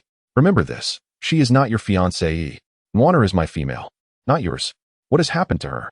Algie pressed. Angus gazed down at Bai Inua, gently stroking the wounds upon her face. Do you truly not recall the events that transpired not long ago? You suddenly fell ill, crying out in pain. Nwaner became worried and, disregarding the encroaching night and my attempts to stop her, descended the mountain to gather herbs for you. She insisted that the remedy could only be found at night, as it was rare during the day. Alone, she traversed the thorny woods to procure the herbs for your sake. In doing so, her face was scratched, and her body bore numerous injuries. She endured her own pain to ensure you received proper treatment, only resting after tending to you. Algie, how dare you allow my Nwaner to suffer because of you? As a male, can you truly not withstand this modicum of pain? Algie stood in stunned silence, observing Bai Inua, who stirred uncomfortably in Angus's embrace. His heart felt as though it were being wrenched by some unseen force. I never anticipated she would venture out to seek medicine on my behalf due to a mere word from me. Enough. You need not say any more. I am not in the mood to hear your voice. Chapter 260. I do not favor women who lie. In moments of confusion, I spoke words I never believed Bai Inua would take to heart. Now, witnessing her pain weighs heavily upon my heart. The mere thought of her risking herself to gather dance grass for Alge makes Angus seethe with frustration. Yet, more than anger, it is sorrow that envelopes him. How could she be so foolish? If she desires something, why not simply request it from him? Why must she personally venture into such peril for Alge? The thorns within that place are numerous. Her delicate skin, already fair and tender, is easily susceptible to injury. Yet, despite her awareness of this, she chose to enter the thorny grove, declaring, I cannot bear to see Alge perish before my eyes. If there is a chance for salvation, she will undoubtedly seize it. Such a fool. Gazing at Bai Inua in peaceful slumber, no matter how furious Angus may feel, his anger dissipates. Alge, noticing Angus's reluctance to engage with him, refrains from further provoking the matter. Though Bai Inua has tended to his wounds, his body still aches with weakness, leading him to succumb to sleep once more. A slumber that lasts throughout the night. When he eventually opens his eyes again, Bai Inua is crouched beside him, examining his injuries. Her exquisite visage captures Alge's attention, stirring a pang in his heart. Why did you venture out last night to fetch medicine for me? Upon hearing Alge's voice, Bai Inua halts her ministrations. When did I ever go out to seek medicine for you last night? These remedies have been gathered long before. Thus, do not mistake my intentions. I have no inclination to concern myself with you. I am not fond of deceitful women. Then it is fortuitous that I have little regard for you, a scoundrel. Alge retorts, if you deem me so despicable, why did you bother seeking medicine for me? You might as well let me die here. Why should you care about me? Bai Inua was momentarily taken aback. She cast a glance at Angus, who was grilling fish beside her, and then at Alge, who lay on the ground. I do not wish to witness your demise before my eyes. I am so wretched that I do not deserve your salvation. Look, you have finally admitted to being a scoundrel. Alge felt an overwhelming sense of exhaustion in his exchanges with Bai Inua. What medication did you procure for me last night? I have already stated that I did not fetch any medicine for you last night. Alge's gaze fixed on the wound on Bai Inua's face, his brow furrowing slightly. Fine. I shall assume that you did not seek medicine for me last night. Assume? It is a fact. I would never venture out into the night for a scoundrel like you. Isn't that right, Angus? Angus, suddenly addressed by Bai Inua, averted his gaze slightly. Nwaner. Aye, what is the matter? Angus frowned. It is nothing. Please continue treating Alge's wound. Once you are done, come over to enjoy the fish I have prepared. Alge observed the interaction between Bai Inua and Angus, quickly realizing that Bai Inua was unaware that Angus had informed him about her attempt to retrieve medicine for him the previous night. Perhaps she still naively believed that he had misunderstood her intentions while she was tending to his wounds. Bai Inua exclaimed, What do you mean? Are you admitting that you are my fiancé? I certainly am not. I merely noticed your injury and, out of kindness, chose not to bicker with you. Simply going along with your words. What is the matter? You shout, but say nothing. Alger's golden eyes flickered slightly. Have you studied medicine? How could you have such an idea? Alger continued. Chapter 261.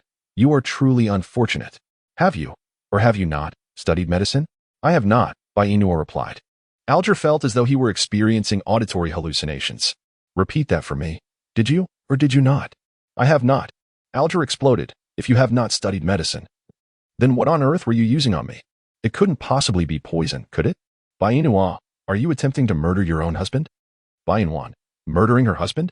She has no relationship whatsoever with Algae. How could she possibly be accused of such a heinous act?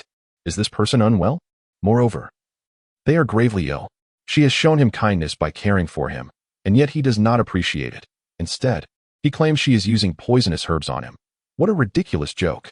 Even if she harbors disdain for Algae, she would never resort to using poison against him. If you remain silent, does it mean I have struck a chord? Are you genuinely using poison on me? Bai Inwan disdainfully swatted Algae's head. What poison? I am clearly using dancing grass. That herb is non-toxic. You have no medical training. How can you assert that the herb is devoid of poison? Bai Inwan frowned. During your investigation, did you not uncover that I was born in the countryside? I was not born a lady of privilege. I lived in the countryside for over a decade. So what is wrong with my knowledge of those herbal remedies? Although my familiarity may be limited, I do recognize the useful ones, and I am aware of their properties. Algae, half believing, then enlighten me. What is the function of dancing grass? It invigorates blood circulation and resolves bruising. Is that all you know? Not at all. It possesses other benefits as well. The entirety of the dancing grass can be utilized medicinally. According to the Compendium of Materia Medica, dancing grass is known for its ability to dispel stagnation and promote the generation of new blood, to relax tendons and activate collaterals. Its leaves can treat fractures. The branches steeped in wine can strengthen bones and alleviate rheumatic pain. Washing the face with a decoction of fresh leaves can render the skin smooth and fair. In essence, while it does invigorate blood circulation, that is indeed correct. Algae, simple you say, but have you truly perused the Compendium of Materia Medica? Bai Inwan found his question rather peculiar. Yes, my grandfather owns a copy of the compendium. When my family was too impoverished to afford a mobile phone, I would often take it out and peruse its pages. Oh, and my grandfather also possesses a book on fortune-telling. I do know a bit about that. A book on fortune-telling? Algae's interest piqued. You can read fortunes? Well, a little, perhaps. Then, would you foretell my fate? Bai Inwan gazed intently at Algae's wolfish visage, then extended her hand to pinch it lightly, declaring, let it be as it is. Algae, perplexed, inquired, what does as it is even mean? You've traversed realms. What more could your fate entail? Such a dismal destiny. He felt as though Bai Inwan had indeed pinched him. Goodness, who requires a facial pinch to divine their fortune? Bai Inwan retorted, I advise you, Algae, to hope that my fortunes do not improve too swiftly. Otherwise, I shall certainly bring you to your end. Knowing of my misfortunes and voicing them, are you deliberately provoking me? Without uttering a word, Bai Inwan leapt into Angus's embrace, seeking his protection. You had better recover swiftly. Even when you do, my Angus shall not allow you to lay a finger on me. Then why not prevent this great python from shielding you? Bai Inwan grasped Angus's icy hand. How could that be possible? Even if I forbade my Angus from protecting me, he would still do so. Chapter 262. Does Nwaner not wish to bear serpent offspring for me? Isn't that so, Angus? Bai Inwan glanced back at Angus, who slightly moved his jaw. Indeed, I shall eternally safeguard Nwaner, ensuring no one dares to bully you, not even a dog. Alger, not long ago, this great python claimed to be a wolf. How has he abruptly transformed into a dog? Is there something amiss? In the blink of an eye, has the great python gone blind? And how utterly absurd is that? Cadino remarked that he had always been blind, never having seen normally. Alger, all you do is torment me. Once I recover, I shall surely make you regret it. Upon finishing his words, Alger lay still upon the ground, yet his gaze remained fixed on the roasted fish in Angus's hand. His stomach grumbled with hunger. He had not eaten a morsel the entire day prior. If he did not eat soon, he might very well starve. Bai Inwan sensed Alge's gaze upon her. She took the grilled fish from Angus's hands, savoring its delectable aroma as she indulged in the dish. Her expression seemed to convey a message. The fish grilled by my dear Angus is the most delicious. Alas, he could no longer partake. Who could say how delightful it truly was? Bai Inwan pondered. Has she been indirectly regarded by Alge as a specter? Initially, she intended to offer him a morsel, but now she resolutely refrains from doing so. Angus pressed a gentle kiss upon the serpent mark adorning Bai Inwan's neck, a symbol of his beastly bond. With this emblem, he had believed that few males would covet his beloved Inwan. However, it appears he had underestimated the allure of his cherished one, who remains ever so popular. What should he do in this predicament? Angus flicked his serpent tongue and licked Bai Inwan's face, inquiring, Inwan, has your estrus period concluded? Bai Inwan, how do you know? I can smell it. So, has your heat period passed, Nwana? Bai Inwan's little face flushed slightly as she nodded. Yes, It should be about over. Then, after Nwana finishes the fish, shall we mate and have snake babies? Bai Inwan's heart raced at Angus's alluring voice. How could his tone be so melodious? Moreover, it was so sweet. However, considering Alge's injury, would it be inappropriate for her to mate with him in front of Alge? Bai Inwan set down the roasted fish, turned to meet Angus's gaze, and said, "Not today. Can we postpone our mating to another day?" Angus felt a pang of disappointment at Bai Inwan's response. She had clearly promised that once her heat period was over, they would mate, so why the sudden change? Was it because of that dog? Alge, damn. Your entire family is the dog. I am a human. Cordino remarked that Angus's blindness was no longer merely directed at him. Alge. Angus ignored Alge, wrapping his arms around Bai Inwan, and seductively inquired, "Why can't we today? Does Nwaner not want to bear snake babies for me?" Bai Inua chuckled, "Of course not. Angus, behave yourself. It is truly not possible today. Shall we wait for a while?" "Why must we wait? Is it that Nwaner truly does not wish to bear me serpent offspring?" Bai Inwan was rendered speechless by Angus's pitiful appearance. Ultimately, she could not bring herself to refuse him. "I truly wish to bear snake offspring for you, but..." Bai Inwan retracted her words. "All right, I shall bear your child. Do not feel wronged. Shall we unite this evening?" Chapter 263. Nwaner cannot decline. Why must we wait until nightfall to unite? I long to be with Nwaner right now. Bai Inwan cast a glance at the prostrate Alge feigning death. Is it impossible to wait even until the evening? Yes, I desire you, with an ardent longing. Bai Inua, finally relenting, suggested, "Shall we mate after I finish eating the fish?" Angus responded with a subtle affirmation. Rising from Angus's embrace, Bai Inua instructed, "Please take a seat by the haystack and wait for me. There is a fire here." Once Angus departed, Bai Inua picked up the uncooked fish nearby and set it upon the flames to roast. Angus understood that Bai Inua intended to prepare fish for Alge, leading him to ponder whether her affections extended beyond Curtino to Alge as well. The mere thought of this caused a tumult of discomfort in Angus's heart. Yet, what could he do to alter Bai Inua's resolution? He was left with no choice but to accept it. However, a darker notion took root. What if he could make them all vanish? In doing so, Bai Inua would belong solely to him. A glint of malevolence flickered in Angus's eyes as he contemplated the possibility of their disappearance, ensuring that Bai Inua would be his alone. Alge, in a state of distress, questioned his own mortality, while Curtino remarked, "What a coincidence, I feel the same way." As Bai Inua finished roasting the fish, she tenderly lifted Alge, carefully feeding him morsels. Enveloped in layers, Alge was rendered immobile, relying on Bai Inua's nurturing. In his eyes, an enigmatic emotion flickered as he inquired, "Fiancé, do you truly intend to mate with Angus?" To which Bai Inua simply responded, "Is mating an absolute necessity?" Bai Inwan, why? "Because I simply do not wish to." Bai Inua stood in a daze, feeling Angus's icy gaze upon her. She held Alge close, whispering, "Once you finish the fish, you may rest beside me." Alge replied, "Fiancé, I choose this willingly. My affection for Angus runs deep, and it is entirely natural to mate with him and bear serpent offspring. In time, when you encounter a female you cherish, you will understand the purpose behind my actions." Lowering his gaze, Alge spoke softly, "I comprehend now, but is it not too late?" Before long, having consumed a fish, Bai Inua fashioned a nest for Alge. With gentle care, she laid him within the nest and draped a piece of hide over him. Murmuring, "Sleep now," Bai Inua rose and returned to Angus's side, settling down beside him. Before she could utter a word, Angus pinned her down onto the pile of grass, asserting him, "Nwaner, refusal is not an option." Bai Inwan. She never considered refusing. She merely wished for him to be gentler, for she feared the pain. However, Angus has always been gentle, so she need not remind him specifically. Bai Inwan contemplated this, willingly shedding her garments, and then embraced Angus's neck, their lips meeting in a kiss. Afterward, Bai Inua was held tightly in Angus's embrace. "Does it hurt, Nwana?" Bai Inua shook her head. "No, it doesn't hurt." "Then I shall fetch some water to help cleanse your body." Bai Inwan grasped Angus's arm, saying, "It can wait. Let me sleep for a while. I wish for your embrace." "Of course," Angus replied, leaning down to kiss Bai Inwan's forehead. "Sleep, my dear. I shall protect you."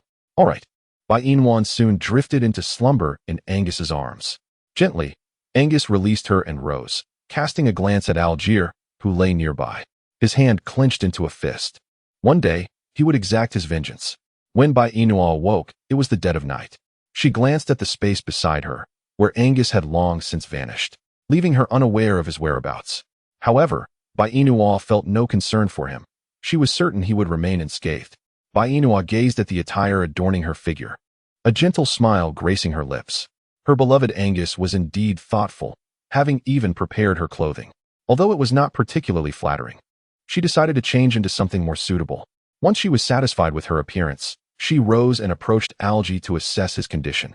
Sensing the touch of another, Algie opened his eyes and fixed his gaze upon Bai Inua. "Fiancé, what is the matter?" he inquired. With a slight furrow in his brow, Algie continued. "It's nothing serious, merely a bit hungry. Is there something to eat?" "No," replied Bai Inua. Algie responded, "Is it truly wise for you to be so candid? Would it be so terrible to say you were famished? Would it cost you a piece of flesh? How utterly unappealing." Bai Inwan observed the sullen countenance of Alge, and she chuckled. "There is nothing to eat at the moment, but once I finish roasting, there will be. However, where has Angus gone? Who knows?" Bai Inwan, resigned to the circumstances, decided not to anticipate his return any longer. Angus must have had pressing matters to attend to. He would not have abandoned her in the late hours without reason. Thus, she resolved to patiently await Angus's return in the cave. Contemplating this, she lifted Alge and settled beside the fire. "It's a bit chilly tonight. Why not lie here and warm yourself by the flames?" she suggested. Alge countered.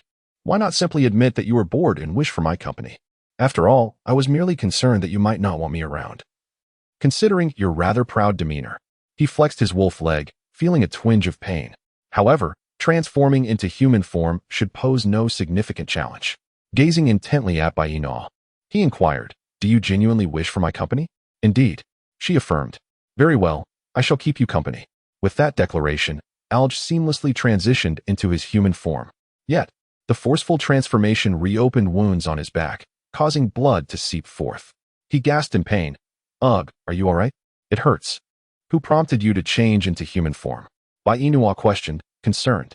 "I wanted to be with you," Alge replied before she could respond. "I shall accompany you in this form." Bai Inwan, "Do not move. I shall fetch some dancing grass to staunch your wounds and rebind them for you." Alge responded with a soft hum, obediently sitting to the side as he awaited Bai Inwan's return. She swiftly returned with a substantial clump of dancing grass, seated herself beside Alge, and began to crumble the herb, gently applying it to the wounds on his back. "Your injuries are quite severe," she remarked. "I am aware." Alge replied with a smile, "It is not too painful, though. Are you truly concerned for my well-being?" Bai Inua neither denied nor affirmed. She quietly applied the healing herbs to Alge's wounds. For a fleeting moment, the atmosphere within the cave turned somewhat ambiguous. Alge, taking the initiative, broke the silence. "Did that large python cause you any pain?" At the mention of Angus, Bai Inua's cheeks flushed slightly. "Angus is very gentle. He didn't hurt me. From what you say, it seems you rather enjoyed it." Chapter 265, Fiancé, would you consider leaving this place with me? "What?" Bai Inua's face turned crimson. "I did not enjoy it that much. Isn't it all the same between men and women? Besides, my Angus has modest desires. And I am not very demanding either. Occasionally mating is merely to satisfy our physiological needs. At other times, a simple kiss suffices. What does that have to do with enjoyment?" "That's a nonsensical comparison." Bai Inua bit her lip. "Then just consider me nonsensical. You currently have an open wound. You should refrain from any strenuous activity for the time being. Do you understand?" "I would like to, but who would cooperate with me?" Bai Inwan, have you finally succumbed to revealing your true nature? Scoundrel, you spend your days in indulgence, and when you find yourself weakened in the future, you will truly understand the consequences. Alger, what are you talking about? Would you believe me if I told you that I was a virgin the first time? Bai Inwan paused in her action of applying medicine to Alge, blinking her eyes in surprise before bursting into laughter. Are you joking with me? You, a scoundrel, expect me to believe that you are still a virgin?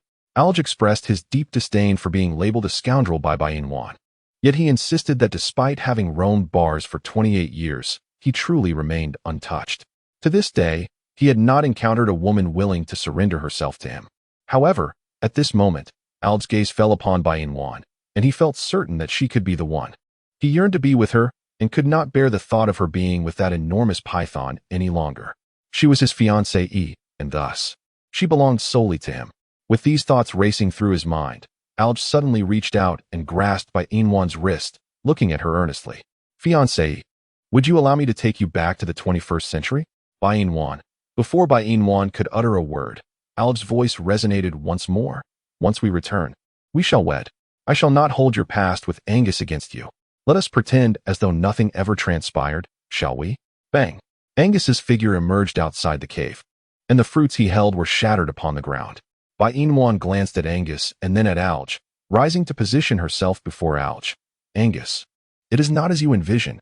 Alge's recent words were merely jest. We cannot return to the 21st century, so please, do not be angry. Angus clenched his fists, meeting Wan's pleading gaze, his inner fury igniting more fiercely than before. You honor, step aside. Angus, I command you to move. Wan would not yield. Alge was still injured, and a single blow from Angus could be fatal. Thus, she was resolute in preventing Angus from harming Alge, although she harbored little affection for Alge. They were, after all, from the same world. Observing Wan's fierce protection of Alge, Angus advanced slowly towards her, drawing ever nearer to the fire, showing no intention of halting his approach. Wan gazed at Angus with concern, urging him, Angus, stop. Step aside. I must kill him today. I will not allow anyone to take you away. Absolutely not. As Angus approached the fire, Wan grew anxious about the possibility of him being scorched. In a moment of desperation, she leapt over the flames and into Angus's embrace, pleading, Angus, please don't do this. I want to leave with Alge. Chapter 266. I didn't mean to. Wan, get out of the way. Angus said, his eyes filled with restraint as he looked down at Wan in his arms. I will say this one last time. Step aside. Wan held on to Angus's waist firmly, exclaiming, Angus, Alge was merely jesting. There is no need to take it to heart. He is injured at the moment, and you must not torment him, for it could lead to dire consequences. I truly wish for his demise.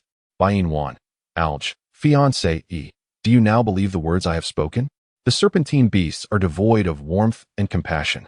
They will not alter the coldness and cruelty etched into their very bones for your sake, as long as you remain in his company. It is only a matter of time before you are devoured whole by him. Wan. Angus's emotions surged violently in response to Alge's words. He coldly wrenched Wan's hand away and cast her aside. Unsteady, she fell to the ground, her head striking a nearby stone vat, causing blood to flow from her forehead. Wan gazed at Angus, who was advancing menacingly towards Alge. She shook her head, pleading no. Angus, do not harm him. After shouting her name, Alge, despite his injuries, made his way to Wan's side. He lifted his hand to cover her wounded forehead, inquiring, Are you all right? I am fine. Angus, having inadvertently injured Wan, stood frozen in place, exclaiming, Wan, I didn't mean to. Wan gently withdrew her hand from Alge's grasp and moved to Angus's side. A crimson stain marred her left cheek, yet she bore no resentment towards Angus. Raising her hand, she embraced him tightly. My dear Angus is not a cold-hearted individual. Do not pay heed to the words of others. As long as I declare you are not, then that is the truth. I do not blame you. It is my own lack of steadiness that caused my fall. Therefore, Angus, do not torment yourself. It is merely a minor injury, nothing to worry about. Newer. Angus's hands trembled, his raised hand lingering in the air. Wan released him and reassured, I truly am fine. Look at me. I am perfectly well, are I not? Moreover, the wound on my forehead is not substantial. I am sorry, Newer. Just now, I was overwhelmed by fear that Alge would take you away. I could not bear the thought of losing you. So I foolishly believed that if he were to perish, you would remain by my side. I never intended to cause you harm. Truly I did not. Wan could fully comprehend Angus's recent emotions. Having been together for such an extended period, she understood him better than anyone else. He was not adept at concealing his feelings. Had he possessed such skills, she would not have known of his desire to eliminate Alge. Thus, she felt hurt. Yet she bore him no ill will. Furthermore, Alge was unharmed, and there was little merit in pursuing the matter further. She was neither unreasonable nor one to blame others when wounded. She was certainly not a woman given to melodrama. Had Angus caused her pain, she would have loathed him, which would have led him to embody the cold and unfeeling persona described by Alge. At that point, their relationship would have truly reached its end. Conversely, should she choose not to blame Angus, he would remain the same Angus as before, and after having hurt her, his temper would likely temper, for he would begin to consider her feelings. In truth, those who appear frigid are often not inherently so. They were once warm-hearted. However, as a means of survival, they learn to disguise their emotions and don their masks. This is their method of shielding themselves from further harm. Every individual possesses a fragile heart. They, too, require solace, care, and concern. If we chastise them for every misstep, they may become increasingly unapproachable, much like Angus. Had she chosen to scold him today instead of offering forgiveness, he would only grow more distant and cold. She did not wish to witness a frigid Angus. She longed for the warm Angus, the one who smiles, cares for others, tends to those around him, apologizes for mistakes, and revels in her praise of his intelligence. Such was the Angus she desired, and nothing less. Naturally, she would not permit Angus to transform into someone she did not wish for him to be. The bloodstain on by Inwan's forehead had dried, and her injury was indeed, as she had claimed, not severe. However, upon witnessing the scar on her forehead, Angus felt an increasing sense of guilt within his heart. "I am sorry. It is all right." Bai Inwan stood on her tiptoes and gently kissed Angus's lips, saying, "Please don't do this anymore, all right?" Angus nodded in agreement. "All right." Bai Inwan bestowed upon Angus a smile as warm as the sun, causing the fury within him to dissipate entirely. In fact, even when he caught sight of Algie moving before him, he felt naught. As long as Nwaner still cared for him, still loved him, he could regard Algie as a mere specter. Algie, in disbelief, thought to himself, "If you intended to slay me just moments ago, why did you not treat me as a phantom then?" They say a woman's mood shifts more swiftly than the weather. Perhaps this adage is more fitting for Angus. With a pained hiss, Algie approached Bai Inwan, clutching the wound on his waist. "Though the bleeding from your forehead has ceased, you should still apply some medicinal ointment to promote healing and prevent scarring." Bai Inwan accepted it, remarking that small wounds do not require treatment with herbal medicine. "I will wash my face. I must look rather frightful in my current state, don't you think?" Algie observed the bloodstains on Bai Inwan's left cheek and replied, "It's not too bad. It just looks a bit unsightly after the blood has dried. You should go wash up." "All right." Bai Inwan gently released Angus's hand. "The dawn has yet to break. You should rest a while longer.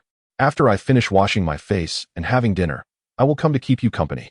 Upon feeling the warmth in his palm dissipate, Angus grasped Bai Inwan's hand once more. "I wish to stay with you, Nwaner. I shall not sleep." Bai Inwan, Angus truly exhibits a profound lack of security. His demeanor evokes a deep sense of compassion. Bai Inwan did not reject Angus. Instead, she gently led him aside to wash her face. Concerned that Bai Inwan might inadvertently aggravate her wound, Angus willingly took on the responsibility of cleansing her visage. He raised his hand, dipped his fingers in water, and meticulously began to wipe her face.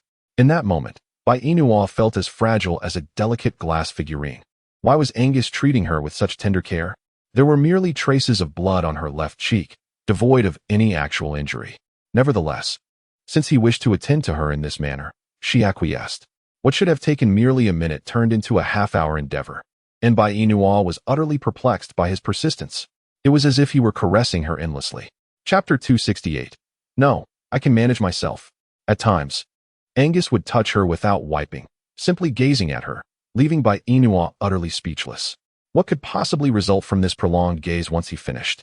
Yet Angus continued, simultaneously wiping her face while maintaining eye contact. Initially, Bai Inwan would blush slightly, but eventually, she became desensitized to his unwavering gaze.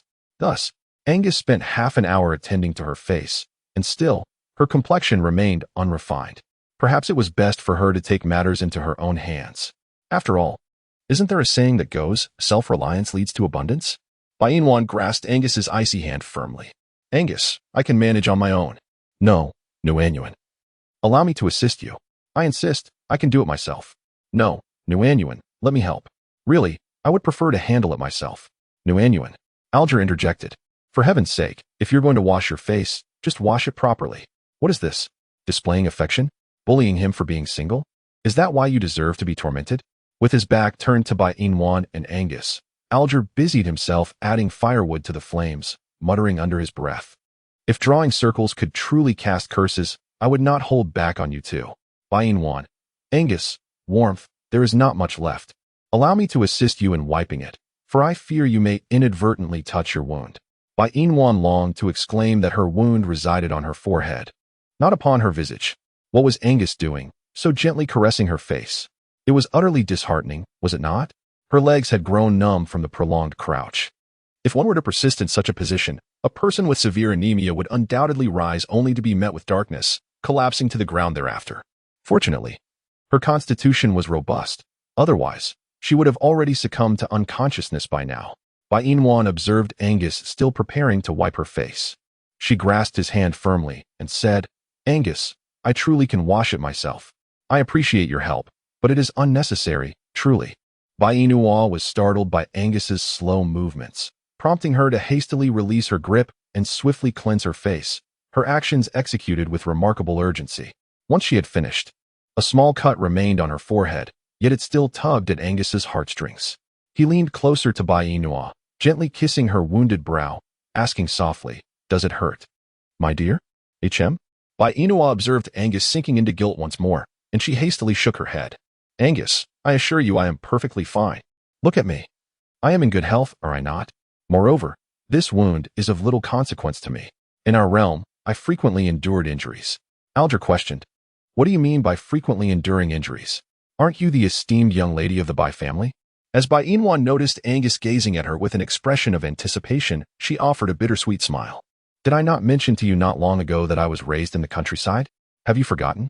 This inquiry was, of course, directed at Alge. Alge furrowed his brow and replied, "I have not forgotten. I simply fail to see the connection between your rural upbringing and your frequent injuries. You truly are a young master who has been sheltered since childhood. Back then, I was unable to defend myself, often bullied by others, and frequently engaged in fights. It is inevitable that such altercations would lead to bumps and bruises, thus injuries were unavoidable." Chapter 269. The setting sun, though beautiful, pales in comparison to you. Alge, with a sharp tongue, remarked, "You must have been quite unattractive in your youth, for no one was willing to assist you." Bai Inwan, must he be so acerbic instead of offering her some comfort? Does he not realize how hurtful his words are? This person, ugh, this wolf. Bai Inwan sought refuge from Alge and nestled into Angus's embrace. "Angus," she murmured. He responded, "Hold me tightly." Yet another display of torment. Alge remarked. With a swift motion, Angus lifted Bai Inwan, who nestled comfortably against him, her face radiating a blissful smile. At that moment, Alge could only think, what a sight to behold. Is there no respite from this torment? Does a single day without teasing him leave them unfulfilled? Transforming into his beastly form, Alge wandered off alone, laying down in solitude, his heart heavy with the weight of neglect, even the thought of food lost on him. Meanwhile, Bai Inwan, affected by recent events, found her appetite waning. As she gazed at the dawn breaking outside the cave, she suddenly sprang upright from Angus's embrace. "Angus, the sunset. It's the sunset." What? Shall we go watch the sunset together?" After a moment's hesitation, Angus nodded. "Very well, I shall accompany Nwaner to witness the sunset." Bai Inwan and Angus raced towards the mountain summit at their utmost speed. Bai Inwan was drenched in sweat, while Angus tenderly lifted his hand to wipe the perspiration from her forehead. As Bai Inwan gazed at the setting sun above, Angus's unwavering gaze remained fixed upon her. Bai Inwan leaped into Angus's embrace, tightly wrapping her arms around his waist as she exclaimed, "What a beautiful sunset! Yet, even the sunset's splendor pales in comparison to you." Bai Inwan. Thump, thump. Bai Yi's heart raced as Angus leaned in, capturing her lips in a passionate kiss. Below, on the hillside, Alge gazed up at the sight of Bai Yi and Angus entwined in their embrace, a pang of envy stirring within him. How fortunate Angus was to possess such a remarkable woman. If only he had encountered her sooner, if only he had sought her out earlier. Perhaps he too could have shared such bliss with her at this very moment. Yet, this world is devoid of what-ifs, and even more so of regrets. With a heavy heart, Alge turned away and hurried back to the cave, longing to tell Bai Yi that the sunset paled in comparison to her beauty.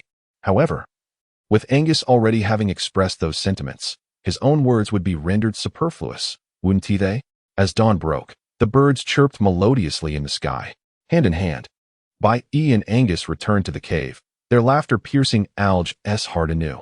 How much longer could he endure this torment? Would he not be crushed under the weight of his own heartache? As a solitary wolf, perhaps it was best for him to depart. Or perhaps he, too, needed a female companion.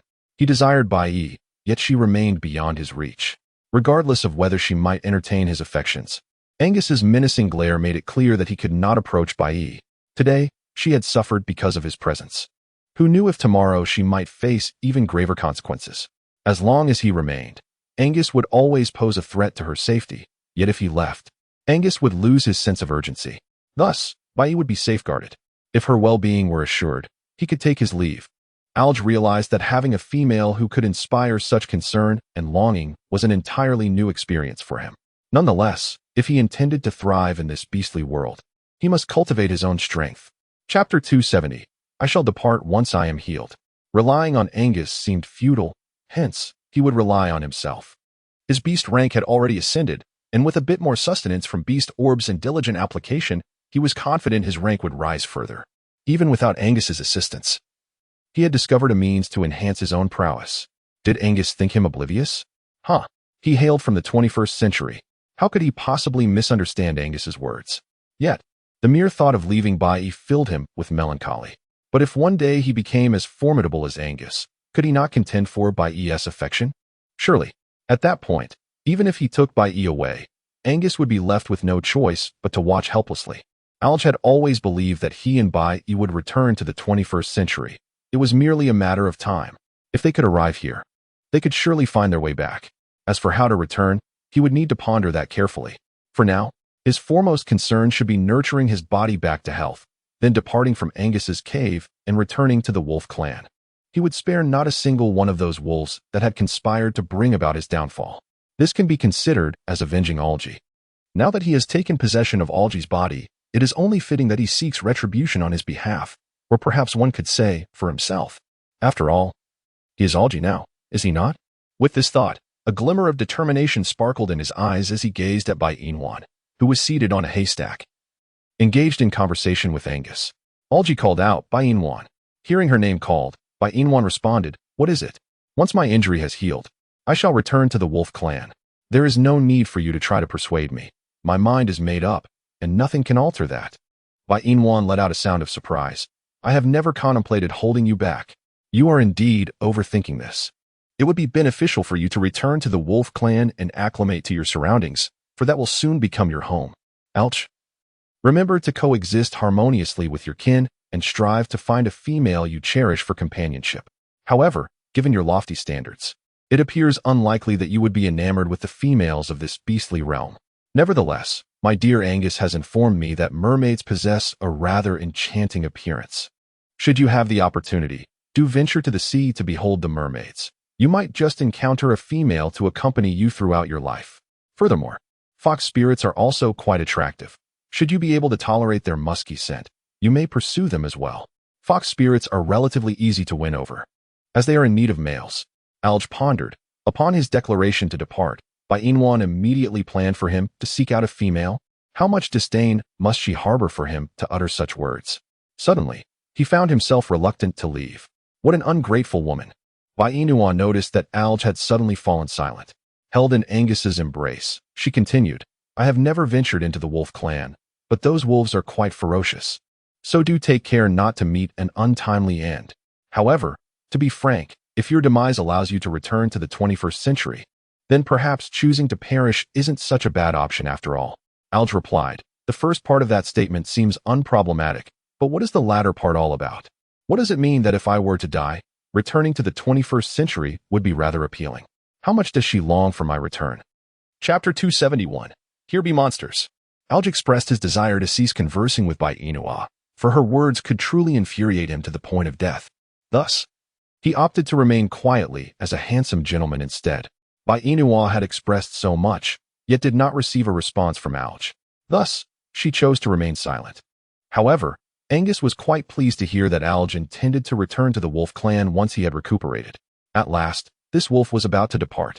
Yet, given the severity of his injuries, it would take time for him to heal without medication. Angus's gaze fell upon the remaining few stalks of the dancing grass that Bai Inua had picked. Dear Nwaner, will this dancing grass aid in Alge's recovery? Bai Inwan was taken aback for a moment, then nodded in agreement. Indeed, as long as Alge adheres to his daily medication and properly tends to his wounds, recovery will come easily. However, it is imperative not to exceed the prescribed dosage. We must proceed gradually. Moreover, the dance herb is rather elusive, so we must be judicious in our usage. Do you understand? Bai Inua initially believed that Angus intended to use the dance grass sparingly, mindful of the fact that Alge was gravely injured. After all, his need for the dance grass was even more pressing than Angus's. However, Angus's subsequent remarks left Bai Inua questioning the reliability of his own hearing as he declared, Nwaner, I shall soon venture out to procure some dance grass for Alge. I am confident that with my assistance, he will recover swiftly. Alge interjected. The crux of the matter is that once he recovers, he can return to the wolf clan. Correct? In this cave, no one holds any affection or welcome for him. He feels aggrieved. He longs to voice his feelings, yet no one listens. The crowd responded. We are listening. Alge continued. I feel wronged. I yearn for a comforting embrace, to be lifted high. The crowd retorted, away with you. Alge protested. You have deceived me once more. The crowd replied. The key lies in the fact that lifting you high is beyond our capability. Alge exclaimed, you are all so vulgar. The crowd responded, Angus, how are you so benevolent? Angus replied, because I wish to spare you from further distress regarding Alge's injuries. Warner, you mentioned that the dance grass sways with the wind, resembling a graceful dance. I believe I have encountered such grass before, and I shall go forth to retrieve it for you. Bain Wan. Alge, not long ago, when Bain Wan sought a remedy for him. Why did he not mention that he had seen him before? Yet, when he stated that he would depart once his health improved, it suddenly became apparent that he had indeed met him. It is common knowledge that Angus initially did not wish for him to recover, fearing that he would pursue Bain Wan. Now, upon hearing of his intention to leave, Angus immediately desires his recovery. The cunning of this large python can be likened to that of a modern-day femme fatale. Is it truly acceptable for him to harbor such profound scheming? Can Bain Wan's intellect possibly contend with Angus's? I find myself deeply skeptical. Bain Wan, like Alge, understood Angus's intentions. Nevertheless, she refrained from voicing much. For her, Angus has always been plagued by a lack of security, and she bore him no resentment. Very well, I shall accompany you to gather the dance grass shortly. Alge interjected, but what of him? He is a patient. Given that he was indeed a patient, how could Bain Wan abandon him in the cave? She feared not the beasts that might come to capture him. The crowd inquired, are there truly beasts here? Alge remarked, isn't Angus himself a beast? Look at his size. How much formula must he have consumed to grow so? The crowd retorted, that is simply his natural size. Alge insisted, blindness. He was this large at birth. If that is not a beast, then what is? Chapter 272. Are you pleased that I have left the cave? The crowd fell into a collective silence. Hey, Bain Wan. What shall I do now that you are gone? I am injured, with no one to care for me. What if other beastmen come to harm me? Angus furrowed his brow, stating, if you stay, warmth, you will be safe. She is female. Alge countered, that sounds somewhat plausible, but if Bain Wan departs, who will tend to me? How shall I manage alone? How will I eat?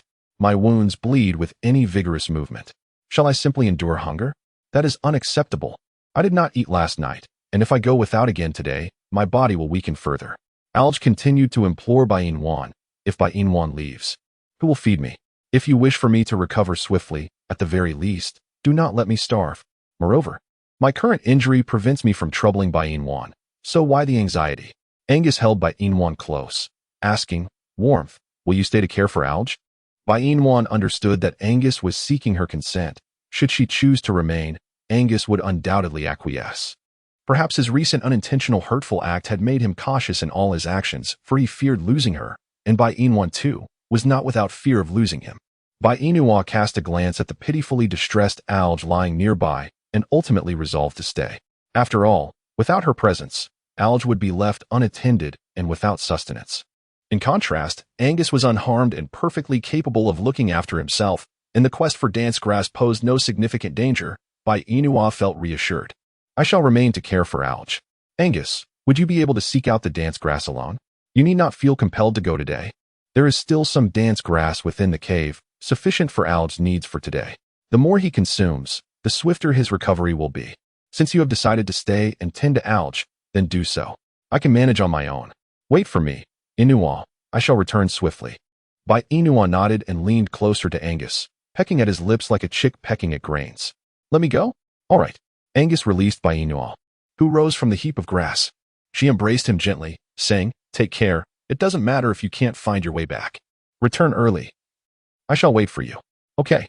With that, Angus exited the cave. Inuwa continued to gaze at the entrance until his silhouette vanished. Alger, with a look of disdain, remarked, Inuwa, he's long gone. What are you still staring at? Mind your own business. I enjoy watching. You. Alger turned away, clearly irked. And Inuwa made no effort to placate him. Instead, she moved to a nearby stone basin to fetch water for washing her face and brushing her teeth. Once she had tidied up, she began to sit aside, kindling a fire to roast fish. Throughout the process, she did not exchange a single word with Alger, who felt a pang of frustration. Why was Bainua behaving this way? He was a patient. Accommodating him wouldn't cost her anything or bring about his demise. Furrowing his brow, he turned to Bainua, who was tending to the fish. Hey. Bainua lifted her eyelids to glance at Alge, who was not far away. What is it? Are you pleased that I have left the cave? She blinked and averted her gaze. Why do you ask that? Chapter 273. Your existence only instills insecurity in Angus. Alge replied sullenly. Because I always feel as though you want me to leave, and once I do, you will be quite happy. Does she? Certainly not. So, where is the evidence? You clearly do. Alge insisted. If you truly wished for me to stay, you would have urged me to remain upon hearing that I would be departing after my recovery, rather than sending me back to the Wolf clan to live a good life. Bainwan, is it wrong for her to encourage Alge to return to the Wolf clan and live a fulfilling life? Absolutely not. He is, after all, a wolf. If he does not return to his clan, is it expected that he would remain by her side indefinitely? Angus has increasingly succumbed to insecurity due to his presence. And if he does not depart, she cannot guarantee what Angus might do in response. Her actions are solely for his benefit, yet he fails to appreciate her intentions, even claiming that she wishes for his departure. How could she possibly rejoice at his leaving?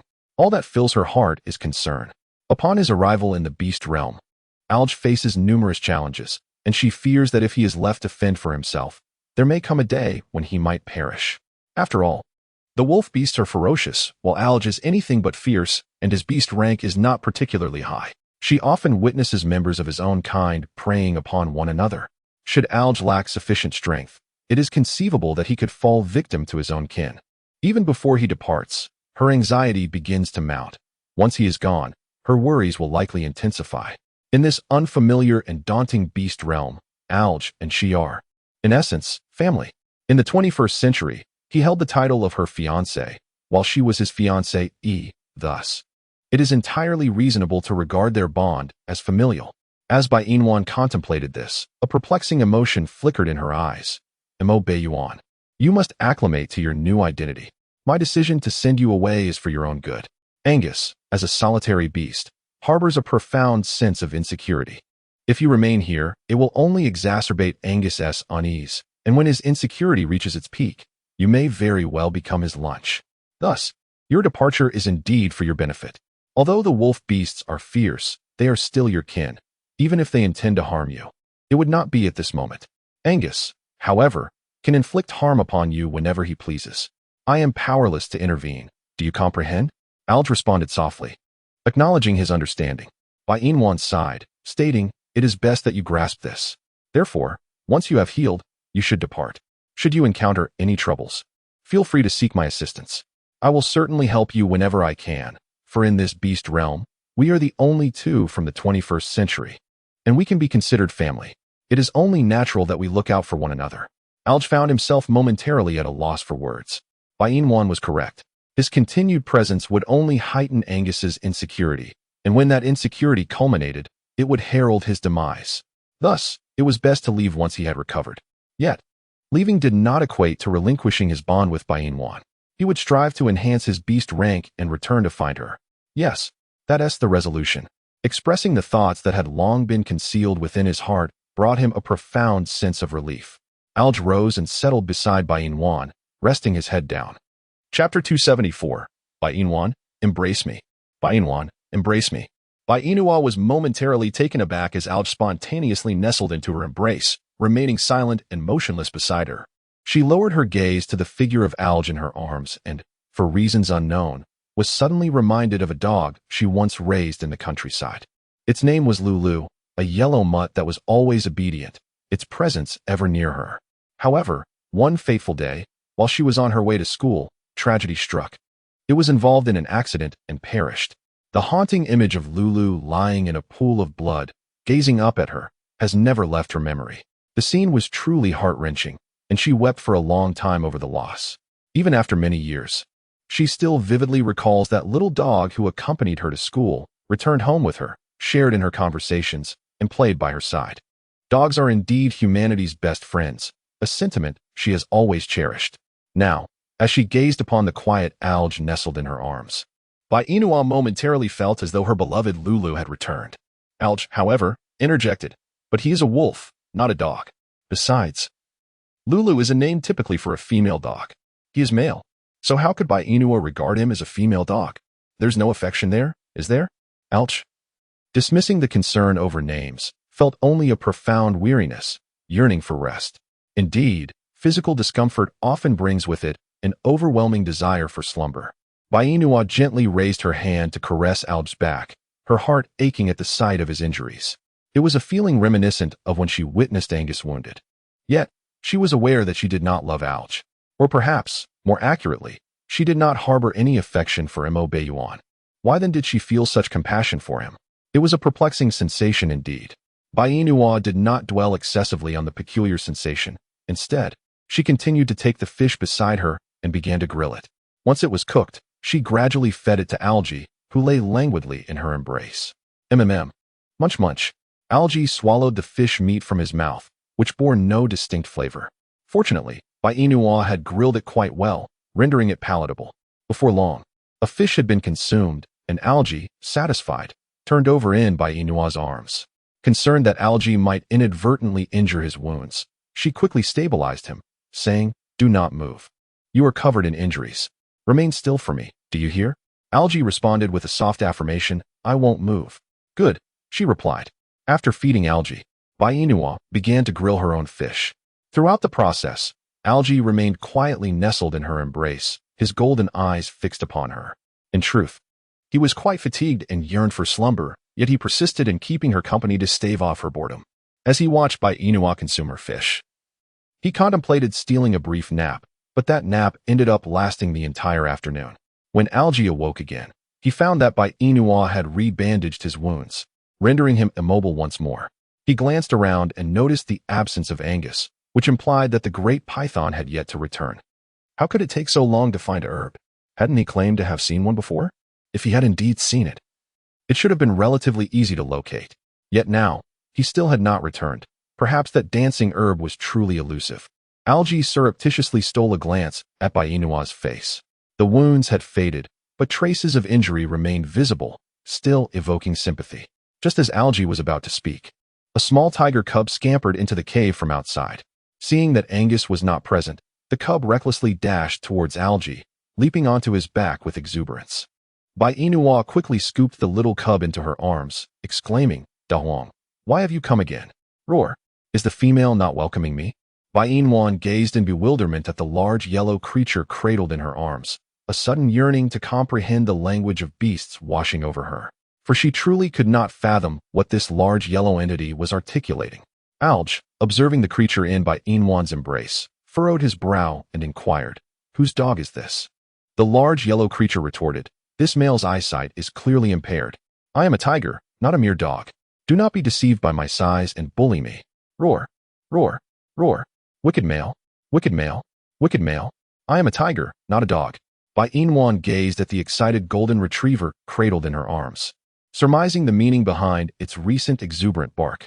It was likely that Alj's comparison of him to a mere dog had unsettled the creature. How could Alj be so thoughtless? She had clearly informed him on a previous occasion that the golden retriever was, in fact, a tiger, not a dog. Why then did he persist in likening the golden retriever to a dog? Anyone in her position would certainly feel discomfort by such a comparison. Bai Inua gently lifted her hand to caress the body of Da Huang, soothingly saying, "Da Huang, let us not hold any grudges against that brother. He is currently unwell, and his eyesight may be somewhat impaired. Sister understands that you are a tiger, and that is enough." Roar. Fortunately, the female's eyesight remains intact. Bai Inua smiled and inquired, "By the way, why have you come to my place again today? Isn't Barrent in the cave?" Roar, roar, roar. "Brother Barrent is in the cave. I sneaked out to seek a female, for I yearn for one." Bai Inua bewildered. Should she capture a talking tiger to serve as her translator? At present, she can only rely on her guesses to decipher what Da Huang is saying. Yet, even her conjectures occasionally fall short. After all, the language of beasts is exceedingly intricate. Nevertheless, despite her inability to comprehend Da Huang's words, she adores him for his endearing appearance. Small, soft, and utterly charming, he is simply delightful. Alger, so, he is now deemed less significant than a mere tiger cub? He actually considers himself rather charming as well.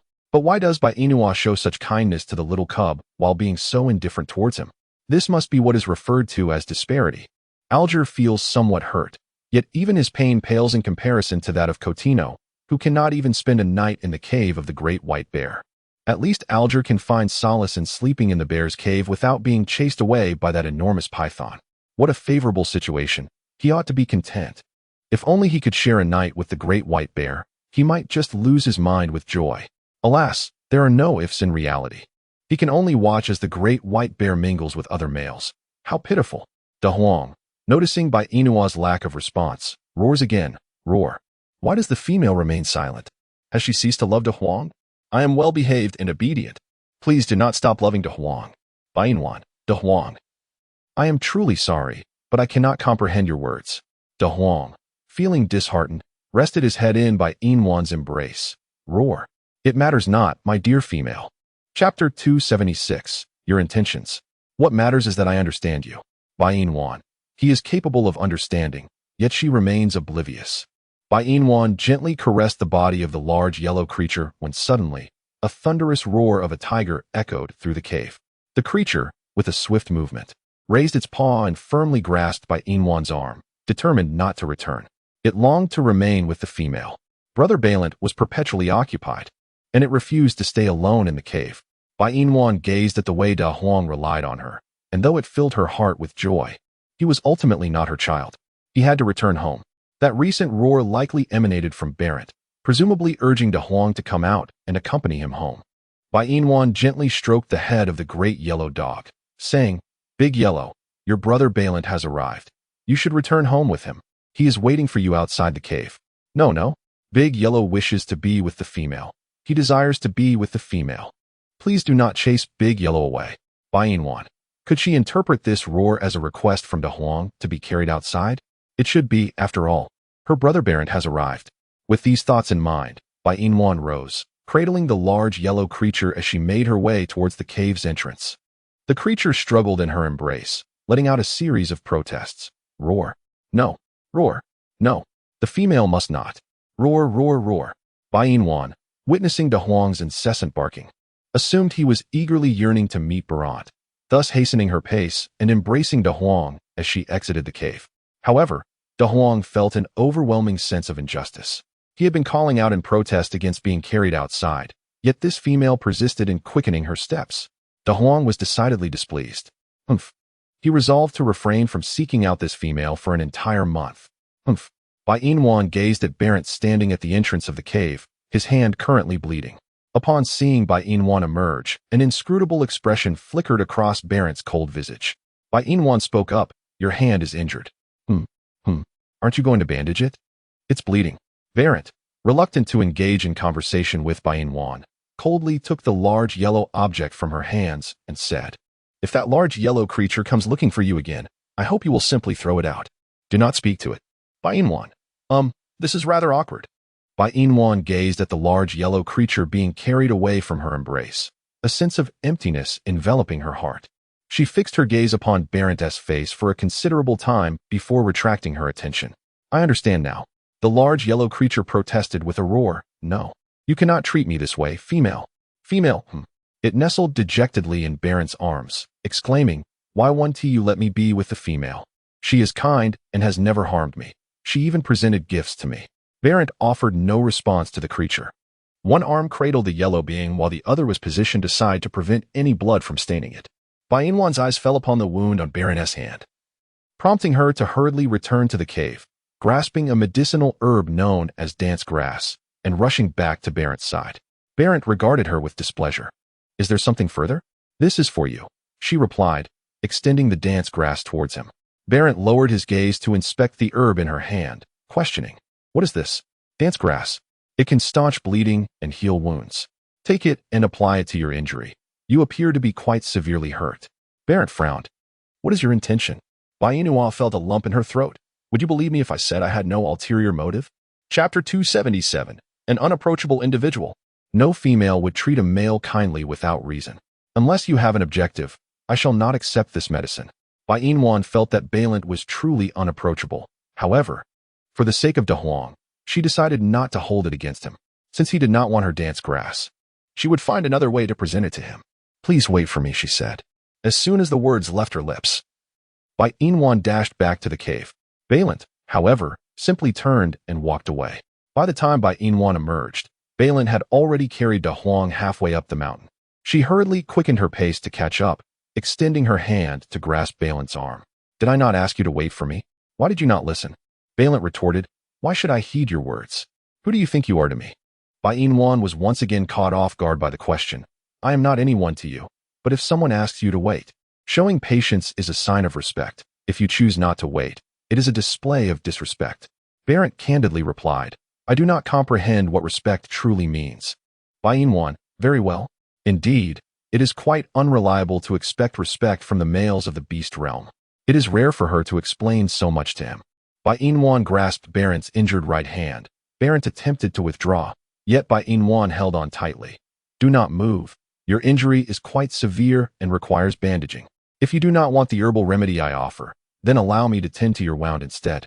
Balint forcefully extracted his arm from Bai Inwan's grasp. "I do not require bandaging." Bai Inwan was pushed to the ground by Balandi. Although it was unintentional on his part, she could not help but feel a twinge of discomfort. She had kindly offered to bandage his wounds, but he dismissed her efforts and even shoved her away. Were it not for the fact that he needed to care for Da Huang and could not afford to be injured himself, she would hardly have bothered with him. Did he truly believe she had nothing better to do than meddle in his affairs? It was solely out of consideration for Da Huang that she intervened. Balandi was wounded. Who else would venture out to procure sustenance for him? Da Huang was still so young and could not endure hunger, lest he fail to grow properly. Bai Inwan sat on the ground, gazing at Balint, who furrowed his brows in response. "This predicament is of your own making. It has nothing to do with me. Hasn't your male companion ever advised you to keep your distance from other males? Otherwise, you may not even realize how your demise unfolds." Bai Inwan, truly. What an unfeeling individual. Bai Inwan rose to her feet, plucking the dancing grass and chewing it briefly before spitting it out. Once again applying the remnants to Balint's injured hand. Though slightly distasteful, she found no alternative. Crushing it with stones would only introduce a multitude of bacteria, and her mouth was decidedly cleaner. This time, Balint did not push Bai Inwan away, fearing that she might fall once more. He had anticipated that this female would become irate and leave after her initial stumble, yet she surprised him by preparing the herbal remedy in such an unconventional manner. How long had it been since someone had expressed concern for him?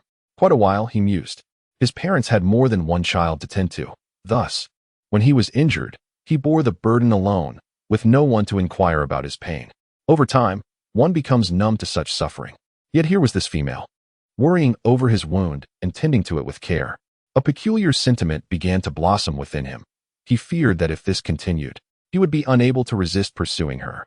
Females of such beauty were rare, and those who were both lovely and kind even more so. Chapter 278. Are you angry with a tiger? It was no wonder that so many males sought her affection. She was beautiful, compassionate, and attentive to her male counterpart. This was the first time he had encountered such a remarkable female, one who treated him with such kindness. Balint lowered his gaze, observing Bai Inwan as she diligently dressed his wound, his heart racing with emotion. Oblivious to his turmoil, she swiftly used the snake's skin from her waist to bandage him.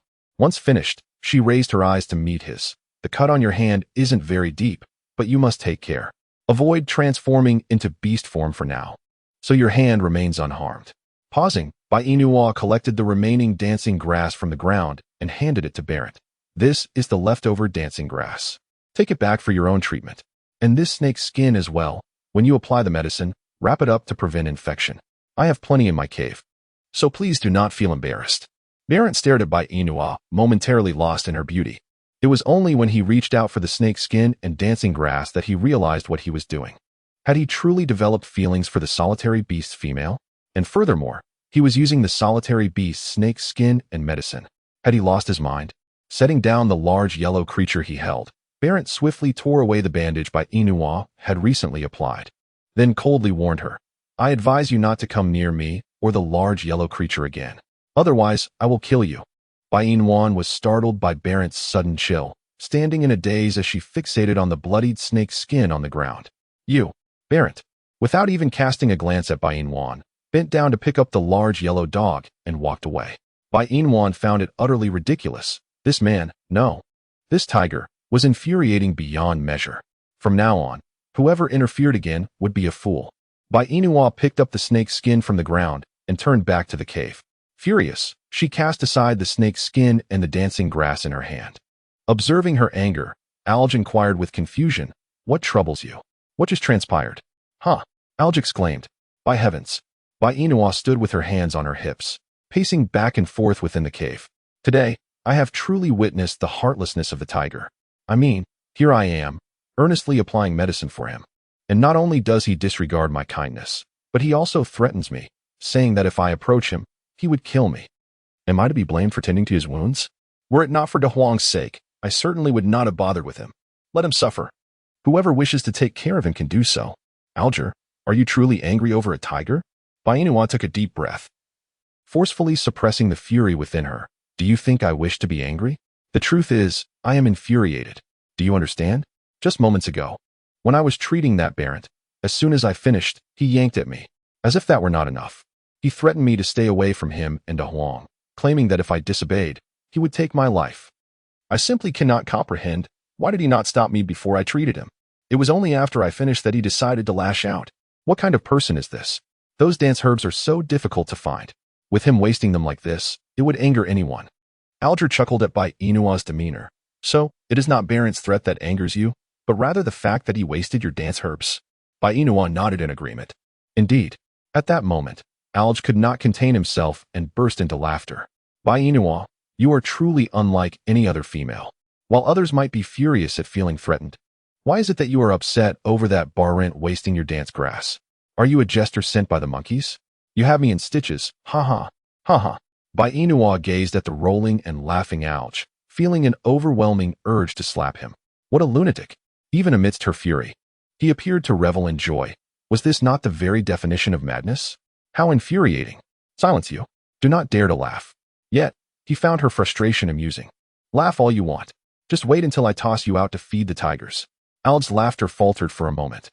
It was evident that his fiancée harbored no affection for him. How could she possibly threaten to throw him to the tigers simply due to his merriment? What a wicked fiancée she was. Absolutely a wicked fiancée. The laughter in the cave faded as Bai Inua, fuming, returned to sit upon the grass. Suddenly struck by a thought, she sprang to her feet, crouched by the bamboo, and began to hurl pebbles at it. The sound of bang, bang, bang echoed throughout the cave. When Cardino arrived, Bai Inua was still engaged in her assault on the bamboo.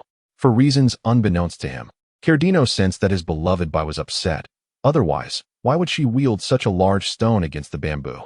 If there were other males present, they would likely be quaking in their boots rather than the bamboo. He glanced at the nearby bloodied wolf, which surely had provoked Bai, resulting in its current state. However, where had this wolf even come from? Angus was increasingly negligent in protecting Bai. How could he allow a wolf to take refuge in their cave without feeling a twinge of jealousy? Regardless of whether he felt jealousy, it was enough for Cardino to know he did. Cardino cast a wary glance at Alge, and by the time Alge noticed him, Cardino was already by Bai Inua's side. Transforming into his fox form, he nestled against her leg, exclaiming, "Bai, your little white has come." Alge retorted, "What is this little white of yours? Such an unashamed rabbit." Cardino declared, "I have concluded. All the males in this cave are utterly blind. For the last time, I am a fox, not a rabbit. What rabbit could ever be cuter than me? Honestly, but I am magnanimous. I shall not hold it against him." Seeing that Bai Inua was ignoring him, Cardino raised his paw and scratched her calf, asking, "Bai, what troubles you? Has someone wronged you or made you angry? Please tell me so that I may find a way to cheer you up." Alge interjected, "What a sycophantic rabbit. Just sleep, out of sight, out of mind." Alge closed his eyes, determined to ignore Cardino's chatter, but the more he tried, the more Cardino insisted on speaking. "Bai, was it that wolf over there who upset you? If so, shall I go and bite him to death?" Alge exclaimed, "Damn it, I'll give you 2 whacks." Cardino frowned. "What do you mean by damn it and 2 whacks?" Alge shot a disdainful look at Cardino, fool. Chapter 280, Dead Rabbit, Do Not Approach. Cardino expressed his utter incomprehension of what Alge had just said. "What does it mean?" Alge let out a cold laugh, offering no response. Cardino turned to Bai Inua with a puzzled look. "Bai, what does that foolish wolf mean by calling himself stupid?" "He means he considers himself rather foolish," Alge replied. When will this fiancée of mine ever shift her elbow towards me? My heart feels weary, and my head is throbbing. I suspect I might have a fictitious fiancée. I swear, it must be a fabrication. How frustrating. Dabai, you finally spoke. Tell Xiaobai, has that wolf been bullying you? If so, Xiaobai will promptly go and deal with him. After all, Xiaobai used to enjoy feasting on wild chickens. But now for you. Xiaobai is prepared to take down a wolf. Wait a moment, something about this conversation feels amiss. Isn't it the weasel that enjoys chicken? So, does this mean the rabbit is a weasel? Oh dear, no wonder their essay saying, a weasel visiting a chicken harbors no good intentions. Cadino declared, I refuse to converse with this wolf. His eyesight is utterly absurd. He either mistakes me for a rabbit or a weasel. Does he truly resemble a weasel? The crowd responded in unison, indeed. Cadino sighed, farewell. The love that was once promised has dissipated into mere bubbles. What a deceiver. The crowd exclaimed, we love you, Xiaobai. Cadino retorted, call me male deity. The crowd responded with a puzzled ah. Cadino remained silent. Bai Inwan fell silent once more. Alj sensed Cordino drawing nearer, and he writhed upon the ground, exclaiming, I warn you, you wretched rabbit, do not approach. Stay away. I implore you. Do not come closer, you accursed rabbit. Help. Bai Inua regained her senses and turned her head to gaze at Cotino, who was perched atop Alj. She hurriedly ran forward and embraced Cotino, exclaiming, what are you doing? Biting his ear. Why on earth would you bite him? Are you going to eat him? Why are you so greedy? He is my friend, and you must not harm him. Upon hearing that Alj was Bai Inua's friend, Cotino drooped his ears, saying, Big Bai, this wolf is your friend. Then what am I to you? Since childhood, my mother has told me that if a female ever embraces me, she becomes my mate. Before Bai Inua could utter her response, she unceremoniously tossed Cotino to the ground, causing him to land awkwardly on his back. Uffed. Alj couldn't contain his laughter, remarking, How amusing you are, little rabbit. Have you gone mad with desire for a mate? How terrified was your mother to think you'd end up alone? Cotino's ears flushed red. He felt utterly embarrassed to be rejected before this wolf. Seeking refuge, he eyed the cave entrance, sprinting out with all his might before rushing back in. Once more, he shamelessly clung to Bai Inua's leg, refusing to let go. Big Bai, I've emerged from my burrow, and I've forgotten everything that just happened. Can we start anew? Alj quipped, is that even possible? Did you crawl through a snake hole or a time machine? Witnessing the rabbit's brazen audacity was truly a sight to behold. Ignoring Alj, Cotino rubbed his pale face against Bai Inua's fair calf, saying, Big Bai, my mother also mentioned that if a female allows a male to rub against her leg, it is a clear sign that she desires to mate. However, before he could finish, Bai Inua kicked him away, retorting, You think too much. Cotino lamented, It seems my face has fallen off. Can I pick it up and still use it? Probably not. So why bother? I shall continue my pursuit of mating instead. I shall sacrifice my face for you. With newfound determination, Cotino sprang to his feet and approached Bai Inua once more. Yet this time, she did not present her leg for him to rub against. With a look of grievance, he implored, Big Bai, you cannot treat me this way. I like you so much. Why do you not like me in return? Actually, I came here today to ask if you would be willing to be with me. If you agree, we shall be together. If not, I will continue my pursuit. Regardless, I am resolute. If I cannot win your heart in this lifetime, I shall renounce all females. As a male, I am willing to discard my dignity in the quest for a mate. So, Big Bai, do not inquire about my pride. For you, I have none. But fear not, for I possess beauty. As long as one possesses beauty, it is but a matter of time before you, Dabai, belong to me. Ouch, what audacity fuels such shameless words? How revolting. Beauty. Pah, a mere rabbit seeking beauty? Bai Inua gazed at the earnest Cadinua, momentarily at a loss for words to decline him. The sun was setting, and Angus should be returning soon, if Cadinua lingered any longer. It was evident that Angus's dinner would undoubtedly be this fox rabbit. Cadinua sighed, lamenting the plight of a fox rabbit. Did his tail merely resemble that of a rabbit? In every other aspect, he was distinctly a fox. He despised the notion of being a fox rabbit. Noticing Bai Inua's daze, Cadinua slyly lifted his paw to embrace her. Dear Bai, you see, my mother was right. If a female allows a male to hold her leg, it is sufficient proof that she consents to mate with him. Now that I have embraced you, does this mean you wish to mate with me? If so, then I shall transform into human form. Alger, observing from the side, scoffed, how utterly shameless. Yet, I am quite curious to see what this rabbit looks like. handsome or not. The crux lies in whether my visage is appealing. If not, Bai-Inua would certainly refuse to mate with him. Kidi-Nuo released Bai-Inua's leg and shifted into his human form, gazing intently at her. Bai-Inua felt as though another person had suddenly appeared before her. Regaining her composure, she looked at Kidi-Nuo, only to be met with his domineering kiss, his lips curving into a smile. The teachings of Noah were indeed foolish. Claiming that she would respond to cuteness was utterly useless. In the past, Bai-Inua would have acknowledged his attempts at charm, but now she ignored him entirely. Thus, he resolved to employ his own methods to please her, and most importantly, to kiss her. Ah, what a delightful feeling. Bai's lips were so soft, he adored them. As Kidi-Nuo kissed Bai-Inua, her mind was consumed with a singular question. Just how many times had he forcefully kissed her? Why did he insist on kissing her at the slightest disagreement? Did he truly fear nothing, even the prospect of Angus considering him as dinner? Truly absurd. Bai-Inua raised her hand to push Kidi-Nuo away, yet at that moment, Kidi-Nuo reached out to grasp her head, continuing to kiss her. As she tasted the distinct flavor of Kidi-Nuo in her mouth, Bai-Inua felt utterly disoriented. What was happening? Was this cunning fox truly reckless? Bai-Inua struggled. But her efforts proved futile, inadvertently granting Cordino the opportunity to invade her mouth. Let her go? How could this fox possess such strength? Just as Bai-Inua was exerting all her might to escape, suddenly, the silhouette of Angus appeared at the cave's entrance. In Bai-Inua's mind, only two words echoed, "It's over." This time, Cordino would either not survive or be left severely injured. Previously, Angus had not witnessed the forceful kiss. But now that he had seen it, it would be a miracle if he did not retaliate. Bai-Inua's eyes widened in astonishment. Before she could fully comprehend the situation, Angus transformed into his beastly form and, with an open maw resembling that of a serpent, lunged directly at Kiditno. Sensing the imminent danger, Kiditno instinctively thought of Bai-Inua, fearing for her safety. In a swift motion, he released her and propelled her towards Alge, who was caught off guard by the sudden impact.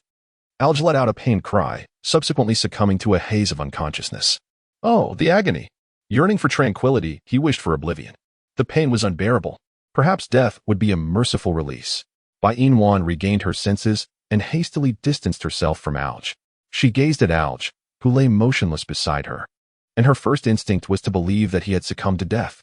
However, when she raised her hand to check for a breath beneath Alge's nose, she discovered he was still alive. Bai-Inua felt a sense of relief. She took a moment to gather herself before directing her gaze towards Angus and Cordino, who were now entangled in a fierce struggle. Cordino proved no match for Angus, and it wasn't long before he succumbed to defeat. Angus, using his serpentine tail, forcefully slammed Cordino against the stone wall, causing a spurt of blood to escape his lips as he helplessly lay on the ground, gazing up at the approaching Angus. Fury had already clouded Angus's crimson-slit pupils. He opened his mouth and sank his fangs into Cordino's neck. Just as Bai-Inua rushed forward, Angus had already seized Cordino. Stunned, Bai-Inua instinctively positioned herself in front of Cordino, pleading no. Angus, do not harm him. Angus fixed his gaze upon Bai-Inua, halting his advance. He glanced at the nearly lifeless Cordino, then turned away, not sparing a single look for Bai-Inua as he walked off. Bai-Inua did not pursue him. Instead, she knelt down and cradled the weak Cordino in her arms. Are you all right? She asked softly. The pale Cordino nestled in Bai-Inua's embrace replied. I feel as though I am on the brink of death. Bai's heart ached slightly. I have long warned you that Angus would not let you go. Why do you persist in entangling with me? It is my love for you that makes it difficult to release your hand. In this beastly world, I have never encountered a female who stirs my heart. You are the first and the only one. Bai-Inua, Chapter 283. I am sorry for causing you pain. Cordino's eyelids grew heavy as he slowly closed them. Bai-Inua tightly grasped Cordino's hand, without a moment's hesitation. She leaned in and kissed the spot where Cordino had been bitten by Angus not long ago. Cordino's body trembled. Bai-Inua was still drawing the venom from Kidi-Nuo, and as Kidi-Nuo began to recover, her head spun increasingly, until a drop of crimson blood fell from her lips. Thank you for loving me, but I cannot harm Angus. Kidi-Nuo, now transformed into his human form, gazed at the unconscious Bai-Inua in his embrace, closed his eyes, and made a solemn decision. I shall no longer appear before you. For your sake, I will vanish. He held her tenderly, his eyes glistening with unshed tears.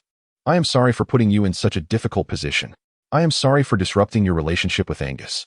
I am sorry for the pain I have caused you. I truly apologize. Kidianuo looked at the unconscious Inua and pressed his lips against hers before releasing her. This time, I will completely disappear from your sight, utterly. He lifted her into his arms and laid her upon a bed of grass, covering her with a nearby hide before turning to leave the cave. His steps were unsteady, his body trembling. If only he had encountered Bai sooner, she would have been solely his. He would have had the chance to be with her and protect her. Once, he did not understand what love or affection meant, but since meeting Bai, he learned that to love someone is to wish for their happiness and safety. If his departure could allow her to be with Angus without harm, then he would withdraw. Yet, his heart ached as if something were tearing at it. As Kidianuo's figure vanished from the cave, Angus emerged from outside. He knew that Nwaner would undoubtedly rescue Kidianuo. The reason he did not stay was that he could not bear to witness the woman he cherished saving a male he despised. With Kidianuo gone, it was evident that Nwaner had been affected by his venom, though only slightly, enough to leave her unconscious. Now, it was his turn to save her. Angus approached Inua step by step, sitting beside her. He lifted her into his arms, bit his own tongue, and let his blood flow into her mouth. The antidote lay in the blood from his tongue. In that place, the blood could only be given willingly by him. No other male or female could possess it, and the one he was willing to give it to was none other than his Nwaner. Once Angus had administered the antidote, he gently cradled her in his embrace, his gaze falling upon her pale face. Not long ago, I promised I would never let you be harmed again, yet here I am, breaking my word. Nwaner must be very upset, right? I harmed that fox, and I harmed you as well. It must be painful, mustn't it? I know just how potent my venom is. Alger remarked, it seems that not only Inua and that Kidianuo are hurt, he is wounded as well. He was on the verge of being crushed by Inwan. Was he not? Chapter 284, Why is Nwaner crying? Initially, he had only sustained superficial injuries, but now he felt as though he had internal injuries as well. Perhaps 3 or 4 of his ribs were fractured, or a rib had pierced his lung, or even his heart was damaged. In any case, he felt utterly unwell. Every part of him ached. Goodness, the pain was unbearable. He yearned for comfort, for a warm embrace, for the thrill of being lifted high. The crowd responded, too heavy. We cannot lift you. Algier interjected, you are merely speaking unfiltered truths. Knowing it is one thing, but to vocalize it is unnecessary. If you remain silent, who would consider you mute? The crowd replied, we would consider ourselves mute. Algier, as Inua gradually awoke in Angus's embrace. Her eyes fluttered open to meet his face, etched with remorse. A couple of coughs escaped her lips, the metallic taste of blood heavy upon her tongue. She understood that Angus had fed her his blood. Moments ago, she had witnessed his departure, leading her to believe he would forsake her forever. A deep yearning to pursue him surged within her, yet she had prioritized saving Cordino, whose life hung in the balance at that time. After rescuing him, she succumbed to unconsciousness, and now the thought of seeking Angus felt utterly beyond her strength. A wave of guilt washed over her. She felt an overwhelming sense of regret towards Angus. Each time, it was she who inflicted pain upon him. Despite his inherent masculinity, she found herself preoccupied with others. Angus had shown her boundless kindness, yet she continuously deprived him of security, causing him distress. The fault lay squarely with her, yet he bore the weight of guilt. She should be the one offering apologies, yet he was the one expressing remorse. Angus was blameless, she was the one at fault. Just as now, she had chosen Cordino over Angus, forsaking him, yet he had returned to rescue her. Perhaps Angus had anticipated her choice to save Cordino, which is why he had distanced himself. His silence was a testament to his desire not to see her unhappy. With this realization, Inua sat upright in Angus's arms, tightly embracing him. I am so sorry, Angus. I should not have disregarded your feelings for Cordino. I promise I will no longer leave you feeling insecure. I will be mindful of your emotions and cease all interactions with Cordino.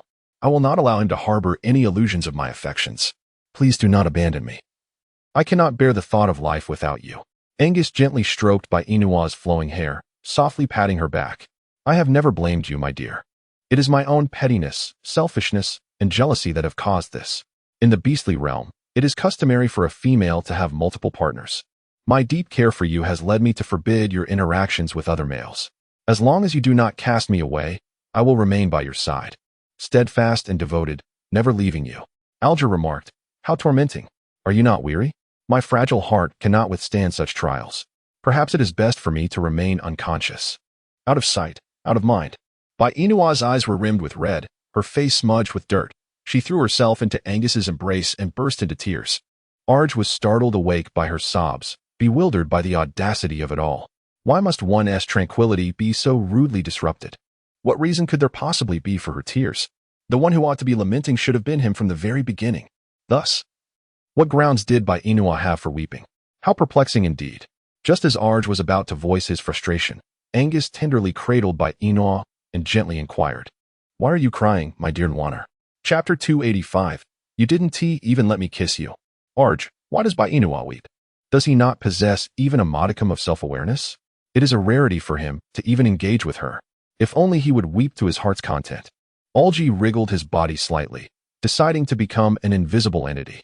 He nestled deep within the haystack, making it nearly impossible for Bai Inua and Angus to notice him unless they were particularly observant. Moreover, neither Bai Inua nor Angus had any intention of searching for Alji, rendering his invisibility inconsequential. Alji mused, "Is this an overwhelming sensation of being despised? Is it merely an illusion?" The crowd responded, "No, it is indeed real." Alji lamented, "Would it truly cause you to perish if you refrained from belittling me for a single day?" The crowd replied, "Yes." Alji declared, "Your idol has logged off." The crowd responded, "Warmth, please cease your tears. Your sorrow pains me." Bai Inua gently pounded her fists against Angus's chest. "Fool. Angus, you absolute fool. I shall no longer engage with you." Upon hearing that Bai Inua would ignore him, Angus grew anxious. "Warmth cannot disregard me. You promised that no matter what transpired, you would never abandon me." Bai Inua, when did she ever say that? Did I ever claim that I would ignore you, regardless of what happens? Angus nodded. "Yes, you did say that. I distinctly remember never uttering such words." "Well, if you say it now, it counts." Bai Inua, the most profound manipulation she has ever encountered is Angus's scheme. "Nwaner, why are you silent again?" Bai Inua gazed at Angus with her eyes, bright and red. "I no longer know what to say to you. Is it because Nwaner no longer loves me that you find yourself at a loss for words?" Bai Inua realized that Angus's thoughts were far more intricate than her own. When she chose to ignore him, he would ensnare her. When she expressed her uncertainty about what to say, he would claim she no longer loved him. Just how insecure must Angus be to utter such words? She recalled the early days of their acquaintance when he was not at all like this. Back then, he exuded an air of aloofness, as if nothing concerned him. Now, Angus appeared to be the antithesis of that initial impression, as if every matter was intrinsically tied to him. When she cried, he assumed he had erred in some way. When she was angry, he believed he had committed a fault. When she turned her back on him, he likewise thought it was his misstep. What a foolish boy. Bai Inwan felt a mixture of anger and heartache. As Angus noticed that Bai Inwan still refrained from responding to him, he became increasingly convinced that she truly no longer loved him. A sense of desolation flickered in Angus's eyes. Indeed, Nwaner no longer loves me. Bai Inwan, look. She can no longer even space out, can she? The moment she drifts off, Angus begins to indulge in his wild imaginings once more. Bai Inua sighed helplessly. When I call you a fool, do you truly consider yourself one? When I express my uncertainty about what to say, do you assume that I do not love you? If I did not love you, why would I allow you to hold me? Why would I invite your kisses?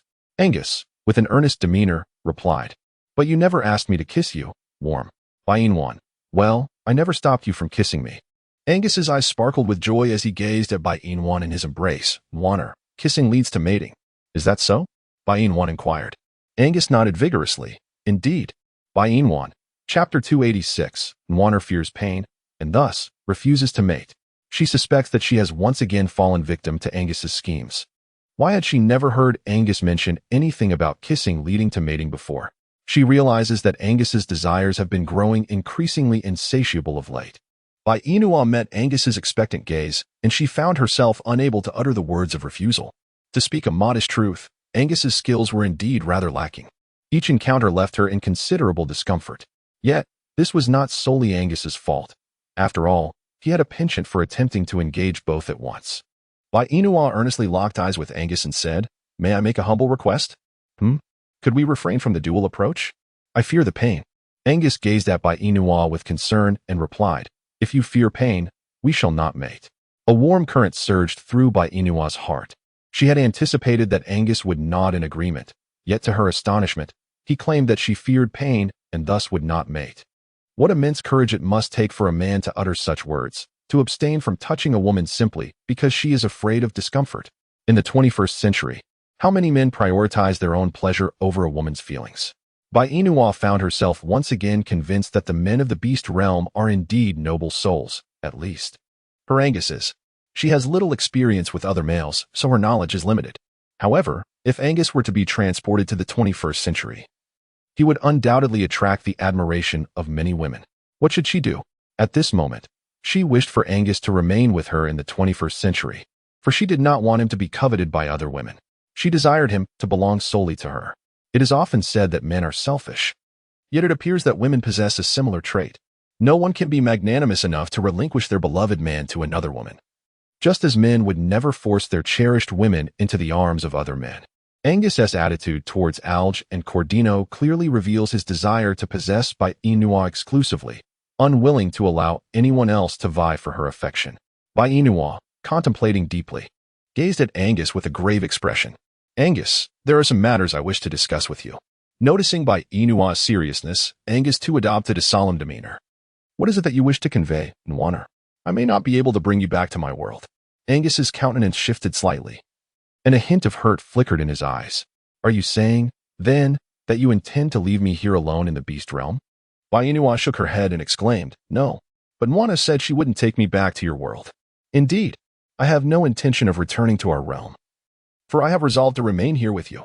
Angus was momentarily stunned, struggling to comprehend the words he had just heard. Nwana, what did you just say? I said I would stay and be with you, and not return to our world. A look of astonishment filled Angus's eyes as he tightly embraced Bai Inua. Is it true that you are willing to stay for me? Yes, she affirmed, her tone lingering. But I must admit, I have my own ulterior motives. Angus released Bai Inua, unable to conceal the tension on his face. What is your ulterior motive, Nwana? Is it Kidianuo or Algae? Bai Inua look. Her Angus is once again plagued by insecurity. Indeed, she can only express herself in one uninterrupted breath. Otherwise, her Angus might misconstrue her intentions. Chapter 287. Not for any other males, only for you. Could it be that I have guessed correctly? Inwan, is your secret desire truly for Kaditno and Alge? Do you wish for them to become your mates? In that moment, Angus felt an overwhelming sense of threat. What would happen if those two became Inwan's chosen ones? Would she no longer care for him? Would she deny him the privilege of mating with her? A perplexing emotion flickered across Angus's handsome face. A desire to eliminate them surged within him. Ouch! It seems he has sensed a potent aura of murderous intent. Will he soon face death once more? Kaditno, what a coincidence. I feel it too. Alge, when did you meet your demise again? Kaditno, not long ago. Alge, oh, serves you right. Kaditno. Bai Inwan found herself in a state of bemusement, torn between laughter and tears. What are you thinking? She exclaimed. My selfish desire does not lie with Alge and Kaditno, but rather with you. Angus, raising a finger to point at himself, responded, Is it because of me? Nwana, I do not comprehend your meaning. Bai Inwan smiled gently, patiently explaining to Angus, You may not be aware, but in our world, the females are remarkably beautiful. There are many who surpass my own beauty. Thus, should I bring you back to our realm, I fear you might be snatched away by other females. Furthermore, our world boasts an abundance of enchantresses, even more than those in yours. Hence, I have no desire to take you back with me. You are mine, and I shall not permit any female to covet my man. Likewise, I do not wish to expend excessive time and energy dealing with shameless seductresses. Therefore, I have chosen to remain here with you, not for any other males, but solely for you. For the first time, Angus felt truly cared for by a female. At that moment, warmth enveloped his heart, and he sensed an undeniable attachment to his Nwana. Even if she were to push him away, he would not budge. Even if a female more beautiful than Nwana appeared before him, he would remain steadfast, for none could ever be compared to her. Angus laughed heartily. Nwana, do not worry. I will not forsake you simply because other females may possess greater beauty. Bai Inwan murmured, Who can truly predict such matters? Do you not trust me, Nwana? It is not that I doubt you. Rather, I find it hard to believe in the two organs beneath you. It is often said that men are creatures of lower impulses. I wonder if you are an exception. Angus cast his gaze downward, fixating on his own anatomy, and a bitter smile crept upon his lips. Aside from Nwana, who accepts my identity as a solitary beast and embraces both my attributes, no other female would be able to tolerate them. Even if I were to possess striking looks, they would shun me for being a solitary creature, distancing themselves from me. Only Nwana is willing to remain by my side, to mate with me, to be my female. Thus, for me, Nwana is extraordinary, unparalleled, and truly worthy of my utmost protection. Bai Inua furrowed her brows, as it seemed she had once again indirectly brought up Angus's unhappy past. However, apart from being a serpent beast and possessing 2 reproductive organs, what else could possibly be deemed unsatisfactory about him? Were those females truly blind to fail to recognize Angus's merits? The mere thought of it filled her with indignation, as if the man she cherished were being unjustly scorned. Chapter 288. Algin tends to leave the cave. How could her beloved be subjected to others' disdain? Bai Inua raised her hand and gently pinched Angus's face, reassuring him. It's all right, Angus. You still have me. I do not find you lacking. So what if you possess 2 reproductive organs? You will grow accustomed to it in time. But has Nwana truly grown accustomed to it now? Bai Inwan, can she express her discomfort? Bai Inua responded with a hint of embarrassment. Angus, habit is a gradual process. And how long have we known each other? You surely wouldn't believe that I've already grown accustomed to you. So, I have not yet become accustomed. But I will strive to do so. Please do not be disheartened. Even if I am not accustomed, we can still engage in our union. Angus lowered his gaze, concealing the disappointment in his eyes. It's all right, Nwana. I shall not compel you to partake in anything you dislike. Bai Inua planted fervent kisses on Angus's cheeks and lips. I know you treat me with utmost kindness, even enduring discomfort to refrain from touching me. You are the finest male I have ever encountered. And Nwana is the most exceptional female I have ever known, Argy interjected. Damn it, I can no longer endure this. He contemplated running away from home. No, running away from the den. Argy stood up, yet within 3 seconds, he fell back to the ground. Never mind. His legs felt weak, and his body ached. Perhaps it would be better to wait a while before attempting to escape. Again he erred. It was running away from the den. There was no home here, only a den. What a dreadful place. In the Fox clan, Kadi Nua sat outside his cave, lost in thought and feeling despondent. It had only been a short time since he parted from Dubai, and already he began to miss her. How would he manage the days without her? Was he destined to revert to his former self? But if that were the case, would Dubai be disappointed in him? Alas, Dubai did not harbor affection for him. How could she possibly be disappointed?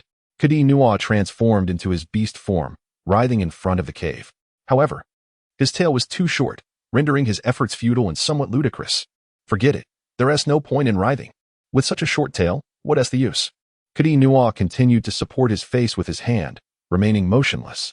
Suddenly, a pungent odor wafted from nearby, causing him to grimace in distaste. Could that group of foxes not maintain a semblance of cleanliness, perhaps by bathing? Their lack of hygiene was appalling. He resided as far from the fox tribe as possible, yet he could still detect their foul stench. It was utterly unbearable. Ugh, it's suffocating me. Thankfully, he was a hybrid of fox and rabbit, having not inherited his father's scent. Otherwise, he would surely find himself repulsed by his own odor. He had no desire for such a stench. He suddenly realized that being a hybrid of fox and rabbit had its advantages. Though his tail was not particularly impressive, at least his body was free from unpleasant odors. Considering this, it was not so bad after all. Moreover, his beast form was quite adorable, and Dubai also held a fondness for him. Yet, it was merely fondness, devoid of love. Alas, Kadi Nua became melancholic once more. He longed for Dubai, truly yearning for her. He lifted his gaze towards the hillside obscured by trees and lamented, Dubai, why do you not love me?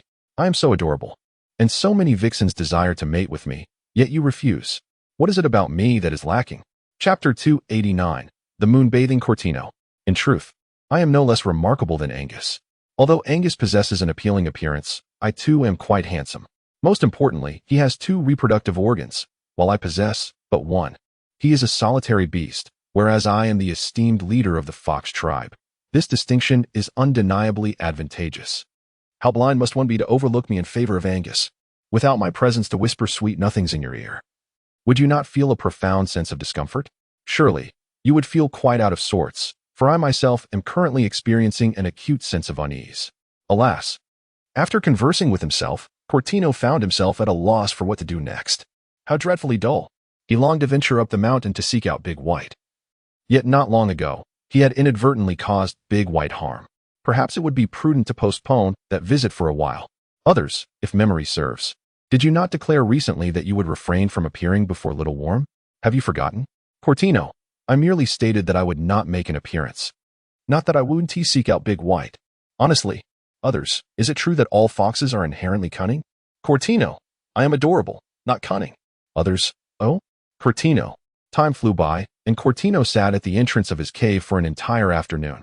He felt more invigorated in the evening than during the day. While his thoughts had scarcely drifted to Big White during the daylight hours, come nightfall, he could think of nothing else. As he pondered, a wave of melancholy washed over him. Could it be that Big White no longer wanted him? Big White. Oh, Big White. Others, after calling out. Cortino transformed into his beast form and dashed toward the river, seeking a bath to soothe his troubled heart and quell his thoughts of Big White. 10 minutes later, by the riverbank, Cortino bounded into the water with his short little legs, creating a splash that sent ripples across the surface. In the river, he transformed back into his human form, splashing the water around him, then cried out once more, Big White. Big White. Oh, Big White. Others, the onlookers, listened in silence to Cortino's wails. Cortino, not a single one of you offers me comfort. You're all so cruel. Others, Little White. Pat your head, don't cry, stand up and shake it off. Cortino, how unclean. I refuse to shake it off. If Big White were to find out, he would be furious. He would think me a fox governed by base instincts. Others, are you not? Cortino, your beloved little darling has logged off. Others. Cortino lost track of time in the water before he slowly emerged from the river, dripping wet, and positioned himself by the riverbank to bask in the moonlight. Indeed, while others admire the moon, our adorably foolish Cortino basks in its glow. He fancied that the moon could dry him as the sun does. How innocent, isn't it? The crowd, indeed. Late at night, Kitianuo remained damp, shivering under the chill of the wind. No more drying. It's simply one tea work. How utterly disheartened. So cold. The crowd, we shall try not to laugh. Kitianuo, the crowd, ha ha ha. Apologies, forgive our laughter. We simply cannot contain ourselves. Behold, a moon-basking fox rabbit. Chapter 290. What does Nwaner wish to eat? Kitianuo, oh my. The end of friendship. Kitianuo returned to his cave, drenched and weary, collapsing onto a pile of grass. Utterly motionless. He had done nothing yet felt inexplicably fatigued. Ah, but he had indeed engaged in an endeavor. He had been contemplating the Grand White. Now that he had concluded that thought, sleep beckoned him. Yes, sleep. Tomorrow, he would continue pondering the Grand White upon awakening. The following morning, in the early light, Kitianuo struggled feebly in the grass. If he was not mistaken, he felt unwell. Yes, he could roll over to Dubai's place to seek care and affection. The crowd. At last, we understand why you ventured out under the moonlight last night. It was all part of this scheme. Have you forgotten what you told Xianwan? You vowed never to appear before her again. Kitianuo, she didn't hear me, so it doesn't count. The crowd. You truly are shameless. Kitianuo, for the sake of Dubai, what need have I for shame? Moreover, what graces my face is not merely a visage, but a charm. The crowd. What more can we say? Kitianuo. Silence, everyone. The crowd. When Bai Inua awoke, Angus had already discarded the food he had recently caught from the cave. The heat had rendered the meat foul. The fish, consumed the previous night, had left them in a state of deprivation. As soon as Bai Inua regained consciousness, Angus intended to take her down the mountain to hunt, while also searching for fresh willow branches for her dental care, as the ones in the cave had withered and were no longer usable. The descent was facilitated by Angus carrying Bai Inua on his back. Initially, she refused, insisting on making her own way down. However, upon hearing Angus's playful remark, "Is it that you no longer love me? Hence you do not wish for me to carry you?" she promptly acquiesced, positioning herself on his back without protest. The notion of Angus doubting her affection unsettled her. Her love for him was unwavering. How could he question it? Most notably, Angus's choice of words, again, intrigued her. What did he mean by that? At times, his comments left her both amused and perplexed. Upon reaching the riverbank, Bai Inua urged Angus to set her down. "Angus, we have arrived. You may release me now." She still wished to be carried a bit longer. Bai Inwan, but it has already arrived. Even if it has arrived, it can still be recited.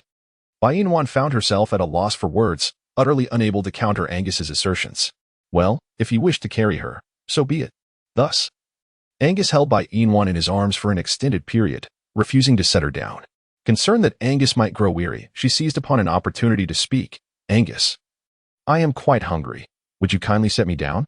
Upon hearing her plea, Angus promptly released her, inquiring, "What does my dear wish to eat? I shall procure it for you." In this realm of beasts, aside from consuming fellow creatures, what else could one feast upon? Ah, fish. Partaking in that would evoke the least sense of guilt. Bai Inwan replied, let's have fish. It is the most convenient option. As for what you wish to eat, you may catch it yourself. I shall await your return here. Angus furrowed his brow, expressing concern. I am uneasy leaving you here alone, Nwaner. Bai Inwan, she is not a mere 3-year-old child. Moreover, there are no other beast men in the vicinity. Chapter 291, Eliza. I have heard that a tiger beast is pursuing you recently, and with no other beast men around. What is Angus so worried about? She will take good care of herself. Although she may not be able to overpower those males, she can certainly outsmart them. The beastmen of this world should not possess the intellect that she, hailing from the 21st century, does. Bai Inwan chuckled contentedly. Angus, there are no other males or females here, so feel free to go.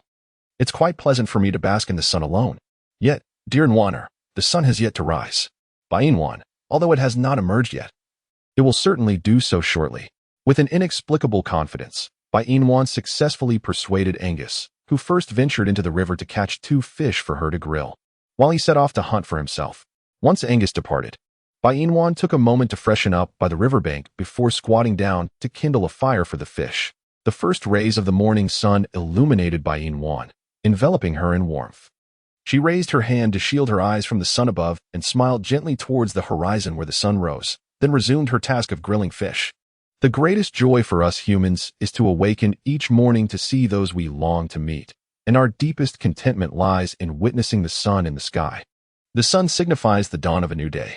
Regardless of the challenges we face, they will gradually be overcome with the passage of time. Bai Inwan felt herself to be incredibly fortunate. After all, she was alive, which was better than anything else. Moreover, during her existence, she had encountered the man she cherished most in this lifetime, which made her fortune even more profound. It must be said that Bai Inwan was truly easy to please. The flickering flames, fueled by the dry wood, danced gently as she carefully tossed in sticks from the side. Once the fire had stabilized, she swiftly prepared a fish, rushing to the riverbank to cleanse it before skewering it with a branch and placing it over the fire to roast. Approximately 10 minutes later, the fish was perfectly cooked, and she set it aside without partaking in it, for there lay an injured alge nearby. She intended to bring the fish back for him to eat. Just as Bai Inwan was about to clean a second fish, she heard the voices of females approaching from a distance.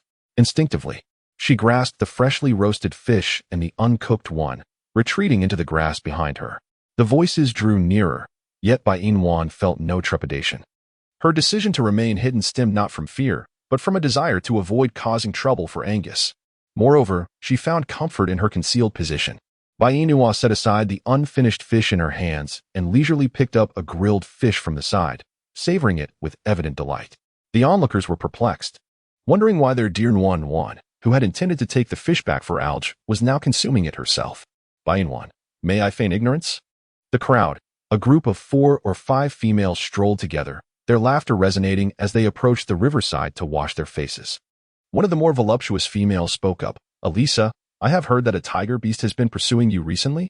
Upon hearing her companion's inquiry, the female named Elisa displayed a hint of disdain on her face, yet she nodded in acknowledgement, confirming that indeed, a tiger beast was vying for her affection. Bai Inwan, Chapter 292, is that tiger beast named Barent?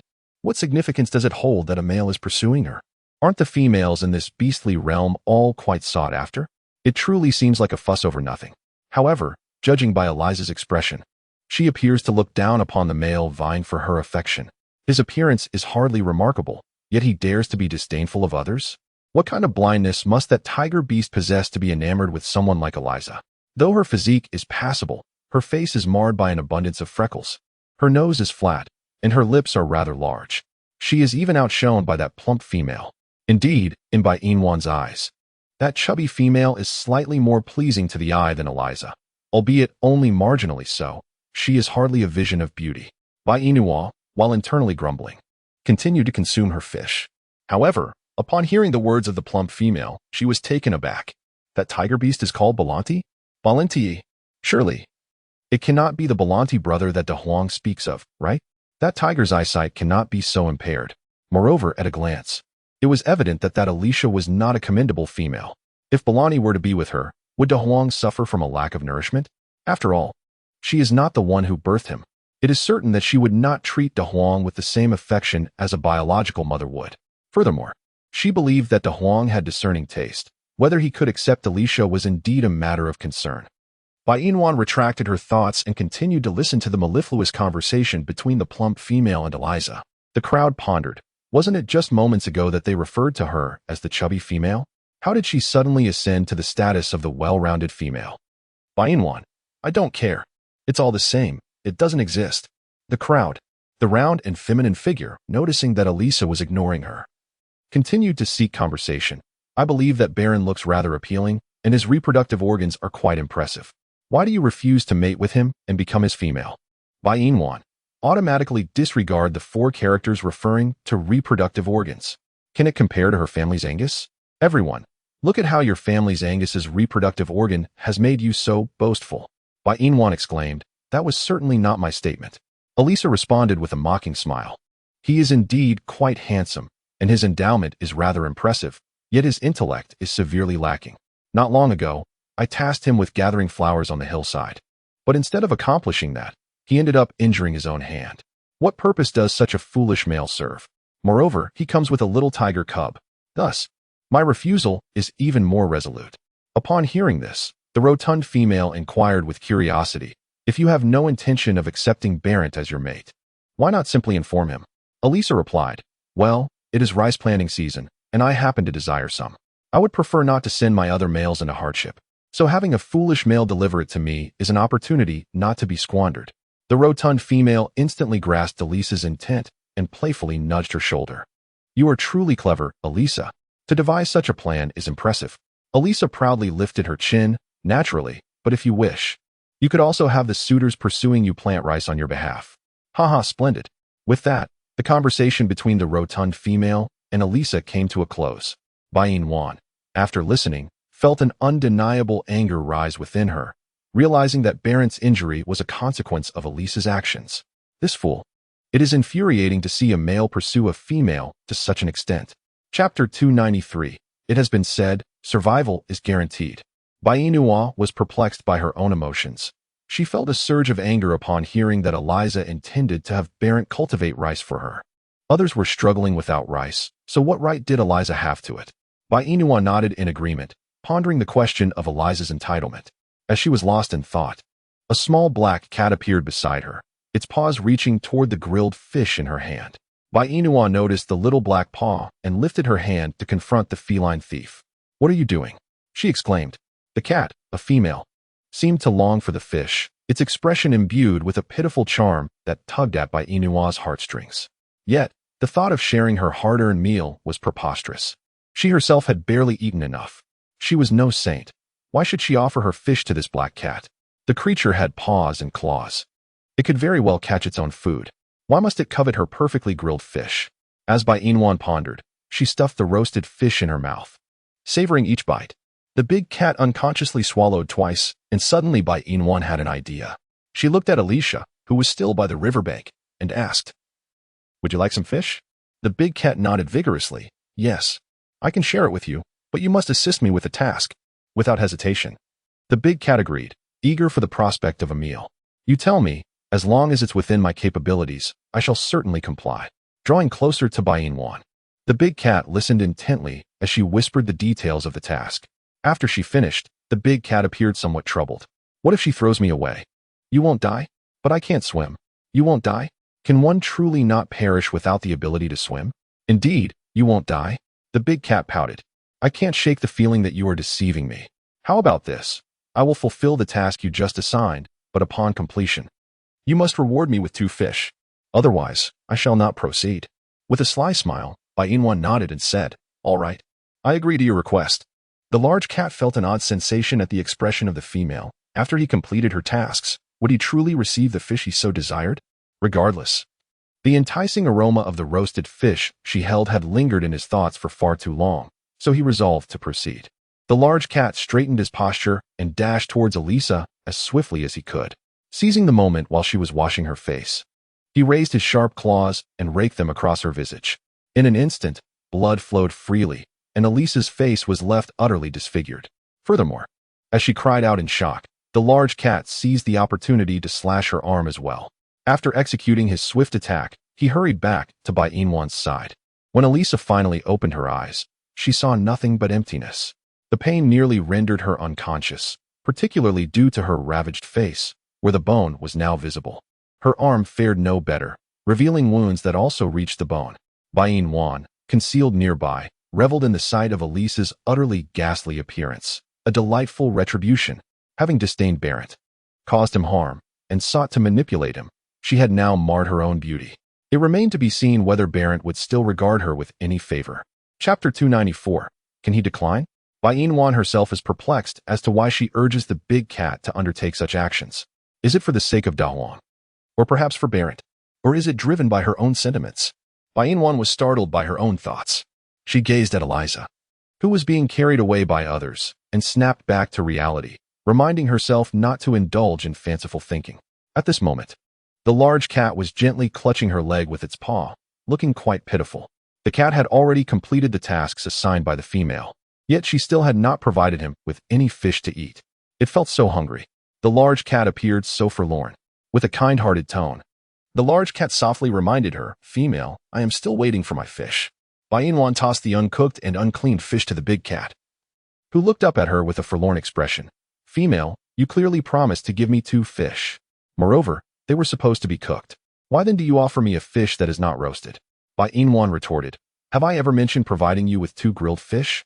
The big cat recalled. "It seems not." "What do you mean seems? It is quite evident that I have not. Therefore, take this fish for now. Once my male returns, I shall have him catch you another, all right?" After hearing Bai Inwan's words, the big cat felt even more aggrieved and shook its head, saying, "Female, you cannot treat the big cat this way. The big cat does not want uncooked fish. The big cat desires grilled fish. But I did not agree to your request. Then will you agree now?" The big cat clung to Bai Inwan's leg, entering a mode of rolling and acting cute. "Female, I implore you, please grant the big cat grilled fish. You can cook it yourself." The big cat lowered its gaze, looking as though Bai Inwan had wronged it. But the big cat cannot transform into human form. How can the big cat cook? Bai Inwan raised her hand to stroke the large cat's head. Just as the cat believed Bai Inwan would acquiesce, she unexpectedly declined, saying, "I apologize, but I currently lack the time to prepare fish for you. Therefore, you'll have to make do. You are a cat, and as long as it is fish, you will find it delectable." "Not at all." Bai Inwan contemplated for a moment and suggested, "How about this? I shall give you the fish I have roasted, and you can also have that unroasted fish beside you, making it a total of 2 fish. If you find that agreeable, feel free to take them." The big cat stole a glance at Bai Inwan and, noticing she was not jesting, quickly seized the roasted fish she offered and embraced it in his arms, munching delightfully, his adorable demeanor captivating. Bai Inwan found herself unexpectedly fond of the large cat. Bringing it home as a pet seemed quite delightful. The big cat mused. Could he possibly refuse? It held tightly onto the little fish on the ground, swaying its dark behind, slowly vanishing from Bai Inwan's sight. She couldn't help but chuckle at the sight. How could this black cat be so utterly charming? Bai Inwan shook her head in resignation, rising to return to the riverbank. She gazed at the bloodstains left by Eliza on the ground. Each glance brought her a sense of satisfaction. Serves her right, with no fish to roast. Bai Inwan sat by the river, basking in the sun, propping her chin on her hand as she stared at the tranquil waters. How dull. Why hasn't T. Angus returned yet? Meanwhile, in the cave, Alge and Cordino were locked in a fierce struggle. Alge, in pain, cursed loudly. "You wretched rabbit, let me go? Call me a rabbit again, and I swear I'll end you. You clearly are one. Why can't you accept this fact?" Chapter 295. Do not pull little Bai's tail. Cordino spat in response. "Let me tell you one last time. I am a fox, not a rabbit. Make me confront reality. And you, looking so small. Have you just been weaned? You little wolf cub. How dare you insult me today? Tell me, where have you thrown my dear Bai?" Alge retorted. "Thrown? Does he dare to toss Bai Inwan aside? Angus is so ferocious. He was bitten to death before he even touched her finger. Besides, he wouldn't dare part with her." Alge found himself pinned to the ground by Cordino, unable to move. Damn, it hurt. What on earth did this rabbit want? Upon entering the cave, it had appeared so pitiful, but upon not seeing Bai Inwan, it lunged at him as if fueled by adrenaline. What had he done wrong? All he had said was, "Hey, rabbit, what's wrong?" Was it wrong to show concern? Certainly not, if memory served him right. The rabbit bitten by Angus yesterday was indeed the very one before him. miraculously lively after being bitten. Did that mean all the males in this beastly realm possessed some form of toxin resistance? Lost in thought, Alge was jolted back to reality as Cordino's claws once again dug into his head. You little wolf cub, tell me quickly, where have you hidden my dear by? If you refuse to speak, I'll scratch you to death. Alge shot back defiantly. Curse you, wolf. If I weren't injured, I would have already dealt with you. Why not wait until I've recovered before challenging me? Bullying an injured opponent is hardly honorable. Cordino scoffed. Who says the injured can't rise to fight? Let me tell you, even if you're on the brink of death, you must protect your female when danger looms. So, being wounded doesn't exempt you from battle? If you can't defeat me, it proves your worthlessness. I simply cannot comprehend how someone so inept can reside in by's cave and manage to capture her attention. Tell me, little wolf cub, how did you accomplish that? Upon hearing Cordino's words, Alge sprang to his feet and retaliated with all his might, transforming into his human form in the process. Cordino's small beastly form was firmly restrained by Alge. Cordino struggled. Let go of me, you wretched little wolf. Alge seized Cordino by the neck with one hand and gripped his tail with the other. Cordino's tail, already short, was painfully pinched, causing him to yelp. Don't pinch little White's tail. If you keep pinching, it will be gone.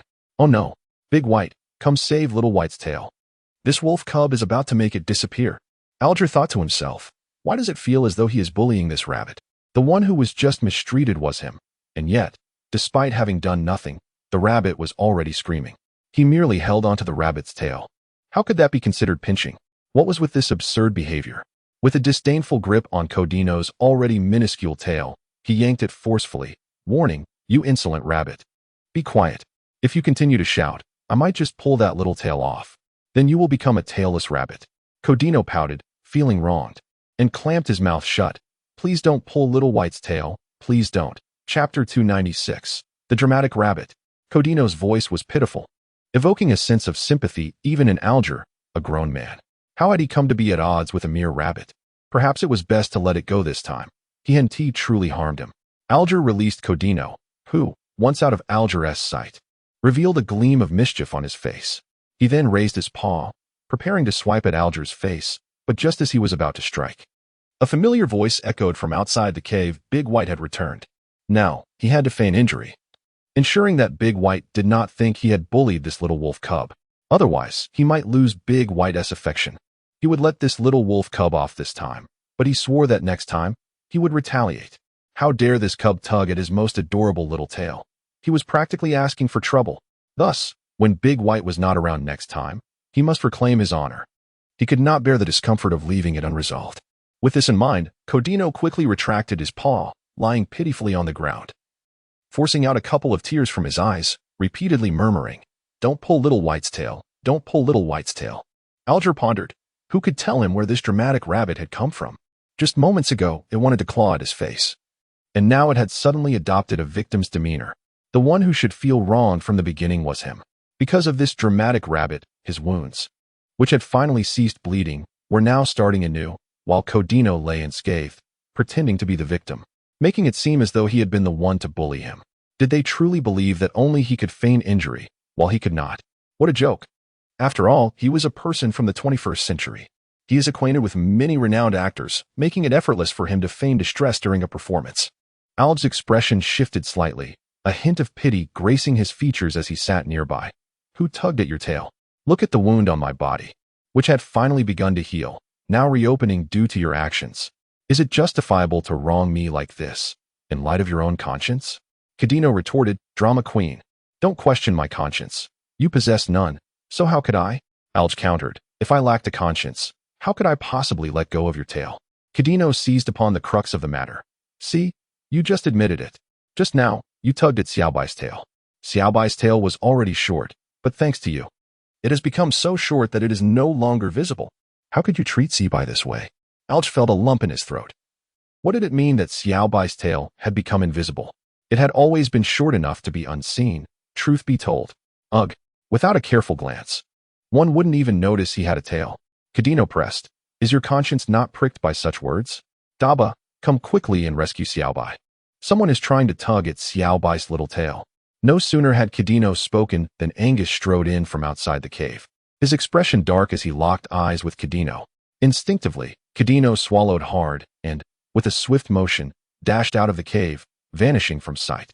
Bai Inwan stood outside the cave, witnessing a large snowball swiftly soar past her. Chapter 297. Are you worried about me? Bai Inwan, is that Caditno? Caditno, at last. Bai no longer regards him as a mere snowball. How delightful. This time, his visit was not entirely without merit. After Caditno departed, Angus permitted Bai Inwan to enter the cave. Earlier, she had heard Caditno's voice outside, but before she could step inside, Angus had already hastened in, followed by a large snowball rushing out from the cave. Caditno, was it not just him? How did he transform into a snowball in the blink of an eye? Once Caditno left, Angus finally allowed her entry. In truth, she should not have encountered Caditno. She must honor her commitment to Angus. Bai Inwan pondered this and swiftly dismissed the words recently uttered by Caditno. He was agile and sprightly. What harm could possibly befall him? However, it was Algie who appeared to be in grave condition. His body was once again soaked in blood, and if this continued, Algie would indeed be perilously close to death. Bai Inwan hurriedly stepped forward to staunch Algie's bleeding with a handful of grass. She gazed at the reopened wound on Algie's body. Her brow furrowed in concern. How many times must I implore you before you heed my words? Did I not instruct you to refrain from assuming human form while injured? Why do you persist in defying me? Must you await your demise before you listen to me? Algie, taken aback by Bai Inwan's outburst, realized that during his convalescence, she had never exhibited such anger nor raised her voice at him before. Why was she yelling now? Confused, Algie looked at Bai Inwan and asked, "Are you truly worried about my demise?" Bai Inwan's gaze flickered. She tossed half of the herbal dance grass into Algie's embrace and, with a hint of insincerity, declared, "I do not comprehend your words. If you are not concerned about your own wound, why should I worry for you? Do not overthink it. Quickly tend to your front, and I shall take care of your back. If you are reluctant to move, I can summon Angus to assist you." Upon hearing this, Algie hastily shook his head, crushed the herbal grass in his hands, and applied it to his wound. Angus shot a cold glance at Algie before redirecting his attention to the side, where he began to roast fish for Bai Inwan. As long as Algie healed, he could depart from his cave and return to his wolf clan. Thus, he merely needed to endure for a while longer. Indeed, just a little longer. Yet, despite Angus's internal reassurances, he remained discontented. When Algie was absent, Inwan's eyes had been solely for him, but with Algie's arrival, she now had room in her gaze for another. Angus, sullen, stoked the fire for the fish. As soon as the flames ignited, Bai Inwan exclaimed, "Angus, what are you doing? Did I not instruct you to set the fish aside for me to roast? Why are you meddling with the fire?" Concerned for her hunger, he replied that he was preparing fish for her. Bai Inwan set down her herbal grass, approached Angus, and pulled him away from the fire. "Who asked you to roast fish? I can do it myself. You should sit to the side." Angus's gaze fell upon the pile of grass where he and Bai Inwan would sleep, pondering where he should now sit with Algie present. Outside the cave, or perhaps in the spot where Algie often lay, watching the two interact? The thought was unbearable. To avoid his own discomfort, he resolved to continue roasting the fish. Angus crouched down again, took a skewer of fish from the side, and placed it over the flames. Based on Bai Inwan's understanding of Angus, it was evident that he was displeased, but what was the source of his discontent? Was it Algie? Had he forgotten that once Algie recovered, he would leave the wolf clan?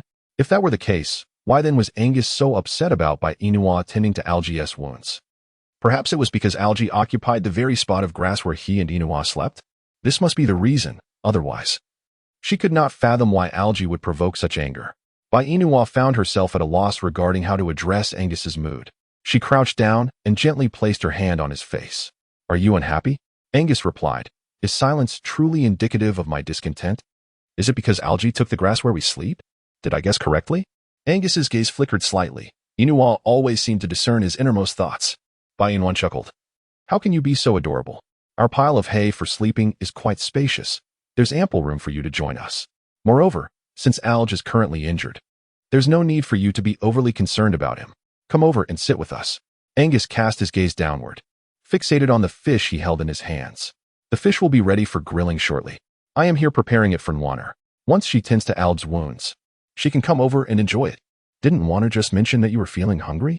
Bai Inwan nodded, saying, "Indeed, I just mentioned my hunger. But I never asked you to cook fish for me. I meant to cook for myself. There's no need for you to do it. I understand your fear of fire. Angus, so please don't force yourself too much. Angus, seemingly oblivious to Bai Inua's words, continued to crouch beside the fire, grilling fish. To alleviate her worries, he reassured her. Don't fret, Nwaner, I'm perfectly fine. Why are you so stubborn? Bai Inua exclaimed, snatching the fish from Angus's hands. I will handle the cooking. You should tend to Algy's wounds. Angus retorted, can't he deal with that wolf a little? I've been annoyed by him for quite some time. Now that the opportunity has finally arrived, I do feel remiss if I didn't take action. He stood up and approached Algy, who sensed an overwhelming pressure and instinctively protested. Bai Inua, you irresponsible woman. How can you abandon me with Angus halfway through? Don't you realize that this could lead to me being lost at any moment? I strongly object to having Angus help me. However, Bai Inua was unyielding in her decision. She continued to focus on grilling the fish, stating, Angus is afraid of fire. Yet he is cooking for me because I am hungry. If I do not take over for him, he will continue to grill the fish, and I fear for his safety. Thus, he must engage in tasks away from the flames, like treating your wounds. Algy, do not fear. Angus is quite gentle with people. Algy scoffed, huh? Angus hasn't even begun to treat my wounds, and I feel as though I might perish from the pain. Perhaps Bai Inua has misused the word gentle. Is gentle truly suitable to describe this giant python? The term gentle aligns more with coldness. Chapter 299. This is your true nature.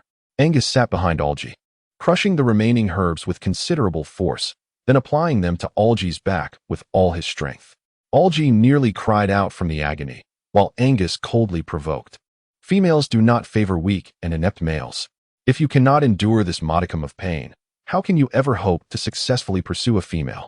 Listening to Angus's words, Algy forced the groans escaping his throat into a retort.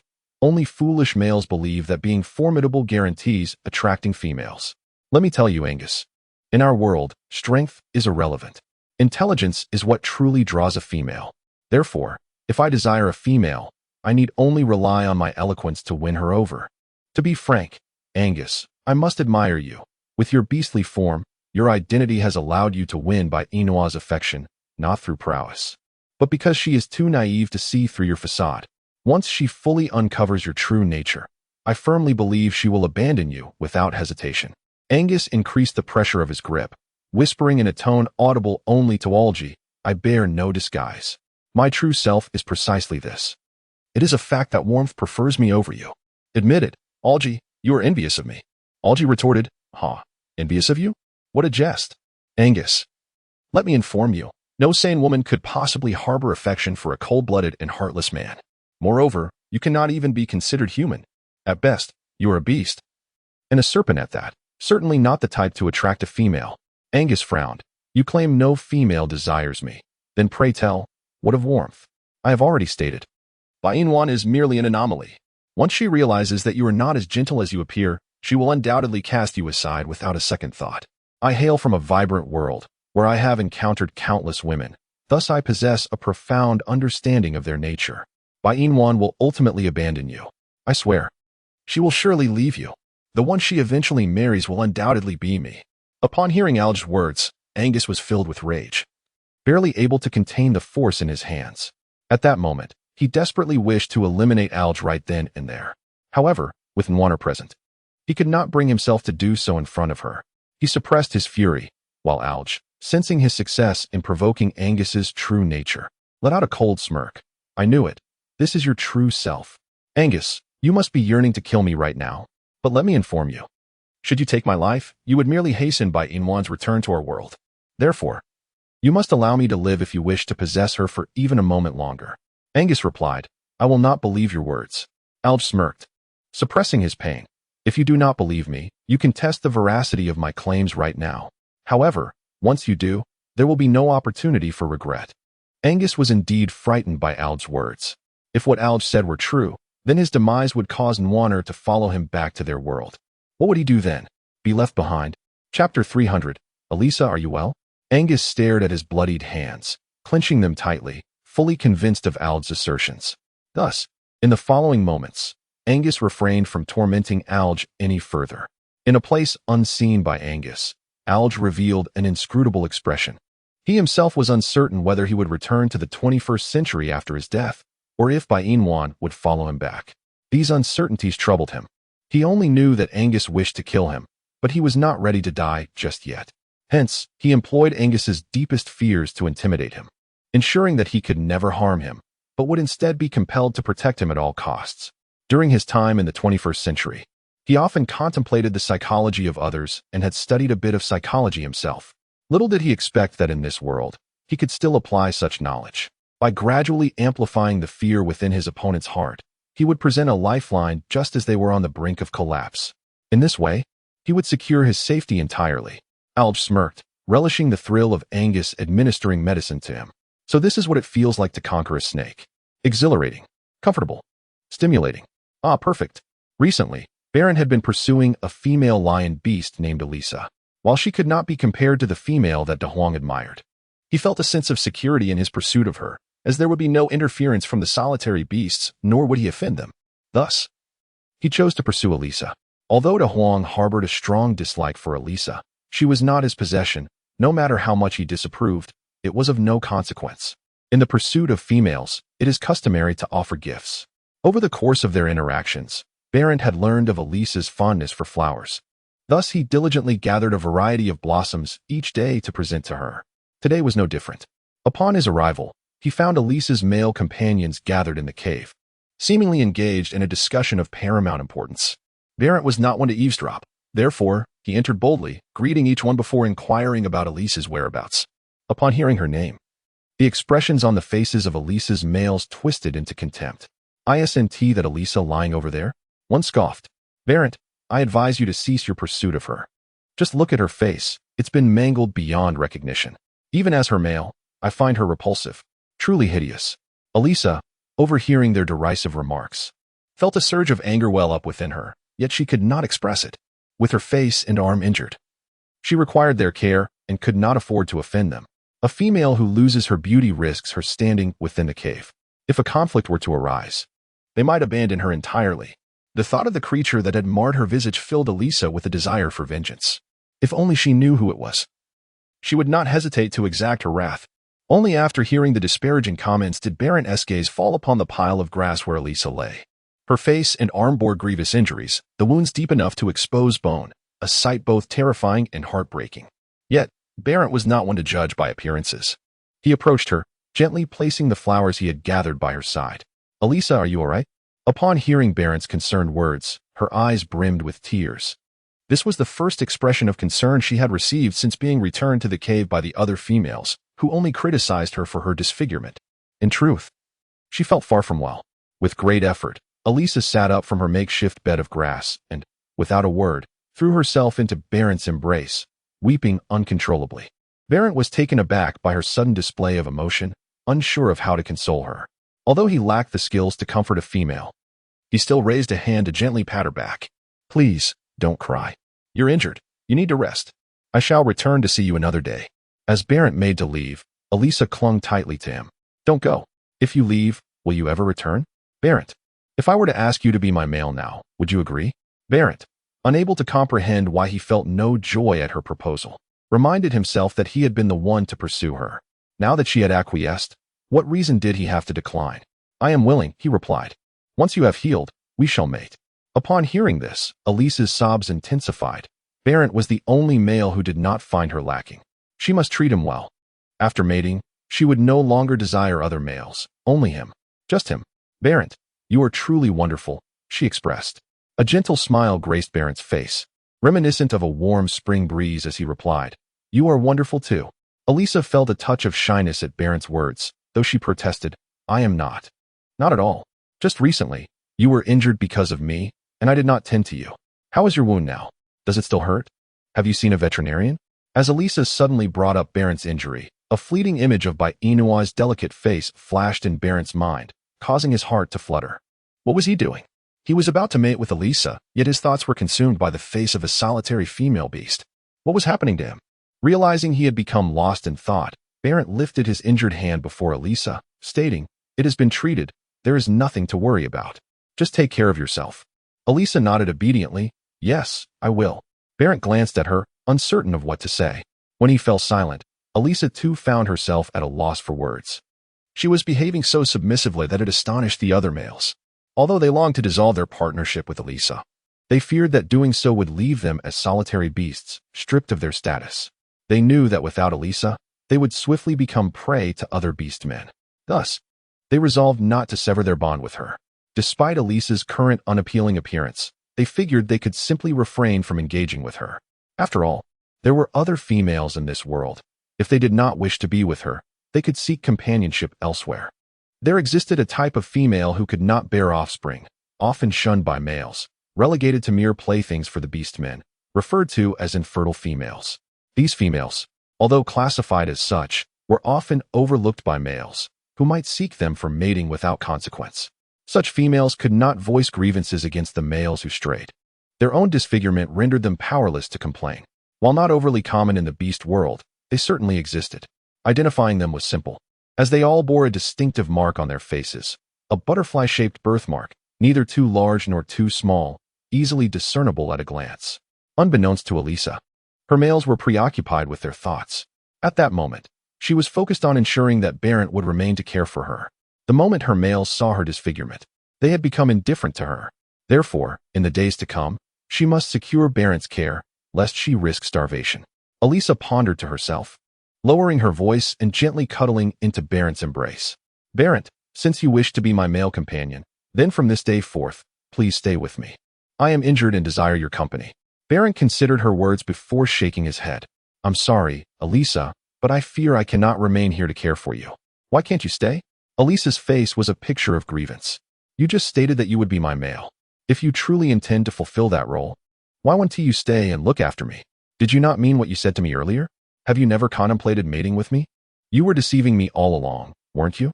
Barent, do you also find my current appearance unappealing? I realize I have marred my beauty, and I do not look as I once did. However, if I recover well, I will surely regain my former allure. So, Barent, please do not turn away from me.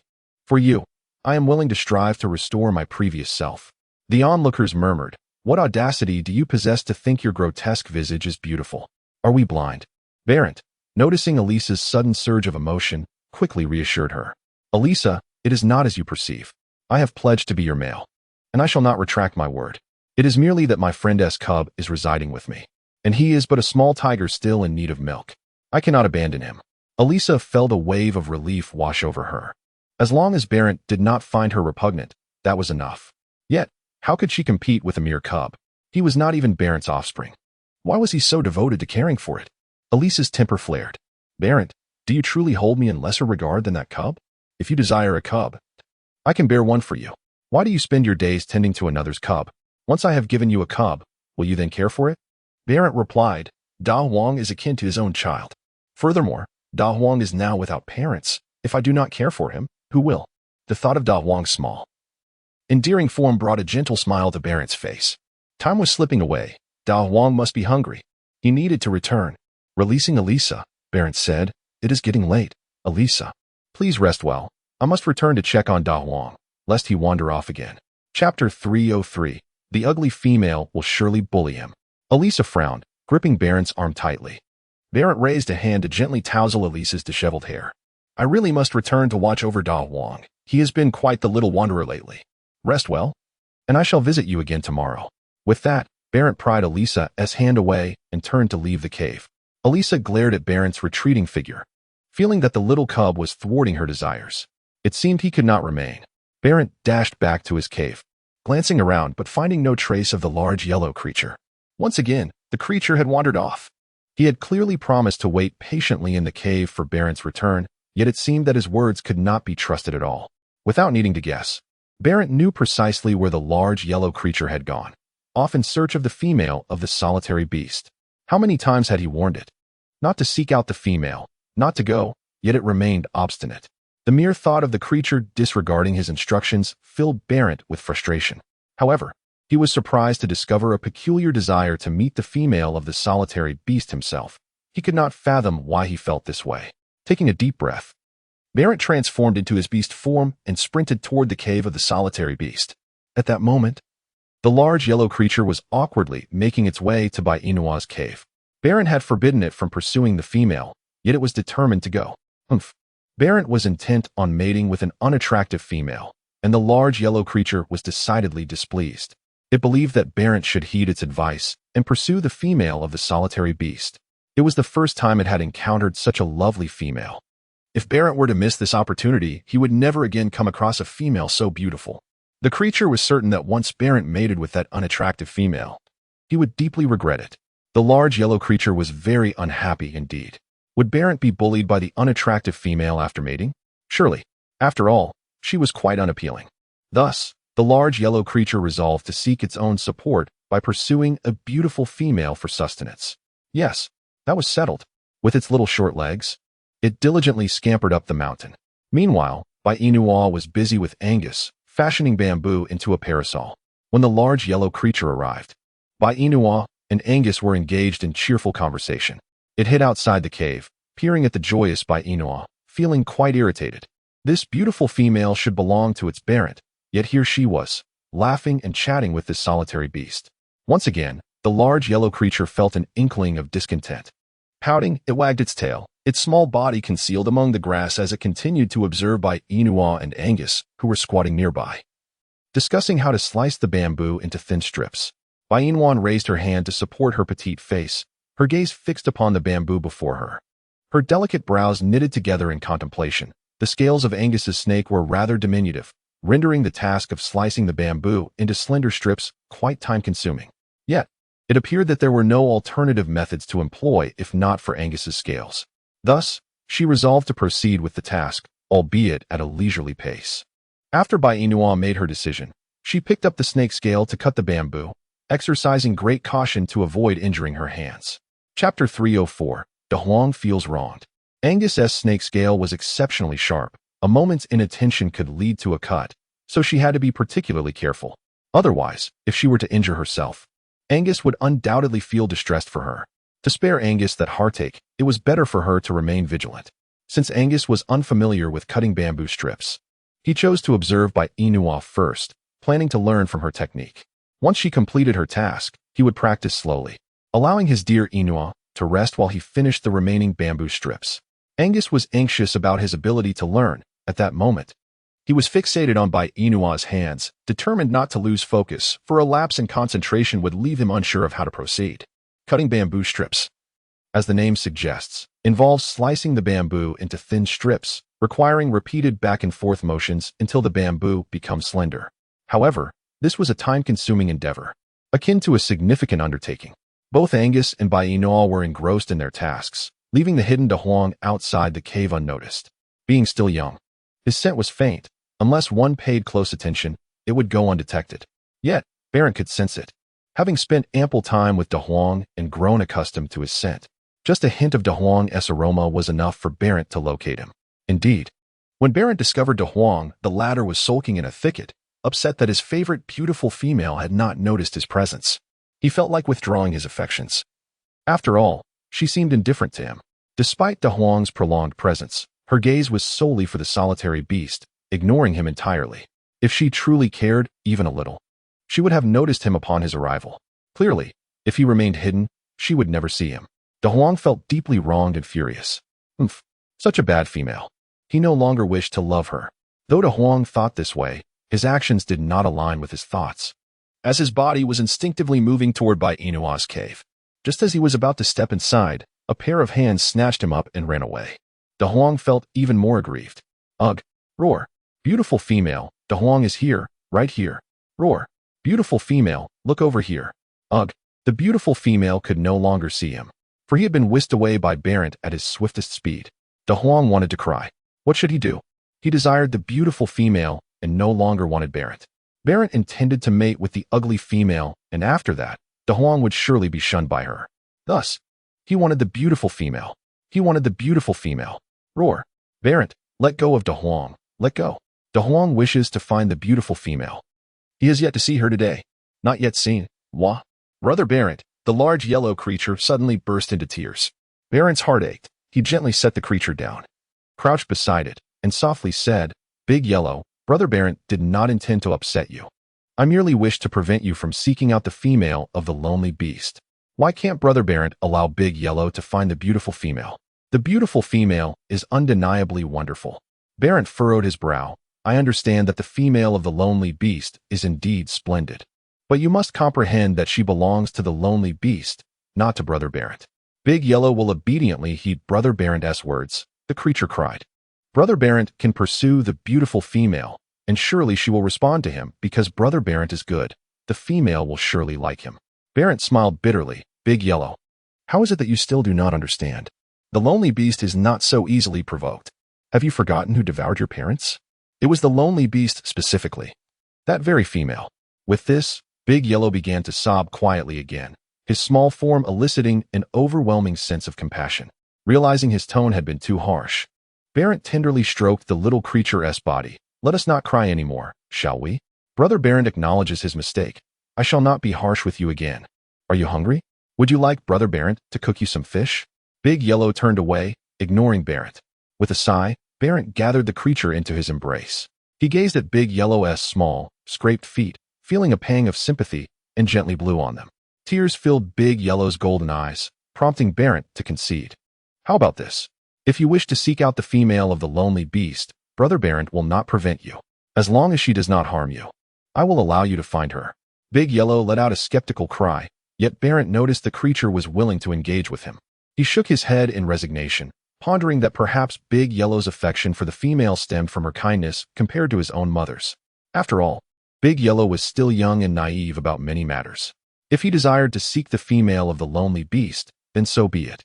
As long as she posed no threat to Big Yellow, Barrett would permit him this fleeting joy. With this thought, Barrett felt a sense of relief. Although Big Yellow's parents and siblings had fallen prey to that lonely beast, it was merely a reflection of the brutal reality of their world, a realm governed by the law of the jungle where the strong prey upon the weak. Why then should he dwell on such matters? Barrett lowered his gaze to the little creature nestled in his arms. As long as Big Yellow is happy, Brother Barrett shall be happy too. So go ahead and seek the female of the lonely beast, but remember to wear the grass shoes she provides, so your feet remain unscathed. Brother Barrett is truly kind. Big Yellow will wear shoes to find the beautiful female. Shoes to find the beautiful female. Barrett gazed at the jubilant De Huang with a sense of exasperation. Nevertheless, he affectionately remarked, All right, dear De Huang, I shall carry you back to put on your shoes. Once you are properly shod and have eaten, we may seek out that female. Do you understand? You are at a crucial stage of your development. You must not go hungry, lest you remain small and vulnerable, subject to the bullying of other beastmen. De Huang tilted his little tiger head, nodding earnestly at Barrett. Roar. De Huang understands. I will eat well, and when I grow up, I shall protect you, Barrett, and the beautiful female. Barrett mused. Is he truly fixated on that beautiful female at such a tender age? What will happen if he grows up and finds no lovely female willing to mate with him? Will he choose solitude? Chapter 306. Her name is Bainwan. Barrett couldn't help but chuckle at De Huang's innocent thoughts. The little one was contemplating quite a lot for his age. Shaking his head, Barrett carried De Huang towards the cave, where De Huang obediently nestled in Barrett's arms. Suddenly, a realization struck him, and he exclaimed, Roar. Barrett, I have a secret to share. The beautiful female is named Bainwan. Isn't that a lovely name? I think it sounds wonderful. Barrett replied, So her name is Bainwan. Angus Cave. Bainwan and Angus sat nearby, diligently slicing bamboo strips. Not long after, Alge woke from his slumber and, upon opening his eyes, observed Bainwan and Angus engaged in their task. Curiosity piqued, he inquired, What are you doing? Bainwan, while skillfully slicing bamboo strips, responded to Alge's remarks. I am crafting bamboo strips to make a bamboo umbrella. Alge scoffed. Bainwan, are you foolish? To create a bamboo umbrella, one requires waterproof fabric. Do you possess such fabric for your bamboo umbrellas? Bainwan was suddenly scolded and felt somewhat displeased. Who says that one must use waterproof fabric to make a bamboo umbrella? We can use large tree leaves as well. On rainy days, they can merely serve to shield our bodies. But what if hail falls? Are you certain that your tree leaves can withstand that? Bainwan, can't this fellow utter a single kind word? Surely, the beast realm would not unleash hail. Therefore, your words are entirely out of consideration, understood? Alger let out a chuckle. Bainwan, you are not the heavens. How can you be so certain that it will not hail upon you? Matters such as these cannot simply rely on your imagination. We must heed the will of the heavens. Do you comprehend? Silly child. Bainwan frowned and exclaimed. Who are you calling a little fool? I am quite clever. Oh, in my eyes, your intelligence is severely lacking. You, Alju.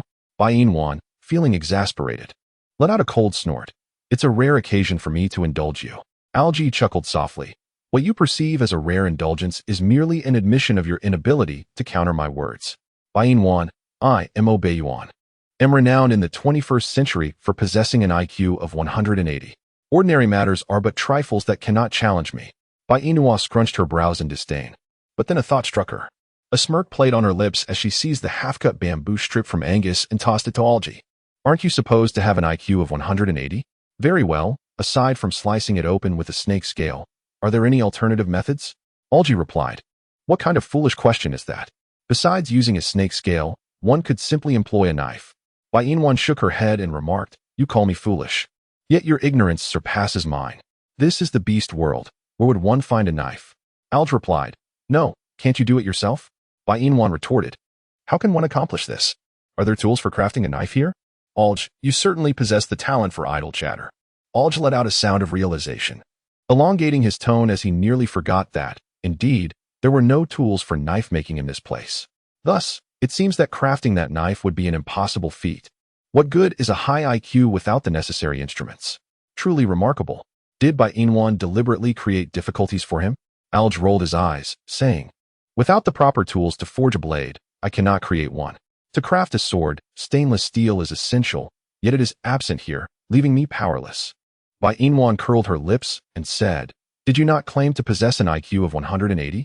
If your intellect is indeed that elevated, how is it that you are unable to accomplish this task? Chapter 307. You appear to resemble a little kitten. Without any tools, even if I were capable, I would still be unable to produce the desired outcome. Are you truly so foolish? Are you really that dim-witted? Bainwan furrowed her brow as she was criticized. You claim to possess an IQ of 180. Without tools, you should be capable of devising a way to procure them. After all, those with an IQ of 180 are undeniably intelligent, are they not? You stated that nothing could pose a challenge to you. Alger pondered. Is Bainwan truly attempting to put him in a difficult position? How long has he been in this beastly world? How could he possibly know where to find the tools necessary for crafting a knife? Is Bainwan jesting? Moreover, this world lacks any form of steel. It is akin to a primeval forest. One must inquire, does a primeval forest harbor steel? A moment's reflection would yield the answer that it cannot. The abundance here is merely stones. While one could fashion a knife from stone, it is utterly impossible to cut bamboo with such a blade. Absolutely impossible. In light of this, what more is there to discuss? It would be wiser to simply concede. However, if he were to express to Bainwan his intention to surrender, she would undoubtedly unleash a torrent of merciless ridicule upon him. Yet, a little mockery is inconsequential, for he has long since grown accustomed to it. With this thought in mind, Alger offered Bainwan a grin that bordered on the lewd. Let me make this clear. An individual with an IQ of 180 might craft a knife in the 21st century, but in this primitive forest, I am powerless. If you wish to mock or deride me, feel free. I have become quite accustomed to your jests, and a little more scorn holds no weight. Bainwan, it seems as if they portray her as malevolent. She merely dislikes being called an idiot by Algae. After all, in the 21st century, her intelligence is still considerable. Even if her IQ does not reach 180, she can still be regarded as quite clever. Bainwan cast a sidelong glance at Alge and set aside the bamboo strips beside him, exclaiming, I have no time to mock or ridicule you. I am quite occupied. Alge inquired, Occupied with what? With crafting bamboo umbrellas, can't you see? She retorted, All I see are piles of bamboo. I certainly do not behold any umbrellas. Bainwan, with a hint of pride, huffed, Once I complete them, you will undoubtedly see. But until you have accomplished that, all this idle chatter serves no purpose. You would be better off demonstrating your capability with tangible evidence that you can indeed craft those bamboo umbrellas. Bainua, does Alge feel compelled to retort at every turn? Whatever she says, he counters. Is he so utterly bored that he seeks entertainment in such trivialities?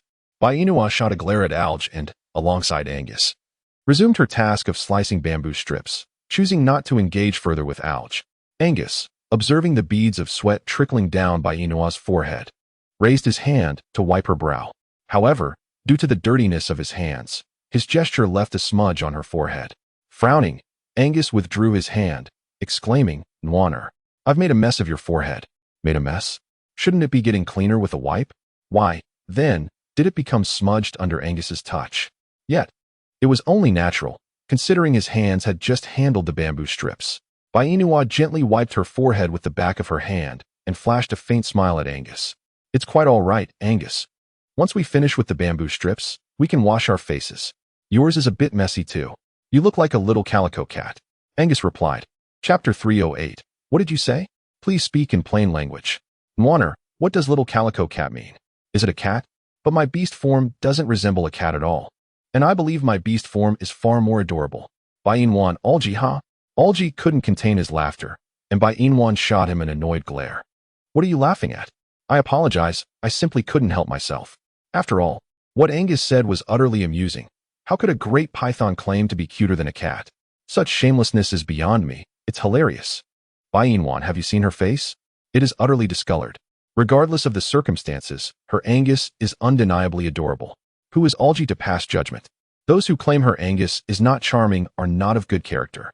By Inwan truly yearned to slap Alji, but upon noticing the wounds upon him, she restrained herself, waiting for the day he recovers to see if she could indeed strike him down. By Inua withdrew her gaze from Alj and turned to Angus. Angus, it doesn't matter. Alj may find you unappealing, but I think you are charming. Moreover, charming is generally a term reserved for women, so we need not employ those words to describe you. What term would you prefer to use for me then? By Inua leaned closer to Angus and kissed his lips. Handsome. How could my Angus be so good-looking? So handsome. I adore my Angus the most. Angus, slightly embarrassed by Inua's praise, flashed a bright smile revealing his pearly whites. By Inua reciprocated with a dazzling grin. Their harmonious expressions dazzling enough to blind Alj. Ugh, Wolf's eyes. They resumed their playful tormenting of Alj. He concealed his wolf head between his legs, feigning ignorance of the scene, claiming he could neither see nor hear. After finishing his grilled fish, Da Huang donned the little grass shoes By Inua had crafted for him and made his way toward Angus's cave. His diminutive form swayed as he walked. Upon reaching the foot of the hill, a white fox leapt from the bushes, startling Da Huang, who froze in place and exchanged glances with Kadi Nua. Roar, little rabbit. Kadi Nua, perplexed, wondered what on earth. Why can't I comprehend him? What is this little tiger cub babbling about? He looked at the tiny tiger cub with confusion. What did you just roar? Can you speak in a coherent manner? Like me, for instance. Roar, little rabbit, you are so cute. Have we met somewhere before? Kadi Nua felt an odd sensation, as if the cub were insultingly referring to him as a rabbit. He squatted down and gently patted the little tiger cub's head. Little cub, isn't that big tiger of yours accompanying you? Roar, please call me little darling, not little cub. The latter sounds unappealing. Da Huang prefers others to call him little darling. Kadi Nua replied, what are you saying? Speak in human language. Roar, if you can't understand, then don't converse with Da Huang. How annoying. I am off to seek out beautiful females. Farewell, little rabbit. Kadi Nua pondered. He genuinely thinks this little cub is calling him a rabbit. What a pity. He lifted a paw to lick it, then rested it atop Da Huang's head, inadvertently leaving a wet mark from his saliva. Chapter 309. How could you use him as a shield? Da Huang, visibly displeased, retreated. Roar, do not touch Da Huang's head. Little rabbit, you are filthy. Kadi Nua exclaimed. What on earth is this little tiger cub saying? Why can't I grasp a single word? However, let us set aside the discussion of your previous statements and delve into the matter of how you might guide me to the lair of the lonely beast. Da Huang, step back, retreat further. As Curtino noticed Da Huang regarding him with a wary gaze, he furrowed his brow and exclaimed, Little rascal, why do you suddenly regard me with suspicion? I am perfectly fine. Come here, allow your elder brother to embrace you. Roar. You wicked little bunny. You intend to steal the beautiful female from brother Da Huang. You are a bad rabbit. Da Huang does not wish to be held by you. Seeing Da Huang retreating further, Curtino transformed into his human form and lunged toward Da Huang. Da Huang, pinned beneath Curtino, kicked vigorously at Curtino's face with his short little legs, causing his grass sandals to break. Da Huang felt utterly disheartened, lamenting the loss of the lovely sandals crafted for him by the beautiful female. Ugh! Wow! Roar! Brother Balin, help! A wicked rabbit is pinning me down. I cannot move. Wow!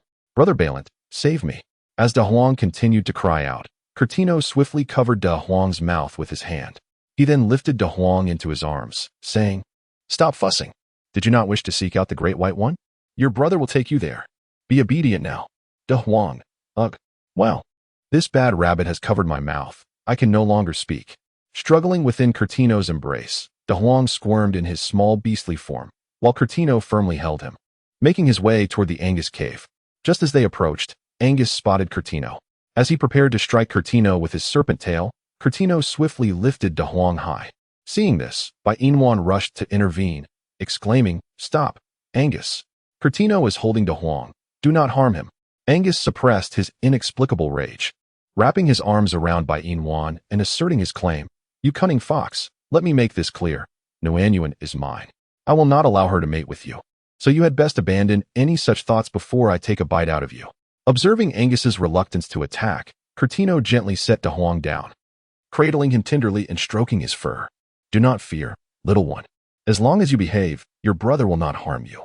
Roar, you still have my little grass sandals. I want the beautiful female to hold me, not you. I want Brother Balant. I want Brother Balant." Wow. Tears filled De Huang's eyes, and his pitiful expression tugged at Bai Yinuan's heartstrings. She broke free from Angus's embrace and approached Curtino. "Curtino, please give me De Huang. You have frightened him. He is still so small. How can you use him as a shield?" Curtino held De Huang tightly, refusing to release him. "Bai, I have not used him as a shield. I merely find him adorable and wish to embrace him. I saw him, a little tiger cub, struggling up the mountain and felt sorry for him. I was on my way up anyway, so I took him with me. I am merely looking out for his well-being. How can you accuse me of exploiting him? Since there is none, give me the big yellow one." Chapter 310. What could be adorable about a clutch of snake eggs? Kadi Nua glanced at Angus, who stood behind Bai Nua, feeling an unsettling notion that if he were to offer the little tiger cub cradled in his arms to Bai, Angus would not hesitate to devour him. Thus, he decided against it. The little tiger cub was quite warm to hold, and its fur felt delightful to the touch. The crux of the matter was that this cub could offer him protection, which was paramount. However, Bai desired the tiger cub, and Kadi Nua pondered whether refusing to part with it would incite Bai's ire. Kadi Nua spoke up. "Bai, look how obedient this little tiger cub is in my embrace, neither crying nor fussing. So, if you would allow me to hold him for a little while longer, I promise to give him to you shortly." Roar. Beautiful female, save the big yellow one. Rescue the big yellow one. This is a wicked rabbit. It has ruined the little straw sandals of the big yellow one. Alas, tears streamed from the big yellow's eyes like a torrential downpour, crying pitifully as if he had suffered grave injustices at Kadi Nua's hands. Upon witnessing the scene, Bai Nua spoke again. "Kadino, hand over De Huang to me. Do you see? De Huang is crying, and he is crying quite sorrowfully. This clearly indicates that De Huang does not wish to be held by you. So, quickly give him to me." At that moment, Kadino could no longer find an excuse to withhold De Huang from Bai Nua. Just moments ago, he could have claimed that De Huang adored him and longed to be embraced by him. Yet now, seeing the little creature weep so distressingly, he felt that if he did not surrender De Huang to Bai Nua, she would never acknowledge him again, thus risking the wrath of Angus. Kadino reluctantly relinquished the squirming De Huang into Bai Nua's arms. Bai Nua accepted the little creature and bent down to plant a kiss on his forehead. "Do not cry, De Huang. Sister will prepare grilled fish for you." De Huang, feeling bashful from her affection, buried his head in Bai Nua's embrace. She gently stroked his back, as if soothing him.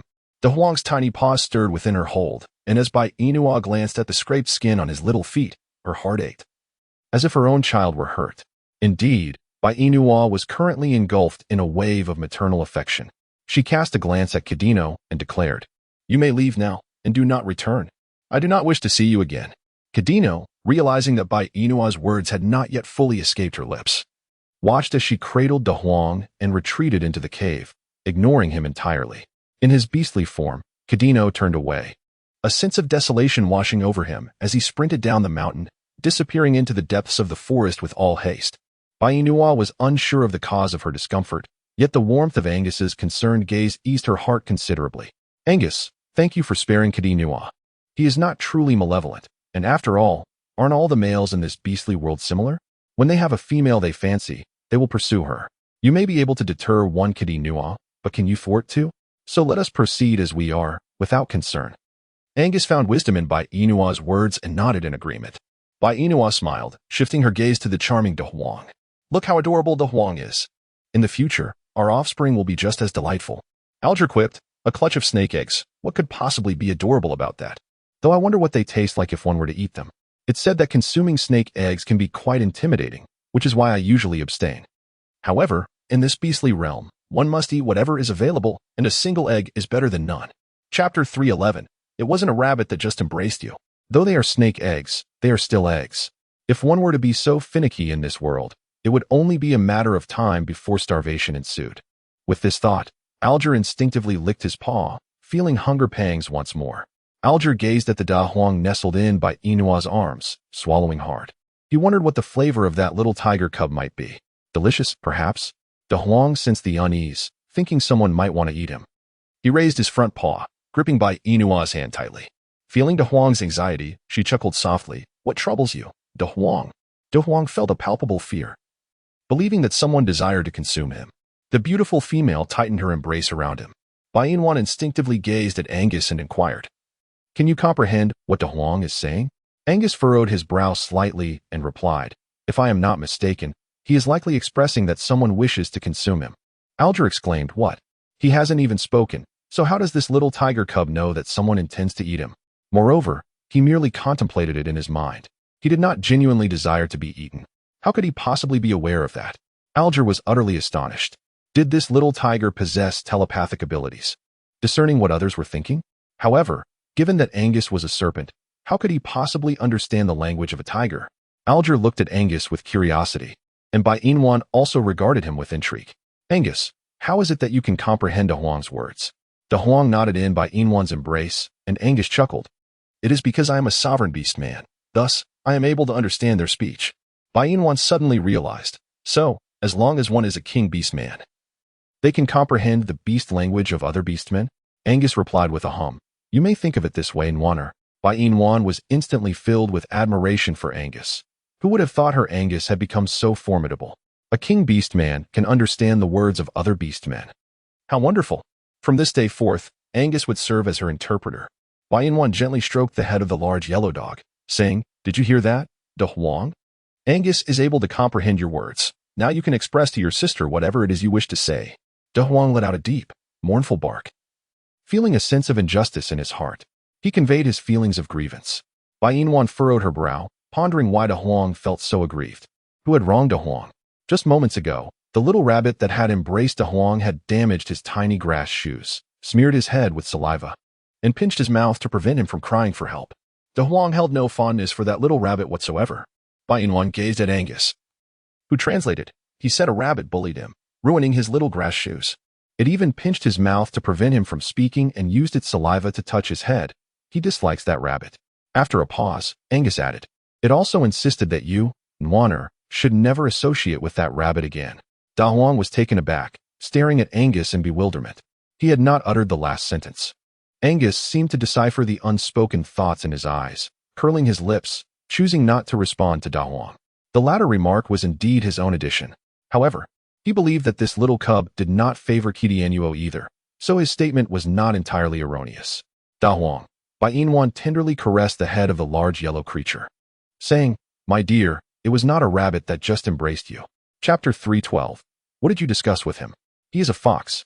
Furthermore, Ketan is not as malevolent as you might think. While he sometimes acts without considering others' feelings, his intentions are likely benevolent.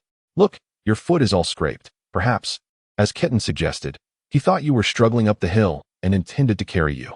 The large yellow creature replied, "Beautiful female, I assure you. I did not utter that last remark.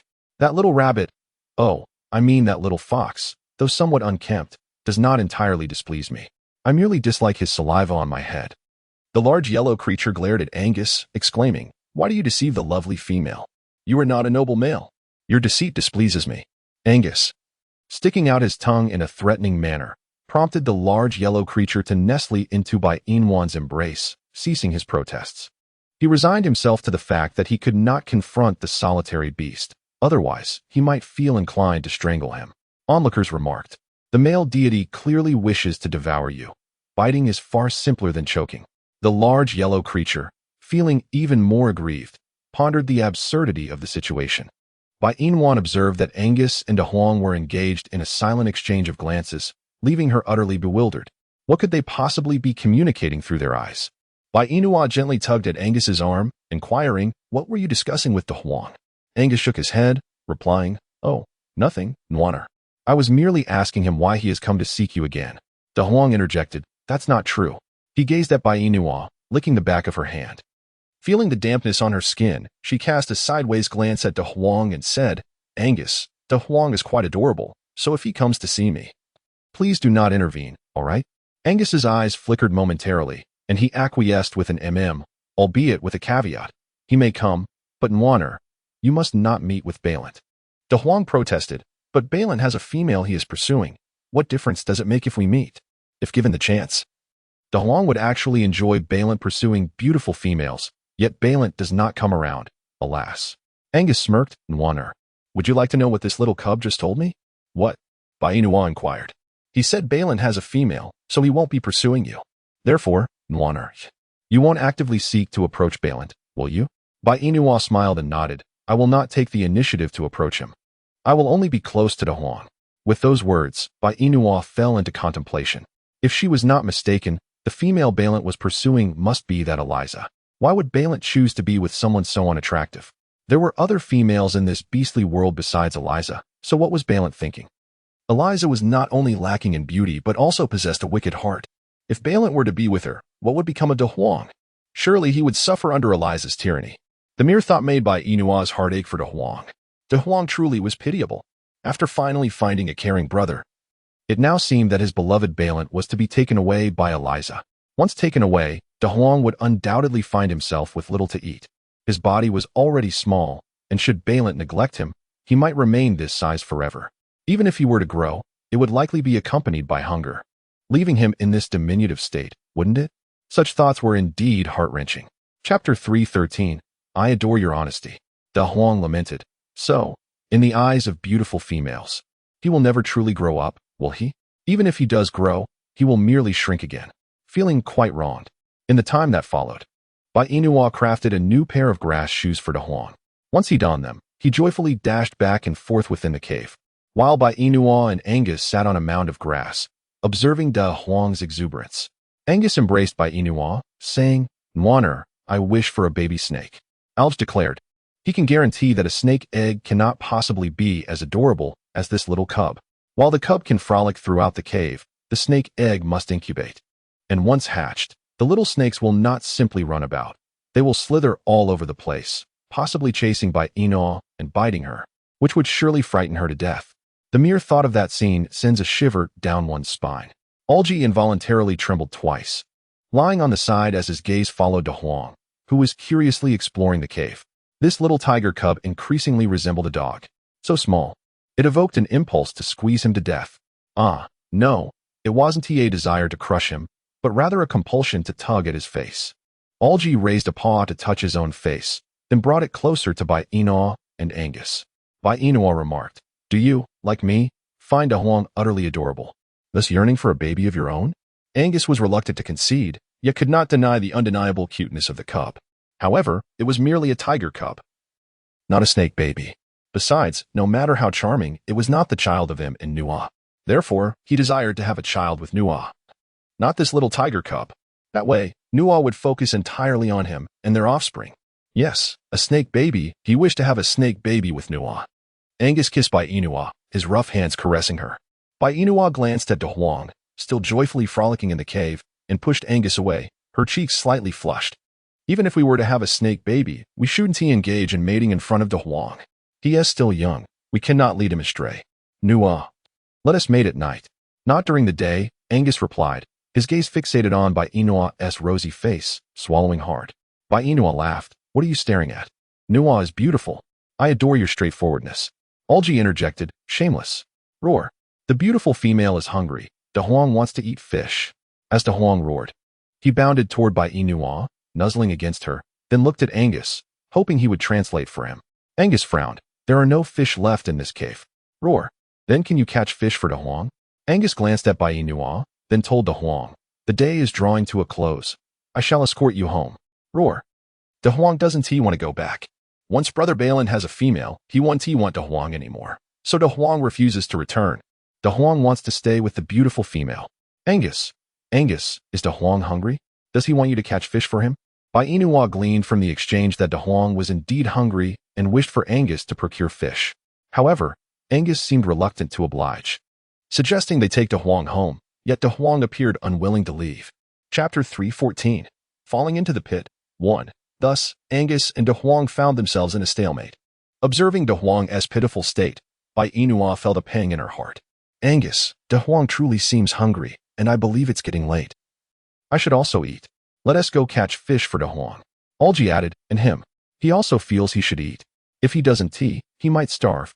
As Angus was about to express his agreement, he was interrupted by the thunderous roar of De Huang. My paw hurts, and I feel quite drowsy. I do not wish to descend the mountain.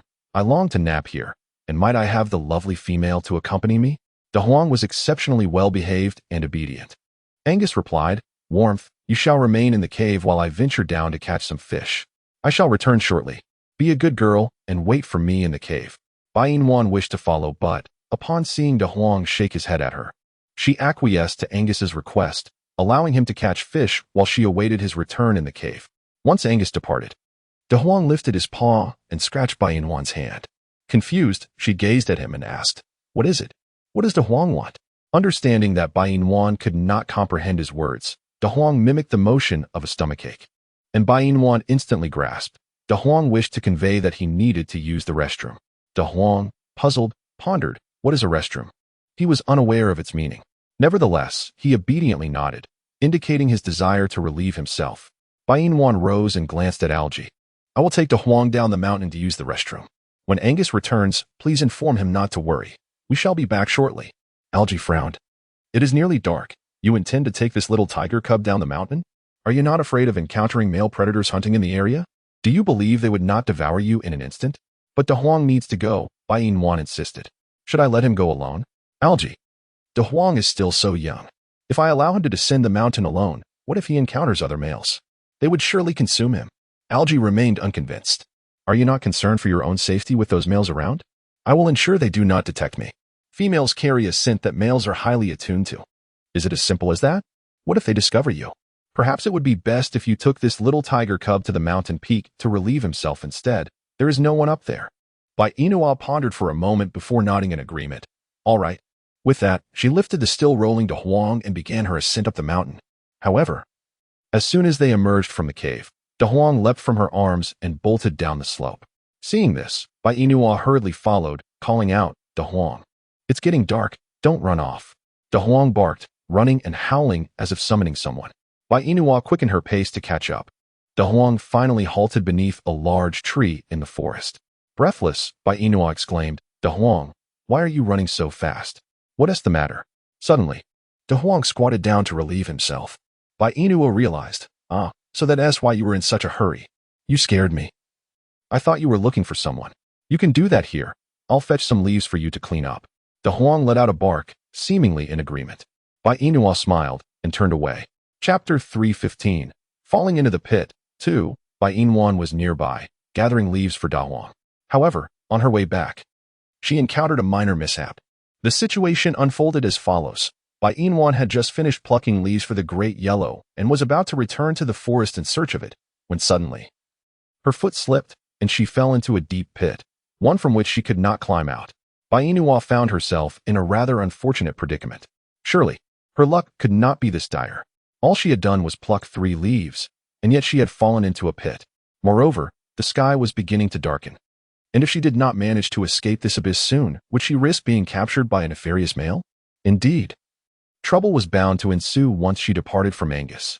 With a sigh, Bai Inua began to contemplate her options. Suddenly, her gaze fell upon a branch within the pit, and an idea sparked within her. If she could embed the branch into the side of the pit, she might have a chance of climbing out.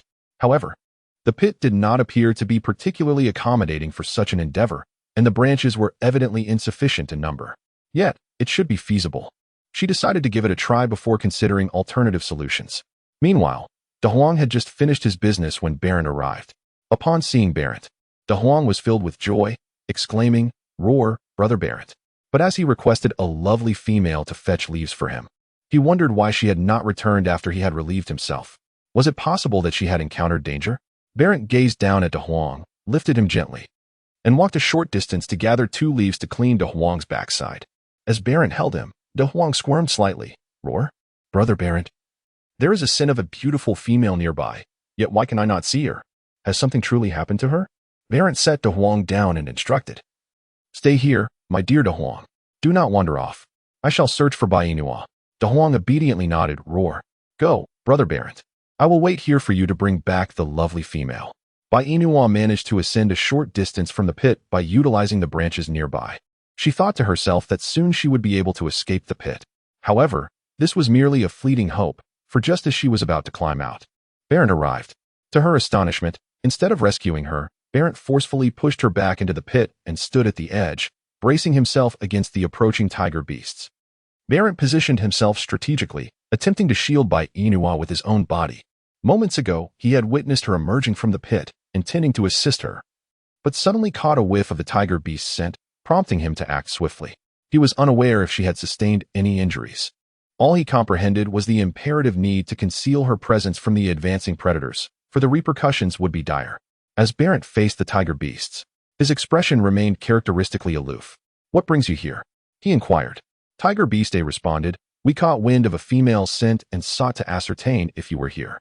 Barent replied nonchalantly, "The big yellow one is relieving itself here. I am merely keeping watch." "Have you seen the female?" With an impassive demeanor, Barent fabricated a lie. "I just saw a female dash into the forest, inquiring if any males were interested in mating." Chapter 316. Thank you, Barent. Tiger Beast B interjected. "Is it the female's mating season, prompting her to seek a male?" Barent coldly acknowledged, "Perhaps. But if you do not pursue her now, soon enough, you will find her beyond your reach." No sooner had Barent's words fallen than the two tiger beasts exchanged glances, contemplating the truth of his statement.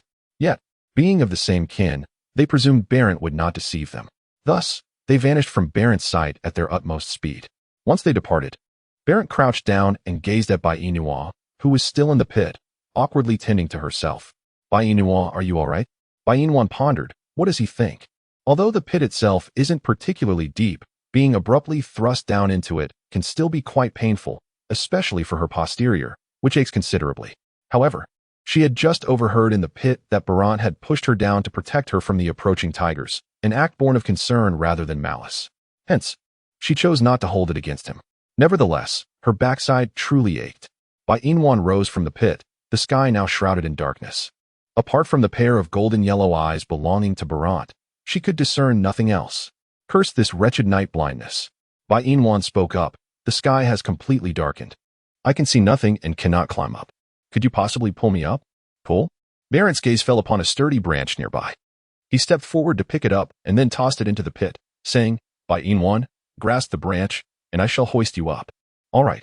Bai Inua clutched the sturdy branch tightly, awaiting Barent's assistance to lift her up. "I've got a hold.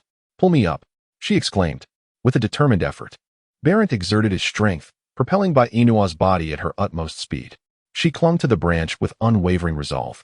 As Barent observed Bai Inua drawing nearer, a sudden crack echoed, the sound of the branch snapping.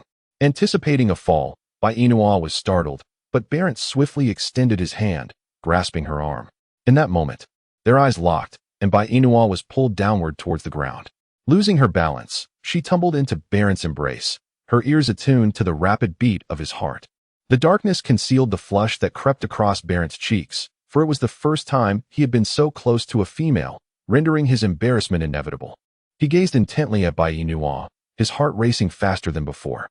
Bai Inua, too, sensed the shift in Barent, but she attributed the quickening of her own heartbeat to the exertion he had just displayed, entirely oblivious to the deeper implications of the moment. Bai Inwan took a moment to compose herself before gently extricating herself from Balint's embrace. She gazed at his indistinct face and those golden yellow eyes, expressing her gratitude. "Thank you, Balint. Had you not come today, I surely would have been captured by those two tiger beasts not long ago." Balint's Adam's apple bobbed as he shook his head. "It is I who should be thanking you for taking care of De Huang. I have been rather preoccupied lately and unable to attend to him. Thus, I must impose upon you. My request is simple. I merely hope you can prevent the solitary beast from bullying him." Chapter 317. Do you not wish for me to seek a female? Bai Inwan chuckled. "My Angus is quite fond of De Huang, and he recently promised me that De Huang could come to play with me. I have a great affection for De Huang, so even if you did not ask me to look after him, I would still care for him. However, is it truly as De Huang mentioned? Do you have a female?" Barent felt a touch of embarrassment at Bai Inwan's inquiry. "Not yet," he replied, "but I believe it will happen soon. Do you have an affection for that female?" Barent gazed vacantly at Bai Inwan. "In this beastly world, liking or disliking is of little consequence. I merely seek a female to alleviate my solitude. Moreover, De Huang has been urging me to find a female, and now that I have, he is quite pleased. Bai Yinwan recalled the words spoken to her by Da Huang not long ago, a slight furrow appearing on her brow. Da Huang expressed his disapproval of the female you sought. What? He conveyed to me that he does not fancy that female of yours. Therefore, Barant, for Da Huang's sake, or perhaps for your own, ponder carefully whether that female is truly suitable for you. If she is not a good match, it would be wise to part ways early, as it would not bring you any detriment. Barant, are you suggesting that you do not wish for me to pursue a female? Bai Yinwan's lips quivered slightly. Did she ever say that Barant should not seek a female companion? She had clearly indicated that he should find one suitable for himself. She did not prohibit him from searching. He was free to pursue, but she strongly opposed his interest in Elisa. That female possessed a malicious heart and would undoubtedly torment both Barant and De Huang in the future, which was precisely why she wished for Barant to steer clear of Elisa. However, Barant had misunderstood her intentions. How could she elucidate this to him? Perhaps she should simply speak the truth? What if she recounted to Barant the scene of her encounter with Elisa by the riverbank? Would he believe her words? If he did, it would be well and good, but if he did not, it could spell disaster. What if he doubted her sincerity and thought she was deliberately trying to separate him from Elisa? Yet, if she remained silent, Barant would inevitably end up with Elisa. With these thoughts in mind, she resolved to speak up. Barant, there is something I truly wish to convey to you. The female you are pursuing, I have met her. Her name is Elisa, correct? Barant nodded, yes. Do you know how she got injured? She recalled Elisa mentioning that it was due to being scratched by an unknown object while washing her face by the riverbank. Bai Yinwan candidly admitted, it was I who orchestrated it. However, I did not execute it myself. I instructed other beasts to do so. Barant furrowed his brow in confusion. Why would you take such action? Because I overheard that Alicia claimed your injury was a result of picking flowers for her. She derided you as foolish and clumsy, even going so far as to label De Huang a burden. Furthermore, she insinuated that her reluctance to reject your advances stemmed from the impending rice planting season. She wished to spare her males from excessive toil, intending for you to cultivate rice on her behalf. At that moment, upon hearing her words, I was inexplicably enraged. Thus, I instructed others to inflict wounds upon her arm and face. My initial thought was that with her disfigurement, you would cease your pursuit of her. Yet, contrary to my expectations, you not only persisted but continued to be with her. I could no longer tolerate this situation, hence my earlier remarks. Barant, I understand that females in this world are highly sought after, but what is the allure of a female like Alicia to you? Chapter 318. A sudden change of heart. Would she acquiesce? She shows no regard for you. Why should you care for her? Moreover, she will not accept De Huang. Upon hearing Bai Yinwan's words, Barant found himself momentarily at a loss for words. If Alicia truly possessed such traits, then he indeed ought not to mate with her. Yet, he had made a promise to her. A sudden change of heart. Would she consent? Barant's gaze fell upon Bai Yinwan as he pondered. It is only natural for males to cultivate rice for females. Moreover, Alicia has already agreed to mate with me once she recovers from her injuries. After we mate, she will be my female, and it is my duty to attend to her, to pick flowers for her. As for De Huang, as long as I am here, I shall not abandon him. Elisha's refusal of him is inconsequential. I will find a way to make her accept him. Therefore, Bai Yinwan, I am grateful for your revelations. However, I must apologize, as I have resolved to mate with Alicia. Bai Yinwan, Barant, you truly are something else. Bai Yinwan couldn't fathom why she felt such anger upon hearing that Barant intended to continue his coupling with Eliza. Yet, upon reflection, it dawned on her that Barant was not someone of significance to her, so why should she be upset? Consequently, Bai Yinwan decided to let go of her anger. She declared, very well, do as you please. If you wish to continue your coupling with Eliza, then so be it. As long as De Huang is not wronged, that is all that matters. With that, she turned on her heel and departed. Barant gazed intently at Bai Yinwan's retreating figure, an enigmatic emotion flickering in his eyes. His hand clenched into a fist. He quickly followed, asking, are you heading back to the cave now? Yes, she responded. I will escort you there. Bai Yinwan pondered for a moment. It was evening, the time when the males were feeding. If she were to return alone, who knew what kind of work she might encounter? Thus, having Barant escort her would provide a measure of safety. But what of De Huang? Was he still in the forest attending to his needs? Bai Yinwan turned her head to look at Belanti and asked, where's Da Huang? Have you gone to find him? Yes, I searched for him, he replied. Indeed, Bai Yinwan, she has finally encountered a male even more aloof than Angus. What would it matter to utter another word? Truly. So where is he now? Will you bring him back with you? or shall he accompany me on my return? Barent gazed at Bai Wan. If De Huang wishes to join you in the cave, I shall not stand in his way. Just remember, the nights are chilly. So please cover him with a hide, otherwise he may fall ill. Bai Wan had to concede that Barent was indeed a wonderful brother. She nodded and said, I understand. If De Huang is willing to return with me, I shall take him back. If he is not inclined, then you may escort him home. Bai Wan, the terminator of conversations? Bai Wan continued to forge ahead. The night path was fraught with difficulty, compounded by her mild night blindness. Her journey became even more challenging. Although a smooth road lay before her, her condition often led her to stumble into pitfalls. On several occasions, she nearly lost her balance. But fortunately, thanks to Barent's swift reflexes and attentive support, she managed to avoid an embarrassing fall. Bai Inua and Barent ventured into the forest in search of De Huang, whose diminutive form was curled up nearby, awaiting their arrival. Bai Inua was utterly oblivious to De Huang's presence, for the dense canopy of the forest obscured the moonlight, rendering visibility nearly impossible. Moreover, De Huang's small stature further concealed him from view. However, Barent's keen eyes were far superior to Bai Inua's, and he quickly spotted De Huang nestled on the ground. Approaching him, Barent gently lifted De Huang into his arms. Why are you sleeping in the forest? He inquired. De Huang replied with a yawn, expressing his weariness and hunger. Cradled in Barent's embrace, the little beast felt comforted as Barent affectionately stroked De Huang's head. Since you are tired, rest a while in my arms. Once I return Bai Inua to the cave, I shall take you fishing, he promised. De Huang, reassured by Barent's words, remarked, the solitary beast can catch fish for me, Barent. He is not as malevolent as we once imagined. In truth, he is quite kind. Barent responded, now, sleep for a bit. I shall escort Bai Inua back to the cave. After this brief exchange, Barent carried De Huang closer to Bai Inua, who stood nearby. He extended his hand toward her, saying, I noticed your eyes are not well this evening. Take my hand, and I shall lead you back to the cave. Bai Inua did not refuse. Indeed, she found herself at a loss, unable to discern her path. When someone offered to guide her, what reason did she have to decline? Thus, Bai Inua allowed Barent to take her hand as they made their way toward the cave in Angus. Upon exiting the forest, the moonlight greeted her, and at that moment, Bai Inua released Barent's hand.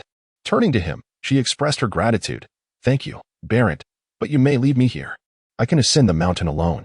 As for De Huang, please inquire if he wishes to accompany me back to the cave. A flicker of disappointment crossed Barent's eyes, but he quickly masked it with his usual demeanor. He gently patted De Huang, who blinked sleepily at Barent and let out a low growl. Barent, brother. Bai Inua asks if you wish to return to the cave with her.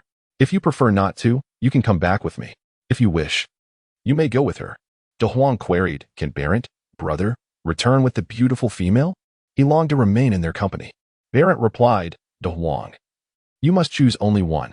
Feeling a twinge of sadness, De Huang nestled closer to Barent, saying, the beautiful female has a companion in the lonely beast and a wolf as well, but Barent, brother, only has De Huang. Thus, De Huang wishes to return with Barent. Brother, De Huang wants to stay with you. Hearing De Huang's words, Barent felt a pang of emotion in his heart. Indeed, he had only De Huang. Having made up his mind, Barent conveyed De Huang's sentiments to Bai Inua. De Huang has decided to return with me. After listening, Bai Inwan was not particularly surprised. She replied, since that is the case, please take De Huang back. I shall take my leave. Balint gave a slight acknowledgement, watching Bai Inwan ascend the mountain alone, until her figure vanished from sight. Only then did Balint depart the foothills, cradling De Huang. The latter, confused, exclaimed, roar.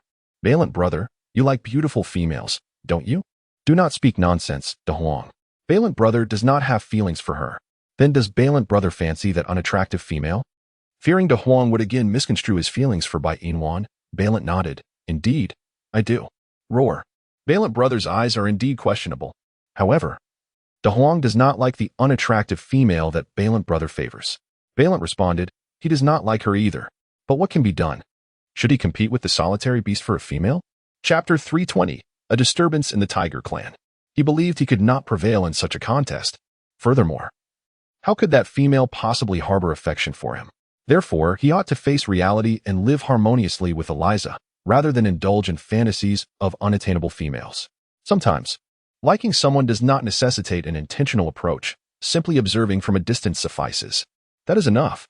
Upon returning to the cave, Bai Inwan found no sign of Angus. Nor did she catch a glimpse of Algae.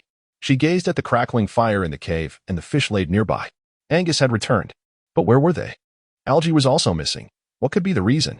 Where had they ventured? Could it be that Angus had gone in search of her? And Algae as well? Yet, she had encountered no one on her ascent. Thus, Bai Inwan emerged from the cave and sprinted towards the summit. She was uncertain whether Angus would be waiting for her at the top.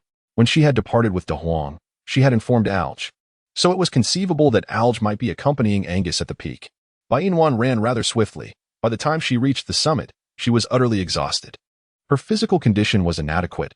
She realized that she must intensify her training. Bai Inwan glanced around, but did not see Alge and Angus. Disappointment clouded her expression as she murmured, "Where could they possibly be? I distinctly instructed Alge to tell Angus to wait for me at home. Yet, why are both of them nowhere to be found?"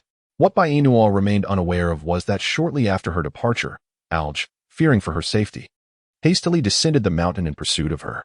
However, halfway down, his body succumbed to pain, resulting in a slip that sent him tumbling down the slope, where he now lay unconscious amidst a tranquil patch of grass. Meanwhile, Angus returned from fishing, only to find neither Alge nor Bai Inwan and De Huang. Alarmed at their absence, he abandoned his catch and rushed down the mountain in search of them. The fire pit had been kindled by Alge, yet Bai Inwan mistakenly believed it to be the work of Angus.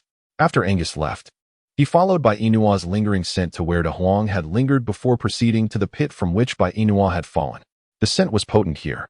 She had certainly been present, yet there was no sign of her, only the presence of tiger beasts.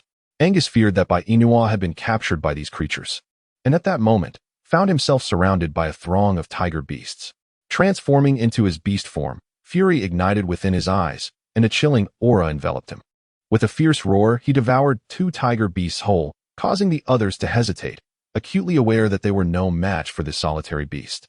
In a swift manner, Angus consumed the 2 beasts, his tail sweeping through the air and sending the higher-ranking tiger beasts crashing against nearby trees. Coldly, he demanded, "Return my warmth to me." The tiger beasts exchanged glances, immobilized by their pain. Angus raised his voice once more. "I shall repeat myself, return my warmth to me." The tiger beasts, coughing, replied, "Solitary beast, we have never encountered the warmth you speak of. Your brutal actions against our kin today will not be forgotten. When our tribe grows strong, we shall seek vengeance." Angus dismissed their threats, fixated solely on his refrain, "Return my warmth to me."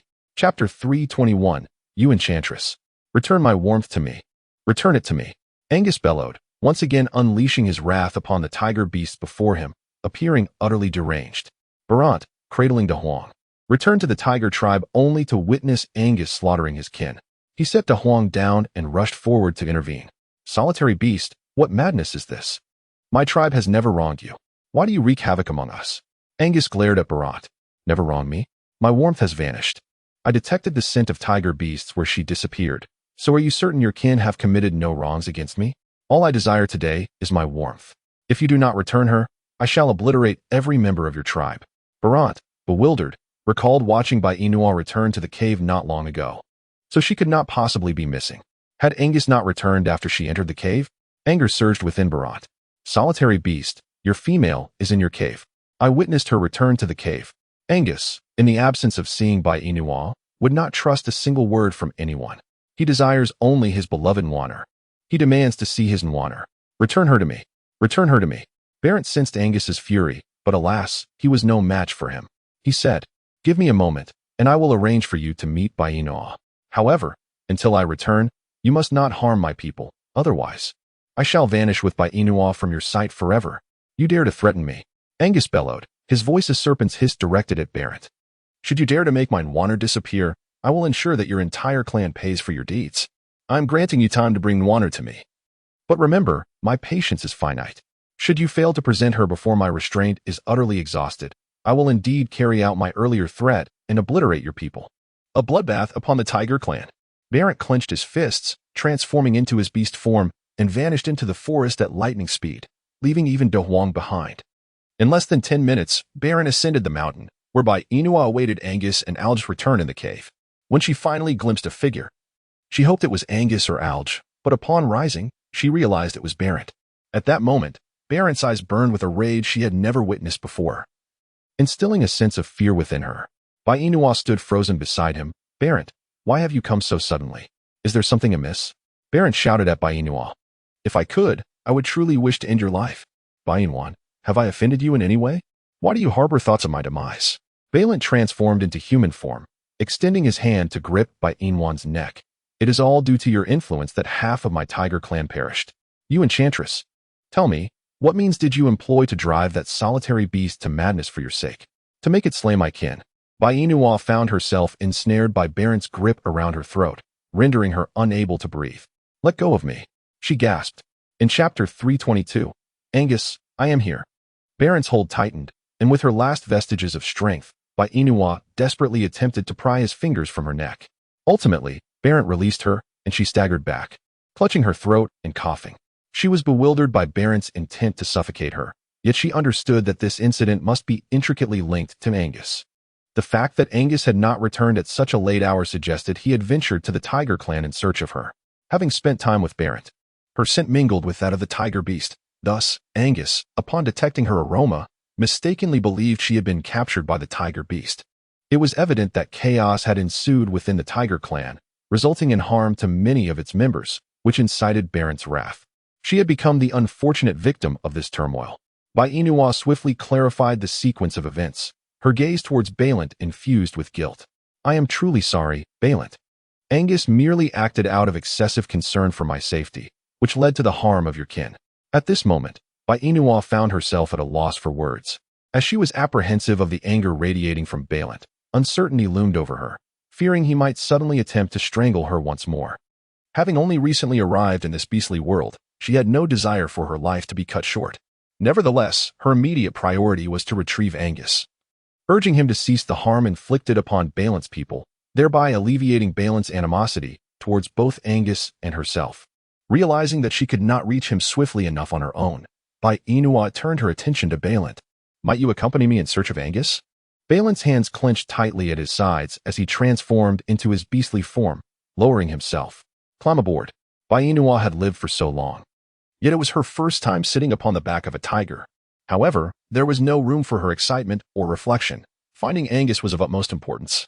She approached Balin, taking her place upon his back, and he swiftly carried her towards the tiger clan like a gust of wind. Meanwhile, Angus, who had already lost his patience within the tiger clan, thrashed his massive serpent tail with great urgency, sensing that the tiger beasts were about to face dire consequences. Just in time, Balin and Bainua arrived on the scene. Bainua, still shaken, clung to Balin, paralyzed by fear. It was terrifying. It felt as though she were soaring through the air. Yet, she had to admit, Balin's speed was remarkable. In no time, they had reached the tiger clan. Spotting Angus encircled by the tiger beasts, she called out loudly, Angus, I'm here. Hearing her voice, Angus relaxed, transforming into human form as he gazed at Bainua from a distance. Moner. Bainua dashed towards Angus, and he rushed towards her as well. They embraced tightly. Angus, I wasn't captured by those tiger beasts. I waited for you in the cave for so long, but you never returned. It was only when Balin came to find me that I realized you had come to the tiger clan because you couldn't find me. Why are you so foolish? With so many from the tiger clan against you, what would happen if you got hurt? Listening to Bainua's voice, Angus felt the weight on his heart finally lift. Moner, I'm uninjured. I'm fine. But you must understand, I cannot come to the tiger clan recklessly again, all right? Let us go home. It's quite late. Angus nodded obediently. All right. Chapter 323. I will not let anyone harm you. Upon hearing Angus's intent to leave, the tiger beasts that had suffered at his hands became agitated. They had never captured his female, yet here he was, retaliating for her sake, slaughtering many of their kin. They could not let this grudge go unavenged. Where would they hide their shame? Since this solitary beast cared so much for his female, they would first seize her and use her to threaten him. Thus, even if he survived, he would be doomed, with a plan forming in their minds.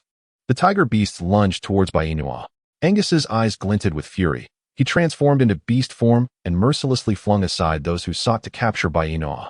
The tiger beasts were thrown back, some spitting blood, quickly losing consciousness. The events transpired too rapidly for Bainua to react. Staring at the fallen tiger beasts before her, and then at the furious Angus, she realized that this time she could not aid the tiger beasts. They had dared to attempt to capture her. Were they courting death? Angus cared for Bainua above all else. Anyone who sought to harm her would face his wrath without hesitation. He held her tightly, saying, Nwaner, do not fear. I will not allow anyone to harm you. Angus. I'm fine. Let us not dwell on them. They were driven by desperation to capture me as a means to threaten you. Let us depart and resolve never to return to the tiger clan. Angus is now filled with rage, longing to annihilate this pack of tiger beasts. Yet, he fears that his beloved Nwaner would be angered by such actions. Thus, he silently vows to remember this group of tiger beasts, awaiting the opportunity to exact his vengeance upon them. Unbeknownst to the tiger beasts, they have already been etched into Angus's memory. Consumed by resentment, they yearn to eliminate Angus and seize his female companion for their own cruel amusement. However, they are no match for Angus's prowess. They cannot overpower him. Angus holds by Inwan tightly, turning to the group of tiger beasts and warning them with a flick of his serpent-like tongue. He then departs with Bai Inwan. And despite the hatred simmering within, the tiger beasts refrain from confronting Angus head-on. De Huang, witnessing Bai Inwan's departure, scurries after her with his short legs, calling out, "Roar! Beautiful female, do not leave. Beautiful female, wait for De Huang. Beautiful female." Barrett, upon hearing De Huang's cries, swiftly scoops him up from the ground, admonishing, "De Huang, do not pursue. From this day forth, remember that you have no relation to that female. Do you understand?" De Huang, still young and naive, fails to grasp the gravity of the situation. Even though Angus had recently slain many of his kin, he believes Angus acted out of concern for Bai Inwan. Thus, when Barrett chastises him for seeking the beautiful female, De Huang bursts into tears, exclaiming, "Barrett brother is a villain." De Huang will no longer listen to Barrett brother. Woo-woo. Barrett brother promised De Huang that he would let him play with the beautiful female, he promised. Fearing that the tiger beasts might bully De Huang due to his attachment to Bai Inwan, Barrett hastily covers De Huang's mouth and returns him to his cave, ensuring he cannot venture anywhere. Bai Inwan had just heard the roar of De Huang. Although she could not comprehend the words he uttered, she understood that regardless of his intentions, she must not look back. It was imperative for her to sever all ties with him, for otherwise, this pack of tiger beasts would undoubtedly wreak havoc upon him. Chapter 324. Old wounds unhealed, new ones inflicted. After all, De Huang was a tiger beast, while she was the female of Angus. Should De Huang continue to remain in such close proximity to her, the tiger beasts would surely leverage him to intimidate her, and might even unleash their pent-up fury upon him. De Huang was still so young. How could he endure the wrath and abuse of these ferocious beasts? At that point, even if Barrett wished to protect De Huang, he would be powerless to do so. The sheer number of tiger beasts was overwhelming, and Barrett was but a solitary figure. Bai Inwan, contemplating this, urged Angus to hasten their departure from the territory of the tiger beasts. However, throughout their journey, she had not caught sight of Algie and was unaware of his whereabouts. Logically, given his injuries, he ought to have remained in the cave. Yet he was nowhere to be found.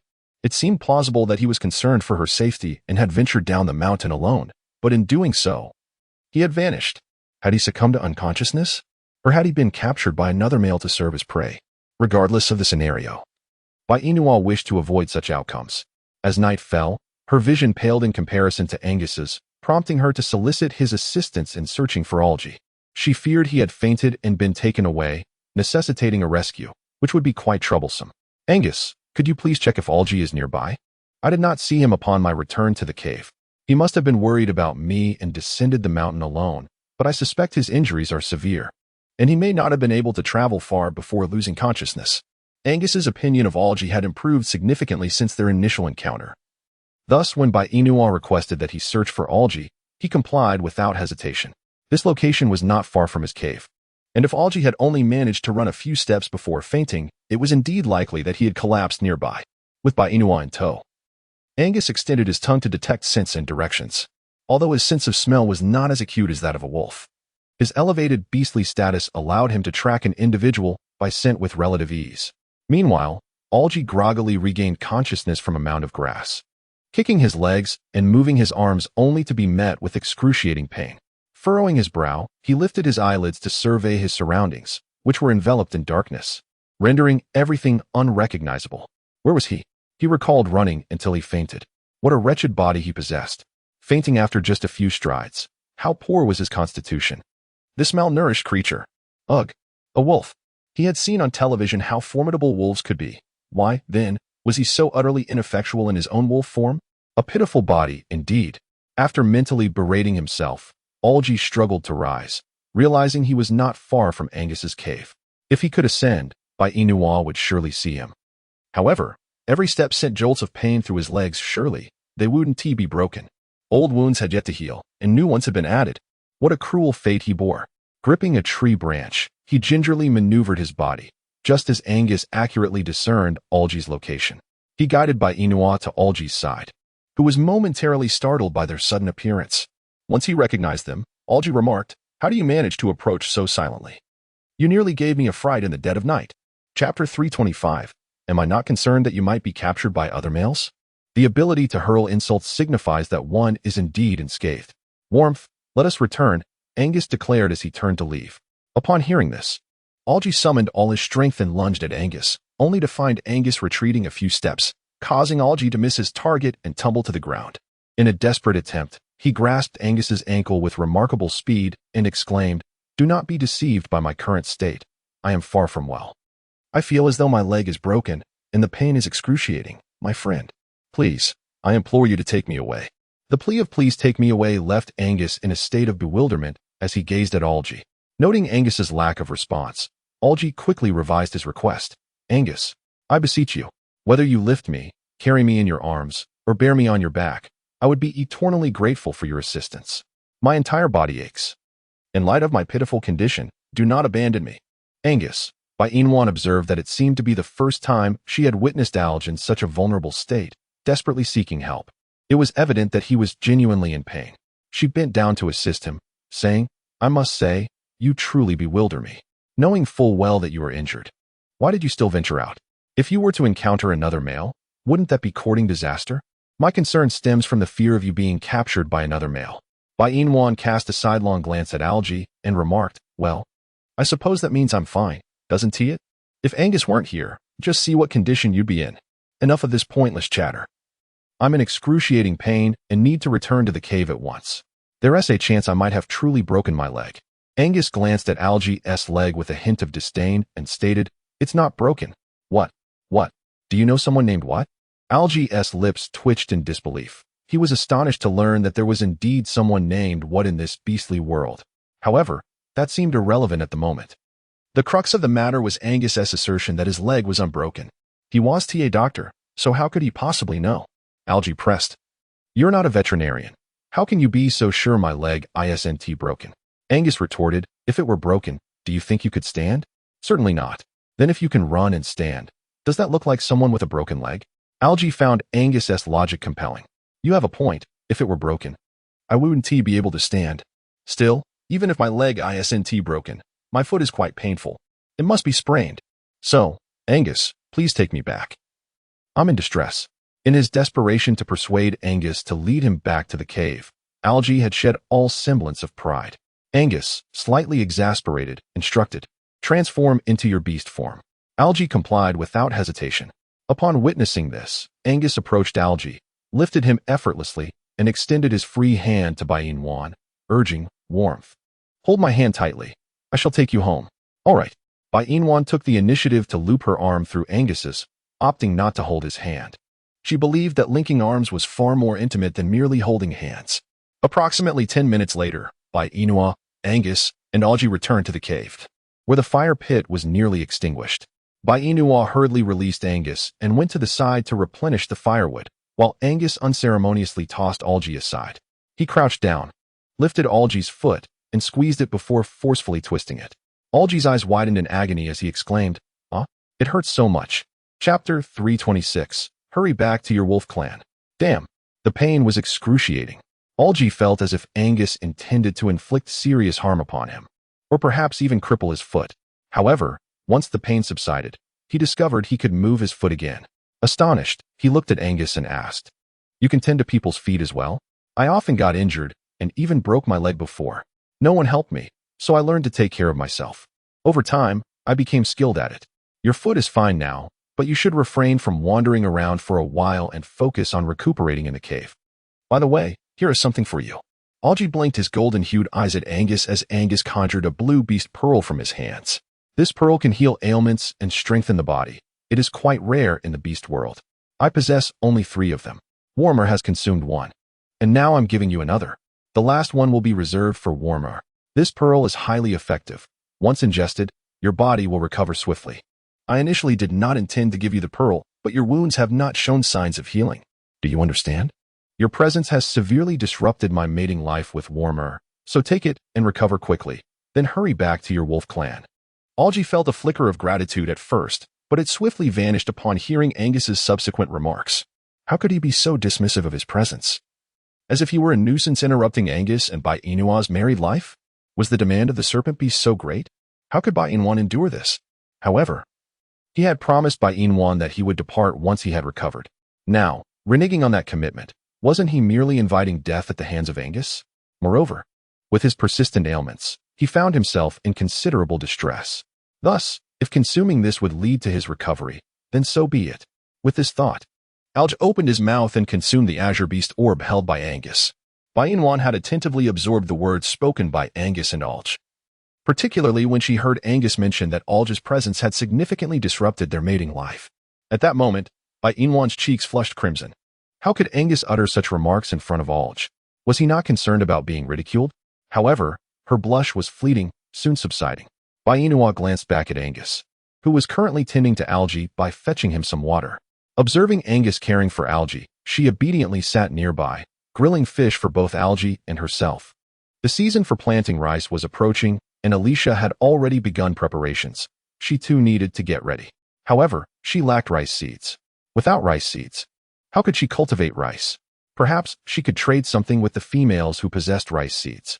But what could she offer in exchange? Bai Inua's gaze fell upon a pile of straw nearby. A solution dawned upon her. She could barter straw sandals with the females for rice seeds. She had heard Angus mention that in this beastly world, neither males nor females wore shoes. If they did, they were made from animal hides, which would become soaked upon contact with water. Thus, straw sandals were undoubtedly superior. Furthermore, she was the only one in this world capable of weaving straw sandals, making them a rare commodity for both genders. If she proposed a trade for rice, it would surely succeed. With this plan to acquire rice seeds in mind, Bai Inua cheerfully began to roast the fish. Chapter 327, Soft and Fragrant. After dinner, Bai Inua and Angus embraced each other closely, resting peacefully, while Algie curled up beside them, appearing pitifully vulnerable. However, Angus did not allow Algie to sleep near the straw pile, leaving Bai Inua with no choice but to comply with his wishes. That night passed without dreams, and as dawn broke, Bai Inua awakened from her slumber, feeling a pair of restless hands exploring her body. Peeking through her eyelids to discern who was touching her, she relaxed upon realizing it was Angus. Yet, she wondered why he only touched her when she was asleep. Was he afraid she would disallow him? In truth, Angus himself was uncertain about his actions. Upon seeing Bai Inua's petite form, he felt compelled to reach out and touch, finding it increasingly amusing. Soon, his hands began to wander, and he felt a growing sense of discomfort and desire. Taking his time, Angus unfastened Bai Inua's clothing. As he gazed at her, she closed her eyes tightly. If he truly had needs, he could express them openly, allowing her to fulfill them. There was no need for such furtive touches. She was a person capable of feeling. Most importantly, his touches left her feeling restless and tingling all over. She was uncertain of his intentions. Was he merely toying with her? She had to admit, Angus had indeed left her feeling tormented. As Angus's hands roamed over her chest, he appeared to be enjoying himself. Was his sole intent to touch her there, without any ulterior motives? Bai Inua reclined upon a mound of grass, allowing Angus to indulge in his mischief upon her. After a brief interlude, Angus ceased his antics, and Bai Inua thought to herself that it had finally come to an end. However, Angus was merely observing whether she had roused from her slumber. Upon confirming her continued repose, he felt a profound sense of relief. He mused that should his beloved warm-hearted girl discover his penchant for teasing her, she would undoubtedly be incensed. Thus, he resolved to continue his playful antics in secret. Bai Inwan was unaware of Angus's thoughts. All she knew was that he had just managed to endure a moment longer while touching her. However, now he was directly using his tongue, and alas, it tickled too much for her to resist. Bai Inwan opened her eyes to gaze at the flustered Angus, a smile gracing her lips. "What are you doing?" she inquired. Angus, with utmost sincerity, nodded. "I do like them. They are soft, fair, and fragrant. No other females possess such qualities. Only you, Nwaner." Bai Inwan, "Are there no other females? Is she the only one? Since they are all referred to as females, is it conceivable that they lack breasts? However, this also depends on whether the breasts are small or large. Moreover, One must consider the complexion of the female, if she is not fair-skinned. Even large breasts may appear dark. Bai Yinwan gazed at Angus and said, "If you like it, just tell me. Why must you touch me secretly?" Angus, resembling a child who has committed a misdeed, lowered his gaze and replied, "I was afraid that you would be upset and deny me the chance to touch." Bai Yinwan only realized today that Angus had made a mistake in such a charming manner. How could he be so adorable and endearing, especially when juxtaposed with his cold, handsome face? The expression he wore seemed utterly incongruous, even somewhat amusing. Bai Yinwan remarked, "Since you are aware that I won't allow you to touch me, why do you still attempt to?" Chapter 328. Is there a place for me here? Unbeknownst to her, Nwaner found herself both exasperated and amused by Angus's antics. "Now that I am aware, what should you do?" Angus, with his striking red-slitted pupils, continued to fixate on Bai Yinwan's chest. "Then I shall touch Nwaner," he declared. "And then Nwaner can touch me back." Bai Yinwan, do you still dare to haggle? Angus, still observing, replied, "My dear Nwan, I do not comprehend. If one does not understand, then so be it." After a brief pause, Angus gazed at Bai Yinwan with an eager expression. "May I touch you, Nwan? I shall also touch you in return." As he spoke, Angus began to remove his clothing, revealing his robust 8-pack abs. Indeed, Bai Yinwan felt a flutter of excitement. Angus's physique had always been quite impressive, even more so than her own. Bai Yinwan raised her hand and placed it over Angus's heart, asking, "Is there a place for me here?" Angus replied, "There is no room for you, my dear, for your warmth is too vast to be contained." Bai Yinwan, sometimes one might say that this snake possesses high emotional intelligence, yet at other times, it is utterly lacking in such regard. Conversely, there are moments where it displays an unexpected shrewdness. Take the current situation, for instance. It is devoid of any semblance of emotional awareness, and it appears she harbors some resentment within. What does it mean that she is too grand to accommodate? It is truly exasperating. However, gazing at Angus's earnest demeanor, Bai Yinwan found herself at a loss for words. After all, why should she concern herself with a mere snake? He hails from a realm of beasts. What romantic overtures could one expect from him? Noticing Bai Yinwan's silence, Angus reached out to poke her gentle form, inquiring, "Why is Nwaner not speaking? Have I inadvertently said something to upset you?" Bai Yinwan, my emotional intelligence may not be high, yet my discernment is rather commendable. Bai Yinwan inquired, "Have I uttered any incorrect words?" There was nothing amiss, but could you refrain from poking my little bunny while conversing with me? Your behavior is rather inappropriate. What does inappropriate mean? It signifies something ill-mannered. Angus responded with a soft sound. I used to be mischievous, but I have reformed now, hence. Nguyen cannot label me as inappropriate. Bai Yinwan, if you do not wish to act like a rogue, kindly remove your hand from my chest. Angus frowned, but if I were to choose to be a rogue, would you allow me to continue touching you?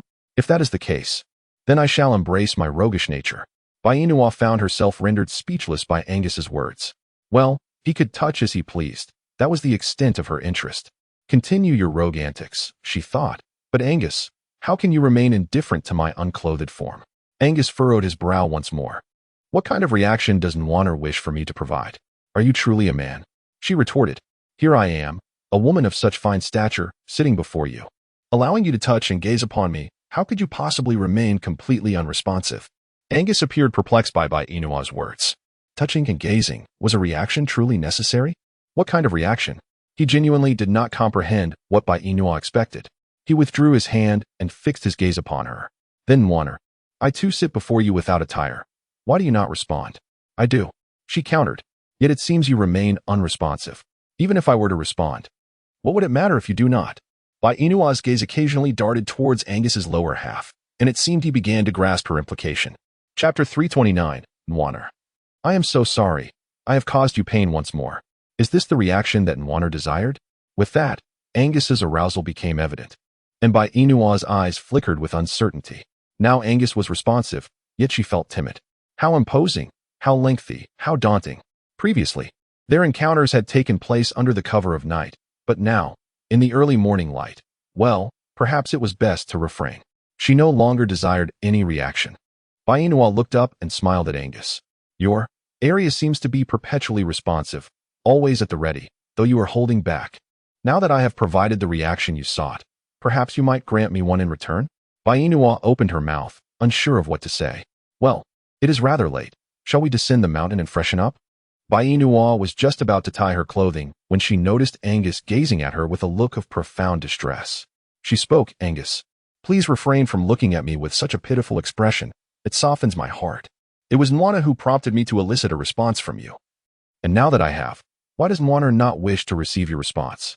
Bainua furrowed her brow, instinctively casting a glance at Angus's lower half. Initially, there had been a reaction, but it had subsequently vanished out of fright. It was quite large and lengthy, enough to instill fear. Moreover, there were two of them. Bainua, unable to bear the thought of causing Angus any pain, gently lifted her hand and caressed his face. "I have always had feelings for you," she confessed, "but we cannot proceed together." Upon hearing this, Angus eagerly nodded in agreement. "If we cannot go together, I shall take my time, one step at a time." "Bainwan, in the end, are there not still two?" Bainwan let out a sigh. "Lower your voice. Do not wake up Alch. It would be so embarrassing if he sees us." Bainua noticed Angus poised with eager anticipation. She sighed helplessly before melting into a deep kiss with him, their entwined forms collapsing onto the haystack. Initially, Angus entered only partially, barely halfway, before both were fully immersed. A sharp, swelling pain radiated through Bainua's lower body, urging her to cry out. Yet seeing Angus's elated expression, she resigned herself to endure. Assuming it would soon conclude, she soon realized her miscalculation. Their union persisted until dusk, leaving Bainua utterly drained, slumped unconscious beside him. Once Angus had sated the long-pent desires within him, he withdrew, only for crimson to spill beneath Bainua, a sight that lanced through his heart. Cradling her limp form, Angus murmured, "Warm one, I've wronged you. Not only did I bring you pain, but now I've wounded you."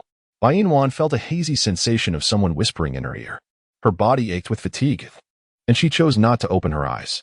Instead, she peacefully dozed in Angus's embrace, while Alj, situated some distance away, could not see the blood that trickled from Bainwan onto the hay pile.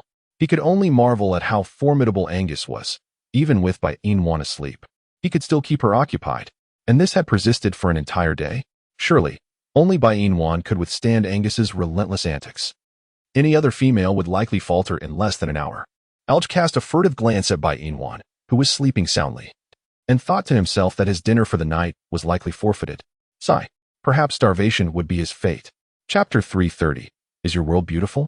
After holding Bainwan for some time, Angus gently laid her on the hay pile to rest. He then took a stone pot filled with water and placed it by the fire to heat for her bath. By the time he had completed all his tasks, it was already deep into the night. Angus covered Bainwan with animal skins and sat outside the cave, gazing at the moonlit sky. Noticing this, Alj approached and transformed into his human form to sit beside Angus. "What are you looking at?" Having consumed a beast pearl, Alj's wounds had scabbed over and were healing, allowing him to shift freely between his human and beast forms. Angus sat in the cold breeze, his expression devoid of any excess emotion, while Alj felt the chill. Indeed, serpentine creatures were quite different from ordinary humans. Alj spoke up again. "Why are you sitting here in the cold at this late hour? Aren't you fond of your warm one? She is waiting for you on the hay pile. Hurry back and embrace her to sleep." Angus replied, "Are the males in your world handsome?" Alj frowned. "What prompts you to inquire about the men in our world? Do you have a fondness for men?" "I only adore Wan, not men," Angus declared. Alj scoffed. "I wouldn't have guessed you to be so devoted. But why the sudden curiosity about the men in our world? Are you worried that when you join us, you may not measure up to them?" Angus's eyes revealed a veiled emotion, and he appeared somewhat dejected. "If I cannot return with Wan to your world, could you promise to take good care of her for me?" Alj responded, "What nonsense are you speaking? Aren't you determined to return with Bainwan to our world? Why the sudden change of heart?" Angus lowered his gaze, a bitter smile gracing his lips. "My existence only brings her pain. I have just harmed her again." Seeing Angus's self-reproachful demeanor, Alj offered words of comfort.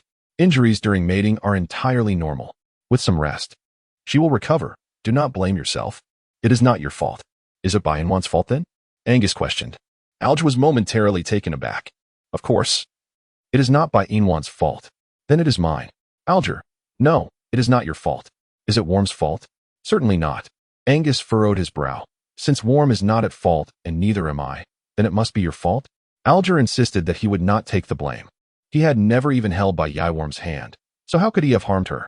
"Therefore, it must be your fault. I am not criticizing you. But how could you be so careless? You are fully aware that you possess 2 reproductive organs yet fail to exercise caution. Now that you have caused her injury, I suppose you feel remorse." do you not? What can I say? I can only say you deserve it. Angus, feeling dejected. I knew it was my fault. Worm's body is too soft, too fragrant. For a moment, I could not restrain myself. It won't happen again. If I hurt her again, I will refrain from mating with her. Alger's lips twitched.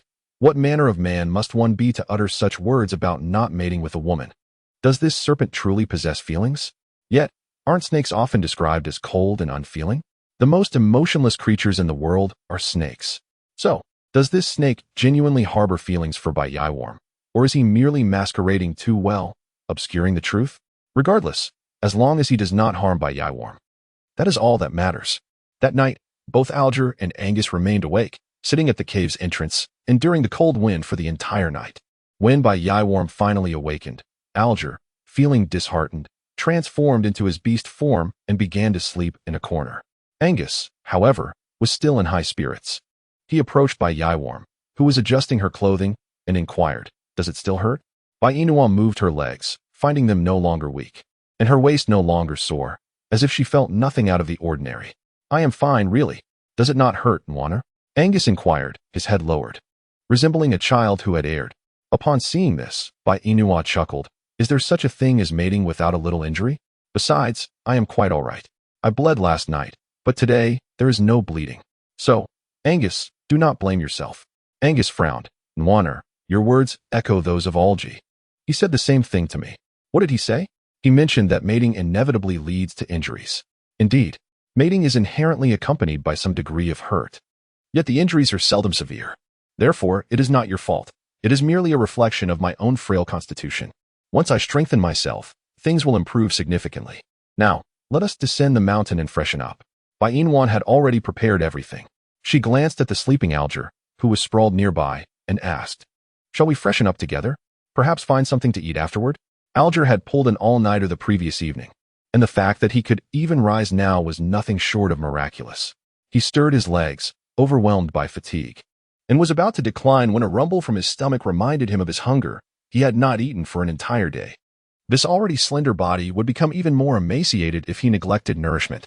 Therefore, he resolved to go. At worst, Angus could fetch food later while he rested by the riverbank. After making his decision, Alger followed Bai Yaiworm and Angus down the mountain, stifling yawns.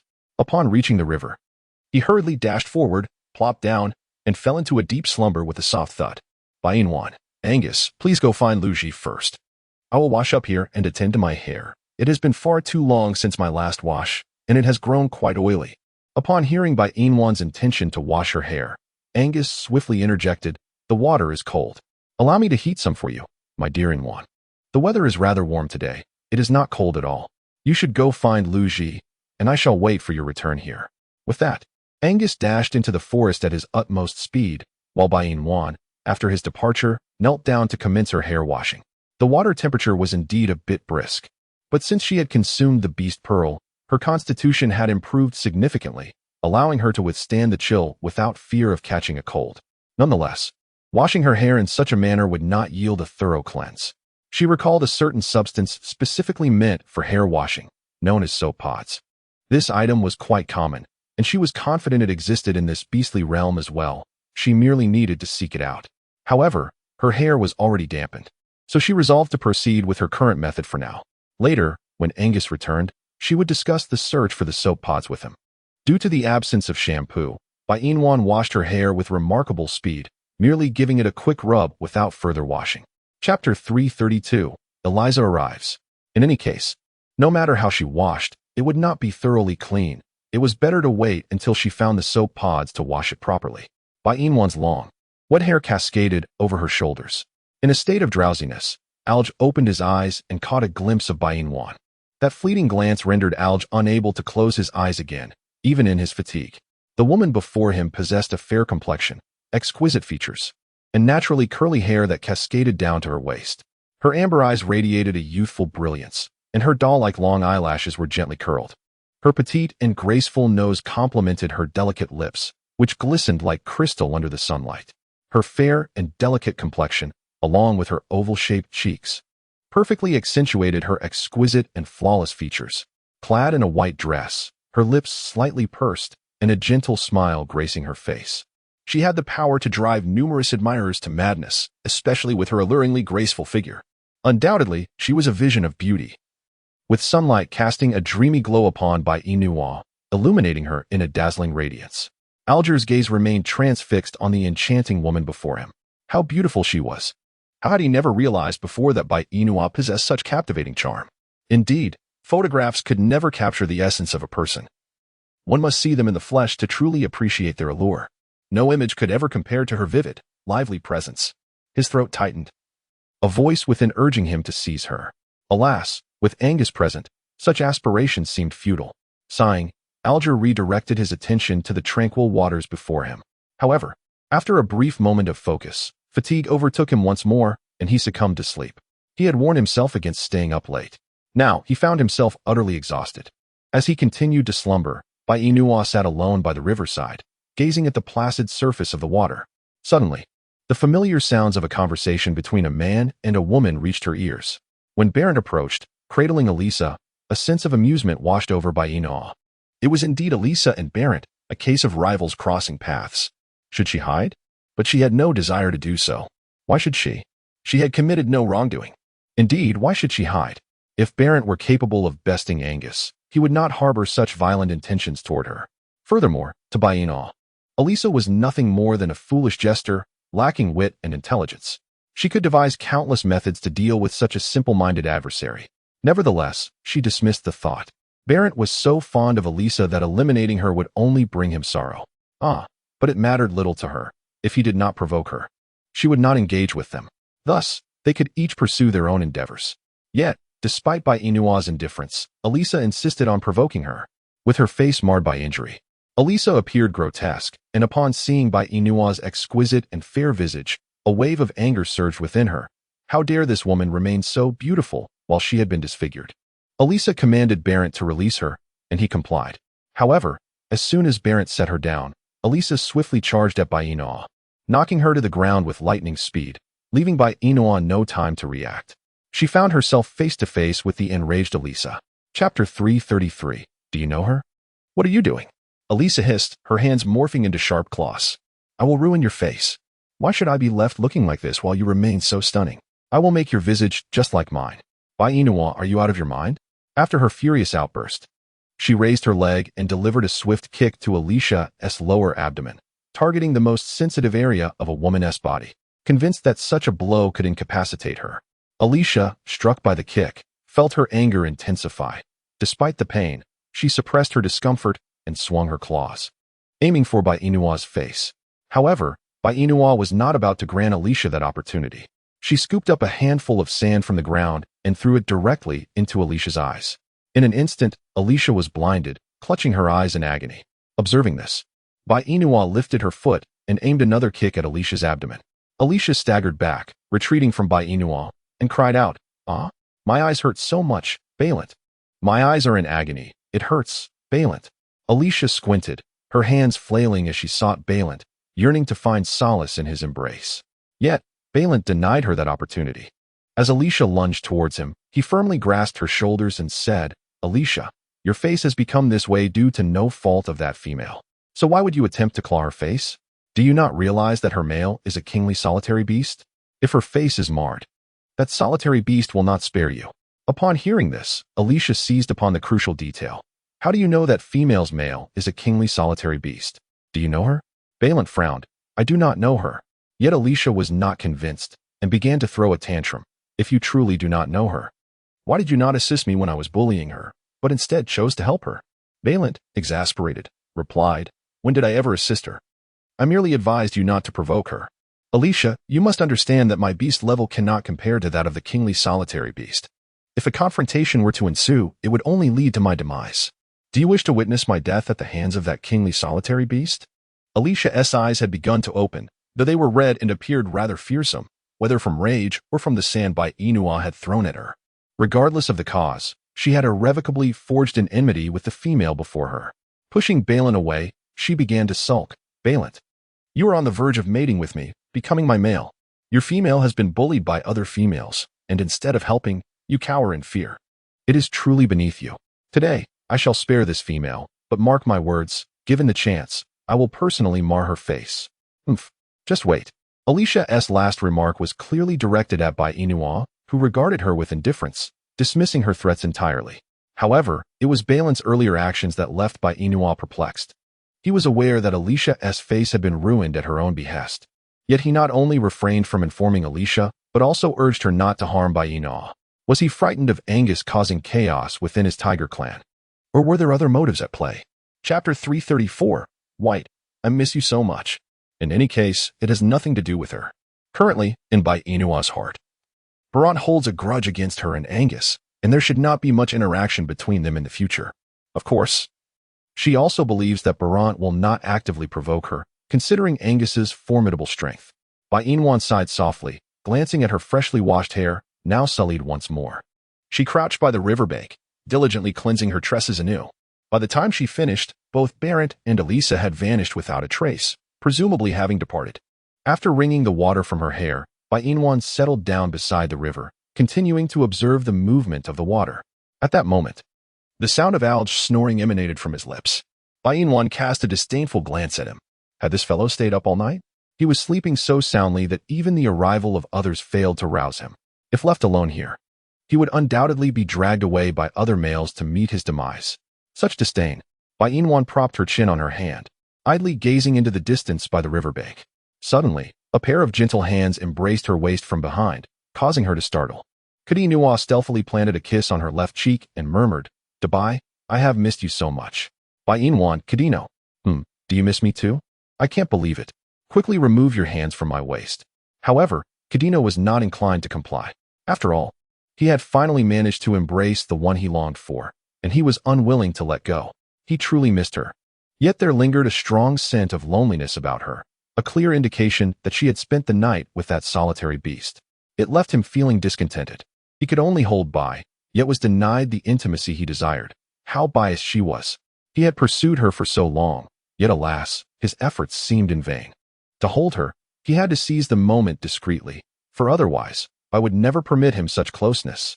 Sighing, Kadino tightened his hold around Bai Inua's waist, rendering her unable to escape his grasp. Bai furrowed her brow and exclaimed, "Kadino, what exactly do you wish to accomplish? I have encountered many individuals with thick skin, yet none quite as audacious as you. How many times must I reiterate? I will not mate with you, nor will I become your female. Why do you disregard my words, treating them as mere whispers in the wind? Do you truly yearn for Angus to end your existence before you will release me?" Kadino responded with a calm smile. "I never imagined I could develop such affection for a female. I often wished to return to the time before I knew you. But Bai, do you understand? I cannot. I cannot entangle myself with other females, nor can I harbor feelings for anyone but you. In my past, I was quite the villain, disrupting the bonds between solitary beasts and their females because, in my heart, I believed they were unworthy of such companionship. However, upon meeting you, I realized that not all solitary beasts are cold and unfeeling. There are those like Angus who are indeed good. Thus, I never contemplated severing the connection between you and Angus. All I desire is for you to accept me and be with me. Bai, is that too much to ask? If you wish it, Angus would surely acquiesce. Bai Inua, she has now fully witnessed Kidienuo's utter shamelessness. No matter how hard she tries to drive him away, he simply refuses to leave. What can she do? Bai Inua lowered her gaze to the hand resting on her waist. Kidienuo, Angus is a solitary beast plagued by insecurity. I trust you are aware of this. Chapter 335. Kidienuo, bring me your claws. Thus, I shall not be with you, nor will I allow him to feel insecure. Please let go. Kidienuo shook his head. No way. Kidienuo, even calling him Kexiabai is futile. When he says he won't let go, he means it. I am a resolute male. Once I have made a decision, no one can alter it. Humph. Kidienuo proudly kissed Bai Inua's neck, and before long, her neck became drenched. She was truly disgusted. Why does this fellow have so much drool? Bai Inua raised her hand, attempting to pry off Kidienuo's claw, but his strength was truly formidable. No matter how she twisted, it proved futile. Bai Inua was on the verge of losing her mind with frustration.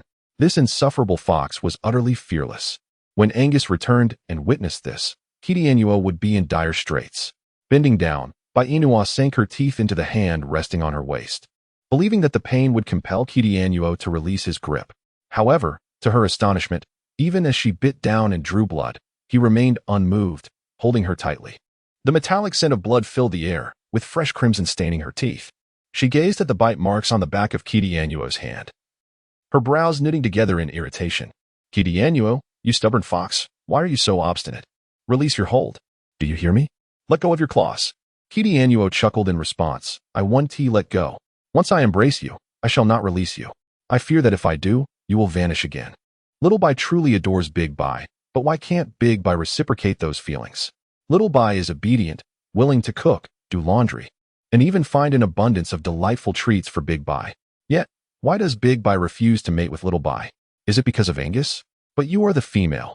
If you wish to mate with Little Bai, you certainly can. Angus would be powerless to intervene.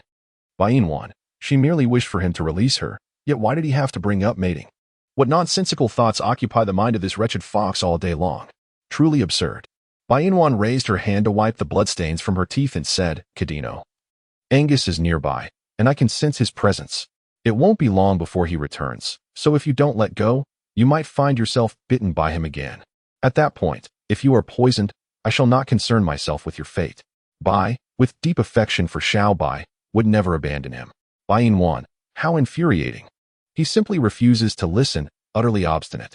Bai Inua once again raised her hand to grasp Kudinua's, but this time, after only 2 attempts, Kudinua released her waist. Before Bai Inua could react, Kudinua reached out and held her head, compelling her to lean against him for a kiss. When Angus returned, he viewed the scene from the side and mistakenly believed Bai Inua was the one initiating the kiss with Kudinua. However, from the front, it was evident that Kudinua was coercing Bai Inua into the embrace. Bai Inwan longed to push Kudinua away, yet it was Kudinua who released her first.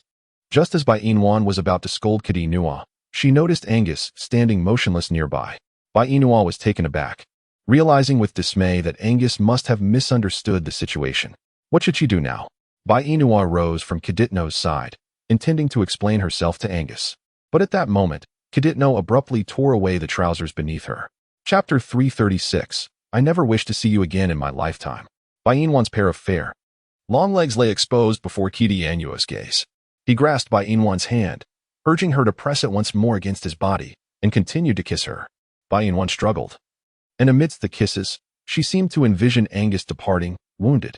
Bai Inua's heart ached as though it were being tightly grasped, causing her immense pain. Angus, it is not as you perceive. I share nothing with Kidianuo.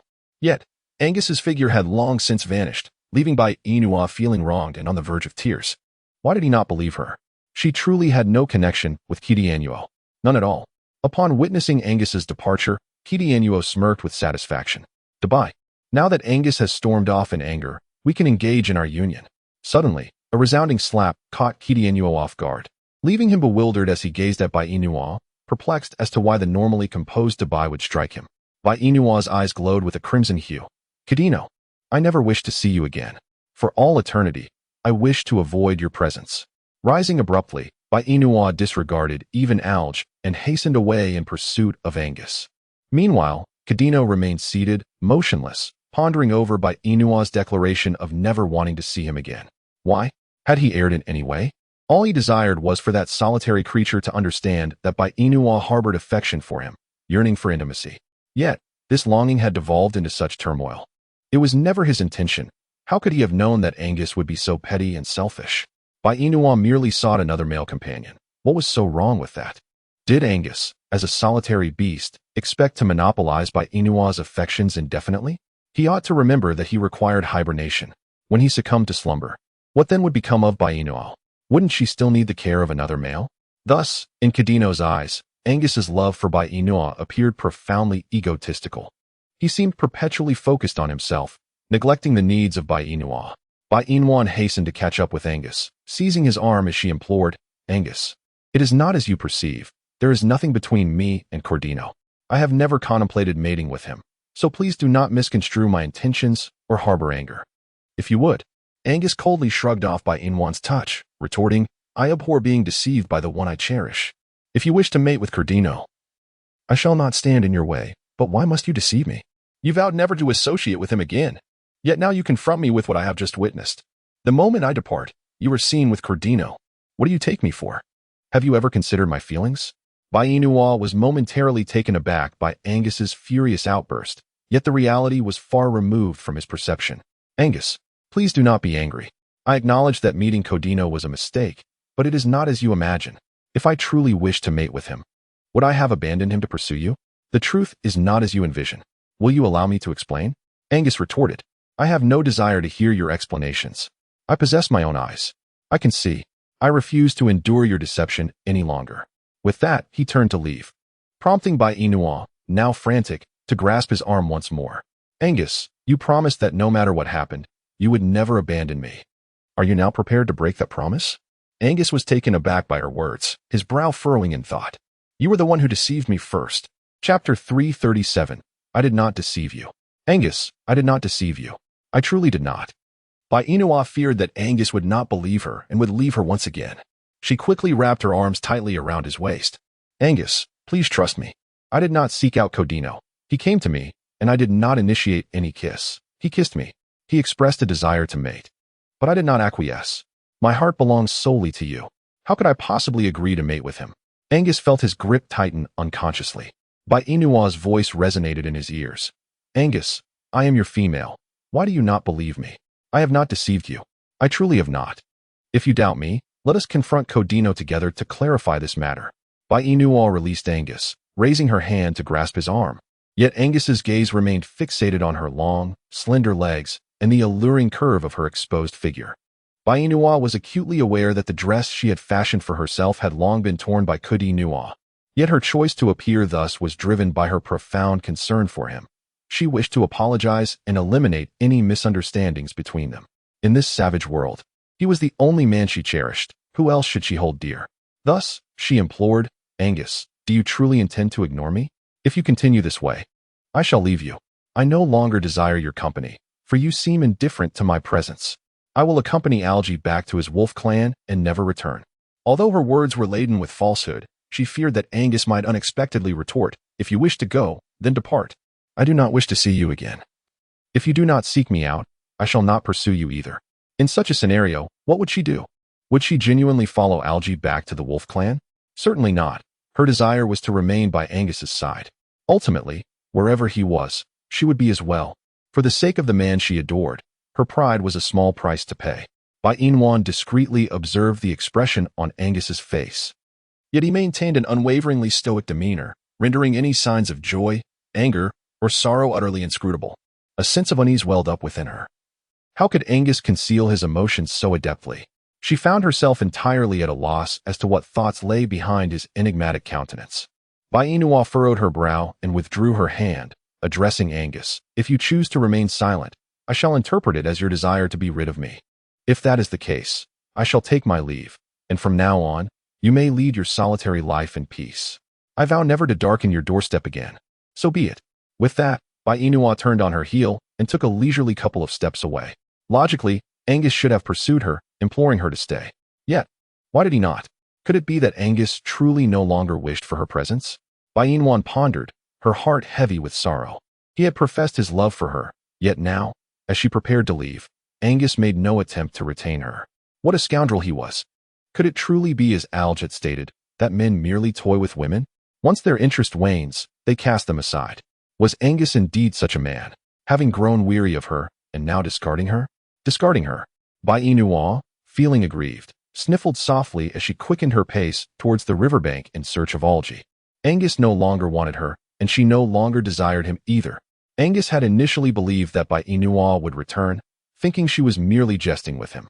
However, now, witnessing her distance from him increasing, he hurriedly pursued her. He scooped Bai Inouan into his arms, startling her. Angus, what are you doing? Who permitted you to return to the wolf clan with Algie? Bai Inouan pouted, isn't it you? It was you who cast me aside. You were the one who wanted to drive me away. So if I do not return to the wolf tribe with Alge, where else can I go? Are you suggesting I sleep outside? Angus frowned. Without my permission, you are not allowed to go anywhere. You must obediently stay by my side. Come back to the cave with me. Bai Inouan reached out to wrap her arms around Angus's neck. Aren't you still upset about my affair with Codino? What's this? Are you no longer angry? Angus coldly glared at Bai Inouan. We shall settle this when we return to the cave. Bai Inouan, has Angus changed? The person who once never allowed her to be harmed now actually says he will take care of her. If she is to be dealt with, perhaps it would be better for her not to return with him. Inua struggled violently in Angus's embrace, nearly causing him to drop her to the ground. He adjusted his hold, firmly wrapping his arms around her waist and urging her to clasp her legs around his hips. Angus remarked, "If you fall and hurt yourself, I shall not be responsible." Inua. "So, you no longer care for her, do you? Where has the gentle Angus gone?" Leaning against Angus's shoulder, Inua wrapped her arms around his neck and said, "Angus, your sudden transformation leaves me quite unsettled. You used to cherish and pamper me. Why have you ceased to do so? You deceived me, yet you still desire my affection?" Inua pulled away from Angus, locking eyes with him. "I did not deceive you." Still unwilling to admit it, "There was never a deception. What I said was the truth." Angus playfully pinched Inua's delicate bottom, causing her face to flush bright red. "You, Angus, you rogue. I possess even more roguishness that you have yet to witness. Care to experience it?" Inua, her face aflame, leaned against Angus's shoulder. "I have no desire to try that with you. Once we reach the cave, it shall be beyond your control." Inua pondered. Could it be that Angus intends to consummate their union immediately upon returning to the cave? Yet, they had only made it just yesterday. Is he truly seeking to engage once more today? Her body may find it rather overwhelming. Inua nudged her chest and exclaimed, "If you compel me to engage in activities I detest, I shall truly ignore you from now on." Angus, once again pinching Inua's posterior, challenged, "Dare to disregard me and see what happens, Inua, how domineering. Do not pinch my rear. What would you dare to do if you did?" Inua, this rogue. Previously, he concealed his intentions, but now he is blatantly brazen. Inua twisted her hands to grasp Angus's. "Put me down. You intend to release me only to kiss that wretched fox? To mate?" Inua pouted, feeling aggrieved. "I have made it clear that I do not wish to mate with Kudinua. I do not wish to kiss him either. Release me at once. I must return to the riverbank." Angus's expression darkened instantly. "Do you comprehend the words you are uttering?" Inua blinked and nodded. "Of course, I do. I have yet to freshen up. I must return to wash up a bit. Additionally, Algie is still by the river, sound asleep. If I do not seek him out, he may very well sleep away his life there. Moreover, it is possible that other beastmen might carry him back to their cave to roast him for a meal. So I cannot abandon him. I must retrieve him." Angus's displeasure was palpable as he continued to carry Inua towards the cave. Inua insisted, "Angus, we ought to search for Algie by the river, rather than return to the cave." Angus. Inua fell silent, pondering whether Alge would perish by the riverside. After all, he had truly succumbed to a deep slumber. Alas, she found herself in dire straits, utterly powerless. At that very moment, by the riverbank, Alge lay sprawled, blissfully asleep, while Kiditno crouched beside him, poking his belly, prodding his face, and even jabbing at his private parts, yet receiving no response. Kiditno, with an air of disdain, remarked, "You must be a wild boar. Sleeping so soundly, if it weren't for me, you'd surely be captured by other beastmen. So, why not let me take you back instead?" To the unconscious Alge, this silence was akin to acquiescence. "Then let us depart." Kiditno initially intended to carry Alge back to the Fox clan, but upon reconsideration, deemed him too cumbersome. Thus, he resorted to a different method, dragging him away. At that moment, Alge was being towed by Kiditno, his legs gripped firmly, feeling as though he were a mere sandbag rather than a person. Yet, at present, Alge was not human. He was a wolf. Kiditno reveled in the effort, while Alge, conversely, was overwhelmed by pain. Bewildered, Alge could not fathom why, after a simple nap, his back felt ablaze with discomfort, nor why his head throbbed as if struck by a hard object. Oh, the agony! Alge groggily opened his eyes, and what met his gaze was alarming. His feet were clutched by a bare male figure, and his body was being dragged across the ground. It was no wonder he felt such pain. Furthermore, his head had collided with a nearby stone, resulting in a painful bump. Had he been abducted by this male before him? How could he have ended up in such a predicament? Where was Inual? Where was Angus? Had he truly been captured, and why was no one coming to his aid? Oh dear, there were indeed villains after him. If this male were to take him back to a cave, he would surely be devoured. Thus, Alge needed to devise an escape plan. His mind raced, but suddenly bang! His head struck the stone once more, rendering him dizzy and questioning his existence. The pain was unbearable. Alge transformed into human form, straining against Kiditno's grip. Sensing the commotion, Kiditno released his hold, excitedly grasping Alge's hand. "You're awake." Alge was taken aback by the sudden reversal of events, struggling to process it all. The male before him seemed oddly familiar. His brows furrowed instinctively as he gazed in disbelief at Kaditno. Was he imagining things? No, not at all. This man before him was none other than Fuceni. Chapter 340. The Reproductive Power of Serpent Beasts. Fuceni. Alger gazed in disbelief at the figure of Cordino before him. Who could possibly explain why the national heartthrob of the 21st century, along with the nation's beloved husband, was standing right here? In utter disbelief, Alger reached out and pinched Cordino's face with force. After doing so, he inquired, "Does it hurt?" Cordino raised his hand and swatted at Alger's grip, exclaiming, "What is wrong with you? If you want to know whether it hurts, why not pinch yourself instead? And why do you call me Fuceni like the Bai does? Who is that person? Is he more handsome than I?" Alger pondered. Could this fellow be a beastly version of Fuceni? He looked remarkably similar. Oh, but there was one distinguishing feature. This masculine figure before him had a mole at the corner of his eye, and he seemed even more alluring than Fuceni. Wait a moment, something felt amiss. Why was he, a grown man, admiring another man's looks? Goodness, had he lost his mind? Furthermore, why was this replica of Fuceni so intent on pulling him? Did he not realize the pain it caused? His back was surely bruised, and to make matters worse, he had 3 sizable lumps on his head. How infuriating. He wanted to strangle him. With determination, Alger seized Cordino's neck without hesitation. Cordino struggled in Alger's grasp, gasping. "Cough, cough, let me go. Cough, cough, let me go." "Let you go? Dream on. You want to pull my leg? You want to bang your head against mine? Today, I shall choke you to vent my frustrations." Alger tightened his grip, and Cordino's eyes darted around. He raised his hand, covering Alger's eyes, and then released it. His gaze turning crimson as it locked onto Alger's. "Release me." In a daze, Alger loosened his grip, appearing as if he had been hypnotized. Cordino's eyes reverted to their normal hue, and he grasped Alger's chin, taunting, "With your beastly prowess, you dare to challenge me, Cordino? How utterly foolish.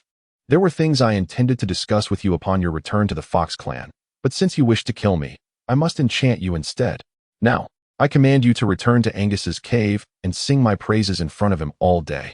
You must also compel Bai to admit his affection for me, by any means necessary. Do you understand?" Alger nodded vacantly, and Cordino waved his hand, declaring, "Now, go." Transforming into his beast form, Alger dashed toward Angus's cave. While Cordino smirked, mission accomplished. Bai Inwan found herself in a compromising position beneath Angus, and amidst the awkwardness, she half-heartedly remarked, "I do not wish to engage in mating. Rather, I believe you require a child." Bai Inwan pondered, having failed to conceive in previous attempts. Could this time be different? Angus, with his crimson slit-like eyes, fixed his gaze intently upon her. "In our prior encounters, I left nothing within you. Hence you were unable to bear a child. However, this time is distinct. Should our union be successful, conception is certain. You may be unaware of the formidable reproductive prowess of serpentine beasts. Typically, one encounter is all it takes." Bai Inwan instinctively recoiled slightly, saying, "Angus, although I yearn to bear your child, I find myself somewhat apprehensive in light of your current demeanor." Chapter 341. May I forgo the kiss? Thus, it seems prudent for us to postpone our union until your emotions are somewhat more stabilized. Angus, however, felt an urgent impatience. Who could predict whether, should he delay, his dear Nua might become entangled with Kidian? As long as she were to conceive, Kidian would have no opportunity to intrude upon their bond. Though the duration of pregnancy is not exceedingly long, it would afford several months of security. Once Nua has given birth, her heart would undoubtedly be solely devoted to him and their child, making it impossible for Kidian to exploit any vulnerabilities. With such thoughts swirling in his mind, Angus's resolve to unite with Bai Inwan intensified, and he continued to press down upon her, commanding, "Hold me tightly." Bai Inwan extended her hand and embraced Angus's robust waist, exclaiming, "Angus, kiss me." "Bai Inwan, can I refrain from kissing?" Angus approached Bai Inwan. Sensing the warmth emanating from her thighs, Bai Inwan leaned closer and willingly pressed her lips against Angus's. He was quite pleased with her gesture, as he lifted her garment. Preparing to advance, Bai Inwan felt a surge of trepidation. Observing Angus in such a state, it seemed inevitable that he would seek to consummate their bond today. However, Angus was currently in a fit of anger and might inadvertently cause her harm. Once he inflicted pain, he would inevitably be burdened by guilt. Though Angus was indeed incensed, she understood that he cherished her deeply. If he truly did not care for her, why would he desire to have a child with her? Thus, perhaps it would be wise to postpone their union for now. Bai Inwan released Angus and said pitifully, I am not feeling well today. Could we refrain from mating? Do you truly believe I would accept that? I genuinely feel unwell. I have already stated that I do not believe you. Bai Inua felt a sense of desperation. I have not eaten anything yesterday, nor today. Even if you wish to engage in intimacy with me, you must wait until I have satisfied my hunger first. Are you aware of my current state of emptiness? I have not washed my face nor brushed my teeth. Even if you do not find me repulsive, I find myself so. Angus raised his hand, yearning to caress Bai Inua. But the recollection of her having pinned Kaditno down not long ago surfaced in his mind. Although she claimed it was Kaditno who had forced her, a sense of unease lingered within him. Foxes are notoriously cunning, and his dear Inua, so innocent and easily deceived, made him determined to have a child with her today. Yet, she had expressed her hunger. Should he not first provide her with sustenance before seeking intimacy? But if Alge returned soon, Inua would be even more reluctant to engage with him, given her inherent shyness. Angus gazed at Bai Inua for a considerable time before continuing to kiss her lips. Bai Inua, unable to believe her eyes, looked at Angus before her. She had stated her hunger. Should he not be searching for food for her? What then? Was Angus doing now? Forcing intimacy upon her? Why did she feel such injustice? The recent events had been a result of Kaditno's coercion, yet to prevent Angus from misunderstanding, she had abandoned Alge to chase after him, expecting he would not harbor anger. Yet, here he was, attempting to force intimacy. Did he truly not care for her? Did he disregard her feelings entirely? Bai Inua raised her hand to push Angus away. Do not touch me. I have no desire to mate with you. You care not for my feelings at all. I do not wish to bear your child. If you do not care for me, then what purpose does it serve to bring a child into this world? Angus frowned with displeasure. Chapter 342. What are you doing here? Do you have the audacity to repeat what you just said to me? Bai Inua, possessing both temper and pride, found her anger ignited by Angus's treatment. Do you think I am afraid? I said I do not wish to mate with you. If you do not care for me, why should I bear your child? From the moment you carried me back, I have been soothing you, attempting to explain myself, yet you not only refuse to believe me, but also force me into mating. I have made it clear that I do not wish to mate with you. Why do you continue to impose this on me? You were never like this before. So why have you changed? This unfamiliar side of you makes me feel as though your presence in my life is not born of love, but merely a desire for a female to fulfill your needs. I no longer wish to be that female for you. If you do not like me or trust me, then I shall leave. Bai Inua was indeed provoked by Angus. She had consistently assured him that there was nothing between her and Kaditno, and that she had no intentions of being with Kaditno. Yet, Angus harbored distrust towards her, disregarding her feelings and fears, and forcefully compelled her to mate with him. Who could endure such treatment? Previously, when Angus saw her anger, he would always soothe her, but now he no longer comforts her, allowing her to leave. Indeed, it seems that men are inherently untrustworthy. After finally developing feelings for someone, how could he so quickly grow to disdain her? Yet, her heart still holds affection for him. Scoundrel! Scoundrel! Angus, you scoundrel! Bai Inwan emerged from the cave, her gaze fixated on her thighs. The serpent skin dress had been torn beyond repair, rendering it unwearable. If she continued in this state, would she be captured by other males before even reaching the riverside? Yet, Angus made no attempt to pursue her. If she were to be taken, so be it. After all, he seemed indifferent to her fate. A sense of despondency washed over Bai Inwan, her eyes growing heavy with unshed tears. Pouting slightly, she took a few steps before halting. Anger aside, her life remained of utmost importance. With this thought, she settled beside a patch of grass, awaiting Angus's return. However, time passed, and even as she drifted into slumber, Angus did not appear. A wave of despair washed over her as she leaned against a nearby rock, falling deep into a tranquil sleep. By now, the sun stood high in the sky, its harsh rays illuminating Bai Inwan's fair complexion. Instinctively, she raised a hand to shield her eyes. Angus, aware that she had not fled, recognized her scent and upon emerging from the cave, immediately spotted her resting peacefully. He approached and shielded her from the glaring sunlight. Bai Inwan slept soundly, so deeply that she remained unaware when Angus cradled her back to the cave. As he held her in his arms, she stirred uncomfortably, finally opening her eyes to meet the gaze of Angus, the very man she had recently scolded as a rogue. Bai Inua believed she was ensnared in a dream. She pinched her thigh fiercely. It hurt. It was real. Angus was truly there, but why was she sleeping in his embrace? She distinctly remembered resting outside the cave. Bai Inua extricated herself from Angus's arms and slowly rose to her feet, exclaiming, What are you doing here? Angus replied, Nwaner, this is our home. If I'm not here, where else could I be? Chapter 343. You are my one and only. Bainua, in a fit of petulance, remarked, This is certainly not my home. You do not care for me, nor do you love me. So how can this place be considered my home? Angus rose, extending his hand to gently caress Bainua's sun-kissed cheeks, and softly reassured her, Wherever I am, that is your home. I apologize, dear Nwaner. It is not that I do not trust you, but rather that I am overly prone to insecurity.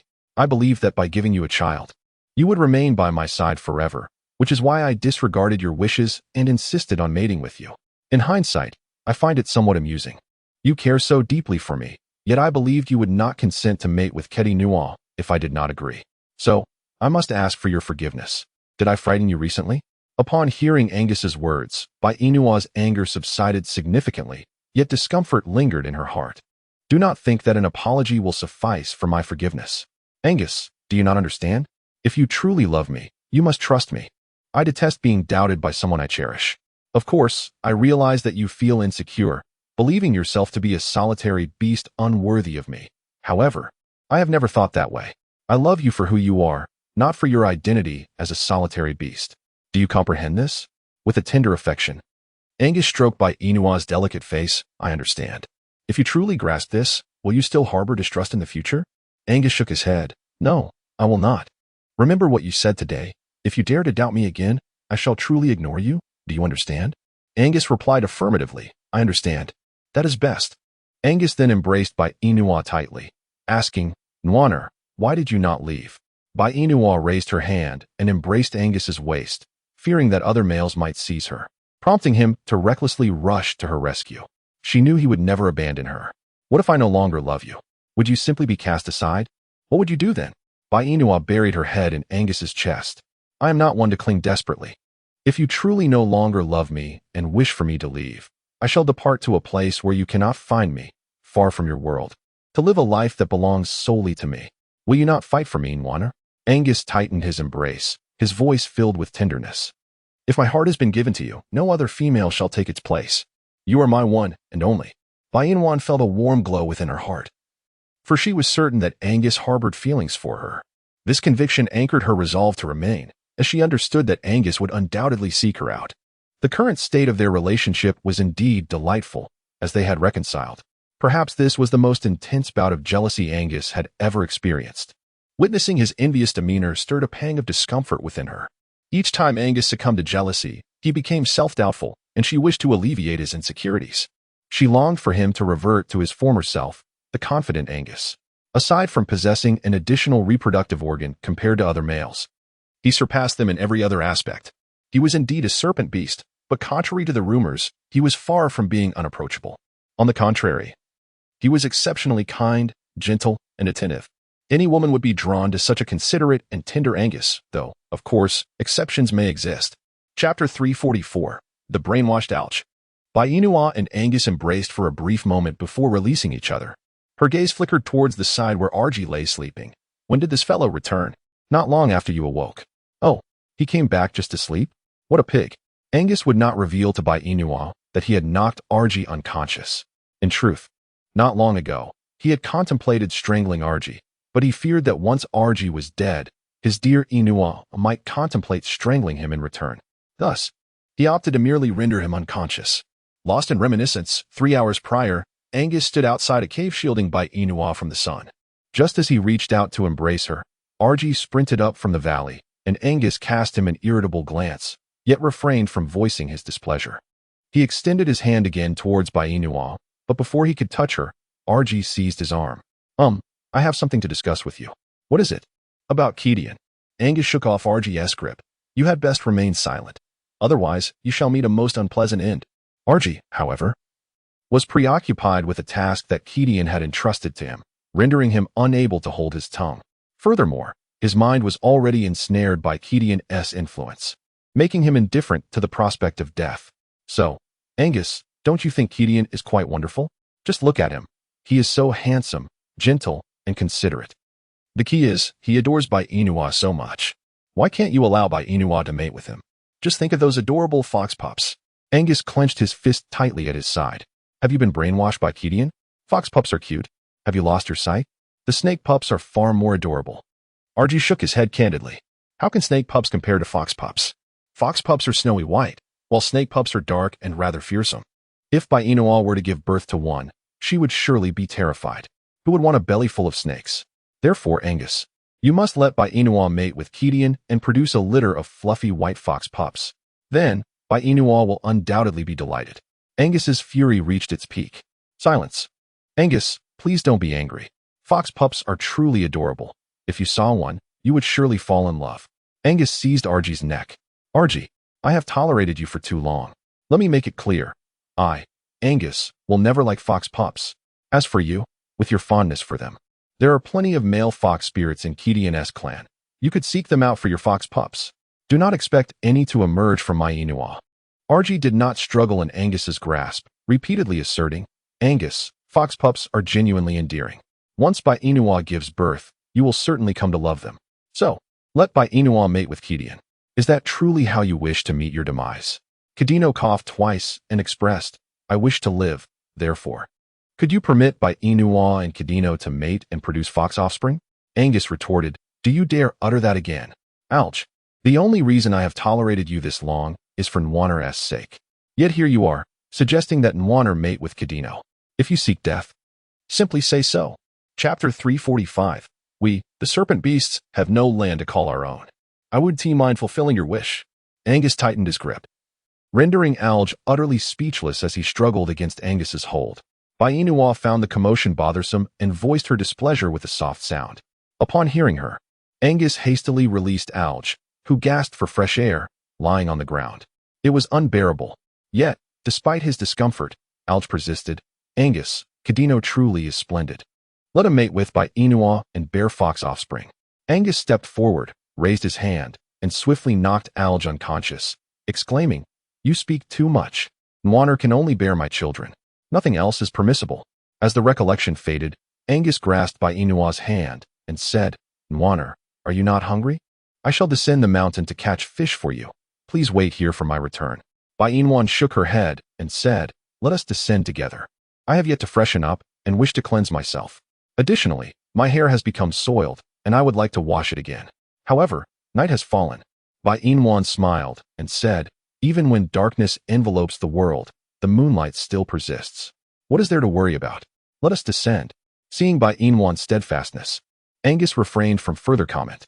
He took Bainwan's hand, and together they made their way down the mountain, towards the riverbank. Bainwan picked up the willow branch that Angus had carelessly discarded on the ground, and made her way to the river to freshen up. Once she had completed her tasks, Angus ventured into the water to catch 4 or 5 fish for her. Reluctant to return to the cave so soon, Bainwan instructed Angus to gather firewood for a fire, as she planned to grill fish at the foot of the mountain that evening. Obediently, Angus complied. By the time he returned with the firewood, Bainwan had already cleaned the fish and skewered them with branches, beginning the grilling process. She prepared 3 fish, 1 for Angus, 1 for herself, and 1 to take back for Alge, who was still asleep in the cave. However, when the fish were ready, Angus declined to eat, expressing his dislike for fish and urging Bainwan to enjoy it instead. She said little in response, quietly sitting down to savor the grilled fish. After over a month of consuming only grilled fish, she felt utterly disconnected from the taste of any other food. Additionally, the absence of salt weighed on her mind. A month without it was manageable, but 2 or 3 months could lead to dire consequences, such as goiter from iodine deficiency. It seemed imperative for her to devise a plan to procure some salt. Alongside the salt, she also needed to acquire rice seeds. Yet, she was uncertain where to plant them. Turning to Angus, who sat beside her, she inquired, Angus, in your beastly world, where do the males cultivate rice? In the fields. He replied, Do you have any land? Angus furrowed his brow. We serpent beasts do not consume rice, hence we possess no land to cultivate it. And what about the other males? Don't they eat rice? Angus chuckled, They do. But those who cultivate it are few, as it is nearly impossible to grow, resulting in minimal annual planting. Nevertheless, some do cultivate it. Our solitary beasts lack the land for rice, but other male tribes possess allocated fields for cultivation. Other males, such as wolves, foxes, tigers? Exactly, just not serpent beasts, he clarified. It seemed that all the good resources had been appropriated by other beast men. leaving no share for the serpent beasts. In the 21st century, those males with land would be considered real estate magnates. Alas, Angus owned nothing, and a profound sense of poverty enveloped her. Bai Yinwan let out a soft sigh and said, "If we have no land, how can we cultivate rice?" Angus wrapped his arms around Bai Yinwan's waist and replied, "I will find a way to secure land for you to grow rice, but as for the seeds..." Angus hesitated, and Bai Yinwan smiled, saying, "You only need to manage the land. I will find someone to trade for the seeds." What will you use for the exchange?" Bai Yinwan articulated her plan. "I intend to barter grass sandals. I have observed that the males and females of your beastly world are devoid of proper footwear. Even when they do possess shoes, they are crafted from animal hides, which become virtually unwearable when wet. Therefore, I have resolved to weave a greater number of grass sandals to exchange with those females for rice seeds and salt. Though I am uncertain of the outcome, it is imperative that we attempt it. If it proves unsuccessful, we shall devise alternative solutions. If it succeeds, it would be most fortuitous, would it not?" Angus smirked, leaning closer to Bai Yinwan, exhaling a cool breath by her ear. "My dear Yinwan, you are truly astute. Are you eager to barter with those females?" Bai Yinwan responded with a drawn-out tone, saying, "This is my thought. If we wish to barter with other females using straw sandals, we should seek out those more delicate ones, as the chances of acquiring rice seeds would be considerably higher. I am not well versed in the nature of females in this beastly realm. Please enlighten me on which females are the most fragile." Angus fell into contemplation, remarking, "In my opinion, aside from you, Yinwan, the females in this beastly world are rather delicate." Bai Yinwan was elated by Angus's praise, maintaining a calm demeanor while her heart blossomed with joy. "What a sweet tongue you have," she thought. "However, since you have suggested it, let us target the more manageable female factions. After careful analysis, I have determined that the fiercest predators in this beastly realm are the tiger, lion, leopard, and wolf. Individual wolves are not particularly formidable, as they typically engage in pack attacks. Thus, after much contemplation, I have resolved to venture to the wolf tribe to barter for rice and salt." Angus, ever supportive of Bai Yinwan's endeavors, declared, "I shall accompany you, my dear." Bai Yinwan shook her head and said, "No need. If you accompany me, there will be no female to exchange rice and salt for me. Let Algie accompany me instead. His injuries have nearly healed, and it is time for him to return to the wolf tribe and take a look." Angus wished to say something, yet ultimately held his tongue. Yinwan was correct. If he were to go, not only would they be unable to exchange salt, but it was likely that before he even entered, his Yinwan would find herself encircled alongside him. Therefore, for her safety, he resolved not to go to the wolf tribe. He would wait outside for her. "Yinwan, when you and Algie go, be sure not to separate from him. I will be waiting outside the wolf tribe for you. Once you emerge, call my name, all right?" Bai Yinwan leaned against Angus's shoulder and said, "I understand now. Do not worry. I will merely step inside to fetch some rice and salt. It won't take long. Rest assured, I shall return swiftly, and I will take good care of myself. As for you, avoid any encounters with the wolves. Should they catch sight of the mark on my neck, they would realize I am your mate, and at that point, I might be seized by them to threaten you." Chapter 347. I like you too. Seeing Angus so obedient filled Bai Yinwan with great contentment. "Good." In the deep of night, Angus carried the slumbering Bai Yinwan back to the cave. He gently placed her down and then leaned over to kiss her forehead before sitting beside her. Watching her sleep peacefully, a night filled with sweet dreams awaited her. Bai Yinwan languidly stirred from her slumber in Angus's embrace, a playful smile gracing her lips as she inquired, "When did you wake up?" "Before you," he replied. "Really? You awoke so early and aren't feeling tired?" Angus shook his head. "Not at all. I only need to sleep once every 3 days. I don't require much rest." Upon hearing this, Bai Yinwan felt a profound sense of imbalance within her heart. "Indeed, one cannot compare oneself to you." "Well, I didn't ask you to compare," Angus countered. "Even if you did, I wouldn't dare to," she retorted. "It's infuriating to compare a beast to a human. If I were to go 3 days without sleep, I would likely suffer a fatal collapse." Although Angus did not fully grasp the term fatal collapse, he understood that anything associated with death was far from pleasant. He gazed down at Bai Yinwan nestled in his arms and admonished gently, "From now on, you must refrain from uttering any words associated with death. Do you understand?" Bai Yinwan, feigning ignorance, inquired, "Why?" The response was simply, "Because I do not like it." Bai Yinwan smiled, saying, "Since you dislike it, I shall refrain from mentioning it. Instead, let me express what I do like. I like you." I also harbor affection for you. Alger exclaimed, "What a predicament! Awakening to this torment from a human and a serpent. What on earth should I say?" Transforming into his human form, he gingerly touched his head, wincing in pain. So, the counterfeit Fu Cheney was indeed real, and he was subjected to torment by that very impostor? No, it was not merely a beating, it was torture. What transpired afterward? Why can I recall nothing at all? Ugh, I feel so dizzy. My stomach is also quite hungry. Is there anything to eat? Alger's gaze wandered around the cave, ultimately resting upon a fish roasted to perfection nearby. Without hesitation, he seized it and began to gnaw at it.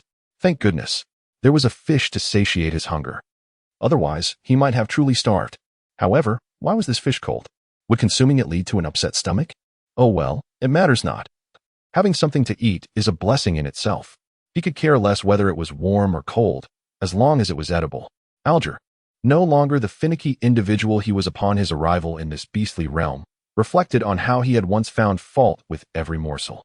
Now, he considered himself fortunate to have food at all. If he were to remain picky, he might as well starve.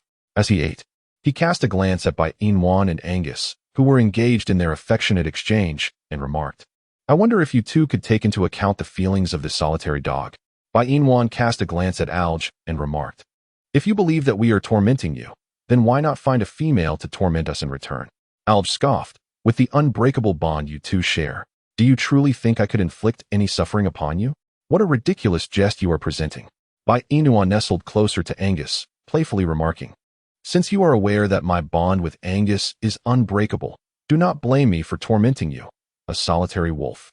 Alge, every time he conversed with Bai Inwan, found himself at a disadvantage. Clutching a fish, he turned his back, choosing to ignore her. "You may embrace each other. I shall pretend not to see it. What does it matter?" Chapter 348. Heart-wrenching. At least you possess some self-awareness. Alge pondered, feeling increasingly unsettled. Once Alge had consumed the entire fish, Bai Inwan finally inquired, "When do you intend to return to the wolf tribe?" Alge frowned, asking why. "Do you genuinely wish for my departure?" Bai Inwan shot him an exasperated glance, replying, "What do you mean by wishing for your departure? You were the one who stated that once your injury healed, you would leave. Now that you are nearly recovered, shouldn't you be on your way?" Alge looked at Bai Inwan with displeasure, snorting coldly, "If I must go, then so be it. Do you think I would relish residing in your cave? I shall depart by tomorrow." Bai Inwan nodded, saying, "All right. When we depart tomorrow, take me along. I wish to return to the wolf clan with you." Alger, taken aback by the unexpected happiness, stammered, "Did you just say you want to accompany me back to the wolf clan? So, does this imply that you wish to mate with me and become my woman?" Bai Inwan nestled into Angus's embrace, replying, "You are overthinking it. My primary intention in returning to the wolf clan is to trade for some female seeds and salt, not to engage in mating with you. So, do not read too much into this." Alger, feeling a pang in his heart, remarked, "That's quite hurtful. It seems to me that you are the one overthinking things. I merely wanted to test your feelings for Angus. To my surprise, you appear quite devoted to him." Bai Inwan huffed softly, tightening her hold around Angus. "If I were to be unfaithful to my Angus, would I then be faithful to you? If that is what you desire, then so be it." Bai Inwan turned her head, choosing to ignore Alge. Alge, feeling disheartened, absent-mindedly touched his nose and sat quietly beside her, refraining from further conversation. In the ensuing moments, Bai Inwan and Angus descended the mountain to freshen up. Once they had completed their ablutions, Bai Inwan returned to the cave with Angus to begin crafting straw sandals. Of course, it was Bai Inwan who did the weaving, as Angus lacked the skill.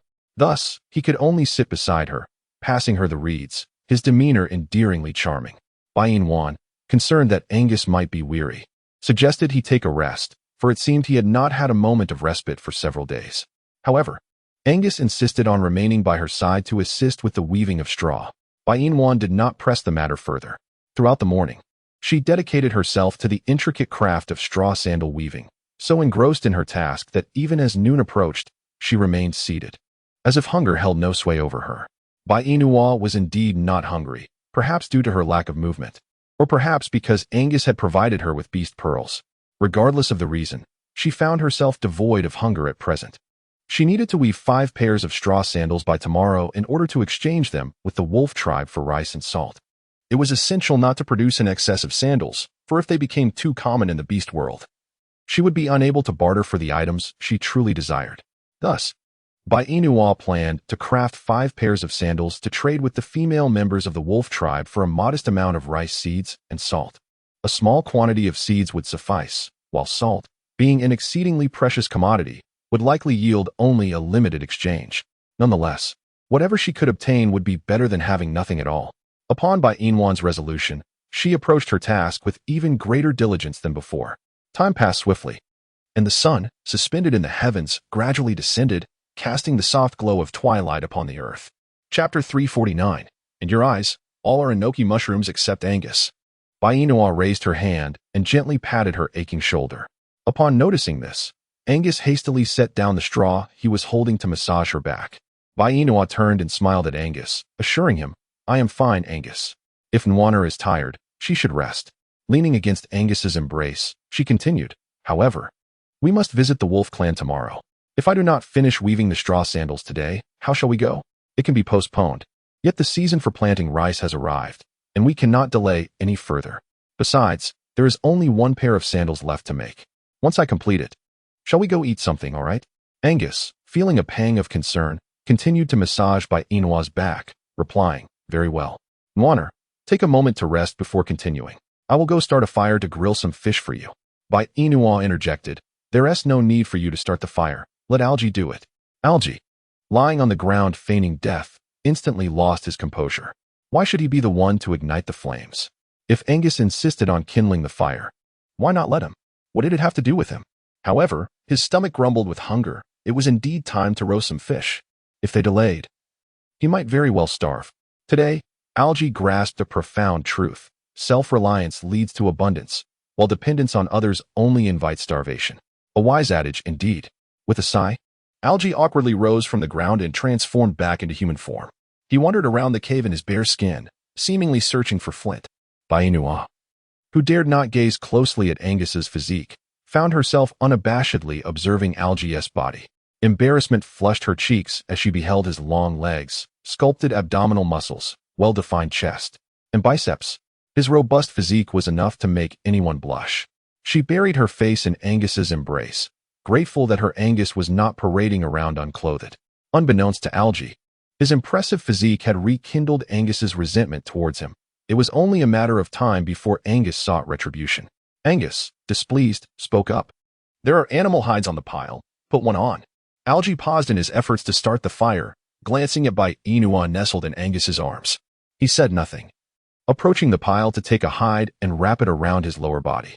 Once properly covered, he stepped over to Bai Inua and remarked, "It's not the first time. Why are you so shy?" I imagine you've seen Angus in his natural state more than once." "Bai Inua, you are not afraid of his 2 organs, so why should you fear mine?" Or do you prefer the singularity of mine? If you desire, I can certainly oblige." Bai Inua, scoundrel. Bai Inua emerged from Angus's embrace, peering at Algae with a smirk. "Could you refrain from being so ostentatious in your speech? Who truly cares about that appendage of yours, which is smaller than a golden needle mushroom?" Algae curled his lips into a sly grin. "Are you certain that my endowment is indeed smaller than a golden needle mushroom? I dare say you have yet to witness its prowess.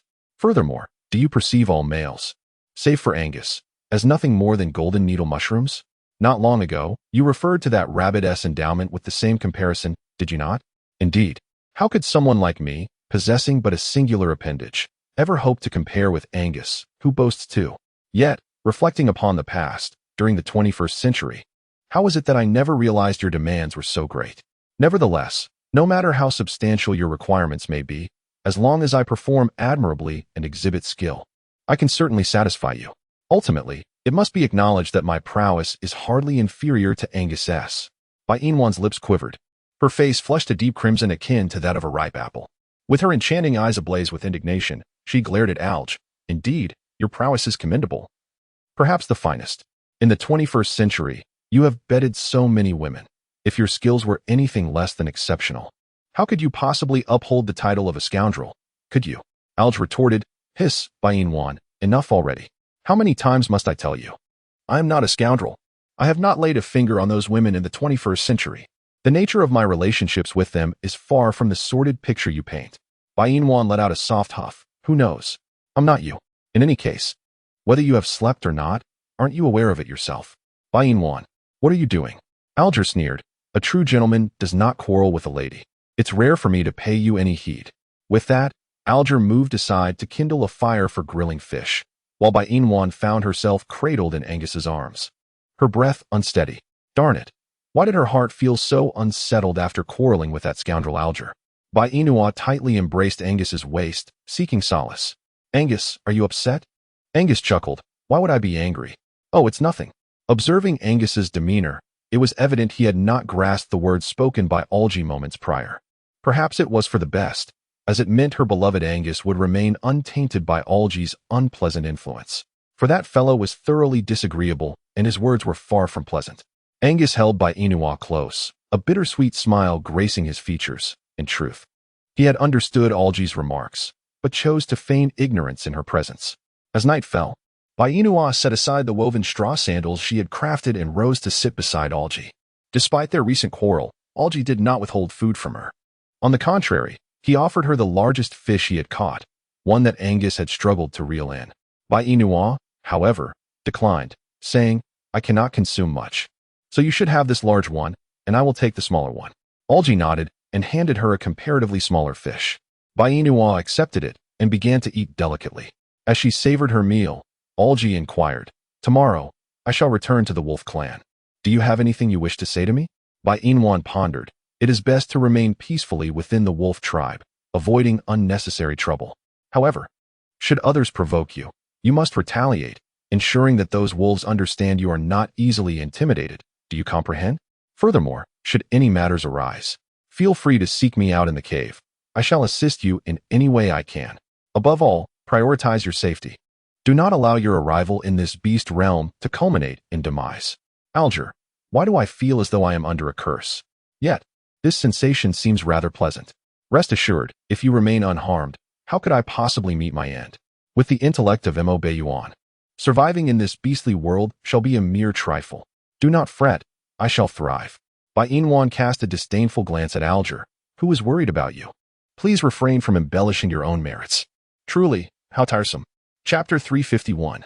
Makeup. Alger jested. You truly are a woman of contradictory sentiments. TSK. Displeased.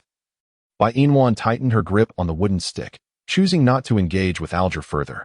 Noticing her silence, Alger nudged her arm and inquired, Hey, do you genuinely intend to accompany me to the wolf tribe tomorrow to exchange for rice seeds and salt?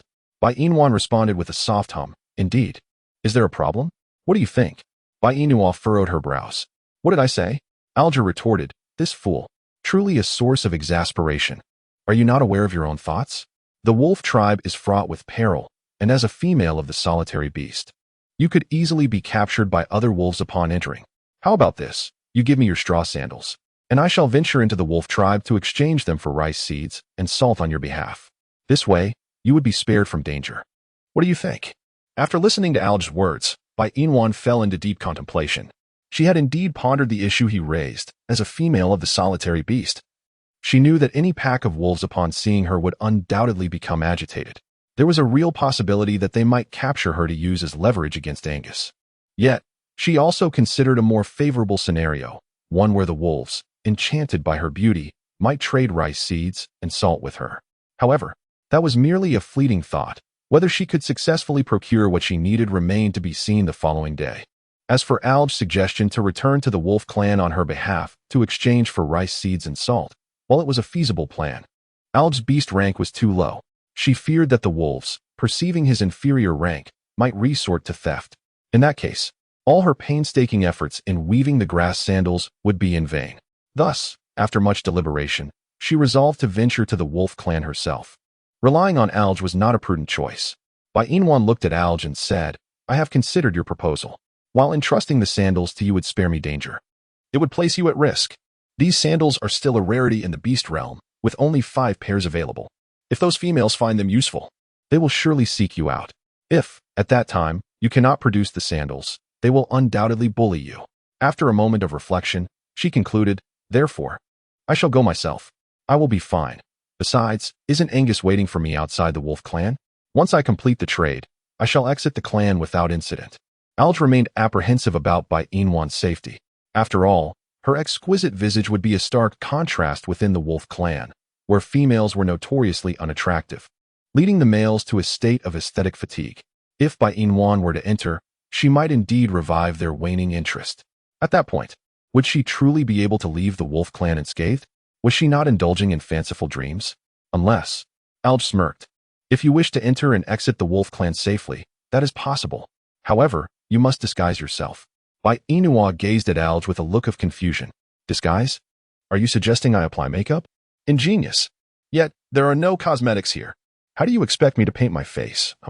Alj's gaze fell upon the charred remnants of a fire, prompting Bai Inua to follow his line of sight. Surely, you don't mean for me to use that black charcoal for makeup?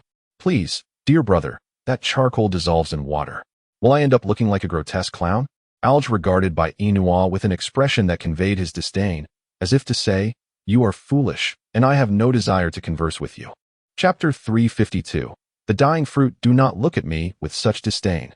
If that charcoal dissolves in water, what will become of my face if I turn into a little painted cat? Moreover, if that group of males discovers me, won't my fate be even more dire? Alj chuckled softly and replied, I never suggested you apply anything at all. What else could you possibly want me to apply besides charcoal? Alj explained, in this beastly realm, there exists a substance known as dying fruit. Once applied to the face or body, it will quickly impart color that cannot be washed away by rain. And removing it with water proves quite difficult. Thus, if you possess this substance, you need not fear attracting the attention of those males. Bai Inwan gazed at Angus with a look of confusion. Angus, does the beast realm possess the dying fruit that Alj mentioned? Indeed, it does. Bai Inwan gazed at Alj in astonishment. Angus mentioned it exists. How did you come to know that this beastly realm possesses dyed fruits? Alj sighed, exasperated. Are you a fool? My current form is that of a wolf beast, and I carry the memories of a wolf beast. Moreover, this wolf beast often smeared dyed fruits upon its face, which is why it appears so unsightly. Bai Inwan suddenly realized, had you not mentioned it, I would have nearly forgotten. But why did Alj choose to smear himself with dye? Alj rummaged through his memories to uncover the reason behind this peculiar act. After a thorough search, he spoke. According to my recollections, Alj applied the dye to his face in a bid to ascertain whether, despite his altered appearance, any female would still be inclined to accept his advances. Should that occur, he vowed to devote himself wholeheartedly to that female. Furthermore, I discovered in my memories that Alj belonged to the wolf tribe, being the son of the wolf king. However, due to his low beast rank, he was largely disregarded at home, which led him to develop a reclusive disposition, shunning interactions with other beasts. As for the circumstances of his demise, he was tragically deceived by other members of the wolf tribe. In his pursuit of a female, he was ultimately pushed off a hillside in the bamboo grove and met his untimely end. Subsequently, I arrived to alleviate his suffering. While I bore the weight of his anguish, Bai Inwan could scarcely fathom the depth of despair that engulfed Alj when he met his demise. How could that pack of wolf beasts be so vile? As Mo Bayuan returns to the wolf clan in the guise of Alj, one cannot help but wonder what events may unfold. What are your intentions upon returning to the wolf clan? Alj scoffed. What can I do? I shall repay them in kind, with their own tactics. Moreover, I shall return their malice twofold. Previously, Alj was shunned within the wolf clan not for lack of merit, but rather due to his inability to flatter or present himself with confidence. He spent his days in a melancholic haze, reducing himself to a figure of ridicule. However, this return to the clan heralds a change. He intends to ensure that all those who wronged him face their just retribution. Furthermore, he shall make those females who once belittled him regret their words, for Alj's true visage is undeniably handsome, is it not? Bai Inwan cast a glance at Alj's exquisitely chiseled features and remarked, indeed, quite handsome. I too find this countenance remarkably appealing. However, it cannot be compared to my own appearance from the 21st century. Bai Inwan, when will this fellow cease to be so narcissistic? How utterly detestable. The crowd, indeed. Chapter 353, Disguising One's Appearance. All right. Let's refrain from uttering such shameless remarks, shall we? Let us discuss where the dye fruit is located. Today, we must retrieve it so that we may use it for our departure tomorrow. Alji glanced at the dimming sky outside the cave and remarked, Bai Inwan, are your eyes truly blind? It is already dark, and you expect me to venture out to find the dye fruit for you? I absolutely refuse. Bai Inwan, look at how timid you are. It's not that I'm afraid. Rather, it's that finding colored fruit for you in the dead of night is quite the challenge. Those colored fruits are so tiny, They are practically invisible in the dark. Therefore, let us search for them tomorrow. After listening to Alge's words, Bai Inwan said nothing further. She continued to savor the fish in her hand. Once she finished, she discarded the wooden stick she held and leaped directly into Angus's embrace.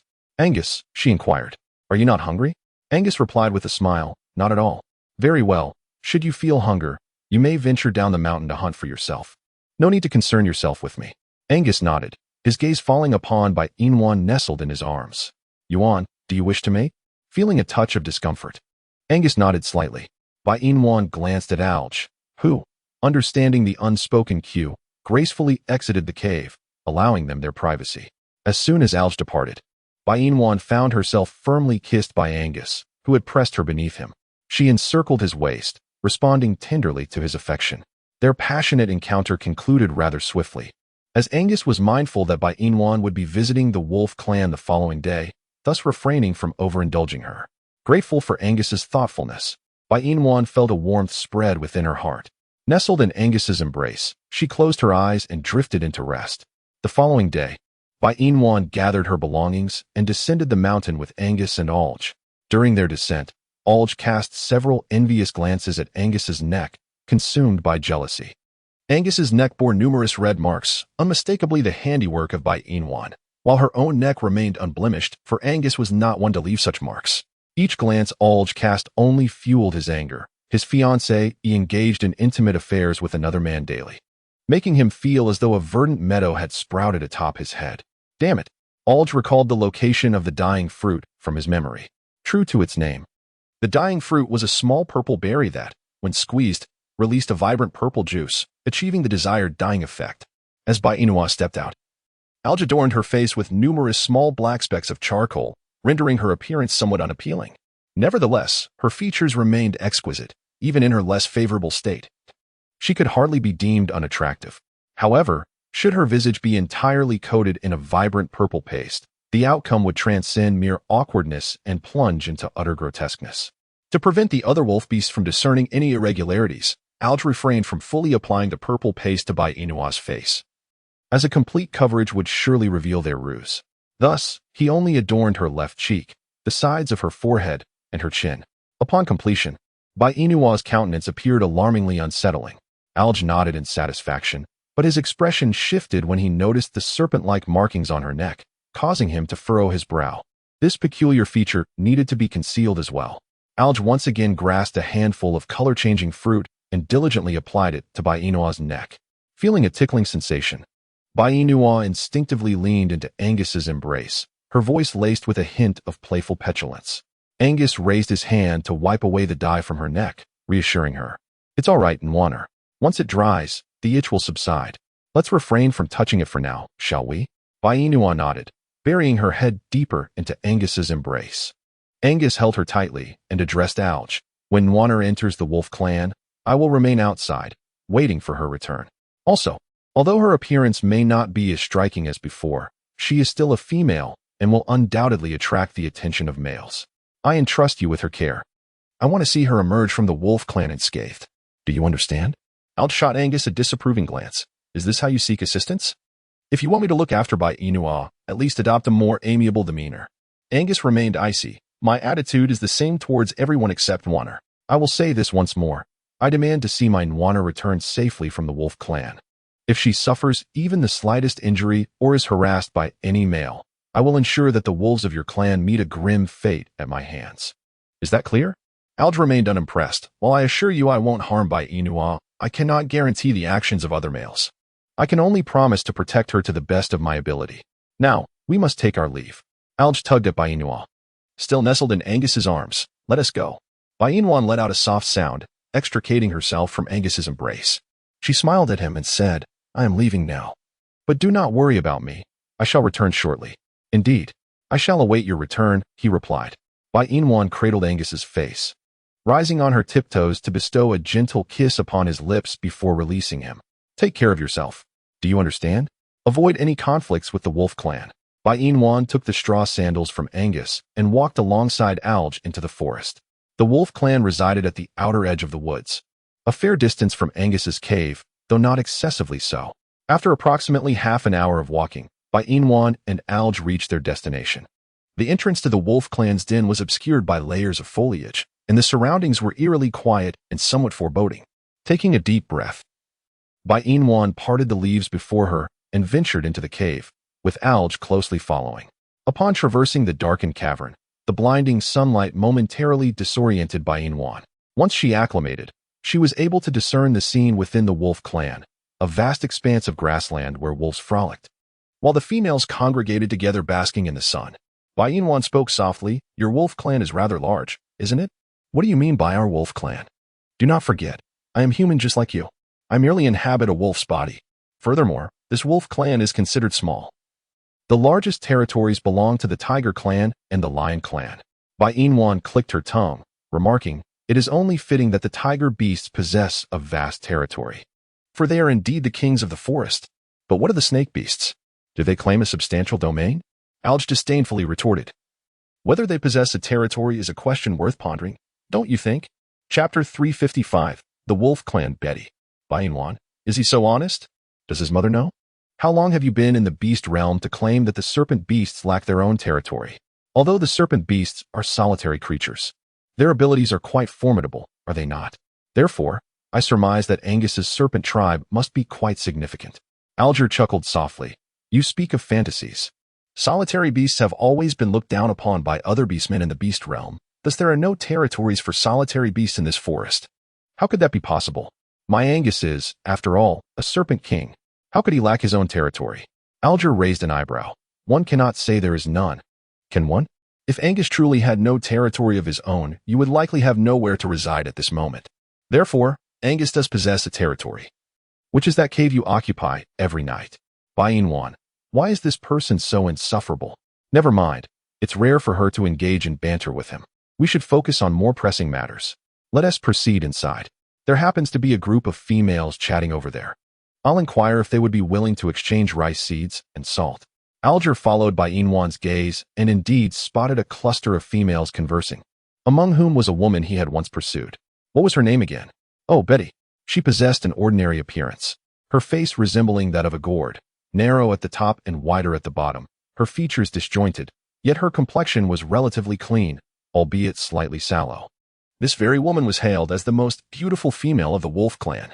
Alger had been misled into pursuing her by the deceitful wolves of the clan, who claimed that Betty had affections for him, prompting his reckless pursuit. However, it ultimately led to his demise in the bamboo grove due to her influence. In truth, during his lifetime, Alger had endured much bullying from that pack of wolves. Even his own father, the Wolf King, had shown him little affection. Having been absent from the wolf clan for so long, it was likely that the Wolf King had long since given up on his ineffectual son. If Alger were to discover this, how heartbroken he would be. Yet, it matters not, now that Mo Bayuan has arrived. He shall ensure that those who once tormented him will find no respite. Bai Inwan noticed Alge lost in thought, and she tugged at his arm, inquiring, "What occupies your mind?" I suggested we enter. Alge snapped back to reality, reining in his emotions, and nodded, "Very well. However, I must caution you that the males and females of the wolf clan are not easily dealt with. Exercise caution, and remember to speak and act with discretion. Do you understand?" Bai Inwan replied with an affirmative hum, "Understood.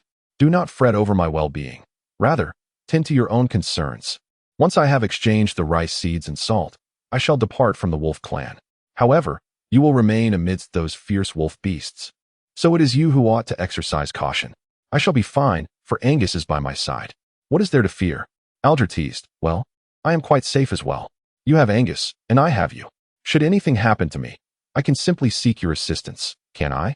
Bai Inua smiled gently, saying, "As long as it is not a perilous task, I am more than willing to assist you. So, if I understand correctly, you are implying that you will not aid me in dangerous matters, are you?" Bai Inua offered no response, yet her expression conveyed the answer to Alge. Chapter 356, The Uncommon Alge in Matters of Peril. She would not lend her support. What an ungrateful fiancé. What was he to do now? Only she would dare to shower him with such burdensome grass.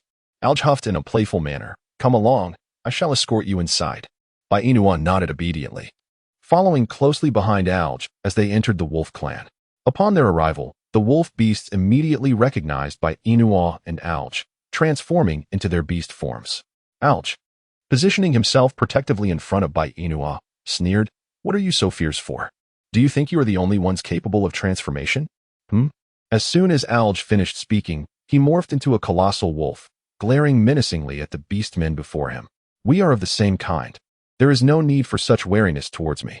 After declaring this, Alge shifted back to his human form, as if the imposing wolf he had just been was merely an illusion. Bai Inua remained silent, sheltered behind Alge, for this was not her moment to speak. Alge then commanded, "Disperse. What is there to gawk at?" Indeed, Bai Inua's presence offered little of interest. The pack of wolf beasts were clearly captivated by Alge, who, at that moment, appeared even more striking than Bai Inua, possessing a beauty that could rival that of a woman. One could say Alge bore a countenance that blurred the lines between masculine and feminine allure. Naturally displeased by being regarded as an object of spectacle, Alge cast a glance at Bai Inua and suggested, "While everyone is present, why not inquire if they would be willing to exchange rice seeds and salt with you?" Bai Inua, having this intention, raised the straw sandals in her hand and stepped out from behind Alge, raising her voice to address the assembly. "Greetings. I am a friend of Alge. The purpose of my visit to the Wolf Clan today is to exchange rice seeds and salt with you." Upon hearing this, the males exchanged glances and murmured amongst themselves, seemingly unable to reconcile the Alge before them with the Alge they once knew. After all, in the eyes of these males, Alge had previously appeared exceedingly unattractive and profoundly insecure. Yet now, this Alge was not only devoid of ugliness but radiated an extraordinary charm and allure, particularly with a presence so commanding that it could intimidate others. Consequently, they found it impossible to associate the Alge before them with the timid and fearful Alge of yore. Alge, feeling uncomfortable under the scrutiny of both the males and females, tugged at Bai Inua's sleeve. "Hurry, raise your voice a bit more. Their gazes are quite unsettling. Once you finish the exchange and escort you out, I shall return to my cave." Bai Inua nodded slightly, casting a reassuring glance at Alge, and said, "Did everyone just hear my words? I declared myself a friend of Alge. I have come to your wolf clan primarily to exchange some rice seeds and salt. If anyone is interested in trading with me, please step forward." As Bai Inua's words faded, a female clad in animal hide approached her. With a friendly smile, Bai Inua inquired, "Dear lady, would you like to exchange rice seeds and salt with me?" Betty cast a disdainful glance at Bai Inua, as if she were a repugnant object, truly a sight that could evoke disgust. Yet, as Betty gazed upon the striking figure of Alge before her, her heart involuntarily fluttered. Was this truly the same disheveled and self-doubting Alge? Surely not. The self-effacing, untidy Alge could not possibly be compared to the handsome and captivating Alge standing before her. Could he? How striking. Indeed, he was extraordinarily handsome. Chapter 357. Alge, speaking with a guilty conscience. Faced with Betty's infatuation, Alge felt a considerable aversion. Yet in his effort to facilitate Bai Inua's exchange of rice and salt, he gently addressed Betty. "Betty, did you come here to trade rice seeds and salt with my friend?" Enraptured by Alge's voice, Betty nodded foolishly, "Yes. But what does your friend wish to offer in exchange for the rice seeds and salt?" Alge cast a glance at Bai Inua, who promptly presented the grass shoes she had woven, saying, "These are grass shoes, made by my own hands. They are quite comfortable to wear and resistant to moisture.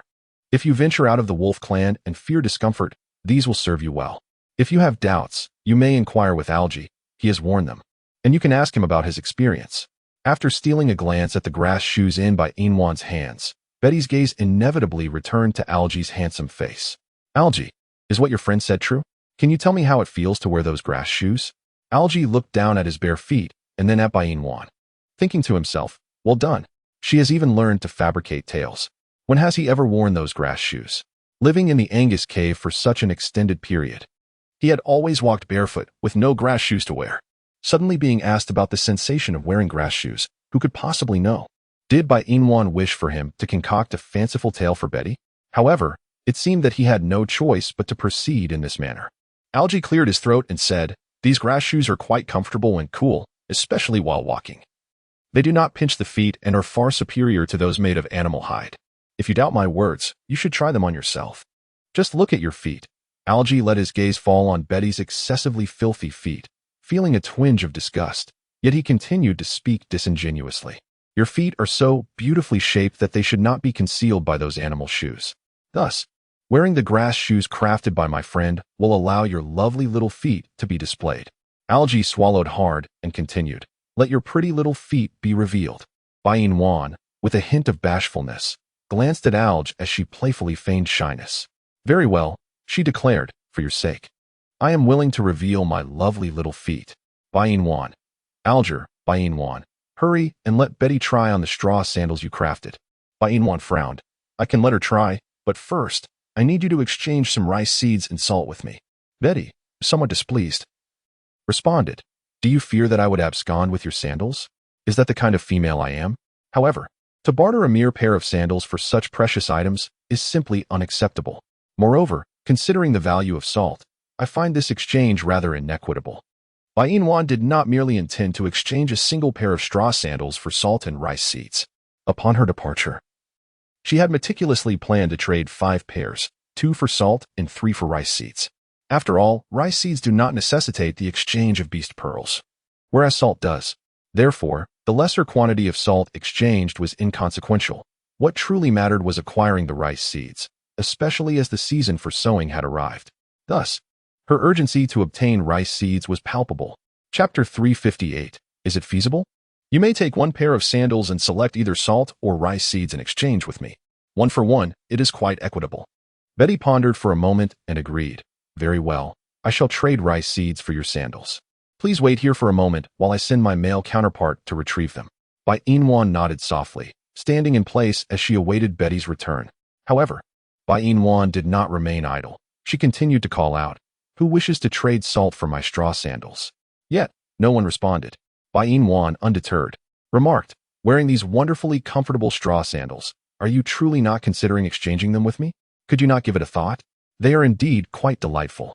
What Bain Wan was unaware of was that, in the eyes of that group of males, even the most comfortable straw sandals were not worthy of their precious salt in exchange. Salt was far more valuable than mere sandals.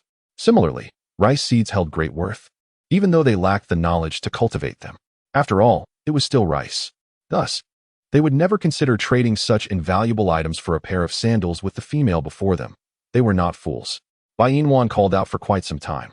Yet neither the males nor the females were willing to come forth and exchange their grass sandals with her. She felt a tinge of disappointment. However, acquiring rice seeds was still a commendable achievement. As for salt, she would have to contemplate alternative solutions. Upon contemplation, Bain Wan found herself at a loss for words. However, Alge appeared somewhat displeased. Where can one procure such grass sandals? He mused. This assemblage of males and females truly lacks discernment. With a swift motion, Alge seized the grass sandals from Bain Wan's grasp. You may take the rice seeds and depart, while I shall retain these sandals in exchange for salt. Does that seem agreeable? How can one know without attempting? He continued. After all, am I not the son of the Wolf King? Surely, I should receive a portion of the rice seeds and salt. Are you certain? Bain Wan inquired. Alge chuckled awkwardly. How could I possibly be certain of such matters? If there are any, I shall deliver them to you at the Angus cave. If not, I shall ponder alternative solutions, if that is acceptable. Bain Wan and Alge exchanged glances. Do not push yourself too hard. I can survive without salt. However, prolonged abstinence from salt may lead to hyperthyroidism. My health is robust. I am certain I will not develop hyperthyroidism. Besides, if I cannot obtain salt from the wolf tribe, I can trade with other clans. Alge responded with a sigh. Are you acquainted with any males from those other tribes? No, came the reply. Then how do you intend to make a trade? Who will escort you in? You need not worry about that. I will find a way. Just then, Bain Wan noticed Betty approaching, carrying a small bag of rice seeds. Alge's expression shifted to one of discontent. Is that all? Will it suffice? Bain Wan chuckled. That's sufficient. The rice seeds are relatively small when sown in the soil. They can sprout into numerous seedlings. Alge withdrew his gaze. Well then, take it. Bain Wan, why must he be so impatient when others have yet to arrive? Bain Wan gazed at Betty approaching her, smiling as she accepted the bag of rice seeds from her hands. Thank you, she said. Betty huffed. Now that I have the rice seeds, can I have my grass shoes? Bain Wan nodded. Of course, please sit down, and I shall put them on for you. Betty complied with a sound of agreement, elegantly settling onto the ground like a princess, awaiting Bain Wan's service. Bain Wan located a suitable pair of grass shoes for Betty from Arj's collection and crouched down to remove the beast-hide shoes from her feet. Chapter 359. Why don't you let your male companion fetch you some salt? As Bain Wan removed the beast-hide shoes, she was overwhelmed by a wave of nausea. for Betty's feet were not only filthy but also exuded a foul odor. The soles, tops, and even the spaces between her toes were caked with grime. And the stench was unbearable, so repugnant that it could rival the foulest of odors. One had to wonder just how long it had been since she last washed her feet for them to reach such a deplorable state. Wan composed herself, concealing her emotions, and swiftly helped Betty into her straw sandals. Rising to her feet, she declared, "All done. If you wish to remove them in the future, simply do so as I just demonstrated." Betty, admiring her own reflection, lifted her foot to inspect the sandals. She then stood up and strolled across the grassy field, reveling in the comfort they provided. Indeed, trading a small bag of rice seeds for a pair of shoes was a worthwhile exchange. With a sense of pride, Betty approached the other females to showcase her new footwear. Upon witnessing her display, the others felt a pang of envy and gravitated towards Wan, inquiring, "Hey there, female. Can these straw sandals be exchanged for either salt or rice seeds?" Wan nodded, affirming, "Indeed, however, presently only 2 pairs can be exchanged for rice seeds. As for the remaining 2 pairs, if you desire them, you must trade with salt." The females were understandably reluctant to part with their precious salt. After all, salt was a rare commodity, whereas rice seeds were abundant in their household, which they had no intention of cultivating. One female, with her dark complexion, remarked, "I shall trade rice seeds with you for a pair to wear." Wan nodded in agreement.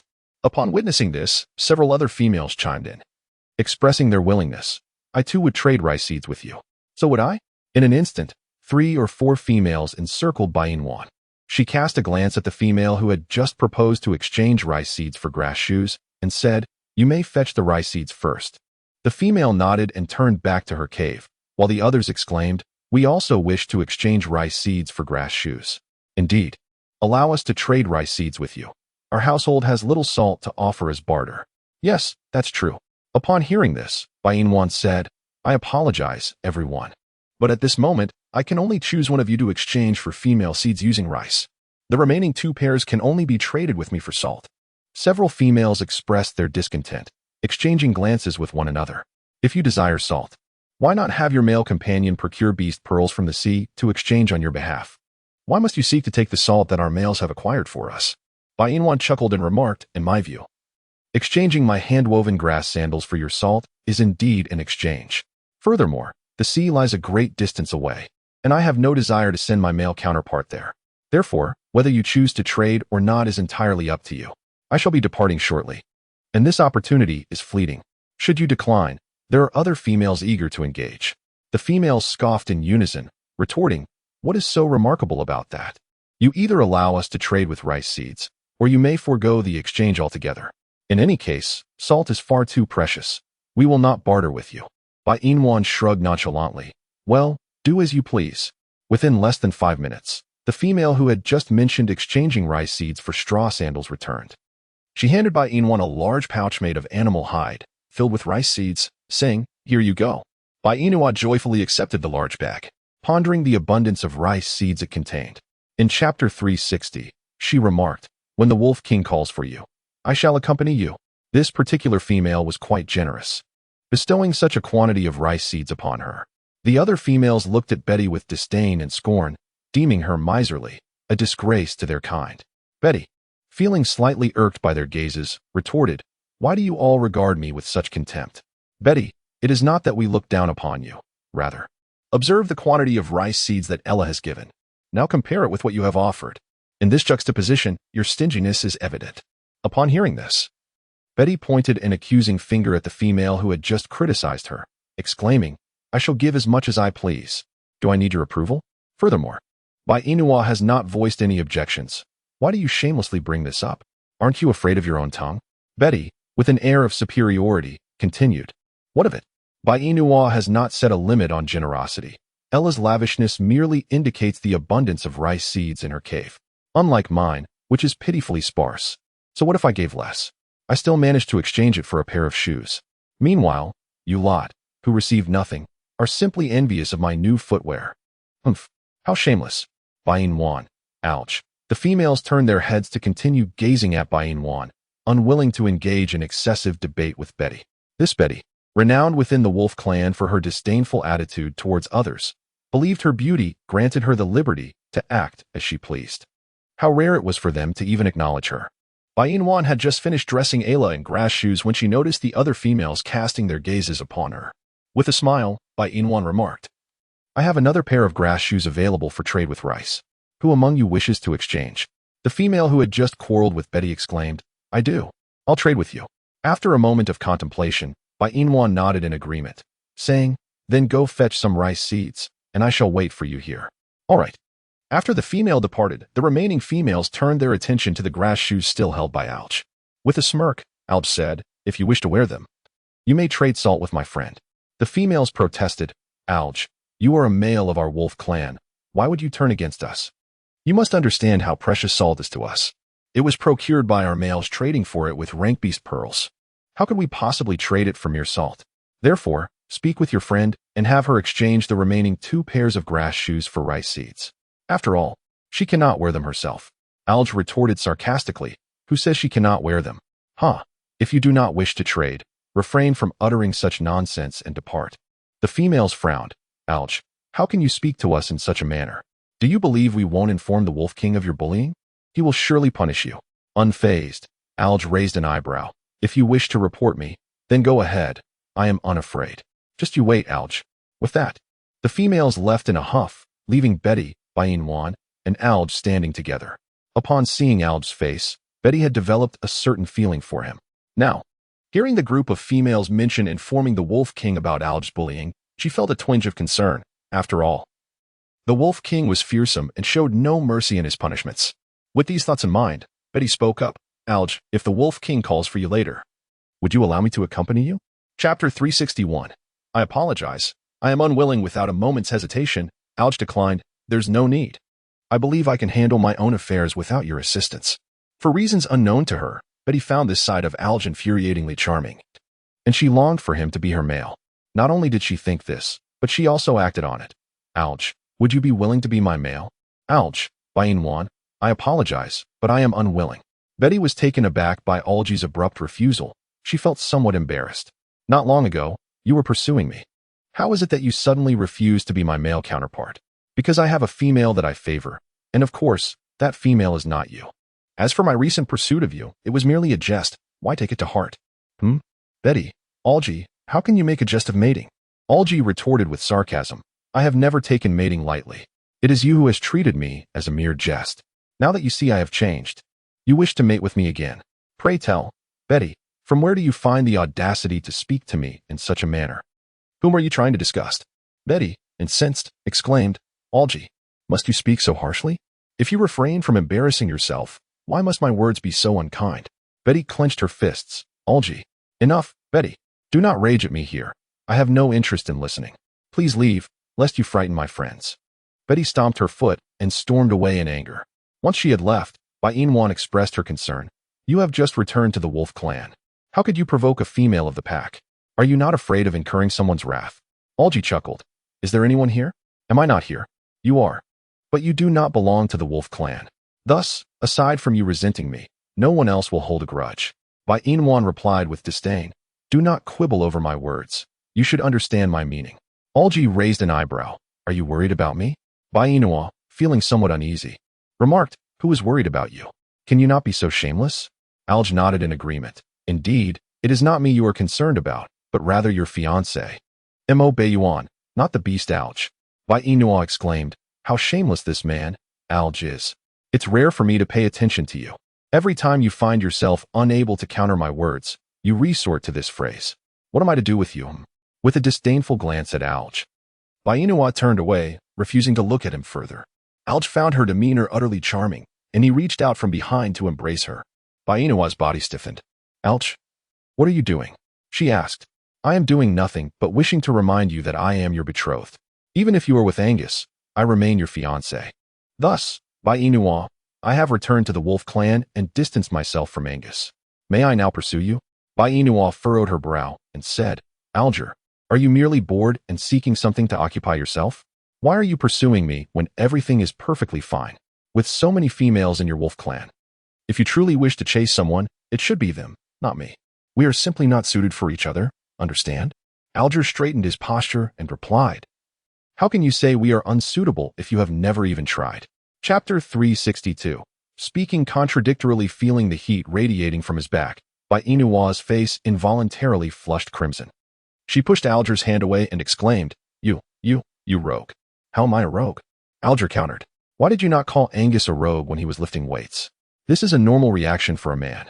Why are you so shy? Could it be that you have feelings for me?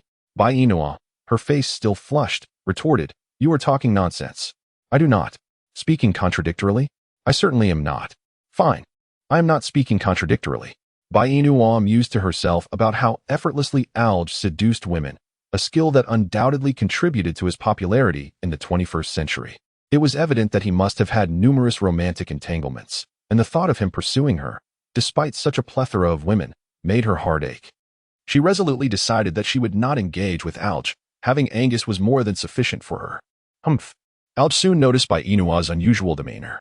Just moments ago, her cheeks had been flushed, but now they appeared devoid of color, and she seemed rather discontented.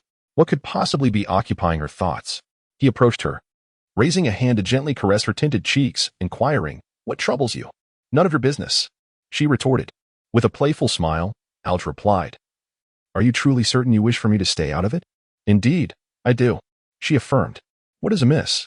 You seemed perfectly fine just a moment ago. Bai Inwan let out a cold huff. Do not touch me, scoundrel. Alge's gesture of caressing Bai Inwan's face froze momentarily. His golden eyes fixated intently on her. Is this how you perceive me in your heart?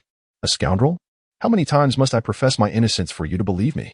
I have never laid a hand on another woman. No one understands the virtue of self-restraint better than I do. Bai Inua felt somewhat uneasy under Alge's gaze, retreating a few steps. What you speak of has nothing to do with me. Bai Inua, that female has returned. I shall prepare grass shoes for her. And once I am done, I will take my leave. Alge intended to say more, but Bai Inua had already picked up a pair of grass shoes and approached the female, squatting down to assist her in putting them on.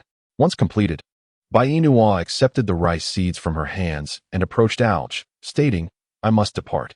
Alge, reluctant, grasped Bai Inua's arm. Do you truly refuse to place your trust in me? I swear I have not laid a finger on those women. I harbor no interest in them. My affections lie solely with you. Will you not believe me just this once?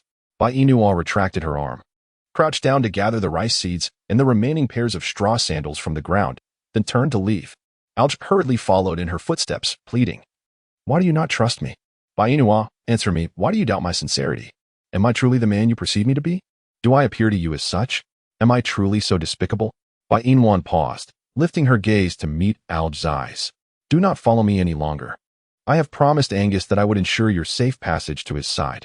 Bai Inua furrowed her brows and said, Do as you wish. With that, she stepped into the cave, advancing cautiously. Suddenly, a warm hand grasped hers. Bai Inua recognized who it was and inquired, Alger, what exactly do you intend to do? I have feelings for you, he replied. So what? She retorted, I wish to be your male counterpart. And what if I refuse? She challenged. You will acquiesce, he asserted confidently. Bai Inwan. Chapter 363. You truly are confident. How exceedingly confident you are. Bai Inwan extricated herself from Alge's grasp. Alge's golden eyes flickered slightly. In the pitch-black cave, he could discern the expression on Bai Inwan's face. A smirk played upon his lips as he pressed her against the wall, capturing her in a fervent kiss. Bai Yinyuang's eyes widened in disbelief as she stared at the indistinct figure of Alger before her. Though his expression and silhouette remained blurred, she could acutely sense his urgency and ragged breathing. With a muffled protest, she dropped her handful of rice seeds and pounded her fists against his chest. Yet Alger seemed impervious to the blows, only deepening the kiss with reckless fervor. The intrusion of his tongue sent waves of mortification through her, and when his wandering hand slid downward, tracing a path toward her most sensitive flesh, she stiffened. With a rough tug, he stripped away her snakeskin skirt, intent on claiming her right then, until a sharp sting pierced his tongue. Releasing her with a pained yelp, he growled, Why did you bite me? Who told you to act like a scoundrel? She shot back, wiping her flushed lips with the back of her hand. You clearly feel something for me. Why deny it? Who has feelings for you? Don't flatter yourself. You do, and you still refuse to admit it. Bai Inua bent down to retrieve the skirt that had just been torn off by Alge, hastily fastening it. If you lay a finger on me, I shall bite your tongue off. Do you believe it? She retorted. Alge chuckled. I do believe it. But what if I simply wish to touch you? Get lost. I am going to find my Angus. Do not follow me. I do not require your escort. Angus is waiting for me outside the wolf clan. Alge raised an eyebrow. What? Are you afraid that Angus will harm me if he discovers that I kissed you? Bai Inua, admit it, you have feelings for me. You care for me. You like me. Bai Inwan, you truly possess a shamelessness without bounds. If pursuing you required any semblance of dignity, would I have succeeded? Casting a disdainful glance at Alge, Bai Inwan picked up the rice seeds and straw sandals she had carelessly discarded, continuing her forward journey. Alge hastily followed, to which Bai Inwan exclaimed, I have already told you not to follow me. No, I must ensure you reach Angus safely. Only then will I feel at ease. Bai Inwan paused, uttering no further words, allowing Alge to accompany her. Alge, buoyed by the kiss he had shared with Bai Inwan, felt an elation that made his very steps seem to float. However, such joy is often fleeting, for as he escorted Bai Inwan to the cave's entrance, he soon caught sight of Angus's figure. Suppressing the reluctance in his eyes, Alge addressed Bai Inwan, Since Angus has arrived, you should return with him. Once I have dealt with the matters concerning the wolf clan, I shall seek you out again. Bai Inwan remained silent. She cast a glance at Alge, and then turned to plunge into Angus's embrace. Upon seeing Bai Inwan emerge safely, Angus felt an immense relief wash over him. How wonderful it is that my dear Nwan has returned unscathed. Bai Inwan smiled, and said, Not only have I emerged safely, but I also brought back a plethora of rice seeds. Look, Angus, we can cultivate rice now. However, we still need to devise a strategy regarding the land. Leave this matter to me, my dear Nwaner. You need not worry. Shall we return now? Bai Inwan nodded in agreement. All right, let us head back. Chapter 364. Achi is beaten by Inua, hand in hand with Angus, was about to depart when she noticed Alge, standing motionless to the side. She waved at him, saying, You should head back. Angus and I are leaving now. Alge responded with a slight acknowledgement, yet did not turn to leave. A pang of anxiety gripped Bai Inua's heart. She chose not to say anything further and walked away with Angus, hand in hand. Once their figures vanished from Alge's sight, he snapped back to reality, his heart heavy as he trudged back into the wolf clan's territory. Ah, how true it is that proximity brings favor. He once had the chance to live alongside Bai Inua, yet now that he had returned to the wolf clan, not only could he not reside with her, but even catching a glimpse of her had become a challenge. Upon entering the wolf clan, Alge was approached by Adelo, the son of the Wolf King. Fifth brother. Long time no see. Father requests your presence, he said. Alge, being the fifth in line, was affectionately referred to as fifth brother. The male before him was his cunning younger brother, the sixth in rank. During Alge's tenure, he had often fallen prey to the tricks of this wily sibling, suffering the consequences at the hands of the Wolf King because of him. However, Alge also had a particularly innocent brother, whom he cherished dearly. Whenever Alge was injured, this brother, named Chi, would secretly bring him medicine and food. Alge usually called him Little Chi. Why had this boy not come to greet his beloved fifth brother upon his return? Where could he be? Alge reined in his thoughts and accompanied Adelo to the residence of the Wolf King. As for Little Chi, he would seek him out after his audience with their father. The dwelling of the Wolf King was the grandest in the clan, surrounded by trees, tranquil, and much larger than an ordinary cave. On the way, Alge spotted some wild vegetables that Bai Inua would likely enjoy. After meeting the Wolf King, he resolved to gather these vegetables as a gift for her. With a lightened spirit, he approached the Wolf King's cave, where Adelo halted a meter away, saying, Fifth brother, you may enter. Father and Little Chi are waiting inside for you. Why was Little Chi inside?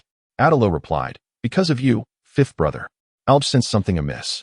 Without sparing a glance at Adelo, he dashed into the cave. Upon entry, he was met with the sight of Little Chi, bloodied and battered.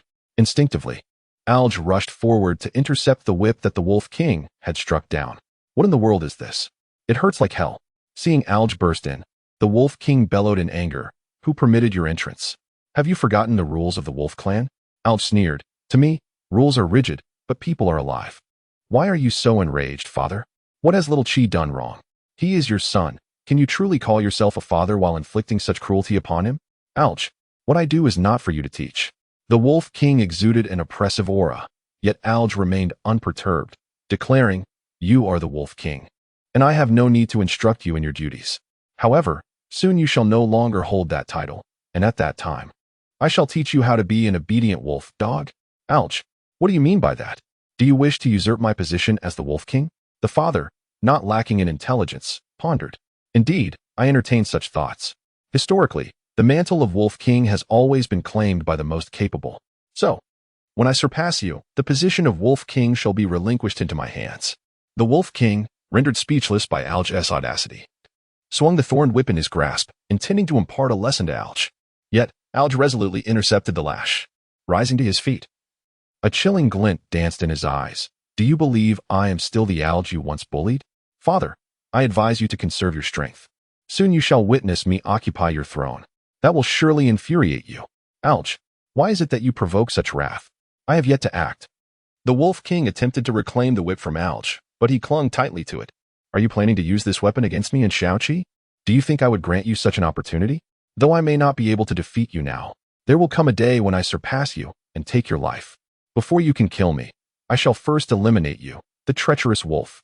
Fury ignited within the Wolf King, prompting Alge to withdraw his hand and address the side of him. Shaoqi, you should leave at once. Concern etched across Shaoqi's face as he cast a worried glance at Alge. Yet, wishing not to add to Alge's troubles, he exited the cave. Shortly after Shaoqi's departure, the sounds of combat erupted within the cavern. Recently, Alge had consumed numerous beast orbs, and now, faced with a Wolf King 2 levels above him, he found himself struggling. Nevertheless, this struggle catalyzed the rapid enhancement of his beast level.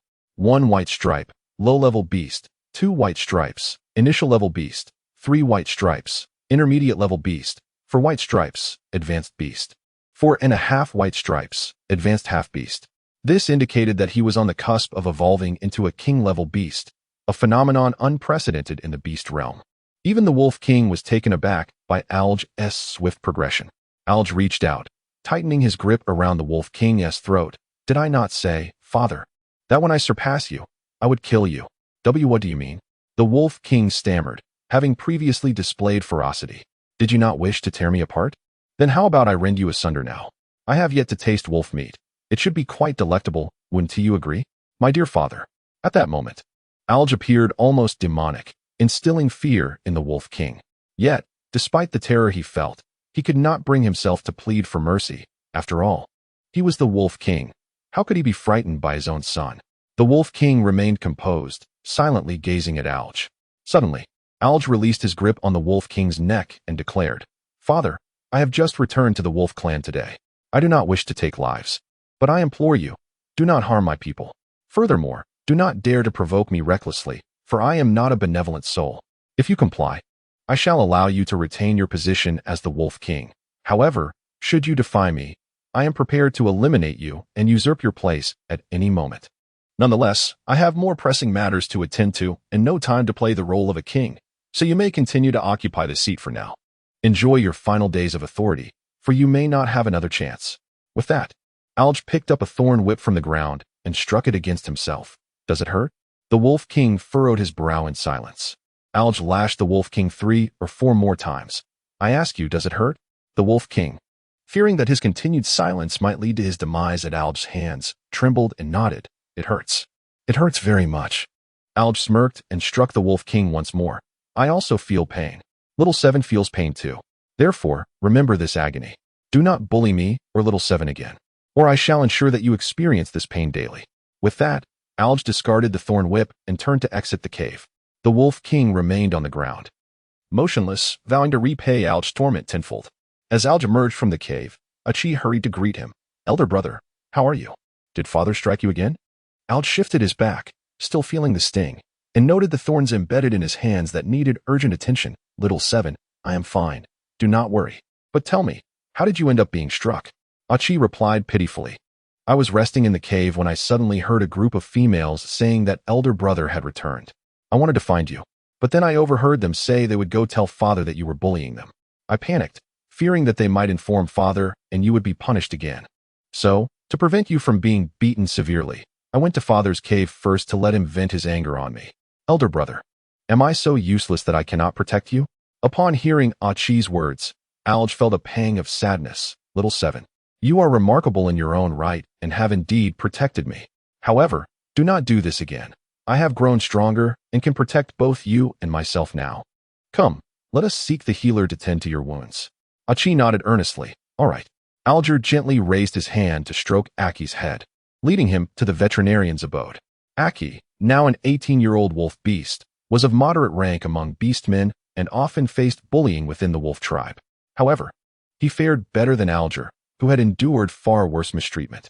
Alger's plight was truly dire. Being tormented by males in the beast realm was one thing, but the Wolf King often vented his fury on him, leaving Alger battered and bruised, his back marred with horrifying scars. As Alger lost himself in thought, Aki's voice pierced through. "Fifth brother, we've arrived. Let us go in." Snapping back to reality, Alger nodded and followed Aki into the veterinarian's cave. The veterinarian, an elderly man with a head full of white hair, exuded an air of professionalism. Yet, upon seeing the countless piles of ginger and chili peppers scattered across the floor, Alger's heart sank. Was this man truly a veterinarian or merely a vendor of spices? He noticed the absence of any medicinal herbs, only the sight of peppers and ginger. However, he mused that if he brought these to Bayin Wan, she would surely be delighted. With such ingredients, the fish would undoubtedly taste exquisite. Unbeknownst to the veterinarian, his hard-earned ginger and chili had caught Alger's interest. Upon seeing his regular visitor Aki, the veterinarian inquired, "Little Seven, what's wrong? Has your father struck Alger again? And you're covered in blood." Chapter 367. Anyway, you can find it. Aki responded with a soft "Veterinarian uncle, I'm in so much pain. Please take a look at my wounds, and my fifth brother's hands and back are injured too. Could you check on him as well? Your fifth brother? Where is he?" Alger thought to himself, is it possible this veterinarian still hasn't recognized him? It made sense. He had always walked with his head down, his face smeared with purple paste, making it quite normal for the veterinarian not to recognize him. With a smile, Alger addressed the veterinarian. "Hello, veterinarian uncle, I am Alger." The veterinarian was taken aback. You are Alger? How could you?" He wanted to say, "How could you become so handsome?" The veterinarian nodded in agreement. "Yes. Oh, I cut my hair and washed my face, which is why I look this good," Alger replied, beaming. The veterinarian patted Alger's shoulder, exclaiming, Good. I always knew Alger could not be ugly. But can you refrain from constantly provoking your father? Getting beaten every day must feel quite pleasant, doesn't it?" Alger chuckled. "Uncle, who would enjoy being beaten? Now, please quickly attend to my little Aki's injuries. They are quite severe." The veterinarian nodded, instructing Aki to lie down on the pile of grass before removing his own beast skin coat to examine Aki's wounds. Alger had thought his capacity for acceptance was strong, but upon seeing the injuries on Aki's body, he was utterly dismayed. Due to the intricate and crisscrossed scars adorning Aki's back, which are a disturbing sight, old wounds exacerbated by new injuries, it is bewildering that this impudent boy has not confided in anyone. He claims he feels no pain, that he is fine, and that he can simply endure it until it passes. In this era, devoid of anesthetics or pain relievers, how can one endure such agony? Death would seem preferable. Observing the veterinarian's sigh, Alger inquired, "Uncle, how do you intend to treat Xiaoqi's wounds?" The veterinarian replied, "Let us apply some chili pepper first." Alger grimaced, "Applying chili pepper?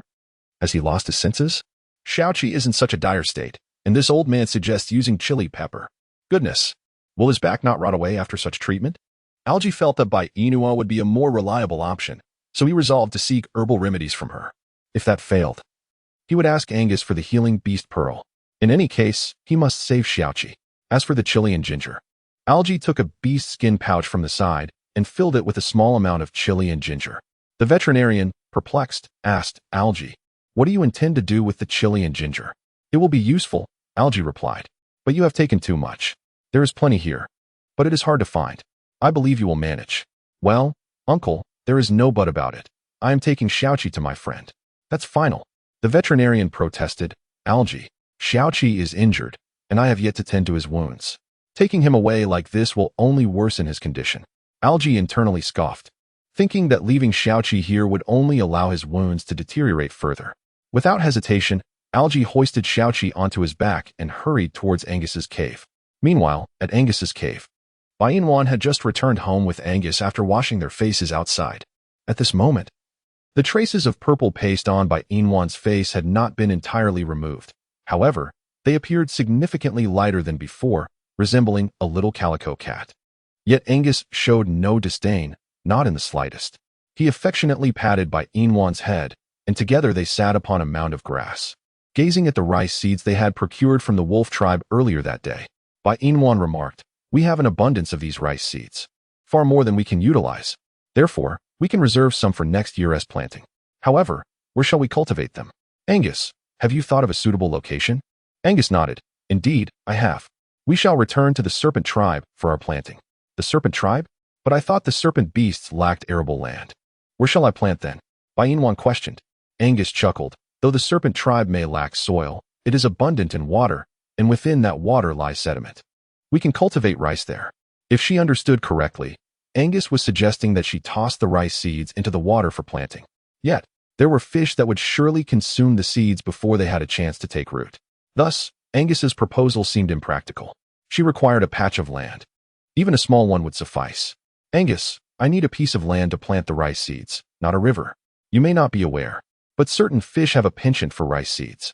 If I throw a handful into the river, they will be gone in an instant. Then let us seek land for cultivation. Is there any in the serpent tribe? There is a plot behind the mountains, but that is where the serpent beasts reside.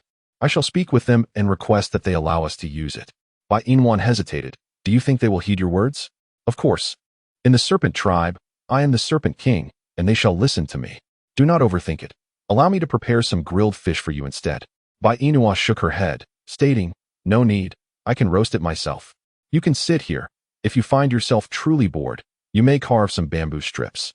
Angus understood that no matter what he said, Bainua would not permit him to approach the fire, so he obediently settled beside her, carefully carving the bamboo. Thus, the two of them busied themselves with their respective tasks. 10 minutes later, as Bainwan had just finished grilling the fish, the figures of Alge and Aki appeared outside her cave. Bainwan gazed at Alge and inquired, What brings you here? Quickly help me check on my brother. Brother? Bainua set aside the grilled fish in her hand and approached Alge, who was carrying a bloodied boy on his back, appearing gravely injured. Bainua instructed Alge to lay Aki upon the pile of grass, her brow furrowing as she examined the wound on his back. What could have inflicted such a severe injury? She inquired. A thorn whip. He responded. A thorn whip? You mean a whip made of thorns? Please tend to my brother first. Later, you can assist me in removing the thorns. Noticing the gravity of Aki's condition, Bainua refrained from further remarks to Alge. Please fetch a basin of water and heat it over the fire. I need to cleanse his wound and apply medicine. Alge complied, while Bainua sat nearby, grinding the herbs. Angus remarked, Nwaner, his injuries are critical. I fear your herbs may not suffice to save him. Bainwan paused in her graceful dance. Pondering the predicament, what shall be done? He lay on the brink of death, in dire need of the blue pearl to heal him. Bainwan gazed at Angus and said, Do you not possess one? Why not present it to him? Yet, he replied, But that is the one I reserved for you. Nwaner. Chapter 369. The female sat upon my hand. It was meant for you, my dear Nwaner. It must not be given to him. If he consumes it, you shall suffer the consequences. Bainwan understood Angus's concern for her well-being, fearing that without the blue orb, she might not endure any potential harm. However, it was evident that the boy before her was in dire need. Therefore, she implored, Angus, I am perfectly well and uninjured. There is no cause for your worry. Please allow him to have the blue orb, and once he is well, we shall go seek another, shall we? Though the blue orb is indeed precious, his life is equally invaluable, Nwaner. Angus, I beseech you, Bainwan implored, her eyes filled with earnestness. Please let him have the blue orb, if necessary. Once he has recovered, I will have Alge return a replacement to you. Will that be acceptable? Alge interjected, Can he refuse? Yet, at this moment, the life of Shao-Chi took precedence. Angus, grant my brother the blue orb. Once he is healed, I will procure another to repay you. Angus furrowed his brow. Do you think that such a thing is easily found? Regardless of its rarity, I shall ensure to return one to you. Then I await that moment with anticipation. Angus's words conveyed a clear agreement. Bainwan leaned closer, bestowing a gentle kiss upon the corner of Angus's lips as a token of gratitude. My Angus is the best. With a resigned smile, Angus raised his hand to tenderly tousle Bainwan's hair. Nwaner, it is not that I am admirable, but rather that you are excessively kind. Do you not appreciate my kindness? She inquired. I do, but excessive kindness may lead to being taken advantage of. Hence, I implore you, do not act so in the future, all right? Bainwan responded with a soft affirmation, all right. Let us first administer the blue orb to him. Angus conjured a blue beast orb in his hand. He pried open Aki's mouth and directly fed the orb into it. Aki gazed pitifully at Alge in the distance. Fifth brother, what is happening? It hurts. You little rascal, did you not just claim it did not hurt? Are you feeling the pain now? Endure it. Aki pouted. But that female is sitting on my hand. Algie remained silent, while Angus continued. Bai Inwan hastily rose to offer an apology. I am truly sorry. I did not mean to. How are you feeling now? Are you any better? Aki glanced at Bai Inwan, a hint of shyness in his demeanor as he nodded. I feel much better, thank you. No need for thanks. Just rest, and upon waking, you shall feel fine, Bai Inwan reassured him. Indeed, Aki was fatigued. He lay down upon the pile of grass and gradually succumbed to slumber. Once Aki had drifted off, Algie presented the chili peppers and ginger he had brought for Bai Inwan. Upon receiving them, Bai Inwan opened the package and exclaimed with delight, chili peppers and ginger. Where did you procure these? Algie, with a sense of pride, replied, I acquired them through my own cleverness. If you smear these chili peppers and ginger onto the fish and roast it, the flavor will be exquisite. Indeed, I adore chili peppers, Bai Inwan responded enthusiastically. I knew you would enjoy them. Give it a try. Bai Inwan nodded, took 2 chili peppers, washed them, and then split them open to apply onto the fish she had roasted. Bringing it to her nose, she inhaled deeply, It smells even more aromatic with the chili peppers. Would you care to taste? Algie nodded eagerly, absolutely. I also relish chili peppers, but can you eat them raw? Bai Inwan raised an eyebrow playfully. Are you jesting? Back in my hometown, I often consumed chili peppers raw. Shall we give it a try? These are small chili peppers. Do you think it will be all right? Algie inquired. Bai Inwan affirmed, certainly. Here, take this one, let us savor it together. Seeing Bai Inwan so animated and joyous, Algie felt a surge of happiness within him. It was astonishing how easily she was pleased. A mere chili pepper was like treasure to her, and her attitude towards him had notably improved. It seemed he would need to bring her chili peppers more frequently. Algie took the chili pepper from Bai Inwan's hand, bit into it, and then took a bite of the fish she had prepared. The taste was truly exhilarating, delicious. Bai Inwan's lips curled into a smile as she took a bite of the chili pepper in her hand. Then, she and Alge shared the same fish. Angus, feeling a pang of jealousy, approached and took a seat beside Bai Inwan, saying, Nwaner, I wish to partake as well. Bai Inwan, are you able to tolerate spicy food? Angus, indifferent to the heat, insists on indulging. Nwaner, I want to eat. The chili is exceedingly spicy, and I fear it might be too much for you. So shall we refrain from it? Yet, observing Algie relishing his meal, Angus thinks to himself, if he can handle it, so can I. Bai Inwan ultimately relented, very well. But you may only have a morsel. Let Nwaner feed you. Argie retorted, how old are you to still require feeding? Are you a mere 3-year-old? Angus, however, chose to disregard Argie's remarks. Every time he appeared, a wave of discomfort washed over him. Let Nwaner feed you. Bai Inwan smiled and nodded. All right, I shall feed you. To spare Angus from excessive spiciness, she only added a hint of chili to the fish. As she placed it into Angus's mouth, he chewed thoughtfully. Initially, there was no discernible reaction, but as he neared the point of swallowing, both his face and eyes flushed crimson, clearly indicating that the heat was quite intense. Bai Inwan tossed the fish in her hand to Alge, her eyes filled with concern as she gazed at Angus. Angus, how are you? Is the spice too much? I told you not to eat spicy food. Why didn't you listen? As Angus began to cough, Bai Inwan rose and fetched a bamboo tube filled with water from a nearby stone jar, offering it to him. Drink this. It will alleviate the heat. Angus shook his head. I won't drink water. But if you don't, it will only burn more. Angus, please be obedient and drink up. Yet, Angus persisted, shaking his head. I won't drink water. You are increasingly exasperating. In a moment of determination, Bai Inwan swallowed the water from the bamboo tube, then stood on tiptoe to kiss Angus, feeding him the water directly from her mouth. Feeling the coolness, Angus gradually calmed down. It had indeed been quite spicy. Alge could handle it, so he believed he could too. However, the more he resisted, the spicier it became. Not wanting to lose face before Nwaner, he had insisted on not drinking water. Now, with Nwaner feeding him mouth to mouth, he couldn't refuse. Besides, the water she offered was exceptionally refreshing. Angus, still savoring the moment, kissed Bai Inwan, who teasingly bit his tongue. He quickly pulled back, looking at her with a pitiful expression. Nwaner, why did you bite me? Because you are so disobedient. I am obedient. Then why won't you drink water? Desiring Nwaner to feed him made Bai Inwan blush with embarrassment. She pulled Angus back down to sit on the ground. If you can't handle spicy food, then don't eat it. But Alge can, and Nwaner can too. Why can't I? Bai Inwan, observing Angus's earnest expression, sighed and placed a hand on her forehead. Alj and I come from the same place, but you are not from there, so you surely cannot tolerate spice. Moreover, you are a serpent beast, accustomed to cold environments, as you fear the heat. Spicy food will only make you feel hotter. Do you think you can eat it? Angus declared, for Nwaner, I can. As he spoke, he reached for the chili pepper Inua had set aside, but she angrily snatched it away. What are you doing? Eating chili. I told you not to eat it. Why won't you listen? Angus frowned. But I want to integrate into Nwaner's world. I don't want to be left out every time you and Alj talk about your homeland, not understanding anything. I only know that Nwaner can eat meat. Beyond that, I have no idea what is edible and what is not. Baiyi's heart ached. This foolish person. All right, Angus. I will gradually inform you of what I can eat in the future, if that is agreeable to you.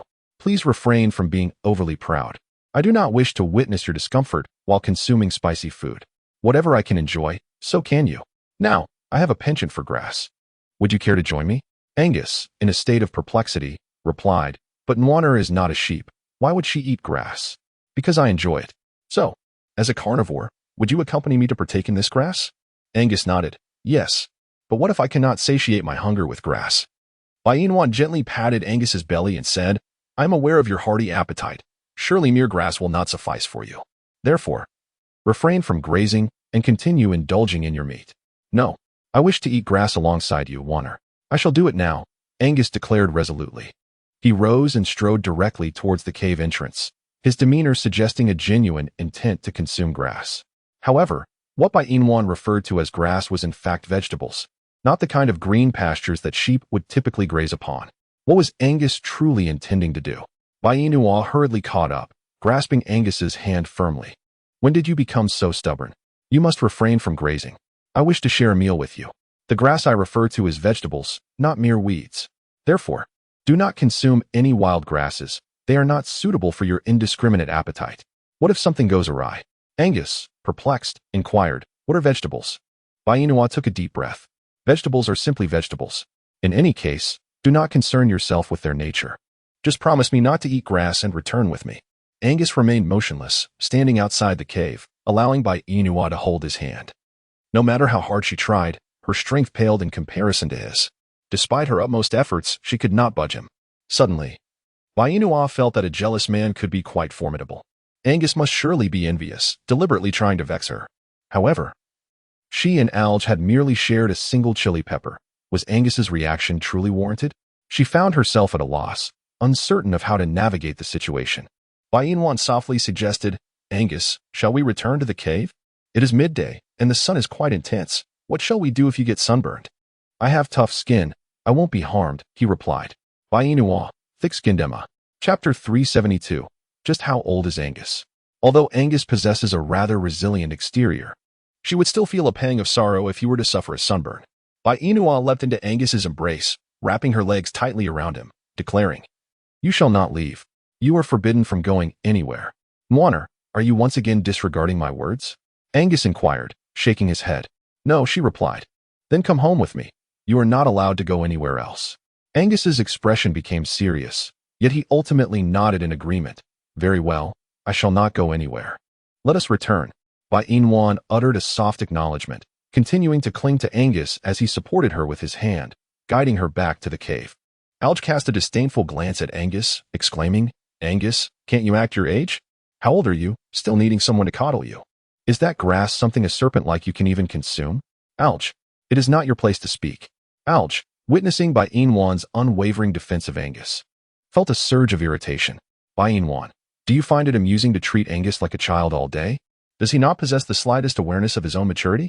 Seeing him in such a bewildered state brings me nothing but laughter. Angus, Baiyinuan, your silence does not render you mute.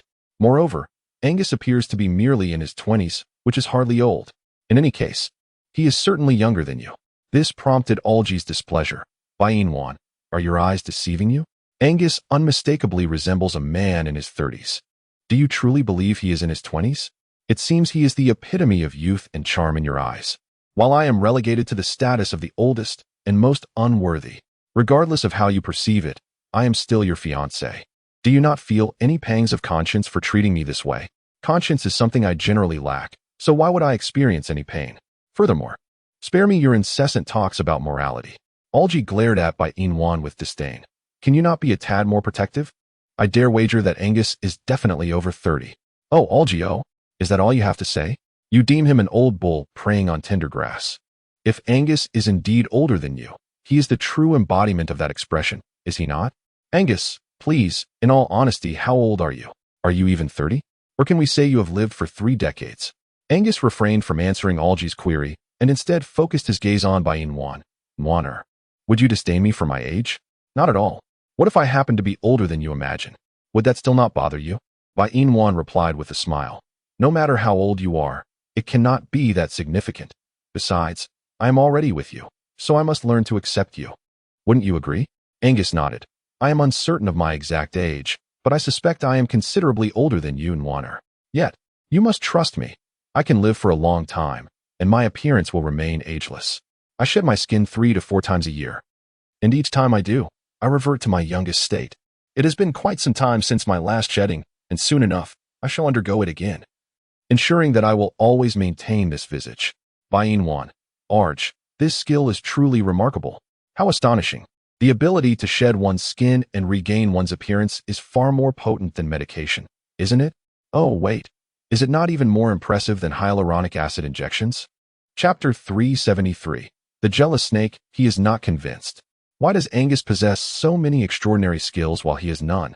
He feels a sense of injustice. A sense of injustice. A sense of injustice.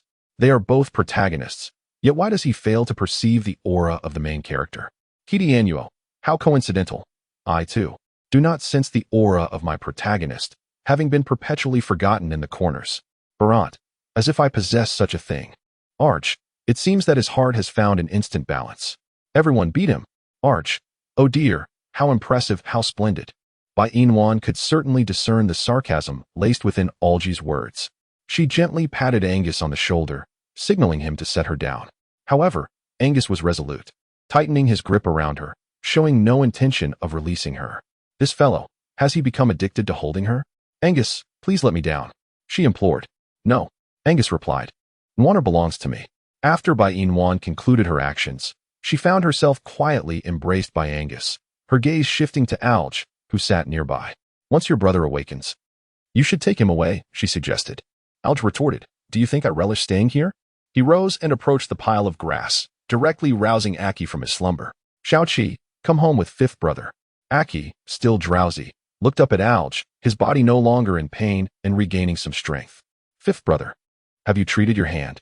There are many thorns. It was only after Aki's reminder that Alge noticed the numerous thorns embedded in his hand. When not touched, they were barely felt, but the sensation upon contact was rather exhilarating.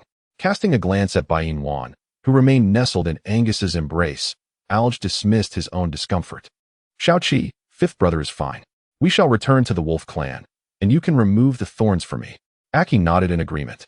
All right. Xiaoqi will help 5th brother with the thorns. Alge acknowledged him with a grunt, assisting Aki to his feet, and the two exited Bai Wan's cave side by side. Once Alge departed, tranquility enveloped the cave again. Bai Wan, having slipped from Angus's arms, remarked, now that Alge has left, may I be set down? Hasn't Warmer already disembarked? Angus replied, feigning innocence. You are clearly being mischievous. Jealous serpent. Angus, bewildered, gazed at Bai Wan and inquired, what is Warmer saying? I do not comprehend. I shall assume you do not understand, she replied. What does assume mean? He questioned, genuinely perplexed. I truly do not understand. What is a jealous serpent? Bai Wan found his confusion amusing. A jealous serpent is simply a snake that is prone to jealousy. What is jealousy? He asked. It is sour. But I do not enjoy sour things, he protested. Bai Wan, is it truly appropriate for Angus to speak so earnestly? Who cares whether he enjoys eating or not? He is simply a jealous serpent. As a snake, of course, you would not relish sour things. Do you not prefer meat? Angus nodded. Indeed. Wana, I do favor meat. I am hungry. The way Angus patted his flat stomach was utterly adorable. Not long ago, he claimed he wasn't hungry, and now he suddenly admits his hunger. Angus is truly a source of both annoyance and affection. So this is the endearing visage of my Angus. Bai Wan tugged at Angus's hand. Since you are hungry, let us descend the mountain to hunt. Do not linger here. Chapter 374. Dubai, can you guess why I have come to see you today? What will Waner do if I leave? I should have allowed Alge to stay a while longer, so he could protect Nwanner. Bai Inua smiled. I do not require protection. Angus, you go and hunt. I shall remain in the cave waiting for your return. Angus hesitated, leaving Nwanu alone in the cave. What if other males were to arrive? Recently, Angus has been increasingly concerned about Bai Inua being lured away by other males. In the past, he could leave her alone in the cave, but now he hesitates, fearing she might be deceived. Those males pursue females with great fervor. They are more eloquent than he, and they are not solitary beasts. Most importantly, he has an unsettling feeling that something significant is about to occur, which frightens him. Nwanner, please accompany me. Bai Inua frowned. If you are hunting, my presence will only distract you. If those beast men see me as your female, they will undoubtedly swarm to attack me. Thus, you should go alone. I shall not accompany you. Nwanner, I am insisting for your own good. Go quickly and return soon. I shall wait for you here. After hearing Bai Inua's words, Angus found them reasonable and did not insist too much on her accompanying him.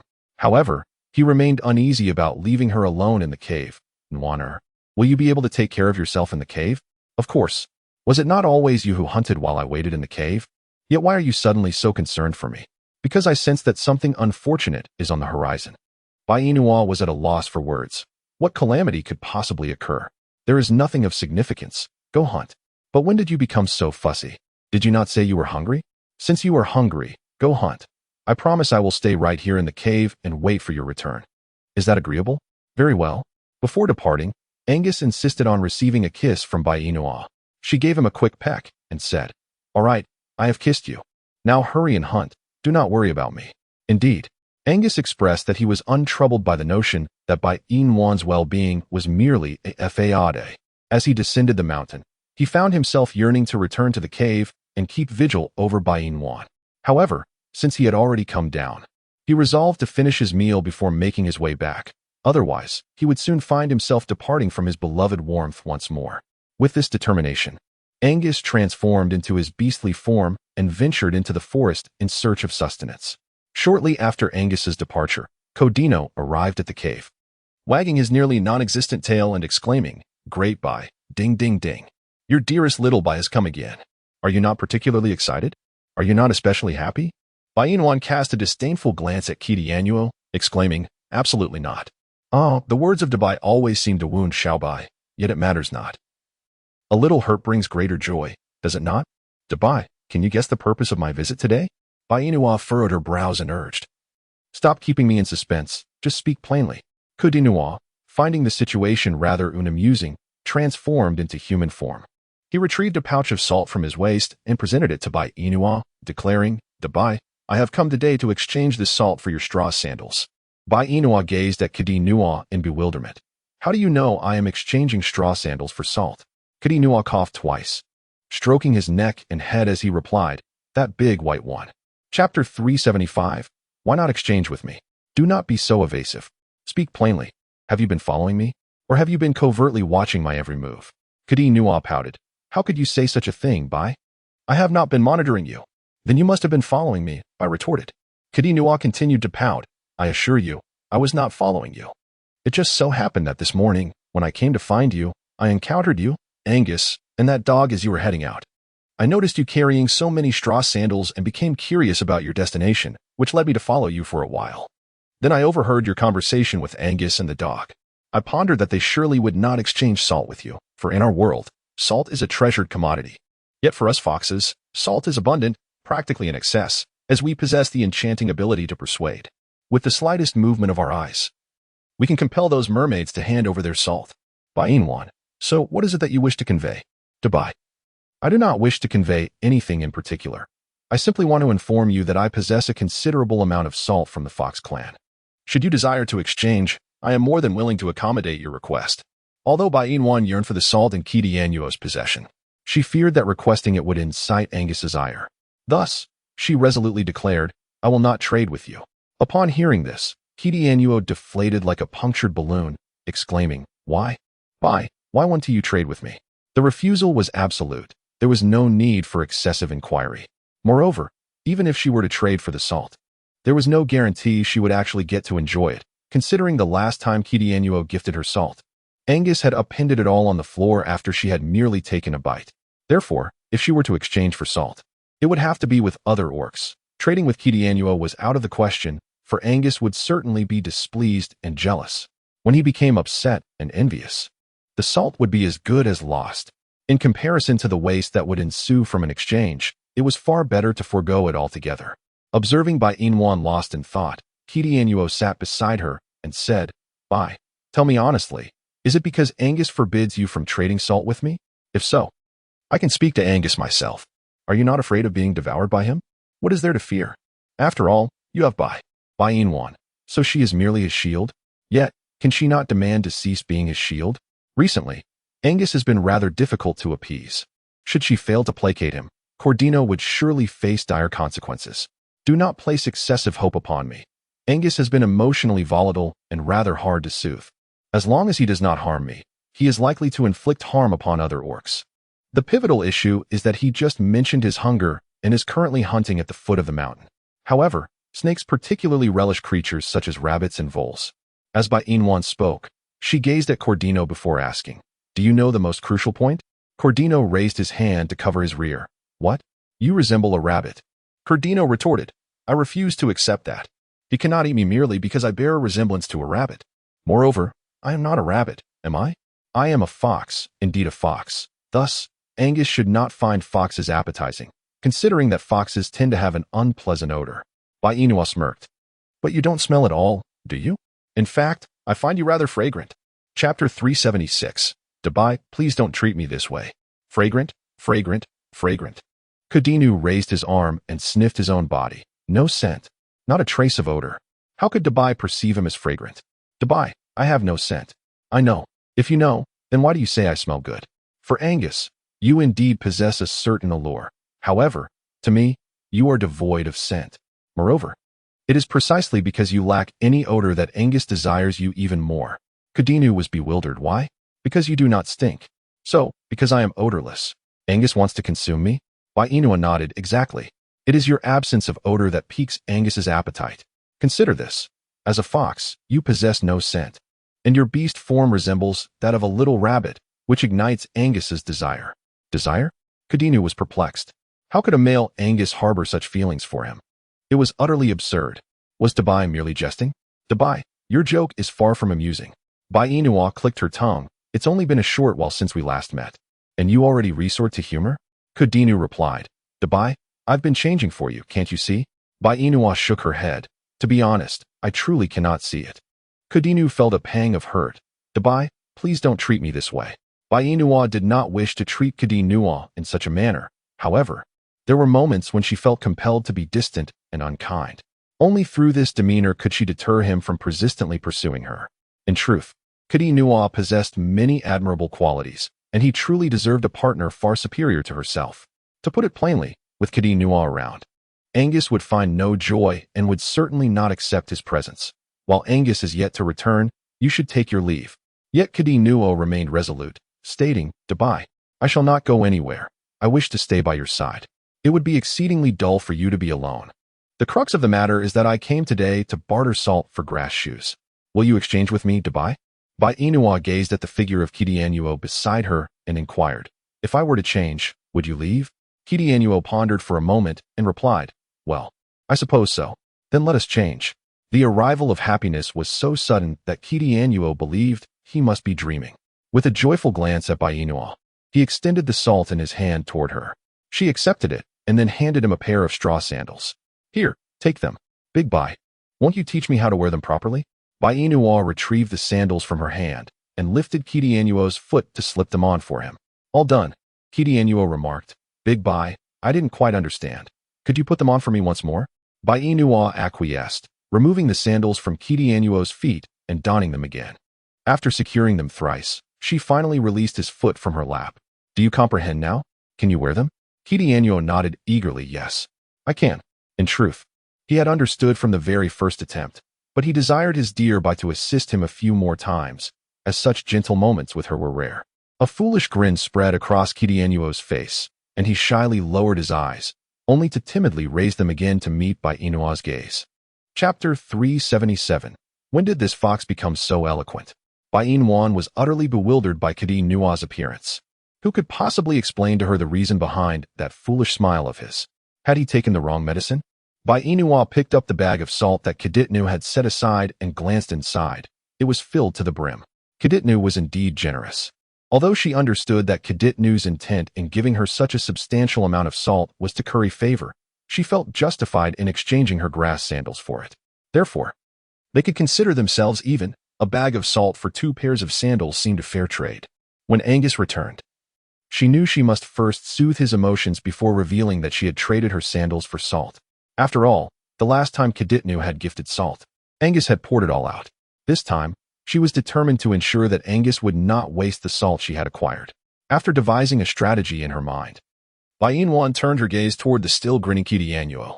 You have successfully exchanged straw sandals with me, so you may leave now, correct? But wait, what are you waiting for? For Angus to return and devour you? Kaditnu, with a sly smile, replied, But I did say should, didn't I? The implication is that once I have exchanged salt with you, I ought to be able to depart. However, if I choose not to leave, then I shan't. Bai Inwan frowned. You are nitpicking my words. Kaditnu, with genuine confusion, asked, What does nitpicking mean, Bai? I don't quite understand. You, Bai Inwan, rarely explaining herself to Kaditnu, elaborated. Forget it if you don't understand. In any case, you were indeed nitpicking. We had clearly agreed that after exchanging salt, you would leave, yet here you are, refusing to go. It seems to me you are simply waiting for Angus to return and consume you. Kaditnu shook his head. No, Bai. I never intended to wait for Angus to devour me. I merely wish to spend more time with you. I will leave shortly. You know that whenever Angus is around, I cannot come to see you. So today, since Angus is finally absent, I certainly want to stay a little longer with you. Bai Inwan. Kaditnu, noticing that Bai Inwan remained silent, spoke again. Don't worry, Bai. I assure you that I will leave before Angus returns. I would never put you in a difficult position. So, may I stay for just a little while to keep you company? Just a brief moment, I promise. It won't be long, truly, just a little while. I am not greedy. Bai Inwan felt a tumult of emotions within her. She coldly remarked, Do as you wish. If Angus desires to devour you whole, I shall not intervene, for I have already cautioned you. It is your own choice to remain, so do not blame me. Indeed, I understand, Kaditnu said, tilting his head to sneak a glance at Bai Inwan's profile. With a cheerful demeanor, he reached out and gently touched her cheek, adding, Your fair face is soiled. Do you not know to wash it? Bai Inwan raised her hand to wipe her face and retorted, Who says I haven't washed? I have. But it was merely not done thoroughly. Oh, Kaditnu smirked. Even if it isn't perfectly clean, you remain as beautiful as ever, captivating my gaze irresistibly. Bai Inwan. Since when did this fox become so eloquent? Do not attempt to deceive me with sweet words. I shall not be swayed by your rhetoric. Chapter 378. Can we let go? My dear Bai, I possess no flowery language. I am merely speaking the truth. Regardless of circumstances, my Bai is undeniably beautiful. Bai Inwan. How frivolous. Kaditnu, tell me honestly, is your incessant pursuit of me due to my appearance? Kaditnu shook his head. Not at all, Bai. My attachment to you stems from my affection for you. You mean my looks, right? Absolutely not. It is your essence that captivates me. The credibility of a fox in my eyes is exceedingly low, almost approaching negativity. Kaditnu felt quite aggrieved. What does it mean that his credibility is nearing zero? Is he truly so untrusted by Bai? Yet he was merely speaking the unvarnished truth. A stark truth, indeed. Kaditnu pouted and leaned closer to Bai Inwan, wrapping his arm around hers. Bai, you cannot treat Xiao Bai this way. Xiao Bai has never deceived you. Why then do you not believe in my words? Bai Inwan forcefully withdrew her arm, exclaiming, If you wish to speak, then speak. What is the purpose of this tugging? Is it not because you do not trust me? Bai, do you truly believe that by pulling my hand, I will come to believe your words? Kaditnu let out a soft sound, responding, That may not necessarily be the case. Then why do you still pull? Kaditnu lamented, Because I desire to hold your hand. No, to entwine my hand with yours. Bai. The corners of Bai Inwan's mouth twitched. Was Kaditnu adopting a pitiful demeanor today? Just recently, he had been exuding a domineering yet endearing charm. And now he had suddenly shifted to a pitiable persona. Did this fellow possess multiple personalities? Bai Inwan gazed at Kaditnu, who was still tightly clutching her arm. You may let go now, she urged. No, little Bai wants to hold on to big Bai without letting go. Bai Inwan raised her hand, straining to pry Kaditnu's fingers away. Whether it was intentional or not, Her efforts proved futile. No matter how she tugged, it was in vain. Big Bai, you should save your strength. If I choose not to release my grip, you certainly cannot break free. So, are you feeling quite pleased with yourself? Kidianuo raised an eyebrow. I suppose one could say that. Bai Inua disdainfully remarked, is that what you call reasoning? What you possess is clearly something else entirely. Kidianuo, I implore you one last time, remove your claws. Do you hear me? Feigning innocence, the big white Kidianuo began to sniffle, his eyes brimming with tears. His nose flushed, and his lips pursed in a pout. Bai Inua couldn't help but think it a pity that Kidianuo did not pursue a career in acting. Initially, she believed that he merely resembled her idol, but now she had unearthed a newfound talent within him, his commendable acting skills, with his ability to evoke tears at any moment. It truly seemed a waste for him not to aspire to be an acclaimed actor. Resigned to her fate, Bai Inua, with an expression of utter despair, found herself firmly grasped by Kidianuo's hold, unable to move. Kidianuo, oh dear. Bai Inwan, shall we let go, or shall we hold on? What do you think? I am uncertain. Bai Inwan, Angus is about to return. You may leave now. Cordino glanced at the sky outside the cave. He won't be back that soon. Nowadays, orcs typically venture out to hunt at night, so if Angus intends to hunt, he must wait until dusk. However, look outside. The sky has not yet darkened. Thus, Angus cannot possibly return so swiftly. Chapter 379. Yet I shall still be jealous. You are aware of this? Cordino sat up with a sense of pride. Of course. But I suspect you may have misjudged the situation. Before he could utter 2 words, Angus's figure emerged from the mouth of the cave. He fixed a dangerous gaze upon Cordino and, without any inquiry, lunged at him with his serpentine jaws. Bai Inwan had grown accustomed to such occurrences and was not startled. As Angus attacked Cordino, the latter swiftly pushed Bai Inwan aside and transformed into his beast form, darting out of the cave at his utmost speed. Angus pursued him, launching an onslaught, while Cordino evaded deftly, his swiftness akin to the very wind. By the time Angus caught up, Cordino had vanished without a trace. Angus hissed in frustration, his serpent tongue flickering. Damn it, he has escaped again. With a flick of his tail, Angus transformed back into his human form and returned to the cave. Upon seeing him, Bai Inwan quickly rose from the pile of grass and approached Angus. You failed to capture him, did you? Angus frowned. Yes. Are you angry again? He gazed deeply into Bai Inwan's eyes. I am jealous. Bai Inua chuckled, a smile gracing her lips. What is there to be jealous about? He merely took my arm. He has not done anything else. Therefore, Angus, there is no need for you to feel jealousy. Only I am allowed to touch Nwana. No other males are permitted. So why should I not feel jealous? Observing Angus's sulky demeanor, Bai Inua quickly nodded. All right. If you wish to be jealous, then be it. However, bear in mind that the pangs of jealousy are not pleasant. Angus's discontent grew. Since Nwana became acquainted with that wretched fox, you have frequently made me feel jealous. In the past, before you met that insufferable creature, you never caused me such feelings. Even after you met Alge, you did not evoke jealousy in me. Yet now, due to that loathsome fox, it seems you delight in making me jealous time and again, and it displeases me. Bai Inwan gently raised her hand to caress Angus's handsome cheek and said, Angus, please don't be upset, all right? If you continue to be so jealous, I might have to change your nickname from Jealous Snake to Petty Snake. Isn't it exhausting to be jealous all the time? After a brief pause, Angus replied, Yet I shall continue to feel jealous. Bai Inwan, all right, we shall no longer harbor jealousy. Did you manage to catch any prey upon your descent? Angus nodded. Yes. Bai Inwan inquired, Have you had your fill? Angus replied, Indeed. Bai Inwan, grasping Angus's hand and gently caressing it, said, I have something to discuss with you. What is it? I recently exchanged my straw sandals for some salt. Angus furrowed his brow, gazing at the salt resting upon the pile of grass. Was it in exchange for the deceased fox?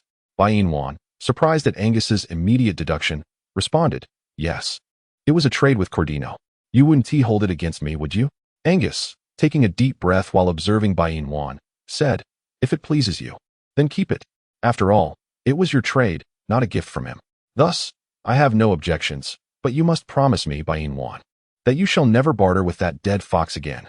Chapter 380. Noer has died. Bai Inwan felt elated to have secured the salt. Thus she readily acquiesced to Angus's terms. Very well, I shall never trade with Cordino again. Meanwhile, on Cordino's side, he hastily sprinted back to the Fox clan. Panting heavily, this is unbearable. Does Angus harbor a grudge against me? He lunges at me without provocation, though I am undeniably charming. It is hardly agreeable that he bites me at every encounter.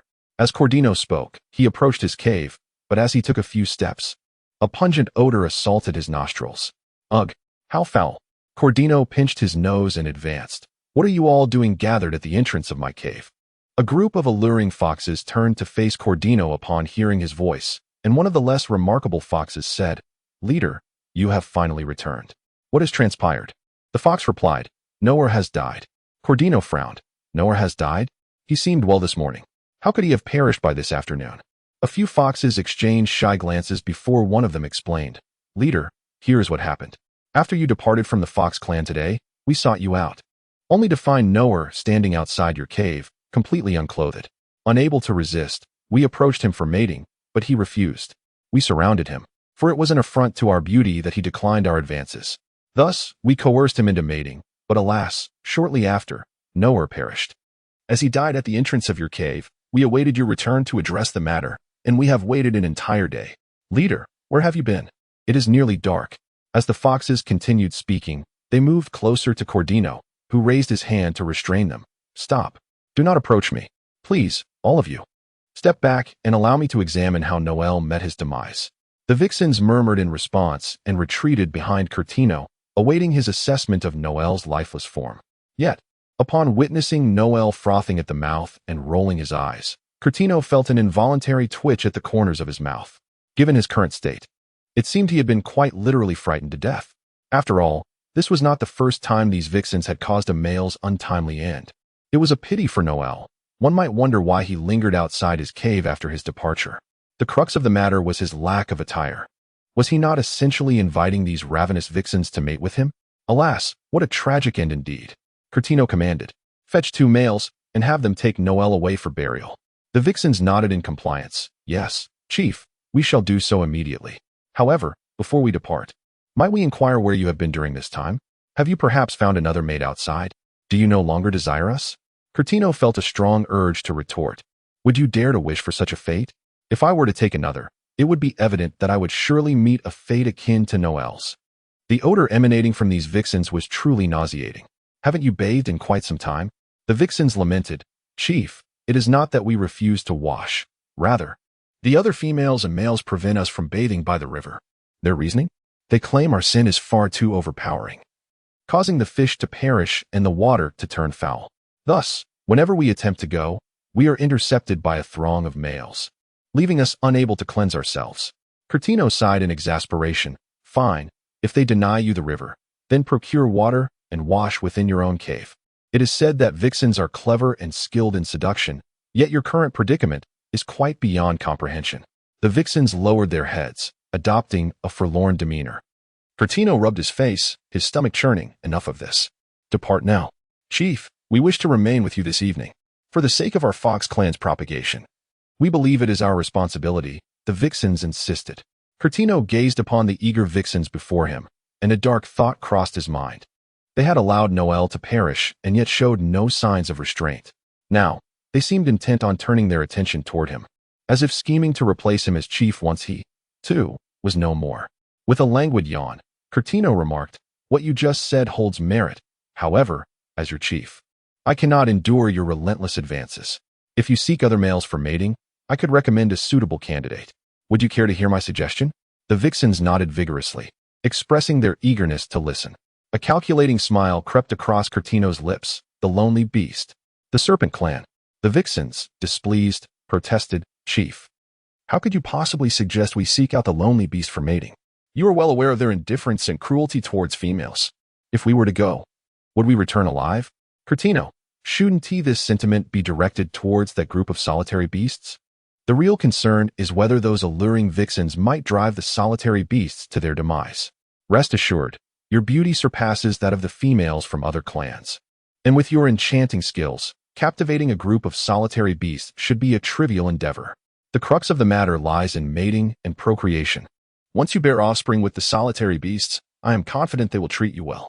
The vixens hesitated, gazing at Cordino. "But, Chief, do you not despise the solitary beasts?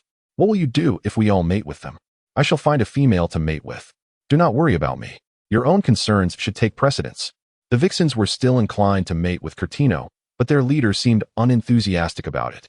Thus, they conceded, "Very well, chief. We shall visit the dwelling of the solitary beasts tomorrow. If we find suitable partners, we shall proceed to mate with them." Upon hearing this, Curtino nodded in satisfaction. "Excellent. Give it your all, and strive to win over that group of solitary beasts. I await your good news. Should you fail, do not return." The vixens eagerly promised, "Rest assured, chief, we shall undoubtedly succeed in captivating the solitary beasts, for we are the most beautiful females in the forest." Curtino, chapter 382. What did you say to them? Isn't it worth adding that behind such beauty lies the foulest of vixens? What good is beauty if they are so odorous? Who knows if the solitary beasts would even welcome them into the serpent clan? After all, where there are vixens, there are viruses. Is he not fortunate to have escaped the stench of these vixens? Indeed, surviving is no easy feat at dawn the next day. A group of vixens meticulously prepared themselves before making their way to the serpent clan, approaching with an unwavering sense of victory, as they possessed their own assets. The crowd, but they are odorous. The vixens, by Inwan and Angus, carried a small bag of rice seeds as they made their way to the serpent clan. The two had already resolved the night before to first inspect the land of the serpent clan today, and if it proved suitable, they would commence the planting of the rice seeds. Bainua and Angus strolled hand in hand into the forest, traversing its depths until they reached a place by the riverbank, where they would enter the realm of the serpent clan. This clan resided in a locale that was perpetually damp and chilly, be it within the river, nestled in caves, or hidden in crevices. In essence, they inhabited any area that exuded moisture. Today, Bainua and Angus ventured to the sole habitable patch of land belonging to the serpent clan. The journey was not particularly arduous. After approximately half an hour, they arrived at a desolate expanse. Before them lay barren earth, from which emerged numerous small black serpents. While they may not have appeared particularly endearing, their eyes glowed a striking red. Suddenly confronted by the gaze of so many serpents, Bainua felt an overwhelming sense of discomfort as she suffered from a phobia of clusters. Bainua instinctively concealed herself behind Angus, who wrapped his arms around her waist and hissed at the little snakes in the soil. All the diminutive serpents retreated into the earth, too fearful to emerge. Bainwan, what did you say to them? I said nothing, just issued them a subtle threat. Bainwan paused and inquired, Are you certain that you merely threatened them? Well, very well then. Bainwan surveyed her surroundings. The land was damp and expansive, undoubtedly suitable for cultivating rice. However, she pondered the fate of the little snakes residing within the soil. Where would they sleep? This posed a dilemma. Angus, indifferent to the plight of the hidden serpents, turned his gentle gaze upon Bainwan and inquired, Nwaner, is this land appropriate for rice cultivation? If not, shall we seek out another location? There's no need to search elsewhere. This land is indeed suitable. Yet, I wonder, if I utilize this area for rice planting, where will the little snakes reside? Angus chuckled and replied, Isn't that simple? This land is vast enough for you to cultivate on one side, while the other side can serve as a habitat for the snakes. Moreover, should you plant rice here, no birds or beasts would dare to feast upon your seeds, for the presence of these little snakes would ensure their demise upon arrival. This land can be deemed exceptional in the realm of beasts. It possesses water, remains moist, and is guarded by numerous snakes, thus providing an ideal environment for rice cultivation. What do you think, Nwaner? How does that sound? Chapter 383. Feeling as though I have raised a giant baby. Your reasoning is indeed compelling. But do these little snakes consent to such arrangements? Angus playfully nibbled at Bainwan's ear, asserting, As long as I am here, they shall not dare to oppose. You may proceed without concern for their sentiments. Those who defy my will shall face the consequences. Bainwan, why do you so readily consume snakes? They are your kin. If you devour them, won't those great serpents rise against you? Angus chuckled. My dear, the proliferation of snakes is quite formidable. The demise of one or two will scarcely elicit any concern. Furthermore, as the Serpent King, I command their obedience. Those who defy me face only death. The serpent realm is cold and unfeeling. For the sake of their own survival, they would readily forsake the lives of their offspring. Thus, it is a matter of nature, survival of the fittest, a concept you should comprehend. The strong dictate the terms. In the Serpent Clan, I am unequivocally the strongest. Therefore, even if they harbor discontent towards me, they must abide by my will. Bainwan certainly understood the brutal law of the jungle. Yet she harbored no desire for Angus to consume his own kind, Such a scene would be gruesomely bloody. Bai Yin gently squeezed Angus's hand and said, "Angus, please promise me that you will not consume your own kind. All right? Why not?" he inquired. "Because I simply dislike it," she replied. "Then I shall abstain," he asserted.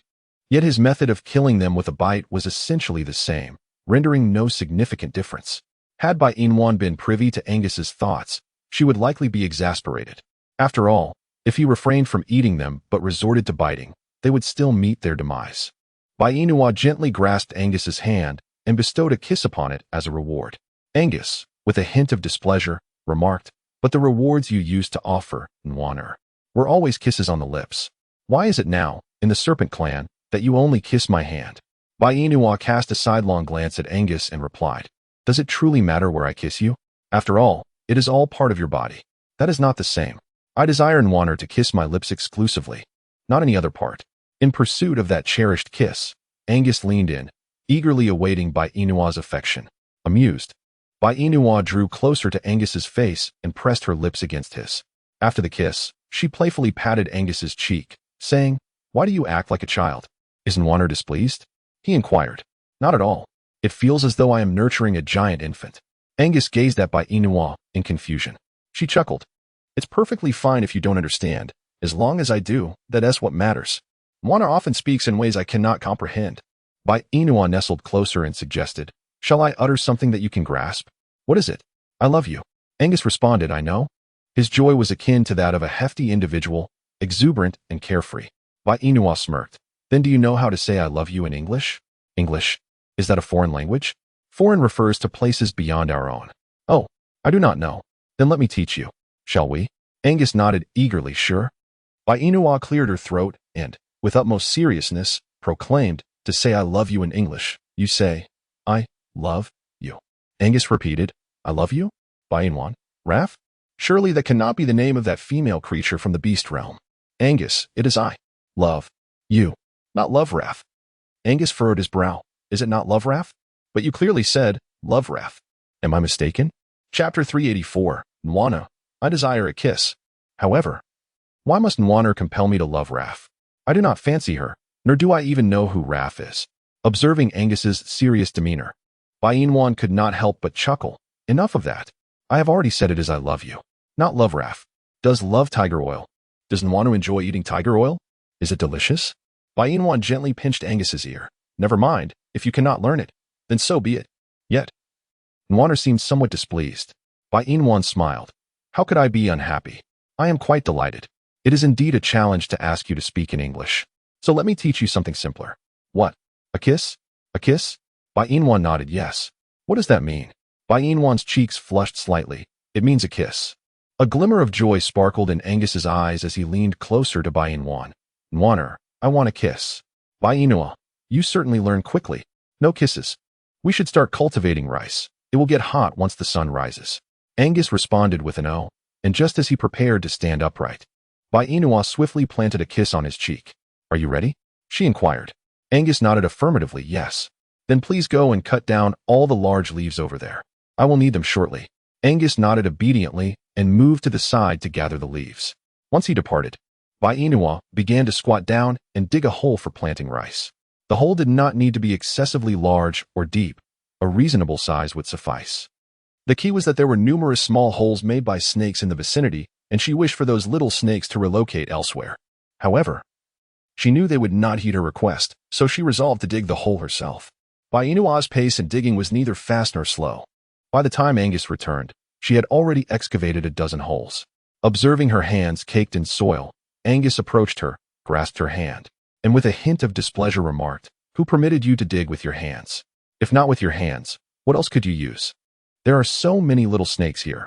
Why not let them assist you? After all, it is merely loosening the soil. They could manage that well. Just look at how dirty your hands are. Does it hurt?" Bai Yin shook her head. "It doesn't hurt. I'm perfectly fine, even in such a state." "You claim it doesn't hurt? From now on, you must refrain from digging. Such tasks are mine to handle." Bai Yin found Angus's reaction somewhat exaggerated. It was merely digging a hole, nothing significant, and certainly not exhausting. She was capable of managing it herself, and Angus need not treat her like a princess. In this world, there were no princesses to speak of. Furthermore, She had never been a princess in her own realm either. Withdrawing her hand from Angus's icy grip, she insisted, "Angus, I truly am fine. I have mentioned before that I am unlike the other females. There is no need for you to undertake every task for me. If it is within my ability, I shall do it myself. I am not so delicate, and besides, my hands are not treasures. If they were to become damaged or injured, it would not matter." Angus replied earnestly, "Who says it doesn't matter? It does. If your beautiful hands were to be harmed, it would pain me. So, Nwanner, allow me to handle these matters. You can rest beside me. I can manage it alone." Chapter 385. Nwanner, don't be difficult. How could I possibly sit idly while you toil alone? How about this? We work together. Angus frowned. No, that won't do. When I say it is so, it is so. When I say it is not, it is not. Angus, Nwanner, go sit over there and amuse yourself. Angus pulled by Inua to the side of the leaves he had just gathered, instructing her to sit and watch him. However, Inua refused to comply, holding onto his hand to prevent him from leaving. If you expect me to sit here while you plant rice all by yourself, then let us not plant at all. Nwanner, stop being difficult. Who is being difficult? It is clearly you. I was digging perfectly well until you brought me over here, suggesting I merely watch you plant rice seeds. Angus, why do you always compare me to those other females? I have already stated that I am different from them. They enjoy having their males labor and plant rice, but I do not. I think it is much better for us to work together. Have you not heard the saying, with a male and female working together, labor is not arduous? With my presence, you surely won't find it so exhausting. Angus responded. What logic is this? Females are meant to be cherished, not to toil. In summary, I remain unconcerned. Nwanner may simply sit here and rest, while I shall take care of everything else. Angus withdrew his hand from Inua's grasp and turned to the earth, ready to continue digging the holes in her stead. Meanwhile, Inua moved behind Angus as he worked, gathering rice seeds to scatter. Not merely scattering. She also buried the seeds, eagerly anticipating their germination. Once she had finished sowing the rice seeds, Inua went to the side to collect leaves, using them to shield the seeds. This precaution was to deter small birds from feasting upon the seeds. Although there were many small snakes around, those birds could fly. They could even peck at people. Naturally, they would be more than capable of pecking at snakes as well. Thus, it was prudent to provide some cover, ensuring that the rice seeds would sprout in due time. Inua was thoroughly immersed in sowing seeds in the fields of Angus. She had always believed that Angus remained oblivious to her presence, yet he had noticed her the moment she stealthily approached him from behind. However, he chose to remain silent, fearing that it might provoke her ire. Furthermore, sowing rice seeds was not particularly exhausting, so Angus permitted Inua to continue her endeavors. Ultimately, his apprehension of inciting her displeasure lingered, as he did not wish for her to ignore him. At times, he found himself perplexed as to why. Despite his affection and indulgence, Nwanner still felt the need to undertake tasks independently. Was there not anything he could do for her? This led him to ponder her motives. Did she not desire his pampering? Or did she doubt his ability to cultivate the rice? Regardless of the reason, it struck him as rather painful. By the end of the morning, Inua and Angus had successfully planted rice in 3 lengthy furrows. Should the crops flourish, Inua envisioned reaping a substantial harvest. Her spirits lifted at the thought, yet when she turned to face Angus, trepidation washed over her. Given his demeanor, it seemed he might be displeased, perhaps angry that she had disregarded his wishes and insisted on planting rice. Taking a deep breath, she approached him, intending to soothe his feelings, only to hear him inquire, "Does your hand hurt?" Inua. Chapter 386. You are no longer innocent. Shouldn't Angus be angry? Yet, why does he concern himself with her hand? Could it be that he discovered her clandestine actions from the very beginning? But she believed she had concealed her intentions quite well. The others, little one thinks too much. Indeed, she has so many thoughts. Inua observed that Angus displayed no signs of anger on his face, which gradually eased her worries. My hand is fine, but what about yours? After digging so many holes, it must hurt, doesn't it? Angus shook his head. I'm not in pain. I can't believe that, she exclaimed. But truly, I am not in pain, he insisted. Inua gently grasped Angus's hand, scrutinizing it closely. Upon noticing the blood oozing from his fingertips, her heart ached for him. She tenderly blew on his wounds and exclaimed, "You've drawn blood, yet you still claim it doesn't hurt? Do you believe that as long as your hands remain functional, the pain ceases to exist? That it's of no consequence?" Angus yearned to affirm her words, but when he met her tear-filled gaze, His response transformed into a fervent denial. No. When I say it doesn't hurt, it's merely to spare you from worry. In truth, I am in considerable pain. Just look at the blood. Please, warm my wounds with your breath. Bai Yin gently held Angus's hand, creating a soft breeze with her touch. The warmth of her caress stirred a delightful sensation within Angus. He found himself captivated by the beads of sweat glistening on the tip of her nose, his throat tightening as his body responded in kind. Bai Yin sensed the heat radiating from both sides of her legs. Her ears flushed crimson, and her cheeks turned a deep shade of red. Angus, you truly make one blush, she exclaimed, though her gentle gesture of fanning him had not elicited such a reaction from him. Bai Yin released Angus's hand and turned her head, exclaiming, "Can you not let go of that place?" Angus instinctively glanced at the area he had just lifted moments ago, and with a restrained sigh, he replied, "Even if I were to let go, Nwaner, I would still feel discomfort. Bai Yin, if only you could conjure some purer thoughts in your mind, you would not feel so distressed." Purer thoughts? Images of Bai Yin's fair and supple form inadvertently surfaced in Angus's mind. Upon this reflection, Angus's arousal became unmistakably apparent. Just as Bai Yin turned around, she happened to witness this scene, her embarrassment palpable as she gazed at Angus. "I asked you to think of something pure. What on earth are you imagining that has caused such a reaction?" Angus responded candidly, "I was thinking of you, dear." "What about me?" she inquired. "Mating," he replied unabashedly. Bai Yin exclaimed, You are no longer pure." Angus, puzzled, inquired, "Warmer, what does purity mean? And what does it mean to be impure? I do not understand. Even if you grasp the meaning of purity now, it is of no consequence." "Go back," he said. Angus, with a soft utterance, reached out and grasped Bai Yin's hand tightly within his own. "Warmer, can we mate when we return?" Bai Yin's face flushed instantly, turning as red as an apple. "Angus, is there nothing else that occupies your mind besides mating?" Angus nodded, affirming, "Indeed, there is." "Then think of something else. Refrain from contemplating mating." Angus replied with evident distress. "But if I do not mate, how can one bear me serpent offspring?" Bai Yin, it seems that Angus's mind is preoccupied with either snake babies or mating, doesn't it? To produce snake babies, one must engage in mating. Thus, Angus's thoughts are undoubtedly filled with the notion of mating, leaving no room for the idea of snake babies. Chapter 387. As many as you desire. You. Bai Yin sighed, observing Angus's expression of eager anticipation. Unable to utter the heavy question, "Do you truly have such an affinity for snake babies? If Nwaner loves me, then I shall love it too.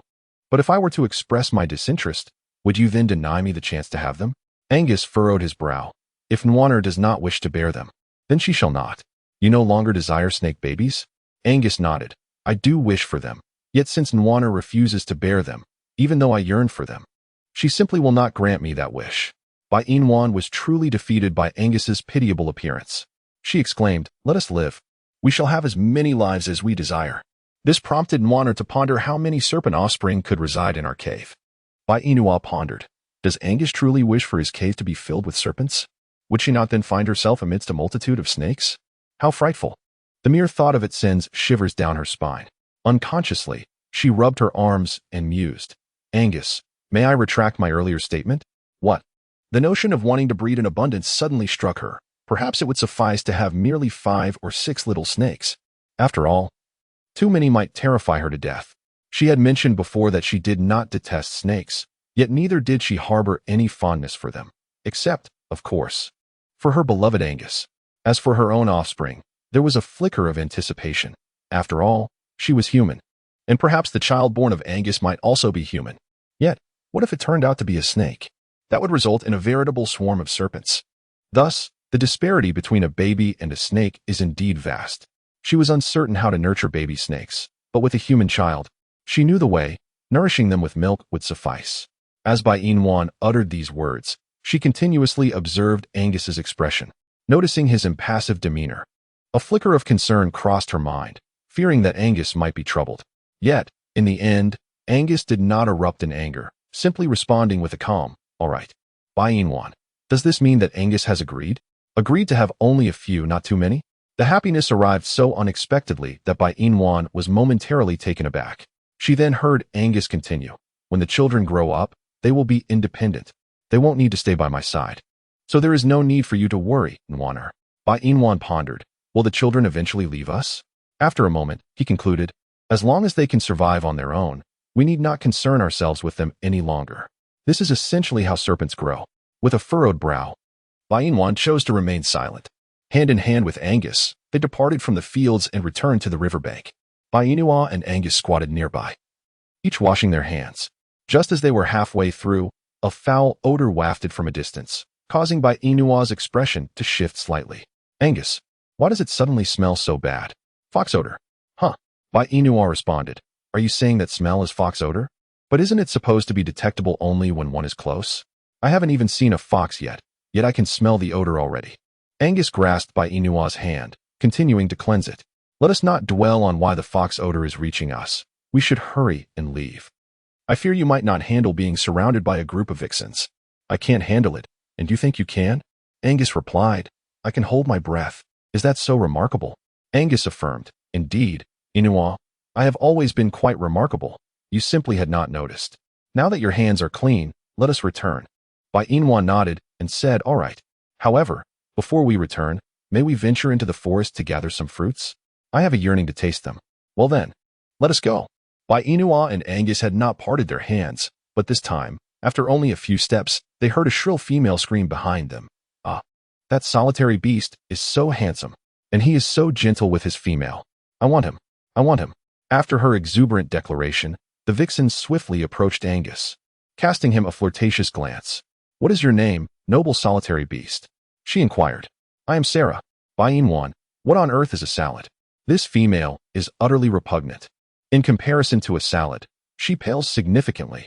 At least a salad can be consumed and savored, yet this woman before me is neither edible nor aromatic. The scent emanating from her is truly nauseating. Bainua, suppressing the urge to retch, addressed Shala. You are obstructing our path. Shala cast a disdainful glance at Bainua, then resumed her infatuated admiration of Angus, exclaiming, Oh, magnificent solitary beast, would you deign to mate with me? You are truly handsome, and I am utterly enamored. The vixen, having uttered her sentiments, even drooled in her longing for Angus. Bainua tugged at Angus's hand, urging, let us proceed. Angus acquiesced with a hum, leading Bainua around Shala as they continued onward. Shala followed closely behind, her other sisters trailing without hesitation, the foul stench becoming increasingly unbearable. Bainua gagged Angus. They are so odorous. Hold your breath, dear. But I shall suffocate. Nay. After a moment of contemplation, Bainua obediently held her breath, yet within a minute, she could no longer endure, gasping for air. Noticing her distress, Angus leaned in and sealed her lips with his, providing her with much-needed breath. Bainua, she did not drown, so why did Angus kiss her? Bainua could hardly endure the overwhelming stench. She pushed Angus away and rushed to the side, retching uncontrollably. The odor emanating from this fox was utterly intolerable. Angus, filled with concern, approached Bainua and gently patted her back, asking, Nwaner, how are you feeling? Bainua continued to heave, feeling as though everything in her stomach had been expelled, yet she could not cease. The odor was simply unbearable. Bainua raised her hand to wipe her mouth and exclaimed, Angus, you should let them go. They truly reek. Angus, filled with concern, embraced Bainua tightly, his gaze turning icy as it fell upon the siren nearby.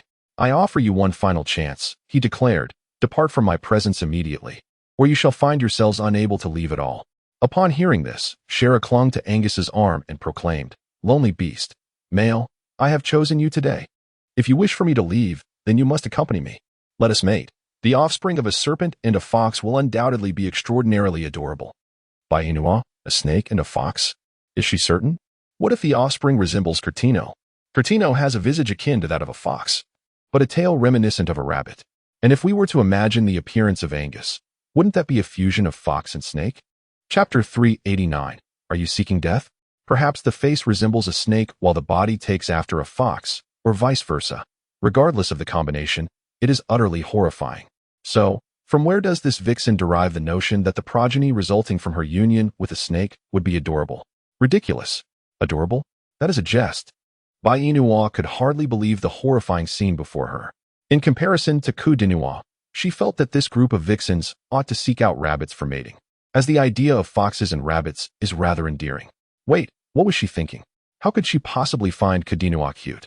It must be that she had not been resting well lately. It simply had to be. Bai Yinuo regained her composure and scrutinized the salad before her with a stoic expression. If you seek a male for mating, by all means, do so. However, I implore you to refrain from coveting my already claimed male. He is mine, and none shall take him from me, not even you. Upon hearing this, the salad glanced disdainfully at Bai Yinuo. You may not possess my beauty, nor my allure.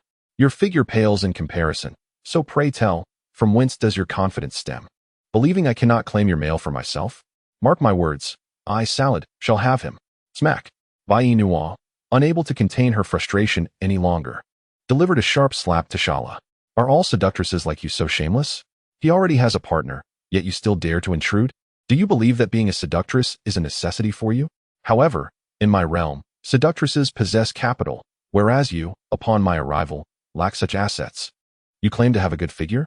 Do you think you are more beautiful than I? I truly wish to inquire if you have ever taken a moment by the river to observe your own reflection. Your face resembles a large sesame-filled pancake, broad and riddled with blemishes. And your physique, sagging breasts and legs shaped like the letter O. Is this what you consider an enviable figure? Moreover, the most crucial point, are you even aware of the foul odor that clings to you? Did you not notice that I nearly retched from the stench? So, what gives you the audacity to believe that my partner would be attracted to a seductress like you? His eyesight is perfectly fine. He is not blind. After Bai Yinuo finished her lengthy tirade, she paused amidst the unpleasant odor before resuming her gaze upon the salad before her. The salad, incensed by Bai Yinuo's reprimands, raised a hand in readiness to strike, only to be outpaced by Angus, whose fiery red vertical pupils blazed with fury. Do you seek death? He exclaimed, angrily flinging the salad he held a meter away. The salad, now in pain from the impact, retorted defiantly, clearly, I am far more attractive than you. Why must you treat me this way? Ah, because you reek. But I am beautiful. Attractive. The stench can be washed away. Beautiful? Attractive? It seems you truly lack the slightest self-awareness, just as my dear Inwan has said, and you ought to take a glance at your repulsive visage by the river. The salad, taken aback, exclaimed, How dare you speak to me like that? Angus countered, Why shouldn't I? If you possessed any semblance of self-awareness, you would quickly depart. Do not linger before my eyes. I have no intention of mating with you. His gaze shifted to the other vixens, and you lot, get lost as well. Do you truly not comprehend just how revolting your sin is? How unbearable it is for others? Depart. Do not remain here to sully my sight. Chapter 390. Becoming too powerful is not always beneficial. Angus's words struck deep. The vixens exuded anger, exchanging glances before they all lunged at Angus in a frenzy. Angus transformed into his beast form, and with a flick of his tail, sent all the vixens tumbling into the river. Once he dealt with the vixens before him, Angus wrapped his arm around Bai Yinuo's waist and departed from the riverbank, heading into the forest to gather fruits. He had no desire to engage in idle chatter with that group of vixens. Had it not been for their foul odor, he would have devoured them whole long ago. Upon entering the forest, Bai Yinuo stood beneath the fruit tree, awaiting Angus as he plucked the fruits from above. As Angus tossed the fruits down, Bai Yinuo collected them diligently. When she had gathered a sufficient amount, Angus leaped down from the tree, observing the green fruit nestled in Bai Yinuo's arms. Warmth. This fruit is quite sour, and it appears to be unripe. What is it that makes you so fond of it? He inquired. With a smile, Bai Yinuo replied. Once you grow accustomed to it, it's delightful. Moreover, this is the only fruit tree I have seen, and if I do not eat this fruit, I shall have no fruit at all. As the weather began to warm, Angus remarked, You should drink more water to keep hydrated. Bai Yinuo responded affirmatively. If I am thirsty, I shall boil water for myself. But what about you? In this sweltering heat, why do you not take a dip in the river? What do you think? He replied, Bai Yinuo, it is because of her.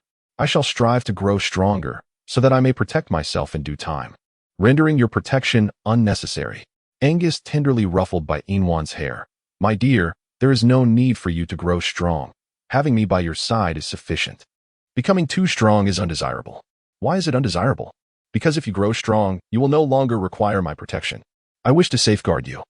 Thus you need not become strong. Simply remain by my side, my dear. Upon hearing Angus's words, Bai Yinuo felt a warmth in her heart. All right. I shall not grow strong. I will allow you to protect me. Yet, deep down, she knew she was capable of safeguarding herself. Barrett, stand right there. If you do not clarify your words today, I shall not hold back. Do you truly believe that I, Alicia, am merely a female whom you can possess at will and discard whenever you choose? As Bai Inua and Angus engaged in cheerful conversation, a sudden roar resonated from a distance. Upon hearing the name Elisa, an unmistakable expression of disdain crossed Bai Inua's face. Once again, that insipid white lotus. And it seemed that Balin had also arrived. Bai Inua was disinterested in the quarrel between the two, so when Barent approached, she turned away with Angus. A complex emotion flickered in Barent's eyes. She had left. Yet why did he feel such discomfort? Standing beneath the fruit tree, Barent gazed at the receding figures of Bai Inua and Angus. Just then, Eliza arrived at his side. Barent, do continue walking. Keep avoiding me. This time I've caught you. Let us see how long you can keep evading me. Barent withdrew his gaze and coldly regarded the clawing Eliza before him, asking, what is it that you truly desire? Is it not clear what I want? Barent furrowed his brow. What should I be clear about? Eliza, I thought I made myself quite clear not long ago. I do not wish to mate with you. As a female, why do you insist on trailing after me? A male? You say you won't mate. Yet you once agreed to wait until my injuries healed before we would mate. Now, suddenly, you declare you won't mate at all. What do you take me for, Eliza? Do you believe that because my appearance has been marred, I am unworthy of commanding the other males? Barent was at a loss for words. That is not my intention. My refusal to mate stems from my own desires. Do you expect me to be compelled into mating with you against my will? Eliza, I am not foolish. Your constant pursuit of me is merely an attempt to regain my favor, is it not? Because your other males no longer indulge you. You seek to compel me to mate with you so that I may continue to cater to your whims, but I do not wish to indulge you any longer. Leave me be. Do not entangle me again. No matter how much you cling to me, I will not mate with you. Eliza raised her hand and struck Barent sharply across the face. Barent, I will not let this go. You shall pay for the words you have spoken and the actions you have taken today. With that, Eliza turned and fled. Once she was gone, Barent crouched down to pick up the fruit that Bai Inua had dropped. He wiped it clean, took a bite, and grimaced, how sour. In another part of the cave, Achi observed the brooding Alger. What troubles you? You appear to be in a rather foul mood. Alger glanced at his palm, which bore the marks of Achi's previous actions, and inwardly retorted, my hand has been nearly flayed by you, and you have the audacity to ask what is wrong. Do you not see? Alger swore that he would never trust Aki again, for this individual was truly toxic. Just yesterday, Aki had insisted he pick at his wounds, and in a cruel twist, he had grasped Alger's hand and ground it against a stone. Once that torment was over, Aki had proceeded to jab his palm with a needle larger than his pinky finger, resulting in a significant portion of skin being pierced. Yet not a single splinter had been removed. Instead, they had burrowed deeper into his flesh. Now, while the bleeding had ceased, the splinters remained embedded in his very being, leaving him in a state of profound discontent. The pain in his hand rendered him numb, and his spirit felt chilled. Ultimately, he pondered why he had ever placed his faith in Aki. During his resistance the previous day, Aki had wept incessantly, and Alger, weary of the sound, had succumbed to the notion that perhaps, as Aki believed, this would somehow yield results. It became evident that the veterinarians of the beast realm were nothing but quacks, and the males of their kind were utterly foolish. Alger realized he had held them in far too high regard. Now with his hand in such disarray, he was resolute in his refusal to engage with Aki. No matter how pitiful or apologetic Aki appeared, he would not entertain any reconciliation, for he feared that acceptance would lead Aki to utterly ruin his hand. Alger remained in a daze atop a pile of grass, while Aki sat beside him, gently lifting his injured hand to blow on it. Fifth brother, Xiaoqi knows he was wrong. Please don't be angry with me. I did not mean to hurt you. Alger obstinately declined to respond, his ears deaf to Aki's pleas. Observing Alger's detached demeanor, Aki suddenly burst into tears. Wah, fifth brother, please don't frighten me. I truly believed I could help you remove the splinters from your palm. Chapter 392.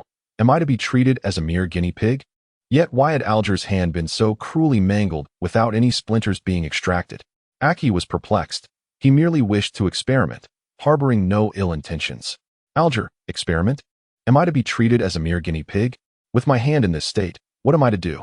All the splinters have burrowed into my flesh, and to claim it doesn't hurt would be a blatant lie. Were it not for my superior beastly status, I might have already fainted from the pain. Alger withdrew his injured hand from Aki's grasp. Enough. Stop crying. Leave me be. I wish to be alone for a while. Aki refused to comply, clinging to Alger's arm and sobbing. Fifth brother, Please don't do this. I truly recognize my mistake. Do not cast me away. If even you abandon me, what will I do? The other brothers will surely beat me. Alger thought to himself, I have long wished to put this insufferable child in his place. Is this how one causes harm to another? If not for his youth, I would have already retaliated. However, he decided against holding a grudge. The boy's intentions were ultimately for his benefit. Yet, should Aki dare to devise another scheme to torment him, he would not hesitate to teach the child a lesson. All right, I have forgiven you. Please cease your weeping. Do you not realize your age? You cry like a child. Aki earnestly replied, Brother Wu, I am indeed still a child. Alger replied, Yes, you are a child. So why should I engage in a contest of wills with you? Go on. I must seek the female who provided you with the beast pearl yesterday. Aki, with her head downcast and a shy demeanor, inquired, Brother Wu, may I accompany you in searching for that female?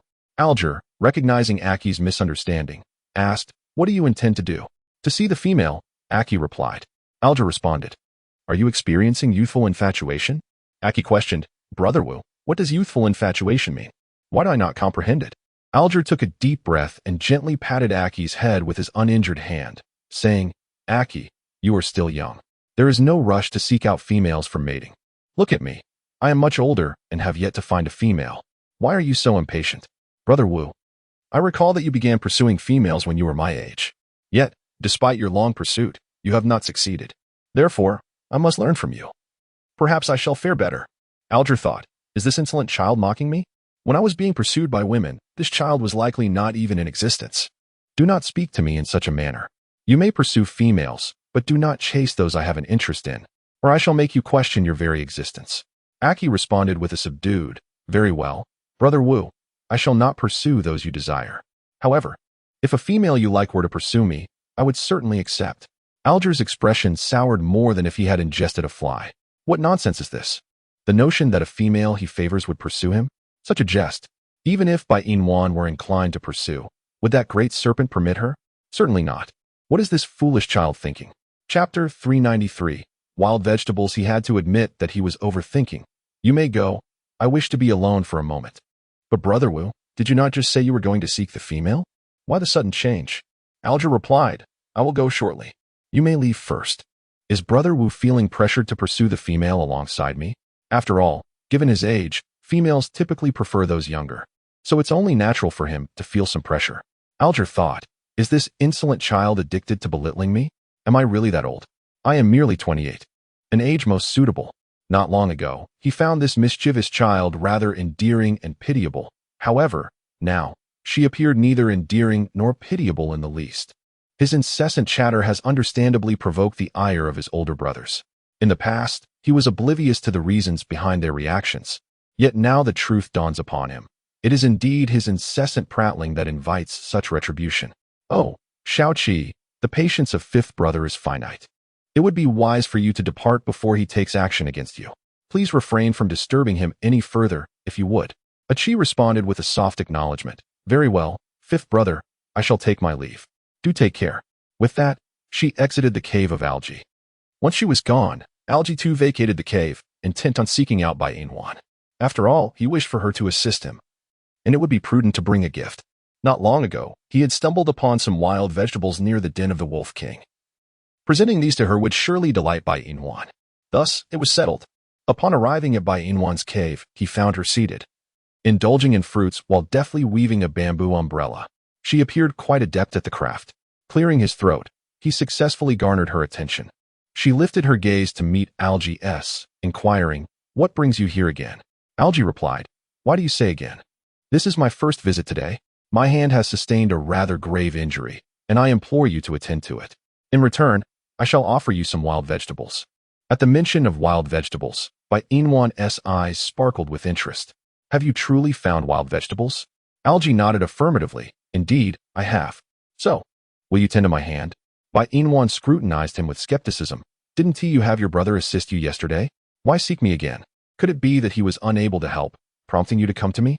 Indeed, he not only failed to assist, but inadvertently caused me further injury. Algae lamented.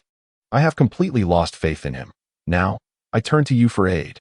Bai Yinwan waved at Alge, saying, Bring your hand over for me to examine. Alge stepped forward, extending his injured hand towards Bai Yinwan, remarking, "See?"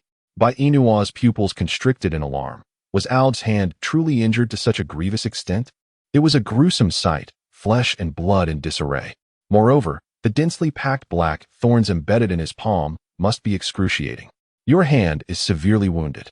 If you were to extract the thorns directly now, it would result in a significant loss of blood. What, then, shall we do? You cannot possibly intend to leave those thorns piercing my hand, can you? It is quite painful, by Inua, so please refrain from causing a scene. Chapter 394. That fox and rabbit, can you allow me to finish speaking? Why are you so agitated? I never said you couldn't remove the thorns. I merely pointed out that your injury is too severe. Removing them now would lead to excessive bleeding, and there is no means to staunch it here. Therefore, let us wait until your palm has healed before addressing the thorns. How long will it take for my palm to heal? Do you comprehend the pain of the wound? By Inua nodded in acknowledgement. I understand. If you are aware, then why must we wait until my skin has regrown before removing the thorns? Extracting them now would yield the same result. I can endure it. What is a little blood? I have plenty. I fear not the loss, so by Inua, please assist me in removing the thorns. By Inwan, are you courting disaster? I asked you to pick at it. How does that equate to courting death? Your hand is severely injured.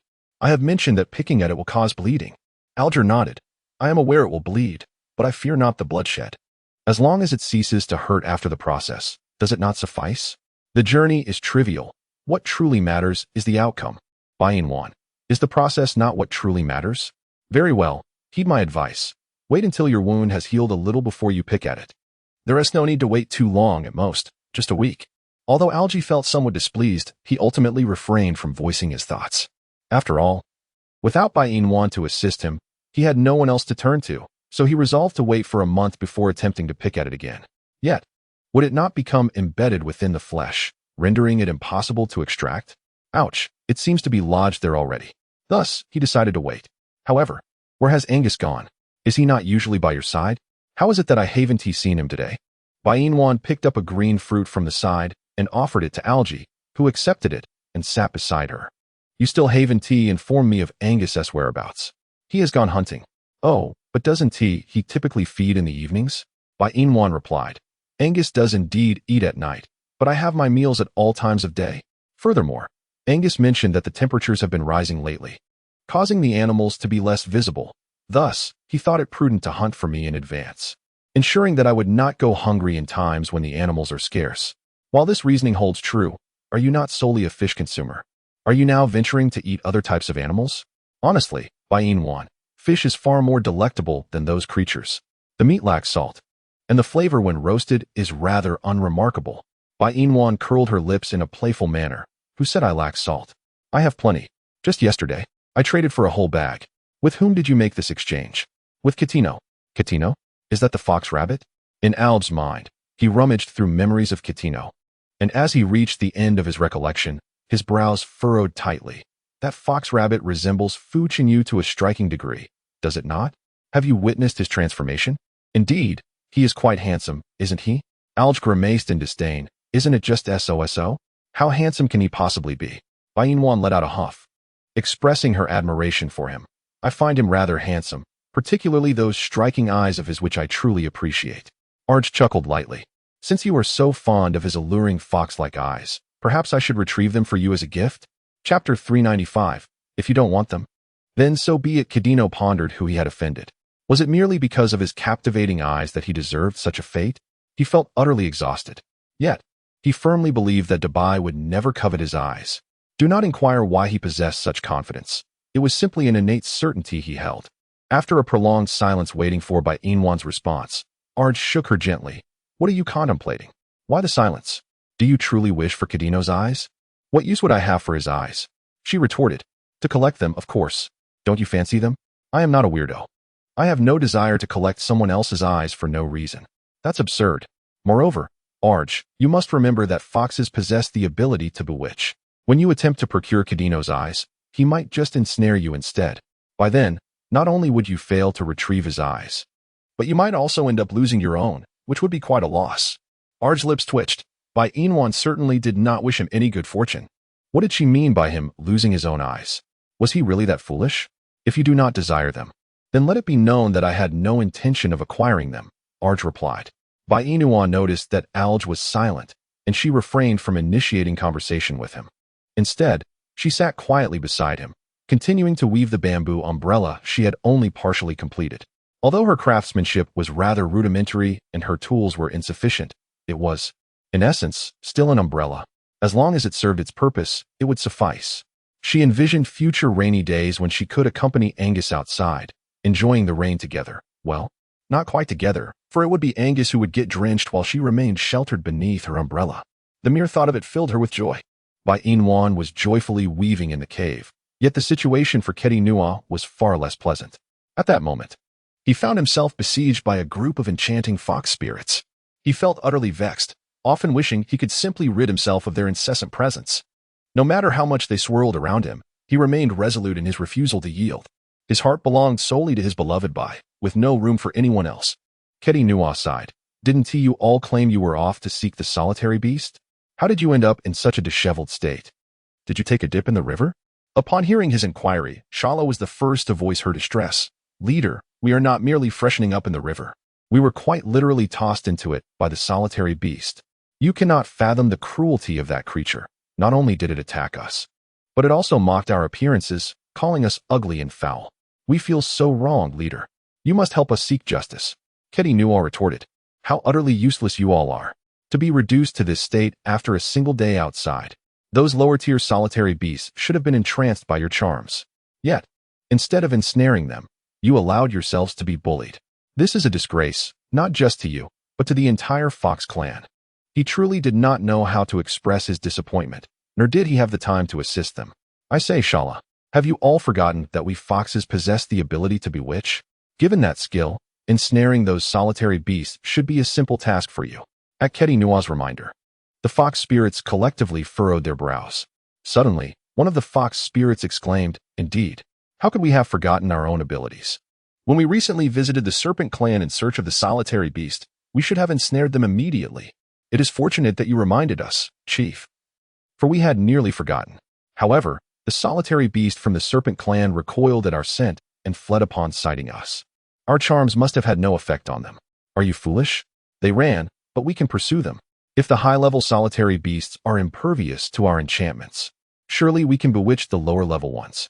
Shala nodded in agreement. Indeed, the solitary beast I encountered today appeared to be of a lower level. Another vixen chimed in. That is not necessarily the case. Today, we only glimpsed a single tail, and we did not ascertain its beast rank. So how can we know if it is high or low? Precisely, one must never be complacent. Shall we venture forth to seek those solitary beasts again? I believe that is a splendid idea. The solitary beast that tossed us into the river forced us to cleanse ourselves, and now the odor is considerably diminished. We must seize the moment and locate that group of solitary beasts. Yes, we refuse to be deemed inconsequential females. We cannot be outdone even by the barren females. Indeed. Shall we proceed? Excellent. After the discussion, the vixens disregarded Kaditno and turned to leave the Fox clan once more. Kaditno watched their departing figures with a look of disdain. What is this? They encircle him when they need him, yet abandon him alone when they do not. Does he appear to be someone they can summon at will? Truly, as the clan leader, he feels utterly humiliated. However, it is best to let those vixens be for now, while their focus is on the solitary beasts. He will seek out his dear Bai. Yes, indeed, to find Bai. His daily pursuit is to locate Bai. Even if he cannot enter the cave, he must seek Bai. And when Angus ventures out to hunt, he can then enter the cave. He has carefully observed Angus's feeding schedule, which occurs approximately every 3 to 4 days. Typically either in the evening or morning. In any case, his feeding times are rather unpredictable, but surely he will descend the mountain after 3 or 4 days. Once he does, Kaditno's opportunity to approach Bai will arise. Although he can only enter the cave once every 3 or 4 days, he remains quite pleased. For some males cannot even gain entry. Valent felt a strange sensation, as if the vixens were speaking about him. Suddenly, he realized that his role is quite minimal. He yearns for a chance to appear. Before Bai Inwan had finished weaving her bamboo umbrella, Angus returned, hoisting a wild boar upon his shoulders. Bai Inwan set aside the bamboo strips and approached Angus to wipe the sweat from his brow. Angus, you're back. Are you tired? Please, take a moment to sit and rest. The wild boar perched on Angus's shoulder cast a cold glance at Alge, who was seated nearby. Nwana, why is he here? Bai Inua, His hand is injured. He came to me for assistance. Angus frowned. Injured again? Chapter 397. You still belong to me. Alger, what do you mean by again? Why does Angus speak just like Bainua? Her first words upon seeing him were, why are you here again? Meanwhile, Angus's first words were, injured again? It sounds as if he is exceedingly fragile. He doesn't get hurt that often. He believes himself quite formidable. However, this is merely his perception, as Bainua does not share the same sentiment.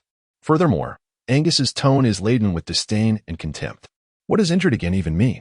I sustained this injury yesterday. Initially, I intended for my brother to help me, but since he could not, I had no choice but to seek out Bainua. Angus, your brother cannot assist you. Do you not know to seek help from a veterinarian? Such a simple task, and you still require guidance? Are you a fool? Alger frowned. I prefer to seek Bainua's help. Is that a problem? What do you think? Angus's gaze was filled with menace, and Alger defiantly met his stare. Although Bainua is indeed your mate, I am still her fiancé. Is it inappropriate for a fiancé to seek his fiancée? Angus, do not be so petty. Bainua has never belonged solely to you. But I am not merely a man. I am a serpent, and thus, Nwaner belongs only to me. Alger. Oh, so you claim Bainua belongs solely to you? Indeed. But have you ever inquired about her own wishes? She has her own parents and friends. To assert that she belongs only to you is utterly unrealistic, is it not? Angus gazed at Bainua, who smiled and said, why do you look at me like that? Does Nwaner truly not belong solely to me? Yes, she does. Upon hearing this, Alge expressed with a tone filled with exasperation, Bainua, do you find it amusing to deceive Angus in such a manner? What do you mean by belonging? You do not solely belong to Angus. Have you forgotten your parents, your friends, and me, your fiancé? You do not belong to Angus alone. You belong to us all. Bainua replied irritably, in the 21st century, I indeed belong to my parents and my friends. However, in this place, there are neither my parents nor my friends. So I undoubtedly belong solely to Angus. I see no fault in what I have stated. Alger responded, of course there is a fault. Even if this world lacks your friends and parents, I, your fiancé, remain. Therefore, you do not solely belong to Angus. You also belong to me. Angus glared menacingly at Alger, who stood upright without fear. No matter how you threaten me with your gaze, you cannot deny that what I just stated is the truth. Bainua does not solely belong to you. She also belongs to me. I am her fiancé, and this union was arranged by her parents. What are you? Angus clenched his teeth, the sound echoing, his hands balled into fists. Observing this, Bainua snapped at Alger, what are you doing? Are you intentionally provoking Angus? I am not provoking him. I am merely stating facts. Do you not agree with what I have said? Bainua cast a sidelong glance at Alge. If you were to utter such words in the 21st century, I might concede your point. However, in this context, what you say is utterly nonsensical. Chapter 398. I do not wish to behold him. Bainua retorted, what do you mean by you? Is it not so? Your words are merely intended to provoke Angus. Now that you have successfully riled him, can you not take your leave?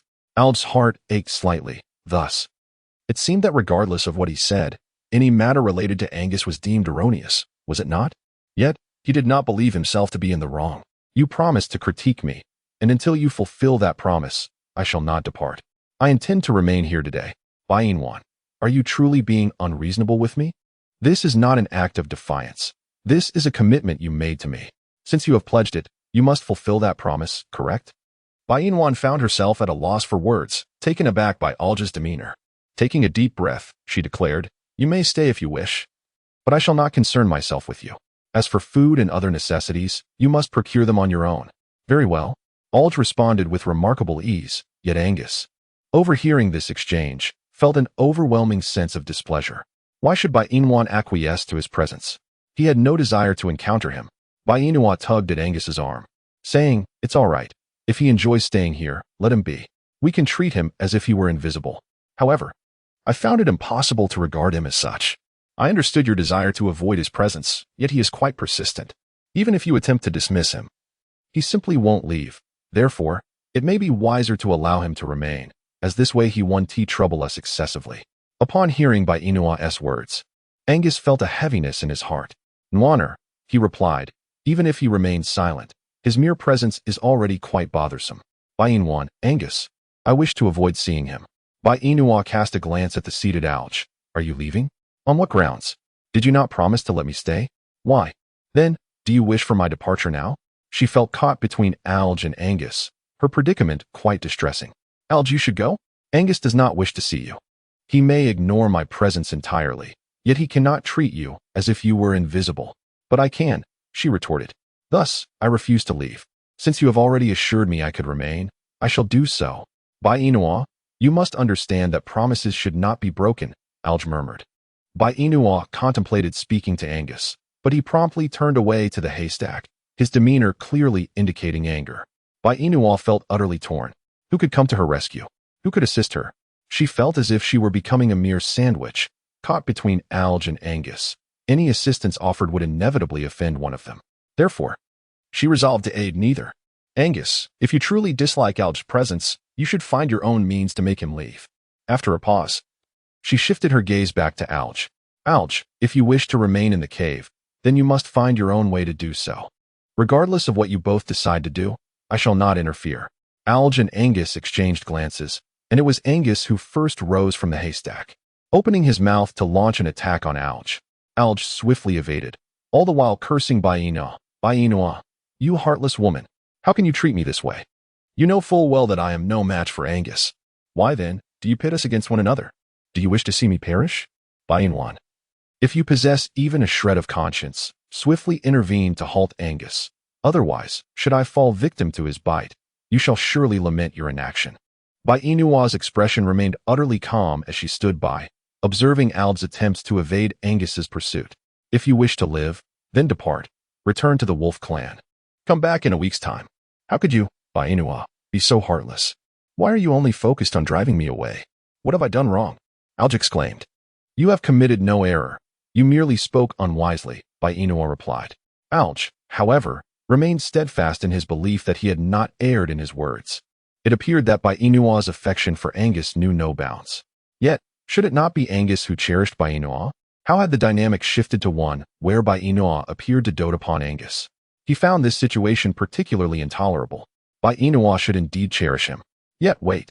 How can it be right for a man of stature to be pampered by a woman? It seems almost absurd. By Inua, do you truly intend to remain indifferent towards Angus? You are fully aware that I am no match for him. So why do you not extend your assistance? If you were to leave, Angus would no longer threaten you. By Inua's stance is abundantly clear. She chooses to support Angus rather than Alge. Alge feels deeply wounded by this realization. Once again, he evaded Angus's assault and fled from the cave, racing down the mountainside. He should never have come here today, as it has proven to be far too painful. That heartless woman, By Inua. He should never have harbored such lofty expectations for her. After Alge departed, Angus finally transformed back into his human form and stood upright beside By Inua. Without uttering a word, she walked straight to the pile of grass and seated herself. Angus joined her by her side, inquiring, Nwaner, are you upset? By Inua shook her head, not at all. Why is Nwaner silent? What do you wish for me to say? I am open to anything Nwaner wishes to express. I shall listen quietly. Leaning against Angus's shoulder, By Inua added. I have nothing in particular to convey. Please take a moment to rest. Angus replied, certainly. In the Tiger clan, Barent was diligently searching for the presence of Dahuang. He had scoured every possible location within the cave and the tribe, yet the elusive Dahuang remained absent. Where could he have ventured? Surely, he would not be seeking By Inua again, would he?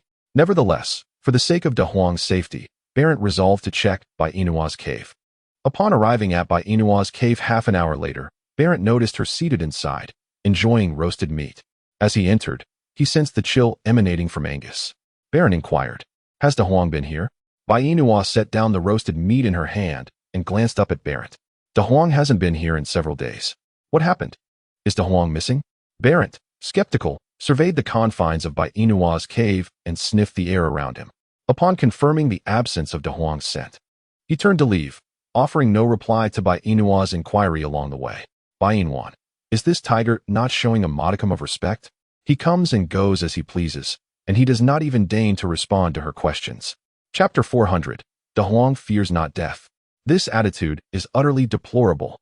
However, it is evident that Barent has come here in search of Dahuang, undoubtedly because Dahuang has gone missing. But where could Dahuang have wandered off to? Today, Dahuang stealthily escaped from the Tiger clan, intending to visit By Inua. Yet, no sooner had he exited the clan than he was apprehended by Alicia.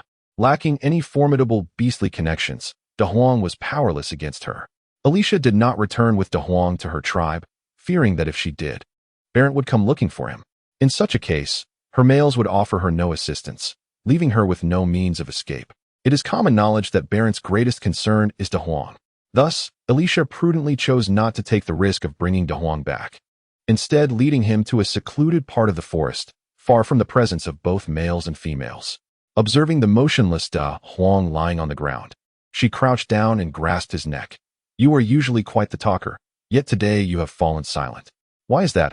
Da Huang struggled painfully in Alicia's grip, tears glistening in his golden eyes. Let go of Da Huang, you wicked female.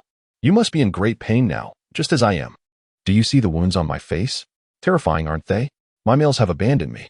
Barrett wanted me, but I suspect it is because of you that he no longer does. Thus, if you were to perish, no one would dare speak ill of me before Barrett. Do not fear. Soon, it will all be over and the pain will cease. Even if Da Huang were to die, Brother Barrett would not want you. He favors beautiful females, not you. Is that a cry for help? Da Huang fears not death. Alicia raised her hand and lifted the big yellow dog off the ground, exclaiming, You deserve to perish. Wicked creature. Wicked creature. A malevolent glint flickered in Alicia's eyes as the dog gradually ceased its struggles in her grip. Closing its eyes in resignation, Alicia coldly curled her lips, declaring, You brought this fate upon yourself. I bear no blame. Once she noticed the dog was utterly still, she cast it down onto the ground, saying, May your lifeless body serve as a feast for the wolves. With that, Alicia hastily departed from the depths of the forest, leaving the small form of the dog motionless on the ground, its appearance suggesting that it was indeed lifeless. Bainua and Angus strolled hand in hand to the depths of the forest in search of ginger. Angus remarked on a particular area abundant with ginger, a favored spot among veterinarians for their harvests. To prevent the ginger from being completely uprooted, Bainua and Angus devised a plan to discreetly gather a small amount. After all, ginger holds numerous benefits, and she could also take some home to cultivate herself. Amused and engaged in light-hearted conversation, they made their way to the ginger's natural habitat, a place that appeared somewhat eerie and chilly, likely due to the absence of any beastmen residing there. Bainua unconsciously tightened her grip on Angus's hand. Angus, this place appears quite cool. Indeed, there are hardly any orcs around, hence it is rather refreshing here, Angus replied. Bainua responded, I find this place, aside from its desolation, quite agreeable. But why do orcs not inhabit this area? Angus chuckled softly, leaning closer to Bainua's ear. He whispered, I am not entirely certain. However, it is said that those orcs who venture here seldom survive. Chapter 401. The Land of Death by Inwan. Why do all the orcs who dwell within this place perish? Angus shook his head. I am uncertain as well. These matters are merely what I have heard from the older orcs. As for their veracity, I cannot say for sure. However, due to the absence of orc inhabitants, this location has been ominously dubbed the Land of Death. Every orc that resides here meets their demise within a day.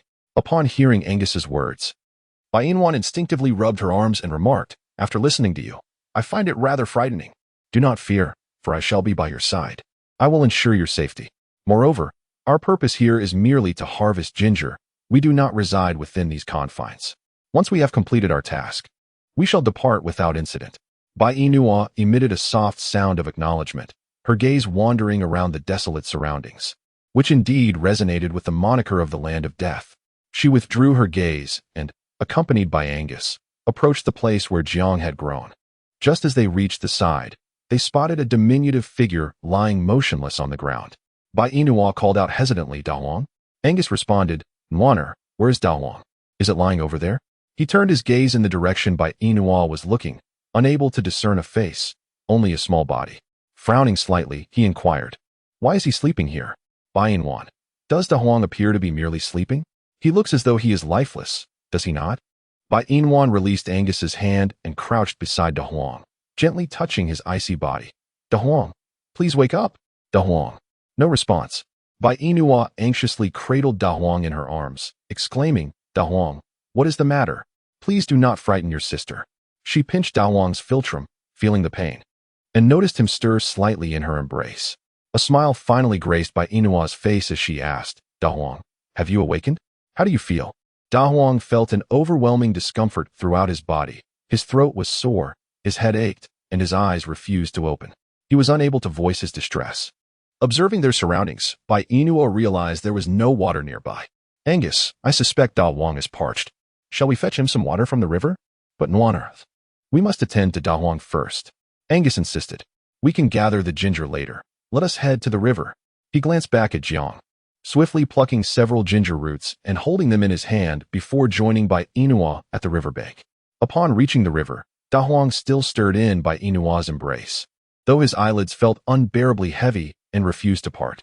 Bai Inuo gently set him down and crouched by the water's edge, cupping her hands to bring water to Da Huang's lips. He extended his tongue to lick at it, yet his throat remained painfully dry and uncomfortable. Bai Inuo's heart ached at the sight of him. Da Huang, what has happened to you? Have you disobeyed your brother Balin again and wandered off? Look at what you have done to yourself. It must hurt terribly, doesn't it? Da Huang felt an urge to cry. The kind female treated him well, while the wicked one threatened his life. He opened his mouth, yet no words emerged. The discomfort was unbearable. He could not express his anguish. Chapter 402. Promise that you will love me forever. Da Huang, it is all right now. You should rest for a while. Your sister will stay here with you. Da Huang moved his feet slightly, a silent acknowledgement of her presence. Bai Inuo sat by the river, gazing at the golden orb of the sun as it descended towards the horizon. She had initially intended to finish digging up the ginger and return home, but it seemed that her plans would have to be postponed. Da Huang was unwell, and should she take him back to her cave, Barrett would undoubtedly misconstrue the situation, believing she had caused Da Huang's affliction. While she was not particularly concerned about being misunderstood, she certainly did not wish to be wrongfully accused. Thus, Bai Inuo resolved to wait for Barrett, hoping he would be able to track Da Huang's scent to this very spot. If night fell and Barrett had yet to arrive, she would have no choice but to carry Da Huang back to her cave. Angus placed the ginger he held before Bai Inuo, inquiring, Nuaner, did you just gather this ginger? Yes. Thank you, Angus, she replied. Angus chuckled. What are you thanking me for? I haven't done anything. Bai Inuo reached out to gently touch Angus's face, remarking, you have indeed contributed. You have been silently supporting me from behind, and I am truly touched. Nuaner, I am your male companion. These are my responsibilities. There's no need for gratitude, and besides, I haven't gathered much ginger myself. Bai Inuo approached,